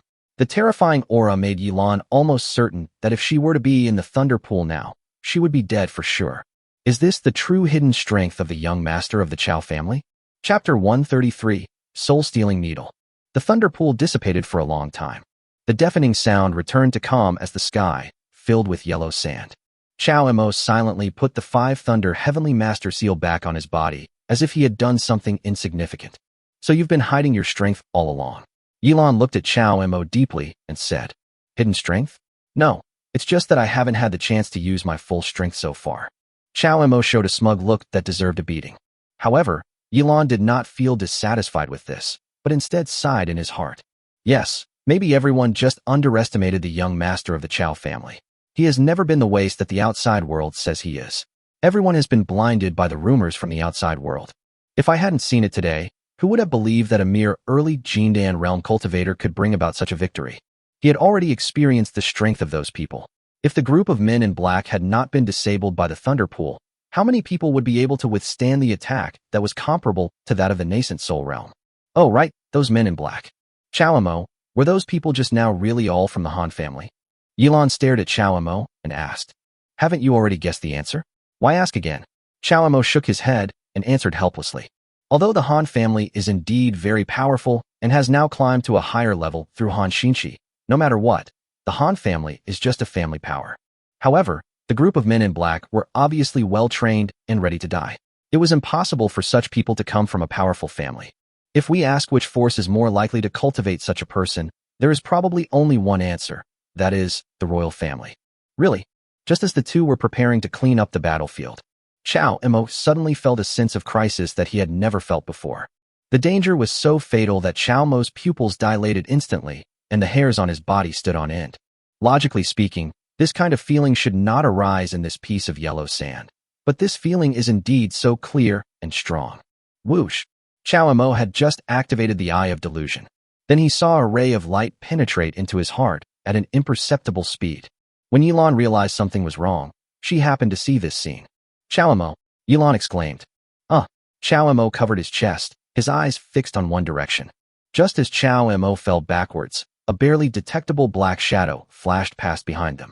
Yilan's eyes froze, and he rushed forward in an instant, raising his thin sword into the air. Countless dust flew up, and sword energy raged around him. She exuded a murderous aura. In front of her, a man in black was forced to stop, frowned, and looked at Yilan. Sect Master Yi, the target is dead, my mission is over, and this matter has nothing to do with your Lingxi sect. Please don't interfere. The man in black also recognized Yilan and said calmly, What did you just do? Go and save them. Otherwise I will make sure you are buried with me. Yilan gritted his teeth and said, suppressing his anger. This was one of the rare times Yilan was so angry. She witnessed Chao Mo's fall with her own eyes. He looked just like her own relatives back then. The man in black in front of her was also so familiar, as if everything was happening in front of her again. Sect Master Yi, hurry up, I swear on my life. If you don't rescue him today, I will take your life even if you are at the ends of the earth. Yilan's eyes were extremely cold and terrifying, and the rapier in his hand seemed to sense the murderous intent of its owner, and an invisible sword intent rushed into the sky. They didn't know that all the current scenes were projected in front of a mirror in the inner hall of the palace. The scene in the huge bronze mirror was exactly the same as what happened to Chao Mo and the others. In front of the bronze mirror, the crown prince and a group of high-ranking officials and ministers all gathered in front of the dragon throne to watch. The person on the dragon throne fixed his eyes and glanced at the crown prince with an imperceptible glance. Oh, it looks like he's a killer. This child is probably beyond saving. A minister sighed. The crown prince shuddered and said quickly, How dare someone do such a despicable thing during this family promotion meeting? Father, please calm down. I will order a thorough investigation. No need for that. The family upgrade conference is all about strength and opportunity. Outside the safe zone, all right and wrong have nothing to do with the royal family. The emperor spoke in a calm tone, his words full of indifference. The prince smiled secretly and said nothing more, but his eyes swept over the ministers with pride. He had known that this would be the result. As the crown prince, it wouldn't matter even if his father knew that he was the one who did it. After all, the royal family's involvement in the family promotion conference should not be known to the outside world, otherwise things would become complicated. Yes, whether it was the man in black who used the sword formation just now, or the guy who attacked secretly from behind, they were all killers sent by the prince. Once these killers strike, no one will be left alive. The assassin looked at the sword in Yilan's hand and asked in a deep voice, "Sect Master Yi, please don't make the mistake. This matter could have nothing to do with you. If you take action here, the consequences will be beyond your imagination." He was actually a little unsure in his heart. He originally wanted to succeed in one strike and then escape immediately, but who could have thought that his whereabouts would be exposed? Consequences? Haha, what have I, Yilan, ever been afraid of? Go to hell. Yilan shook the sword in his hand and said loudly. I saw Lingxi's sword technique dancing in the air. All the cultivation of the golden core realm was exerted, and the spiritual energy was unreserved. Yilan was clearly in a desperate posture. The killer was stunned, horrified, and his wrist trembled secretly. Whoosh whoosh. Several plum blossom darts were thrown out secretly at an incredible speed. Unexpectedly, Yilan did not dodge or evade, but went straight towards the killer. This is exchanging injury for life. What a cruel woman. He's simply crazy. The killer was also a little overwhelmed at this time. Faced with such a madman, he could only run for his life. After all, there is no commission for killing this woman, but if you are not careful, you might lose your life to this woman. Who would be willing to do this losing business? Two streams of spiritual energy attacked Yilan from behind. Their target was not Yilan, but to knock the plum blossom darts to the ground. Is there anyone helping at this time? Yilan looked back in surprise, only to see Chao Mo staggering to his feet. Chao Mo, are you okay? Yilan exclaimed in surprise. The killer who was fleeing opened his eyes wide and looked back when he heard this. Chao Mo really stood up and was still looking into his eyes. Impossible. The killer's face changed drastically. What? He's not dead. There was also an uproar outside the bronze mirror. Everyone clearly saw that a ray of spiritual light just now directly penetrated Chao Mo's heart. How could he be okay? The prince suddenly stood up and stared at Chao Mo with disbelief in his eyes. Chapter 134, Killer. What's wrong? Do you all think this kid is dead? The emperor looked calm and asked quietly. Everyone kept silent. They didn't dare to say anything. Who could guess what the crown prince and the emperor meant? If they said the wrong thing, it would be disastrous. The prince also realized his gaffe and hurriedly spoke to cover it up. This kid is really capable. He is safe and sound in such a situation. It is really unexpected. Yeah, that killer always kills with one strike. I didn't expect that he would miss sometimes. Some ministers also responded. The emperor still showed no expression, but glanced at everyone, then looked at the minister who had just responded to the prince, nodded, and then looked at the bronze mirror. In the bronze mirror, Chao Mo turned his gaze and smiled faintly at Yilan. Why are you so excited? Am I someone who can die so easily? That's my soul-stealing needle. How could you be okay? The killer was shocked and asked Chao Mo. You don't need to know this. It doesn't matter who sent you. I have remembered what happened today. No matter whether it is you or the person behind you who wants to kill me, you can start waiting. I have always adhered to the principle of not offending others unless they offend me. If someone offends me, no matter whether it is him or the master behind him, you must remember it. I will settle this account with you someday in the future. Chao Mo said coldly. When the prince heard this in front of the bronze mirror, a hint of gloom and sharpness flashed in his eyes. Chao Mo patted Yilan and said softly, Leave this person to me. Yilan nodded, without saying anything more, and retreated directly behind Chao Mo.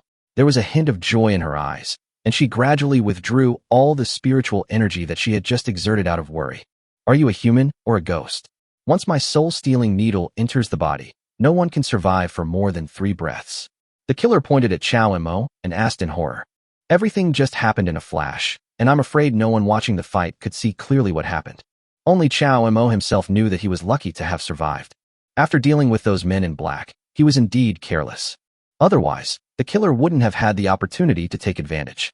The soul-stealing needle was silent, and the killer had excellent concealment skills. Chao Mo didn't really notice it until the soul-stealing needle entered his body. The already tiny and sharp needle pierced directly into the chest and headed straight for the heart. In an emergency, the immaculate holy body suddenly came into play. The muscles of the immaculate holy body began to tense up in an instant, and streams of pure spiritual energy gathered under the skin on the chest, forcibly offsetting the penetrating power of the soul-stealing needle. Although the soul-stealing needle still penetrated the skin, it only left a bloody hole in the chest. For a cultivator like Chow Mo, such a wound was insignificant. How could the killer know all this? When he saw Chow Mo stand up, he thought Chow Mo must have other means. The killer saw clearly the scene of the group of black-clothed men being buried in the thunder pool. With such terrifying strength, let alone the fact that he is only at the golden core realm, even if someone at the nascent soul realm came, I'm afraid he wouldn't be enough. What you up to? If you want to kill me, then don't leave. Chow Mo sneered, and the wind and thunder sword flew out from nowhere and headed straight for the killer. Although the killer was extremely frightened, he was not a weakling. His body movements were revealed, as agile as a rabbit, and he disappeared from the spot in an instant, vanishing without a trace like a ghost. Yilan frowned, looked around, and was surprised to find something. She couldn't detect the killer's presence at all. What amazing body movements. Chow Mo quickly used the Eye of Delusion, penetrating through layers of yellow sand, searching for the killer's figure. What amazing skills. You can use light and shadow to hide yourself. If I didn't have a way, I really wouldn't be able to see through you. Unfortunately, with just this skill, you will still die today. Chow Mo controlled the magic sword in his hand and swung out sword energy crazily. The killer immediately cried out in pain in his heart. It turned out that this guy was not an ordinary Jindan realm cultivator. The information was wrong. He was no match for the opponent at all. Even his foolproof movements were seen through. The killer no longer had any desire to fight. He was filled with fear and looked around, looking for a way to break through and escape. Without the advantage of physical agility, let alone killing people, it will now be controlled by others everywhere. Oh no, he's leaving. Yilan shouted hurriedly when she saw the killer fighting while approaching a sand pit. Next time we meet, you won't be so lucky. The killer sneered, jumped into the sand pit, and used the rolling quicksand to disappear without a trace. When Chow Mo and Yilan chased to the edge of the sand pit, they found that the killer had disappeared without a trace. Damn it, he actually got away. Yilan sighed, thinking it was a pity. Chow Mo smiled slightly. Let him escape. If you want to kill a killer like this, you'll probably have to pay a price. Look at the direction he fled. Which direction did he go? It's the Swallowing Sand Valley. Yilan was surprised. Yes, I heard that there are many traps set up in the Swallowing Sand Valley, right? Let's let this guy go and test what the Han family is capable of. Let's go to another place. Chow Mo said with a smile. The killer was at the Golden Core realm and had many unknown tricks. Although he would not be defeated by the killer, Chow Mo was unsure if he could kill Jiahua. He deliberately revealed a flaw just to let the killer notice it. Then he fled desperately in the direction of Swallowing Sand Valley. In a panic, people's vigilance will inevitably decrease, and the traps in the Swallowing Sand Valley will be enough to make the killer suffer. Something's wrong. Don't you feel that even though that guy is gone, there's still a sense of danger? What? That's right. This feeling of danger can't be wrong. Something's wrong. Is there another ambush? Chow Mo looked around cautiously.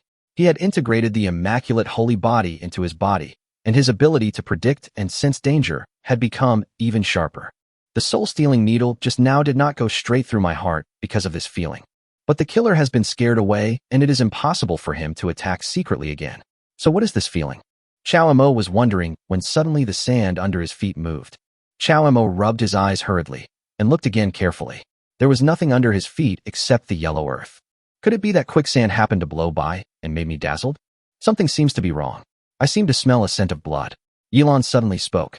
Chow Mo's heart suddenly tightened. That wasn't an illusion. Let's go. Chow Mo shouted and grabbed Yilan's slender arm directly. Without any explanation, he gathered the spiritual energy around him and jumped up. Chapter 135, Sand Seaworm. Chapter 135, Sand Seaworm. Bang! Just as the two of them jumped up, the yellow earth under their feet was suddenly lifted up by something. A huge monster suddenly broke out from the sand. What is that thing? Yilan half leaned on Chow Mo, her little face pale as she looked at the huge monster that suddenly appeared, terrified. Chow Mo also looked cautious. To be honest, he had never heard of this thing and had never even seen it in the family classics. The huge monster in front of him looked like a giant flesh worm. Its entire body was covered in blood-red spots, its pink flesh seemed to be in sections, and its head was actually a huge round hole. There were traces of sharp teeth and blood on it. It can be seen that this thing is obviously not a good thing. The bloody smell just now came from this thing. Chao Mo looked back and saw that the bodies of the men in black who had just died were gone. Looking at the blood on the guy's teeth, Chao Mo felt a chill all over his body. Is this a sand sea worm? A minister exclaimed in front of the bronze mirror. The emperor's gaze seemed to begin to refocus, staring at Chao Mo with an interested look. The corners of the prince's mouth rose slightly. When he saw this horrible thing, he did not feel scared or disgusted. Instead, his eyes were filled with excitement and excitement. This is bad. If an ordinary person encounters the sand sea worms, how can he survive? The ministers lamented the luck of Chao Mo and his men. Having just escaped the pursuit of his enemies and avoided the attack of the killer, he now encountered the terrifying sand sea worm. This thing had appeared once at a family upgrading conference several hundred years ago. A master at the peak of the Golden Core realm led their family to walk in the swallowing sand valley ahead. Thanks to their understanding of the terrain, the quicksand in the sand-swallowing valley did not limit their speed at all, and the family was about to pass through the sand-swallowing valley. Finally, they encountered this thing. The sand sea worm at that time was far smaller than the one Chao Mo and his companions encountered. The one with a radius of only 3 people was also pink and fleshy, but when it opened its mouth, it would reveal terrifying fangs and a seemingly bottomless black hole. No one saw how long this thing was. They only knew that it emerged from the sand and looked very scary. No one knew what abilities this thing had. They only knew that it was very fast and rushed out silently. Whatever it was, it all sank into its belly.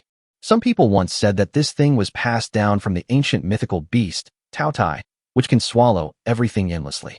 Some people also say that only half of the local area is exposed, and no one can imagine how much longer it is. In short, everyone's impression of the sand sea worms is that they are terrifying.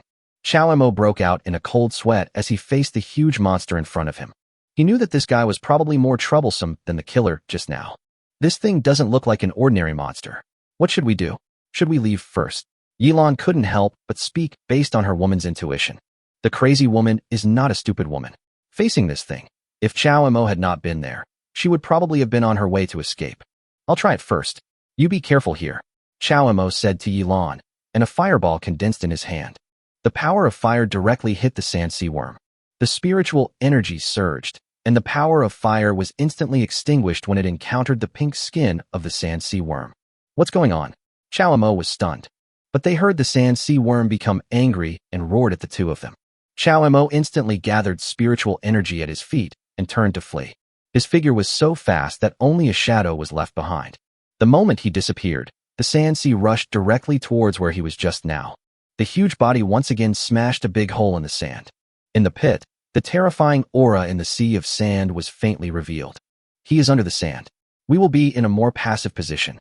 No, we can't keep wasting time with him like this, Chao Mo said seriously when he felt the sand sea worm disappear again. Ah, a scream.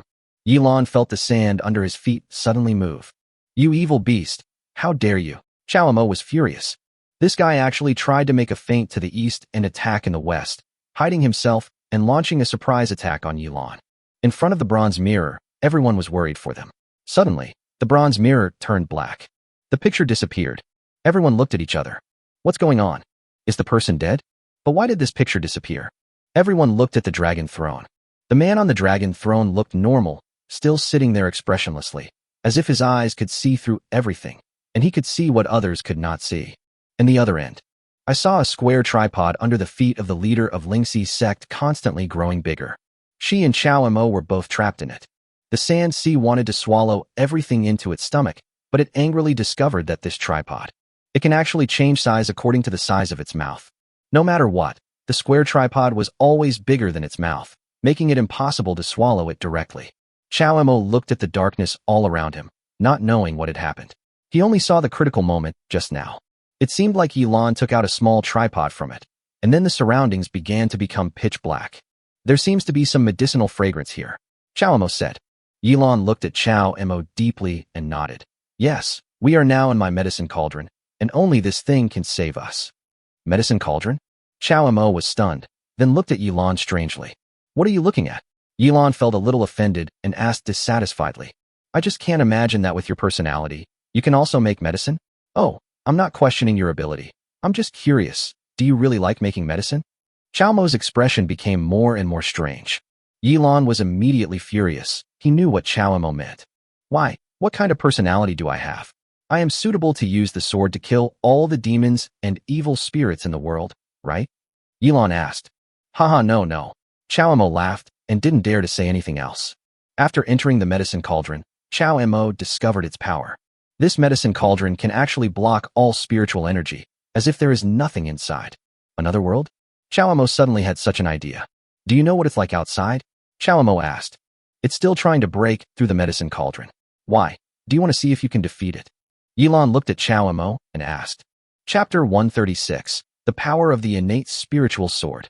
Yilan had just said it casually, in retaliation for the tone Chao Mo used when he heard that she was an alchemist.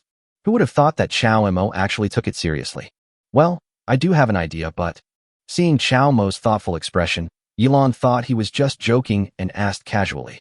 You're not serious, are you? What's wrong? Are you worried about something?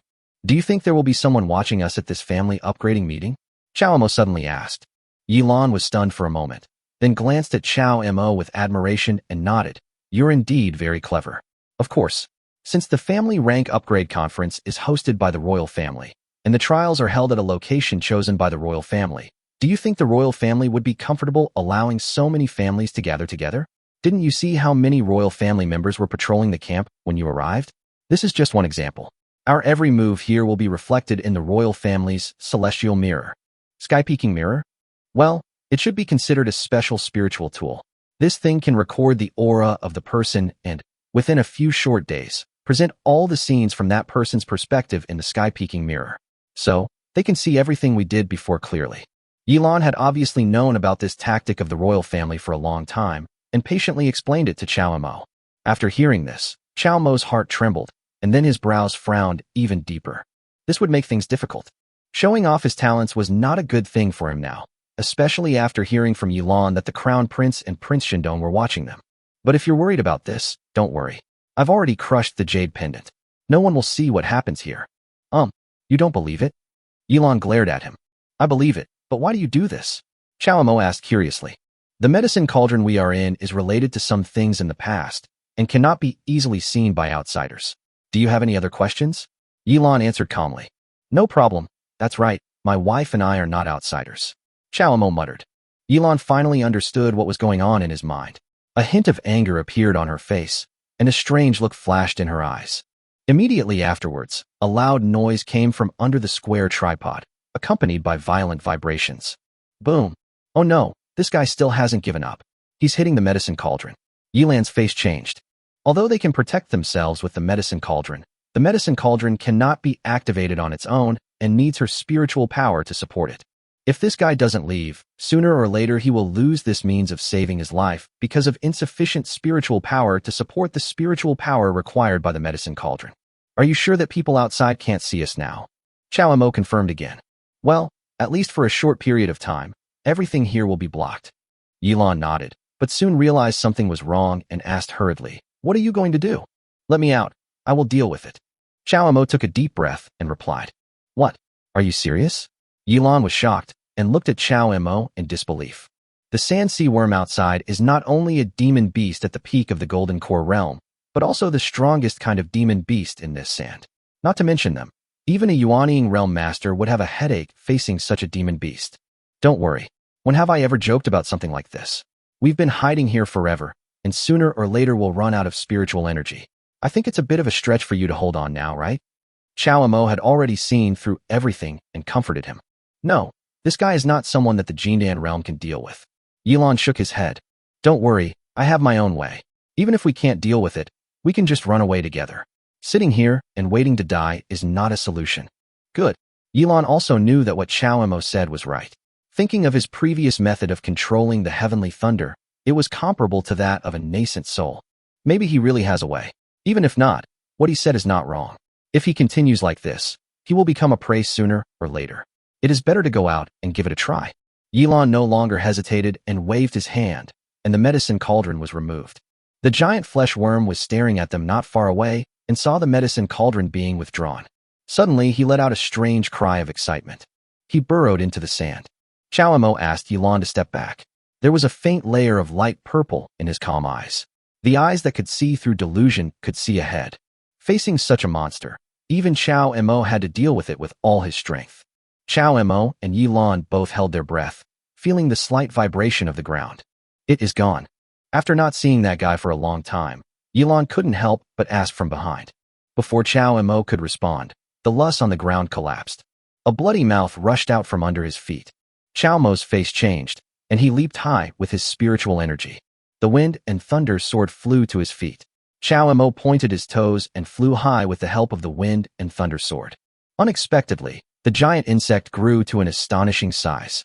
It soared into the sky from the ground and rushed towards Chao Mo with its big mouth, trying to swallow him whole. Yi Lan's face turned pale, and she cried out, "Chao Mo!" Perhaps this was the first time someone had seen the true appearance of the desert worm. Its body was segmented and pink all over. The yellow sand it stirred up covered the sky, causing Yi Lan to lose track of Chao Mo, until it emerged several feet high. A light blue, glowing body appeared on the ground. That is, Yi Lan noticed the difference in that part of the body and was stunned for a moment. At this moment, a shocking sword intent fell from the sky. Yi Lan didn't even see clearly what came from the sky and instantly penetrated the light blue body.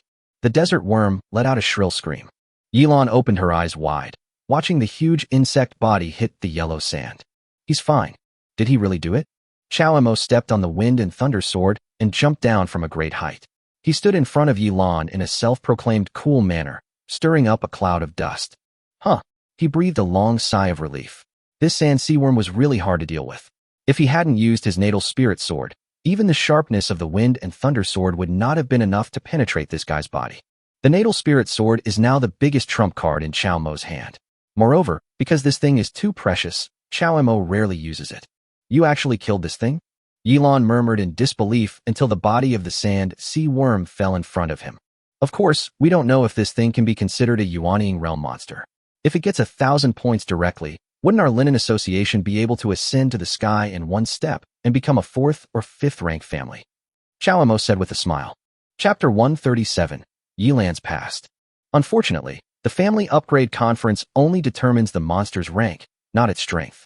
Even if this monster possesses ancient bloodline and is as powerful as a nascent soul, it would probably only be considered a perfect score. Yi Lan on the side broke Chao Mo's dream and said mercilessly, "Oh, this rule is unreasonable." Chao Mo sighed and said helplessly, "How much strength do you have hidden? The treasure you used previously attracted the divine thunder, and now you have this astonishing sword. Can the Chao family really have such a strong foundation?"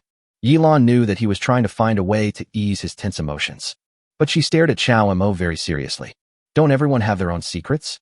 Just like how you were able to block the royal family's detection, and that medicine cauldron you just took out, if I'm not mistaken, that thing is definitely not an ordinary spiritual weapon, right? Chao Mo smiled slightly and did not answer directly. Humph, didn't you just say you weren't an outsider? Why won't you tell me even this? I can tell you what you want to know. That jade pendant was given to me by my master. There are 3 of them, and they can block detection from all people and treasures. They're very valuable, but the one I just used was the last one. Once used, its effect will wear off after the duration expires. When Yi Lan said this, her expression suddenly darkened, and it seemed as if what she was about to say next was bringing back memories for her. As for that medicine cauldron, even you don't believe it, right? Once upon a time, I first embarked on the path of cultivation by refining medicine. The sect I used to belong to wasn't actually called Lingxi's sect, but a medicine refining sect. My master. Yi Lan's eyes softened unusually, and she began to talk about the sect she once belonged to. Unexpectedly, she was not like this before. Listening to her telling the story, Chao Mo actually felt a little envious and yearning. What a wonderful existence it is, a sect that is isolated from the world, and Yi Lan is a young man who is loved by everyone. As he spoke, Yi Lan's eyes suddenly became sharp, and he looked up at Chao Mo. It was that day. It was that group of identical men in black who came to my sect. My master hid me, but I saw everything with my own eyes. My master and my fellow disciples were killed by that King Zhendong. No one in my sect survived except me. But why? Chao Mo was puzzled. If it is true as Yi Lan said, what kind of enemy did such a sect offend, and why was it tragically wiped out? Yi Lan clenched her hands tightly, staring straight ahead, and said coldly, I want to know why too. So that's why you came here to seek revenge on King Zhendong? Why don't you investigate it first? Chao Mo asked. I once looked for him, but I nearly died in the Imperial City. You should have heard that I once fought 4 or 5 people of the same level in the Imperial City alone. After that battle, I hid in the Lingxi sect and never left again. Yi Lan's eyes were filled with hatred, and she was burning with anger. However, I must come this time, because here is what I need most, right here. Chao Mo could understand her hatred, but he didn't understand why Yilan came to the imperial city at this time. She was only in the Jindan realm. Did she think that with her cultivation level, she could defeat the king of Zhendong? Not to mention that after the king of Zhendong, there is an even more terrifying existence. You think that I am no match for the king of Zhendong now, right? Yilan saw through Chao Mo's thoughts. Have you ever heard of special physiques? Yilan's words startled Chao Mo, who thought Yilan had seen through his pure holy body. Seeing Chao Mo didn't respond, Yilan assumed he didn't understand, so she spoke directly. Everyone's physique is different, which is why there's a rumor that cultivation depends on talent. Some physiques are born with supernatural powers, some cultivate very quickly, and some are weaker than ordinary people. These are all special physiques. And I am a rare medicine master with the glazed sacred body, and the only possible initiator of the Danshin sect's inheritance. Danshin sect. That's right, in this small world, there is a legacy of an ancient sect, and that is the Danshin sect. After Yilan told him all this, he seemed to feel relieved. Chao Mo fell into deep thought and thought it over again from beginning to end. Yilan came to the imperial city, firstly for the inheritance of Danshin's sect, which only she could open, and secondly for revenge, as her sect was tragically wiped out. All of this may seem insignificant, but if you think about it carefully, it seems that all of this is being seen by an outsider. The incident happened in the imperial city. How could he not know about it? What's wrong? Are you scared? Yilan said softly and steadily. Chao Mo shook his head. He was not afraid of the prince, so how could he be afraid of this little story? Are you the only one who knows this? How did you know? Are you saying that the Danshin sect's inheritance exists in this small world? Everyone knows this. This was the news that originally came out from the royal family. After all, the Danshin sect's inheritance has many requirements, and the medicine master's glazed sacred body is extremely rare and difficult to find. After hearing the answer from Yilan, Chao Mo seemed to suddenly understand everything. Why was it so easy for Yilan to join the Linen Society? Why had Yilan not been attacked since he came to the imperial city? Why did he choose to remain inactive despite having so many enemies? What do you mean? Perhaps this Danshin sect's inheritance was not prepared for you, but someone needs your help to open this inheritance, so you came here. Chao Mo sighed and said helplessly, "How is it possible? Who can?" Yilan said halfway when he thought of something and looked at Chao Mo in horror. Chao Mo nodded silently. Do you think you could have survived the hands of the Prince of Zhendong and the Crown Prince if you were just a disciple of a small sect? Even your sect was destroyed in a day, let alone a mere disciple like you. But we've made quite a name for ourselves in the imperial city these days. Why haven't we attracted any of your enemies yet? Then, what should I do? Yilan bit her lip and suddenly felt helpless. It doesn't matter. No matter what, only you can open the inheritance of the Danshin sect. This is our bargaining chip. At least in this small world, there will be no problem with your and my safety. Chao Mo gently put his arms around her shoulders and comforted her. Well, let go. You're right. No matter what, I must rely on the inheritance of the Danshin sect to improve my strength. This is my only way to get revenge. Otherwise, with my cultivation level, I will never be able to take revenge. Chapter 138. The Opportunity of the Elders of the Danshin Sect. Chao Mo let go of his hand helplessly. This woman really didn't understand romance. It was okay for her to show her weakness occasionally, but why did she always have to appear crazy? Why? Following Chao Mo's sigh, the two continued to walk deeper. This small world is very big, and the monsters they encountered along the way were naturally regarded by Chao Mo as points for promotion to the Linen Association. Yilan also gradually felt that there seemed to be something guiding her in the dark. Perhaps this is the faint connection between the medicine master's glazed holy body and the Danshin sect. At this time, outside a cave, a group of people arrived here first. Miss, did you really sense it? Yeah, right here. There's no mistake. Is this the inheritance place of the elder you mentioned? It doesn't look anything special, but it's a bit strange to have such a cave built here.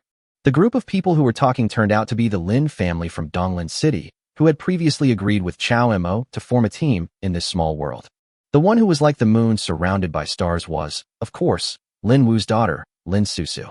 Her light green dress was very eye-catching. Her eyes were slightly narrowed, as if she was sensing something. Donglin City has been heading straight here since entering the small world. The reason is that as early as in the outside world, Lin Susu accidentally got the opportunity of an elder of the Danshin sect, and this opportunity directly led to the Danshin sect in the small world. Legend has it that those who can obtain this opportunity can enter the trial of Danshin sect. If they can pass, they can obtain the inheritance of Danshan sect and become the next elder of Danshan sect. The Lin family did not dare to tell anyone about this news. Even the disciples of the Lin family only learned about it after entering the small world. Lin Susu looked at the cave ahead with delight and was about to go forward. Haha, it turns out that your Lin family really knows the secrets of the Danshan sect. It's worth it that we've followed you all this way. A discordant voice came. From behind the Lin family, several auras of Jindan realm masters appeared. The faces of the Lin family members changed drastically, and they looked at them as if they were facing a great enemy. Shameless, what do you want to do? Lin Susu said in shock and anger. They never thought that even though they were so cautious, someone would notice their Lin family. What are you doing? Since we've found the Danshan sect, of course we're here to obtain the inheritance. If you know what's good for you, leave now, or don't blame us for being rude. Those guys relied on their Jindan realm cultivation and didn't take the Lin family seriously at all. Lin Susu was extremely anxious. She couldn't give away the Danshan sect inheritance that she had finally found. After obtaining this inheritance, the family will surely rise within 100 years. Lin Dongqing also stood up at this time, pointing at the newcomers and shouting, even if you have found the Danshan sect, there should be a first-come, first-served system. Not to mention that you only got this opportunity after following us. What's the reason to chase them away? Haha, are you kidding? Danshan sect, that's Danshan sect, and it's first-come, first-served. Do you think we are playing house with you? Get out of here right now, or don't blame me for taking action. The man said, releasing the aura of the middle stage of the Golden Core realm. This strength is enough to crush everyone in the Lin family. After all, there was only one person in the Lin family, Lin Wu, who reached the Golden Core realm. You? Lin Dongqing felt the invisible pressure on his body, forcing him to use his spiritual energy to fight back. Boy, you really have some talent. You can actually withstand my attack at this age. The guy in the middle stage of the Golden Core realm said in surprise. Lin Susu took out a pill and swallowed it, and the spiritual energy around her at the foot of the mountain instantly increased several times. He is actually in the middle stage of the Golden Core realm. Are you going to fight to the death? The man looked at Lin Susu in disbelief and said angrily, I am determined to obtain the inheritance, and no one can stop me. Lin Susu said firmly. Okay, in that case, let's do it. As soon as the words fell, countless Jindan realms rushed towards the Lin family at the same time. The Lin family disciples were no match for them. Except for Lin Dongqing and Lin Susu, they were quickly defeated. Lin Susu's face was gloomy. She took out the pill from her arms and put it into the injured disciple's mouth. Then she continued to move forward stubbornly, looking for death. Seeing this, the guy in the middle stage of the Golden Core realm no longer held back and attacked with all his strength. Lin Dongqing saw this attack and sweated profusely. Sister, quickly dodge. But it seemed that all that was left in Lin Susu's eyes was the Danshan sect's inheritance, and she didn't see this guy's sneak attack at all. Crisis moment. Chao Mo stepped on the flying sword and landed again. I've heard that this pose is very handsome, but every time he appears in this pose, it always makes many people laugh and cry. The guy who was chasing Lin Susu before had to give up his attack when he saw someone else coming. He quickly stopped and asked, Who are you? Me? The president of Linen Association, Chao Mo, and she is the leader of Lingxi's sect. What's wrong? Want to fight? Chao Mo sneered. Upon hearing this, the man took a lingering look at the Danshan sect inheritance and said to Chao Mo, If you are also here for the inheritance, I advise you to go in. After all, there is already someone inside. After saying that, the group of people had no choice but to leave in a panic. Facing Chao Mo and the leader of Lingxi's sect, they did not dare to act rashly. Chao Mo may not be famous, but many people know the leader of Lingxi's sect. She is an absolute lunatic. Rumor has it that she once fought against 5 Jindan cultivators alone and remained undefeated. Now, so many years have passed, who knows her true strength? The most important thing is that I heard it in the Imperial City long ago. The leader and commander of the Imperial City Guard were defeated successively by the Linen Society, who was at the peak of the Golden Core realm. Even if they had the courage, they wouldn't dare to challenge this group of people. Chao Mo didn't expect that his name was so effective that it scared away several Jindan realm masters so easily. Brother Chao? I didn't expect you to come too. Lin Dongqing walked up enthusiastically and greeted him. Haha, didn't you say that you would help each other and benefit each other in the competition? How come you came in directly without any of me? I thought you were delayed by something. Chao Mo said deliberately. He had heard the conversation between the group of people a long time ago, and he also knew that the Lin family deliberately avoided the Linen Association and came here specifically to obtain the inheritance of the Danshan sect first. Who can talk about this kind of thing casually? When Lin Dongqing heard what Chao Mo said, He immediately lost face and scratched his head in shame. However, the other members of the Lin family were not so friendly when they saw Chao Mo. The crowd blocked the way to the bridal chamber of Danshin's sect without leaving any trace, fearing that the inheritance that Lin Susu was receiving would be snatched away by Chao Mo and others. That was the elder of Danshin's sect. Who wouldn't be tempted when hearing that? Chapter 139, The Elder's Opportunity. Chao Mo hadn't noticed their nervousness and awkwardness yet, and said to Yilan beside him, "Is the inheritance of the Danshin sect here?" After these words were spoken, the Lin family's expression became even uglier. Even Lin Dongqing stuttered and asked, Wait, Brother Chao, are you here for the inheritance of the Danshin sect as well?" "Oh, I guess so. What's wrong?" Chao Mo glanced at Yilan, thought for a moment, and answered. Although he didn't want the inheritance of the Danshin sect, Yilan had come all the way with him. And wasn't Yilan's goal the inheritance of the Danshin sect? "But my sister is inside," Lin Dongqing said a little embarrassedly.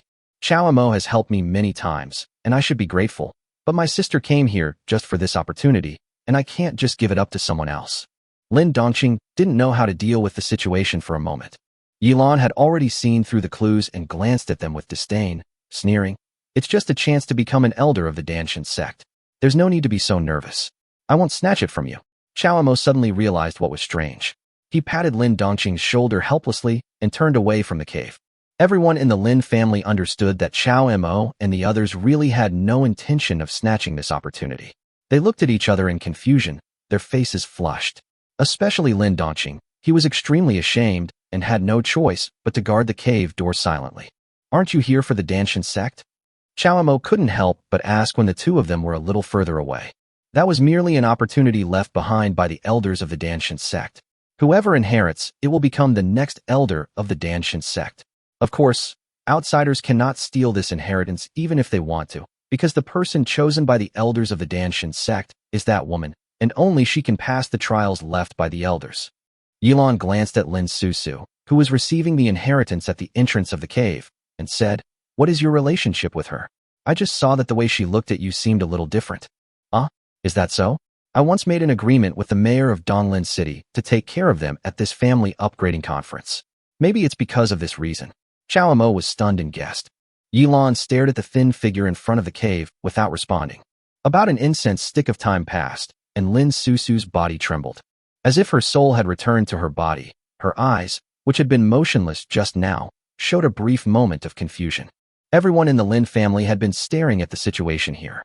When they saw the light in front of the cave dim and the spiritual energy dissipate, they guessed that the inheritance had ended and came to Lin Susu one after another. Chao Mo and Yilan looked at each other and slowly came to the front of the cave. "Thank you both for your help. My Lin family will definitely repay you in the future." Lin Susu came to her senses when she saw Chao Mo and led everyone in the Lin family to express her gratitude. "You're welcome. Didn't we already agree on this in advance? I, Chao Mo, always keep my word." Chao Mo responded with a smile. "This must be the leader of Lingxi's sect, right? Seeing is believing. The leader is indeed a beauty that can captivate all women." Lin Susu praised Yilan again. "Thank you so much." Yilan simply responded indifferently and walked towards the cave entrance alone. Lin Susu had long heard that the sect master was acting strangely, so she wasn't surprised by this response.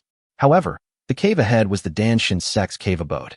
She had already accepted the inheritance from the Danshin sect's elders, and was worried that the sect master might act recklessly. She hurriedly reminded him, "Sect master, the inheritance from the Danshin sect's elders has ended." But Yilan ignored it and continued walking towards the cave. Everyone in the Lin family was also stunned and looked at Chao Mo. "Chao Mo, the cave left by the Danshin sect holds a great secret. You must not break in by force, otherwise the consequences will be disastrous. Do you want to stop her?" Lin Susu asked, a little worried. After all, anyone who sees the things left behind by the Danshin sect will inevitably be tempted, but the Danshin sect's inheritance has been able to survive to this day. Of course, it has its own means. If you really break into that cave by force, who knows what will happen? Well, it's okay, let her do whatever she wants. Unexpectedly, Chao Mo not only did not stop it, but also watched the excitement with great interest. Just when Lin Susu was getting anxious and was considering whether to use her identity as the next elder of Danshin sect to stop Yilan from breaking into Danshin sect's cave, she saw a flash of white light. Yilan stood in front of the cave door, and the stone door of the Danshin sect's cave was slowly opening. Everyone was stunned. You must know that the inheritance of the elders of the Danshan sect is only carried out outside the gate, and no one has ever seen the inside of the Danshan sect's cave. The stone door of the cave has been opened. Lin Susu widened her eyes and looked down at the cave in disbelief. As the cave opened, a terrifying aura emanated from it, sweeping across the entire small world. The tip of Chao Mo's nose twitched slightly. As expected of the Danshan sect, the faint medicinal fragrance was refreshing. The commotion here soon attracted the attention of everyone in the small world. All forces were shocked that the inheritance of Danshan sect was actually opened. At the same time, no one knew how many forces were rushing towards the Danshan sect's cave residence. Everyone far away in the inner hall of the Imperial Palace also sensed all of this through the sky-peeking mirror. Your Majesty, it seems that someone has opened the inheritance of the Danshan sect, the minister hurriedly reported. Well, it is a blessing for my dynasty that someone has this opportunity. Come and see what it looks like over there. The emperor was not too surprised. He just sighed and ordered someone to use the sky-peak mirror to show the scene in front of the Danshan sect's cave. The crown prince, the prince of Jindong, and other princes and ministers all had a barely perceptible look in their eyes. The noise here is too loud. Someone will be here soon. Let's go in first, Yilan said, and took the lead into the cave. Chao Mo was curious, so when he saw Yilan walk into the cave, he followed her up. Lin Susu looked at the Lin family members and finally made up her mind. Let's go in too. The world was spinning again. When Chao Mo opened his eyes, the yellow earth under his feet was no longer there, and there was no dust in front of him. Everything had changed. The spiritual energy that came towards me was as pure and thick as substance, and the fragrance of medicine came from the sect in front. They actually passed through the cave in the small world and came to this place of ancient heritage. There was no doubt that the sect in front of them was the former Danshan sect. This place of ancient heritage must have endless opportunities. We are the first to arrive here, so let's take this opportunity to look for opportunities first. After Yilan finished speaking, he rushed directly into the Danshan sect. Everyone in the Lin family was extremely surprised and followed. Chao Mo, hurry up.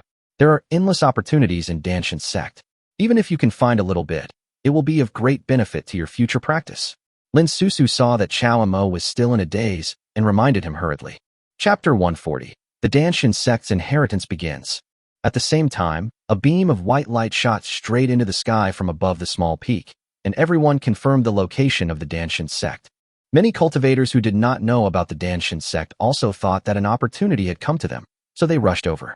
Not long after, many people arrived at the gate of Danshan sect's cave. Chao Mo went directly deeper into it according to the richness of the spiritual energy. The Danshan sect is very large, but its construction method is not much different from that of ordinary sections. The deepest part is naturally the main hall of the Danshan sect. Chao Mo pushed the door open and found Yilan standing in front of a statue. Her eyes seemed to be communicating with the statue. Their eyes met, and countless spiritual medicines surrounded them. It seems this is the inheritance she was talking about. Chao Mo looked around and found nothing that interested him except some spiritual medicines. Soon, Lin Susu and the others also came here. Seeing Yilan receiving the inheritance, they could not hide the envy in their eyes. However, they all knew that this opportunity belonged to Yilan, because they all saw with their own eyes that it was Yilan who opened the gate of the Danshan sect. Ha ha ha. I, Wang Hu, am indeed the chosen one. From today on, I will receive the inheritance, break through to the nascent soul stage, and completely change my path of cultivation from now on. Bullshit. Why don't you take a piss and look at yourself? How can a fool like you who knows nothing about elixirs get the inheritance of the Danshan sect? I am an alchemist. The inheritance of the Danshan sect belongs only to me. Nonsense. You are just an apprentice of an alchemist. How can you be considered an alchemist? Someone soon arrived outside and started making a noise. Oh no, we are not the only ones who discovered this place. I'm afraid everyone will come here to fight for it. The sect leader is receiving the inheritance and cannot be interrupted at this time. A trace of worry flashed in Lin Susu's eyes. Yilan's whole body trembled slightly, but she was unable to move at all when accepting the inheritance. Even her spiritual energy could not circulate on its own. She could only frown anxiously. All cultivators understand that if they are interrupted during the inheritance process, the consequences will be extremely serious. In the mildest case, they will not be able to receive the inheritance, and in the worst case, their meridians will be reversed and their cultivation will be completely wasted. Seeing Yilan becoming more and more anxious, with cold sweat already oozing out of her forehead, Chao Mo could only sigh inwardly. This woman dared to accept the inheritance without any prior preparation. You usually seem very smart, but why are you so careless right now? If I weren't here, how would you carry on with your inheritance? Just accept the inheritance here with peace of mind, and leave the outside matters to me. Chow Mo shook his head helplessly, pushed the door open, and walked out. The inheritance has already begun, and of course the Lin family members have followed out. Yilan seemed to have heard Chow Mo's words, and her trembling body gradually calmed down, but her brows were still furrowed. Pushing open the door of the hall, Chow Mo saw the people who had just quarreled. These guys just happened to be closest to the gate of the Danshin sect, and were hunting monsters. When they saw the strange scene here, they thought it was an opportunity and rushed over directly. They seemed to notice Chow Mo and the Lin family at the same time, and they were all stunned. There is actually someone who is faster than them. Who are you? How did you get out? Wang Hu asked excitedly. Stop talking nonsense. Kill them. The opportunity is still ours. Hurry up, otherwise everyone will be here soon, urged the alchemist's apprentice. There was murderous intent in the eyes of the four people. Chow Mo's eyes turned cold. There were too many people like him in the cultivation world. There was such a great opportunity in front of him, so who would care about the rules? The aura of the golden core realm that was revealed from him exerted tremendous pressure on the four people at the same time. Chow Mo could see that the cultivation base of these people was only at the foundation establishment stage, and even the alchemist's apprentice was only at the chi condensation stage. Wang Hu paused and his face suddenly turned ugly. A master in the golden core realm. This is bad. I have hit a wall. The gap between the golden core realm and the foundation establishment realm is not small. Seeing that Wang Hu was about to back down, the alchemist's apprentice suddenly became anxious. What can he do at the golden core realm? There are so many of us. How can we be afraid of him? Don't worry. I'm here. Hurry up and do it. Chow Mo's eyes narrowed, and he found this guy a bit annoying. He has no ability himself, but he keeps encouraging others to take action. This kind of guy will only cause trouble if he is kept. The alchemist met Chow Mo's eyes, trembled all over, and quickly retreated behind Wang Hu. That's right. Wealth and honor are sought in danger. I'm only at the golden core stage, so why would I fight him? Wang Hu was urged by someone behind him and rushed out with his slightly fat body. He held a pair of axes in his hands, the axe blades of which flashed with cold light and were extremely sharp. Looking for death, Chow Mo threw a fireball. Wang Hu's whole body was instantly set on fire. He howled and screamed and rolled on the ground. Seeing this, the other three stopped in their tracks and stared at Chow Mo cautiously, frightened by this move. Although they were thinking about the inheritance inside, they didn't want it to fall into Chow Mo's hands. Just when the stalemate was about to begin, someone else rushed in from the outer sect. Seeing Chow Mo blocking the door, he started fighting without saying a word. Chow Mo controlled the wind and thunder sword and swung it down casually. The man's weapon broke instantly, leaving a gash in front of his body, his skin and flesh exposed. These guys only cared about inheritance and didn't even bother to find out Chow Mo's strength. They even dared to kill Chow Mo with their cultivation at the peak of the foundation establishment realm. If anyone dares to attack me again, I will show no mercy, Chow Mo said coldly. Many of the family members at the foundation establishment stage immediately took a few steps back, and even if they wanted to move, they did not dare to cross the line. The crowd grew larger and larger, and many families came rushing over after hearing the noise. Chow Mo stood outside the palace gate with his sword across his shoulders, watching the crowd's reactions with satisfaction. What a big mouth you have. He's only in the early stage of the golden core realm. Come with me and kill him. A burly man roared among the crowd and walked out with a hammer in his hand. This person is also in the early stage of Jindan realm. When everyone saw someone taking the lead, they were overjoyed. Everyone wants to take advantage of the chaos to sneak into the hall. If they can get the opportunity of Danshin sect, it will be a chance to change their destiny. Kill. Rush. Seeing the big man leading the charge, Chow Mo became furious. We finally managed to stabilize the situation, but it's all because of this guy who messed it up. The guy's sledgehammer scraped against the ground, leaving sparks behind it. It was obvious that the weapon must be very heavy. Chow Mo frowned. In this situation, he couldn't afford to hold back. If he couldn't kill this Jindan realm cultivator quickly, the situation would become increasingly chaotic. It would be difficult to cope with the siege of this group of foundation establishment realm cultivators. Lin Susu on the side also frowned, realizing that the situation was becoming uncontrollable. Chapter 141, Injury for Injury. The guy came closer, swung the sledgehammer, and smashed it down. Chow Mo's figure flashed, and the huge hammer hit the ground, smashing a hole in the solid ground. Sword out. Chow Mo threw out the wind and thunder sword with one hand, while closing his eyes slightly. Invisibly, a sword intent shot straight into the sky from behind him. The big man was at the Golden Core realm, so of course he was no ordinary person. He raised his hammer and took the wind and thunder sword. But then, a sword energy instantly pierced through his chest. A flying sword pierced through the big man's body at terrifying speed. The natal spirit sword. This was Chao Mo's hidden trump card all along. He didn't want to reveal it easily, but in order to calm the situation, he had to use it in public. Before the other Foundation establishment disciples could make a move, they saw the Golden Core realm disciple being killed instantly by a single sword strike.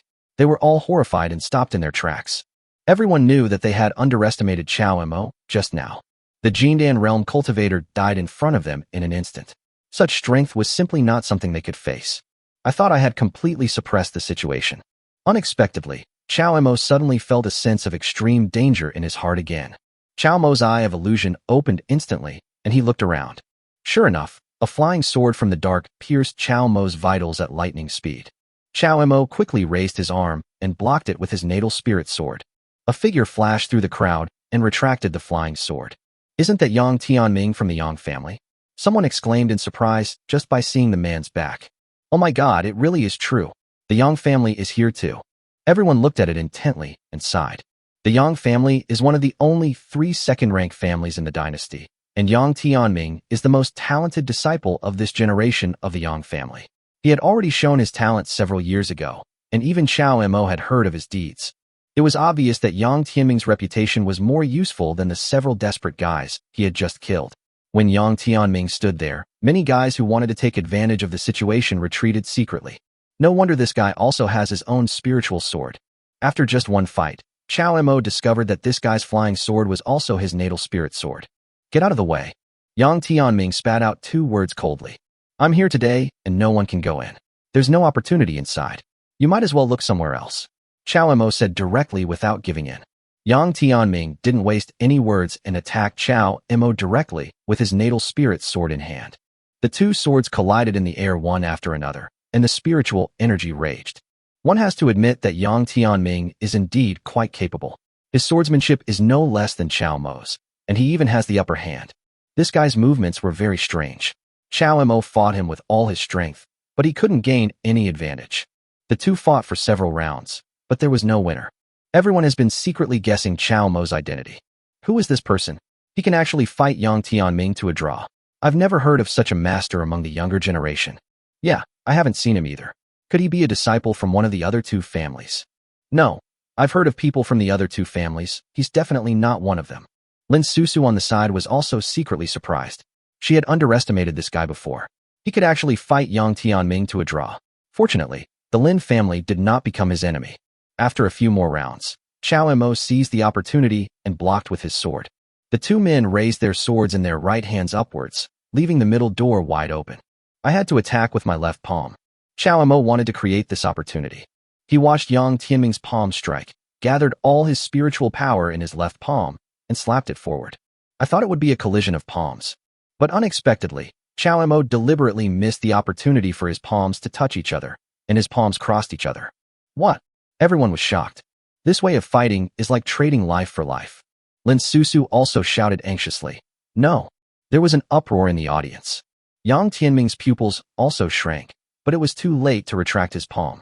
He couldn't just take the other party's palm for nothing. Yang Tianming gritted his teeth and could only watch Chao Mo take his palm. And I was also hit hard by him. Just this one move showed how terrifying the power of the Jindan realm is. The 2 bodies flew backwards at the same time. He fell heavily to the ground. He's a ruthless man. This guy is really a ruthless man. Oh my god, they're not all seriously injured, are they? This guy is really trying his best. But this is also good, doesn't it? We have a chance. The group of guys watching below snickered. A lose-lose situation was the outcome they most wanted to see. Lin Susu hurried to Chao Mo's side and fed all the pills on her body to Chao Mo. Is it worth it? She is receiving the inheritance in there, but you are fighting here. Have you ever thought about what will happen if you can't withstand this palm? Lin Susu muttered with a complicated expression. Feeling the softness of the pillow against his head, Chao Mo smiled slightly. Desperate? I never joke about my life. Looking at Chao Mo's still confident expression, Lin Susu was stunned. Then, under everyone's incredulous gaze, Chao Mo slowly stood up. What's going on? Oh my god, what's going on? Wasn't he hit by Yang Tianming? That was a full-strength attack from a Jindan realm cultivator. How could he be standing there like nothing happened? Did Yang Tianming just let it go? Those who had just wanted to take advantage of the situation were all petrified in surprise. I thought that there would be no more masters in the Jindan realm. These family disciples finally had the chance to go in and try their luck, but now, Yang Tianming was seriously injured, but this guy was actually safe and sound. Looking at the upturned corners of his mouth, he really deserved a beating. Yang Tianming was lying on the ground, his eyes wide open, unable to believe his eyes. Only he himself knew that in that palm strike, just now, not only did he not hold back, but he even put in more strength than usual. It can be said that it was full of force. Even if someone at the peak of the Golden Core realm were to be hit by this palm strike, it would be impossible for him to stand up again. How did this guy do it? Thinking about how he had deliberately avoided his palm technique and retaliated with injury, Yang Tianming realized that he was wrong. He is not trying to fight to the death, he has other ways. This time he lost. Xiaomo smiled slightly. This move was something he had just thought of on the spur of the moment. If we only talk about swordsmanship and spiritual power, he has no advantage over Yang Tianming at all. What should we do? It would do him no good to continue the stalemate. Naturally, you should use your own strengths to compare with the other party's weaknesses. How is Xiaomo, who possesses the immaculate holy body, stronger than Yang Tianming? Of course, it is his physique. Chapter 142, The Young Marquis Arrives. Relying on the strength of the immaculate holy body, after Xiaomo took Yang Tianming's palm, only the spiritual sea in his body was churning. After taking Lin Susu's elixir, it was quickly suppressed. As everyone was surprised, the Han family also entered this place of inheritance from the cave outside. Xiaomo's methods have made many families realize the gap between them. In addition, they are concerned about Xiaomo's identity. Even if some of them have reached the early stage of Jindan realm, they dare not take action against Xiaomo. After all, Yang Tianming, who is from the second family of the dynasty, couldn't get away with it at Xiaomo's hands. They knew they were no match for Yang Tianming, so why bother to go up and make a fool of themselves? Lin Dongqing whispered to her sister from behind. Sister, Brother Chao's strength is truly incomparable. No matter where he is, he can definitely be called the best among our generation of disciples. Not to mention that Brother Chao's family and character are both excellent.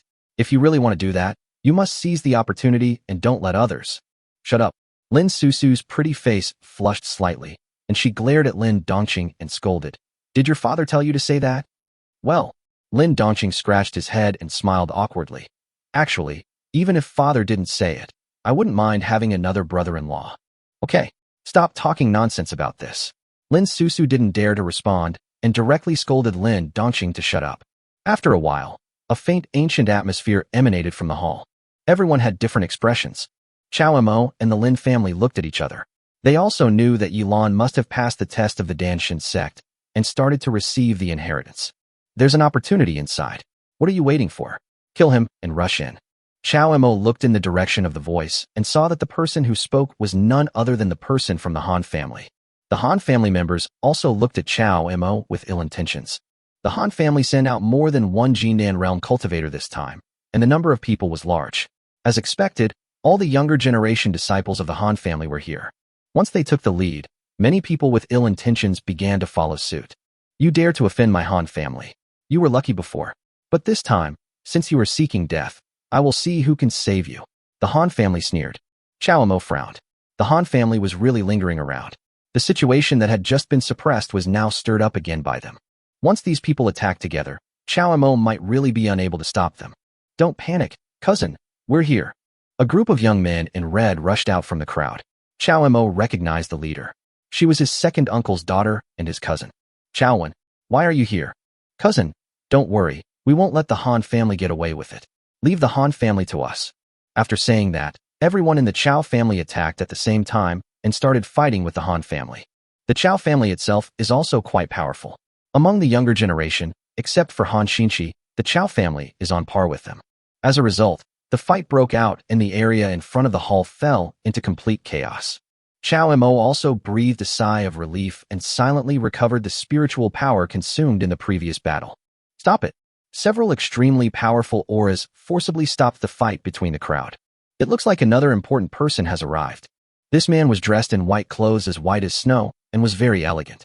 Several young men in the Jindan realm followed closely behind him. He walked over with his hands behind his back. Everyone spontaneously made way for him. Xiaomo took a closer look and found that the person coming was actually an acquaintance, none other than the Prince of Zhendong. Brother Chao, it's you. I was wondering who has such great ability to stop so many heroes from entering the gate alone. The Prince of Jindong walked over slowly, a confident smile still on his face. Young Marquis, do you also want to help the Han family? Chow Mo asked with a frown. No, Brother Chow, what are you talking about? Given our previous friendship, how could I do such a thing? But the Prince of Jindong said this, leaning close to Chow Mo's ear and whispering, Brother Chow, do you know what it means for you to be standing in the way? The inheritance of the Danshan sect is a great opportunity for everyone. If you block others' opportunities, won't you make your Chow family a target of public criticism? Chow Mo also pretended to sigh and replied, Young Marquis, to be honest, I have severed ties with the Chow family. I was expelled from the family not long ago. Now, I represent the Linen Society. Brother Chow, you're joking. With your current strength and talent, even if the Chow family did something wrong to you, they would surely regret it now and would find a way to compensate you in the future. Besides, aren't they all members of your Chow family? How can you completely sever ties with the Chow family? The Prince of Jindong is not stupid. He has an old acquaintance with Chow Mo and is well aware of Chow Mo's status in the Chow family. Outsiders may believe such things, but the Prince of Jindong knew the reason as soon as he heard it. He glanced at the people around Chow Mo, then looked at the main hall of the Danshan sect. A solemn expression flashed across his face. Brother Chow, let's be frank. Is the person inside the Lingxi sect's sectmaster? Chow Mo did not hide it and nodded. Brother Chow, you are so confused. How can you trust a woman? Do you know where she has put you? You are guarding the door for her here, while she is receiving the inheritance inside. If she gains power in the future, there is no guarantee that she will not become the second Han Xinchi. When the Crown Prince of Jindong mentioned Han Xinchi, he felt a chill down his spine. Meeting Chow Mo's gaze, he continued with a guilty conscience. I'm sorry, I went too far and shouldn't have mentioned her, but I was also thinking about you, my brother. Brother Chow, between us brothers, let's not talk about outside matters. If it were you who was accepting the inheritance in there today, I, the Crown Prince of Jindong, would have no objections and would even personally guard the door for you. But there's a woman inside who you don't know at all. Moreover, she's my enemy. Brother Chow, I'm sorry I can't agree to this. Chow Mo sneered in his heart. After talking for a long time, it turned out that his purpose was the same as others. Young Marquis, do you also want the inheritance of the Danshan sect? Chow Mo pretended to be surprised and asked, Brother Chow, what are you talking about? Who wouldn't want to inherit the Danshan sect? Moreover, I'm here on orders, so I can't give it up easily. As he spoke, an ancient and powerful aura flowed out from the hall again. When the Prince of Jindong felt it, he looked a little anxious. He and Chow Mo had been talking for a long time in front of the door, and he didn't know how the inheritance inside was progressing. He couldn't let the leader of Lingxi's sect continue. In that case, why don't we each rely on our own abilities? Chow Mo was too lazy to be polite with him and spoke directly. Haha, that's fine. We brothers haven't had a sparring match for a long time. But Brother Chow, let's talk about this matter after the Danshan sect inherits it. Don't blame me for following my father's orders today. Chapter 143, 9 Golden Core Realms. As soon as he finished speaking, the Prince of Jindong slowly stepped back, and a group of Jindan realm masters stood up at the same time. Everyone was shocked. The Prince of Jindong actually brought 6 Jindan realm masters with him. With such a lineup, let alone ordinary families, even a second-rank family like Yang Tianming would not dare to compete with the Prince of Jindong. Prince Jindong, count us in. 2 Jindan realm masters walked out from behind Yang Tianming. Count us in too. Han Zhao winked at his Jindan realm master. How could anyone not be tempted by such a great opportunity to get close to the Prince of Jindong?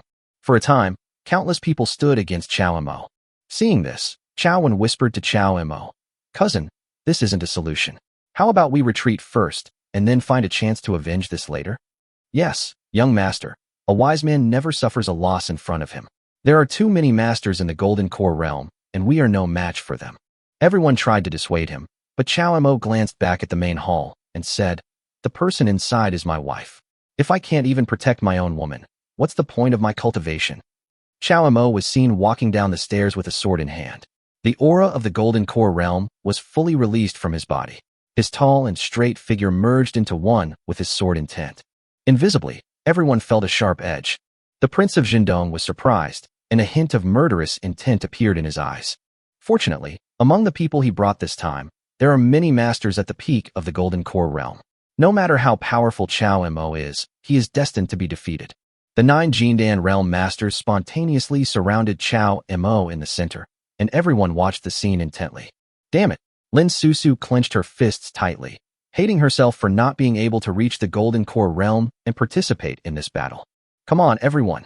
Chao Mo held the Wind and Thunder sword in his left and right hands, and his natal spirit sword in his right hand, facing the 9 golden elixir realms alone, without any fear. What courage! One of them said this, and rushed forward with a sword.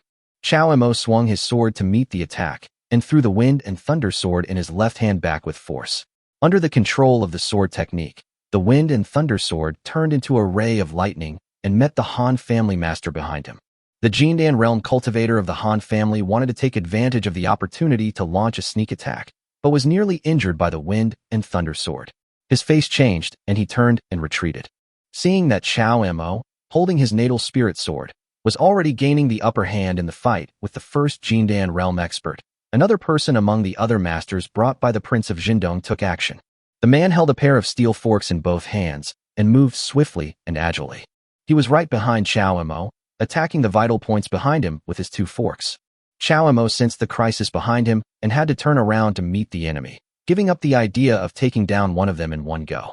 Being both in the Golden Core realm, although Chao Mo could crush anyone in terms of strength by relying on the power of his natal spirit sword, it was not so easy to defeat him completely.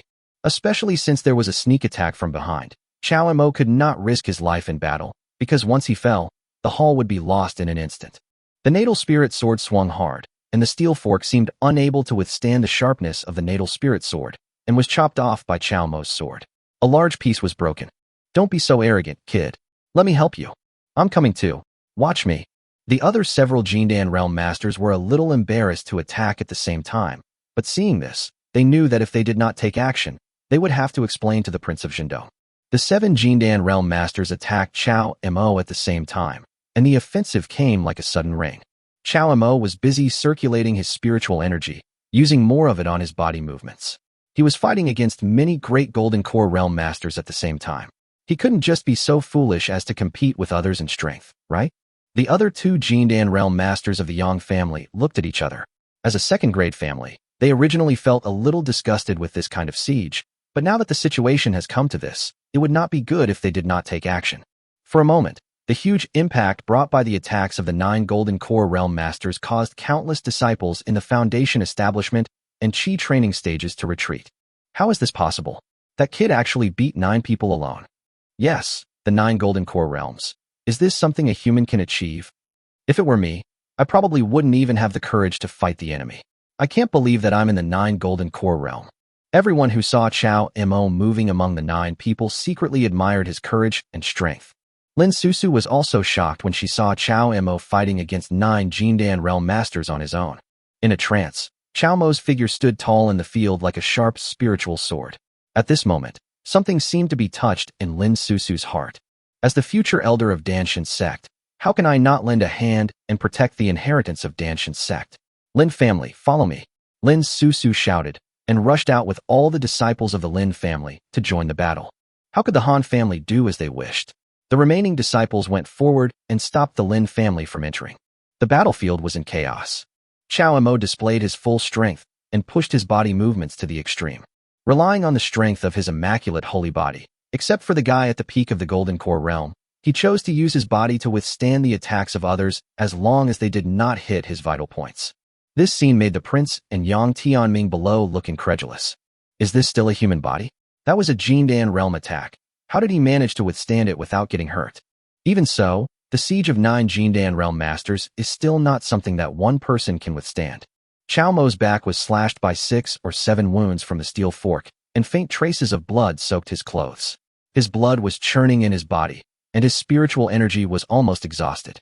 Seeing that Chao Mo was at the end of his strength, the Han family member's eyes flashed with shrewdness, and he suddenly took out a sharp dagger in his hand. Under the sunlight, the dagger emitted a faint green light. Chao Mo, be careful, Lin Susu exclaimed. Everyone's eyes were fixed on this scene. Bang! The door of the hall suddenly opened. A fragrant breeze blew over, and before Chao Mo could react, a figure beside him waved his sleeves, emitting terrifying spiritual energy. Have you completed the inheritance? Yilan glanced at the scars on Chao Mo's body, and a hint of pity appeared in her eyes. I have already refined the great formation left by the Danshan sect. Leave everything to me from now on. Yilan's eyes were filled with murderous intent, and that crazy look seemed familiar. The dagger of the Jindan realm master of the Han family was smashed to pieces by her with a wave of her sleeve. After that, before the Jindan realm master of the Han family could escape, he saw a terrifying golden light coming out from under the flat stone bricks under his feet. The Jindan realm master of the Han family instantly disappeared. Everyone was shocked by the ending of this Jindan realm master of the Han family. Chapter 144 Behind the Statue. This attack is no longer the power of a cultivator. At least, even a cultivator at the nascent soul stage couldn't do it, killing a cultivator at the golden core stage instantly with such an easy blow. Everyone retreated, and the Jindan realm masters who were besieging Chao Mo fled desperately. Everyone knows that the situation on the field has undergone a huge reversal. If they don't escape, they will be the next to die here. Wherever the murderous gaze of the Lingxi sect leader swept across, a golden light would shoot up into the sky. A trace of fear flashed in the eyes of the Prince of Zhendong, and he actually exuded the aura of a peak golden core realm. This guy has actually reached the peak of the golden core realm? Chao Mo glanced over and looked at the young Marquis in surprise. Don't kill them, just teach them a lesson. He's right. If we can't kill all these people, there's no need to be hostile to all the families. Even if this doesn't implicate the Chao family, it won't help the future development of our Linen Association. Chao Mo stopped Yilan, who was about to attack the Prince of Zhendong, and persuaded him. A trace of struggle flashed in Yilan's eyes. Then he waved his sleeves, snorted coldly, and stopped. Everyone looked at Chao Mo and Yilan with fear. Let's go in. There are some good things inside. I'll take you to see them, Yilan said to Chao Mo. Under everyone's gaze, the two walked side by side from the square into the hall. You guys come in too. Thank you for your help just now. When Yilan was nearing the entrance of the hall, he glanced at the Lin family and said, Really? Lin Susu asked in surprise. This hall was left behind by the Danshan sect. Even the spiritual energy inside is much richer than that outside. Everyone looked at them with envy, but the consequences of trying to fish in troubled waters made them dare not make another move. The 9 Jindan realms were either dead or fled. Who among them would dare to step forward? You are the next elder of the Danshan sect, and you and I are from the same school. You can naturally come and go freely within the Danshan sect. Yilan responded with a smile. Lin Susu blushed and nodded. She was worried that someone would snatch away the opportunity left by the elders of the Danshan sect. It turns out that from the very beginning, they came here for the most fundamental inheritance of the Danshan sect. What should we do with these people? Yilan turned around and looked at Chao Mo. Let's go in and take the things away, then let them in. Chao Mo thought for a while and said, Then just let them in. The things left behind by the Danshan sect are not here. This is just a hall that the Danshan sect used to receive guests. Yilan said with a smile. They didn't say much. Everyone entered the hall. Yilan waved his hand, and the statue in the hall began to turn over. A strong medicinal fragrance came from behind. Everyone couldn't help but be excited. Outside the hall, other families felt the pure spiritual energy of heaven and earth and the rich aroma of medicine, and some of them finally couldn't contain their greed. They quietly moved towards the interior of the hall. For cultivators at their level, even a small amount of resources left by the Danshan sect is enough to change the trajectory of their lives. For this, it is worth fighting for. Where someone takes the lead, others will follow. Soon, countless figures gathered outside the hall. Chao Mo, opportunities in heaven and earth are meant for those who are destined to receive them. Moreover, this is the inheritance of the Danshan sect. Why should it be monopolized by you? If the Danshan sect wants to pass on the legacy, naturally everyone has the right to try. What do you think? Right? Why are they the only ones who can monopolize it? We have so many families. Are we just going to watch you guys take it all for yourself? Your appetite is really too big. Lingxi sect, Chao family, Linen Association, no matter which faction you are, if you don't let us in today, we will definitely be your enemies when we leave here. After seeing Yilan's strength, everyone did not dare to fight him, and could only rely on the forces behind them to put pressure on Chao Mo and others. After hearing this, the group of people responded one after another. Just like what the Prince of Zhendong said, who wouldn't want the opportunity of Danshan sect? If you have the opportunity to get a piece of the pie, why not do it? Faced with countless family forces, the Lin family's expression suddenly changed, and Chao Wen seemed a little scared and turned to Chao Mo for help. This is no joke. Once it arouses public outrage and countless families attack their family forces at the same time, even if they obtain the inheritance of the Danshan sect, they will not be able to enjoy it. Despicable. A layer of anger appeared on Lin Susu's little face. Huh, you guys. Chao Mo was a little amused. Yilan on the side said to the crowd, The opportunity of heaven and earth is indeed shared by those who see it. Since we are all witnesses, let's enter together. Our linen association will certainly not stop us. Yilan's words surprised everyone. They were all ready to bargain. After all, whoever gets this opportunity will not share it with others, just like Lin's Susu before. Even if it was just an opportunity left by an elder, the Lin family would have to guard against Chao Mo.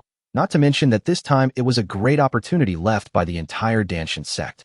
Before the Lin family could stop them, the people outside had already rushed in. The huge hall was filled with people in an instant. Behind the huge statue is a medicinal garden planted with magical herbs.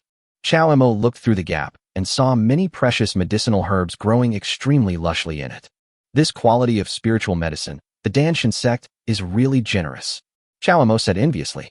Before he could finish his words, a kid with a sly look on his face slipped in. Hey, which family is that kid from? He's in, someone shouted in shock. Now that was great. People from other families were not willing to lag behind and rushed in. Chao Mo frowned. This spiritual medicine garden was very valuable. Could it be that Yilan really let them destroy it wantonly? This is not the style of the Lingxi sect's leader.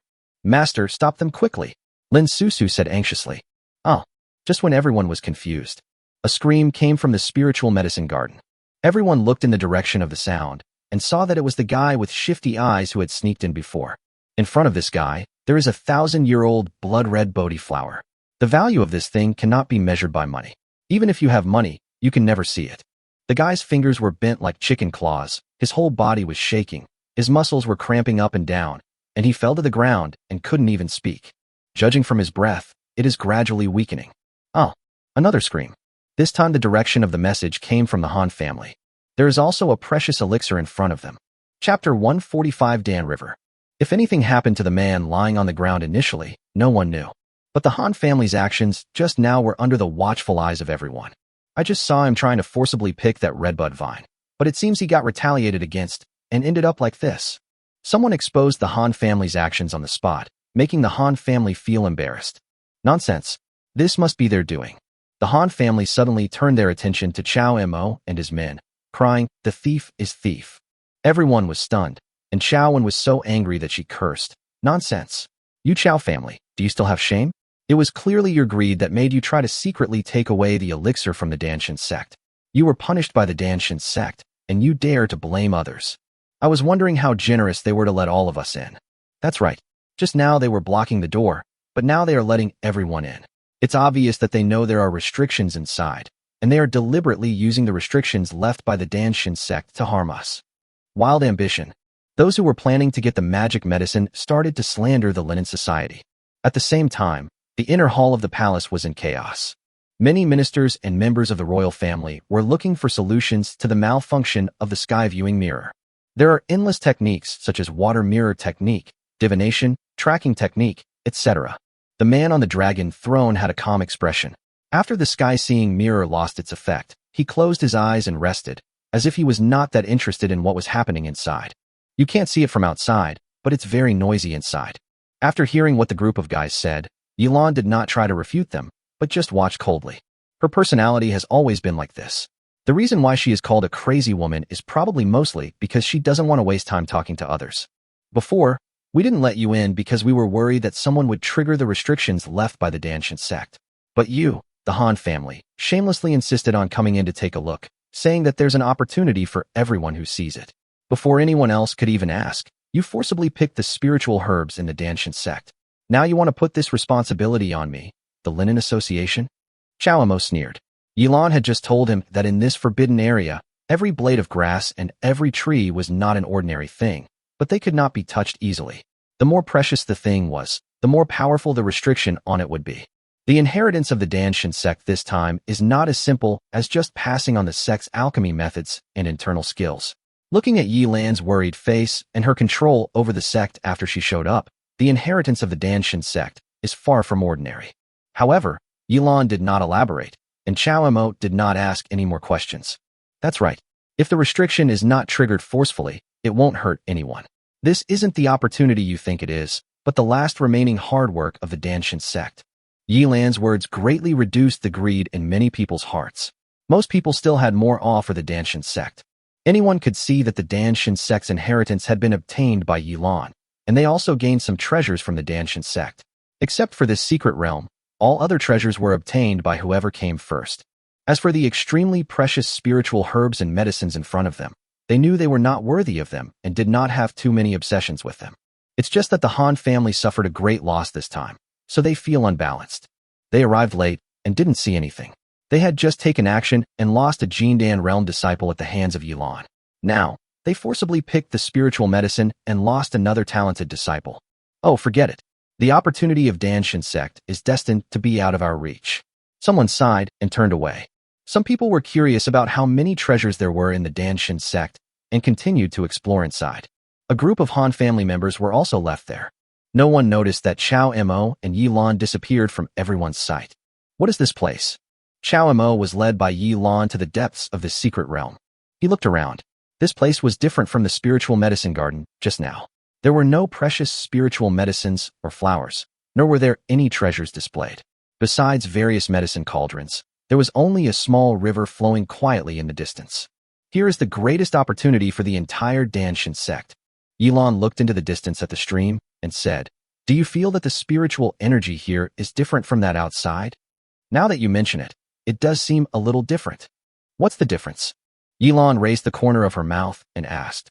Chao Mo took a deep breath and immediately felt a medicinal fragrance penetrate into his body, and spiritual energy flowed into the pores all over his body. The spiritual energy here is very thick, and it seems to carry a medicinal fragrance.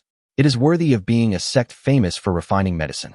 Even the spiritual energy contains the fragrance of medicine, Chao Mo commented. Yilan shook her head slightly, pointed her slender finger at the small river in the distance, and said to Chao Mo, "Look, that river is called Dan River." The reason why the Danshan sect is able to cultivate a variety of spiritual medicines and flowers within the sect is because of the Dan River. The existence of the Dan River has enabled the Danshan sect to rise rapidly. You should know about the Lingquan, right? Yilan knew that Chao Mo would find it difficult to understand for a while, because if it weren't for the inheritance, she herself would find it difficult to understand that there was such a thing in this world. The spiritual spring is where the spiritual energy is most concentrated. All the spiritual energy is like substance, condensed into spring water, flowing endlessly. You should have seen the spiritual spring in my Lingxi sect. And this Dan River is even more magical than the Lingquan. Yilan thought for a moment and explained to Chao Mo. The Dan River is the accumulation of countless years of Danshan sect's inheritance. The medicinal fragrance and spiritual energy are fused together. Oh, you may not know that alchemists can not only extract pure spiritual energy from the inner parts of spiritual herbs and plants and condense it into elixirs, but they can also use the nature of different spiritual herbs to fuse them together and formulate medicinal properties far superior to those of the spiritual herbs themselves. This will also invisibly improve the quality of the spiritual energy in the surrounding environment. The Danshan sect has produced countless years of elixirs, making the spiritual energy here far purer than the outside world. Chao Mo didn't understand and just listened silently. It turns out that alchemists can not only refine medicine, but can also change the purity of the spiritual energy in a place. This is the first time I have heard of this.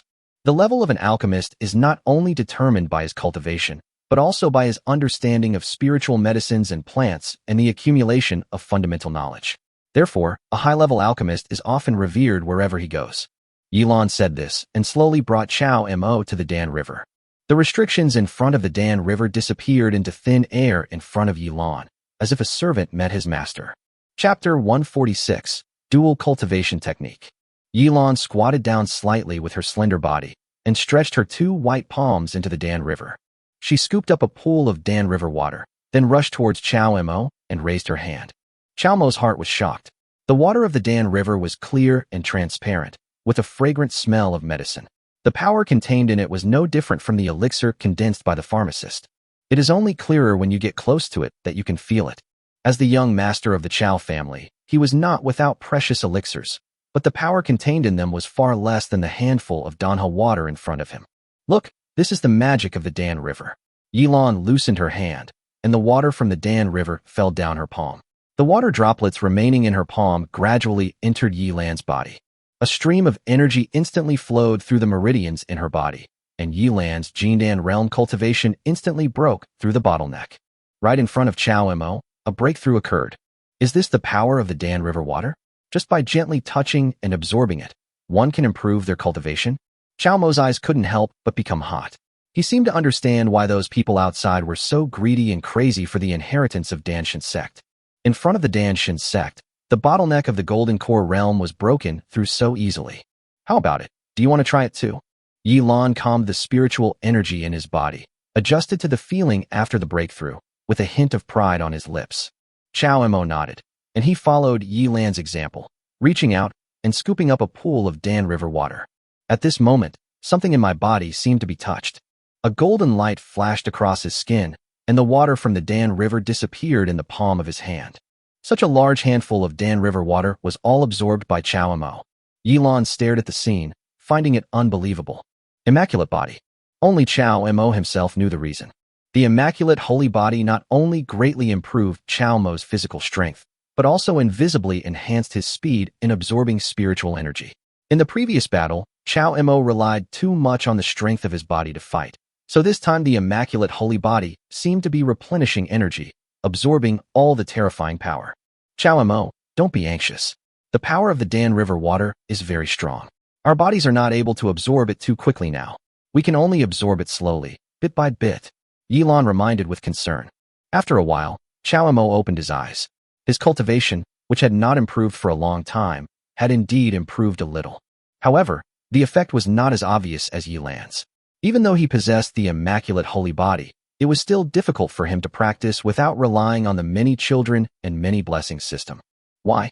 Chao Mo sighed inwardly, but being able to improve meant that as long as he cultivated here, even without relying on the many children and many blessings system, Chao Mo could improve his cultivation. What a magical Dan River. It's worthy of being the Danshin sect. Chao Mo praised from the bottom of his heart. You were too reckless just now. You absorbed so much. Can your body handle it? Do you feel cold and gloomy all over now? Yi Lan asked with a frown. Cold. Not cold at all, but a little hot. The energy of the Dan River water feels like a warm current. After flowing through the meridians of the whole body, my body feels like it is burning. Chao Mo answered truthfully. How could this happen? Yi Lan was puzzled. She had absorbed a lot just like Chao Mo before, but she felt a bone-chilling coldness all over her body. It was a cold feeling that came from the inside out, and could not be stopped at all. That's why Yi Lan asked Chao Mo about his feelings. When Chao Mo heard this, a layer of purple suddenly appeared in his eyes, and he looked towards the surface of the Dan River. Soon, Chao Mo was stunned where he was.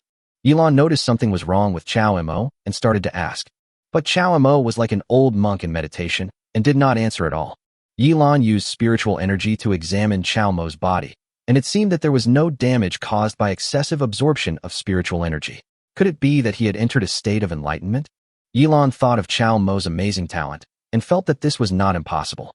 After all, this guy was trapped in the formation of his own Lingxi sect and was able to improve himself with the spiritual energy of the spiritual spring.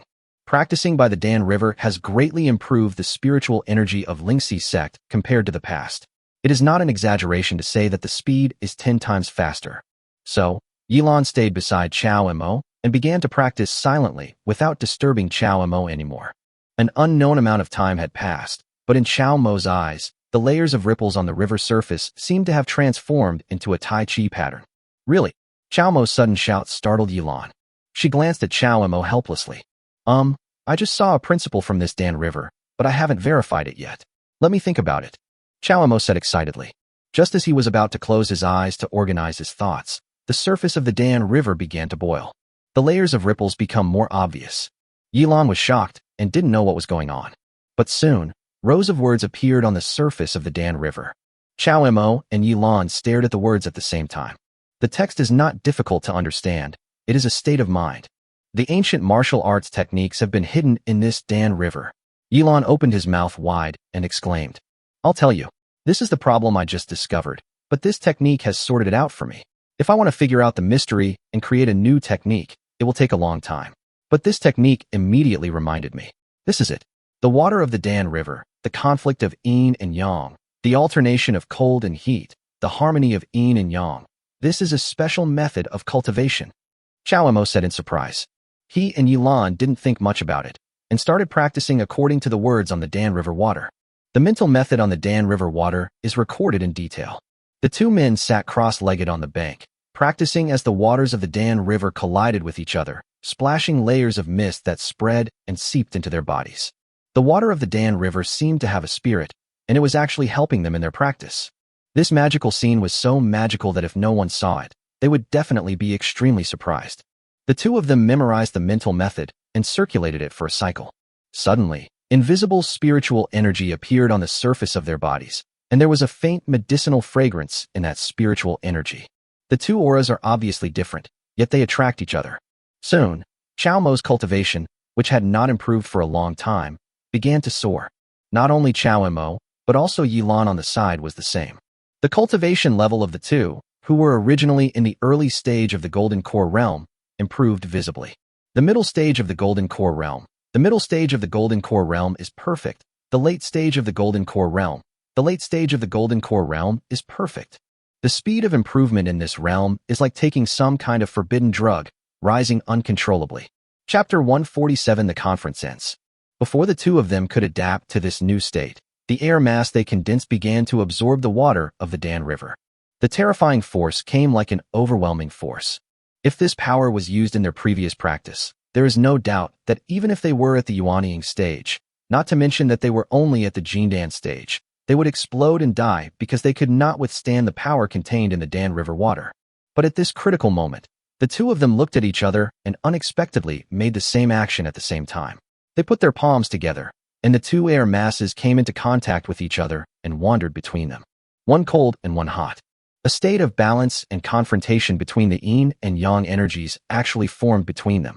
Chao Mo looked at Yilan, and before he could say anything, Yilan made the gesture that indicated what he wanted to say. The two of them had an unusually high level of tacit understanding, and facing this sudden burst of spiritual energy, their movements were surprisingly consistent. Soon, the two of them resolved the crisis of the Dan River with the help of this ancient mental method. The water of the Dan River turned into pure spiritual energy and was absorbed by the two of them. The cultivation of the two has improved again. Half a step to the nascent soul stage. The two of them actually broke through at the same moment and reached the half-step nascent soul realm. If Chao Mo were to face the several Jindan realm masters who had besieged him before, Chao Mo was confident that the outcome would be completely different. The two slowly opened their eyes. The other person's face came into view. The leader of Lingxi's sect suddenly subconsciously avoided Chao Mo's gaze.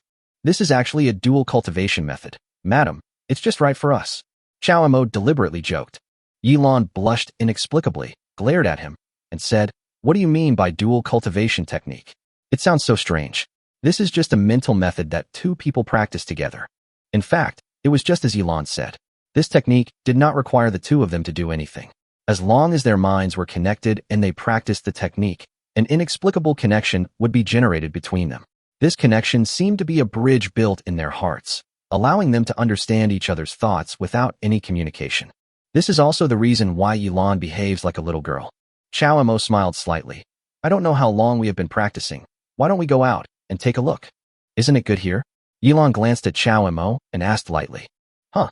Chao Mo was stunned, then shook his head. "Of course not. But we are still at the family promotion meeting after all. We can't stay here secretly forever. What's more, if we disappear for too long, I'm afraid many people will think too much. But I can't take this place away." Yilan looked at the Danshin sect with nostalgia.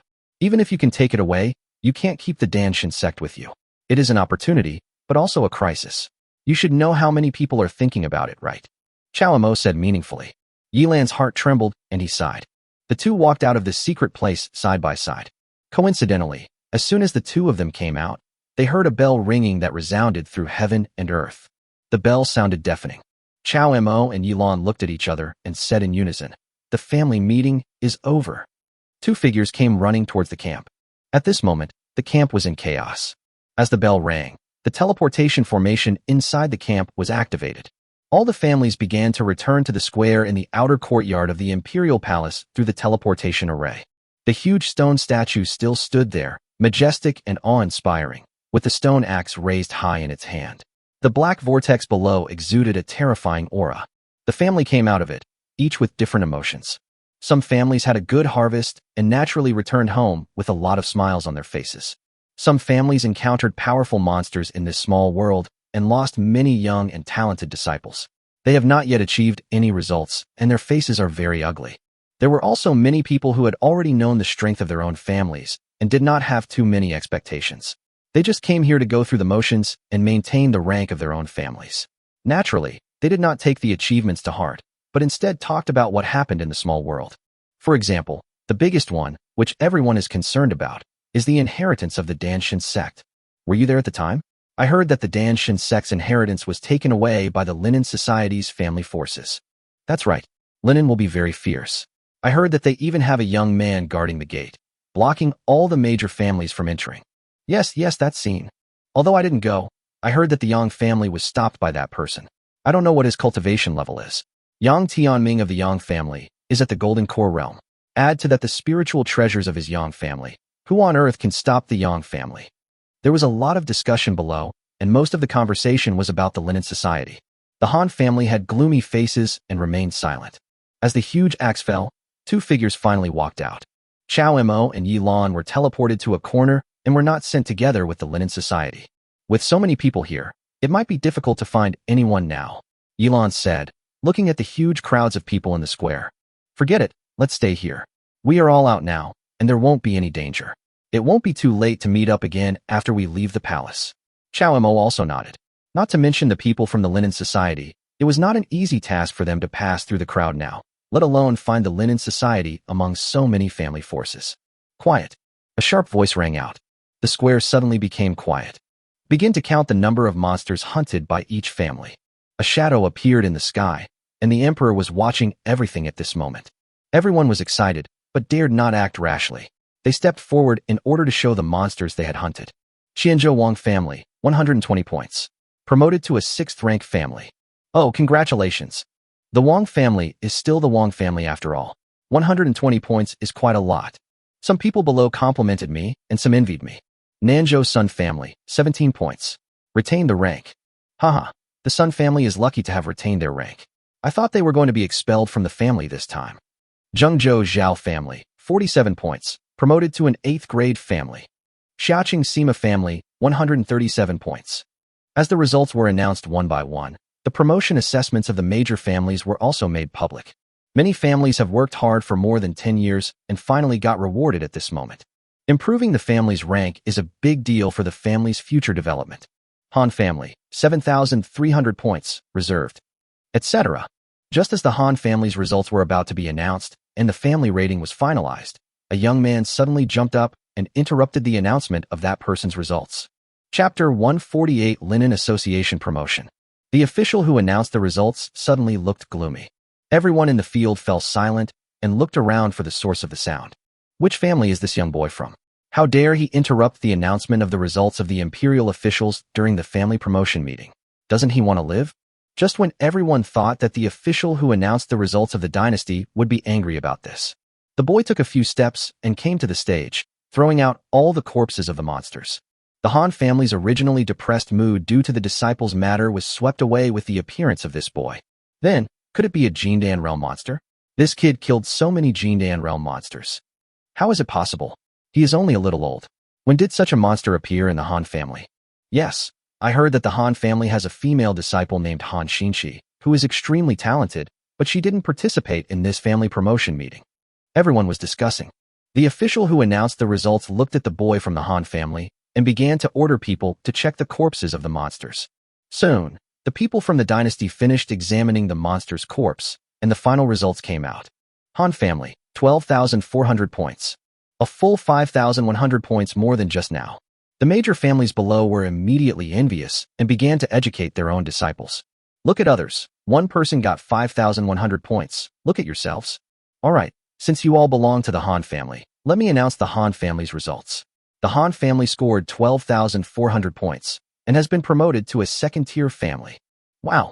Has another 2nd-rank family appeared in the imperial dynasty? The Han family has risen. As a 2nd-rank family, the treatment they can receive from the imperial court is much better than that of 3rd and 4th-rank families. The Han family was promoted to become a 2nd-rank family. Many small families made way for the Han family, and many even went forward to congratulate without caring about their dignity. In order to please the Han family, they presented their own treasures as gifts. The Han family responded casually, but they still had to put on some airs as a big family. After the Han family, the next to come on the scene was the Linen Society, led by Chao Mo. Humph. I want to see what kind of results your Linen Association can achieve. The Han family passed by the Linen Society, and the contempt they showed towards the Linen Society because they were promoted to a second-rank family made everyone in the Linen Society angry. However, the Linen Association and the Han family cannot be compared after all. The Han family is a big family, and now it has been promoted to a second-grade family. Their Linen Association was established not long ago. The most important thing now is to obtain a rank through the Family Promotion Conference and become a family force recognized by the dynasty. Faced with the Han family's sarcasm and ridicule, the disciples of the Linen Association could only remain silent and did not respond. The crowd in the audience became excited when they heard the name of the Linen Society. Listen quickly, what did you just say? The Linen Society.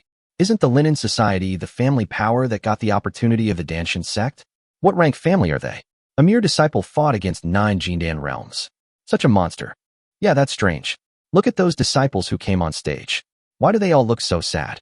Could it be that a disciple from the Linen Society also died in the trial field? Everyone's eyes fell on the Linen Society. It's no wonder that the families present were curious. It was because the reputation that the Linen Association had made this time was too great. After all, that was the inheritance of the Danshan sect, and few people could ignore the inheritance of the Danshan sect. Chao Mo's face lit up with joy. How could he have forgotten that if he went to their family to settle accounts, he could find the people from the Linen Society? That's perfect, let's go meet up. As he said that, Chao Mo led Yilan to the stage. Make way, it's our turn. Chao Mo started moving from the corner. However, this corner has the most people, and no one from a very strong family dares to approach those second and third-tier families, for fear that their disciples might accidentally offend them. Therefore, those second and third-rank families occupy a large area, while these small families are crowded together. After squeezing for a long time, there were still many people blocking the way, and these guys didn't even take young disciples like Chao Mo seriously. Why are you pushing? The Linen Association is announcing the results now. Which family are you two from? Why don't you know the rules? The family members around them were displeased and blamed Chao Mo and the others. We are from the Linen Society.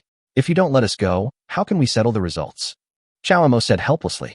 Are you from the Linen Society? Look up. Everyone has already gone on stage. The man pointed at the stage with disdain. Those are my disciples of Linen Society, and I am the president of Linen Society. Chao Mo glanced at the stage and saw that the disciples of Linen Society had indeed started to go on stage. Ha ha ha ha. The president of the Linen Association? You. This kid is really bold in saying anything. If the Linen Society hears it, you'll bring big trouble to your family. Hurry up and get out of here. It's your turn to go on stage. Those families laughed loudly upon hearing this, but they did not put Chao Mo down in their eyes and looked up at the Linen Association. Chao Mo's face was full of black lines. Is it so hard for people to believe that he is the president of the Linen Society? Chairman Chao, have you noticed that the concubines you brought with you seem to have strange expressions on their faces? Yilan glanced at the frustrated Chao Mo and said behind him. Upon hearing this, Chao Mo looked up. It was just as Yilan said. I don't know what happened, but their faces seemed very ugly. Look, the monsters that the Linen Society hunts seem to be all in the foundation establishment and chi training stages. Why haven't we seen any golden core stage monsters? Yeah, could it be that the person from the Danshan sect at that time was using the identity of the Linen Society? It's possible. Judging from the situation, this Linen Society doesn't seem to be a big sect. I was wondering why I've never heard of the name of the Linen Society.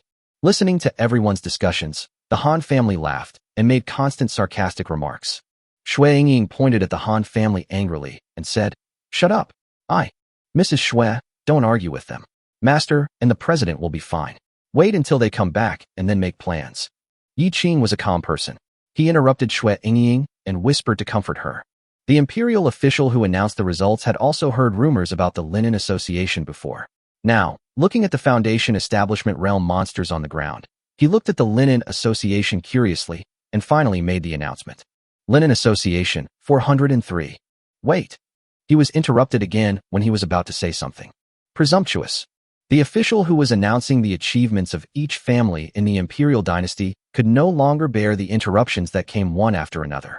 He suddenly became furious and frowned. Chapter 149, Meeting the Emperor. He was announcing the results on behalf of the royal family. The Han family was not together just now, and they were a second-rank family, so it was understandable that they interrupted him. But looking at the results of the Linen Association, they were just a small seventh-rank family. President? It's the president. The disciples of Linen Society looked in the direction of the voice and said in surprise. Shui Ying and the others also felt that the voice was extremely familiar. and their eyes lit up. Chao Mo's shout startled the families that had been blocking the way. When everyone saw the imperial official's gaze sweeping over them, they quickly made way and looked at Chao Mo in surprise and suspicion. Could this guy really be the president of the Linen Society? Why is he hiding here? Under the gazes of the small families, Chao Mo and Yilan slowly walked onto the stage. As soon as he appeared, the crowd below suddenly became excited. Yang Tianming of the Yang family narrowed his eyes and stared at Chao Mo. This was the man whom he had failed to defeat even after using his own spiritual sword. The Han family cursed inwardly, and the young man who had just come on stage last chuckled at Chao Mo provocatively. That's him. I remember this person. He defeated 2 great Jindan realm masters by his own strength, and then fought against 9 great Jindan realm masters. So he's actually the president of the Linen Society. Who knows what kind of power this Linen Society is? When the official of the dynasty heard what everyone said, his anger gradually subsided. How could he fight against 9 Jindan realm masters by himself? Being so young, this boy has a bright future. However, even so, not everyone can underestimate him. What's more, this boy has grudges against the Han family, which has just been promoted to a second-rank family, and the Yang family. You are interfering with my reading of the results of the conference. Come here, arrest him. The official wanted to teach Chao Mo a lesson directly. Don't blame me, sir. He is our president. We left the small world at different times, so we were unable to be teleported to the same place. The people from the Linen Association hurriedly explained. Chao Mo frowned, but before he could say anything, a eunuch from the palace hurried over. He whispered a few words in the official's ear, and the official who read out the results changed his expression drastically, looking at Chao Mo with horror. What? The Han family can do the same thing, but my Linen Association can't? Someone is blocking my Linen Association from taking the stage. Does that mean that all members of my Linen Association can't go into battle? Chao Mo didn't tolerate the official and spoke frankly. Of course not. What happened before was a misunderstanding. Since you are the president of the Linen Association, you should come on stage. I wonder what your achievements are. The official's respectful demeanor was completely different from before. Without thinking, I know it must be because of the person coming from the palace. The families below had their own plans in mind. It seemed that the Linen Society was not as simple as it seemed on the surface. Not only did it have such a talented and evil president, but it also had connections with people in the palace. They could not be easily offended in the future. Chao Mo snorted lightly and threw out the monsters he and Yilan had hunted. There was another exclamation from the audience. Especially the huge corpse of the sand sea worm was thrown out by him. That special appearance really scared everyone. I hereby announce that the Linen Association's final score is 12,500 points. What? More than 10,000 points? Could it be that he hunted down a nascent soul realm demon beast?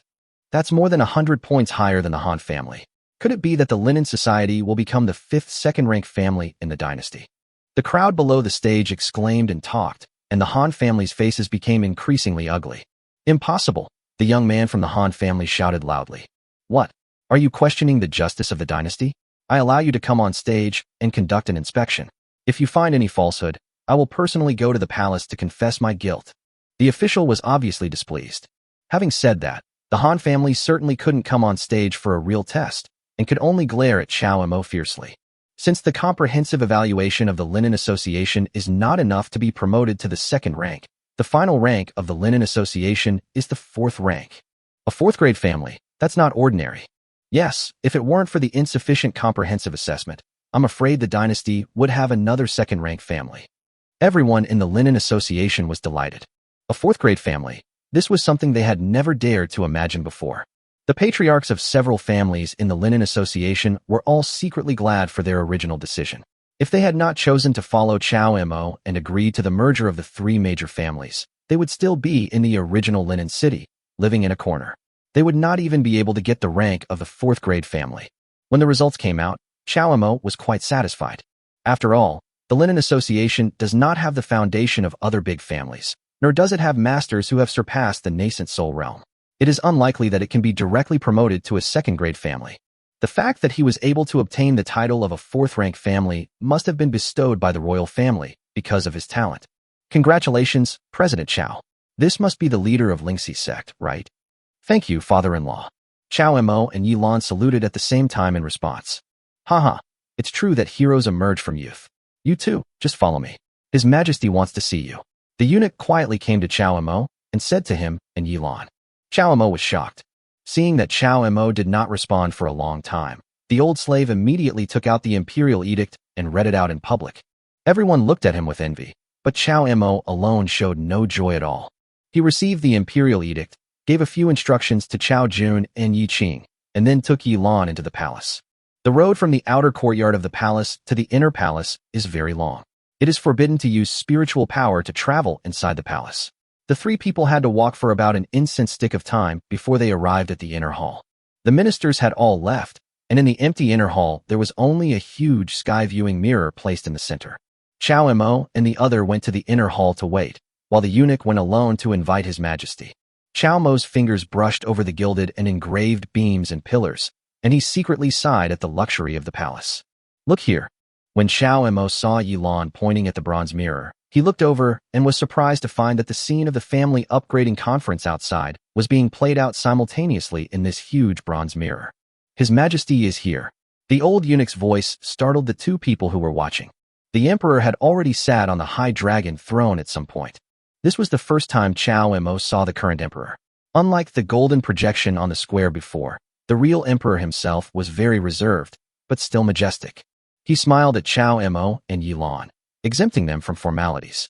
As if chatting about family matters, he spoke naturally. This thing is called the sky viewing mirror. I remember it was a treasure that the king of Zhendong brought back from outside the palace when he was on a campaign. It's just the right thing to use to see your performance in the secret realm. You should have seen it just now, right? What do you think? Is it very convenient? Chapter 150, His Majesty's Reward. It's very convenient. Chao Mo nodded. You two performed very well in the secret realm. I and all the ministers have seen it. I saw that you also opened the inheritance left by the Danshan sect.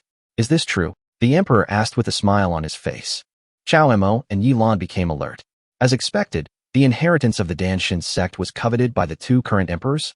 Judging from what he said, it was probably because of his status as the emperor that he did not directly ask them for the things in the Danshan sect. However, Chao Mo had already guessed that the emperor would not let them take away so many treasures of heaven and earth easily. I would like to thank your Majesty for giving us the opportunity to enter the secret realm. Sect leader Yi and I are not the kind of people who are ungrateful. It's a pity that we are both weak now. Even though there are many treasures inside the secret realm of the Danshan sect, it's a pity that we are unable to bring them out and present them to your Majesty. Chao Mo answered respectfully. The emperor nodded with satisfaction, his smile widened, and there was more approval in his eyes when he looked at Chao Mo. Haha, you're quite good at talking, kid. However, I didn't call you here to ask for treasures. Instead, I wanted to take this opportunity to act as a middleman and resolve the misunderstanding between you and the Zhendong Palace. What do you think? Impossible, and Yi Lan immediately raised his head with a fierce look. Chao Mo interrupted him hastily while he was speaking. Master Yi, since His Majesty has spoken on this matter, we should still obey His Majesty's will. Chao Mo secretly glanced at the emperor and saw that he was not angry at Yi Lan's rudeness. Then he continued. However, your Majesty, this matter is indeed not that simple. We can only promise your Majesty that we will not rashly go to the Zhendong Prince's mansion to cause a disturbance. But if the Zhendong Prince sends someone to assassinate us again, haha, fine. If that fellow, the Prince of Zhendong, doesn't know what's good for him, then I won't ask any more questions. By the way, you two did a great job this time. You deserve a reward. Come on. The emperor was very satisfied with Chao Mo's answer. If Yi Lan and Chao Mo had said that they wanted to write off the matter or had continued to pursue it, he would have been dissatisfied. However, Chao Mo's answer was sincere and did not violate his will. As the emperor finished speaking, the old eunuch who had led the way came down holding a jade tray in his hand. The eunuch came to Yi Lan and waved his sleeves. A huge alchemy furnace appeared out of thin air. The alchemy furnace was silver white in color, with phoenix carvings on it. One could faintly smell the faint medicinal fragrance emanating from it. This is specially prepared for Yi Lan. Although Yi Lan's eyes lit up, he did not express his opinion, but looked at Chao Mo. The eunuch then placed the jade plate in front of Chao Mo. There is a token placed on the jade plate. The token was pitch black in color, emitting a powerful and mysterious aura. On it was a large, flamboyantly written character, Shadow. Chao Mo didn't know the function of this token, but when he saw Yi Lan's alchemy furnace, he thought that the reward of this token should not be too small in comparison. Thank you for your kindness, your Majesty, but I cannot accept gifts without merit. We participated in the family promotion meeting and received the opportunity given by your Majesty. It was a chance encounter, so how can I covet your Majesty's reward? Chao Mo did not take the token and declined politely. He couldn't believe that the emperor would give them such a generous reward for no reason. Haha, little guy, why are you so cautious? Didn't you say you would be loyal to me? The emperor's gentle words stunned Chao Mo and Yi Lan for a moment. When Chao Mo first came to the imperial city, he stirred up a lot of turmoil in the imperial city. For this reason, he also accepted gifts from several princes to win him over. The statement of loyalty to the current emperor was exactly what Chao Mo said to Yi Lan. When he said this, there were no outsiders present. Even the guy in the nascent soul realm was captured by the third prince's men. How did the emperor know about it? It seems that they still know too little about the emperor's methods. Chao Mo understood that the emperor's control over the imperial city was probably beyond his imagination. His meaning was very clear. Since both princes had presented gifts, he, as the main person, must also give Chao Mo a reward. Don't be surprised. This token belongs to a team of secret guards I personally trained, called the Shadow Secret Guards. If you accept the token, you will be the leader of the Shadow Secret Guards. Your status will be at least as high as that of the commander of the Imperial City Guards. How do you do it? The emperor knew that Chao Mo did not understand the purpose of the token, so he explained. This. Chao Mo hesitated. It is undeniable that the secret guards around the emperor are undoubtedly powerful. As the leader of the Shadow Secret Guards, his great power and strong trump card also make Chao Mo excited. Since you have concerns, how about you do something for me in the future? Said the emperor with a smile. Yes. Chao Mo knew that since the emperor had spoken, he had to accept the reward whether he wanted to or not. As for doing things, what to do, can he refuse? If the emperor really wanted him to do something, could he say no? Now that he was involved in the turmoil in the imperial city, thinking about what he had to do next, Chao Mo felt that the position of leader of the Shadow Secret Guard was exactly what he needed. Chao Mo thanked him and accepted the reward. Yi Lan and Chao Mo were in sync with each other, and when he saw Chao Mo accept it, he thanked him. After the reward was given, the emperor sent the two men away. Chao Mo hid the Shadow Secret Guard's token close to his chest and returned to the square with Yi Lan. When they came back, they found that the family upgrading conference had ended. They could only ask Chao Jun about the performance of their families later. Most of the major families have already left, and now only a few families remain in the square that was once crowded with people. Chao Mo saw his linen meeting at a glance. The people of linen gathered together, waiting for Chao Mo. Shui Yingying and other girls were looking forward to it even more. Their looks stood out among the crowd and attracted people's attention at a glance. Everyone was happy to see Chao Mo return. President, you're finally back. Master, we have been promoted to a fourth-rank family. Husband, are you okay? Everyone was talking at once, surrounding Chao Mo in the center. Haha. Okay. Isn't this a matter of course? Our linen association should have long-term goals. Are you satisfied with just being a fourth-rank family? Go back and keep working hard.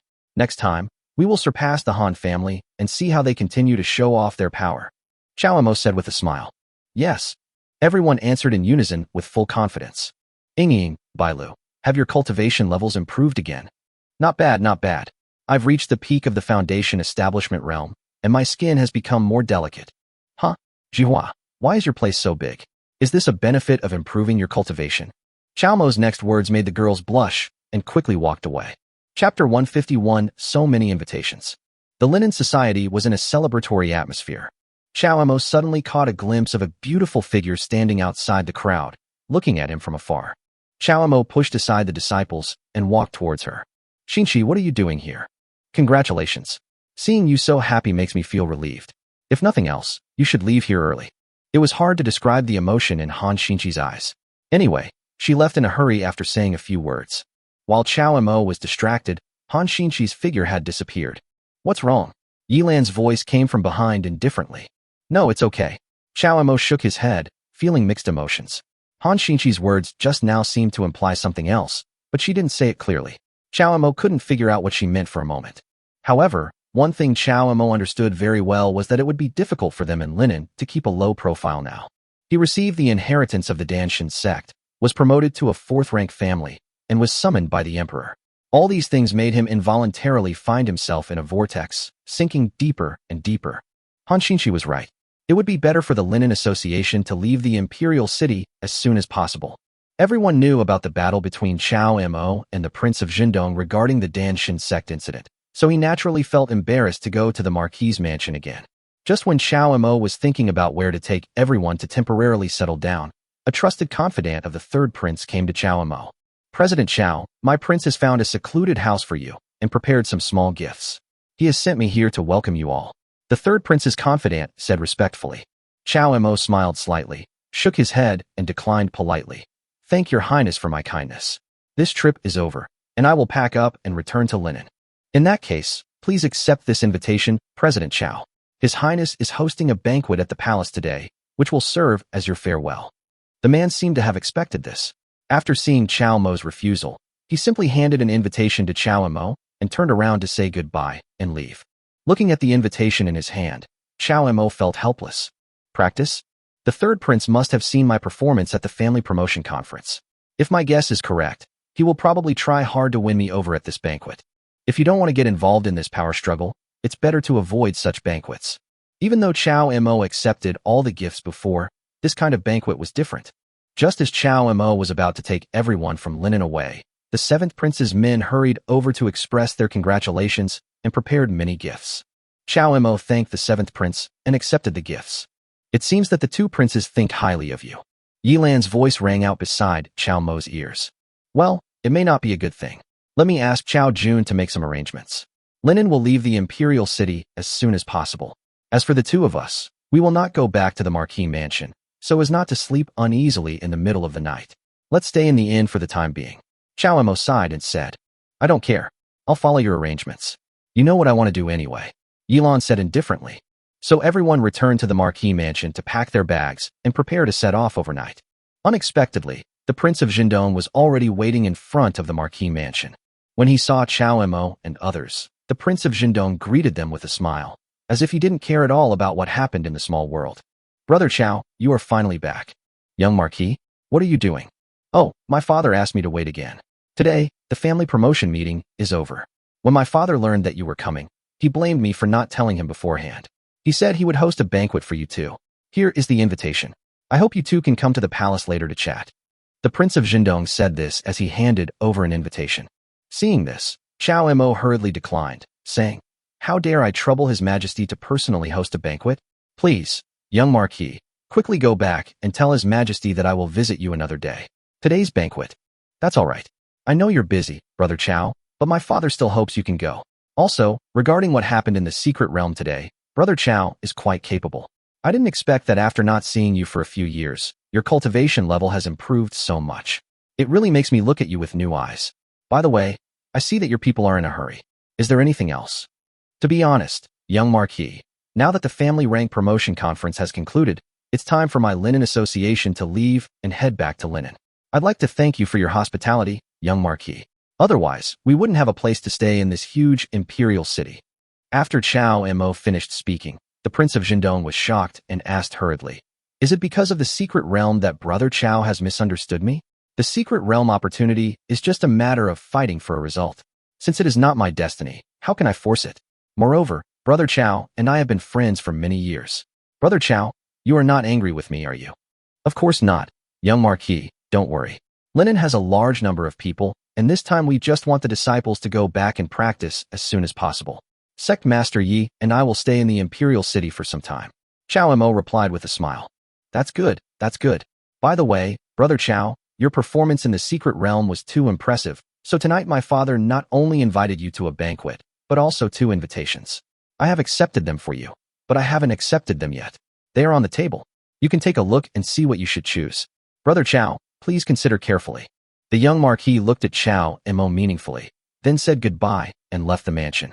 Chao Mo walked quickly to the main hall, and sure enough, there were 2 bright red and gold embossed invitations on the table, one from the current crown prince and the other from Wu Mu, the most powerful general of the dynasty. Chao Mo had long guessed that the prince had invited him, but he did not expect why Wu Mu would also send him an invitation at this time. Crown Prince, I'm afraid there's no good banquet, so it's better not to go.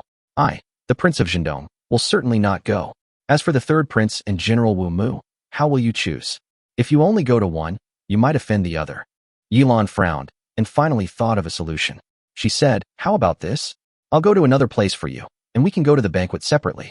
How about that? Chao Mo couldn't help but laugh. He piled the invitations together and said bluntly, No need. We won't be attending any of these banquets. You're not going? But Yilan was puzzled. Although accepting any of these invitations would offend others, the benefits of accepting it were self-evident. At least by choosing one party as a backer, she wouldn't make enemies everywhere and be targeted. Chow Mo did not explain and asked his servants to take away all the invitations and continued to arrange for linen to leave the imperial city. Not long after, news came from outside that the emperor's eunuch had arrived with the imperial edict, ordering them to go and receive it. Chapter 152 Asan. Here we come.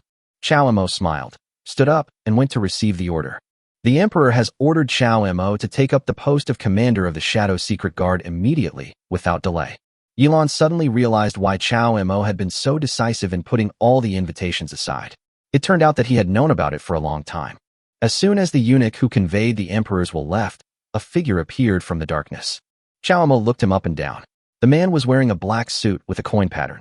The collar was turned outward and was dark purple. He had a pair of cloud-stepping boots on his feet and walked silently. With Chow Mo's current cultivation level, he could tell at a glance that this person should be in the early stage of the Golden Core realm, but his body movements were amazing. "Who are you?" Yilan asked vigilantly. "Shadow Secret Guard. We've come to pick up the commander to take up his post." The man's brief words revealed his identity, and his eyes were also secretly observing Chow Mo. "Okay, lead the way." Yilan was temporarily left behind by Chow Mo to continue arranging the Linen Association's evacuation of the Imperial City, while Chow Mo followed the Shadow Secret Guard and headed straight towards the Imperial Palace. I don't know if it was intentional, but that Shadow Guard guy's figure flashed and was extremely fast. If Chow Majin hadn't practiced body movements before and his cultivation was much higher than his, it would have been difficult for him to keep up with him. The man didn't talk much and didn't say much along the way. Chow Mo didn't ask any more questions, but just chose to follow behind silently. "I don't care whether your son becomes an official or not. Since your daughter has this blessing and has been favored by Master Han, you should seize this opportunity. I'm not saying that even if your son really holds an official position, as a father, won't you consider him? Have you ever thought about how your too stubbornness will bring big trouble to your son? That won't do either. I only have this one granddaughter.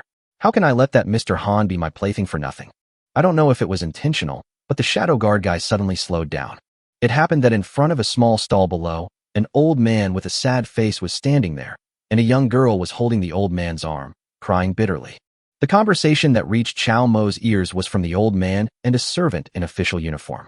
"You old man, you don't want to be treated with respect, do you? Come here, smash their stall, and take that woman away from me," the officer ordered. A group of people went up and smashed the stall without saying a word.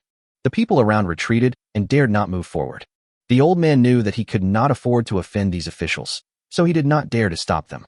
His old face was full of grief. Hearing the sound getting farther and farther away, Chow Mo suddenly stopped. "Forget it. Who made me encounter this?" Chow Mo muttered to himself and shouted to the Shadow Secret Guard in front of him. "Wait, let me take care of things here first." After saying that, Chow Mo ignored the Shadow Secret Guards who were leading the way and walked to the stall in 2 or 3 steps. "Stop!" In broad daylight, before the Emperor, "Who are you to dare to do such a thing that disregards the law?" Chow Mo shouted loudly, stopping all the guys. The old man saw Chow Mo and quickly came to his side, saying, "Sir, I thank you for your righteous words, but you should leave as soon as possible. We can't afford to offend this group of people."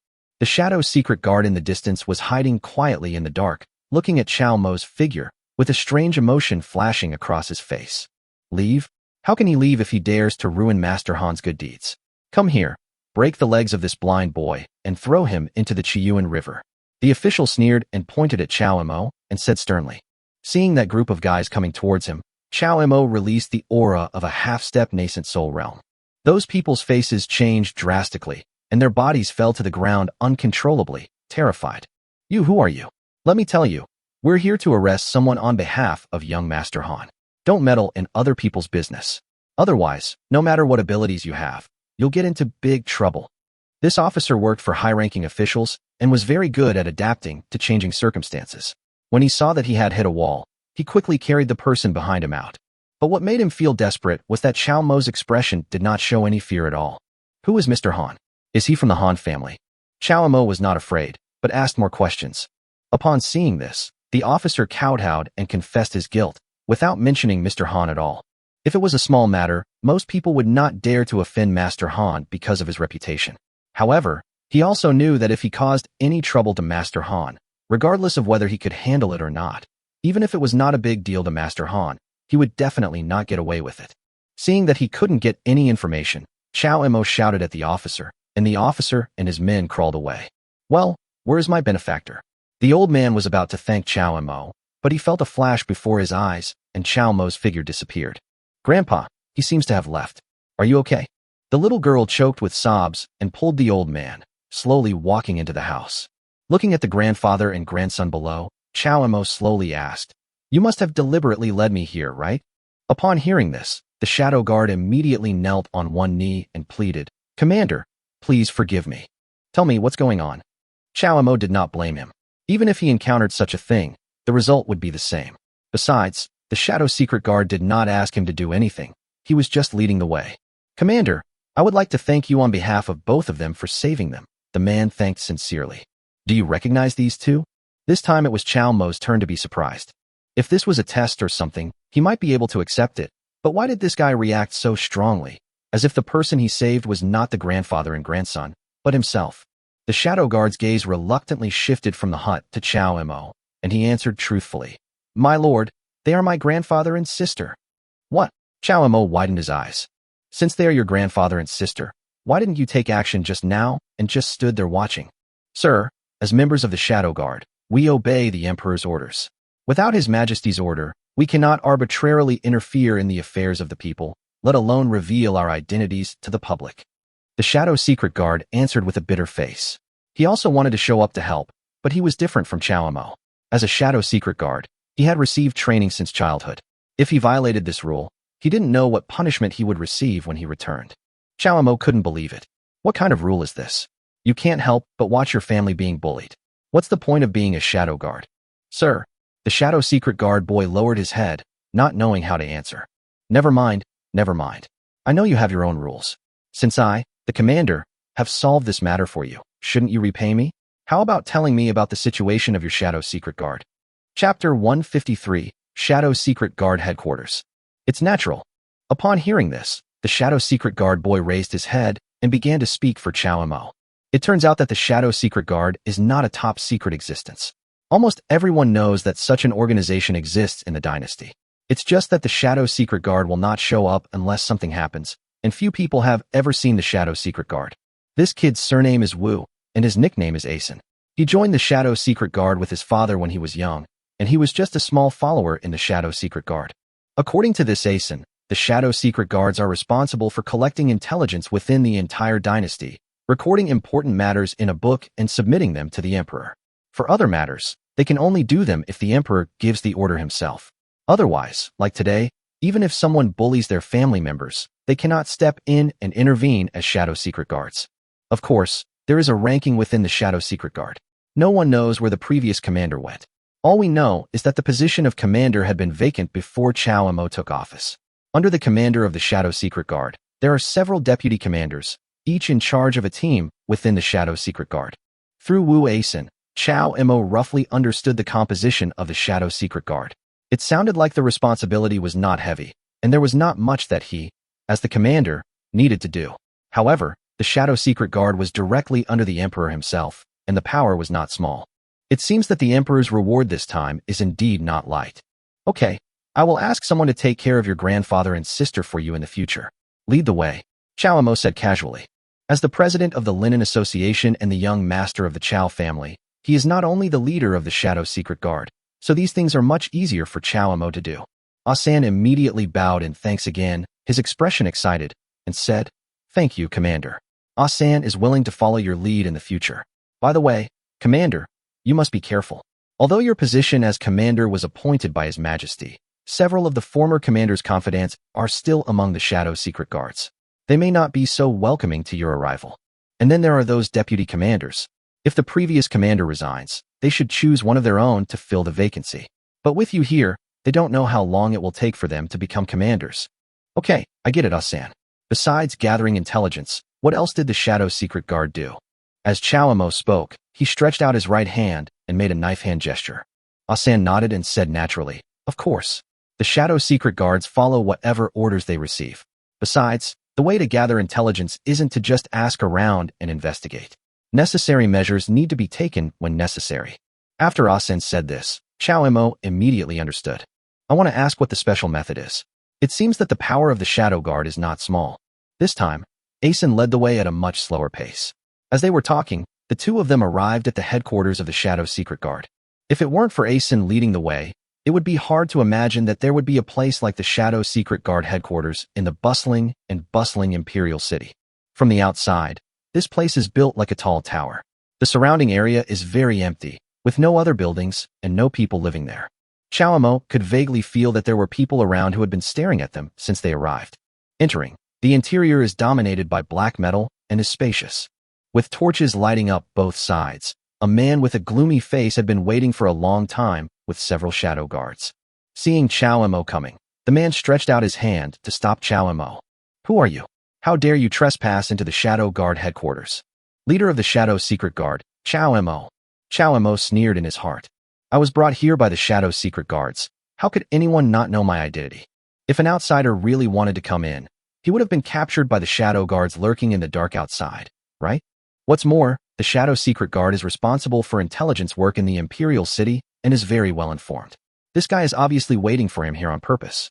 After Asan's reminder, Chaomo already had an idea in his mind and understood this guy's purpose at a glance. Nonsense.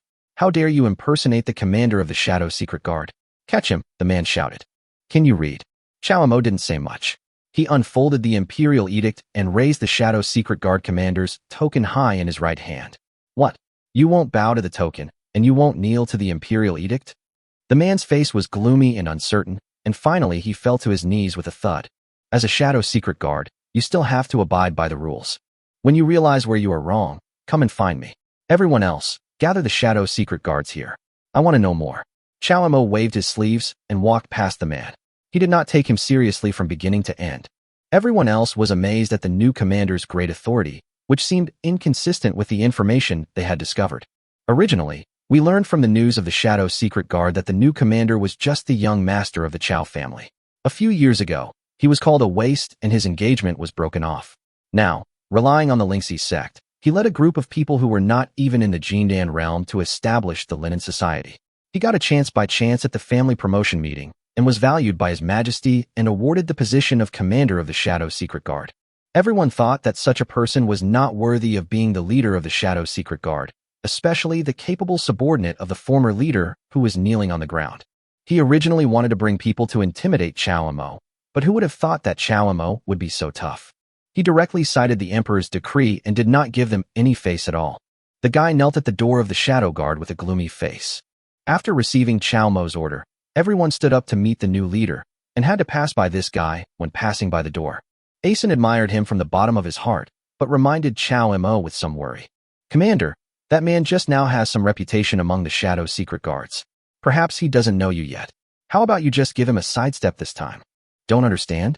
It doesn't matter. I don't understand them either. If they make a mistake, it's not a bad thing to learn a lesson and remember it. Chaomo didn't listen at all and said casually, who has the guts to make Guang kneel outside? Chaomo sat in the first seat, with the Shadow Guard standing in columns on both sides. A slightly rough voice came from outside. Everyone's heart moved. Everyone knows that the deputy commander is here. Chaomo remained calm and looked down as a burly man rushed in. Looking at his strong muscle lines and the fat on his face, you can tell that this person is not someone to be trifled with. When the surrounding Shadow Guards heard his voice, they all lowered their heads quietly, as if they all knew how powerful this man was. Chapter 154, Establishing Authority. Asan reminded in a low voice. Commander, he is the deputy commander with the hottest temper in our Shadow Secret Guard, nicknamed Violent Tiger. He had a very good relationship with the previous commander. After the previous commander disappeared, no one in the Shadow Secret Guard could control him. Balhu. Chaomo nodded slightly, already having a general understanding of the visitor. The Violent Tiger rushed into the house, and the powerful aura on its body almost knocked over the two Shadow Guards guarding the door. Are you the new one? Balhu asked with wide eyes. Chaomo frowned, glanced at the deputy commander, ignored him, and looked at the hourglass beside him. Asen, according to the rules of your Shadow Secret Guard, how should we deal with those who are half an instant stick late? Chaomo asked in a cold voice. According to the Shadow Secret Guard regulations, if anyone in the Imperial City receives a summons from the commander, they must immediately gather at headquarters. Latecomers will be punished with flogging. Asen hesitated for a while, but under the glare of the deputy commander Balhu, he finally mustered up the courage to speak out. Bao Hu sneered. Good boy. I'm the deputy commander of the Shadow Secret Guard. Even the previous commander has never hit me. What gives you the right? I'll give you two choices. Either you accept the punishment yourself, or tomorrow I'll report to His Majesty and have your entire family executed. I won't lie. Make your choice. Chao Mo's calm tone shocked everyone present. The whole family will be executed. The Shadow Guard is exclusively for His Majesty. Being able to become the leader of the Shadow Guard, who knows if Chao Mo is a favorite of His Majesty? Bao Hu had no choice but to calm down. He gradually calmed down and glared at Chao Mo, breathing heavily through his nose. Fine. I'll go and take the punishment now. We'll see you later. After saying that, Bao Hu turned around and went down to receive his punishment. Chao Mo didn't even look at him. He had seen too many people like Bao Hu. If he didn't make him understand the rules, he would never take you seriously. What Chao Mo has to do today is to establish his authority. Asen, who else hasn't come yet? Reporting to the commander, there is still one Deputy Commander Yu who has not arrived. After Asan finished speaking, he whispered in Chao Mo's ear. However, Deputy Commander Yu was invited away by the Crown Prince. I'm afraid he hasn't finished his business yet, so he didn't return in time. Prince? Chao Mo's mouth corners suddenly curled up when he heard this. It turned out that the prince was also involved in this. Then he understood what the emperor meant. Send someone to inform Deputy Commander Yu to come to Shadow Secret Guard headquarters within half an incense stick to receive punishment. Otherwise, you will bear the consequences. Compared to the shock within the Shadow Secret Guard, the forces outside were also in an uproar at this moment. Wu Mu had someone who had been trying to track down Chao Mo's whereabouts. Upon hearing that Chao Mo was unable to attend his banquet because he had gone to work for the Shadow Secret Guard, he laughed and thought it was interesting. He then recalled all the people he had sent out without making any comment. The Prince of Zhendong seemed a little uneasy. Although the position of the leader of the Shadow Secret Guard was not as high as that of the Prince of Zhendong's palace, it was still an important position. It would be difficult for him to act secretly in the future. With such an opponent, it would be difficult to deal with. The most enraged were the prince's mansion. The prince was summoning Deputy Commander Yu to discuss supporting him to become the commander, but in the blink of an eye, he heard that Chao Mo had already taken the position of commander. Crack! The prince swung his sleeves and smashed the extremely precious vase into pieces. Deputy Commander Yu also had a gloomy expression on his face. He had been planning for this position of commander early on, but who would have thought that at this critical moment, it would be snatched away by an unknown kid? Let's not talk about whether he has the qualifications. Even if he does, he is not familiar with the Shadow Secret Guard at all. Why should he be the commander? Chao Mo, you dare to ruin my good deeds again. Do you really think I dare not kill you? The prince said viciously. Your Highness, since he has summoned me this time, do you want me to kill him directly and say that it is because of internal dissatisfaction within the Shadow Secret Guard? Deputy Commander Yu was a ruthless character and offered a suggestion. No, don't you use your brain? If something like this happens to the Shadow Guard, will His Majesty still trust you? Without His Majesty's trust, what use are you as the Shadow Guard? The prince hurriedly stopped him. Then, a sinister smile appeared on his face, and he said, killing him won't dirty our hands. So, since he summoned you back, you should listen to him for now. Tell him about the spy in the Blue Sword sect, and let him investigate. Upon hearing this, Deputy Commander Yu also grinned evilly. Soon, Deputy Commander Yu returned to the Shadow Secret Guard headquarters. Yu Du greets the commander. I've come to accept my punishment. Deputy Commander Yu's attitude was surprisingly submissive, which surprised everyone, including Chao Mo. On the other side, Bao Hu grimaced in pain but did not forget to sneer at Deputy Commander Yu with contempt in his eyes. Seeing such a good attitude, Chao Mo couldn't be unreasonable, so he naturally didn't say much. Very good. Tonight, I want you all to meet me, the new commander, and learn about the rules and tasks of our Shadow Secret Guard. If you don't have anything else to do, Deputy Commander Yu will stay, and everyone else can go ahead and get busy. Yes. In the huge room, only Yu Du was left. Bao Hu outside the door was so angry that he kicked a deep hole in the wall outside the door. You useless guy, you just like those flatterers. You won't even know how you died when the time comes. Bao Hu cursed and left the Shadow Guard directly. Asen was also standing outside the door with great concern. He had reminded Chao Mo before that the remaining poison was most likely someone from the prince's side, and it would not be a good thing if he had too much contact with him. In the room, Yu Du looked at Chao Mo in confusion. Don't you know why I asked you to come here? Chao Mo looked at Yu Du and asked. I shouldn't be late, but now I have been whipped. I hope the commander will forgive me. Yu Du responded respectfully. After thinking about it, Yu Du stuffed the spirit stone on his body into Chao Mo's hand. Chao Mo was at a loss for words. This guy thought he wanted a bribe. Chow Mo looked helplessly at Yudu, who was half kneeling in front of him. Deputy Commander Yu really has the best of both worlds. No wonder His Royal Highness the Crown Prince is so close to him. Commander, you misunderstood. The Crown Prince summoned me because there was something he couldn't come forward to discuss. He could only inform me that the Shadow Guards would come to investigate secretly. Yudu's eyes rolled, and he continued, "Oh, right, Commander, I was just about to report this to you. His Majesty previously ordered the Shadow Secret Guard to search for spies in the Imperial City. I found evidence from the Crown Prince that someone is a spy from the Heavenly Demon Cult. They secretly sneaked into the capital and explored the secrets of our dynasty. According to the rules of our Shadow Secret Guard, they should be arrested immediately and imprisoned in the Shadow Secret Guard cells pending trial. Since we're following the rules, you, the Deputy Commander, should just do it directly. Why do you need to notify me?" Chapter 155, Arresting People. Chow Mo was alert and looked at Yudu deeply. Yudu didn't dare to meet his gaze and replied with his head lowered. "Please forgive me, Commander. This matter involves too many people, and I, a subordinate, dare not make the decision on my own. What's there to be afraid of? If they find out, we'll arrest them. What are you afraid of?" "But the master and disciple are from the Blue Sword sect." Yudu's words shocked Chow Mo's heart. The Longian sect is one of the largest sects in the dynasty, and its disciples all have superb swordsmanship. The most important thing is that the Longian sect is the sect that Han Xinqi joined after refusing the marriage. When Chow Mo heard about the master and disciple, the first person he thought of was naturally Han Xinqi, who had come to the Imperial City during the family upgrading conference but did not participate in the conference. Could it be that they are secretly rebelling against the Imperial Court? So what about the Blue Sword sect? Aren't the Shadow Secret Guards directly under His Majesty? When did they become so cautious? "Well, Commander, the evidence we have in the Shadow Secret Guard is incomplete, so we need to ask you if we should arrest him now." As soon as Yudu said this, Chow Mo immediately understood his intention. It seems that the prince is trying to drag him into this. Now that the evidence is incomplete, if he arrests him, it will definitely cause resistance from the master and disciple of Longianzone. But if he does not arrest him, it means that he, as the commander, has intentionally neglected his duty and allowed the spy to steal the court secrets.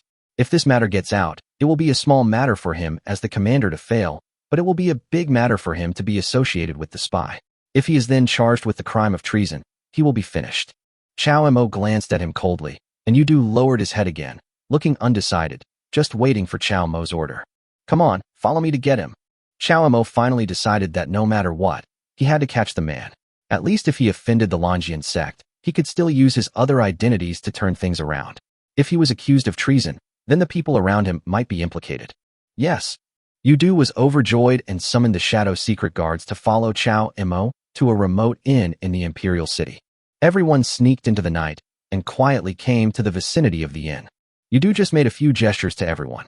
The Shadow Secret Guards seemed to have received special training and quickly divided into 3 teams. 2 teams surrounded the inn from both sides, and 1 team followed Yudu and Chow Mo into the inn to capture people. It's no wonder that these guys not only have skills, but also know how to cooperate. In the Imperial City, they can be regarded as an absolute force. In the inn, a master and his apprentice were studying swordsmanship in the room. The man repeatedly tried to teach her, but the woman remained indifferent and gave in repeatedly. "Xinqi, when cultivating immortality, you must not think too much. If you worry too much, it will inevitably distract you, which is extremely detrimental to the improvement of your swordsmanship." The man persuaded in a gentle voice. "Master, I know that there are still many things I don't understand about swordsmanship. Could you please allow me to go back and think about it and practice again tomorrow?" The woman bit her lip lightly and answered with a grim expression. Bang! The door was kicked open. Chow Mo rushed into the room with the remaining poison. The Shadow Secret Guards followed the 2 of them and surrounded the room. The man immediately became furious and loudly asked who Chow Mo was. When Chow Mo's eyes met that woman's, he was also stunned for a moment. In the room were Han Xinqi and her master. When Han Xinqi saw Chow Mo, her nose suddenly felt sore for no reason. She suppressed the grievance and longing that welled up in her heart and said to Chow Mo, "What are you doing here?" The Shadow Secret Guard was ordered to arrest you. Has the evidence confirmed that they are the master and his disciple? I just saw that there is no evidence of the disciple collaborating with the enemy. Chow Mo asked with a frown. Yudu looked back and forth and finally said, "There is indeed no evidence that the apprentice has colluded with the enemy, but considering that they are master and apprentice, and they came to the Imperial City together, I have some suspicions." "What evidence?" What are you talking about? You dare to break into my room? Are you looking for death? The man, Han Xinqi's master, looked at Chao Mo and the others with murderous intent in his eyes. The Shadow Secret Guard has evidence that you are in contact with people from the demonic cult. Please follow us to the Shadow Secret Guard headquarters for investigation. Chao Mo raised the token in his hand. The identity of the leader of the Shadow Secret Guard is self-evident. Han Xinqi and her master both widened their eyes and looked at Chao Mo in disbelief. Immediately afterwards, Han Xinqi's master put down the sword in his hand and said with a complicated expression, "This must be someone's accusation. I am from the Blue Sword sect. How could I be related to the Heavenly Demon sect? If you put me in jail without evidence, my Blue Sword sect will never let it go. Boy, you better think about the consequences. Chao Mo, my master has been wronged. You should investigate the matter thoroughly before arresting him." Han Xinqi couldn't help but speak when he heard this. After hearing Han Xinqi's words, Chao Mo not only did not give up on capturing the person, but his expression remained expressionless and his attitude became even tougher. Capture him. If anyone resists, kill him on the spot. The Shadow Secret Guard received the order and drew his weapon, pointing it at Han Xinqi's master, regardless of the identity of the person in front of him. Han Xinqi's master was silent for a while, but considering that he was in the Imperial City, he had no choice but to go back and investigate. "Xinqi, don't get involved in this matter. Go back to Lonjian sect and pass the news back. I want to see if you can arrest people from Lonjian sect at will." Han Xinqi's master showed no fear at all, but threatened. "Commander, what about this woman?" Yudu looked at Chao Mo. "Since there is no evidence, we can't catch him. Let's go back and interrogate that person." Chao Mo glanced at Han Xinqi and said. After receiving the order, the Shadow Secret Guard took Han Xinqi's master back to the Shadow Secret Guard's secret prison and imprisoned him. With such a big commotion during this away game, it is of course impossible to block the news, not to mention that some people deliberately want to spread the news.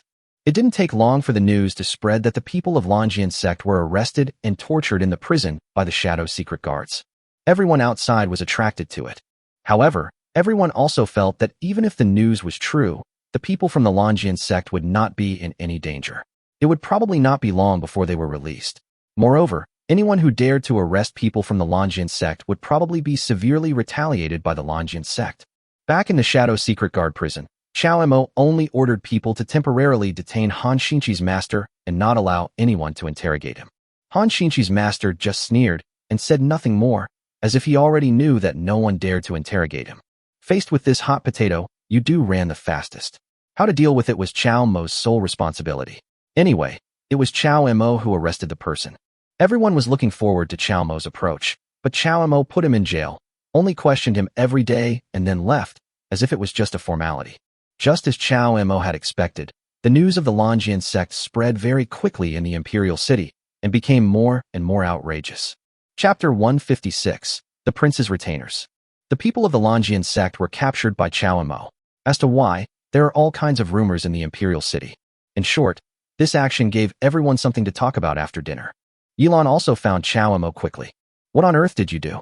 Do you know the status of the Lonjian sect in the dynasty?" Yilan asked in shock and anger as soon as they met. "I know. There is evidence that he has connections with the demonic cult. As a Shadow Secret Guard, there is nothing wrong with me bringing him back for interrogation." Chao Mo nodded and said, "Nonsense. Even if you are the leader of the Shadow Secret Guard, you can't afford to offend the Blue Sword sect. Release him quickly, otherwise you will get into big trouble." Yilan said anxiously. Chao Mo was silent. This matter was indeed difficult to deal with. He also knew that he was in a dilemma, but Chao Mo knew that it was absolutely impossible for him to let that person go. Once Chao Mo lets him go, not only will the Shadow Secret Guard lose face, it will also mean that Chao Mo dares not to be an enemy of the Blue Sword sect. Doesn't such an act mean that Chao Mo is not capable of the responsibility? Forget it, don't worry about this matter. By the way, what will happen in Linen? Chao Mo said with a smile. The Linen Association has already received the cultivation techniques and rewards from the 4th rank family. We will make all necessary arrangements tonight and completely evacuate. Don't worry, I came to find you not only for this matter, but also for the cultivation technique I obtained in the Danshin sect's secret realm. Do you still remember it? Are you talking about that dual cultivation technique? Chao Mo teased with a smile, but Yilan actually blushed. She said that after practicing that technique last night, she suddenly discovered that there was a second chapter to it, and asked Chao Mo to try practicing it. Chao Mo was stunned and said that he would go practice as soon as he had free time, and then sent Yilan away. In the next few days, Chao Mo began to look for evidence, and Yilan often appeared with him. Perhaps because she sensed the crisis, Chao Mo couldn't persuade her and just let her do what she wanted. The prince's mansion could no longer sit still. They all knew that Chao Mo did not torture the man from the Longian sect, but he was also unwilling to release him. If this continued, no one knew how long it would last. The prince was naturally anxious when he saw Chao Mo firmly sitting on the position of leader of the Shadow Secret Guard. So the prince secretly summoned Yu Du to discuss the matter. Your Majesty, the current situation is very delicate. In fact, to put it bluntly, it is just Chao Mo who is maintaining a balance. As long as this balance is broken, everything will be solved. Yu Du whispered a few words in the prince's ear. The prince clapped his hands and said with a smile, "Yes, your idea is good. This way, I can use it to deal with this ignorant brat. He dares to ruin my plans so many times. I will let you know the consequences."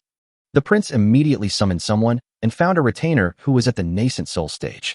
Chao Mo here came to the dark prison to investigate and interrogate Han Xinqi's master as usual.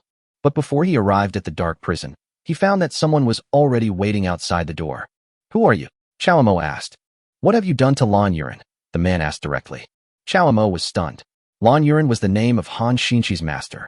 It took him a long time to find out. This person actually knew Lan Yuren? He's colluding with the heavenly demon cult and is now in prison. So are you also his accomplice? Nonsense. How dare you frame me? You know, Lan Yuren, the one imprisoned in there, is my old friend. I've long heard rumors among the people that you've imprisoned Lan Yuren here to avenge a personal vendetta. Seeing you today, you really don't care about right or wrong." The man flew into a rage, pointing his finger at Chao Mo, his face trembling slightly. "Aren't you afraid of the consequences? Aren't you afraid of the Blue Sword sect coming after you?" "As Shadow Secret Guards, we are not afraid of anyone." Chao Mo responded coldly. "I advise you to release Lan Yuren as soon as possible. Otherwise, don't blame me for being rude to you."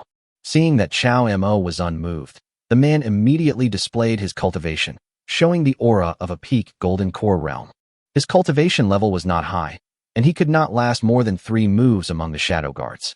However, the Shadow Guards around him saw this and avoided him. It was as if this matter was directed at Chao Mo and had nothing to do with them. Chao Mo knew that most of these Shadow Secret Guards were like violent tigers and were dissatisfied with Chao Mo as the leader of the Shadow Secret Guards. Now they wanted to see how Chao Mo would deal with it. "Okay, if you let me go, then I will let it go." Chao Mo glanced at the guy and said with a smile.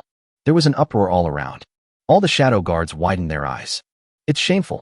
When they were catching us, they went to such great lengths and just rushed straight to the inn and surrounded the entire place. Now people ask you to release them, and you release them. Where is your responsibility and courage as the leader of the Shadow Secret Guard?" The man also laughed when he heard this. He didn't expect it to be so smooth. He just scared Chao Mo and got the person down. "Well, since you know what's going on, it's easy." Just when the guy was feeling proud, suddenly a white finger as fast as lightning came from behind and hit the acupoint on his waist. He just felt his whole body go numb, and the spiritual energy in his body was so exhausted by this poke that it was difficult to raise it at all. Looking back, Yilan's perfect face passed before his eyes. "Come here, put this man in the dark prison as well. He actually has accomplices who try to threaten me with force and power. This is simply unforgivable." Chao Mo left in order and slowly walked into the dark prison. At the same time, Deputy Commander Yu Du quickly appeared and said to Chao Mo, No, Commander, although this person's behavior is a bit strange, it does not violate the law. How can you abuse your power? Our Shadow Secret Guard is not your personal command. I'm sorry that I cannot obey your order." Yu Du is the prince's man, so of course he would not watch Chao Mo take the person away. "Oh, in that case, Deputy Commander Yu, please follow me in." Chao Mo smiled slightly and led the way in. Yu Du was stunned, not knowing what other tricks Chao Mo had, and followed him curiously. As the leader of the Shadow Secret Guard, in charge of all information control, don't you know his identity? Chao Mo waved his hand and threw a large stack of records about that guy to Yu Du. The records clearly stated that he had massacred a city for his own selfish reasons, which violated the rules and regulations of the dynasty. Yu Du was suddenly speechless. Looking at the rules and regulations above, his gaze towards Chao Mo changed. "It seems that I have underestimated this new commander. I am afraid he has been prepared for this. If that person is put in jail, there is no guarantee that the prince will not be implicated." Yu Du saw Chao Mo coming out and winked at the guy. The guy on the ground suddenly attacked. This guy actually burst out with the cultivation level of Yuanying realm at this moment. The veins on his forehead were bulging. It was obvious that he had taken a secret medicine, which caused him to suddenly break through his cultivation level. Chapter 157: The Emperor's Thoughts. There was a sigh of relief within the Shadow Secret Guard. Even if you don't die after taking this secret medicine, you will probably have no hope of practicing in the future. This person was obviously well prepared. If the plan failed, he would die in return. There are not many people in this imperial city who can send out such a death warrior comparable to the nascent soul stage. Chao Mo's eyes also became more cautious. He looked at the man and said in a deep voice, "I advise you to think carefully and not be impulsive. Even if you are at the nascent soul stage in my Shadow Secret Guard, you can't cause any trouble. Is it worth it to risk your life in vain? If not for yourself, think about your relatives too. What will happen to them if you die?" The man's eyes were red as he looked at Chao Mo, roared, and grabbed him with one claw. Chao Mo flashed and hid behind Yudu. Yudu didn't want to get involved, but Chao Mo hid behind him. He cursed Chao Mo in his heart for being unethical, but he didn't dare to keep his hands idle. Chao Mo's cultivation was comparable to that of the nascent soul realm, and it was quite difficult for him, the deputy commander, to deal with him. Yudu beat him while winking at the guy. When the guy saw Yudu's eyes, he just fainted a few times, then turned back and grabbed the unprepared Yilan's throat. Yilan never expected that this guy would suddenly attack her. Her throat was pinched, and she felt her chest suffocate and couldn't breathe. Seeing this, Chao Mo had to take action himself. Yilan was not a member of the Shadow Secret Guard, so even if he was killed, no one would come to rescue him. Chao Mo saw a fireball condensing in his palm. He is half a step into the nascent soul realm and has a pure holy body. If this guy doesn't take the secret medicine that makes him feel no pain, he will definitely not be a match for Chao Mo. But in this guy's current state, he let the flames burn on his chest, burning his clothes and scorching his skin, but he still refused to let go of Yilan. Seeing Yilan's face turn red and purple, Chao Mo became anxious and tried his best to hit the man's heart. Unfortunately, Chao Mo was too concerned and didn't expect that the guy's original target was not Yilan, but himself. "I used all my strength in this punch, and I can't take it back." But the man didn't dodge at all, and secretly stabbed Chao Mo's chest with a poisonous dagger in his hand. Life for life. This guy was planning this move from the beginning. Not good. All the shadow guards also discovered that something was wrong. If it was just to make Chao Mo suffer, it would be fine, but if Chao Mo, the leader of the Shadow Secret Guard, really died in front of the Shadow Secret Guard gate, none of them could escape responsibility. But it's too late to take action now. Yilan covered her neck with both hands. When she saw the dagger stabbing at Chao Mo, her eyes widened with disbelief. It happened in the blink of an eye, at this critical moment. A terrifying spiritual energy exploded out of thin air in front of the two of them. Chao Mo was knocked back several steps, and the person who attacked him flew up directly. His body was like an inflated balloon, exploding in the air and then dissipating into the air. This scene surprised everyone. That guy was comparable to the nascent soul stage, and he died just like that. "Commander Chao, are you okay?" A somewhat sharp voice woke everyone up. "No, it's okay. Thank you for saving me, sir." Chao Mo covered his chest, trying to calm the turbulent blood in his body. He broke out in a cold sweat and felt scared. Fortunately, the eunuch who was following the emperor came to his rescue. Otherwise, he would have been ambushed by that guy. "I didn't expect someone to want to kill me so much." Chao Mo's eyes flashed with murderous intent, but then he hid it. He looked at the eunuch and asked curiously, "Why are you here, eunuch?" "I follow His Majesty's orders." When everyone heard this, they all knelt on the ground and listened to the order. "Your Majesty, I have commanded you." Chao Mo is the commander of the Shadow Secret Guard, and everything he does is my will. Anyone who disobeys will be killed without mercy. I will obey His Majesty's orders. Everyone's gaze towards Chao Mo also began to change. It seems that what they have done has been known by the emperor. This reminder is nothing more than a warning to everyone that if they dare to continue, they will face the emperor's wrath. Cold sweat dripped down his forehead, and he didn't dare to look up at the father-in-law who conveyed his order. "Thank you, Your Majesty. Thank you for your help, eunuch." After Chao Mo thanked him, his eyes were indifferent. In fact, he was not surprised by this. What he was doing was what the emperor wanted to see. There is only one emperor in the world, and anyone who violates the rules will have to pay the price. No matter if it was the person from Longian sect in prison or the retainer of the prince's mansion outside. After this incident, everyone understood completely, and rumors began to spread outside that Chao Mo was now a favorite of the emperor, and was favored by the emperor and should not be easily offended. Many people among the Shadow Secret Guard also began to secretly apologize to Chao Mo. If Chao Mo investigates what they have done while standing idly by, none of them will be able to escape. So these people began to feel guilty and kept trying to please Chao Mo. Outside the Shadow Secret Guard's secret prison, a woman looked out into the distance, the sect leader's advice replaying before her eyes. When Lan Jinzong saw Lan Yuren being captured, he was not as furious as one might imagine. Instead, he asked his disciple Han Xinshi to come and apologize and find a way to rescue Lan Yuren. Even though Han Xinshi was extremely reluctant, she had to come in the face of such a request. The Shadow Secret Guard saw Han Xinshi from afar and came to the prison to report. Chao Mo had a complicated expression and asked someone to bring her in. The two met again, their eyes met, and they were both silent. The shadow guards around retreated tactfully and stood guard outside the door. I didn't expect that you have become the leader of the Shadow Secret Guard, Han Xinshi said in a low voice, not knowing whether he was sighing or regretful. Well, it's just luck. What are you doing here? Chao Mo asked. My master has been wrongly accused. The sect master has asked me to come and make amends for the reckless actions he has taken. Please let him go. Han Xinshi bit her lip and pleaded. Chao Mo, I haven't asked you for anything. I just hope you can let him go this time. Chao Mo suddenly looked embarrassed and said, Xinshi, logically, I wouldn't refuse your request, but my opinion alone doesn't count. I'm not against releasing your master, but the dynasty needs an explanation. Since you've made a mistake, you have to pay the price. As his disciple, you will stay in the Shadow Secret Guard for 20 years. First, I can protect his life. Second, I can fulfill my disciple's duty and look after him. Han Xinshi thought Chao Mo was teasing her again, and a layer of frost fell on her face. She shouted angrily, Chao Mo, what do you want? What do I want? I'm just enforcing the law impartially. If he's fine, he'll be out soon. Chao Mo thought of the rumors from the outside world and what the young Marquis had said to him before, and then faced Han Xinshi's current attitude. A sharp gleam appeared in his eyes, and he responded coldly. Chapter 158, The Second Level of Gongfa. Han Xinshi ended up parting on bad terms and was unable to ask Chao Mo to release the person. That night, Chao Mo was feeling depressed and went to the courtyard alone. He drank alone under the moon and planned what to do next. Thinking about how he almost died at the hands of the peak Jindan Realm Master today, Chao Mo sighed. After all, he was too weak. With his current cultivation level, he had no confidence whether facing the Han family, the royal palace, the Longjin sect, or the prince. So you have worries too. The voice came from behind, with a hint of coldness. Chao Mo knew her identity without even looking at her. The leader of Lingxi's sect, Yilan. She was the only one who could move freely in the Shadow Secret Guard compound, because Chao Mo had given her special permission.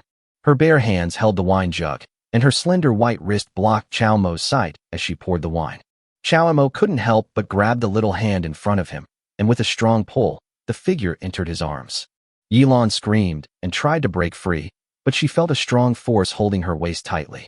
The fiery touch made Yilan shocked and embarrassed. Her hands were as soft as can be's and her skin was as white as cream. Feeling the softness on her body, Chao Mo's drunken eyes swept over her perfect figure. Madam, how many people in this imperial city are eyeing us covetously? What will they do next? Chao Mo's drunken breath hit Yilan's cheek. Yilan actually gave up resisting, her face flushed with shame, and her beautiful eyes looked at Chao Mo. After all, you and I are too weak, otherwise that person wouldn't have found the opportunity during the day. Yilan had always felt guilty and resentful about how she had almost caused Chao Mo's death at the hands of the prince in front of him during the day. Madam is right. The only right way is to become stronger. Only by improving our cultivation can we respond to all changes with the same attitude. Chao Mo nodded and said in agreement. But a pair of big hands quietly entered into the Taoist robe. Yilan grabbed him and scolded him. What are you doing? Don't push your luck. Chao Mo saw that his thoughts were exposed and smiled awkwardly. I'm drunk. Oomph. Don't think I don't know what you're thinking. All you think about all day is that. If you could concentrate on your cultivation, you would have already broken through to the nascent soul stage. No wonder the Chao family's young master was called a waste.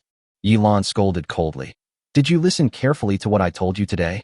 Chao Mo shook his head helplessly. What's the matter?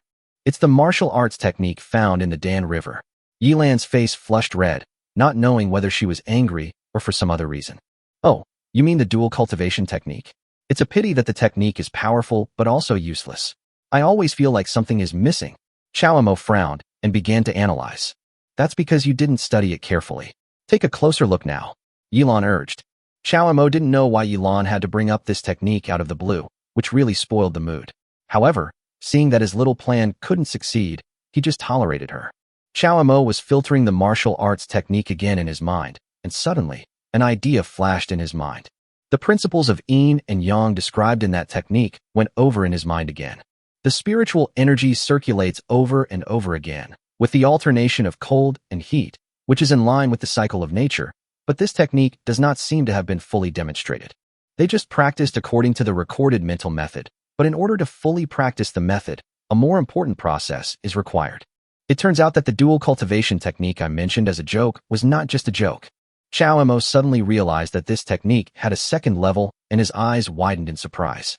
Yilan knew that he should have thought of this, so she lowered her head and said, "If this technique is fully practiced, it may help you and I to reach a higher level of cultivation." Chow Mo couldn't believe his ears when he heard this. There was a buzzing sound in his mind. What did she mean by saying this to him? He mentioned it during the day and came to look for her late at night.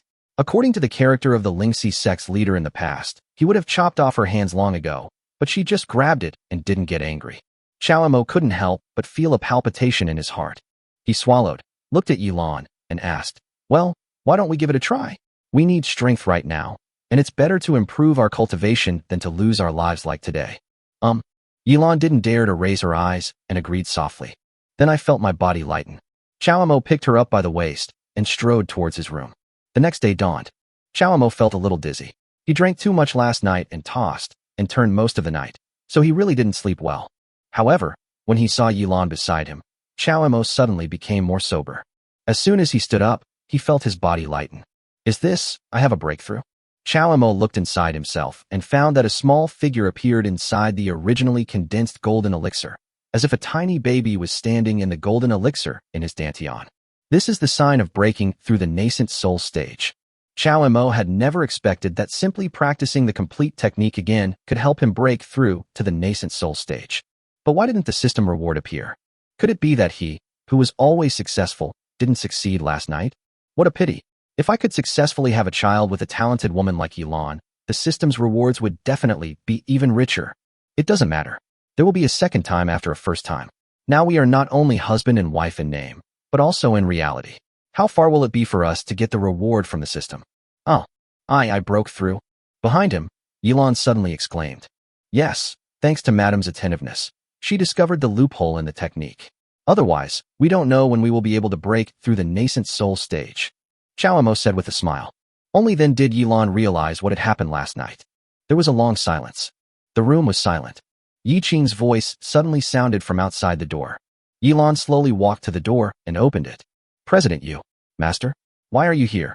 Before Yi Qing could finish his words, they were choked back by the person in front of him. Seeing Yilan's unfriendly expression, Yi Qing turned around and said, I remembered that I have something else to do. I'll leave first. Master, you guys. Return." Chow Mo called out to him, walked out of the room with a smile, and asked, "Didn't you leave? How did you find this place? And what are you doing in my room so early in the morning?" Yi Qing glanced down at Yilan.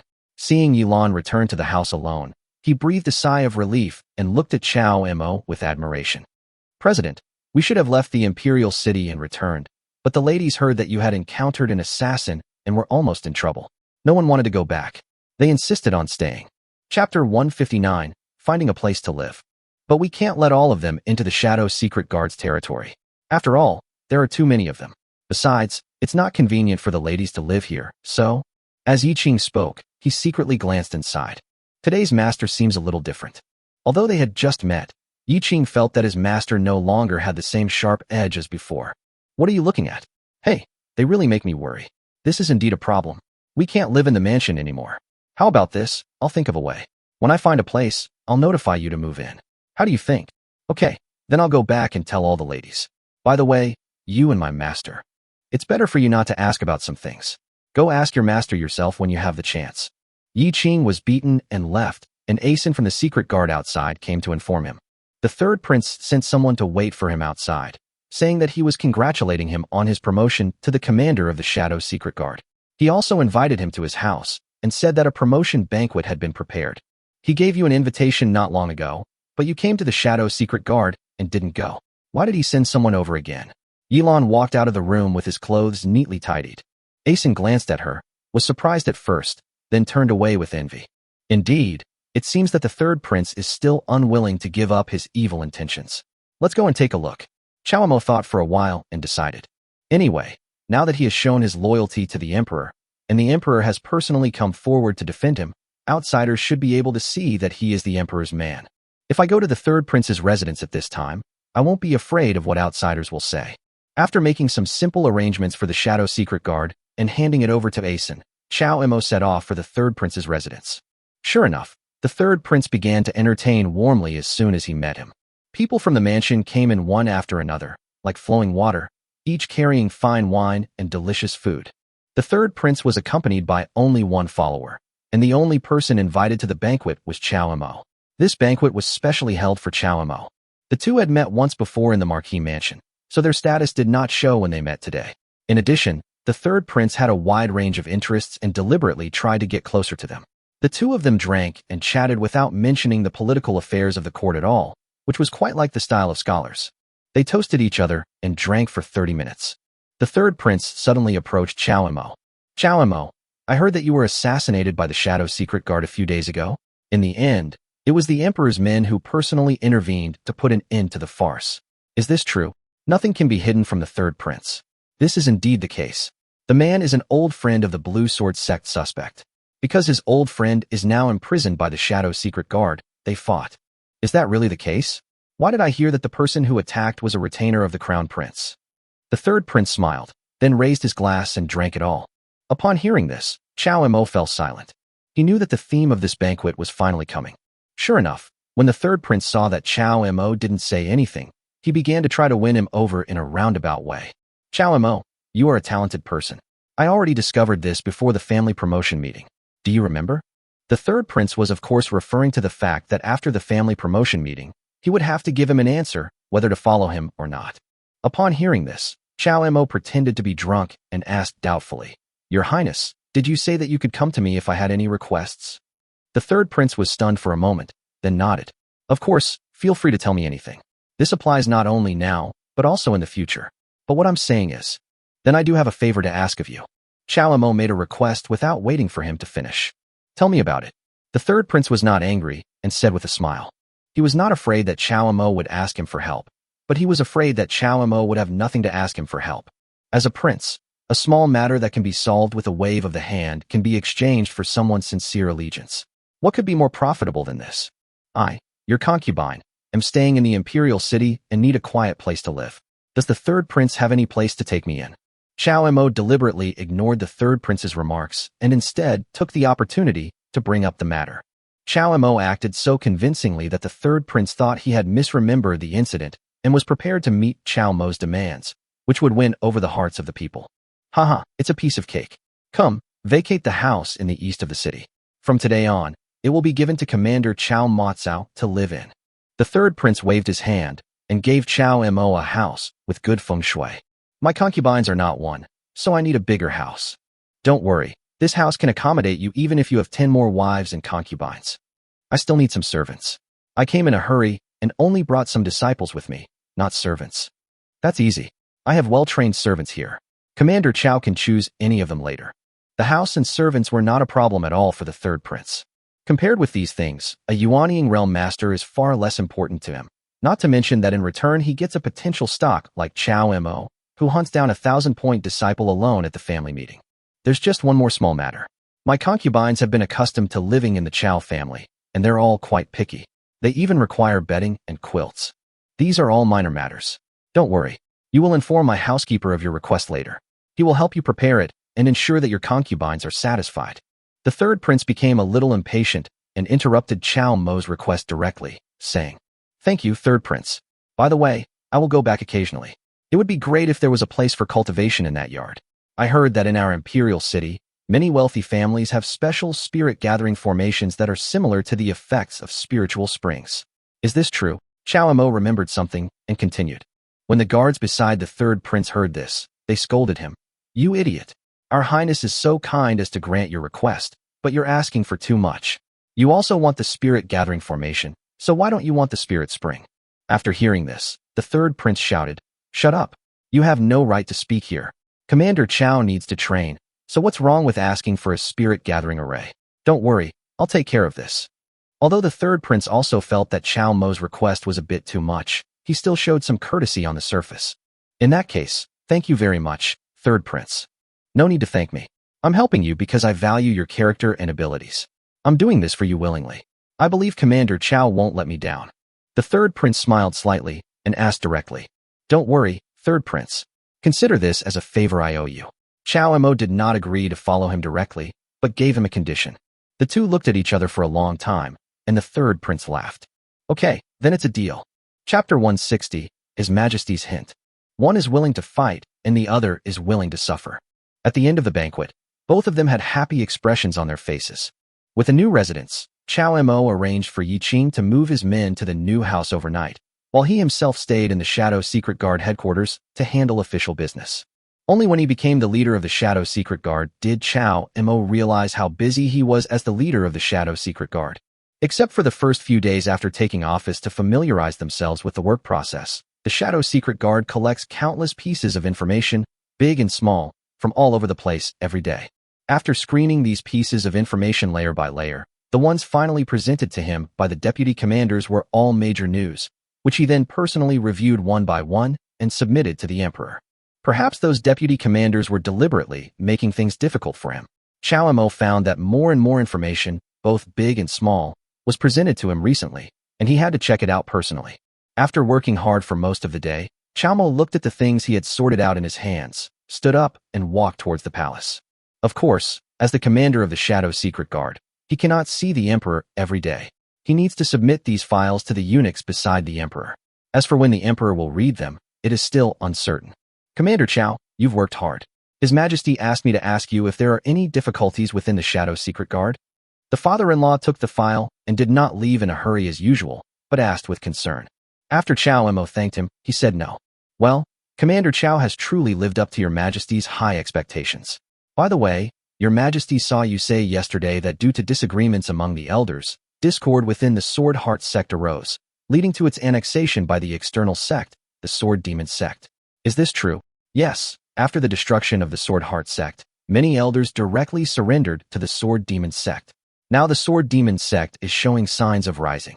In a short period of time, Chow Mo had already learned about all the major events in the martial arts world. When his father-in-law asked him about it, he answered immediately. Your Majesty asked me to ask you, if the Sword Demon sect seizes this opportunity to swallow up all the surrounding sects, is there a hope of becoming the next Blue Sword sect of the dynasty? Chow Mo was stunned when he heard this. Seeing his father-in-law's meaningful eyes, he shook his head and said bluntly, no. Before we can resist foreign aggression, we must first stabilize the country. Although the Sword Demon sect has many masters in this generation, its foundation is not as deep as that of the old sect. If they want to swallow up other nearby sects in a short period of time, I'm afraid they will only end up like the next Sword Heart sect. Okay, I will report your words to His Majesty truthfully. Commander Chow, please return. The eunuch led his men back to the palace quickly. Chow Mo stayed where he was for a long time before suddenly realizing. I see. After returning to the Shadow Secret Guard, Chow Mo immediately ordered Asen to prepare a lot of materials. Early the next morning, an emergency meeting was held within the Shadow Secret Guards, and the commander personally summoned all the Shadow Secret Guards in the Imperial City to the scene. Having established their authority last time, everyone arrived on time this time. Even Deputy Commander Bao, who had always refused to obey the Celestial Empire's rule, stood at the front of the queue with an indignant look on his face. As a member of the Shadow Secret Guard, everyone knows that the Emperor personally stepped in to save Chow Mo a few days ago, and Chow Mo's position as the commander is probably difficult to shake. Commander, why did you summon us here so early in the morning? A well-mannered deputy commander saw Chow Mo coming and asked. Bao also chuckled and said disdainfully, that's right. We all have important tasks to attend to.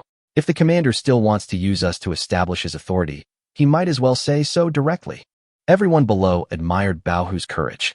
Although they also had the same idea, no one dared to say it directly. Chow Mo came before the crowd, ignoring Bao's disrespectful words, and said, everyone, the Shadow Secret Guard is a secret guard established by your Majesty. They should directly answer to your Majesty's orders, but I have discovered many things that are not right recently. Not long ago, the current Minister Gu went to Ichuan Courtyard late at night and returned after dawn.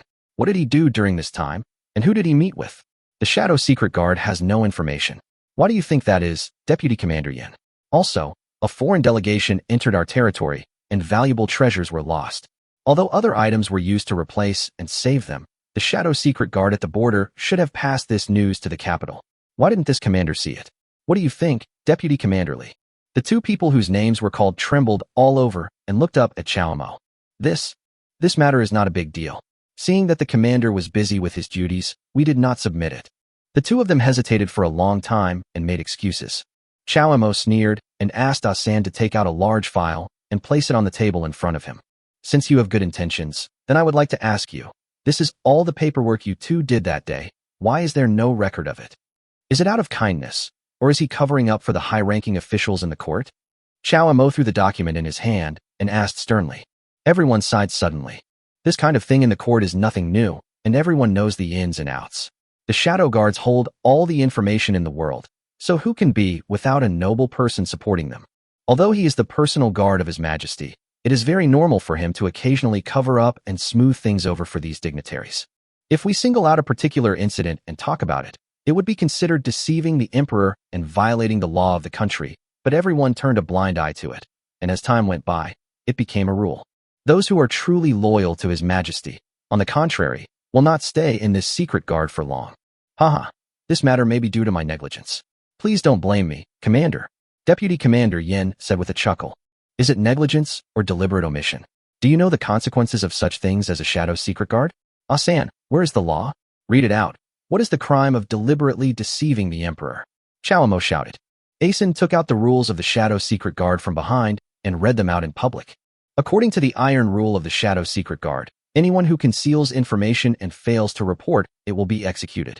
Anyone who deceives the emperor and colludes with officials will be executed. Anyone who tampers with documents or files, or makes false reports or conceals information, will be executed. Everyone's heart trembled, and they looked at Chao with fear in their eyes. Even the unconvinced Deputy Commander Baohu looked at Chao strangely.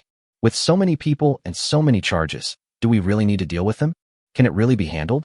Chao held high the Shadow Secret Guard's token and declared, Everyone, there must be no spies among the Shadow Secret Guard. Anyone who dares to collaborate with the court officials and act as an accomplice to the evil will be found today. Anyone who provides evidence will receive a reward from His Majesty. Not many people were happy about it. On the contrary, there were more people who thought it was ridiculous. Many people even began to secretly worry about what they had done. Seeing Deputy Commander Yin and Deputy Commander Lee being brought up, everyone's eyes fell on Chao. They had a rough idea of how Chao was going to deal with these two deputy commanders. Chapter 161, Dereliction of Duty Beheaded. For a moment, everyone in the Shadow Secret Guard had different thoughts. Chao looked at Deputy Commander Yan's defiant face, who did not take him, the commander, seriously at all. He felt more and more that the Shadow Secret Guard should be properly regulated. As for those who neglect their duties, we will deal with them according to the rules of the Shadow Secret Guard. When these words were spoken, everyone was shocked. Even the smile on Deputy Commander Yan's face froze. He looked at Chao and asked incredulously, Commander, are you saying you're going to chop me down? Whether to chop it down or not is up to the law of our country. Chao replied indifferently. You? Ha ha ha. You are really a newborn calf who is not afraid of tigers. You haven't been the commander for just a few days, but you really think of yourself as the commander of the Shadow Secret Guard? Do you know how deep the water of the Shadow Secret Guard is? Do you know what the consequences will be if you dare to touch me? Deputy Commander Yin laughed wildly, pointed at Chao and set his cards directly. Chao frowned, and his natal spirit sword suddenly flew out of his body. A cold light flashed, and Deputy Commander Yan's eyes widened as he fell straight backwards. Everyone was shocked. Deputy Commander Yin, who had just been laughing wildly, died right in front of them. This murder? Commander, this is serious. How dare he? Deputy Commander Yin had the prince's support, yet he killed him? You all don't know, right? I heard a few days ago that Deputy Commander Yin has been secretly following the commander's wife and family. What's his intention? I guess this is why the commander is angry this time. The crowd below was talking about it. When Deputy Commander Yin died, everyone understood that Chao was serious about it. Another deputy commander named Li simply hit his head against the ground and apologized repeatedly. Commander, I acknowledge my guilt. It was all due to a moment of confusion. From now on, I will follow your lead and will never do it again. Deputy Commander Li was scared. After seeing the death of Deputy Commander Yin, he no longer dared to underestimate the young commander in front of him. Thinking about what happened in the Shadow Secret Guard before, although the commander in front of him was not very old, his methods and strength were not what he should show at his age. Moreover, He was also a favorite of the emperor. How could he, a small deputy commander, afford to offend such a boss? Drag him out and behead him. Colluding with people from another country is an unforgivable crime. Chow Mo waved his hand, not bothering to look at him. What Asan has brought here is what I've investigated and gathered, and it's confirmed. If anyone confesses now, I'll consider a lighter sentence. No matter who's behind you or what you've done before, no one gets away with it. Chow Mo's eyes swept coldly over everyone in the field. Everyone was secretly shocked. Commander, in my opinion, we should put this matter aside for now. We have important matters to attend to today. What do you think? Put it on hold. Why put it on hold? Commander, you don't know, this approach is absolutely unacceptable. I'm doing this for your own good, but do you know whose interests this will affect? Yudu came to Chow Mo and persuaded him in a low voice. Many of us in the Shadow Secret Guard have connections to the court. This matter is known to His Majesty, not to mention you. Why do you insist on holding on to it? Even though His Majesty may show you favor for a while, what will you do in the future? Do your job while you're in office. Deputy Commander Yu has been advising me this way. Could it be that Deputy Commander Yu has done something? Chow Mo turned his gaze to Yudu. Yudu shook his head repeatedly and said in panic, What can happen to me?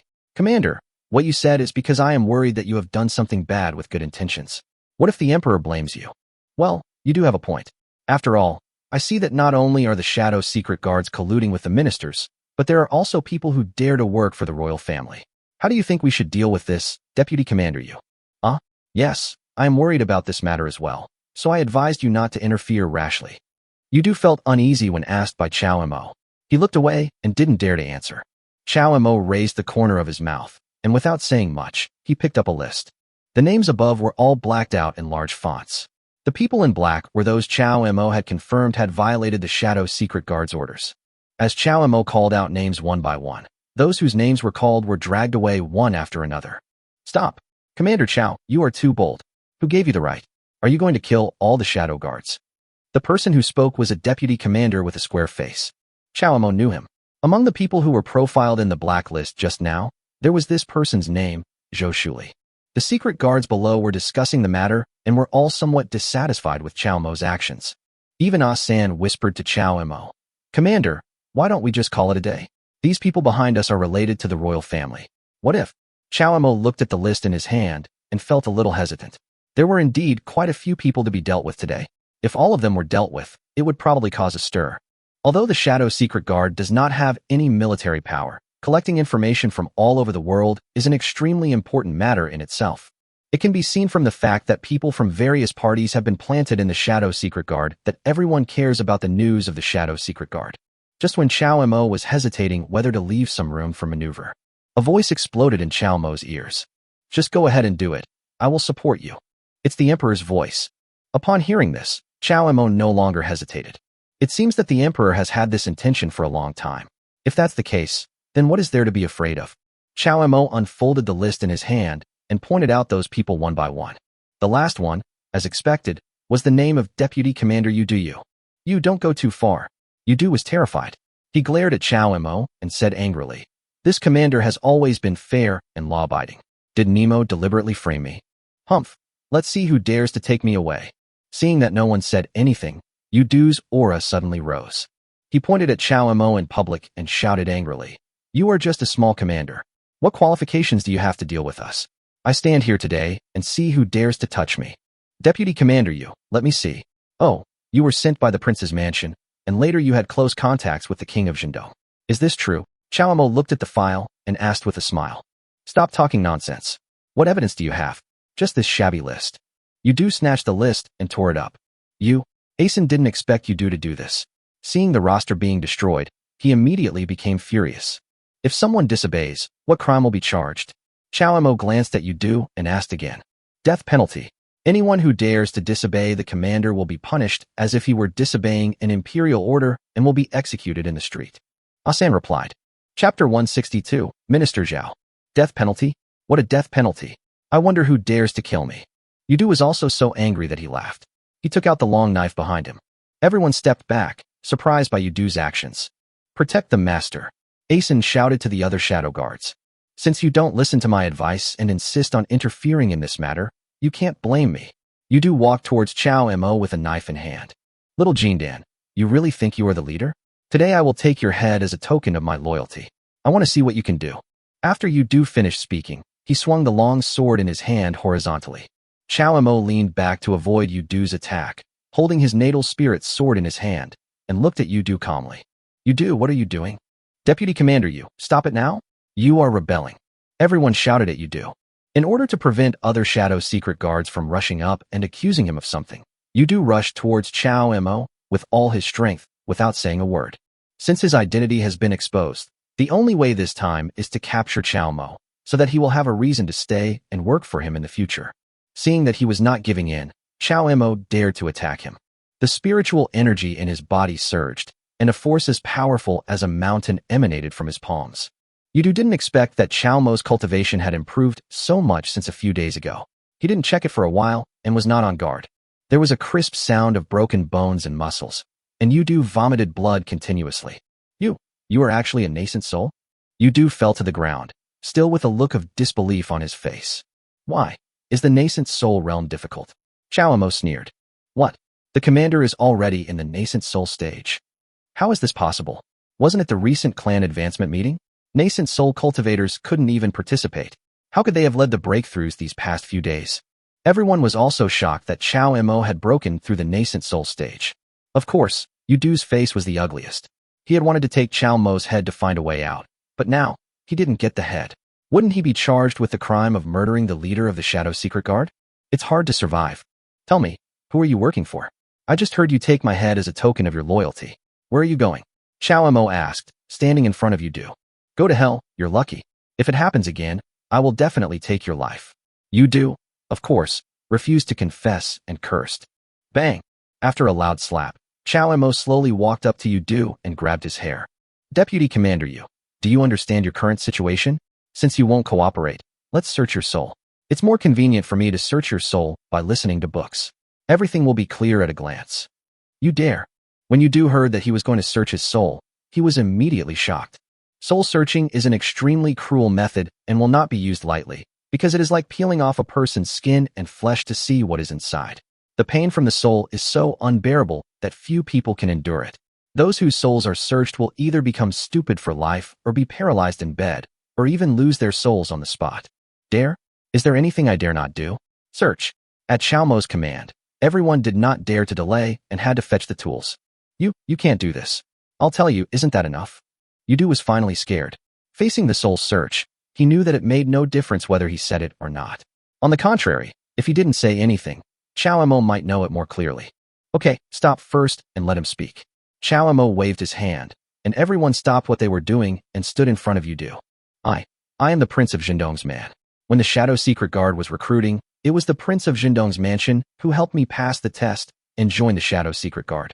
The condition was that any news I got from the Shadow Secret Guard in the future, I would also secretly pass a copy of the news to the mansion. Yu Du also frowned, as if he was quite unwilling. Is that all? Chao Mo asked again. It's over. Yu Du nodded. Okay, let's continue. This time, Chao Mo went straight back to his seat and looked at Yu Du in front of him, who was in unbearable pain and screaming. No, wait. I remember. Yu Du shouted. Whatever you remember, I'll tell you. I don't have that much patience. You should know that the Shadow Secret Guard is in charge of all the affairs of the world, and your secrets are no exception. Chao Mo threatened. By the way, since you are from the Jindong Palace, why are you involved with the Crown Prince's palace? Do you have any connection with the Crown Prince's palace? Well, I have a relationship with the prince because the prince once asked me to do something. Yu Du was worried that he had said something wrong and was really being searched, so he quickly answered truthfully. What's the matter? Tell me yourself. Don't make me ask any more questions. Chao Mo frowned. This guy answered every question he asked and never said a word himself. He was simply provoking him. Yu Du, who was seriously injured and pinned to the ground by the Shadow Secret Guard, vomited blood again. Yes, it's about the 9th princess. The prince said that as long as we find out about this matter, we can. Yu Du secretly looked at Chao Mo. 9th princess? How come I have never heard that the current emperor has a 9th princess? Could she be the emperor's illegitimate daughter? Of course, Chao Mo would not let go of this news and continued to ask questions. Unexpectedly, just as Yu Du was about to tell his story, his expression suddenly changed, and the spiritual energy in his body began to become restless. Yu Du Wang moved his mouth, but no sound came out, as if something was blocking his lips, and he couldn't hear clearly. Bang! As Yu Du was speaking, he suddenly seemed to be infused with some enormous power and exploded. The shadow guards who were holding him down reacted quickly, turned around, and ran away, thus avoiding being splashed all over. What's going on? Chao Mo was shocked and asked hurriedly. Several shadow secret guards who were guarding the remaining poison shook their heads, saying that they really had no idea. It was fine just now, so why did it suddenly explode? While everyone here was puzzled, a court official wearing an official hat and official uniform walked quickly towards them from a distance. What are you doing? He questioned Chao Mo and others as he walked back and forth. I'm dealing with spies and the shadow secret guard. Who are you? Chao Mo looked at the man and felt that he looked familiar. I am Minister Zhao from the Ministry of Justice. I have come here specially to interrogate the prisoner. Minister Zhao replied. What are you doing in front of the shadow guard gate? Why does it smell like blood? Minister Zhao fanned his nose with his hand to remove the smell and frowned. It's just dealing with a few spies to relieve your majesty's worries. Chao Mo answered casually. By the way, which prisoner is Minister Zhao going to interrogate? Chao Mo, who was about to let Minister Zhao come and go freely, suddenly remembered someone and asked hurriedly. He's from the Longian sect. His last name is Lon and his given name is Yuren. Lon Yuren? Yes, it's the one from the Blue Sword sect. If I remember correctly, he was the one who commanded you to detain someone in your shadow secret guard a while ago. Chapter 163 Lon Yuren was released. Upon hearing this, Chao Mo's eyes suddenly turned cold, and the temperature around him dropped a few degrees in an instant. Everyone realized that something was wrong and came behind Chao Mo. That's right. The crime committed by Lon Yuren should be handed over to us for trial. How can we trouble the shadow secret guard? I came here to take Lon Yuren to jail for further interrogation. The man nodded without hiding anything, and directly stated his purpose and said, No. Chao Mo refused directly. No. The man was also stunned, and then suddenly became tough. You must do it, even if you have to. This is His Majesty's order. Do you dare not obey? Although Minister Zhao did not have a very strong cultivation level, he still had some authority as an official, and he asked coldly. Impossible. If it is His Majesty's decree, is there an imperial edict? Here are all the documents. I need to bring the person here now. Commander Chao, please hurry and bring him here. Minister Zhao took out all the documents and said with his hands behind his back. It's worth mentioning that all the documents are complete. According to the laws of the court, this person should really be handed over to Minister Zhao. Chao Mo frowned and looked at Minister Zhao. No one knew what he was thinking. Seeing Chao Mo's frightening gaze, Asan feared that Chao Mo would kill Minister Zhao as well if he disagreed with him. So he quickly whispered, Commander Chao, since they have the documents, let's give them the person. The people from the Blue Sword sect are not easy to deal with. In this way, our shadow secret guard will also be implicated, which is a good thing. Chao Mo looked at Asan and went straight into the dark prison. In the dark prison, Lon Yuren was sitting upright on a cushion with all the food in front of him. Those who were responsible for guarding him were also very polite to him. Seeing that he had been in the dark prison for a few days, his expression was normal and his spirit was not diminished. He did not take Chao Mo and the others seriously at all. He doesn't look like a prisoner being held in jail at all. Hey, here you are again. What? Are you going to ask me something?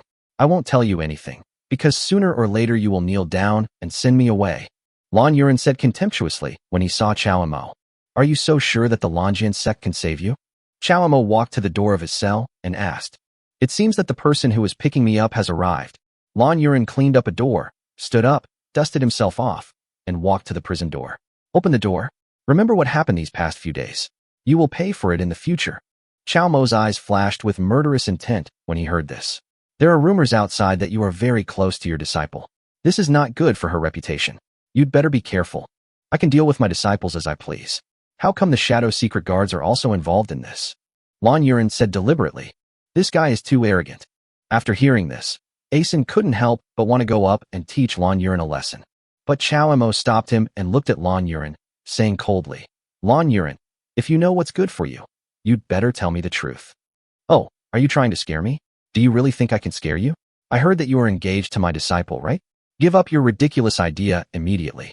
My disciple has no feelings for you at all, and it is even less likely that she will have any feelings for you in the future. Ha! What do you mean?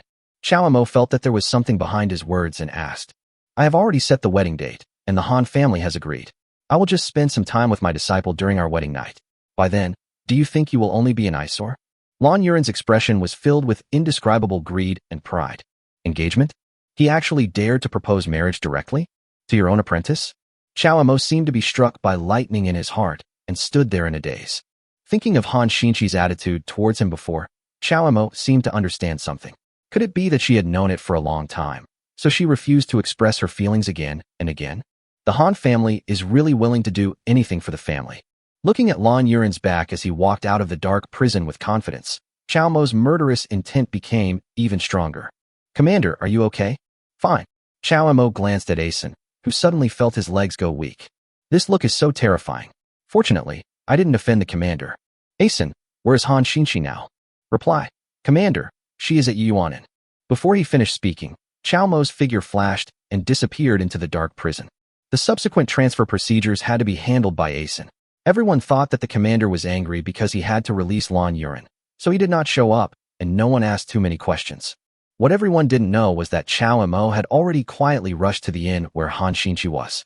A snow-white figure flashed by upstairs, and Xiao Mo's Yuaning realm cultivation was immediately launched, following closely behind. Bang! The door closed, and the pretty face in front of him made Xiao Mo feel extremely unfamiliar. She was indeed Han Xinqi, but her eyes no longer had the liveliness and complexity they had before. Now Han Xinqi's eyes were empty and lifeless. Her face was as cold as ice, without any expression, and her white dress gave people a cold feeling. Xiao Mo looked at her and said excitedly, "Xinqi, please come with me." After hearing this, Han Xinqi's eyes did not fluctuate at all. Instead, she looked at her wrist with a cold gaze. "Let me go." Xiao Mo subconsciously let go of his hand, but then he realized something was wrong. Han Xinqi is not like this. At least the Han Xinqi in his impression should not be like this. "What's wrong with you?" "Xinqi, let's leave here. I know what the Han family did. It doesn't matter. Just follow me. I will solve the Han family's problems for you, and you don't have to worry about the Longian sect." "How about it?" Xiao Mo asked. "No need." A simple answer, so straightforward. There wasn't even a trace of fluctuation in Han Xinqi's eyes from beginning to end. Xiao Mo was not sure at this moment. Could it be that he was wrong before? Or, "Are you rejecting me because of your engagement with Lan Yuren?" Xiao Mo asked. When Han Xinqi heard this, a cold light suddenly flashed in his eyes. "It has nothing to do with you." Han Xinqi suddenly said coldly. "If you don't want to, just come with me. He can't force you." Xiao Mo said, sensing her resistance to the marriage. "I won't go with you. If you really want to help me, why not just kill him directly? Why keep him in jail waiting for the Blue Sword sect to rescue him?" Bang! As soon as he finished speaking, the door outside opened again. Lan Yuren appeared outside the door. His face was equally gloomy, because he had also heard clearly what Han Xinqi had just said. "My dear disciple, what are you talking about?" Lan Yuren looked at Han Xinqi, his expression suddenly becoming strange. "You and Master are going to be together soon, so why would you want to kill him? You must have been tricked by him, right?" After saying this, Lan Yuren looked at Xiao Mo with an even more unfriendly look. Chapter 164, Changes in Mood. Han Xinqi's face changed. She herself didn't know what was wrong with her. If it were in the past, she would never have said such words. But recently, whenever something happened that involved Xiao Mo, her mood would become extremely irritable. Not only that, she also began to forget many things, especially Xiao Mo. After seeing Xiao Mo in person today, Han Xinqi finally released the emotions that had been suppressed in her heart and said these words. If it were in the past, Han Xinqi would have apologized to her master at this time, cut off all ties with Xiao Mo, and sent Xiao Mo away safely. But Han Xinqi's eyes met with his master, Lan Yuren. "I will not marry you. I only consider you my master and have never promised you anything else. Even the Han family cannot force me to do so." "Xinqi, don't be so willful. How does master treat you normally? How dare you say that about master behind his back? You're going to make master feel disheartened." Lan Yuren said dejectedly. Then he turned his gaze to Xiao Mo. "It's you, Brad, who repeatedly ruined my plans. I knew something was amiss between you and my disciple. Tell me, is it because of you that Xinqi disobeyed me?" Xiao Mo sneered and shook his head. "You're Xinqi's master, but you never knew her inner thoughts. If the Han family hadn't been so focused on family interests and used Han Xinqi as a bargaining chip, how could you have become her master?" Having said that, Xiao Mo turned around and looked at Han Xinqi. His tone softened a little. "Xinqi, I'm here to take you away today. If you don't want to stay in the Blue Sword sect anymore, no one can stop you. Let me go? You go away too. All of you, get out of here. I don't want to see you again." Han Xinqi covered her head with her hands and screamed in pain. Xiao Mo became very anxious upon seeing this, and quickly grabbed her slender wrist with his hand, and slowly used his spiritual energy to explore the situation inside her body. Suddenly, a chill emerged from Han Xinqi's body. destroying Chao Mo's probing spiritual energy. Chao Mo felt a chill running through his body and looked at Han Xinqi in disbelief. At the same time, an old woman rushed in from outside and stood between him and Han Xinqi. She held a broom in one hand and stretched her arm across Han Xinqi's body. She glared at Chao Mo and shouted, "Who are you? Stop pestering the young lady here, or I, an old woman, will definitely not let you go. Get out of here." Chao Mo was still amazed by the feeling just now, but Lan Yuren had already started to make trouble. "Haha, did you hear me? Get out of here now and stop being an eyesore. Xinqi has nothing to do with you. After some time, you will completely give up," Lan Yuren said proudly.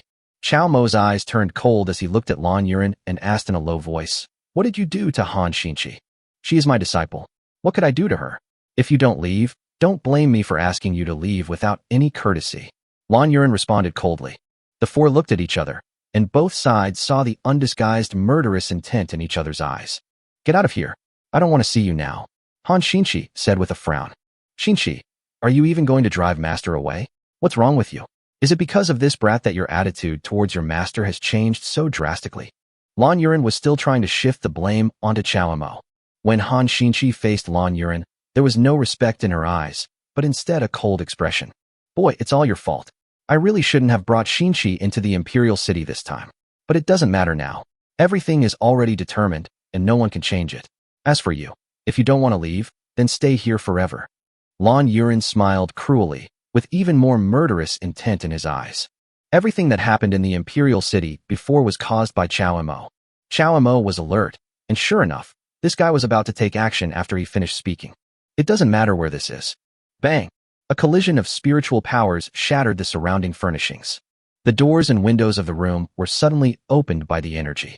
Lan Yuren didn't expect Chao Mo to react so quickly. His sneak attack was actually blocked by Chao Mo. Seeing that his attack failed, he simply let go. The sharp sword intent appeared the moment he grasped the sword at his waist. Chao Mo also held his natal spirit sword tightly in his hand, fighting against it. "I'm giving you a chance. Leave here now and don't meet Xinqi again in the future. Otherwise, you really won't be able to leave here today." Lan Yuren issued an ultimatum to Chao Mo. But Chao Mo was not moved at all. Instead, he sneered. "Otherwise what? Do you want to stay in the dark prison for a few more days? Court death." It was not a very glorious thing for the people of Lanjian's sect to be imprisoned in the dark prison. Lan Yuren was of course furious when Chao Mo said this. This time he was merciless.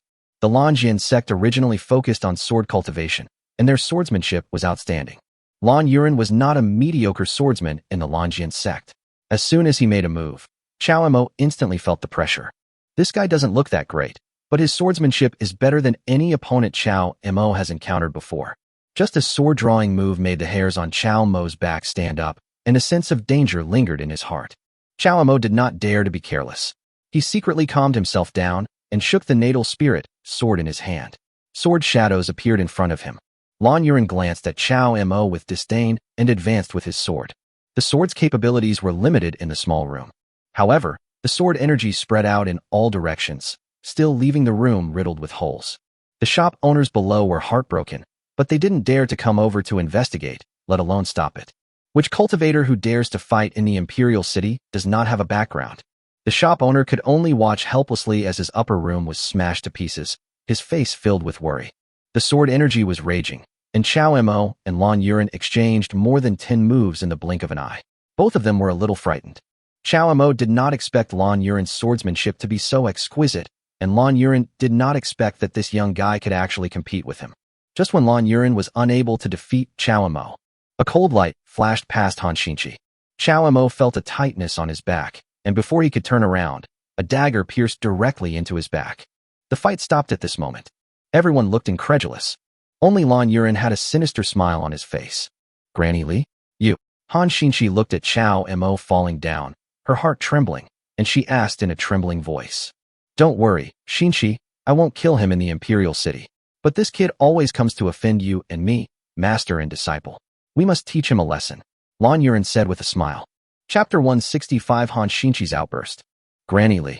Han Xinqi looked at the servant who had been taking care of her daily life for so long. And at this moment, she actually revealed the cultivation level of the nascent soul realm, and she felt a chill in her heart. "You are such a fool. You keep ruining my plans. Today, let me turn you into a puppet.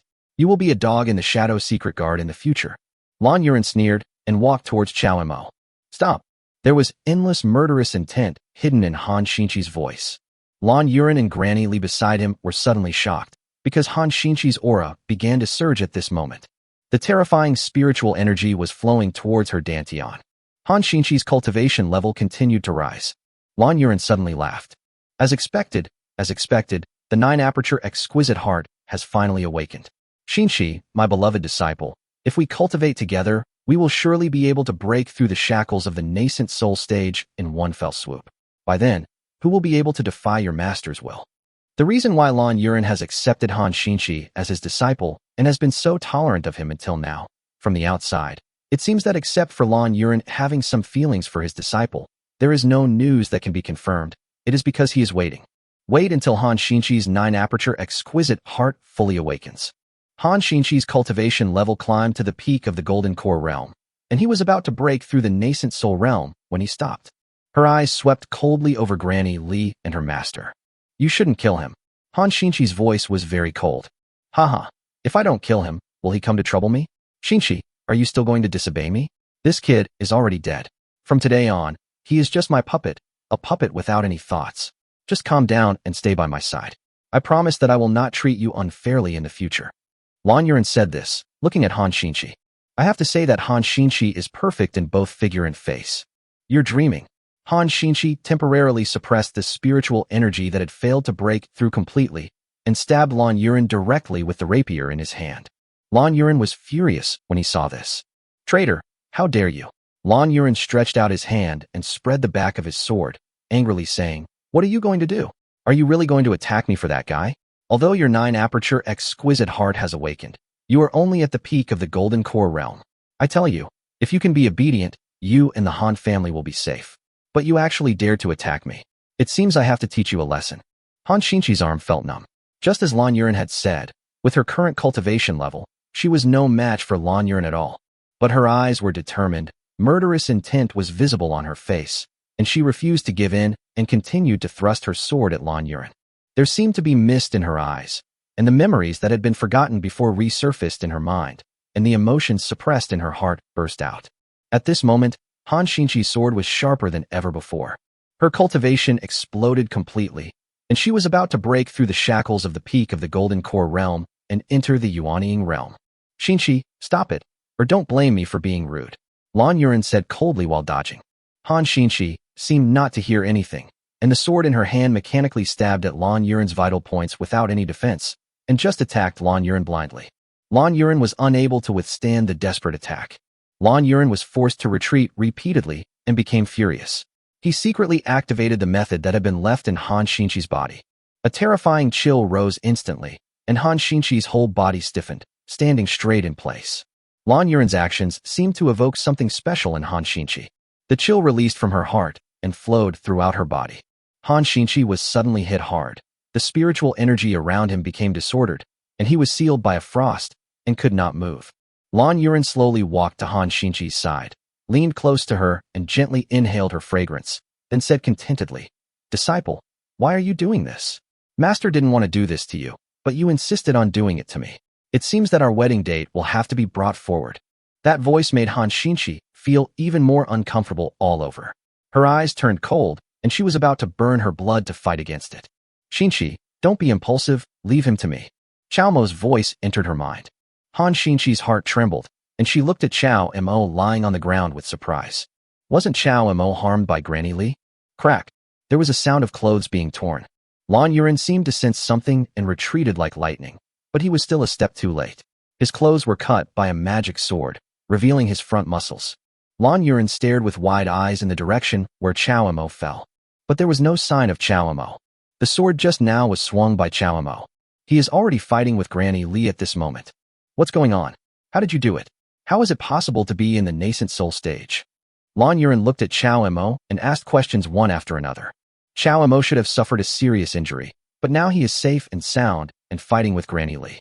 That would be fine, but he actually exudes the aura of the nascent soul realm, and Granny Li is no match for him at all. Seeing that Granny Li was at a disadvantage and could not defeat Chao Mo, Lan Yuren could no longer stand by and watch. He drew his sword and joined the battle. Chao Mo fought 1 against 2, fighting hard against two nascent soul realm cultivators. The battle became more and more intense, and Lan Yuren had to seal off this place and completely isolate it from the outside world. This is the Imperial City after all, and he can't make too much noise, otherwise he will attract the attention of the Imperial City guards, and then he will have to go back to the dark prison again. The shopkeeper below heard the sound stop abruptly, and when he saw that there was no sound or vibration in the upper room of the inn above, he finally breathed a sigh of relief. It's finally over. Please don't fight anymore. If you continue, I won't be able to run this shop anymore, the shop owner said with a sad face. He didn't know yet that everything he saw and heard was just an isolation formation casually set up by Lan Yuren. The inside had already been broken open. The door of the inn had fallen off, and several large holes had been cut out on the wall by sword energy. Not to mention the tables, chairs, and benches, the remains of which were now lying on the ground in all directions. Chao Mo and Lan Yuren looked at each other. Both of them consumed a lot of physical energy. Lan Yuren was also a little anxious. After all, this was the Imperial City. It was okay to hide for a while, but how could the news be completely blocked? If what happened here were to be exposed, he, a member of the Longian sect, would probably not have an easy time either. Thinking of this, Lan Yuren took a few steps back, and a dark mist flashed in his eyes. Boy, I didn't want to use this move, but you forced me to do it. Lan Yuren's previous sword intent and the faint glow condensed by the Lan Jinzong's mental method disappeared, replaced by an ink-black mist. Chapter 166, Confiscating the House. In an instant, the hut was filled with demonic shadows. You are a demon cultivator? You dare to use demonic skills in the Imperial City. Aren't you afraid of being found out? Chao Mo snorted coldly and asked. Seeing that Lan Yuren's whole body was as black as ink and his cultivation level had skyrocketed, Chao Mo could no longer resist his current strength. Lan Yuren grinned, and demonic energy continued to surge from behind him. Demon cultivator? Haha, how come, as the leader of the Shadow Secret Guard, you haven't found out that I'm related to the demon cultivator? Lan Yuren laughed wildly after saying this. Chao Mo showed no fear at all, simply letting Lan Yuren perform. He then calmly asked, maybe not before, but after today, I'm afraid you can no longer hide this secret from the world. In fact, the Shadow Secret Guard has long suspected it, but they just don't have any concrete evidence. However, I just detected a trace of your aura from Han Xinqi's body. That aura is extremely cold and gloomy, and it is definitely not something a serious swordsman can withstand. Shut up, kid. What's the point of saying more? After today, who will know what happened? To tell you the truth, I have already sealed off the entire inn just now. Not even a fly can escape, let alone people. So, you and her must completely forget everything that happened today. As for the Emperor you mentioned, he hasn't shown up all day. Are you still counting on him to save you? Lan Yuren was well prepared and said with a smile. Forget it. Since you're so anxious, I'll just invite him out and make you give up. Eunuch, you've heard everything, right? This person not only practices magic, but also disrespects his majesty. Chao Mo shouted loudly to the outside. Lan Yuren certainly wouldn't believe it so easily. He sneered, who are you kidding? Do you think I'll believe it? Everyone in the room thought Chao Mo was bluffing, but at this moment, a figure came from nowhere and stood in front of Chao Mo. Thank you, Commander Chao. I'll take care of these people. The voice was a little sharp. His red robe was very eye-catching. He was slightly hunched, and his femininity was accompanied by a hint of ruthlessness. This eunuch was a favorite of the Emperor and had always been in charge of the Emperor's clothing. Lan Yuren naturally recognized him at a glance. He looked at the eunuch with horror in his eyes. Father-in-law, why are you here? Why am I here? You've caused such a big commotion in the Imperial City, disturbing the Emperor's presence. If I hadn't come, who else could have dealt with you? The eunuch raised his hand in anger, and an invisible force knocked Lan Yuren back several steps. Lan Yuren looked grim. Even if he used his magic power, he was still no match for this eunuch. I have ordered people to set up a formation to seal off this place. The outside world will not feel any movement here. This matter is all caused by him. Please don't blame me, eunuch. Lan Yuren tried to show weakness in order to ask the eunuch to show mercy. But the eunuch didn't indulge Lan Yuren at all. He said, you've practiced magic and are even displaying it in the Imperial City. Where do you place His Majesty? If I keep you today, where will the king's law be in the future? The eunuch was about to start fighting with Lan Yuren. Chao Mo secretly applauded. He didn't expect that the eunuch around the emperor was so powerful. Not only does he have a high level of cultivation, but he is also not the type to be indecisive when doing things. In a short time, the eunuch suppressed Lan Yuren's magic power, forcing Lan Yuren to fight with all his strength. Hearing bursts of shattering sounds all around, Chao Mo knew that this was the barrier set up by Lan Yuren before breaking, and the situation here would soon be known to the outside world. The father-in-law waved his hand, and the barrier reappeared. However, Lan Yuren had been seriously injured at this time and was breathing out more than breathing in. At this moment, streams of spiritual energy came from all over the imperial city. This is the formation set up by Lan Yuren. These families have more or less people in collusion with him, which allows Lan Yuren to be so rampant and arbitrary in the imperial city. Unfortunately, they didn't know that Lan Yuren was no longer facing Chao Mo, but the eunuch beside the emperor. This aid did give Lan Yuren a sigh of relief, but that was all. In just a few breaths, Lan Yuren was completely defeated. Granny Li was also badly injured. The eunuch came later and picked up the two of them and disappeared.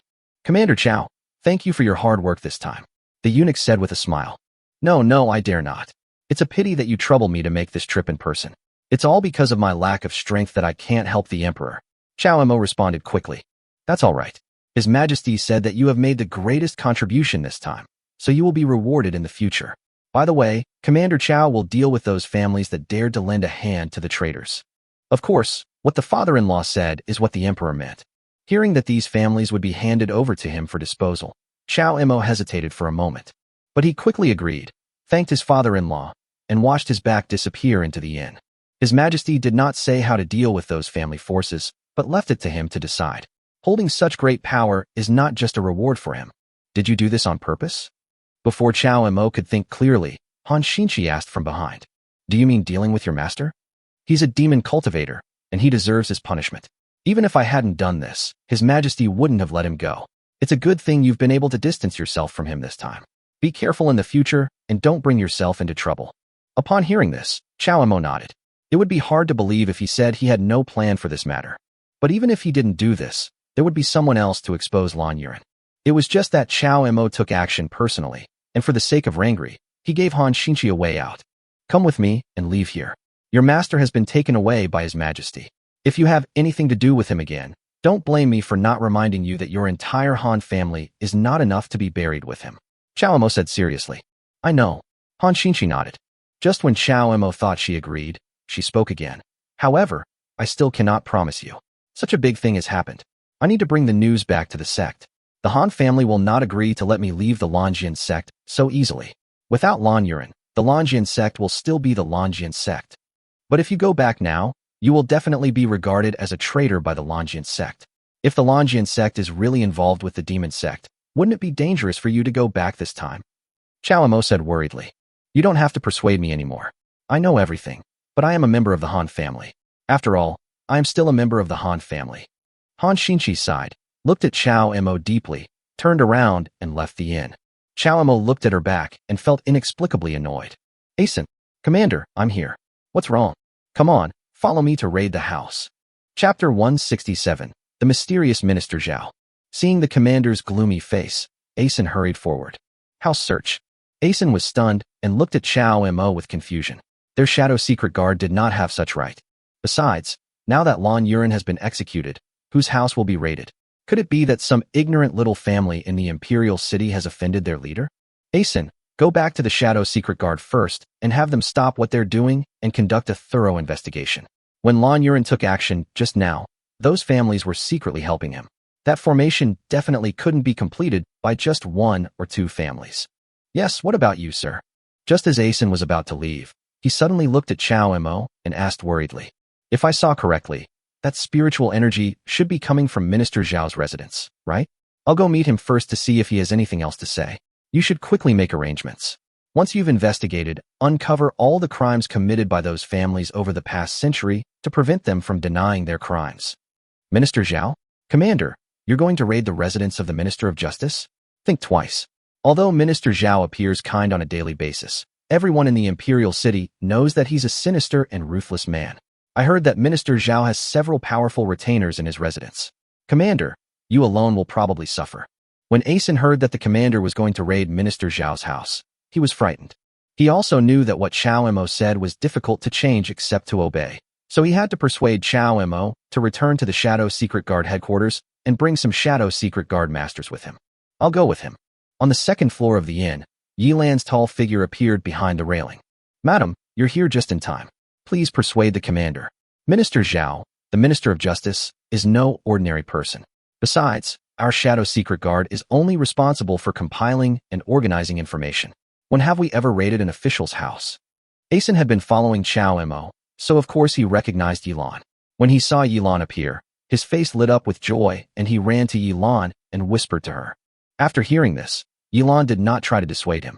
Instead, she walked over to Chao Mo and asked softly, "Why?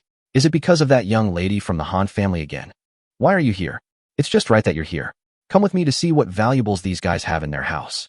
I heard that Minister Zhao's house was renovated at great expense, and a professional feng shui master performed a ritual. It should be an excellent house. If it doesn't work, we can move in and live there for a while." Chao Mo didn't answer and changed the subject. Yilan rolled her eyes at him and didn't ask any further questions. Asan slapped his forehead, forgetting that this lady was also a fearless person. He was still trying to persuade her. It was obvious that these two wanted to go together, and they had even discussed the treasures in other people's mansions. "Since Madam is going too, I will take my leave first. Commander, you must be careful. Minister Zhao is definitely not a pushover." Asen reminded again, then hurriedly left and headed straight for the Shadow Secret Guard headquarters. For now, he could only return to the headquarters as soon as possible, complete the tasks arranged by Chao Mo, and then bring people to the minister's mansion for support. As soon as Asen left, Chao Mo and Yilan rushed to Minister Zhao's residence. Minister Zhao's residence is located near the Imperial Palace. Apart from other high-ranking officials in the court, no ordinary people dare to come here. Therefore, the environment around this mansion is good and very quiet. Minister Zhao's mansion covers a very large area, and you can walk along the outside. There were green tiles and red walls, and a bluestone path. It took a long time to walk until we reached the main gate. Two huge stone lions stand in front of the gate, looking majestic.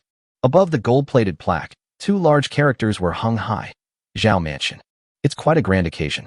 Even the Prince of Jindong's palace is only of this scale. Who is this Minister Zhao? Chao Mo knocked on the gilded door lock with confusion and curiosity. Bang, bang, bang. After 3 muffled sounds, there was a rustling sound approaching from inside. Chao Mo took 3 steps back and waited quietly. No one answered for a long while. Such a large mansion, yet the servants are deaf. "Madam, this mansion is right next to the Imperial Palace, the true foot of the Emperor. There are few people around, which is perfect for you who don't like noise. Looking at the craftsmanship of this courtyard wall, you can tell that the mansion must be extremely luxurious. Well, looking at this layout, the spiritual energy is lingering and not dispersing. I'm afraid there are some advanced formations in this mansion." Chao Mo and Yilan were analyzing the situation in front of the door. "Hey, stop knocking. May I ask who you are?" "This is Minister Zhao's residence, and I'm the doorman." The doorman looked at Chao Mo's clothes with a hint of contempt in his expression. There are so many people visiting Minister Zhao's house every day. Minister Zhao doesn't meet everyone. Judging from their ignorant looks before, they are probably not big shots. The doorman was about to mention Minister Zhao, but he refused Chao Mo and the other two. Chao Mo then said, "Secret guards, search the house. Go back and summon Minister Zhao. Then gather everyone in your house and gather them here." "What? Confiscate the house?" The doorman looked at Chao Mo in confusion. He had never heard of anyone daring to cause trouble in the minister's residence. This guy actually wanted to confiscate the house as soon as he arrived. If Chao Mo's clothes had not looked like those of an official, the doorman would have kicked him out long ago. "Haha, you guys are so brave. You dare to make any joke. Get out of here now, or your lives will be in danger. This is not a joke. Go and inform Minister Zhao immediately. Otherwise, you will be considered as disobeying the order, and who knows who will lose their life." Chao Mo repeated it again, speaking seriously. The doorman's face darkened, and he immediately called a group of guards, each holding a stick and walking towards Chao Mo. "Boy, who gave you the courage to come to the Zhao mansion and cause trouble?" The doorman sneered, and the guard behind him greeted Chao Mo directly. Chao Mo stood in front of the door, did not dodge, just snorted coldly, and the aura of the nascent soul realm was revealed. The guard's legs suddenly went weak, and they almost fell to their knees in front of Chao Mo. The nascent soul realm, no matter where, is considered a master at the overlord level. The highest level of those guards was foundation establishment stage, so they certainly couldn't handle the masters who were 2 stages ahead of them. Seeing the guards' legs weakening, they dared not move forward. The doorman behind them angrily shouted, "What are you doing here? You useless bunch. You're just a troublemaker. What's the big deal?" Before he finished speaking, a nascent soul realm aura fell on him. The doorman shut up and shuddered all over. Yuanying, Who are you and why are you trying to assassinate Minister Zhao? Before Chao Mo could answer, two people with stronger aura appeared from inside the door and attacked directly. With the cultivation level of Jindan, if it was before, it would really take some effort to deal with them. But now, Chao Mo's expression was calm. Chapter 168, Martial Arts Arena. The Wind and Thunder Sword was wielded by Chao Mo with great force. The two Jindan realm guests had just arrived when they were defeated. They did not dare to fight and fled directly. They are just retainers and will not easily die for Minister Zhao. What a courage! Finally, a cold shout came from inside the door, and everyone stopped. Chao Mo looked at the person who came and smiled slightly. Isn't this person the culprit who went to the dark prison and took Lan Yuran away? Minister Zhao, how are you? It's you? Commander Chao, what's the reason why you're making such a fuss in my house this time?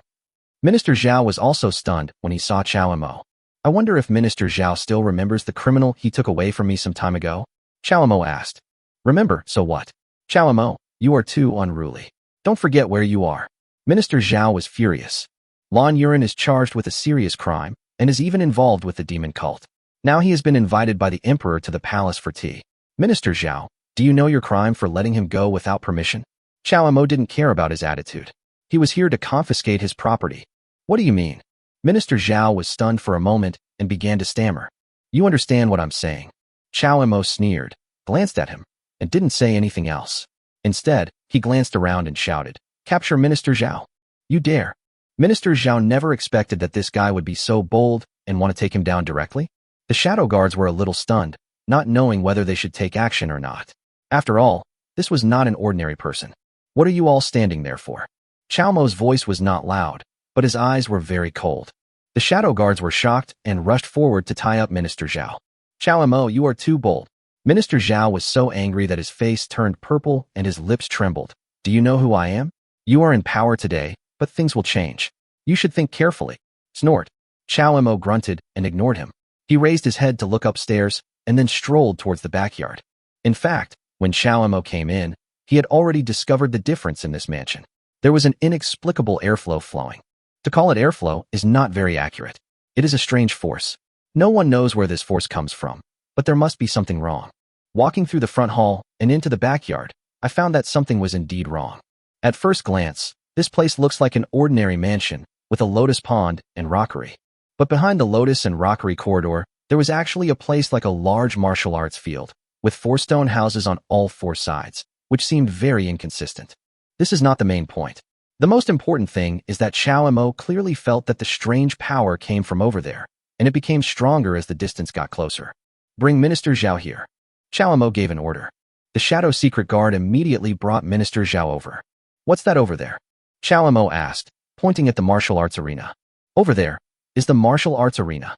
Minister Zhao's expression changed slightly, but he quickly regained his composure. He grumbled. Chao Mo, this isn't surprising, is it? Most large mansions have martial arts arenas. Besides, my son loves to wield spears and clubs. Is this against the law? Warrioring with a spear or a stick is certainly not against the law, but it's not that simple, is it? Chao Mo grumbled. Take him with you to have a look. After saying this, Chao Mo took the lead and walked through the circular corridor in the middle of the lotus pond and came to the large martial arts field.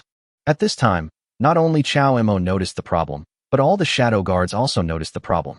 A martial arts training ground is not unusual, as most families have one. However, these 4 houses are obviously problematic. They are extremely solid, with only a stone door on the inner side and a huge copper lock hanging on the stone door.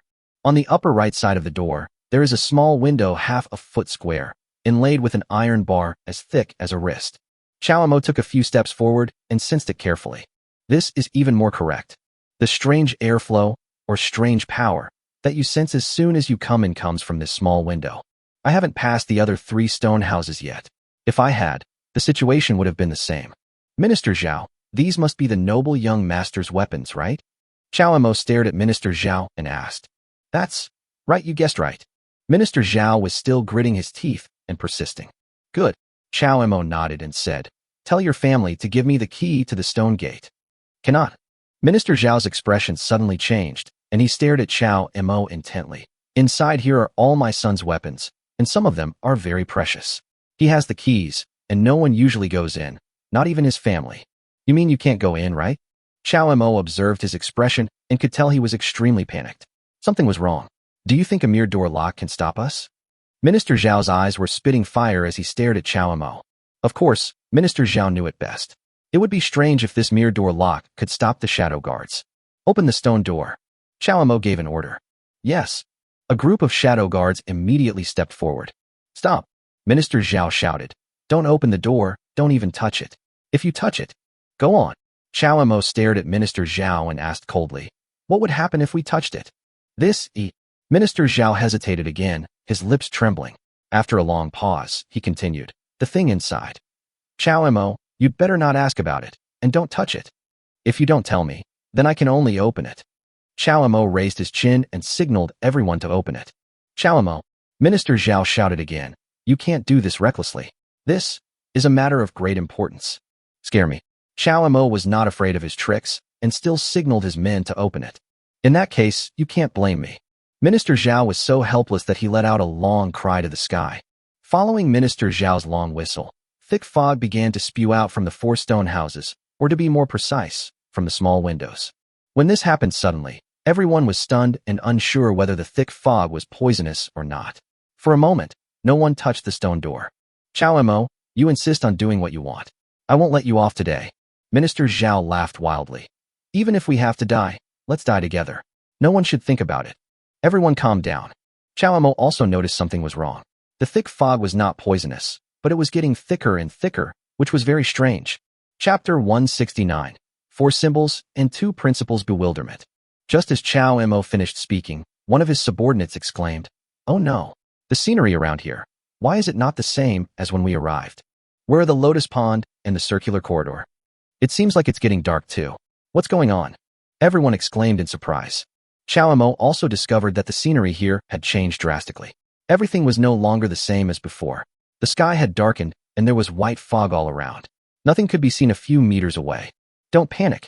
Chao Mo thought about it carefully and figured out what was going on. Everyone, escort Minister Zhao to the middle position. Just listen to my voice and don't get lost. Everyone quickly agreed and took Minister Zhao to the center of the martial arts field. Looking around now, the scene was completely different. It was all white. There was no lotus pond or rockery corridor. Instead, 4 mountains appeared out of thin air, blocking the backyard of Minister Zhao's house. Everyone, follow my command.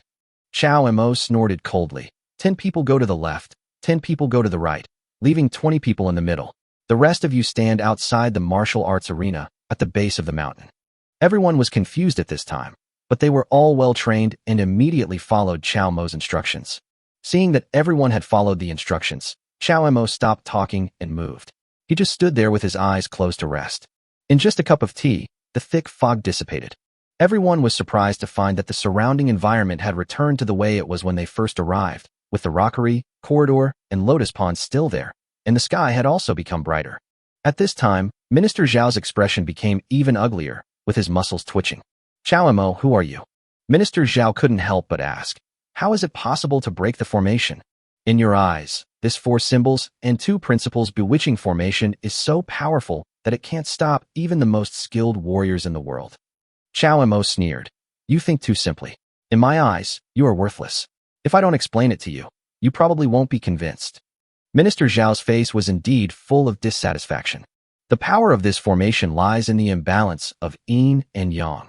Chao Mo then said, as long as we get into chaos and the auras on both sides fluctuate, the formation will be triggered immediately. Its power is self-evident. No one may get out alive today. Unfortunately, I didn't trigger the 4 symbols and 2 principles bewitching formation, so everything will naturally dissipate. Minister Zhao's expression grew increasingly grim, but he remained silent. The shadow guards around them all looked pale. If Chao Mo hadn't told us about this situation, no one would have known that they had just had a close call with death. It's all over. Chao Mo glanced at Minister Zhao and ordered, open the door. If everything goes as expected, there will be people inside each stone house, and there might not be just one person. Don't move, don't open the door. Minister Zhao could no longer remain silent and roared again. If anyone touches this stone door today, I guarantee that no one will get out alive. Everyone's heart tightened when they heard this. They had all seen what happened just now. This martial arts arena was not simple. Was it really that powerful? The leader of Lingxi's sect was also a little hesitant and glanced at Chao Mo. Open the door. Chao Mo is just 2 words. The crowd didn't care about that and immediately drew their swords, cut off the door lock, and pushed open the stone door. Chao Mo strode in. As he came in, the strange aura became even stronger, which made Chao Mo's heart shudder. What kind of power was this that was so terrifying? Commander, I think we should get out. It's really scary in here. Why don't we ask clearly? It won't be too late to come in later. All the shadow guards felt that terrifying power, hesitated, and stared at Chao Mo. Chao Mo didn't answer them. He glanced around and saw a staircase leading down. The energy below seemed to be even greater. You guys go down. Minister Zhao laughed wildly outside again. I told you, if you open it, no one will make it out alive. Even the entire imperial city will suffer. Chao Mo, you're courting death yourself. Can't you drag everyone else down with you? Ignore him. Chao Mo grunted and looked at the Lingxi sect master. Let's go down. You probably know what it is, right? The leader of Lingxi's sect also nodded. It seems that what we sensed is something, perhaps also very terrifying. No matter how scary it is, you have to go down and take a look. Chao Mo smiled faintly. Raising a tiger will only bring trouble. Even if we don't go down, that thing is still in there. This is absolutely right. The leader of Lingxi's sect nodded repeatedly and said, Let's go down and take a look. The two walked down the stairs side by side, followed closely by a group of shadow guards. There were about dozens of steps, and at the bottom was a stone door with lights on, and there was a stone chamber at the door. Just as Chao Mo and the others came down, the door of the stone chamber opened and 4 people came out. They were all dressed as servants, with panic-stricken expressions on their faces. Who are you? One of the tall men asked. Why do you dare to come here? We are confiscating the property. Chao Mo stared at the man and said, Minister Zhao has encountered a serious problem, but it has nothing to do with you. Open the door for me. I want to go in and take a look. You can't come in. The man shook his head and said, Except for Minister Zhao, no outsiders are allowed in. This is Minister Zhao's order. We dare not let you in. This place, outsiders are not allowed in. Chao Mo knew that it was pointless to talk to them anymore, and his nascent soul realm cultivation burst out instantly. At this moment, an extremely powerful spiritual force oppressed several people to the point that they couldn't breathe, and they were sweating profusely. They could only stare blankly at Chao Mo. Chao Mo exerted a little force, pushed open the iron door, and waved his hand. Capture them. There are people inside. There are people on all sides. If my prediction is correct, there is another layer below. There are things. There is no need to explain it so clearly for now. Everyone will see it soon, and that is when they will be shocked. The subordinates tied up the 4 people and then followed Chao Mo along the corridor. The situation was just as Chao Mo had expected. There was a stone chamber in the middle. There are corridors on all 4 sides, leading to the 4 stone houses on the martial arts field. There is a huge hole on the ground in the middle of the room, which is sealed with an iron fence as thick as an arm. A strange and powerful aura surged up from the cave entrance, almost suffocating it. Chapter 170, Dark Pit. Before Chao Mo and the others had finished observing the strangeness of the house, they discovered several figures pushing and shoving in the corridor in front of them. Judging from their clothes, they were not much different from the group of people outside. The only thing that caught people's attention was that there were 2 people in the middle of them with their hands and feet tightly tied with ropes. A man and a woman. The man was fat and bloated. He was cursing the person who pushed him from behind. The woman was pretty. Her eyes were covered by a black curtain, her clothes were disheveled, and there were traces of tears on her face. Hey, who are you? Who let you in? The group of guys also noticed Chao Mo and the others, pointing at Chao Mo and asking coldly. Obviously, this group of people didn't know what was happening outside. The Shadow Secret Guards have been ordered to raid Minister Zhao's residence and apprehend all these people. Chao Mo took a quick look at the group of people. The strongest one should be the one at the peak of the Golden Core realm. Facing the masters of the Shadow Secret Guards, they had no power to fight back. Soon, a group of guys were pinned to the ground by the Shadow Guards while cursing. Chao Mo came to the fat man and looked at him. He seemed a little familiar. The fat man was overjoyed and looked at Chao Mo excitedly. Quick, let me go. Are you all here to save me? Commander, I remember now. He seems to be the right vice minister of the Ministry of Justice who took sick leave and returned home a while ago. His surname should be Wang, right? Asen reminded secretly. Chao Mo suddenly realized and remembered. I just said that he looked familiar. I had actually seen this fat man in the palace before. He was arrogant and spoke condescendingly. It turned out that he was the right vice minister of the Ministry of Justice. In terms of official position, he was comparable to the left vice minister of the Ministry of Justice, Vice Minister Zhao outside. How could such an official appointed by the court be caught here by Vice Minister Zhao? If Minister Zhao's residence had not been searched today, there is no doubt that Lord Wang would not have survived today. No wonder everyone in the imperial city was terrified when Minister Zhao was mentioned. This guy is really brave. It's Lord Wang. Why are you here? Chao Mo ordered his men to help the left vice minister of the Ministry of Justice up from the ground, but did not untie the rope for him. Instead, he asked, I don't even know where this is. Why don't you just let me go? Lord Wang, with his belly bulging, walked in front of Chao Mo and questioned him. Don't be rude. As soon as Asen flashed the weapon in his hand, Lord Wang immediately became intimidated. He swallowed his saliva, and his eyes looking at Chao Mo changed from surprise to horror. I'm afraid these people aren't here to save me. Being able to become the Minister of Justice, Lord Wang is not a fool. Although he is arrogant on weekdays, he has to bow his head when he is under someone's roof. Woo woo woo. The woman was pulled up from the ground by the shadow secret guards, and her blocked mouth kept making woo sounds. Who is she? Oh, this is the concubine I just took into the mansion.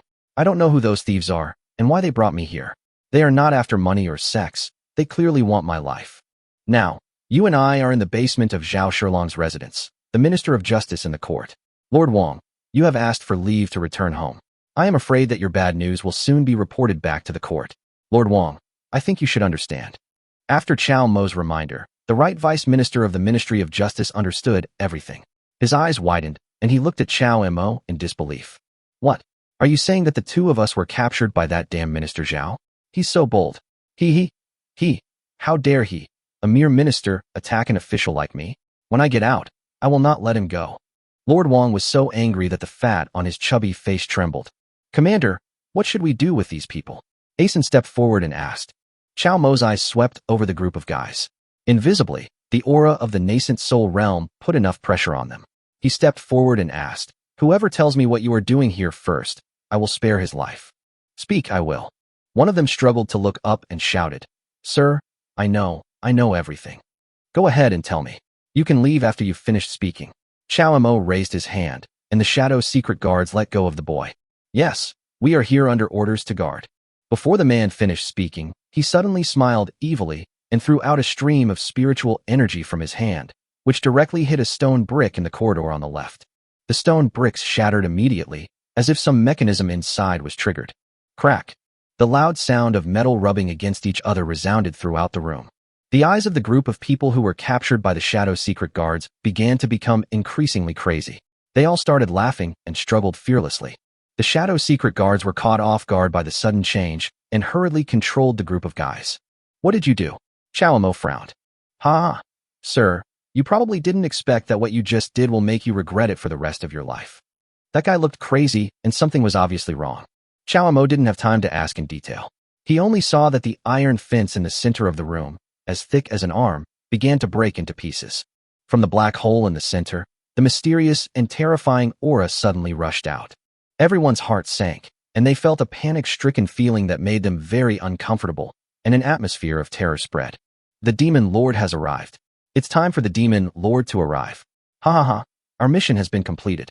You, just consider it a sacrifice to welcome the Demon Lord's arrival. After the man finished speaking, he committed suicide on the spot. Then the others followed his example, laughing wildly and killing themselves. So many people died in an instant, and everyone felt a sense of fear in their hearts. Especially Lord Wang, the left vice minister of the Ministry of Justice. His legs were trembling. If he hadn't been dragged tightly by the secret guards behind him, he would probably have collapsed to the ground. Everyone was dead, and all the shadow guards were stunned on the spot. They don't know what's going on. During this moment of distraction, Lord Wang's concubine found an opportunity. Her bound feet somehow broke free from the restraints, and she stumbled away from the grasp of the shadow secret guards. Hello. The shadow secret guards didn't expect that a woman with no cultivation would suddenly escape. Just as everyone was about to step forward to capture her, the concubine, who was blindfolded and couldn't see the road, slipped and fell from the edge of the room. With a scream, she fell into the dark pit in front of everyone's eyes. Lord Wang shouted her name. That was the concubine he had just married at great expense. How could she have fallen down before he could do anything? The pit was pitch black. Lord Wang broke free from the shadow secret guards and lay on the edge of the pit with his fat body. The echo of his shouts echoed again and again. Chapter 171, Monsters Appear. Outside the pit, Chao Mo frowned. Yilan noticed Chao Mo's serious expression and asked, What's wrong? Didn't you hear it? A person that big fell down. yet there was no sound at all. How deep is the underground of Minister Zhao's mansion? Also, what exactly is the mechanism that those people sacrifice their lives for? What is beneath this pit? Chao Mo's series of questions also made everyone fall into deep thought. Indeed, it is impossible for such a hole to be dug out of nowhere in Minister Zhao's mansion. However, the questions soon had an answer. An even more terrifying demonic energy rushed out from the black hole, as if it were real. Chao Mo hurriedly used the eye of delusion. A cloud of black mist spread out from the black hole. The small room was shrouded in black fog. For a moment, one could not see one's hand in front of one's face, and even the senses were deprived by the black fog. The Shadow Guard's masters suddenly panicked and started screaming. What's going on? Oh no, I can't see anything. Are we ambushed again? My spiritual power is also not under my control. Asan fumbled around and grabbed a member of the Shadow's secret guard and shouted, Commander, this is bad. We've been ambushed. Get out of here. Asan, it's me, Commander. Let's retreat first. This place is too weird. The captured man also shouted loudly. Everyone knew their position.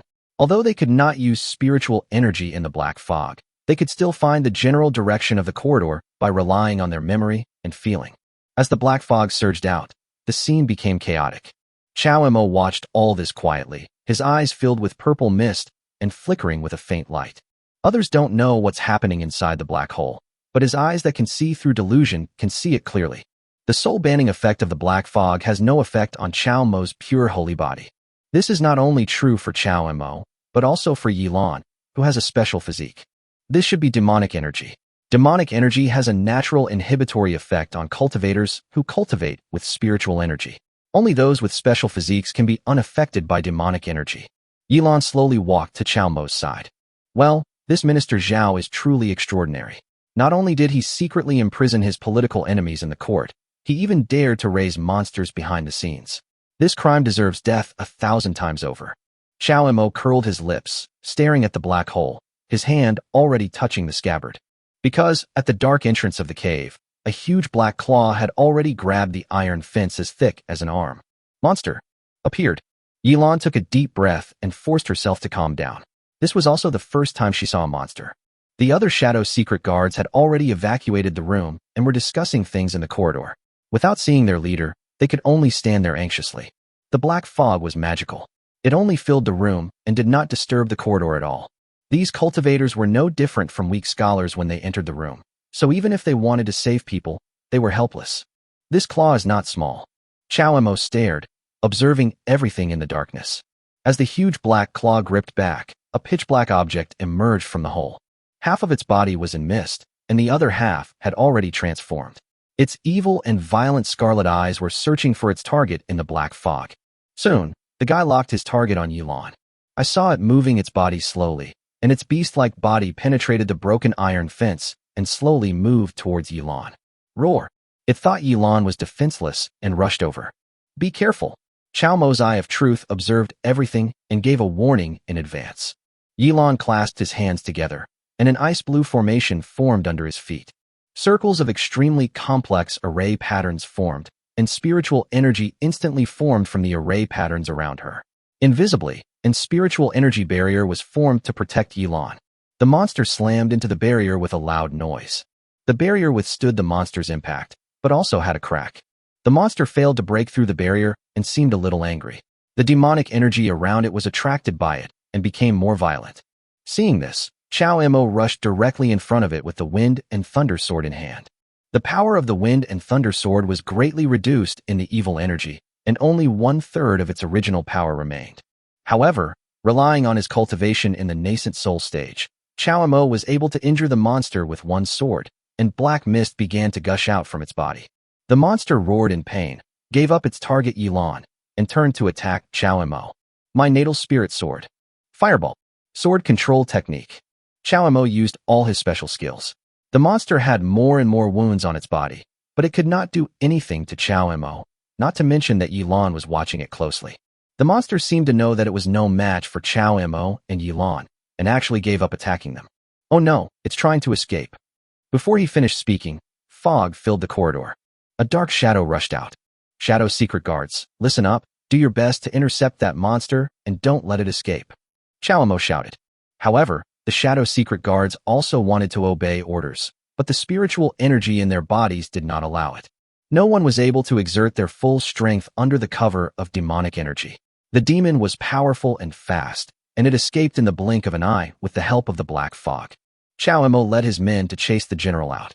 Unexpectedly, as soon as he arrived on the ground, several shadow guards who had been guarding Minister Zhao were now unconscious beside him. Minister Zhao was waiting in the martial arts arena with a smile on his face, followed by two servants at the peak of the Golden Core realm. They were the ones who had just arrived and attacked the secret guards who were guarding Minister Zhao from behind and rescued Minister Zhao. Chao Mo's eyes fixed, because a monster was currently lurking above Minister Zhao's head and would not leave for a long time. The demon lord has arrived. Today, I will offer everything I have to help him recover his demonic form. After Minister Zhao finished speaking, he shot out a command arrow from his hand, and countless servants in the mansion screamed at the same time. What happened? Help! Someone's killing someone. The servants didn't know that their fate had long been in the hands of Minister Zhao. Minister Zhao had a crazy look on his face. He clasped his hands together, and a bright red formation on the ground emitted a terrifying evil thought. Is this a blood sacrifice? Yilan suddenly thought of something after a while. Unfortunately, it was too late. All the servants in Minister Zhao's mansion had been infected. Blood gushed out of their bodies uncontrollably and gathered. This is the domineering nature of evil cultivators.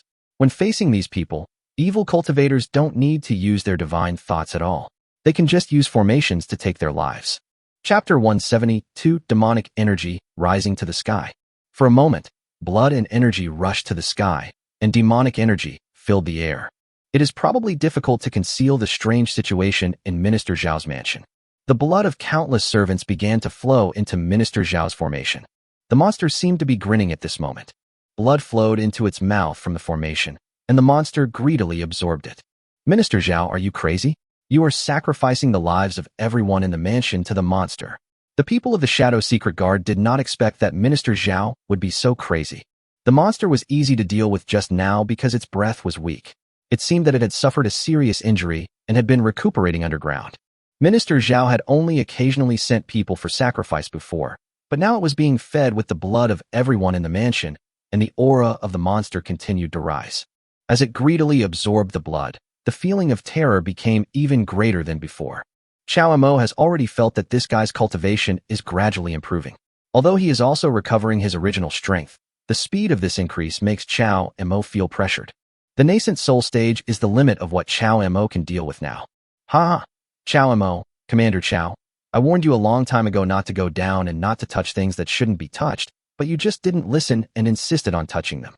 Now what? You killed everyone in my house. Shouldn't this account be settled? Minister Zhao laughed. Unexpectedly, before he could finish his words, the bloody mouth behind him opened towards him. No, be careful. Unfortunately, Chao Mo's reminder was still too late. Before Chao Mo could respond, the monster had already swallowed Minister Zhao. Minister Zhao could not believe until his death that the monster he had spent so much effort to raise would do such a thing and devour him. Belch.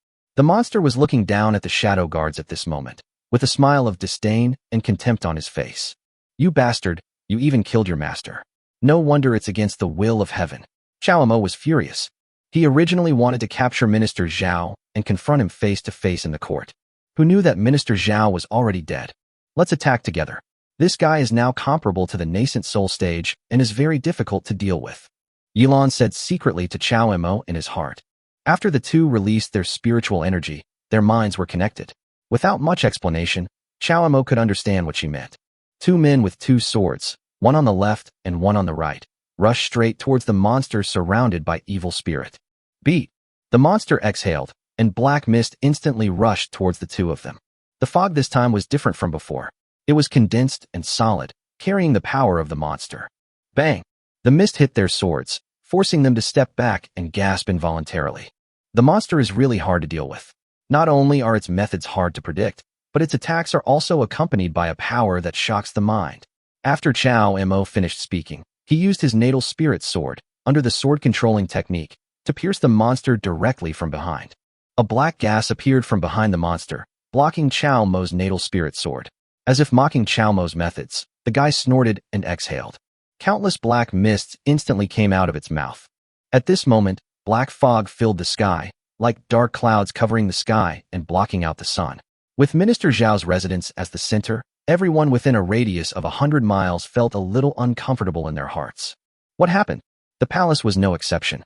The emperor threw the memorial in his hand directly to the bottom of the stairs and flew into a rage. He shouted at the officials below, "What are you all standing there for? Can't you see? Your Majesty, calm down. This evil energy is strange.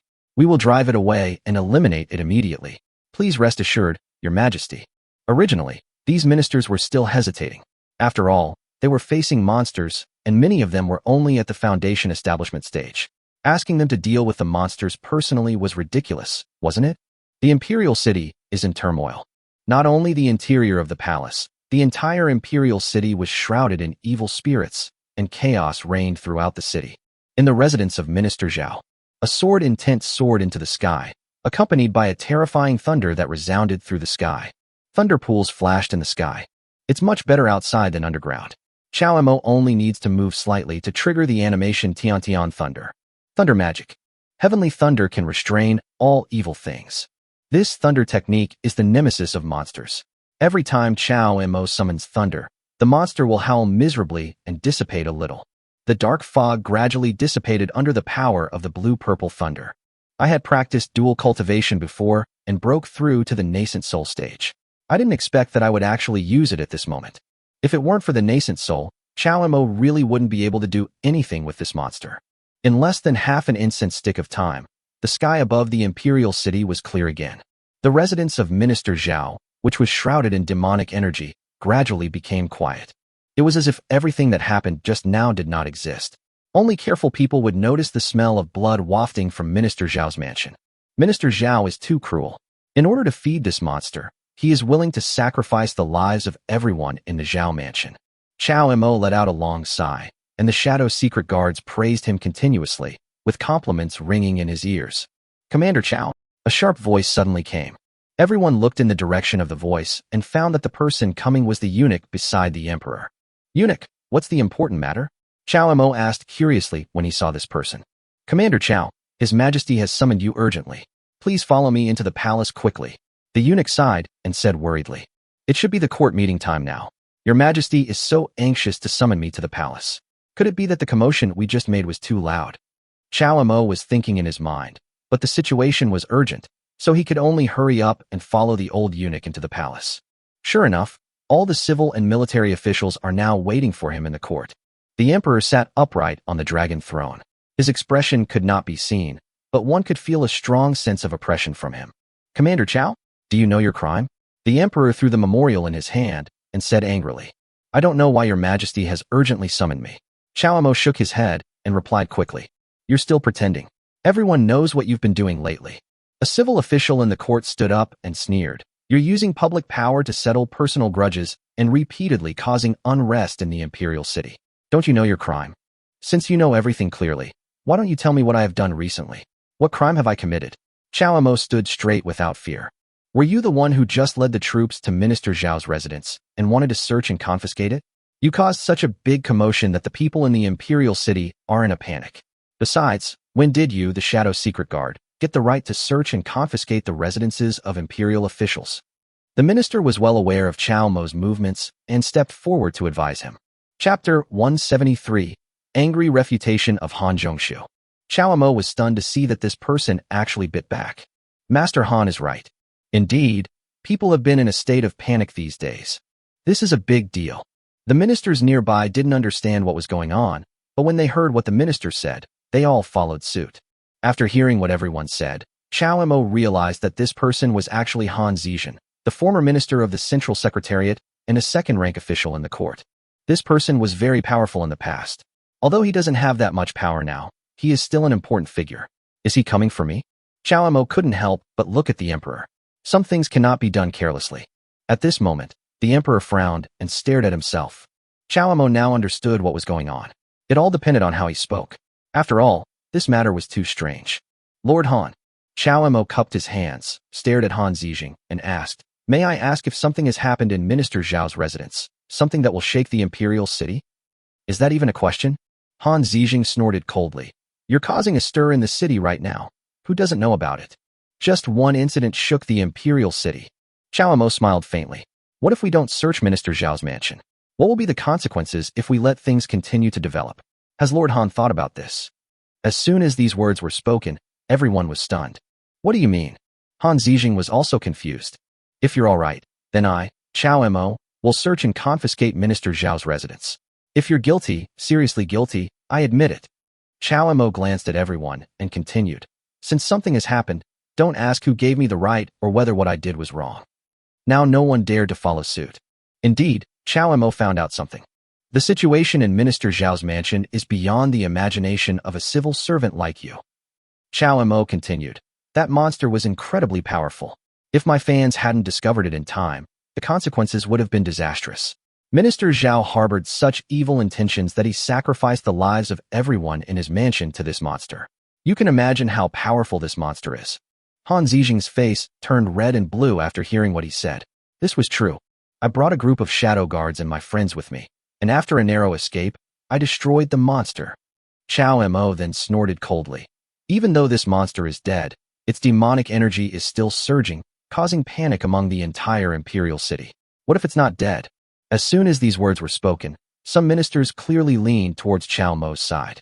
Lord Han is wrong.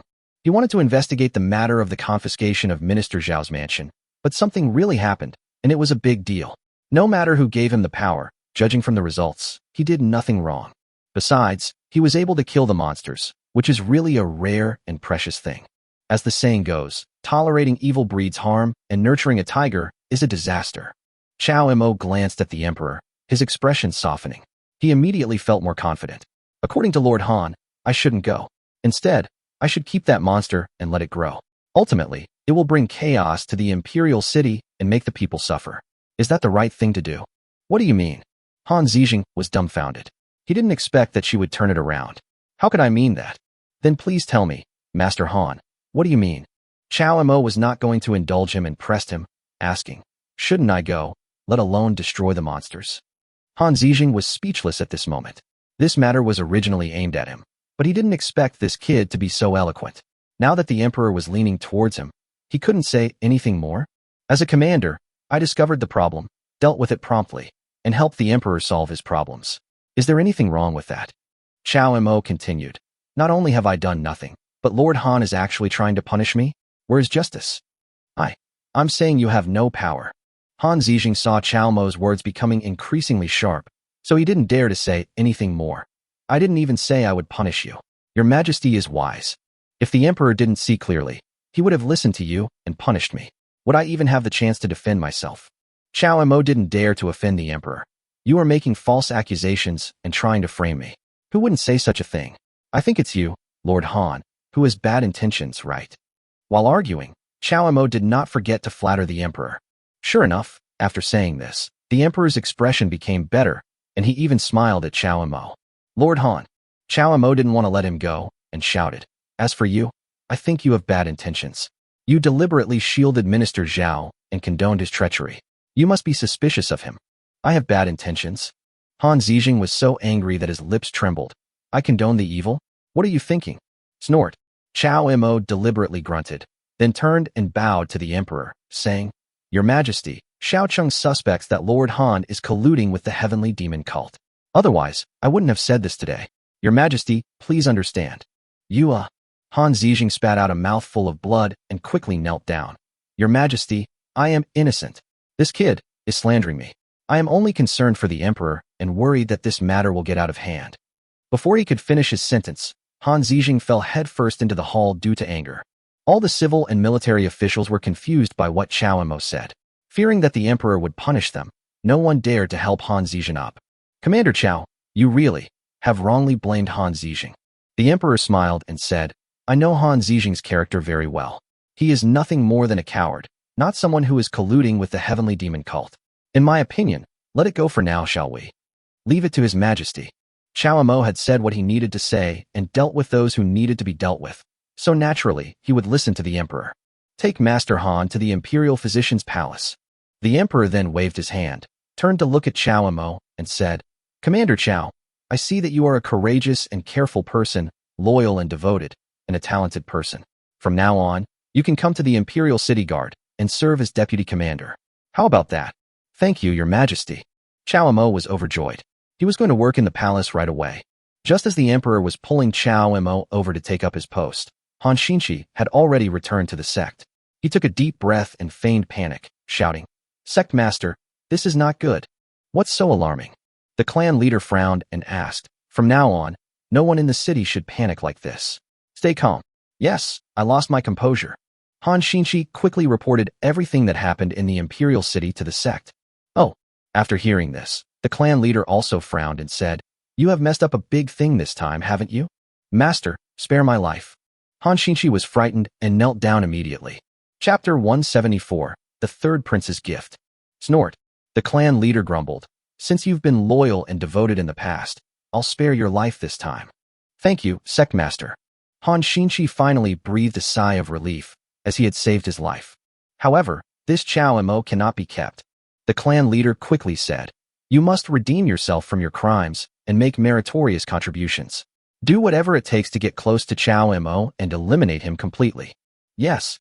Han Xinchi was startled when she heard this, and hesitated a little, but when she saw the cold light in the sect master's eyes, she could only bite the bullet and quickly agree. "Sect master, don't worry, I will definitely complete the task this time." The clan leader then smiled and nodded. While Han Xinchi was wiping the cold sweat off his forehead to save his life, Chao Mo also left the hall. Now he is a member of the palace. Although he is only a deputy commander, it is a big promotion. His boss's mansion has been given to him. Naturally, he returned to this big mansion and sent someone to find the leader of Lingxi's sect. "Commander, how is it?" Not long after, the leader of Lingxi's sect arrived and asked in panic, "Don't you see this mansion? It's ours now." Chao Mo chuckled. "Not only is everything safe and sound, but I've also been promoted a level. I'm now the commander of the inner guards." "Oh." After an exclamation, the Lingxi sect master also laughed. "Congratulations, Commander Chao. Congratulations, Commander Chao. I was really worried about this trip. This is really unexpected. There are people in the court over there." Chao Mo then told the Lingxi sect master all about what happened in the palace. "I suspect that if Han Zijing is not the only enemy, there will be more trouble in the court." "Well, it's not easy." The Lingxi sect master nodded repeatedly and then glanced around. "Commander Chao, this mansion is completely different from the previous one. It will be yours in the future. Should we decorate it properly?" "Of course." Chao Mo nodded. "Recently, there seems to be a sign of impending disaster. We really should make some good preparations. If anything were to happen, this mansion would become our base. We would be completely under the command of the sect master. What do you think?" "I will definitely do my best." The Lingxi sect master laughed heartily and quickly asked, "However, Minister Zhao is already dead, and the commander has raised another level. Where should we start investigating the heavenly demon sect?" "Master, rest assured and take good care of yourself." Chao Mo smiled confidently. "After that, just prepare our mansion so that we can deal with any danger at any time. Leave the rest to me." The leader of Lingxi's sect was a little surprised to see Chao Mo's confident look. He really didn't know how to investigate further. At this moment, a subordinate guard ran in and bowed. "Commander Chao, the third prince has sent a gift. Would you like to receive it?" "Oh." Chao Mo knew that what was coming would eventually come, and he immediately stood up and said, "Then this commander must welcome him." When they came out with the Lingxi sect master, Eunuch Li from the third prince's mansion was standing outside. Moreover, Eunuch Li came empty-handed, accompanied only by a beautiful woman who looked like a palace maid. Not to mention a gift, he didn't even bring a gift list. "Congratulations, Commander Chao." Eunuch Li was all smiles. Upon hearing that Commander Chao had performed great service, eradicating the rebellion and slaying the monster, and had been promoted to deputy commander of the inner guard, the third prince was delighted and sent this old servant here to present Tong Ling with a great gift. "Thank you, third prince." Chao Mo still didn't understand what was going on, so he smiled and said, "Thank you for your hard work, Eunuch Li. This beauty is called Tang Ling." Eunuch Li had a rather ambiguous look on his face and pointed at the girl beside him. She is a beautiful woman with some background, and also a beloved maidservant of the third prince. "Oh." Chao Mo's heart trembled, but then he put on a strange expression and laughed heartily. "Thank you again, third prince, and thank you, Eunuch Li. I am truly unworthy of this." "Commander, you are too polite." Eunuch Li laughed heartily and said, "I'll take my leave now." "Send Eunuch Li." Chao Mo politely sent it out. As soon as Eunuch Li left, the Lingxi sect master couldn't help but ask with some displeasure, "Commander Chao, what does the third prince mean by this?" "It's not that simple." Chao Mo didn't point it out. but smiled faintly at the Lingxi sect master.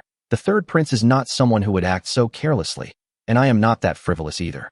The third prince knows it well. Here, let me ask first. You can help arrange the affairs in the palace first. The leader of Lingxi's sect was very smart. He was a little unhappy at first, but when he heard what Chao Mo said, he immediately understood and nodded to go about his own business. Let's go inside and talk. Chao Mo looked at Tang Ling, smiled slightly, and gestured for him to come in. Tang Ling was very polite and followed in. There are no outsiders here. Chao Mo brought Tang Ling in and sat down, then said seriously, furthermore, you are a cultivator with some foundation, at least in the foundation building stage. Am I right about this? Commander, you are brilliant. Tang Ling hesitated for a moment and then said, I am indeed a cultivator, but I am also someone close to the third prince. Oh, Chao Mo smiled again. This is not surprising, but since you are here, I want to know the truth. I wonder if you want to tell me. Whether it was the third prince's intention or her own, she had to make it clear. As the saying goes, I will not allow anyone to sleep soundly beside my bed, even if it is the third prince. To be honest, Commander Chao, I am a deputy leader of the Dark Sword sect. Tang Ling's face showed a trace of pain, and he continued, our sect no longer exists. It was tragically wiped out overnight. Oh, Chao Mo frowned even tighter. I wonder, what kind of power is responsible for this? Speaking of the Dark Sword sect, I have heard of it before. It can be said to be a big sect. Among the many sects, it always has a place. Later on, it was as if they had suddenly disappeared. I just found out today that their entire family was tragically wiped out overnight. After some investigation, and with the help of the third prince, I finally found out something. Tang Ling hesitated for a moment, but still gritted his teeth and said, I dare not hide it from Commander Chao. I am not speaking nonsense. The one who destroyed our sect was the son of the Minister of War. Oh, Chao Mo was shocked. The Minister of War is really not a troublemaker, and he is not comparable to people like Han Zizhen. Tang Ling's enemy turned out to be the son of the Minister of War. So, after the third prince knew about it, he still sent her to him. The meaning behind this is worth pondering. Chapter 175, Uniquely Visits. Chapter 175, Uniquely Visits.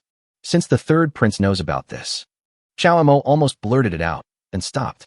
You can't tell Tang Ling about this kind of thing. What's going on here is obvious. The third prince's meaning was very clear, and Tang Ling also knew what was going on. It all depended on what he did. At this moment, it is impossible to refuse this gift. After accepting this gift, he asked the third prince to place someone by his side. This person is not only the third prince's spy, but also the one who urges him to act as soon as possible. If we act immediately, we will offend the Minister of War. If you don't take action, you will offend the third prince. I am just a commander who has just entered the palace. Who can I offend? Tang Ling, I shouldn't ask, I know what to do. Chao Mo chuckled. You can rest up. I will definitely take care of your affairs. Whether it's for the sake of your Dark Sword sect or the third prince, I can't just ignore it. But things are not that simple, you know. I know. Tang Ling nodded immediately. If it wasn't so difficult, the third prince wouldn't have asked me to come to you. You are a man of great ability. I don't deserve it. Chao Mo smiled bitterly. I will do my best. After saying that, Chao Mo waved his hand and asked his subordinates to take Tang Ling to rest. This Tang Ling is no ordinary person. These words made him happy, but also speechless. He had no choice but to take on this hot potato. We can't afford to offend anyone at the moment, but sooner or later we will have to deal with it. The most important thing is to strengthen yourself. Only when you are strong can you deal with these things. Commander Chao, the Lingxi sect master quickly walked in, glanced around, and then asked, What's going on with Tang Ling? Don't think too much. Chao Mo smiled bitterly again. The situation is really getting more and more troublesome. There was no need to hide anything from Sect Master Lingxi, so he told Sect Master Lingxi about Tang Ling's situation from beginning to end. Oh. After hearing this, the Lingxi Sect Master was shocked. Commander Chao, isn't this a big problem? It's already difficult to track down the Tianma sect, and now, they're the same thing. Yes, that's one thing. Chao Mo smiled again. But don't worry, I will handle it. As the saying goes, a good blacksmith must be strong himself. As long as my strength continues to improve, it won't be a problem. Well, the Lingxi sect master couldn't help but sighed. It's not a problem, but it's very dangerous today, Commander Chao. Xiaoxi, if there are no outsiders, don't call me commander. Chao Mo laughed heartily. Let's talk about our relationship. Do you have one? Have you got it? Sect Master Lingxi was stunned for a moment. Then her pretty face flushed. Don't be so frivolous. What time is it now? No, this is not indecent. Chow Mo said seriously. In this world of cultivators, cultivation is the only way. Just like that monster. If we hadn't been able to deal with it, we would both have died. Oh, Sect Master Lingxi finally understood and nodded quickly, saying, recently, I seem to have some feelings. Very good, Chow Mo said in surprise. Then let's practice as soon as possible. I feel that something big is going to happen in the next few days. Improving our cultivation as quickly as possible is the most important thing. This time, Sect Leader Lingxi also understood what it meant and immediately nodded in agreement. Speaking of which, the depth of cultivation is of course the most important, but some spiritual techniques and magical skills are also of paramount importance. In the past, if there hadn't been any incidents involving the Heavenly Demon Sect, Chow Mo's cultivation level could have been enough to handle it. But now, the situation is completely different. The situation is very serious. We are facing the demonic cult and the Minister of War. Of course, Tang Ling didn't know what the third prince meant, nor did he know what connection the son of the Minister of War had with the demonic cult, but he knew. These two forces are both formidable, which is why Chow Mo is eager to practice. Once faced with unknown situations or greater enemies, this magical power is extremely crucial. Before coming, the leader of Lingxi's sect had already arranged the layout of the mansion. As long as everyone worked according to the arrangement, he and Chow Mo would go into seclusion to practice a magical power. Chow Mo knew in his heart that if he tried to improve himself, there would be people who were more anxious than him. Tang Ling is one of them, and the third prince is even more anxious. Sure enough, one morning on the third day, when the two were practicing, Chow Mo felt someone walking up quietly and coughing softly. If someone comes at this time, it would be a big deal. Otherwise, they would not dare to disturb my cultivation. Chow Mo immediately signaled Lingxi's sect master to stop and asked in a low voice, "Who is outside?" "Commander," one of the subordinates said with some surprise. "I was just wondering whether I should bother you or not." "What is it?" Chow Mo asked. "The third prince has sent someone." The subordinate immediately said, "It's the same eunuch Li from last time." "Oh." Chow Mo looked at the Lingxi sect master, then said to the outside of the door, "Tell eunuch Li to wait a moment. I will be there soon." The subordinate happily agreed and went down to report. This is understandable. Although I have said that people should not be disturbed under normal circumstances, I cannot delay or refuse to see people coming to the third prince's mansion. Commander Chow. Eunuch Li had already been sitting in the hall. Seeing Chow Mo and Lingxi's sect master coming down, he quickly stood up and greeted them. "I heard that you were in seclusion for cultivation. This old servant is really. I was just about to leave. Eunuch Li is here, representing the third prince. How dare I ask him to wait?" Chow Mo still politely greeted him, sat down and asked, "I wonder what important matter has brought you here?" Eunuch Li was stunned by the question. This kid was really hard to deal with. A few days ago, the third prince's gift. I'm sure Tang Ling told Commander Chow about it, right? Oh, Chow Mo knew, of course, what Eunuch Li was up to, but he couldn't let them lead him by the nose, so he pretended not to understand. Now it was too late to pretend anymore. Tang Ling didn't hide anything from me. She told me everything. What advice do you have, eunuch? Commander Chow, to be honest, the third prince wanted to come in person today, but since you know what's going on in the palace, it's not very convenient. Eunuch Li chuckled, but quickly put it away and said in a low voice, Tang Ling's enemy, the son of the Minister of War, is a member of the Heavenly Demon Sect. Oh, Chow Mo pretended to be shocked. Chapter 176. The third prince joins the game. Eunuch Li smiled mysteriously and told Chow Mo not to be too surprised. The Heavenly Demon cult is a taboo in our dynasty, but even within this vast court, there are bound to be people who would secretly collude with the Heavenly Demon cult for their own selfish ends. If that's the case, why didn't you report this to His Majesty? If the Minister of War's son is colluding with the Heavenly Demon cult, doesn't that mean the Minister of War's previous actions were all motivated by selfish motives? Chow Mo was overjoyed and asked, once it is confirmed that the Minister of War is involved with the demonic cult, won't he be cleared of suspicion? If we present this person to His Majesty, we can then follow the clues to the Heavenly Demon cult and perhaps even uncover the Heavenly Demon cult's contacts in the Imperial City. Eunuch Li just shook his head and said that the matter was not that simple. His Highness had important things to do. He came here just to inform Chow Mo about this matter. The next thing would be left to Chow Mo to handle. Chow Mo watched Eunuch Li leave the mansion, his face darkening. Eunuch Li, what brings you here? You don't seem very happy. Yilan's voice came from behind him. She slowly came to Chow Mo's front, straightened the front of his shirt, and said softly, is it because the third prince wants to win you over again? You guessed wrong this time. The third prince just sent someone to deliver a message to me.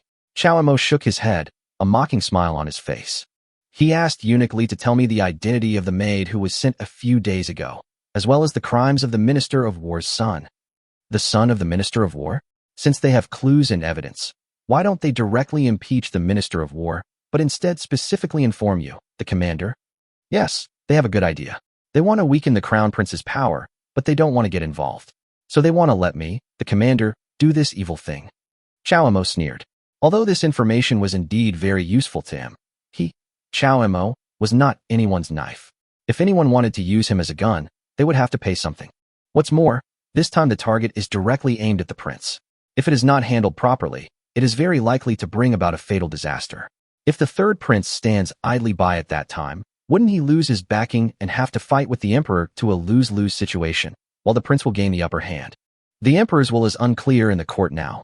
Although he has allowed me to work in the palace temporarily, it clearly tells everyone that the position of leader of the Shadow Secret Guard will be put on hold for the time being.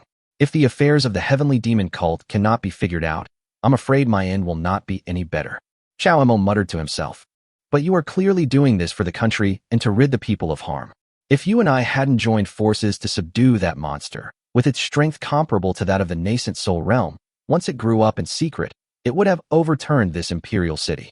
It would be fine if you weren't rewarded for this contribution, but you are being punished? Yilong complained, feeling unfair for Chao Emo. Chao Emo smiled slightly. He had guessed about this a long time ago. After all, the person he killed was the Vice Minister of the Ministry of Justice, an official appointed by the court. Without a reasonable explanation, the rumors outside would probably not be good. As for His Majesty, he probably also wants to see Chao Emo's ability. Loner, it's a good thing you came with me. Otherwise, I wouldn't be able to handle the open and covert struggles in the court with ease on my own. Chao Emo looked at Yilong affectionately, and before she could react, he picked her up by the waist. Come on, let me thank you very much. You've helped me so much. How should I reward you? How about giving you a daughter as a reward? What's with your attitude? Could it be that you like boys? Soon, sounds of joy were heard in the room. A long time. The system prompt sound suddenly sounded. Ding, it's detected that Yilong is pregnant. I hope the host will take good care of her and ensure the child is born safely. A familiar voice. A triumphant smile appeared on Chao Emo's face. In the following days, Chao Emo and Yilong stayed in the mansion without going out. The people outside who were secretly monitoring Chao Emo's every move also began to lose their patience. Many forces also began to lose interest in Chao Emo and gradually withdrew their manpower. At the third prince's mansion, everyone knelt in front of the hall, and the third prince looked unhappy. Uniquely, did you really tell him the whole news? The third prince confirmed again and asked. Of course, Your Majesty, don't worry. I have already told you all the news. I believe he should have already investigated it. Uniquely replied. Investigation? As the commander of the Shadow Secret Guard and the deputy commander of the Imperial City Guard, it would be no big deal for Chao Emo to investigate something. Now that the facts were before his eyes, he only needed to mobilize the power of the Shadow Secret Guard and conduct a little investigation to get to the bottom of the matter. However, Chao Emo had not even left his house for many days. Humph. He's probably waiting for someone. Waiting for someone? Waiting for whom? Wait for me. The third prince only needed to think about it for a moment before he understood the whole story. Uniquely still didn't understand. He wanted to ask more, but was afraid that the third prince would not be willing to explain further. So he suppressed his curiosity and followed the third prince silently. Uniquely, come with me to Commander Chao's residence. I want to meet Commander Chao in person. Yes. In Chao Emo's mansion. Asen came secretly and reported the recent news to Chao Emo one by one. During these days, Chao Emo handed over all the tasks at hand to several deputy commanders and this Asen, and he had not been to the Shadow Secret Guard for 3 days.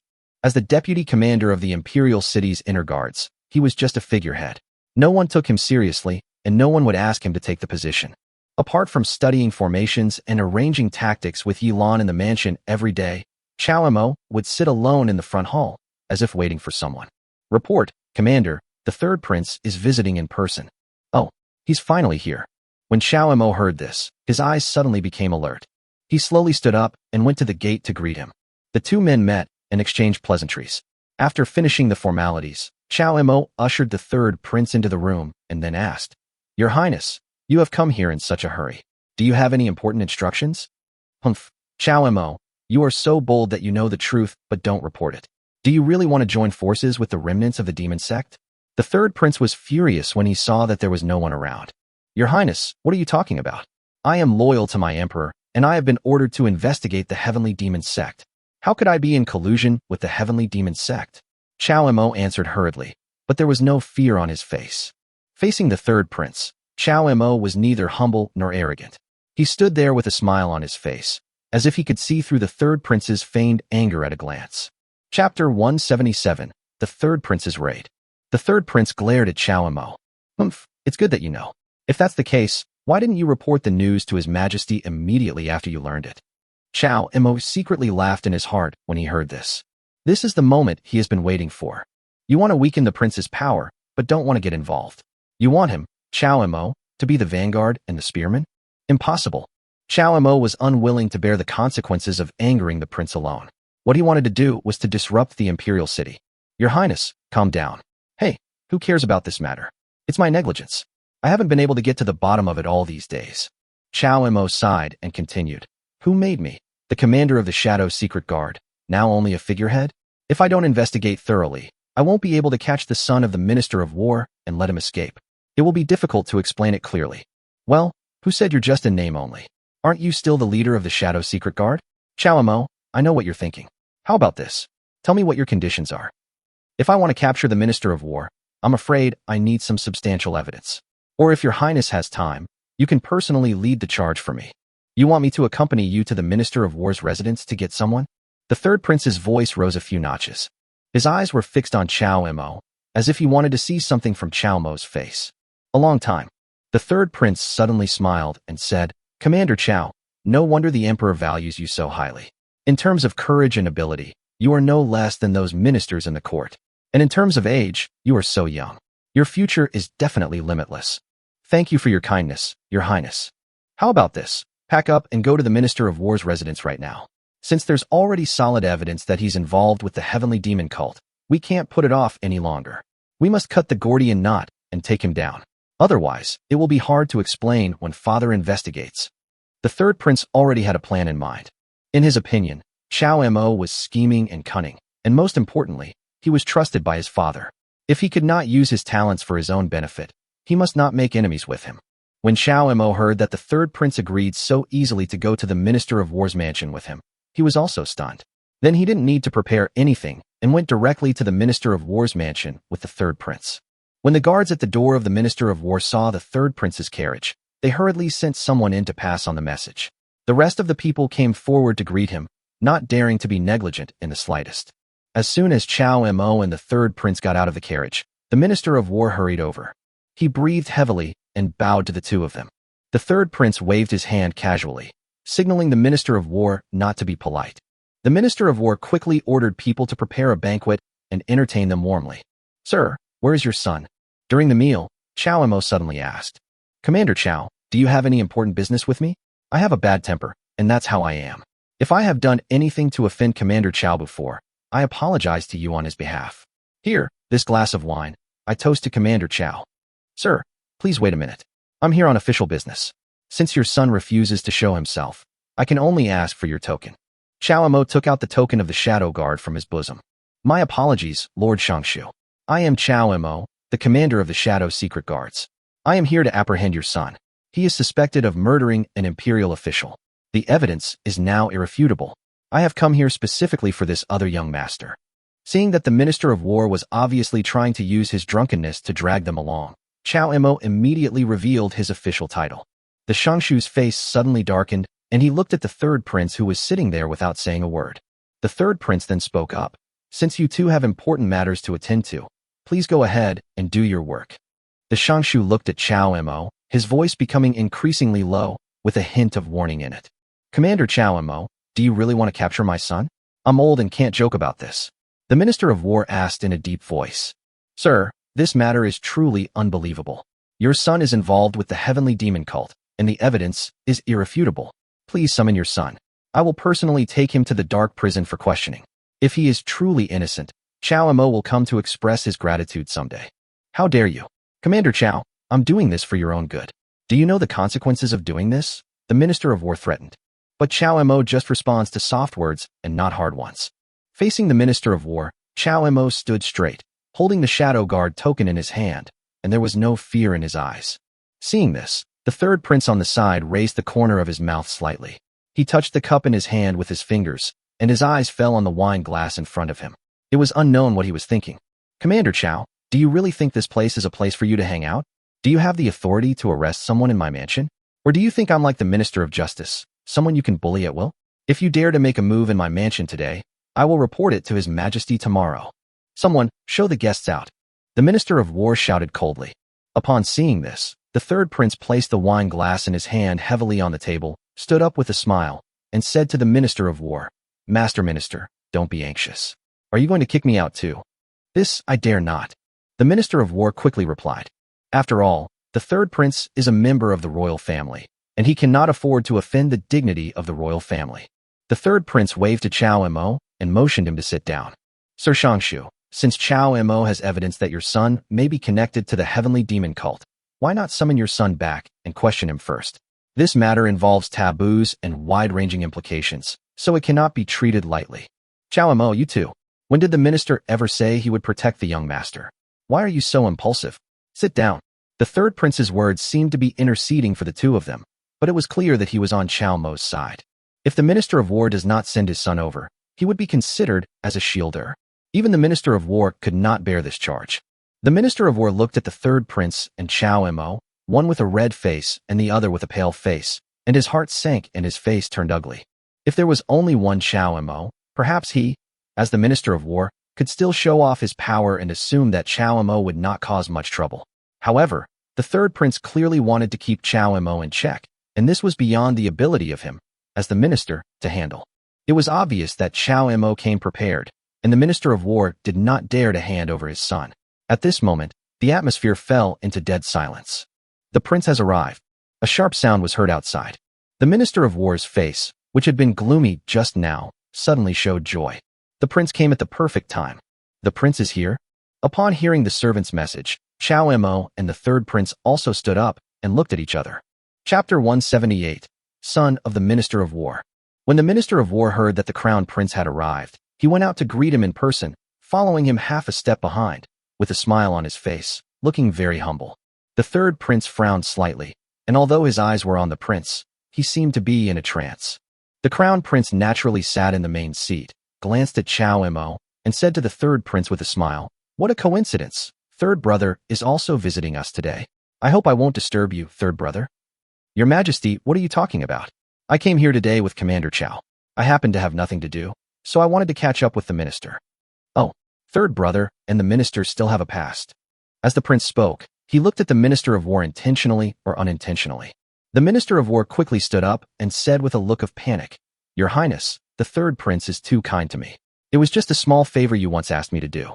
I didn't expect that after all these years, Your Highness would still remember it. The Minister of War was afraid that the prince would misunderstand, so he hurried to explain. Chow Mo sneered in his heart. How could a dignified Minister of War be willing to be the prince's man in such a manner? Haha, yes. If my royal brother has something to do with the minister, we will take our leave first. However, Minister, your young master. The third prince stood up and said. The Minister of War's face darkened, but he came after all. Seeing the third prince making trouble, the Minister of War had no choice but to ask the crown prince for help. The prince was surprised and asked, Oh, third brother is here to see Master Ling. Your Highness, the commander of the Shadow Secret Guard has accused my son of having connections with the demonic cult and has come here to arrest him. But this is absolutely impossible. Although my son is ignorant, he would never do such a thing. The Minister of War replied with a bitter face. Whether it was done or not, what the minister says does not count. Without solid evidence, our Shadow Secret Guard will not bother you easily. Let the secret prison investigate the right and wrong first. Chow Mo said forcefully. Nonsense. Who knows if you will torture the child and force him to confess? I, the dignified Minister of War, how can I allow a small commander like you to act recklessly? If you want to take people from my mansion, you must show me the imperial edict, otherwise it is impossible. The Minister of War's face also turned red. In order to protect his little son, he did not hesitate to offend the third prince. Chow Mo had known that this would be the result, so he forced the third prince to come. If he, the commander of the Shadow Secret Guard, was the only one present, he would have no way to deal with the Minister of War's disorderly behavior, because the Minister of War was a higher-ranking official. But with the third prince here, it was different. He acts impartially. Does he dare to drive the third prince out? As long as Chao Mo caught the Shangshu's son, he could capture him directly, no matter how the Shangshu tried to protect him. Royal brother, this matter involves the heavenly demon cult. Father is ordering a thorough investigation. It's a serious matter. You won't interfere, right? The third prince was responsible for putting pressure on the crown prince. Upon hearing this, the Minister of War looked at the crown prince anxiously. Haha, of course. This is related to the heavenly demon sect. No matter who it is, our dynasty will not let him go easily. Your Excellency, since the Shadow Secret Guard only asked your son to be questioned, not convicted, why do you do this? The prince said with a smile. Upon hearing this, the Minister of War stared at the prince. How can this be possible? Prince, my son. Don't worry, since your son hasn't done anything, what are you afraid of? I, the Crown Prince, am here today to bear witness. If we can't find evidence of collusion with the heavenly demon cult, the Shadow Secret Guard will not torture your son, right? Commander Chao. The prince's words were undoubtedly a warning to Chao Mo, saying that the son of the Minister of War was colluding with the heavenly demon sect, so he had to find the person from the heavenly demon sect to prove the crime. Otherwise, it would be a frame-up. Not only that, his words also blocked the method of interrogation in the secret prison. If Chao Morwa did not agree, it would be suspected that he had confessed under torture in the secret prison. But if he agreed, the son of the Shangshu would insist on not telling the truth, and it would also be a problem if the guy from the heavenly demon sect could not be caught. I really underestimated this prince. The Minister of War fell silent now and looked at Chao Mo. Chao Mo hesitated for a moment before nodding his head. Of course, without concrete evidence, how could the Shadow Secret Guard easily arrest someone? It's even more impossible to force a confession under torture. Your Highness and the Minister can rest assured. Sir Shangshu, in that case, can you please bring your son here? Unexpectedly, Chao Mo agreed so readily, and the Minister of War became a little skeptical. Go ahead. We can't keep Commander Chao waiting. But my son isn't at home. He had a breakthrough a while ago and is now in seclusion outside. How about this? I'll send someone to look for him. Before noon tomorrow, I'll take my son to the dark prison to find Commander Chao. How do you say that? The Minister of War was still a little hesitant, so he deliberately delayed. Having said that, Chao Mo knew there was nothing he could do, so he stood up, said goodbye to the third prince, and left the Shangshu mansion. As soon as he left the house, the third prince's face darkened. He warned Chao Mo, this matter must not be delayed. If it is, my eldest brother will erase all traces of his collusion with the heavenly demon cult. Then, it will be impossible to capture him from the Shangshu mansion. I know we can't delay, but the Minister of War has said so. I don't have any written orders or decrees. Can I still forcibly search the minister's mansion? Chao Mo said helplessly. Oh, I didn't expect that my elder brother would come. This time I was negligent and did not make full preparations. It seems that this matter can only be left alone. The third prince sighed and said, forget it. Your Highness, don't worry. Since I already know about this matter, I won't let it go easily. However, the Shadow Secret Guard is short-handed, and with my current status, I'm afraid it will be difficult to mobilize those deputy commanders. Your Highness, why not have your masters prepare themselves, and then we can play a big game. Seeing Chao Mo's mischievous yet smug expression, the third prince seemed to be infected by his emotions and excitedly agreed. Okay, since you want to make trouble, I will help you. I will gather my retainers and have them ready to be dispatched at any time. After the two of them discussed it, they each returned home. On the second day, Chao Mo and his men waited early at the Shadow Secret Guard headquarters. The Minister of War really kept his promise and brought his youngest son early in the morning. Dad, I don't want to come. What a shabby place this is. Look at those guys, with pointed faces and tattered clothes. How can this dark prison be as comfortable as home? Why did you have to send me here? His son started to complain from a distance. It was obvious from his words that he looked down upon you and Chao Mo, the Shadow Secret Guards. Upon hearing this, the Shadow Secret Guards were immediately furious and glared at the son of the Minister of War. Why are you staring at me? Did I say something wrong? Chapter 179, Keep the Troops Still. The Shangshu's son had long been known for his arrogance and domineering behavior. Now that I saw him, I could see that his reputation was well-deserved. It's nothing that the son of the Shangshu, a high-ranking official of this dynasty, looks down on these secret guards. Chao Mo had no expression on his face as he allowed the son of the Minister of War to approach. The Minister of War was also a little helpless, but after a few doting reprimands, he clasped his fists towards Chao Mo and said, Commander Chao, I have brought my son here. However, he is spoiled and cannot endure hardship. If you don't know the whereabouts of the heavenly demon sect, please don't let him suffer in the dark prison. Humph, He's just a commander. Would he dare? Father, why don't you just ask him to let me go? The son of the Minister of War walked to Chao Mo's side, gazing around at him. Someone, come and capture the son of the Minister of War. Chao Mo frowned and shouted behind him. Some of the Shadow's secret guards had already felt uncomfortable hearing what he said, and upon hearing the order, they immediately rushed forward and pinned the son of the Minister of War to the ground. How dare you? Chao Mo, how dare you treat my son like this? The prince has already warned you yesterday. If you dare to use punishment on my son, be careful. I will report you right away. The Minister of War was furious when he saw his son being pressed to the ground with his face in close contact with the ground. Oh, yesterday it was because I didn't have any evidence, but today is different. I already have solid evidence that proves your son's relationship with the demonic cult. So, Lord Shanshu, please go back and don't listen to any more, otherwise it will touch upon confidential information. Chao Mo sneered. What? The Minister of War was stunned, then shouted angrily. What do you want to do? What evidence do you have? Quickly let my son go, or I will report you to His Majesty right now. Take him away.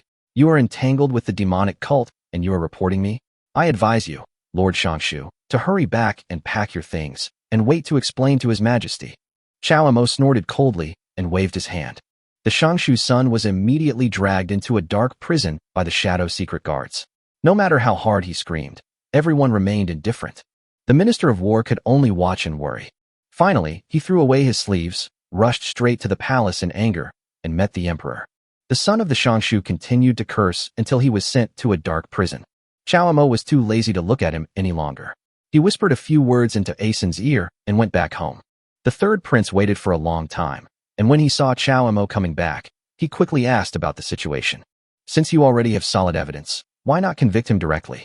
You know, my brother the emperor already knows about this. If he secretly orders someone to destroy the evidence, he might end up implicating himself. Your Highness, don't worry. This isn't that easy. The Crown Prince said yesterday that if we can't find the members of the Heavenly Demon Cult, then convicting the Shanshu's son will give them a reason to criticize. Even if they do punish the Shanshu's son, they will pin the blame on him alone. It will be difficult to implicate others based on his fault. Moreover, Your Highness, how do you know that the evidence you have wasn't leaked intentionally? Chao Mo's words shocked the third prince. Indeed, the matter was fully investigated by the people below. He and his eldest brother had been fighting openly and secretly for many years. What if this was also a plan of his eldest brother? If he rashly sentenced the son of the Shanshu, he would probably put himself in a dilemma. Well, then what do you think we should do? The third prince asked Chao Mo for advice. This is easy to handle. The minister has only one son, and now we have him in our hands. As long as we hold our troops, then the Minister of War will definitely be anxious, and anxiety will reveal flaws. As long as he tries every possible means to save him, it means that the collusion is true, right? The third prince was not a stupid person. He understood immediately after Chao Mo mentioned it briefly. Chao Mo nodded. That's right. As long as the son of the Minister of War is in our hands, they will be restless and will take action sooner or later. Once they do, this will be the best opportunity. All right, I was right about you. I'll leave this matter entirely to you. Don't worry, no matter what happens, I have your back. If your collusion with the Heavenly Demon Cult is proven, your father will not tolerate it. When the time comes, I will reward you handsomely. The third prince suddenly felt light all over. With his hands behind his back and a smile on his face, he slowly left Chao Mo's mansion. In the next few days, Chao Mo only went to the dark prison occasionally and left in less than an hour. As for the Shanshu's son, there is no news at all. The Minister of War also went to see the emperor that day. As Chao Mo expected, the emperor was eager for Chao Mo to find out all those who were involved with the demon sect. How could he stop Chao Mo? The assistant minister of the Ministry of War was reprimanded, and the emperor told him to go back home and wait patiently. When the result came out, someone would deal with the matter. 3 days after the incident, the prince came to the Shanshu mansion again. Your Highness, please save my son. He is being held in a dark prison by Chao Mo. I don't know what kind of abuse he is suffering. What if they torture him into confessing? What should I, the Minister of War, do? The Minister of War knelt on the ground and pleaded. Sir Shanshu, don't be anxious. This matter has not yet been concluded. Although your son has been in prison, there has been no news in the past few days. The prince supported the Shanshu and said with a sigh, But what if they? The Minister of War hesitated. The prince suddenly looked at him and asked seriously, What's the matter? Could it be that you really have evidence outside? They said they found a clue, and it wasn't a lie. I don't know either. My son does things in an absurd way. What if? The Minister of War is now not sure whether there is any evidence against his son left in the hands of outsiders. Bang! The prince threw his folding fan in frustration and shouted angrily. Minister, oh minister, how could you be so foolish? Why have you kept such a big thing hidden from me? If there really was evidence, we would have a plan and should have dealt with it as soon as possible. The Minister of War had a bitter face and said worriedly, Alas, Your Highness, I can't think of a solution at the moment, and I'm worried about getting Your Highness into trouble, so… Okay, I'll send someone to investigate this matter first. We have to know what evidence the Shadow Secret Guard has and where they have found it. By the time they have investigated everything, it may be too late to deal with it. The prince waved his hand and called over several men in black. Each of these people had extraordinary powers, and upon receiving the order, they immediately disappeared from the Shangshu mansion. Then the prince took out a copper talisman from his arms and silently chanted a few spells. The talisman suddenly combusted and dissipated in the wind. Not long after, a figure appeared in the Shangshu mansion. Chapter 180: The Prince's Men. This person was actually wearing the clothes of the deputy commander of the Shadow Secret Guard. When the Minister of War saw this man, he immediately showed hostility and rushed forward angrily. Who are you? Since when did my Shangshu mansion become a place where your shadow guards can come and go at will? Get out! The Minister of War shouted angrily. Hey, don't be anxious, Lord Shangshu. This man is a friend, not an enemy. I'm afraid he still needs his help to rescue your son. The prince came from behind with a smile and interrupted the Minister of War. When the deputy commander of the Shadow Secret Guard saw the Crown Prince, he immediately knelt on one knee and said respectfully, Your Highness the Crown Prince summoned me here. What is the matter? The Minister of War was stunned for a moment. Then he suddenly realized. It turned out that the talisman that had just burned in the prince's hand was actually a signal for communication. This person is also the prince's man. I heard that the Shadow Secret Guards have captured the Minister of War's only son. I want you to immediately locate him and find a way to rescue him. Furthermore, you must find out what Chao Mo has learned from him. The sooner the better. Yes. I must save my son. I only have him. What will I do if anything happens to him? Before the Minister of War could finish his words, the man just glanced at him indifferently and disappeared from the minister's mansion. The Crown Prince patted the Minister of War on the shoulder and said with a soothing smile, Don't worry, it's just a shadow guard. Even if they find out something, as long as the news doesn't reach your father's ears, it won't be a problem. Well, Your Highness, I can only rely on you. You must save my son's life. In the future, I will work like a slave for you. In the secret prison of Shadow Guard. In the damp and dark prison, shadow guards patrolled and monitored. The people imprisoned in the prison all looked lifeless and had no desire to live. They were wearing chains and shackles, and there was a layer of thick iron bars outside to imprison them. 2 floors below the prison, a lively voice kept cursing. Let me go? You bastards, don't you want to live? Do you know who I am? How dare you lock me up? Hey, I'm talking to you. Let me go now. What crime have I committed? Why are you locking me up? Did you hear me? Let me go? I'm the son of the Minister of War. If you've arrested the wrong person, don't blame me for going to His Majesty tomorrow to seek justice and chop off your heads. Perhaps he didn't realize the situation yet, and he kept cursing all the way to the prison. The Shadow Secret Guards all had blank expressions on their faces and simply ignored his curses. Even when he was being shackled, someone deliberately used the wrong weight and put 10 pounds more on him. Hey, don't go. What are you doing? Don't you have something to ask me? So many days have passed. Why don't you ask me why I'm still locked up? The son of the Shangshu was almost driven crazy. The people imprisoned around him were all ferocious, and their glances made him feel cold from time to time. He even suspected that if he was killed in this dark prison, no one would know, let alone anyone who could save him. Originally, he had talked everything over with his father at home. No matter what the Shadow Secret Guard asked, he always said he didn't know. Anyway, he had no connection with the demonic cult. As long as he doesn't admit this, these shadow guards will have no way to deal with him. But after entering, the situation was completely different from what he had imagined. Not only was he not interrogated, but he was simply locked up here, living next to those death row prisoners. He stayed there for 3 days, which tortured the son of the Shangshu. He was used to living a life of luxury and could not stand such treatment. Okay, save your energy. No one who comes here has ever walked out alive. If you haven't committed any crime, you wouldn't be locked up here. The death row prisoner sneered. You're talking nonsense. Someone got out a while ago. Don't think I don't know. How can I be the same as you bunch of trash? They're just taking revenge and locking me up here on purpose. It won't be long before my father takes me out. The Shangshu's son looked arrogant and said contemptuously, Kid, who are you calling trash? After hearing what the Shangshu's son said, the man's expression turned cold and he slowly stood up. His hands in the shackles could actually still use spiritual power. A suction force came from his hand, and the Shangshu's son leaned over uncontrollably and hit the iron railing hard. He grimaced in pain. "You, what are you doing?" The throat was strangled, and the body was lifted up. The Shangshu's son's face changed drastically, and he looked at the death row prisoner in horror. "You, tell me, who is the trash?" the man asked coldly. I am trash. Don't be impulsive, don't be impulsive." The son of the Shangshu was frightened by his eyes full of murderous intent and trembled all over. Seeing this, the death row prisoner on the other side couldn't help but laugh out loud. "Puff, that's enough. Stop scaring this kid. Look how scared he is. His crotch is wet. Humph. Brat, if I hear you say something like that again, I'll kill you next time. I can't get out of here anyway, so I might as well take someone with me before I die." The Shangshu's son looked at his ferocious face and nodded repeatedly. "Hush, the deputy commander is here. I don't know who reminded me." The prison suddenly became quiet. A dark shadow slowly approached from a distance and finally stopped in front of the prison door of the Shangshu's son. The Shangshu's son was pale and retreated back in fear.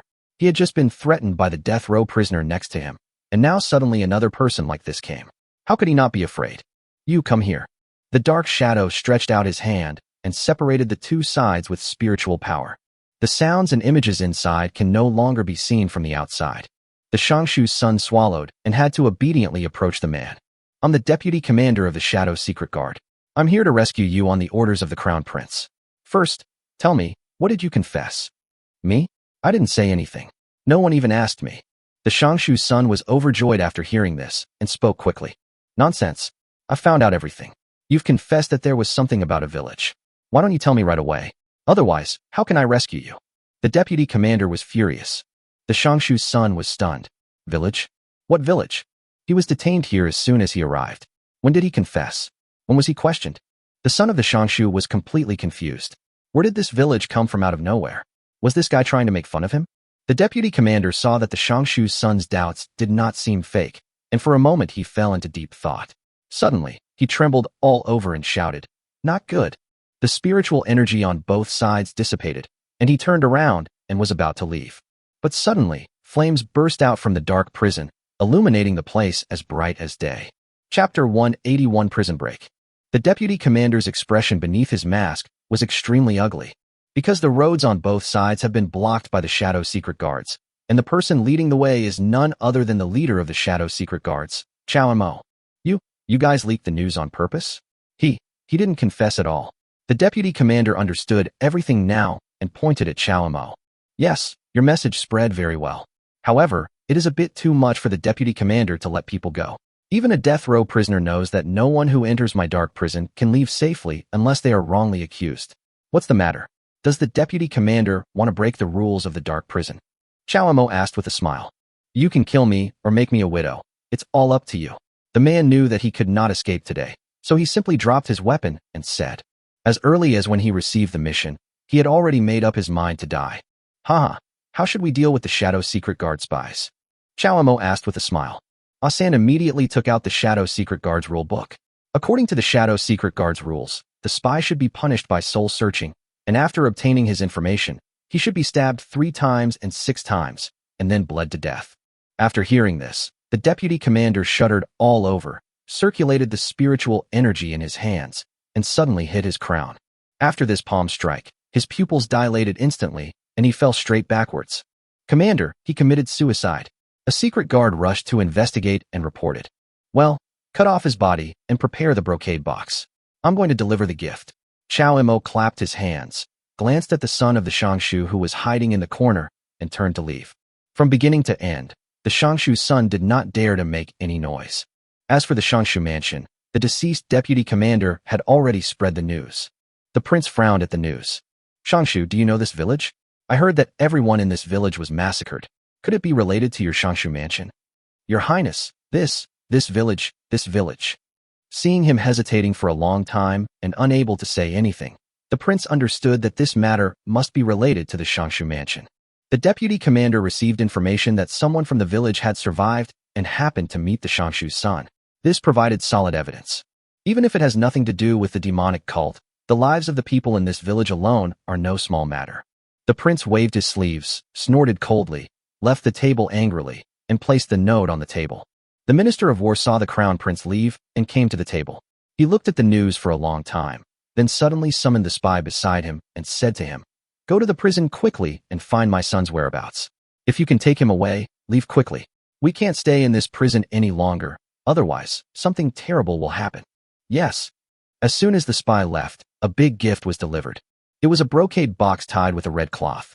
After the Minister of War took it and opened it, his hands suddenly shook and he collapsed to the ground, and the head in the brocade box rolled out. What a chow mo, what a third prince. Don't even think about bringing me down. I, the Minister of War, am no pushover. After sitting on the ground for a long time, the Minister of War finally stood up.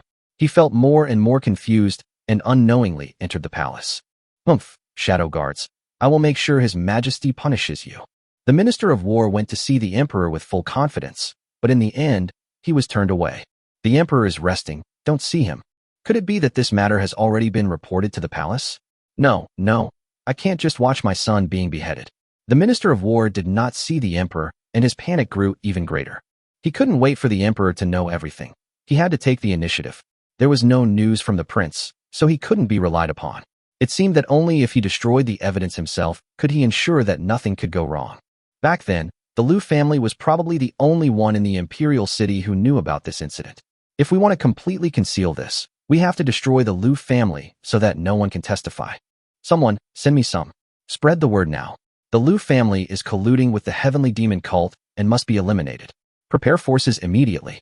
I want to destroy the Liu family. The spy who had been monitoring the Minister of War reported back. The third prince came to discuss with Chao Mo. Have you heard? The Minister of War has lost his patience. There's already news in his mansion that he's going to take action to destroy the Liu family. I think the Liu family must be related to him.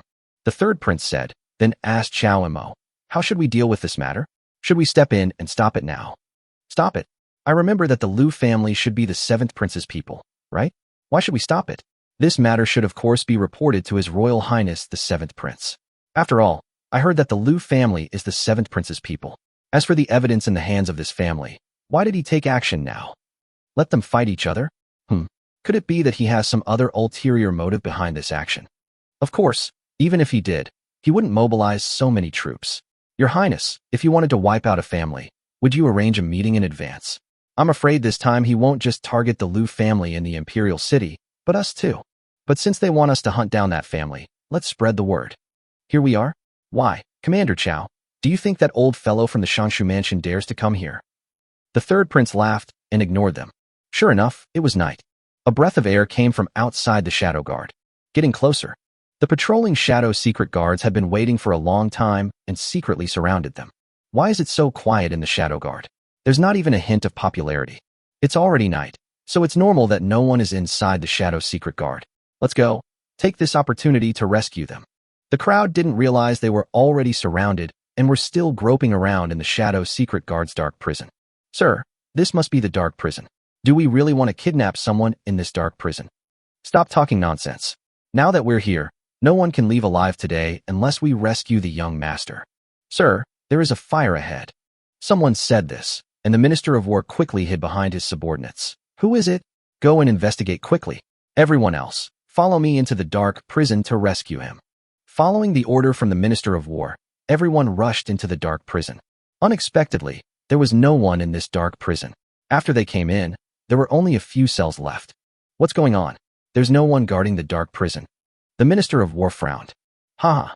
Sir, maybe because no one dares to come to the dark prison, they neglected their duties and went to sleep. Isn't this perfect? After rescuing the young master, we can make those shadow secret guards pay for it. Chapter 182. Where are the shadow secret guards? When the Minister of War heard this, he thought it made sense. This shadow secret guard has never been checked or managed by anyone. They are probably used to being free. It is not surprising that there is no one on duty at night. Who would have thought that someone would come to the dark prison late at night to rescue prisoners like himself? The Minister of War was overjoyed and said with a smile, Humph, you are so arrogant and domineering on a daily basis. It's time for His Majesty to thoroughly investigate you, the Shadow Secret Guard.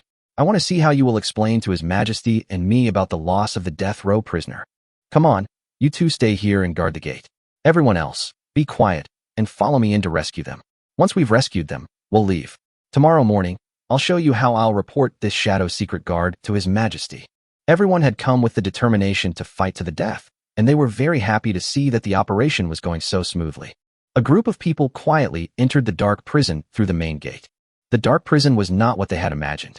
There were 2 corridors corresponding to the upper and lower floors respectively. There were only a few rooms on the upper floors, which were used for the rest of the shadow guards on duty. The real prison is below. The Minister of War ordered his men to make some simple inquiries and then led them straight to the prison below. Who are you? A patrolling shadow secret guard was knocked unconscious by an elbow from behind by a dark shadow before he could even open his mouth. The man found the cell key from the shadow secret guard and handed it to the Minister of War. The son of the Minister of War was imprisoned at the entrance to the 2nd floor and was easily seen. He had not been interrogated since he entered. His spirit was not exhausted yet, and he kept cursing and talking to several death row prisoners next to him about his colorful world outside. The Minister of War walked over and heard his son's voice clearly. His face darkened and he shouted at the inside. Your father, took such a big risk to come here to save you. Shut up and get out of here. When the son of the Minister of War saw his father coming with people, he was overjoyed. Dad, why are you here? Haha, see, this is my dad. I told you. I'll be out in less than 2 days. How dare a mere dark prison lock me up? I'm leaving first. The son of the Minister of War looked at the surprised expressions of the prisoners on both sides and said proudly. The Minister of War had a cold face and didn't know what to say. He was so stupid, even though he was locked up in prison, that he even revealed his father's identity. Kill them all. The fewer people who know about this, the better. The Minister of War glanced at the death row prisoner in the neighboring cell, gave some casual instructions, and walked out of the dark prison with his son. Son, have you suffered these days? Dad, the shadow secret guards don't dare to do anything to me, so don't worry. They've been holding me here the whole time, and no one has ever come to interrogate me. I've memorized everything you told me to say, but it's a pity no one has ever asked me. The son of the Minister of War was boasting and wanted to tell his father about what happened in prison. Huh? Didn't interrogate you? That shouldn't be the case. The Minister of War frowned in thought. Seeing his father's lack of interest in his affairs, the son muttered in frustration. It's strange. No one has left the prison today. It's so quiet. Normally, there should be a lot of shadow guards patrolling at this time of day. What? The Minister of War suddenly stopped and asked with wide eyes. What's wrong, Dad? I mean, it seems like all the shadow guards are out on a mission today. They're all gone. Dad usually comes here, so I'm afraid he'll run into a lot of shadow guards. Carrying out a mission? No, let's get out of here. The Minister of War's heart sank as well, and he quickened his pace. He was about to leave the dark prison. The servant in front suddenly stopped. The Minister of War angrily shouted, What are you doing? Why did you stop? Sir, there are shadow guards everywhere outside. We seem to be surrounded. What? Upon hearing this, the Minister of War pushed everyone aside and walked out. Seeing the scene outside, the Minister of War's face changed drastically. The empty space that was so quiet just now with no one around is now brightly lit. The 2 people he left outside to guard the door were tied up on the ground. Their mouths were blocked with cotton cloth, and they could not make any sound. Chow Mo and the 3rd prince rode in the same sedan chair, carried high by 8 servants. Seeing this scene, the Minister of War was unaware that all this was a trap set by Chow Mo and the 3rd prince, and he had fallen into it from the very beginning. But the Minister of War still doesn't understand. Didn't you go to rescue the Liu family? Why are you blocking me here? The Minister of War continued to ask. Why? Lord Shangshu, do you think that just because you throw out a family that has nothing to do with me, you can make my shadow secret guard follow you? What can the Liu family do with any clues? Your actions today have violated the laws of this country. You dared to lead people to break into the shadow secret guard's secret prison at night, intercept a prisoner, and even injure my shadow secret guard members. Lord Shangshu, do you admit your crime? Chow Mo waved his hand, and the secret guards behind him surrounded them all, blocking their way into the dark prison. The Minister of War had an ugly look on his face. He had thought that the shadow secret guards were not guarding closely and neglecting their duties, and that he could have tricked them early on. However, he didn't know that all this was a trap set by others. At this point, even if the prince came, he probably wouldn't be able to help him. Not only was he caught in the act, but even the 3rd prince's men were watching. The Minister of War's face became extremely ugly. He stared at the protagonist, wishing he could kill him. The Shangshu son's legs were trembling at this moment. Seeing this situation, his pride and arrogance disappeared instantly. If his father had not been in front of him, he would probably have fallen down. How dare you plot against me, Chow Mo? Do you think you can take down the Minister of War with just the shadow secret guards? The Minister of War came to rescue the prisoners, so he naturally had other preparations. He fired a flare into the sky, and a group of fireworks bloomed in the sky above the shadow guard. But after waiting for a long time, there was still no movement. What's going on? Could it be that the minister is still waiting for those reinforcements outside? Fortunately, His Royal Highness the Third Prince is here today. His Royal Highness mistook those reinforcements for thieves and has already apprehended them. Come, bring them up for the minister to identify. Chow Mo sneered, waved his hand again, and walked up with a group of black-clothed men who were tied up behind him.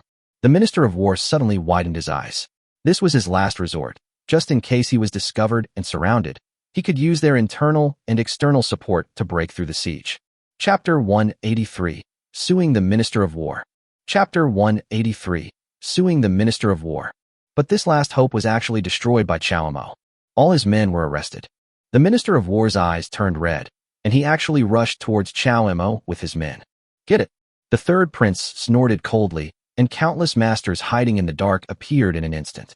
The Minister of War and that group of people were all pinned to the ground. Haha, you still want to kill me in front of His Royal Highness the Third Prince? The minister is really brave. Come, take the minister to the dark prison. Chow Mo sneered and temporarily dealt with the Minister of War. He turned around to thank the third prince and sent all of the third prince's men away. Asen, go and spread the news that I have secretly arrested the Minister of War. It would be best if you can get it directly to the prince's mansion. The sooner the better. Yes. It is not easy to collect information, but it is easy to pass on information. Early the next morning, at the court meeting, the prince really launched an attack. Father, I have something to report. You? What's going on? The emperor glanced at the prince, frowned slightly, and said, I have verified that last night, the Shadow Secret Guards secretly arrested the Minister of War, a second-rank official in the imperial court. This is such a disregard for the law. Your Majesty will not tolerate this. What? Is this true? Someone has captured the Minister of War? Who would be so bold? This is outrageous. This is outrageous.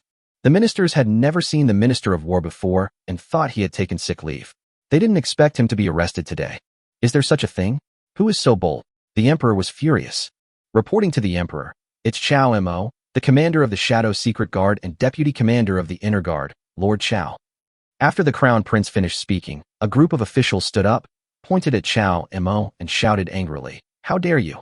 Are you just someone your shadow guards can capture at random, even a second-rank official in the court? Do you still have the law and His Majesty in your eyes? A number of officials from the Crown Prince's party came forward to petition His Majesty to apprehend Chow Mo and behead him in public to demonstrate His Majesty. The third prince wanted to speak up to defend Chow Mo, but was stopped by a look from Chow Mo. After everyone finished speaking, Chow Mo remained calm. This group of people are all members of the prince's party. If the emperor was a little annoyed just now he is more dissatisfied with the prince. When did the prince become the sole decision-maker in the imperial court? Commander Chow, is what the prince said true? Your Majesty, what the crown prince said is indeed true. Chow Mo stood up and answered in a neither humble nor arrogant manner. There was an uproar in the court, but then Chow Mo spoke again. I had not expected this, and I was surprised. I was just about to report it to your Majesty. Last night, the Minister of War led his men into the secret prison, silenced the important prisoners, and even attempted to rescue them. If I hadn't noticed and stopped them in time, I'm afraid the consequences would have been disastrous. Everyone suddenly quieted down. It seemed that this matter was not that simple. How daring was it to openly rob a prison? The emperor glanced at everyone, and the crown prince's face darkened instantly. A murderous look flashed in his eyes. He pointed at Chow Mo and shouted, That's because you mistakenly arrested the Minister of War's son. He only has one son, and you took him to a dark prison, and we haven't heard from him since. That's why the minister was so desperate that he did such a ridiculous thing. What do you mean by mistaken arrest? When was it a mistake? Anyone brought into the dark prison for questioning, as long as there is no problem, will be released within half a day. I don't know what your Highness the Crown Prince means by this. You're talking nonsense. The minister's son is still in prison, and you still want to deny it.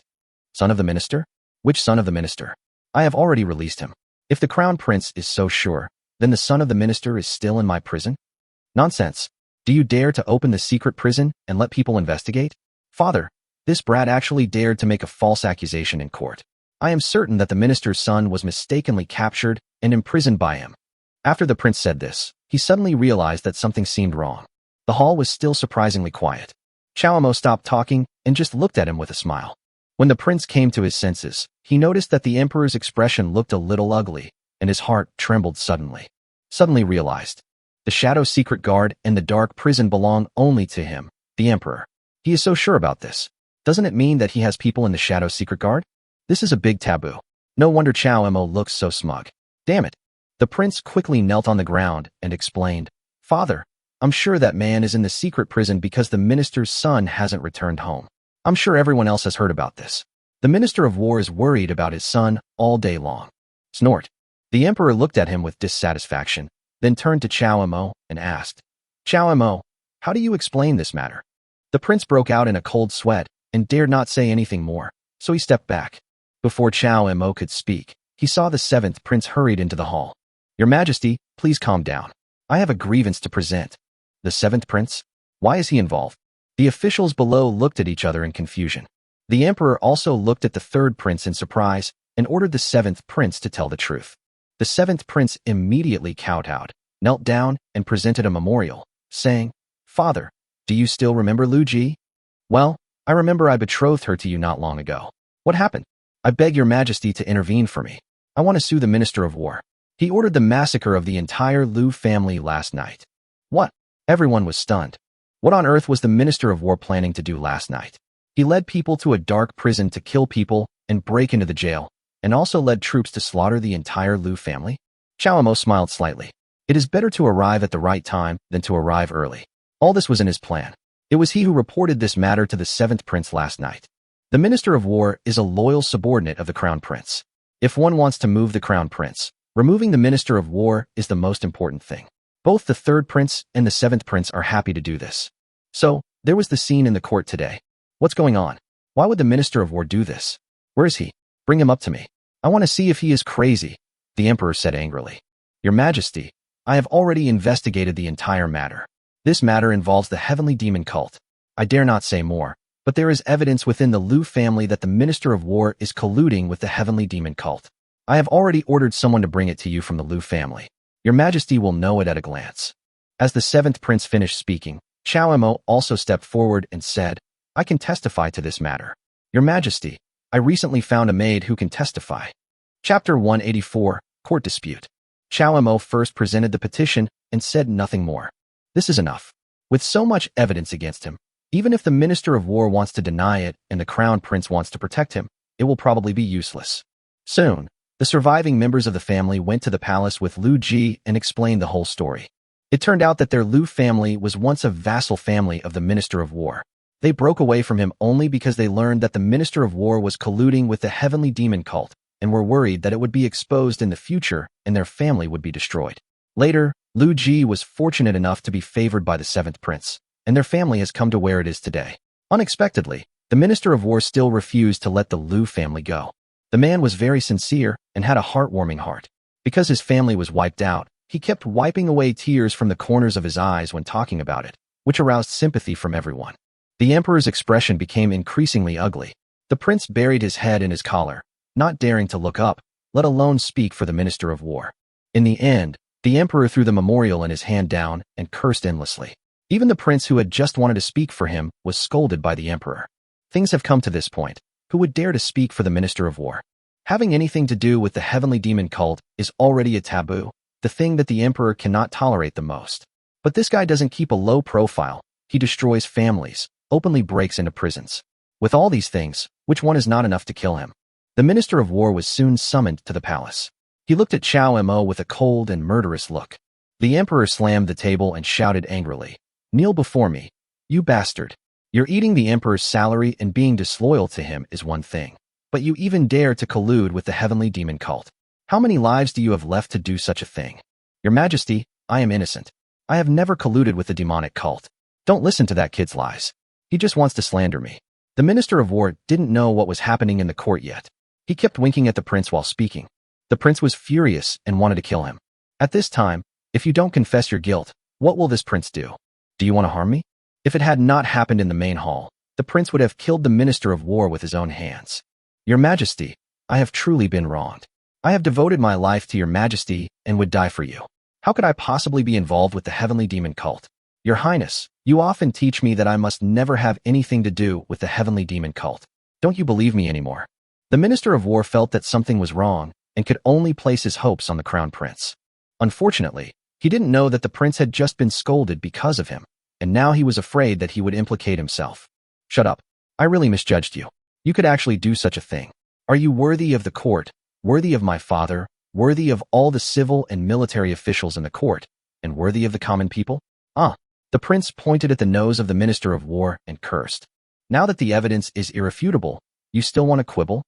The emperor snorted coldly and handed the matter directly to Chao Imo.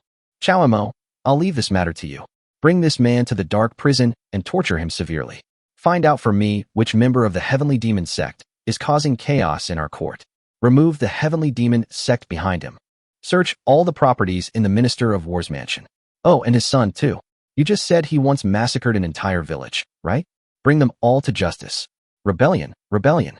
It's really driving me crazy. The emperor slammed the table and cursed at the Minister of War. Upon hearing this, all the officials urged the emperor to take care of his health. The prince's party remained silent, fearing that they would be implicated in this matter. Your Majesty, the position of Minister of War is currently vacant. I'm afraid it will delay important matters. Why not choose someone more capable and virtuous? Father, I have a man to recommend. He has a track record of killing enemies on the battlefield and has read thousands of books. He is a man of both civil and military talents, and is well suited for this important task. Father, I also have someone. It is said that this person is well versed in ancient and modern times and is a great talent. If your Majesty values me, I will definitely let him serve in the court. When the third prince and the seventh prince heard this, they began to recommend their own people. The Minister of War is no small official. If one has his own people in such an important position, he will have more confidence in the future. The ministers also had different positions. For a while, there were all kinds of voices in the court, and it was in chaos. The emperor was of course not surprised by this. He just frowned and waved his hand impatiently. All right, stop bothering me. Let's put this matter aside for now. There's no need to discuss it further.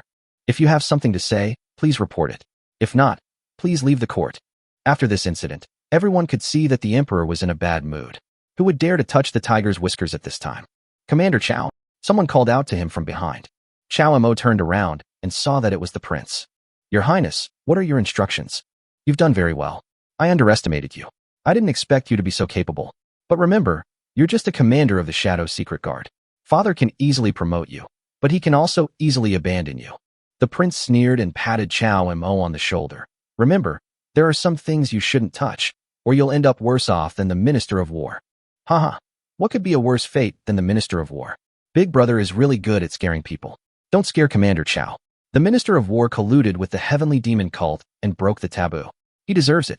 If you think his fate is too tragic, why not talk to Father and let him go? The third prince came over with a smile. Beside him, there was another person, the seventh prince. Royal brother, what third brother said makes sense. You can't take it out on Commander Chao just because the Minister of War is colluding with the heavenly demon cult, right? By the way, Royal brother, I see that the Emperor seems to be much stricter with you today than usual.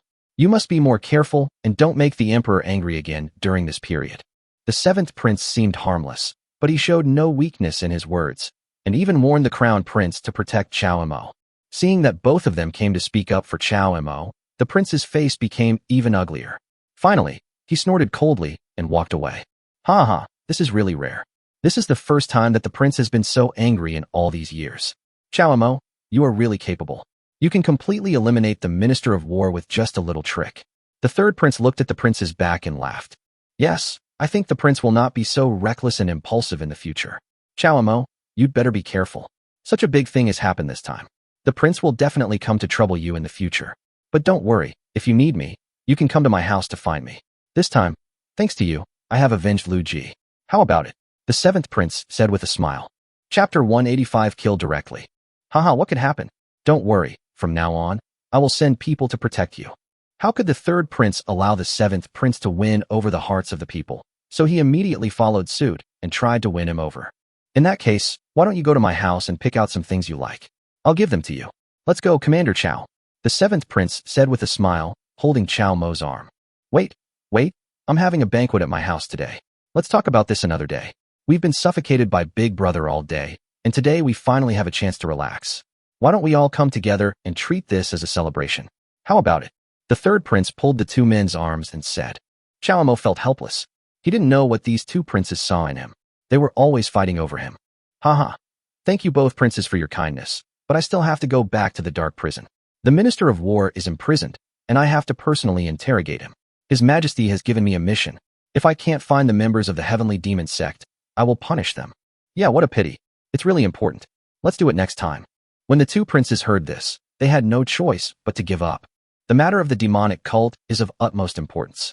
Although the Crown Prince has lost power and the Minister of War has been arrested, the people of the demonic cult have not revealed any clues. If we celebrate at this time and something goes wrong, it will be troublesome if the Emperor finds out. The two princes stopped arguing, but both extended olive branches to Chao Mo. As long as Chao Mo wanted to join them now, they believed that both sides would welcome him warmly. Less than 3 months after entering the imperial city, he had broken the prince's left and right arms. This achievement was much better than those of the counselors and retainers around them. After saying goodbye, Chao Mo returned to the dark prison. The secret guards in the dark prison looked at Chao Mo with even more respect. Especially those who disliked Chao Mo before and thought that he was too young to handle this important task, gradually changed their views as these events happened. Although Asen is not the deputy commander of the Shadow Secret Guard, because he has always followed Chao Mo, his status in the Shadow Secret Guard has also risen. Now, few people dare to ask what Asen wants to do. Commander, the Minister of War has been imprisoned in the deepest part of the second floor. This guy is probably a tough nut to crack. Do you want to interrogate him now? It would be better to let him experience the punishment before interrogating him, so as not to affect your mood. Asen reminded hesitantly. No problem, take me to see him. Chao Mo followed Asen straight to the prison where the Minister of War was imprisoned. This time, it was His Majesty who personally ordered severe punishment, so the treatment of the Minister of War was different from that of his son. 2 huge iron chains hung him high up, and the charcoal basin below was still emitting a hot smell. His hair was disheveled, and he had his head lowered, so his expression couldn't be seen.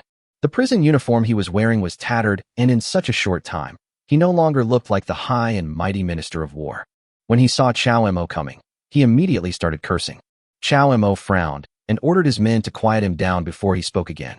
Sir Shangshu, there is no enmity between you and me. If you can tell me the news about the heavenly demon cult, I will ensure that you can live comfortably in this dark prison of mine. Bullshit. It was you, a bastard, who brought me here. You still want to know about the heavenly demon cult? Dream on. I'm telling you, it won't be long before you pay the price for what you've done.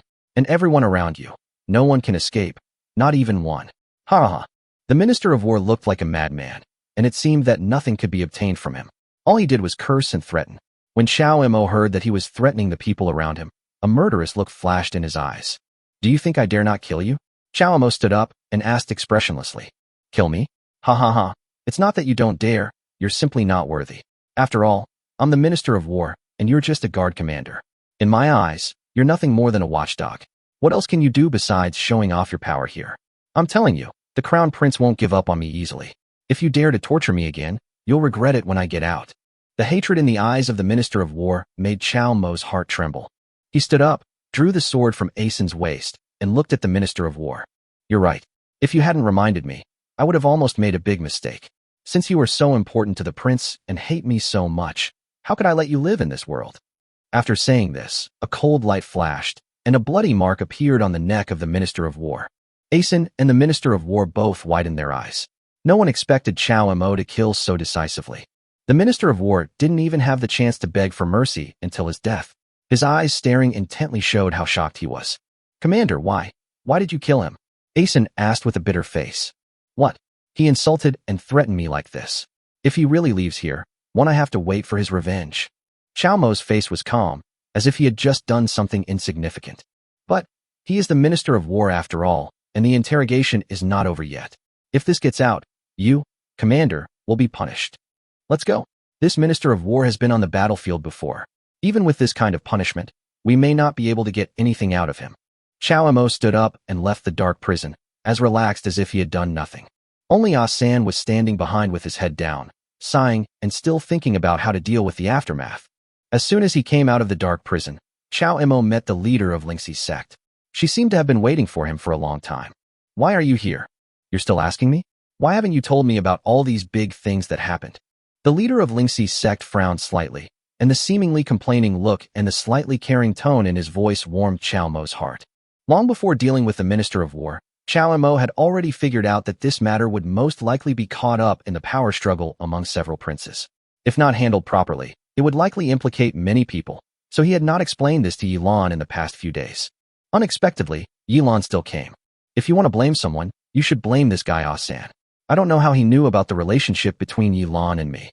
He was extremely respectful to Yilan and answered every question she asked. This made Chao Mo want to scold him, but he didn't know where to start. So, when he went to court, Yilan asked Ah-san about everything he had done. Dealing with King Zhendong and the Crown Prince is my job. If you don't tell me, I will seek revenge on them myself in the future. I won't need you anymore. The leader of Lingxi's sect said angrily. Chapter 186. The Assassin in the Prince's Mansion. Don't worry, it's nothing.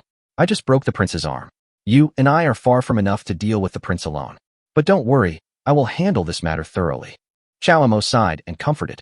Asen, that expression on your face, did something happen? Yilan was the leader of a sect after all, and he quickly saw the clues from Asen's face. Upon hearing this, Asen quickly stood up straight and looked at Chao Mo with an embarrassed expression. What are you looking at me for? If you have something to say, just tell me.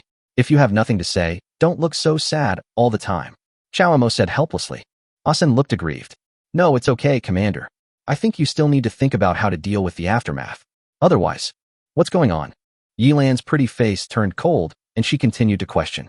Seeing that Asen was afraid and didn't dare to speak, Chao Mo had no choice but to tell Yilan that the Minister of War had died in the secret prison. Yilan was also shocked after hearing this. Only then did he understand what Chao Mo meant when he said he had broken the prince's arm. Don't worry, Asen. Remember, this man died in the dark prison, but not at our hands. Go, spread the word that the Minister of War intends to confess. Yes, Commander, etc. Before Asen left, Chao Mo called him. What's the matter, Commander? Do you have any other instructions? Asen asked curiously. It's okay, don't bother. Someone has already done it for you. Chao Mo smiled slightly, took Yilan's hand and pulled her to his side, then told Asen to immediately mobilize all the Shadow secret guards and make sure to capture the prisoner kidnapper. Prisoner kidnapping? Asen's face changed drastically. Someone is kidnapping prisoners again. There was no time to lose, so he took out the talisman used by the Shadow secret guards to communicate. Sure enough, the moment the talisman burned out, a ghostly figure passed over their heads and went straight into the dark prison. Everyone listen up. Seal off the dark prison. I want to see who dares to come to my dark prison and kidnap people again. At Chao Mo's command, an iron lock was instantly placed on the gate of the dark prison. Countless shadow guards gathered outside, and those patrolling inside also began a strict search. There was a prison break just now. If the commander had not been prepared, who knows what would have happened. Now it has happened again. These shadow guards also have tempers in their hearts, and they are extremely annoyed by these provocative actions one after another. Especially Baohu. He was the first to arrive. When he heard that someone had gone in, he almost rushed into the dark prison. Commander, how do you know someone went in? Why didn't we notice it just now? A shadow guard guarding the gate looked at Chao Mo with some suspicion and asked, What do you mean by this? Do you still doubt the commander's ability? It would be dereliction of duty if you don't check. If someone really sneaked in, come down and receive the punishment later. Asen quickly stood up to defend him. Before Chao Mo was satisfied, Asen whispered to him, Commander, did you really see someone? Or did you say that on purpose? Don't worry, I definitely won't say it was you who did the Minister of War.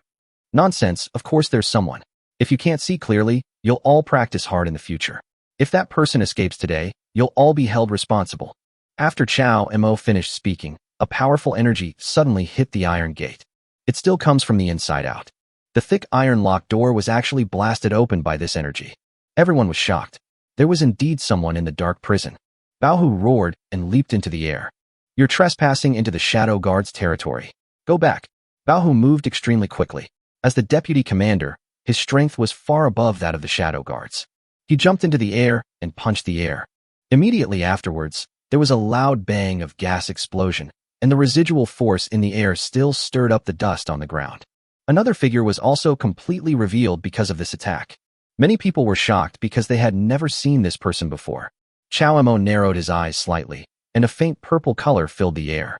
This guy not only hid his whereabouts very well, but his strength was also not weak. Chao Mo knew that Baohu, who was at the peak of the nascent soul realm and was also a good fighter among the Shadow secret guards. Anyone who could take his punch without any harm would probably not be so easy to deal with. While he was still thinking, the little hand in his palm suddenly tightened a little, and Chao Emo looked around. There seemed to be a flame flickering in Yilan's eyes. I recognize this man. He is the prince's man, Yilan said in a deep voice. That's perfect. Shadow guards, take my orders. Capture this assassin who broke into the dark prison.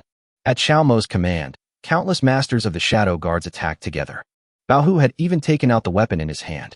The punch just now made him clearly feel the strength of his opponent. Seeing countless figures rushing towards that guy, Chao Emo smiled slightly. He didn't expect the prince's men to arrive so quickly. He originally wanted Asen to spread the news. It turned out that the prince had learned from the third prince and the seventh prince that he had returned to interrogate the minister of war, so he sent people directly. This saves a lot of trouble. Bang! Boom! In front of the gate of the Shadow Secret Guard's dark prison, the sound of spiritual energy colliding exploded. Not surprisingly, the news spread quickly. Many masters from various forces in the Imperial City noticed the commotion caused by the Shadow Secret Guards and sent people to investigate. Crack! The iron knife broke in the middle, and Bao Hu looked at the trapped man in the field in astonishment, his knuckles trembling involuntarily. Seeing this, Chao Mo's eyes fixed. It seems that he underestimated the person sent by the prince. This person's cultivation has probably surpassed the nascent soul realm. Otherwise, how could so many shadow guards not be able to catch him? The guy fought off the violent tiger and summoned several magic weapons in his hands. For a moment, light flashed and several spiritual energies blocked many attacks for him. He then took advantage of the aftermath of the spiritual energy to leap into the air and escape from the siege of the shadow guards. Bao Hu was so frightened and angry that he was about to chase after him. Chao Emo reached out and stopped him. Forget it, no need to chase. It is our fault that we failed to capture the assassin. Please punish us. Bao Hu looked at the disappearing figure, his eyes filled with deep resentment and anger. Is he in the spirit transformation realm? Chao Emo asked, looking at the direction where he disappeared. That's right, in the nascent soul realm, it's impossible for anyone to shatter my iron moonblade. This person's cultivation is too profound. Bao Hu said ashamedly. Well, this isn't your fault, Asan. Why don't you go check on the Minister of War? He's definitely your target right now. Chao Emo gave Asan a look, and Asan immediately understood. He was the first one to rush into the dark prison, but after a while he ran back in panic. When everyone saw his appearance, their hearts sank. Chapter 187, The Emperor's Reward. It's over, something happened. The Shadow Secret Guard stared at Asan. Sure enough, Asan reported it in public. The Minister of War was assassinated and died in prison. As soon as these words were spoken, they caused an uproar. If the Minister of War died in a secret prison, it would be a joke if this matter were to be spread out. Not only would it be a dereliction of duty for the secret guards, but it would also bring shame to His Majesty. After all, the Shadow Secret Guards take orders directly from His Majesty. Bao Hu stepped forward and said in a deep voice, "It's my incompetence. I take the blame for this. Commander, please tell His Majesty directly that it was me, Bao Hu, who failed to apprehend the assassin. Please punish me, Your Majesty." How can this be? Deputy Commander Bao Hu is the strongest, and it's us who are holding him back. This is my fault. Everyone in the Shadow Secret Guard blamed themselves. After all, Chao Emo had made advance notice and preparations, but even under such circumstances, they still failed to capture the assassin. However, Chao Emo did not blame them. Instead, he became furious and started cursing. How dare an assassin dare to kill the Minister of War in the Imperial City? This is so arrogant and disregards the laws of the Empire. It's simply lawless. Don't blame yourselves. I will report this matter to His Majesty and ask His Majesty to make the decision. By the way, no one is allowed to spread this matter before I return. I've asked His Majesty what he means. Do you understand? I understand. At the same time, the assassin, who had just experienced a great battle, stumbled back to the prince's mansion. How is it? The prince was also shocked when he saw his appearance and asked hurriedly, "Your Highness, I haven't arrived yet, and the Minister of War is dead. My subordinates were blocked in the Shadow Secret Guard's secret prison before they could evacuate. If my cultivation level was not higher than theirs, I would have fallen into the hands of the Shadow Secret Guard." The man replied, "What?" The prince widened his eyes, then clapped his hands and shouted that he had been fooled. But it was too late. The eunuchs around the emperor had already arrived at the prince's residence and summoned the prince to the palace to meet the emperor. Oh no, you didn't reveal your identity just now, did you? The prince asked hurriedly. No, Your Highness, don't worry. The man nodded. That's good. Go heal your wounds first, then leave quickly and find a place to hide. We've fallen into a trap. That damn Chao Mo must have deliberately used the Minister of War as a pretext to lure us into the prison break. After saying this, The prince hurriedly set off with the people in the palace. Come to the palace. The prince discovered that Chow Mo had arrived before him and was already discussing this matter with the emperor. Father, your son is here. All right, stop being so polite. What exactly did you do? Come on, explain it to Commander Chow yourself. This is truly outrageous. Uniquely, help me get some fresh air. I'm pissed off. You've been causing trouble for me all day, both of you. Explain it right here before I come back. If you can't explain it clearly, get out and get your slaps on the head. Do you understand? The emperor waved his hand, said something impatiently, stood up, and left the hall with the help of eunuch Lu. Chow Mo and the prince looked at each other, wondering what was going on. Without an emperor, what could the two of them say? What's going on? Why is father so angry? Your Highness, since His Majesty has asked us to speak, I will tell you what just happened. Is this really happening? Someone's trying to break into the prison again. How dare they? Both of them knew it in their hearts, but when they talked about it now, it seemed as if it had nothing to do with them at all. They actually stood on the same side in this hall. Has the assassin been captured? Asked the prince. No, it was because the shadow secret guards were not strong enough that they failed to capture him on the spot. However, I have already made a backup plan for him. I secretly planted a mark on his body. I can know where he has gone from 1,000 miles away. Chow Mo said this deliberately, and sure enough, the prince's face changed. That's great. Since Commander Chow has this trick, why doesn't he quickly capture the assassin? The prince asked in surprise. I dare not. I have come to ask your majesty for advice, because the assassin has now sneaked into the prince's mansion. Perhaps your majesty asked you to enter the palace because he is worried about your safety. Does the prince know about this? Chow Mo said with a smile. The prince's heart trembled, but he still held on to a last glimmer of hope and asked, how is it possible? This assassin is so bold. If I catch him, he will definitely learn a lesson. Don't worry, your highness, there is no need to worry too much. After hearing about this, His Majesty has personally sent people to capture this person. I believe that he will be caught soon. Then you will be cleared of all charges. Chow Mo said this deliberately. This made the prince feel even more depressed. It seems that the emperor is really angry, and this matter may be more difficult than he imagined. This was not necessarily true. The emperor returned with the help of eunuch Li. Father, stop talking. Have you understood what we've discussed? Go back to your chambers and clarify the assassin's identity to me. The emperor was too lazy to listen to what the prince said and just drove him away. When the prince arrived, he was sent back without saying a word. Chow Mo, you seem to be dissatisfied with the way I handled the matter? The emperor glanced at Chow Mo, who was staying in front of the hall. Chow Mo smiled faintly and replied, I dare not. Your Majesty's decision is certainly fair. It is my incompetence that has repeatedly failed to prevent the assassin from entering the Shadow Secret Guard. These seemingly normal words made the emperor furious. Are you blaming me? Well, let me ask you, how did the Minister of War die in your dark prison? Of course it was an assassin who killed him. Your Majesty, don't worry. No matter where the assassin escapes to, I will bring him back. Chow Mo was secretly frightened, wondering if the emperor had already known that he had killed the Minister of War. Otherwise, why would the emperor suddenly ask this question? Looking at the emperor's expression, Chow Mo had no idea what he meant at the moment, and cold sweat broke out on his back. This Majesty is truly someone who is hard to fathom. I'm afraid everything I do is under his surveillance. Chow Mo didn't have to worry for long, as the emperor continued. Prince, you're acting too impulsively. Chow Mo, you have courage and ability, and you're worthy of my attention. Let me ask you, if I had to choose one of my sons, which one do you think is more suitable to inherit my throne? What? Chow Mo was stunned again, and quickly replied, Your Majesty is in the prime of life, so why discuss this matter? The several princes each have their own strengths. If your Majesty insists on making a choice, I believe that as long as your Majesty is there, the dynasty will last forever. The emperor looked at Chow Mo deeply, then burst into laughter. Well said, I will give you another reward. How about that? Chapter 188, Deputy Commander, you have a family. I remember that you have a close relationship with the young leader of Lingxi sect, right? Chow Mo felt a chill on his back. Could it be that His Majesty was going to take action against the people around him? But why? Is it because you suspected that I killed the Minister of War? Thinking that Yilan is now pregnant, he wanted to take advantage of this period of time to let her withdraw from the vortex of fighting, but someone didn't want to do as he wished. A murderous intent flashed through Chow Mo's mind, but he soon became alert. Looking up, Chow Mo realized that the emperor was still staring at him. Your Majesty, if I have done anything wrong, I am willing to accept punishment. I also hope your Majesty will not implicate innocent people. Lingxi sect master. Commander Chow, what are you talking about? I want to reward you, not punish you. I just remembered that the inheritance of the Danshin sect has been found by the two of you.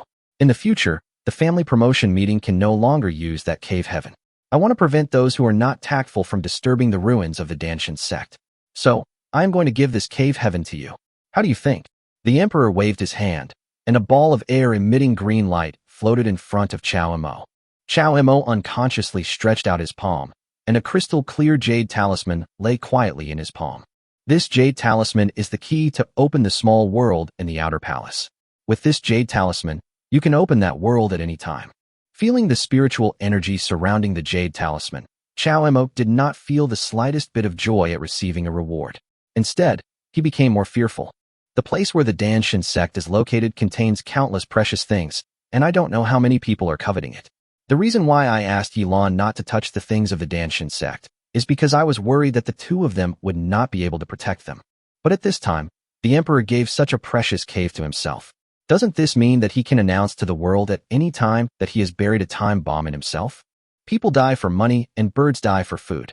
Once the news gets out, I'm afraid that not only those who are loyal to the dynasty will become his enemies, but all those who are greedy and covet the remains of the Danshin sect will become his enemies. However, the emperor now clearly wants to give this thing to me. How can I refuse? Feeling the emperor's scrutinizing gaze, Chao Mo feigned joy and thanked him, saying, "Thank you, Your Majesty. I will remain loyal to you, even if it means death." Okay, I asked you to thoroughly investigate the heavenly demon cult before. Just don't hold a grudge against me. By the way, we can't be slack about the heavenly demon cult. You must strengthen the internal affairs of the Shadow Secret Guard and find out the traces of the heavenly demon cult as soon as possible. The emperor ordered before leaving. Yes, Your Majesty. Chao Mo thanked him again and then left the palace. Returned to residence. Before Chao Mo could find Yilan, the leader of Lingxi's sect was already waiting at the door. How is it? His Majesty summoned you to the palace so urgently. Is there something important? Yilan leaned against the doorpost in front of the mansion, and her charming figure did not show at all that she was pregnant. Yilan, I have something I want to discuss with you. Chao Mo's face was serious. He walked to her side and held her close. You are pregnant now. You need to take good care of yourself. Why don't you return to Lingxi's sect to recuperate for a while? I will come to find you after I finish dealing with the affairs in the Imperial City. What? Are you trying to chase me away again? Chao Mo, didn't this sect master tell you that I won't leave the Imperial City until my work is done? Besides, instead of worrying about me getting hurt here, why not go in and check on your little lover from the Han family? Without waiting for Chao Mo to ask more questions, Yilan snorted coldly and walked towards her room. Asan on the side kept giving Chao Mo glances. Chao Mo walked through the gate and looked into the courtyard, and sure enough, he saw a figure waiting there. Han Xinqi. Chao Mo was very surprised to see her. The last time she left in a hurry, that look is still in my mind. I had planned to go to Han's house to find her after finishing the things at hand, but I didn't expect that she would come back on her own initiative after such a short time. Han Xinqi heard Chao Mo's call and turned around. Her black hair fell over her shoulders like a waterfall. She lowered her head, as if she was afraid of meeting Chao Mo's eyes. Xinqi, are you okay? Han Xinqi just murmured softly in response, and her big eyes were already misty. Chao Mo suddenly felt a pang in his heart. He couldn't bear to see her pitiful appearance, so he smiled and comforted her. Okay, it's great that you're back. Han Xinqi let Chao Mo hold her in his arms, her petite body not resisting at all. She looked behind Chao Mo, lost in thought. Feeling that something was wrong with Han Xinqi, Chao Mo let her go. What's wrong? After you went back, did that Longian sect wrong you? Or is your Han family still blaming you for losing their golden son-in-law?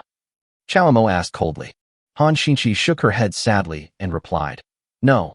I have now left the sect and am no longer a disciple of the Blue Sword sect. I just had a quarrel with my family because of this. Chao Mo, can I stay with you for a while? Looking at her eyes, it would be difficult for anyone to refuse her in person.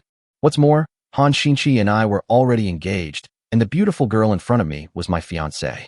Chao Mo agreed immediately and called Asan over. Asan, how did she get into our Shadow Secret Guard commander's mansion? Han Xinqi was stunned when she heard this. Asan also thought Chao Mo was going to blame her, so he quickly replied with a bitter face. Oh, Commander, how could I dare let her in? It was Sect Leader Yi who allowed it. Sect Leader Yi said that this person is your. Well, if I don't let her in, you will definitely blame me when you return, so I made an exception and brought her here. Well done. Sect Leader Yi is right. Remember her. She is my fiancée, Asan. Arrange a room for her in the inner courtyard later. Tell the brothers not to disturb her unless it's something important. Chao Emo said with a smile. Yes. Asen finally breathed a sigh of relief. He looked at Han Xinchi with a bit more respect. Asen was very efficient.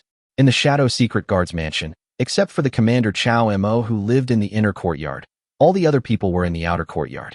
Now that Asen has come forward, he represents the leader of their Shadow Secret Guard. Soon, everyone knew that in addition to the wife of the sect leader, there was also the fiancée of a commander in the Shadow Secret Guard. Baohu snorted coldly when he heard the news. He really thought the Shadow Secret Guard was his family. Which of you brothers doesn't have a family? Who doesn't live outside? Yet, he brings them into the Shadow Secret Guard one after another. Well, Deputy Commander, you don't really have any brothers in your family, do you? Chapter 189 The Scenery in the Room. Bang! Before the man could finish his words, he heard the tabletop shaking, so he had to shrink his neck and keep silent. The Shadow Secret Guards are the secret guards directly under His Majesty. Every Shadow Secret Guard has undergone strict screening and training. There have never been any with family backgrounds before, and it is even less likely that there will be any in the future. Therefore, an outlier like Chao Mo is unique in the Shadow Secret Guards. After Asen left, only Chao Mo and Han Xinchi were left in the inner courtyard. Their eyes met, and they were so close that they could hear each other's breathing. Xinchi, this is where I work. I'll let Asen take you to my mansion in the Imperial City. You can stay there temporarily. I'll go there after I finish my work here. Chao Mo said in a low voice. You want to kick me out? Han Xinchi's eyes were filled with disbelief. How could that be? It's just that there are many things involved. I'm worried that you might get into trouble if you stay here. I have plenty of servants and followers in my house who will take good care of you. Isn't that much better than staying here? No, I want to stay with you. Do you want me to deal with the women in your house before I even get married?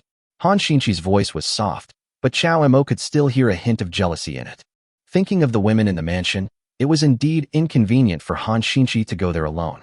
Alas, it seems that she can only stay in the inner courtyard of the Shadow Secret Guard for the time being, just like Yilan. Chao Mo smiled awkwardly and whispered in Han Xinchi's ear, You haven't even gotten started yet.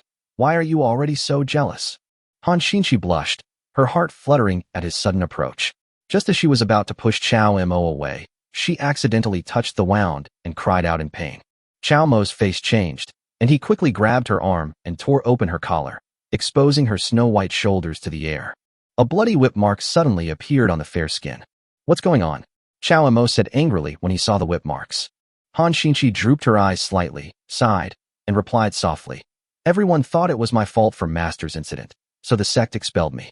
This whip is the Han family's family law. Without the Longian sect, the Han family status would of course plummet. This female disciple who once brought honor to the family has now become an enemy of the Longian sect, so the Han family would certainly not treat her well. But no matter what, Han Xinchi is the eldest daughter of the Han family, and she actually received such a severe punishment. Chao Mo's fingers brushed across the shoulder, and a soft and smooth touch came from his fingertips. Does it hurt? I'll have someone prepare some medicine for you. Go inside first. Chao Mo helped Han Xinchi to the room, and then found Yilan. Standing at the door of Yilan's room, Chao Mo opened his mouth several times, but didn't say anything. Yilan looked up at him and chuckled. What's up, Commander Chao? Where's your usual prestige? What's the matter? Tell me now. Then go find your lover and don't get in my way. I still need to research a medicinal herb to make the Danshin sect's detoxification pill. Hey ma'am, don't be angry. Seeing that Yilan didn't show much emotion, Chao Mo came forward with a smile and told Yilan about Han Xinchi's injury. Yilan nodded, stood up, and went to Han Xinchi. Before leaving, she looked at Chao Mo and warned him, I advise you to be careful with your lover. After all, she is from the Longian sect. Chao Mo didn't expect it to be so smooth. With Yilan, the heir of the Danshin sect, around, Han Xinchi's injury was no small matter. Taking this opportunity, Chao Mo asked Asen to send people to keep a close eye on the prince's mansion and report back directly if there was any unusual movement. After arranging the Shadow Secret Guard's affairs, Chao Mo returned to his room. As soon as I walked in, I felt a wave of heat, steam hit my face, and fragrance filled my nose. A cry of surprise came from behind the huge screen. Chao Mo recognized that it was Han Xinchi's voice, and his feet immediately turned into a gust of wind and rushed straight in. But soon, Chao Mo felt something was wrong. The softness in his arms seemed to be fine, but on the contrary, blood was gushing out of Chao Mo's nose. Oh! Han Xinchi screamed, wrapped the gauze draped over her body, broke free from Chao Mo, and retreated repeatedly. Behind her was a large wooden barrel. Han Xinqi was only wearing a piece of gauze at the moment. She couldn't help but scream because the water was too hot. Unexpectedly, Chao Mo was attracted. Regardless of the heat of the water, Han Xinqi stepped directly into the water with her jade feet and shrank into it. Hot steam and mist rose from the wooden barrel, but her flushed cheeks could still be seen through the thin mist. It turned out that Yi Lan had prepared a medicinal bath for her. It was said that medicinal baths were the most effective way to treat scars on women. Haha, don't be afraid. Xinqi, it's me. I'm worried that something might happen to you. Anyway, you will be my wife sooner or later, so I'll go out for some fresh air. Chao Mo wanted to talk sweetly as usual, but he didn't know how to explain. Puff. The sweet laughter inside made Chao Mo relax a little. Han Xinqi huddled in the wooden barrel and whispered, Chao Mo, do you really still care about me? In fact, when they met again, Han Xinqi was still thinking and worried in her heart. She met Chao Mo several times, and the past scenes kept appearing before her eyes. Han Xinqi couldn't explain what kind of feelings she had for Chao Mo. She wanted to explain everything to Chao Mo, but there was a huge mountain pressing on her heart, forcing her to temporarily suppress her feelings for Chao Mo. Of course, Chao Mo answered without thinking. Come in, this medicine hurts. Come and stay with me. Han Xinqi's voice had a slight tremor. You can tell that she is really in pain. How could Chao Mo refuse such a good thing? Ahem. Chao Mo coughed twice and slowly walked around the barrier. Unfortunately, Han Xinqi had already entered the akebia, and the herbs covered the water surface. Except for the occasional water droplets sliding down the snow-white goose neck, no one could see the water that had angered her. Xinqi, don't worry. When I'm done with this busy period, I will go to your Han family in person to propose marriage. No one can refuse then. You, Han Xinqi, must be my wife. Chao Mo sat aside, held her little hand that stretched out of the water, and promised. There was a violent shock in Han Xinqi's eyes. It was not known whether it was because of the pain of the medicinal bath or the awkwardness of the two of them being together in this scene at this time. Han Xinqi's eyes were very complicated. She grabbed Chao Mo's hand, raised her head slightly, and closed her eyes.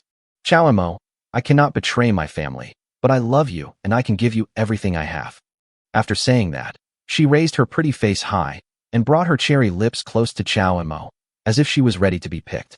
At this moment, Chao Mo felt a fire rising in his body. He could no longer restrain himself and kissed her directly. Chapter 190, Poisonous Kiss. Mist rose, potions overflowed from the wooden barrel, and the temperature around gradually increased. The water splashes and hits the ground, making a pleasant sound. Chao Mo didn't notice that tears were unconsciously sliding down Han Xinqi's cheeks from her beautiful eyes. Whether it was out of affection or for some other reason, the kiss lasted for a long time, until Han Xinqi's voice began to tremble. She said, Chao Mo, I'm sorry. All I can do now is say sorry. I'm a despicable woman who has hurt you so much. I'm sorry, do you believe me? Actually, I didn't want to do this, but I can't betray the kindness of my family's upbringing and the sex adoption. I know you can live well without me, so I wanted to leave you and never see you again, but things are unpredictable. Please forgive me and let me be selfish one last time. This time, I won't let you be sad alone. I will accompany you to the underworld. As Han Xinqi spoke, she began to choke up, her tears flowing uncontrollably. She hugged Chao Mo tightly with her arms, ignoring the scars on her body, as if she wanted to merge completely into Chao Mo's body. Don't blame me. That kiss just now has poisoned both you and me. If there is an afterlife, I will be your slave and servant, and I only ask to stay by your side forever, okay? Looking at Han Xinqi, who was crying like a tearful person, Chao Mo's expression did not change from beginning to end. Finally, a cold voice outside the door interrupted the tenderness between the two. I told you to be careful with your lover, didn't I? It turns out no man can resist a beauty trap. Yi Lan slowly walked into the room and leaned against the screen, her long legs swaying in front of Chao Mo. You are the leader of Lingxi's sect? I'm sorry. We have been poisoned. Please leave here as soon as possible. Han Xinqi wiped his eyes and said, Why? With me, the heir of the Danshin sect. Here, it would be a joke if you were poisoned to death in front of me. It's just right. Why don't you try my newly prepared detoxification pill? After saying that, he stuffed 2 pills into the mouths of Chao Mo and Han Xinqi respectively. The pill melted in their mouths, and a warm current slowly flowed between the meridians of the two people. Soon, the stinging sensation disappeared. Han Xinqi was shocked. She used her spiritual energy to look inside her body and explore the meridians throughout her body. Finally, she came to a conclusion. The poison was solved. Okay, the poison has been removed. If you still want to continue, go ahead. I'll go back first. Yilan clapped his hands, turned around, and left gracefully, closing the door gently before leaving. Chaomo's clothes were also soaked by water. Looking at the snow-white scene in front of him, he couldn't help swallowing. Ah! Han Xinchi immediately hid in the water, not knowing how to face Chao Mo again. She said those words to Chao Mo just now because she thought she was going to die soon. But now the poison has been cured, doesn't that mean everything that happened before has become a misunderstanding? She had taken the initiative to kiss him, throw herself into his arms, said so many words, and cried her heart out. But when she looked at Chao Mo again, he had a calm expression, as if he knew everything from the beginning, and wasn't even worried about the poison at all. You're playing tricks on me. Han Xinchi's pretty face flushed red, and she wished she could find a hole in the ground to crawl into. Chao Mo patted her head with a wicked smile, and said, Not really. I heard and remembered everything you said just now. Don't worry. Han Xinchi felt so ashamed that she wanted to leave immediately. But Chao Mo grabbed her arm, and carried her back into the wooden barrel. What are you doing? Going back at this time? Wearing this? Do you still remember your identity? Chao Mo asked in a somewhat stern tone. Han Xinchi was confused, her mind was blank, and she didn't know what to say. If you want to drag me down with you, you can't use such crude means. Next time, you can just do it in the room. Also, your injuries haven't healed yet, so stay here and heal. As for other things, don't worry about it. I'll take care of it. Chao Mo's words could not be refused. Han Xinchi looked at him blankly. You are Chao Mo's fiancée. No one can bully you. I will get this whip back for you. Since your poisoning failed, it doesn't count as a betrayal of the family or the sect. If it weren't for Yilan, you and I would both be dead now. Live your next life for yourself. Of course, even if you want to leave, you can't. You just said you wanted to be a slave. From now on, you are mine. After saying this, Chao Mo gently wiped away the tears that overflowed from his eyes. After leaving the room, Chao Mo's eyes suddenly turned cold. Lan Jianzong, what a Lan Jianzong. Since you want to kill me so much, don't blame me. I advise you not to act rashly.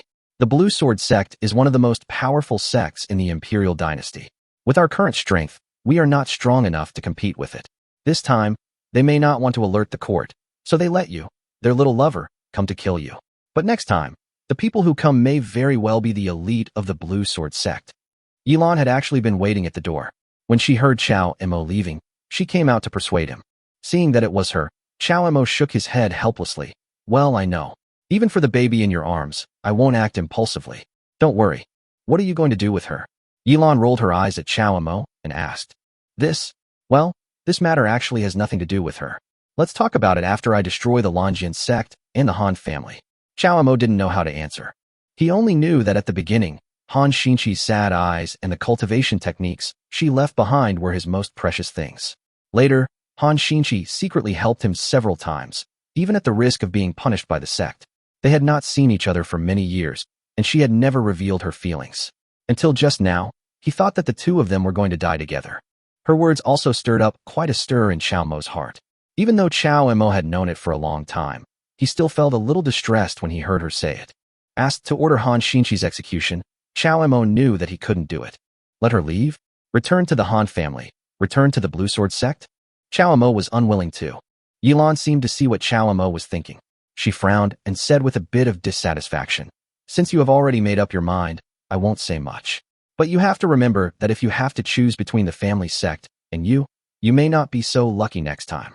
Han Xinchi was originally Yilan's love rival, and she came here to harm Chao Mo. It was not surprising that Yilan felt some resentment towards her. Chao Mo nodded, saying that he would be more careful in the future. He talked to Yilan for a while before sending Yilan back to the room. Chapter 191 News from the Demonic Cult. Chao Mo waited with his back to the room for a long time after Yilan left. Then he said, Why? Are you going to stand there all night? After he finished speaking, a pretty figure tiptoed out. Her hair was wet, and she was only wearing 2 pieces of gauze. The sword hanging at her waist seemed out of place with her delicate body. She lowered her head and came behind Chao Mo without saying a word. You don't have to think too much. I know what you mean.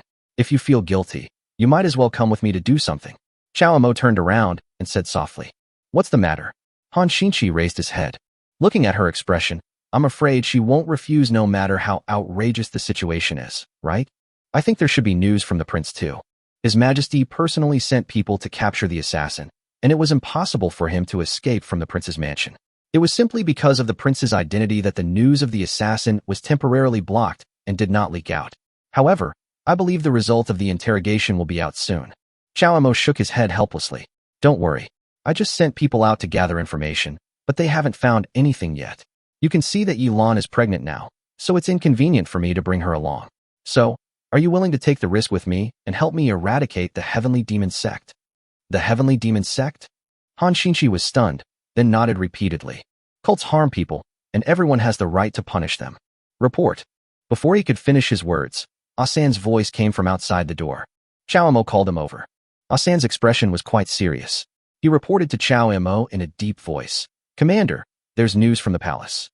Have they found the members of the Heavenly Demon Sect? Or has the assassin confessed? The commander guessed correctly. The assassin couldn't withstand the torture in the palace and has confessed their contact base near the Imperial City. His Majesty ordered our Shadow Secret Guard to personally eliminate the Heavenly Demon Cult's base. After Asan finished speaking, he glanced at Han Xinqi and whispered in Chao Mo's ear, Commander, the Heavenly Demon Sect isn't a family power within the Imperial City. Those evil cultivators are very difficult to deal with, and their despicable and sinister methods are everywhere. How about finding a way to assign this task to someone else? Chao Mo pondered for a moment, then shook his head and said, No, I'm afraid only I can go and fulfill His Majesty's wish. How about this? Have your trusted brothers guard this place and my house, and ensure the safety of the ladies. You don't have to come with me this time. I'll take the night watchman with me. Chao Mo also understood the danger of the demon cult. As early as when he was in the Chao family, he had heard of the two forces in the world that should not be provoked. One was the royal family, and the other was this evil cult. How can this be done, Commander? No matter what danger there is, Asen will lead the way for you. If you want to hurt you, you must step over my subordinates first. Asen said in shock. You have a more important task, which is to keep a close eye on the Crown Prince for me. No matter how powerful the Heavenly Demon Cult is, it's just a stronghold.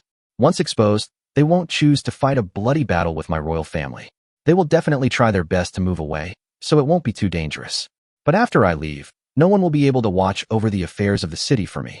You are the person I trust most in the Shadow Secret Guard, so I leave this task to you.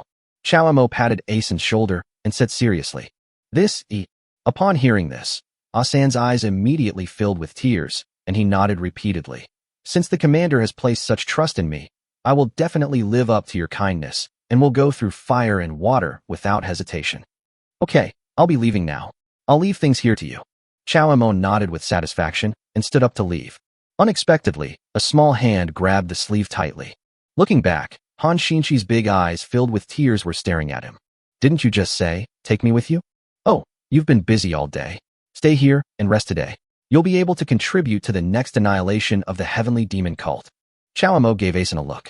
Asan immediately understood and came behind Han Xinqi and said respectfully, Madam, please return to your room and rest. The commander still needs to go to the Shadow Secret Guard headquarters to gather personnel. It's not convenient to bring people there, otherwise His Majesty will blame you if he finds out. Nonsense, the leader of Lingxi's sect has been there before. Do you think I don't know? I want to go with you. Han Xinqi's expression suddenly became serious. Seeing her expression, Chao Mo knew that she had made up her mind. Even if I don't let her go, I'm afraid I can't stop her from following me secretly. Chao Mo sighed. In that case, you must listen to me. This time, destroying the stronghold of the Heavenly Demon Sect will be dangerous. I don't want you to be in danger. I'm not afraid of danger. The more dangerous it is, the more I will stay by your side to protect you. This will make me feel better. Han Xinqi said hesitantly. After hearing this, Asan was filled with envy. Where are you going? Yilan had not rested yet. When he heard the noise outside, he came out. Chao Mo felt overwhelmed. Just when he dealt with one problem, another one came. Your Majesty has a mission. I need to go out, and I can't let you accompany me this time. I suspect that even though the Shadow Secret Guard has been cleaned up many times, there are still problems. You must be careful and help me find the unstable factors within the Shadow Secret Guard. Chao Mo pulled Yilan aside and whispered, Also, after I leave, you have to. He held Yilan's hand and talked for a long time before he finally breathed a sigh of relief. He even admired the reasons he had come up with for himself. But after hearing this, Yilan just looked at him coldly. Is it because of her that you don't want to take me with you? Oh. Chao Mo stood there in a daze, feeling that all his words had been in vain. Poochie, enough, I'm just kidding. I know I'm pregnant, so it's not suitable for me to go to that evil place. What's more, I'm only at the nascent soul stage. There are many nascent soul masters in the Shadow Secret Guard, so I can't help much. However, I still want to remind you, if you take her with you, you'd better be careful and don't let her knock you out. Yilan chuckled, then warned Chao Mo. It turned out that she had understood it a long time ago and was deliberately making fun of him. Chao Mo agreed reluctantly. Yilan then let Chao Mo and Han Xinqi leave together. She stared at their backs in the mansion, lost in thought for a long time, until their backs disappeared into the inner courtyard. Asen, who personally saw Chao Mo off, couldn't help but mutter in his heart. The commander is so lucky. As soon as he arrived in the imperial city, he was favored by the emperor. He is surrounded by many wives and relatives. All of them are beautiful. Even the female disciples of the Longian sect are willing to risk their lives for the commander. He brought Han Xinqi with him and called all the shadow secret guards on night duty. Chapter 192, Suppressing the Demonic Cult. Chao Mo explained the situation to everyone. Everyone immediately prepared themselves and set out overnight, heading directly to the location of the demonic cult, not giving them any time to breathe. According to the information obtained by the Shadow Secret Guard, a group of Shadow Secret Guards set out secretly and walked in the Imperial City under the cover of night. Not long after Chao Mo left, a group of men in black lurked in the darkness and quietly followed. This is an abandoned temple in a remote and dilapidated area in the west of the city. The outer wall was in disrepair, and the bricks and stones were covered with moss. Although it is a hot summer day, there is not a trace of green here, and the weeds are as withered and yellow as in autumn and winter. The ruined temple was not big, and the shadow guards brought by Chao Mo were enough to surround it. Commander, there's no sign of the cult here. Could it be that they got the news in advance and ran away? Someone from the Shadow Secret Guard asked. Chao Mo also frowned. No, His Majesty is the only one who knows this news besides us. It's impossible for anyone to arrive before us. Let's go in and take a look. Even though there was no sign of living beings in the dilapidated temple, the evil spirit was everywhere. Even if Chao Mo hadn't come in, he could still feel that something was wrong inside the small temple. Chao Mo was the first to enter the dilapidated temple, only to find it filled with dust and seemingly uninhabited for a long time. In the center, there is a somewhat strange statue with a hideous face. What it holds in its hand is not a Buddhist bead string, but a dagger. Why is it so eerie here? It gives me goosebumps. Han Xinqi frowned and crossed her arms unconsciously. Chao Mo looked back and wrapped his black robe around her, saying, "Who told you to go out wearing so little?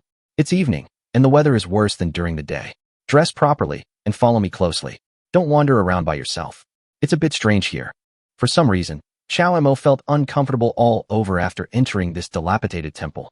It was as if my body was resisting everything here. Just as Han Xinqi said, this dilapidated temple is eerie. Commander, there seems to be a mechanism here. The Shadow Secret Guards are responsible for investigating and collecting intelligence all day long, and they are very good at finding clues. After a while, someone found a mechanism behind a statue. Although the statue was in ruins, the base was still intact.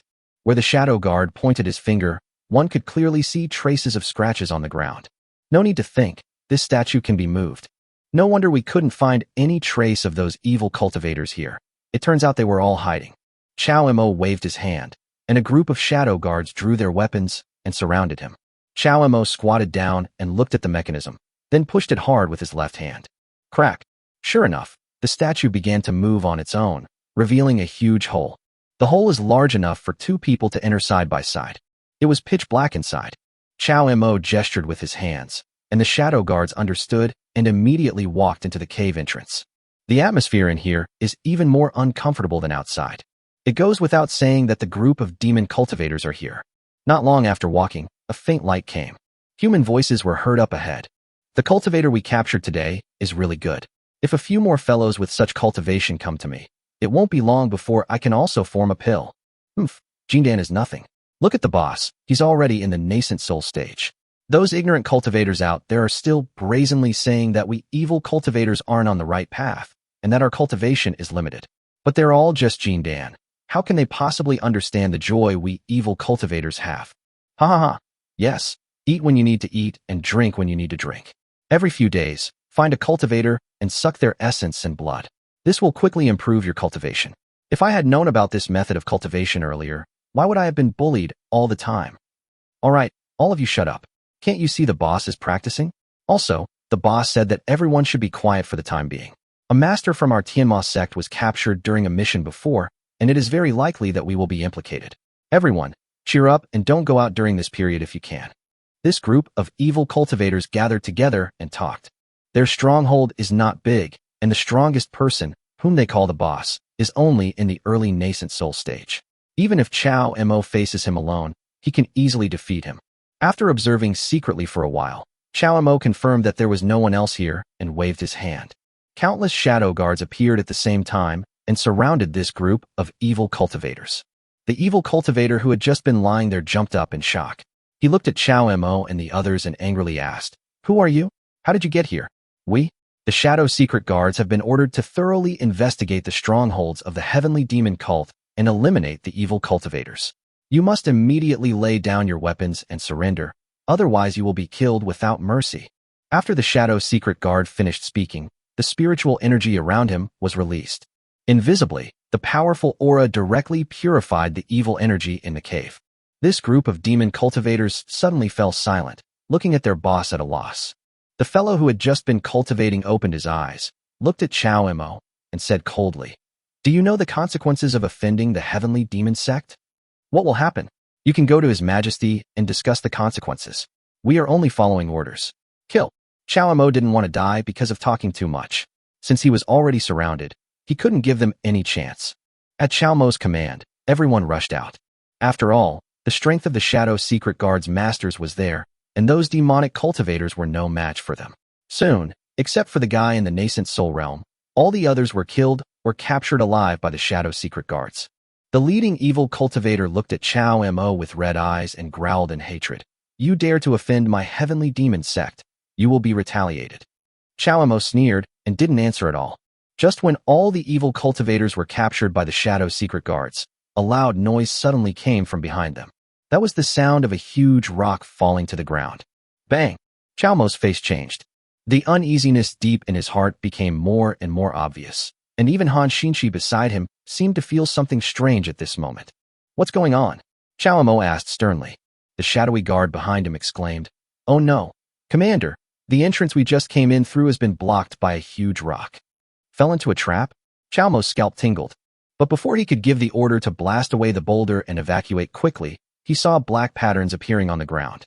The floating array patterns sank into everyone's body. Even the dead evil cultivators were absorbing the black array patterns. What's going on? Chao Mo didn't know what this formation pattern meant, so he could only ask others. Chapter 193, Total Annihilation. It can be seen that the others are in great pain at this moment. Only Han Xinchi beside him looked normal, but she also had a frown on her face, looking as if she was worried about something. "Chao Mo, we have to leave here quickly." Han Xinchi suddenly pulled Chao Mo and ran away. "What's going on? Do you know something?" Chao Mo asked anxiously when he saw his subordinates in pain. I don't know the details, but I have seen this formation in the Longian sect. It is called the Ghost King Curse, and it is an evil and poisonous curse formation," Han Xinchi said, looking at the black formation pattern. Although Chao Mo didn't know what this thing was, he felt something was wrong when he saw the black array pattern strangely penetrating into the human body and shouted to everyone. "Everyone, evacuate this place immediately. Hurry up. Commander, we can't move." The shadow guard beside him moved his ankle with difficulty and responded through gritted teeth.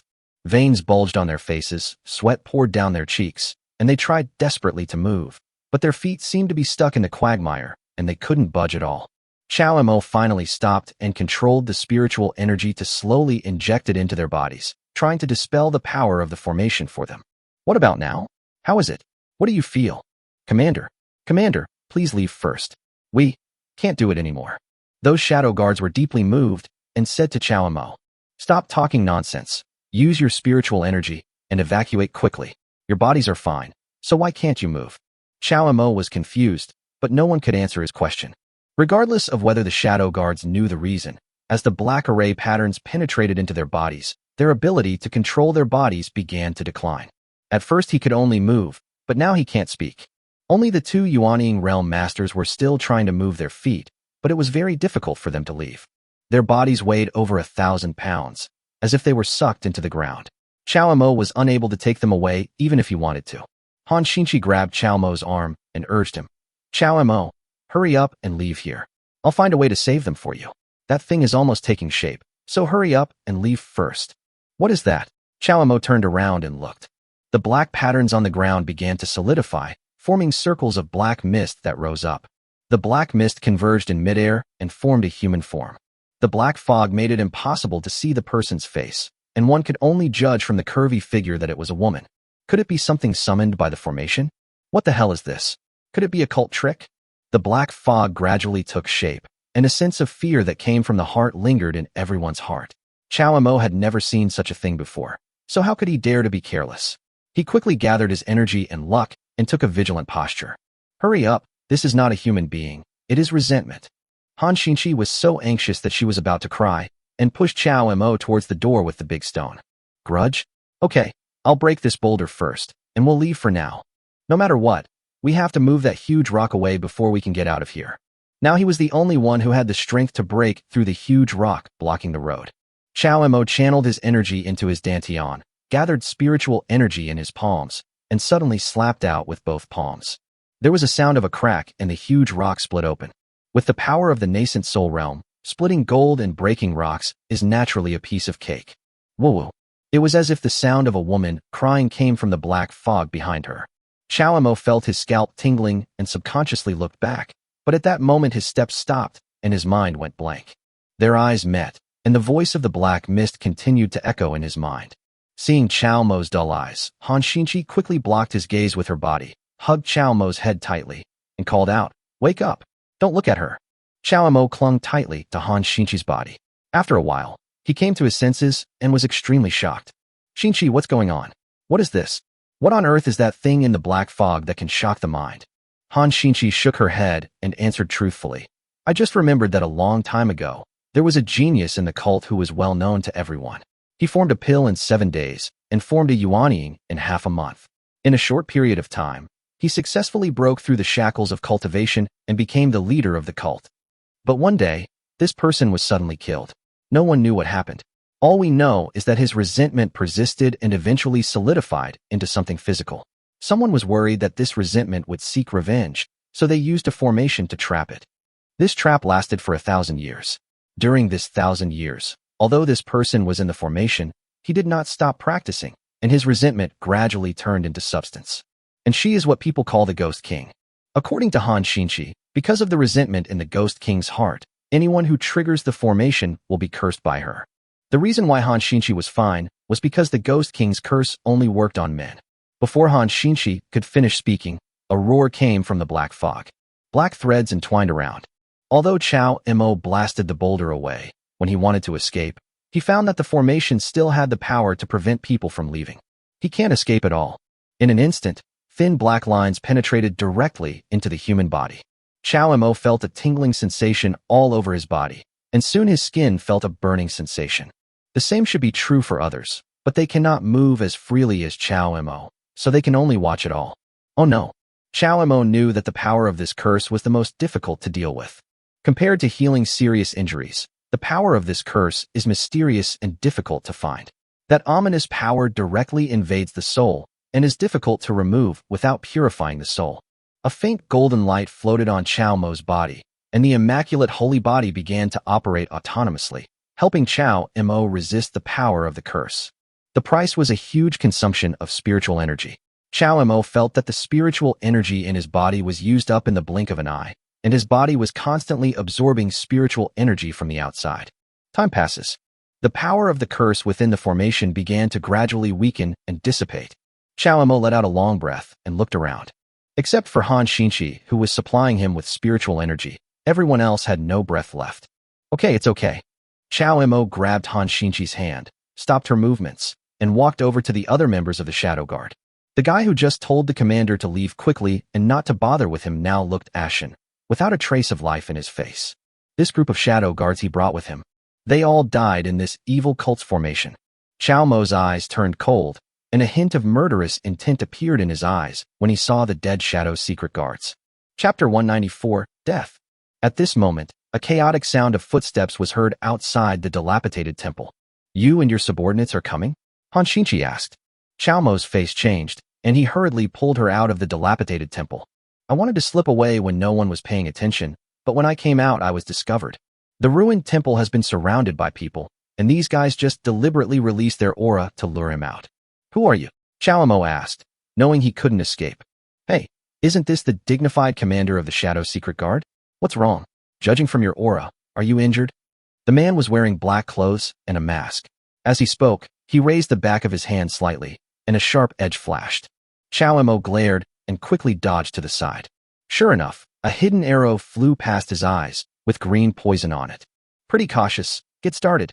Seeing that the sneak attack failed, the man didn't say much. Several figures around him rushed out at the same time and attacked Chow Mo directly. Chow Mo took a deep breath, intending to gather his strength to deal with the situation, but he suddenly felt a sharp pain in his waist and abdomen. Chow Mo's breath stagnated and his spiritual energy dissipated instantly. Not good. He had just consumed too much energy, and the remaining spiritual energy was used to suppress the curse power in his body. He was in no condition to face the enemy. Chow Mo was anxious, and even though his natal spirit sword flew out, it could only block one person.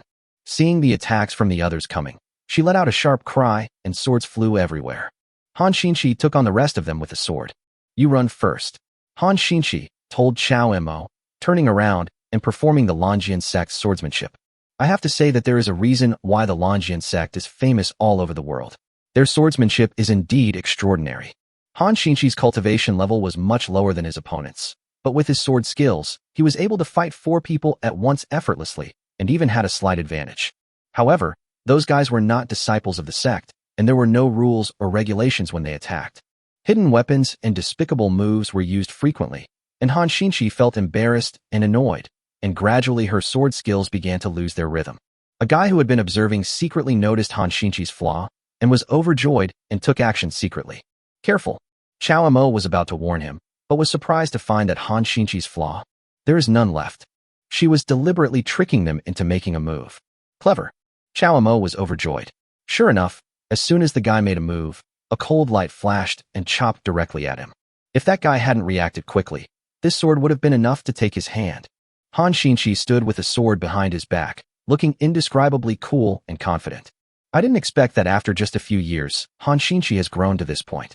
Chow Mo saw the smugness in her eyes, shook his head slightly, and warned, when dealing with these people, don't hold back. Kill them while they are weak. Even though those guys are temporarily at a disadvantage, their cultivation levels are there after all. As long as they are not completely dealt with, Han Xinchi's spiritual energy will sooner or later be insufficient. If they were smarter and forced Han Xinchi to fight with spiritual energy, Han Xinchi would probably lose even faster. Upon hearing this, Han Xinchi drew his sword and went straight for the man's head. The other men in black were furious upon seeing this. They glared at Chow Mo and ordered, we'll hold her back. You two go kill that guy first. Don't even think about it. Han Xinchi heard the words and flashed in front of Chow Mo like a startled wild goose, dancing with the sword, forcing the 2 men back. This move seemed beautiful, but it was also full of dangers, and it made those guys realize how important Chow Mo was to Han Xinchi. Haha, kill that guy first. I wonder how to save her alone. This group of people found Han Xinchi's weakness and attacked Chow Mo together. Han Xinchi was furious, despicable, but faced with such an attack, Han Xinchi was helpless. In order to protect Chow Mo, she had to stand in front of Chow Mo facing those attacks. She did not dare to dodge easily and could only take them head-on. As a result, they soon fell into a disadvantage. Her swordsmanship is based on elegance and agility. If she cannot dodge, she will be forced to fight head-on. How can Han Xinchi's slender body compete with the strength of several strong men on the other side? Her wrist was numbed by the huge impact, and the palm of her hand holding the sword was broken due to the huge impact. If they continue to fight like this, it won't be long before she and Chow Mo will both die here. Everyone understands this. So that group of people were not in a hurry. A trace of determination flashed in Han Xinchi's beautiful eyes. Facing the sword blade, she suddenly did not dodge or evade, but met it with her sword. Puff. Are you crazy, little bitch? Everyone was stunned by the scene. The sharp blade pierced Han Xinchi's right shoulder, and at the same moment, her sword cut the man's throat. Exchange injury for life. I'm afraid only those death warriors would use such a brutal fighting style. No one expected that a little girl like Han Xinchi would do such a thing. One person died, and without giving them much time to react, Han Xinchi swung his sword and stabbed another person. The man hadn't come to his senses yet, and just used his sword to cut a wound on Han Xinchi's arm, and was killed by Han Xinchi's sword. Now there are only 2 people left, and the one with the highest cultivation level is already dead. They both felt a sense of fear. Crazy, but you are seriously injured now. Even if you don't die, how long can you hold on? Once you fall, We will strip you naked as a comfort to our 2 dead brothers." The 2 men sneered and stopped fighting with Han Xinchi, but just wandered around to delay. Han Xinchi was injured and bleeding profusely. He was now at the end of his strength. Chao Emo felt distressed when he saw this. Just as he was about to stand up and fight the 2 men with the power of the curse, a cold light flashed by. Han Xinchi crushed a talisman and cut a man's throat with a sword. The other man widened his eyes, watched his companion fall, and thrust his sword into Han Xinchi's back. Xinchi. Chao Emo vomited blood and did not bother to suppress the power of the curse. His natal spirit sword flew from behind with a fierce, murderous intent. Killed the last man with one sword. However, Han Xinchi's back was also pierced by the sword. As she fell, she could only see Chao Emo rushing towards her. She had a smile on her lips, and the guilt in her eyes finally turned into the last bit of tenderness. Her delicate body fell into Chao Mo's arms, her body already stained with blood, and the wound on her heart was clearly visible. Chao Mo was trembling all over, and his eyes were dull. He didn't expect that bringing Han Xinchi out this time would actually lead to her death. In order to save him, Han Xinchi finally chose to exchange her life for his. This outcome finally broke the defense of Chao Mo, who was always calm and composed. His eyes instantly became bloodshot, the spiritual energy in his body exploded, and the power of the curse also wrapped around him. Just when Chao Mo's breath was disordered, several breaths came hurriedly from afar. Asen started shouting from a distance, "Commander! Commander, are you okay?" Chapter 195. Linglong's heart turns around.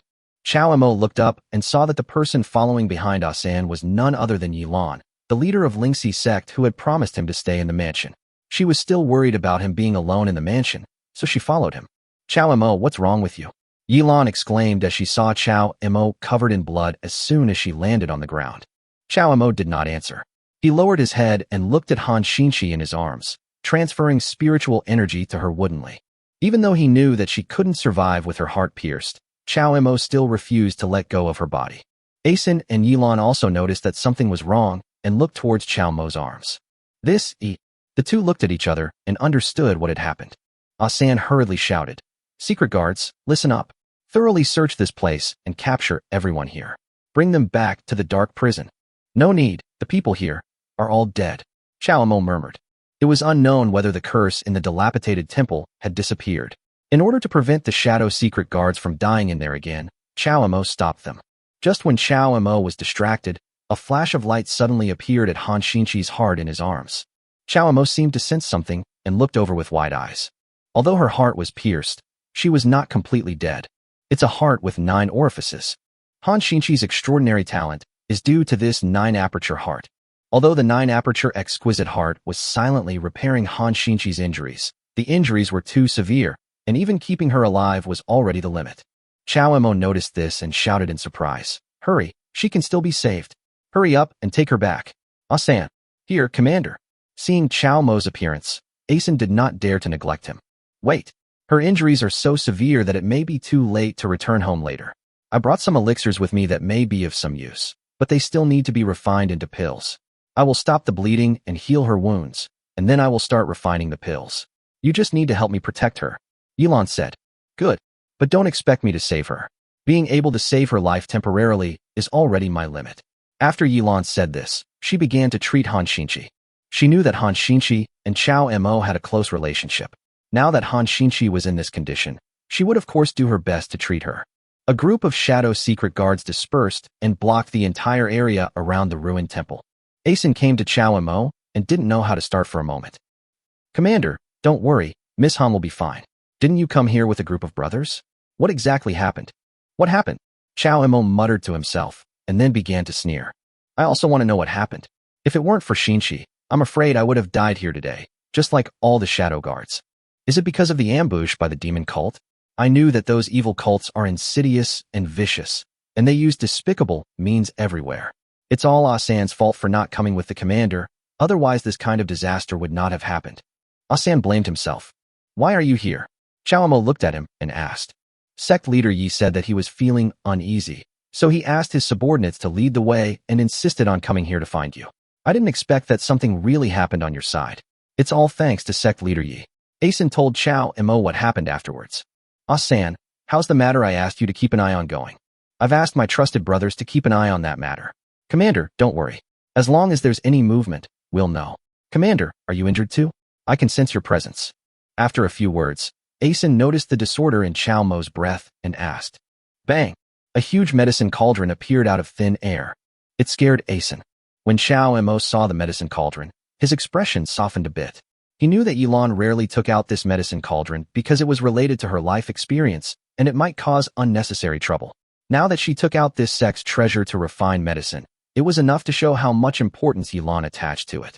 Asen, tell me, are the people in the cult afraid of death? Chao Mo turned his head, looked towards the temple, and suddenly asked.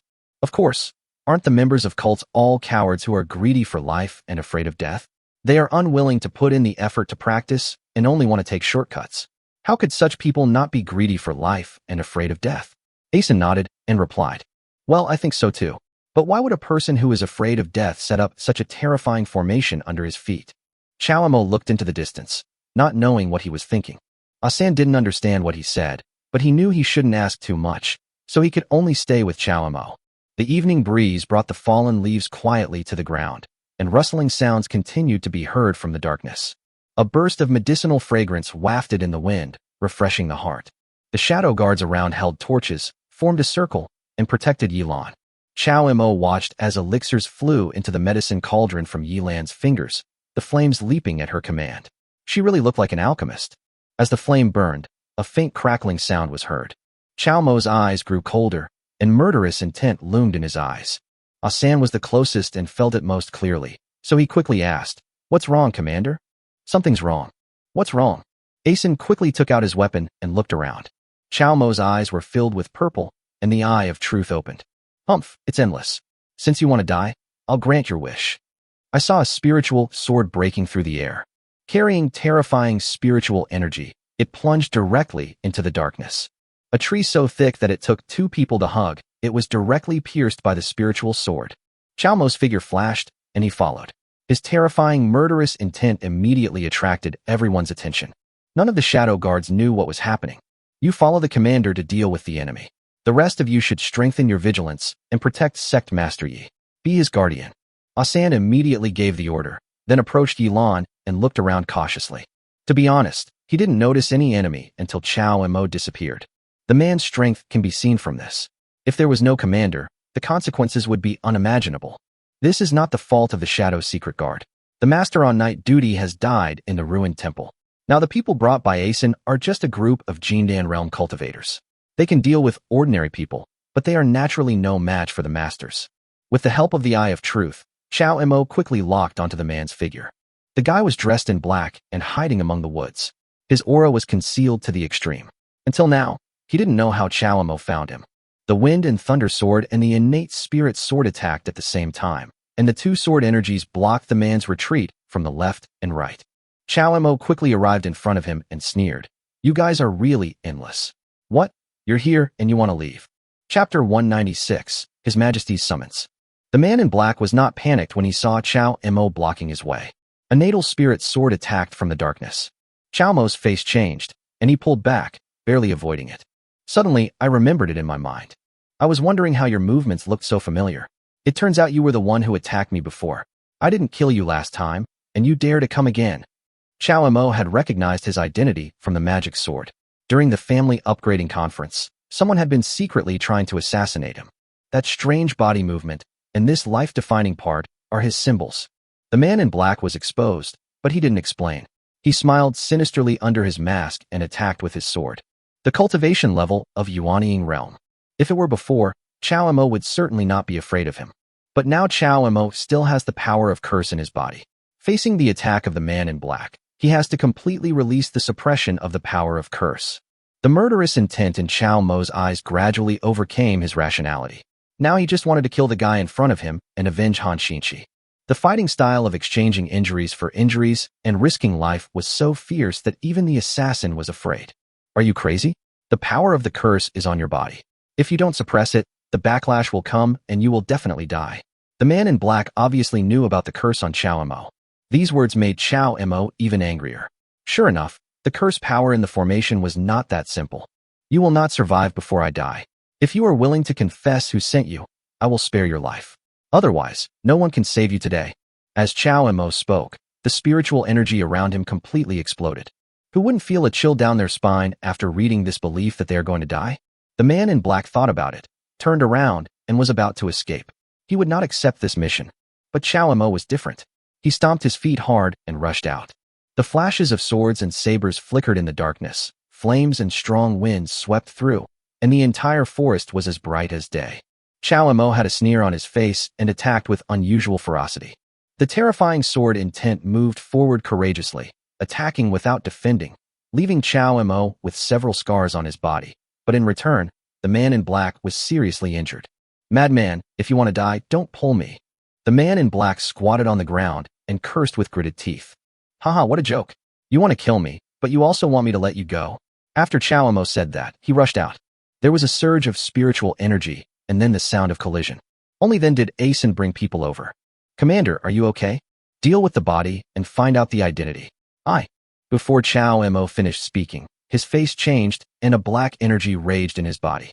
He had to sit cross-legged on the ground.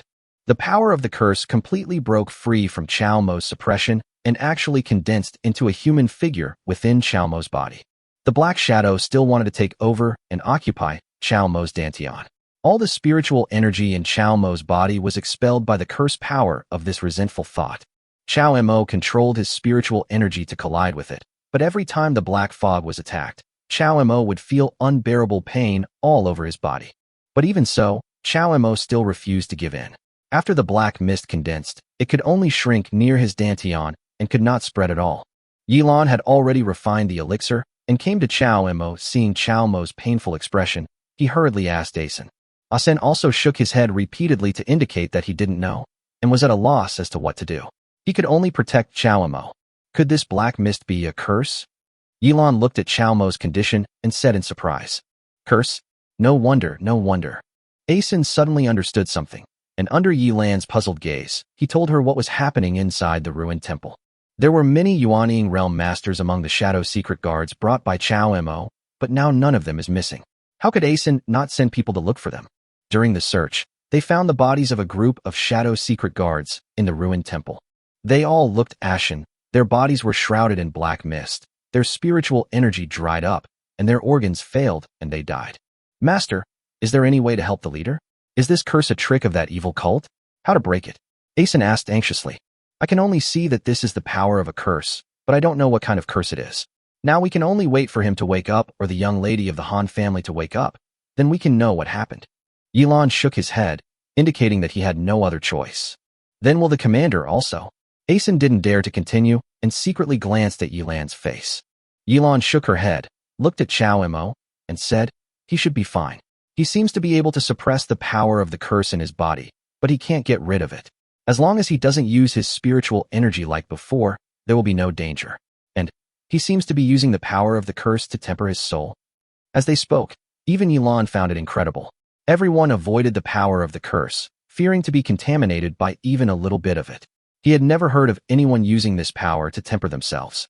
But Chao Mo happened to perform such a scene in front of them. With the immaculate holy body, the speed at which the surrounding spiritual energy gathers has greatly increased, and the pure spiritual energy is also easier for Chao Mo to control. The power of the curse was greatly weakened in the immaculate holy body. Even though Chao Mo allowed it to absorb a lot of power, it could only barely resist Chao Mo's suppression. Thus, the power of the curse remained stagnant in Chao Mo's body. The rest of the people could only wait on the side. It was almost dawn, but Han Xinshi showed no signs of waking up, and Chao Mo showed no intention of recovering. Everyone waited for most of the night, but no one showed up. Instead, someone from the palace arrived. Eunuch Li walked slowly over with a few servants. He looked at Chao Mo and was also stunned, but then he said, "Chao Mo, His Majesty has ordered you to come to the Emperor as soon as possible." Eunuch, the commander was seriously injured last night while trying to eradicate the demon sect. He is now at a critical moment of recovery and may not be able to receive the order. How about this? When the commander's injury is a little better, I will tell him to go to the palace and wait. What do you think? Asen stepped forward and said, "The Emperor's decree is from Commander Chao Mo. Can you accept the decree on behalf of Commander Chao?" Eunuch Li glared. Asan was suddenly speechless. Yilan took 2 steps forward, checked Chao Mo's current situation, and said in a cold voice, "He is unable to receive the imperial edict now. Could it be that your Majesty wants him to die on the spot?" Yilan knew in her heart that for her sake, Chao Mo had made many enemies in the palace since he came to the imperial city. They acted in a high-profile manner. If the news that Chao Mo was seriously injured and could not wake up spread now, troubles would probably continue. Eunuch, how about this? I will go to meet His Majesty on his behalf. What do you think? Seeing that Eunuch Li was unwilling to leave even though he knew Chao Mo could not accept the order, Yilan had no choice but to step forward and ask. Chapter 197. Entering the palace to meet the emperor. Eunuch Li glanced at Yilan and pretended to be embarrassed. Is that so? His Majesty asked me to bring Commander Chao to the palace, but Commander Chao is in such a state that he cannot see the emperor. It seems I have no choice but to ask Sect Master Yi to come. I believe His Majesty will not blame me. But before Yilan could change his mind, Eunuch Li agreed and ordered Yilan to prepare quickly and accompany him to the palace to meet the emperor. When the Shadow Secret Guards saw Yilan about to leave, they hurriedly asked, Sect Master Yi, Miss Han, and the commander. Miss Han's injuries have stabilized. Let her rely on her physical condition to heal herself. If I don't come back in half an hour, give her this pill and don't worry about anything else. As for Chao Mo, let's talk about it after I come back. Yilan sighed. Even if she stayed, it would be useless. The curse on Chao Mo could not be resolved at all. Eunuch Li was waiting on the side. Yilan did not dare to delay too long. After giving a few instructions, she followed Eunuch Li into the palace. Hey, how come Commander Chao is so badly injured? He was fine when we met in the palace not long ago. Eunuch, the emperor summoned Chao Mo late at night. What happened? I don't know about this Jia family, but sect leader Yi will understand once we meet His Majesty. Yilan wanted to find out some information from Eunuch Li, but Eunuch Li was obviously unwilling to say more, so Yilan had to give up. Late at night, the palace was heavily guarded. Yilan followed Eunuch Li and saw many internal security experts patrolling along the way. The lights in front of the hall were bright, and the emperor was walking back and forth, holding his forehead. Eunuch Li announced softly, then waved to Yilan, and Yilan came in. I summoned Chao Mo, what are you doing here? When the emperor saw Yilan, there was a hint of dissatisfaction in his tone. Your Majesty, please forgive me, Commander Chao Mo. Eunuch Li immediately knelt on the ground and was about to explain when the emperor stopped him. You step back. The emperor dismissed Eunuch Li and pointed at Yilan. Come and tell me. Yes. Yilan and Eunuch Li answered in unison. Eunuch Li quietly left. Yilan stood at the bottom of the stairs and spoke truthfully. Chao Mo, under the orders of His Majesty, was ambushed late at night to apprehend the evil cultivators of the heavenly demon sect. He is now seriously injured and unconscious, his life in danger. He cannot enter the palace to see His Majesty. I'm afraid Your Majesty has something urgent to discuss, so I've come to see Your Majesty on Chao Mo's behalf. What? Commander Chao is seriously injured. The emperor put down the memorial in his hand and asked in surprise, what happened? Tell me in detail. Yilan had no choice but to recount what she knew. The emperor's expression remained unchanged. After listening, he just asked Yilan about Chao Mo's current physical condition. Yilan told the emperor about her doubts. She was powerless against the power of the curse, but the emperor was knowledgeable and had many talented people under his command, so perhaps he had a way. Curse? Are you saying that Commander Chao was ambushed by thieves and cursed? That's a difficult situation. The power of the curse is mysterious and unpredictable, and even the imperial doctors in the palace can't do anything about it. Upon hearing this, the emperor pinched his brows, paced back and forth a few steps, and then, as if suddenly realizing something, he raised his voice and said, Oh right. Sect Master Yi, I remember that you have a close relationship with Chao Mo, right? During the family promotion meeting a while ago, it was you who was fortunate enough to receive the inheritance of the Danshin sect, wasn't it? Yes, Your Majesty. Well, that's right. You have such a great destiny at such a young age. Like Chao Mo, your future achievements are limitless. Your Majesty, thank you for your praise. Hearing the emperor mention the inheritance of Danshin sect and suddenly praising it, Yilan suddenly became alert. I remember Chao Mo had told him before that the Danshin sect's inheritance was very extensive. In order to avoid being coveted by others, Chao Mo did not allow her to touch any of the opportunities. Even when the emperor asked, she just said that her cultivation was not enough. Although she was recognized by the Danshin sect, she could not obtain any of the opportunities. In this way, after the family promotion meeting, he was not remembered because of the opportunity of the Danshin sect. Haha, Sect Master Yi, you don't have to be so nervous. I want to tell you that the Danshin sect is a sect from ancient times. Perhaps there are magical treasures that can break the curse. If you can find a way, you may be able to save Chao Mo. After the emperor finished speaking, He stared at Yilan's expression, trying to see something. Your Majesty, Yilan almost blurted out, knowing this sect, and suddenly remembered Chao Mo's instructions. Can't agree to anything? What's your problem? The emperor naturally noticed that Yilan's expression had changed a little, and he seemed to want to say something, but hesitated. He couldn't help but frown and asked, His Majesty? Yilan hesitated for a moment before saying, Although I've heard of the Danshan sect, I've also heard, as your Majesty said, that it's an extremely mysterious sect from ancient times. I don't know anything about it at all, and I'm really a little helpless. Oh, the emperor then realized what Yilan was hesitating about. Indeed, it was not an easy matter for anyone, and he couldn't help but frown. Your Majesty, it is a blessing for Chao Mo to be able to contribute to such a wise ruler. To avoid any further complications, Yilan quickly took the conversation back. I may not be able to do anything at the moment, but for your Majesty and Chao Mo, I will do everything in my power to find him and open up the Danshan sect. The emperor then relaxed his brows slightly. It is a great blessing for me to have Commander Chao and sect leader Yi. If you have any difficulties, please come and see me. Don't make it difficult for me. Thank you, your Majesty. Yilan also breathed a sigh of relief. I am pregnant, so it is not appropriate for me to stay in this holy place any longer. Please excuse me and take my leave. The emperor also nodded repeatedly. Only then did Yilan bow and leave. The emperor looked at Yilan's back, frowning again. In a trance, a strange sharpness appeared in his eyes. Yilan was also anxious. Although she knew that Chao Mo was not seriously ill and could use his spiritual sense to warn her, he was cursed after all, and the situation was critical. He rushed back to his mansion and went to see Chao Mo in a hurry. Everyone in the mansion was there. When they saw Yilan coming back, they hurriedly came forward to greet him. Sect Master, thank you all for your hard work. Yilan was also grateful in her heart. Knowing what everyone wanted to ask, she frowned and said, The Emperor is also very worried about Commander Chao, but there is nothing he can do either. It's just, everyone should stop worrying too much. There's no point in telling everyone about the Danshan sect. Everyone also noticed that sect leader Yi seemed to have something to hide. Indeed, Commander Chao's condition was not optimistic. No one could do anything, let alone ask any further questions, so they quickly took their leave. Chapter 198. Kill him while he's sick. Yilan sat silently beside the bed and sighed softly. Before she could say anything, she saw Chao Mo open his eyes. Husband, Yilan said in surprise, are you awake? Well, I can wake up from time to time. Seeing Yilan's concerned look, Chao Mo felt a surge of gratitude in his heart. He gently pulled Yilan's hand and asked, How's the situation in the palace? The emperor is also very worried about your situation. Yilan knew her husband was awake at the moment, so she quickly told him the truth. Besides being worried, you also mentioned the Danshan sect. Do you know the sect? Danshan sect. Chao Mo knew of this and nodded, saying, That's an ancient sect. I heard it's extremely mysterious and difficult to open. If I weren't in this situation, perhaps. Alas, you'd better stop worrying about it. Yilan quickly said, Take good care of it. I'll find a way.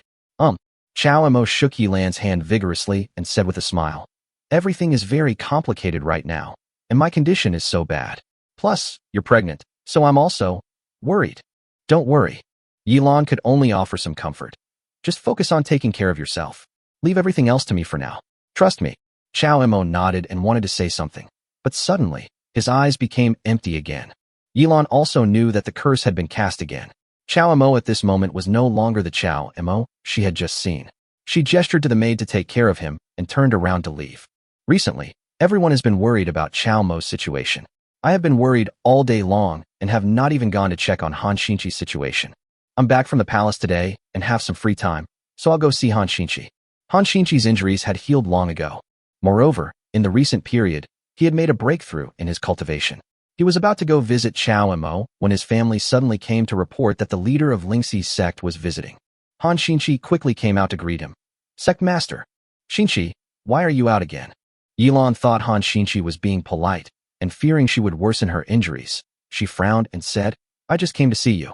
I'm worried about your condition. Are you feeling better? Thank you for your concern, Sect Master. Han Xinqi smiled and said, I'm much better now. I was just about to go see Commander Chao when I didn't expect the Sect Master to show up. Come in. Yilan noticed that Han Xinqi looked very well and seemed to be all better. She felt relieved and walked in with Han Xinqi and sat down. Judging from your complexion, you should be almost better now, right? Master, to be honest, I'm all better now. Han Xinchi smiled and said, also, in terms of cultivation, there is talk of a breakthrough. I would like to thank you and Commander Chow for this. Otherwise, don't talk about the past anymore. Yilan was also happy for Han Xinchi. You're better now. That's better than anything else. Now Commander Chow's situation. How is Commander Chow? Han Xinchi's heart sank. This isn't a good situation. Yilan sighed softly. Today I will go to the palace on behalf of Commander Chow. There is nothing to hide from Han Xinchi now. Yilan told Han Xinchi everything about her visit to the palace to meet the emperor. The emperor was also very worried and mentioned the Danshan sect, but he did not have the ability to open the Danshan sect. Commander Chow's condition is already very worrying. Yilan frowned and said, but this isn't the scariest thing. The scariest thing is that if he doesn't get better soon, the situation we face might be very bad, fraught with crisis. Oh, Han Xinchi asked, Sect Master, why do you say that? You know, even though the emperor is very supportive right now, it's going to take more than just one group of people to deal with Commander Chow. Yilan looked down at her growing belly and said worriedly, I'm in the same situation now. Who knows, there might be something I can't handle at some point. Sect Master Yi, you don't need to say anything, I know everything. Han Xinchi knew best how he got here, and he immediately said, also, I can sense that there's a sign of impending disaster. However, don't worry, Sect Master. I'll find a way to protect everyone. Yilan also raised her head with great gratitude and stared at Han Xinchi closely. Don't worry, Sect Master. Han Xinchi said confidently. I will do my best until Commander Chow is fully recovered. Yilan really didn't know what to say and could only nod repeatedly. Of course, if I wasn't pregnant, I would be able to hold on. At the moment, it is not appropriate for me to use my spiritual power too much or fight with others. The other people in the mansion did have some cultivation, but compared to those enemies, they were still far behind. The previous arrangements in the mansion were obviously unable to stop the masters, so we could only place our hopes on Han Xinchi. I also hope that they don't come too early, or after I give birth, or until Chow Mo is completely well again, then I won't be afraid anymore. While the two of them were talking heart to heart about these things, undercurrents were also surging in the imperial city. In the prince's residence, the prince and a group of retainers and aides sat together in the backyard. Everyone has heard about Chow Mo's situation, right? The prince looked delighted and glanced around. I wonder what everyone thinks. Prince, this is a once-in-a-lifetime opportunity. An aide named Chun, observing the prince's intentions, knew what he was up to and could only offer a few words of flattery. Chow Mo is our greatest obstacle.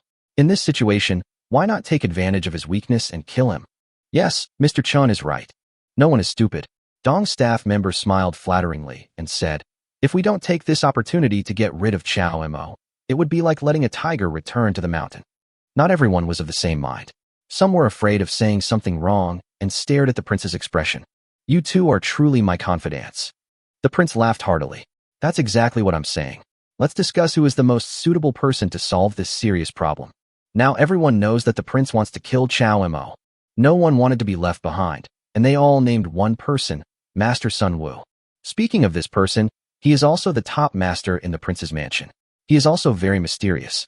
I heard that he was also the guardian of a small sect in the past. It would be best to leave this kind of thing to him. Everyone is like a worm in my belly. That's exactly what I mean. The prince laughed heartily and waved his hand. Come here, find Master Sun Wu for me. The guard at the door responded, and the hurried footsteps gradually faded away. Chapter 199. A visitor arrives in the middle of the night. Shindong Palace. Prince Shindong was also sitting in the back house with his staff, all with gloomy expressions. Everyone, I have summoned you here to discuss something. The Prince of Shindong glanced around before saying in a deep voice, I'm sure everyone has heard about Chow Mo's situation, right? I heard about it. Everyone answered almost in unison. Well, what do you all think? King Shindong's expression eased slightly.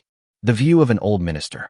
An old staff member, over 60 years old, gestured with his hands and said, it is better to find the root of the problem, otherwise there will be trouble in the future. Right. Another middle-aged staff member took over and said, since he can't be used by the prince, it's better to let this person disappear. This opportunity is rare. Good. A look of joy appeared on the face of the king of Shindong. Who is suitable to go? Look, this old minister. You know, although Chow Mo is no longer able to do well, he still has the Lingxi sect master by his side, so he should not be underestimated. The old staff member knew he was right and was delighted. Why not let your personal bodyguard, Li Filong, go? As long as he goes masked, nothing will go wrong. As long as we achieve our goal, That's all that matters. Good. The Prince of Jindong hesitated for a moment before nodding and saying, That's Li Filong. If everyone agrees, it will definitely be easy to catch. The lobby of the Dark Sword Sect headquarters. A group of core figures of the sect sat together in the hall. Sect Master Tai Muyang's face was gloomy. He glanced at everyone present and said in a deep voice, Han Xinqi has gone and never returned. I'm sure everyone knows her situation, right? Master, judging from all the circumstances, he will not be coming back. Guardian's son grumbled. As long as he doesn't go against us, that's good enough. Chao Mo has some tricks up his sleeve. We cannot tolerate traitors in our sect. Elder Wang snorted coldly. Even if the mission is not completed, the sect's traitors must be eliminated. Right. Guardian Li gritted his teeth and agreed. If we don't get rid of him, I'm afraid we won't be able to explain to the higher-ups what's going on in our sect. That's what I thought. Tai Muyang snorted coldly. Chao Mo's current situation doesn't require us to intervene. Cleaning up the mess is our top priority. Who's going? This elder requests your permission. Elder Wang stood up and said, This traitor must be killed. The others looked at each other, helpless. At this moment, everyone knew Chao Mo's situation. He had been cursed. Not only was he on the verge of death, but he was also dying. Everyone wanted to get the credit. But Elder Wang said that since he was second only to the emperor and above everyone else, it would be inappropriate to try to steal the credit in front of others. Okay, great. Tai Muyang chuckled. In that case, I'll trouble you, Elder Wang. I will definitely kill the traitor and purge the sect. I obey your orders. Elder Wang patted his chest and said, If I can't complete the task, I will not be a human being. Everyone started laughing. Since Elder Wang is taking action personally, there will definitely be no mistakes. While the Crown Prince's mansion, the Jindong Palace, and the Dark Sword Sect were all making moves, there was no sound in the two princes' mansions. The situation in the court was complicated and changing rapidly. Although the two princes did not take any action, they secretly discussed with their staff. If Chao Mo's condition improves, then of course we can take advantage of him. But what if he doesn't? This person is indeed very difficult to deal with. He is currently very close to the emperor. It is hard to say whether he is working for the emperor. It would be more trouble than gain to go against the Prince of Jindong and the Crown Prince for such a person whose life or death is unknown. It would be better to wait and see. If Chao Mo can escape this disaster, then there will still be hope in the future. If Chao Mo cannot escape, then he can only blame his short life and think of other ways to fight his enemies in the future. 3 parties have already started to take action, while 2 parties are watching from the sidelines, and the situation is precarious. Chao Mo's father, Chao Jingdao, who was in the imperial city, of course also knew the news. Worried about his son's safety, he hurried to his son's commanding residence. Commander's mansion. Yilan, who was pregnant and about to give birth, felt the situation was even more precarious and hurriedly sent someone to find Han Xinqi. Sect Master Yi. Han Xinqi's clear voice soon came from outside the door. Are you looking for me? Xinqi, come in quickly. Yilan quickly agreed. In the past 2 days, I felt a strange aura.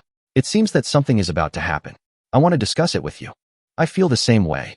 Han Xinqi pushed the door open and came in, sitting next to Yilan.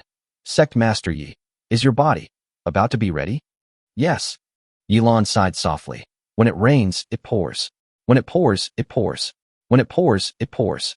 As the saying goes, good fortune never comes alone, and misfortune never comes singly.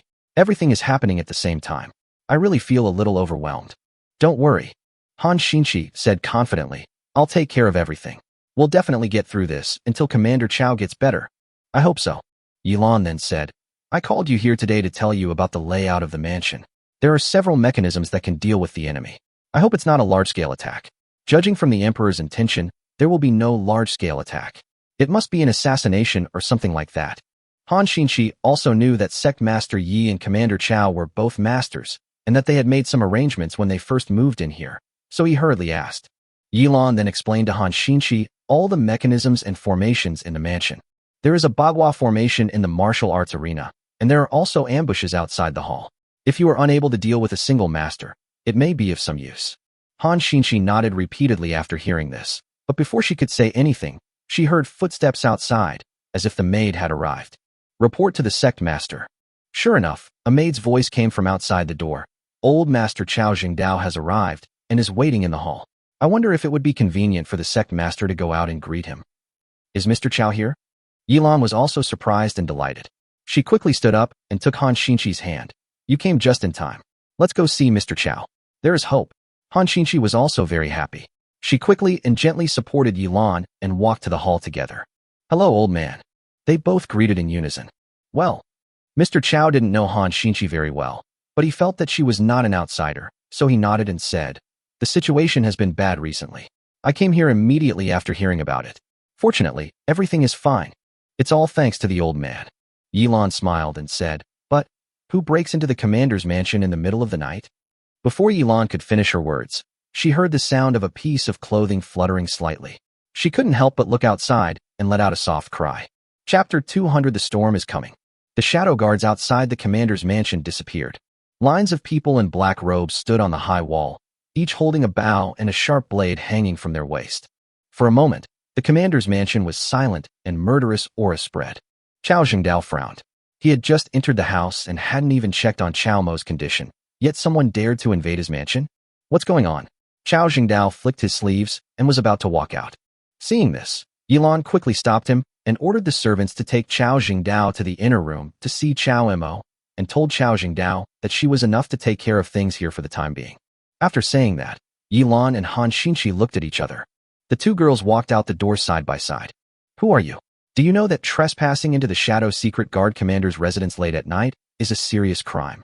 Yilan revealed her tough side as the leader of Lingxi's sect and questioned everyone present in a cold voice. However, those people seemed to have not heard anything at all and drew their bows and arrows, pointing them directly into the house. Master Yi, you are still pregnant, so go back first. I am enough to deal with these people. Han Xinchi glanced at the group of men in black on the high wall and said disdainfully, don't underestimate the enemy. Something is wrong tonight. Normally, there are many shadow guards staying in the mansion. With their strength, they can't break in at all. But tonight, none of them are there. Although those people have no cultivation, the bows in their hands are the strongest bows in the army, weighing hundreds of pounds, and specially designed to break the protective chi of the Jindan realm. Yilan lowered his voice and explained, so they are military personnel? I don't know. Their identities are hard to say. However, they don't seem to be in a hurry to attack. I'm afraid they have a backup plan. I'm afraid we won't be able to get through tonight so easily. Yilan shook her head and gently stroked her belly with her hand, unable to help revealing a hint of sadness on her face. Chao Mo has been suppressing the power of the curse and has not woken up yet. The Imperial City is full of enemies, not friends. His only reliance, the Shadow Secret Guards, has now quietly disappeared. Needless to say, it is known that the person who took action this time is probably extremely powerful. Han Xinchi walked silently into the courtyard, began to practice his skills, and poured the spiritual energy in his body into the sword blade. Regardless of whether those men in black would take action or not, she was not prepared to wait any longer. Capture Chao Mo alive. Anyone who dares to stop us will be killed. A male voice sounded from the outer courtyard. The man in black who was standing on the high wall loosened his fingers. Countless arrows shot from powerful bows flew straight towards the room where Chao Mo and the others were. Han Xinchi frowned, shook her wrist, and the thin sword seemed to come alive in her hand. Dancing with the wind, spiritual energy formed vortices in the air, blocking all the arrows that were shot at it. After the energy canceled each other out, the arrows slowly fell down. What a great swordsmanship! Yilan's eyes lit up, and he couldn't help but praise. Falling Flower Sword Fight. This is a precious ancient manual that Han Xinchi obtained from the Han family before he went to the Longjin sect. The sword technique recorded in it is exactly the Luoying sword technique. Go on, release. The bow and arrow in the first theory failed to complete its task. The men in black quickly drew their bows and arrows and launched a second round of attack. Countless arrows streaked across the sky. The arrows hit the beams and pillars around the commander's mansion, and most of them were embedded in the beams. A trifle. Han Xinchi tapped her toes and leaped up, her skirt fluttering as she turned around. The magic sword was waved in her hand, as light and graceful as an elf descending into the world. The arrow shot from the powerful bow was caught by Han Xinchi's spiritual energy and could not cross the forbidden area at all. Just as Han Xinchi used the Luoying sword technique to resist the rain of arrows, a sense of crisis suddenly lingered in his heart. Yilan had been standing in front of the door and seemed to have sensed something, her eyes fixed on the clock tower in the outer courtyard. It was originally set up for emergency assemblies of the Shadow Secret Guards. A large bell stood tall in the center of the outer courtyard. As long as the bell rang, the Shadow Secret Guards would assemble immediately. At this moment, there seemed to be a figure standing on top of the big bell. His left eye narrowed slightly, his right eye fixed on Han Xinqi, his hands one in front and one behind, the bowstring pulled to the farthest. Whoosh! A sound of breaking through the air was heard, an especially made arrow cut through the night sky. Han Xinqi became even more alert, and the Luoying sword technique in his hand paused for a second, and the spirit sword turned around to block his chest. Bite! There was a sound of metal clashing, and sparks flew from Han Xinqi's chest. Her arm felt slightly numb, and the contempt she had just felt was swept away. She stared at the direction of the outer courtyard. As expected of a disciple of the Blue Sword sect, your swordsmanship is truly remarkable. The guy who shot the cold arrow from the big bell appeared in front of them in the blink of an eye, clapping his hands and cheering for Han Xinqi. Although he was wearing a black veil, judging from his voice and the skin exposed between his forehead, he should not be too old and should have the cultivation level of the early nascent soul realm. If he were not in the imperial city, such cultivation level would be enough to dominate a region. Who are you? Han Xinqi asked coldly. Don't worry about who I am. I have no grudge against you. As long as you get out of the way and ignore this matter, I promise that my people will not attack you again. The man said with a smile. Don't even think about it. Han Xinqi snorted coldly. He is Li Filong, the personal guard under the command of the king of Zhendong. He is at the early stage of the nascent soul realm and a leader among the younger generation. He can shoot an arrow through a target from 100 paces away and is known as a divine archer. Unfortunately, he has wasted his talent by acknowledging the thief as his father and aiding him in his evil deeds. Yilan stood in front of the door with a calm expression, introducing Han Xinqi. When Li Filong heard this, his expression changed slightly. He frowned and looked at Yilan. I was wondering who could recognize me through the mask. It turns out to be the leader of Lingxi's sect. How rude. Li Filong said this, raising the bow high in his hand and aiming it at Yilan, a cruel smile on his face. Since we are honored to meet, I will give you a gift of an arrow. After saying that, the bowstring sounded, and the arrow flew towards Yilan with a fierce force. Han Xinqi was shocked. The arrow just now was too fast. She was not prepared and had no time to block it. He could only watch the arrow rushing towards Yilan. Crack! With a crackling sound, Yilan raised her hand, and her slender jade hand released the spiritual energy of the nascent soul realm, and the barrier formed was shattered. However, the arrow also used up all its strength and fell in front of Yilan. Nascent soul realm. Li Filong was shocked. The Yilan I had met before didn't have such a high level of cultivation. I heard that Yilan was not feeling well, but I didn't expect that he could still burst out with strength that was no less than my own. In this case, coupled with the unknown level of cultivation of the Longian sect disciple in front of him, his chances of winning are probably not great. Li Filong was thinking in his mind and remained silent for a long time. Under the cover of night, a group of dark shadows confronted Han Xinqi and Yilan in the courtyard. The atmosphere was quiet and eerie. A quick victory will get rid of them and deter those who are watching from behind.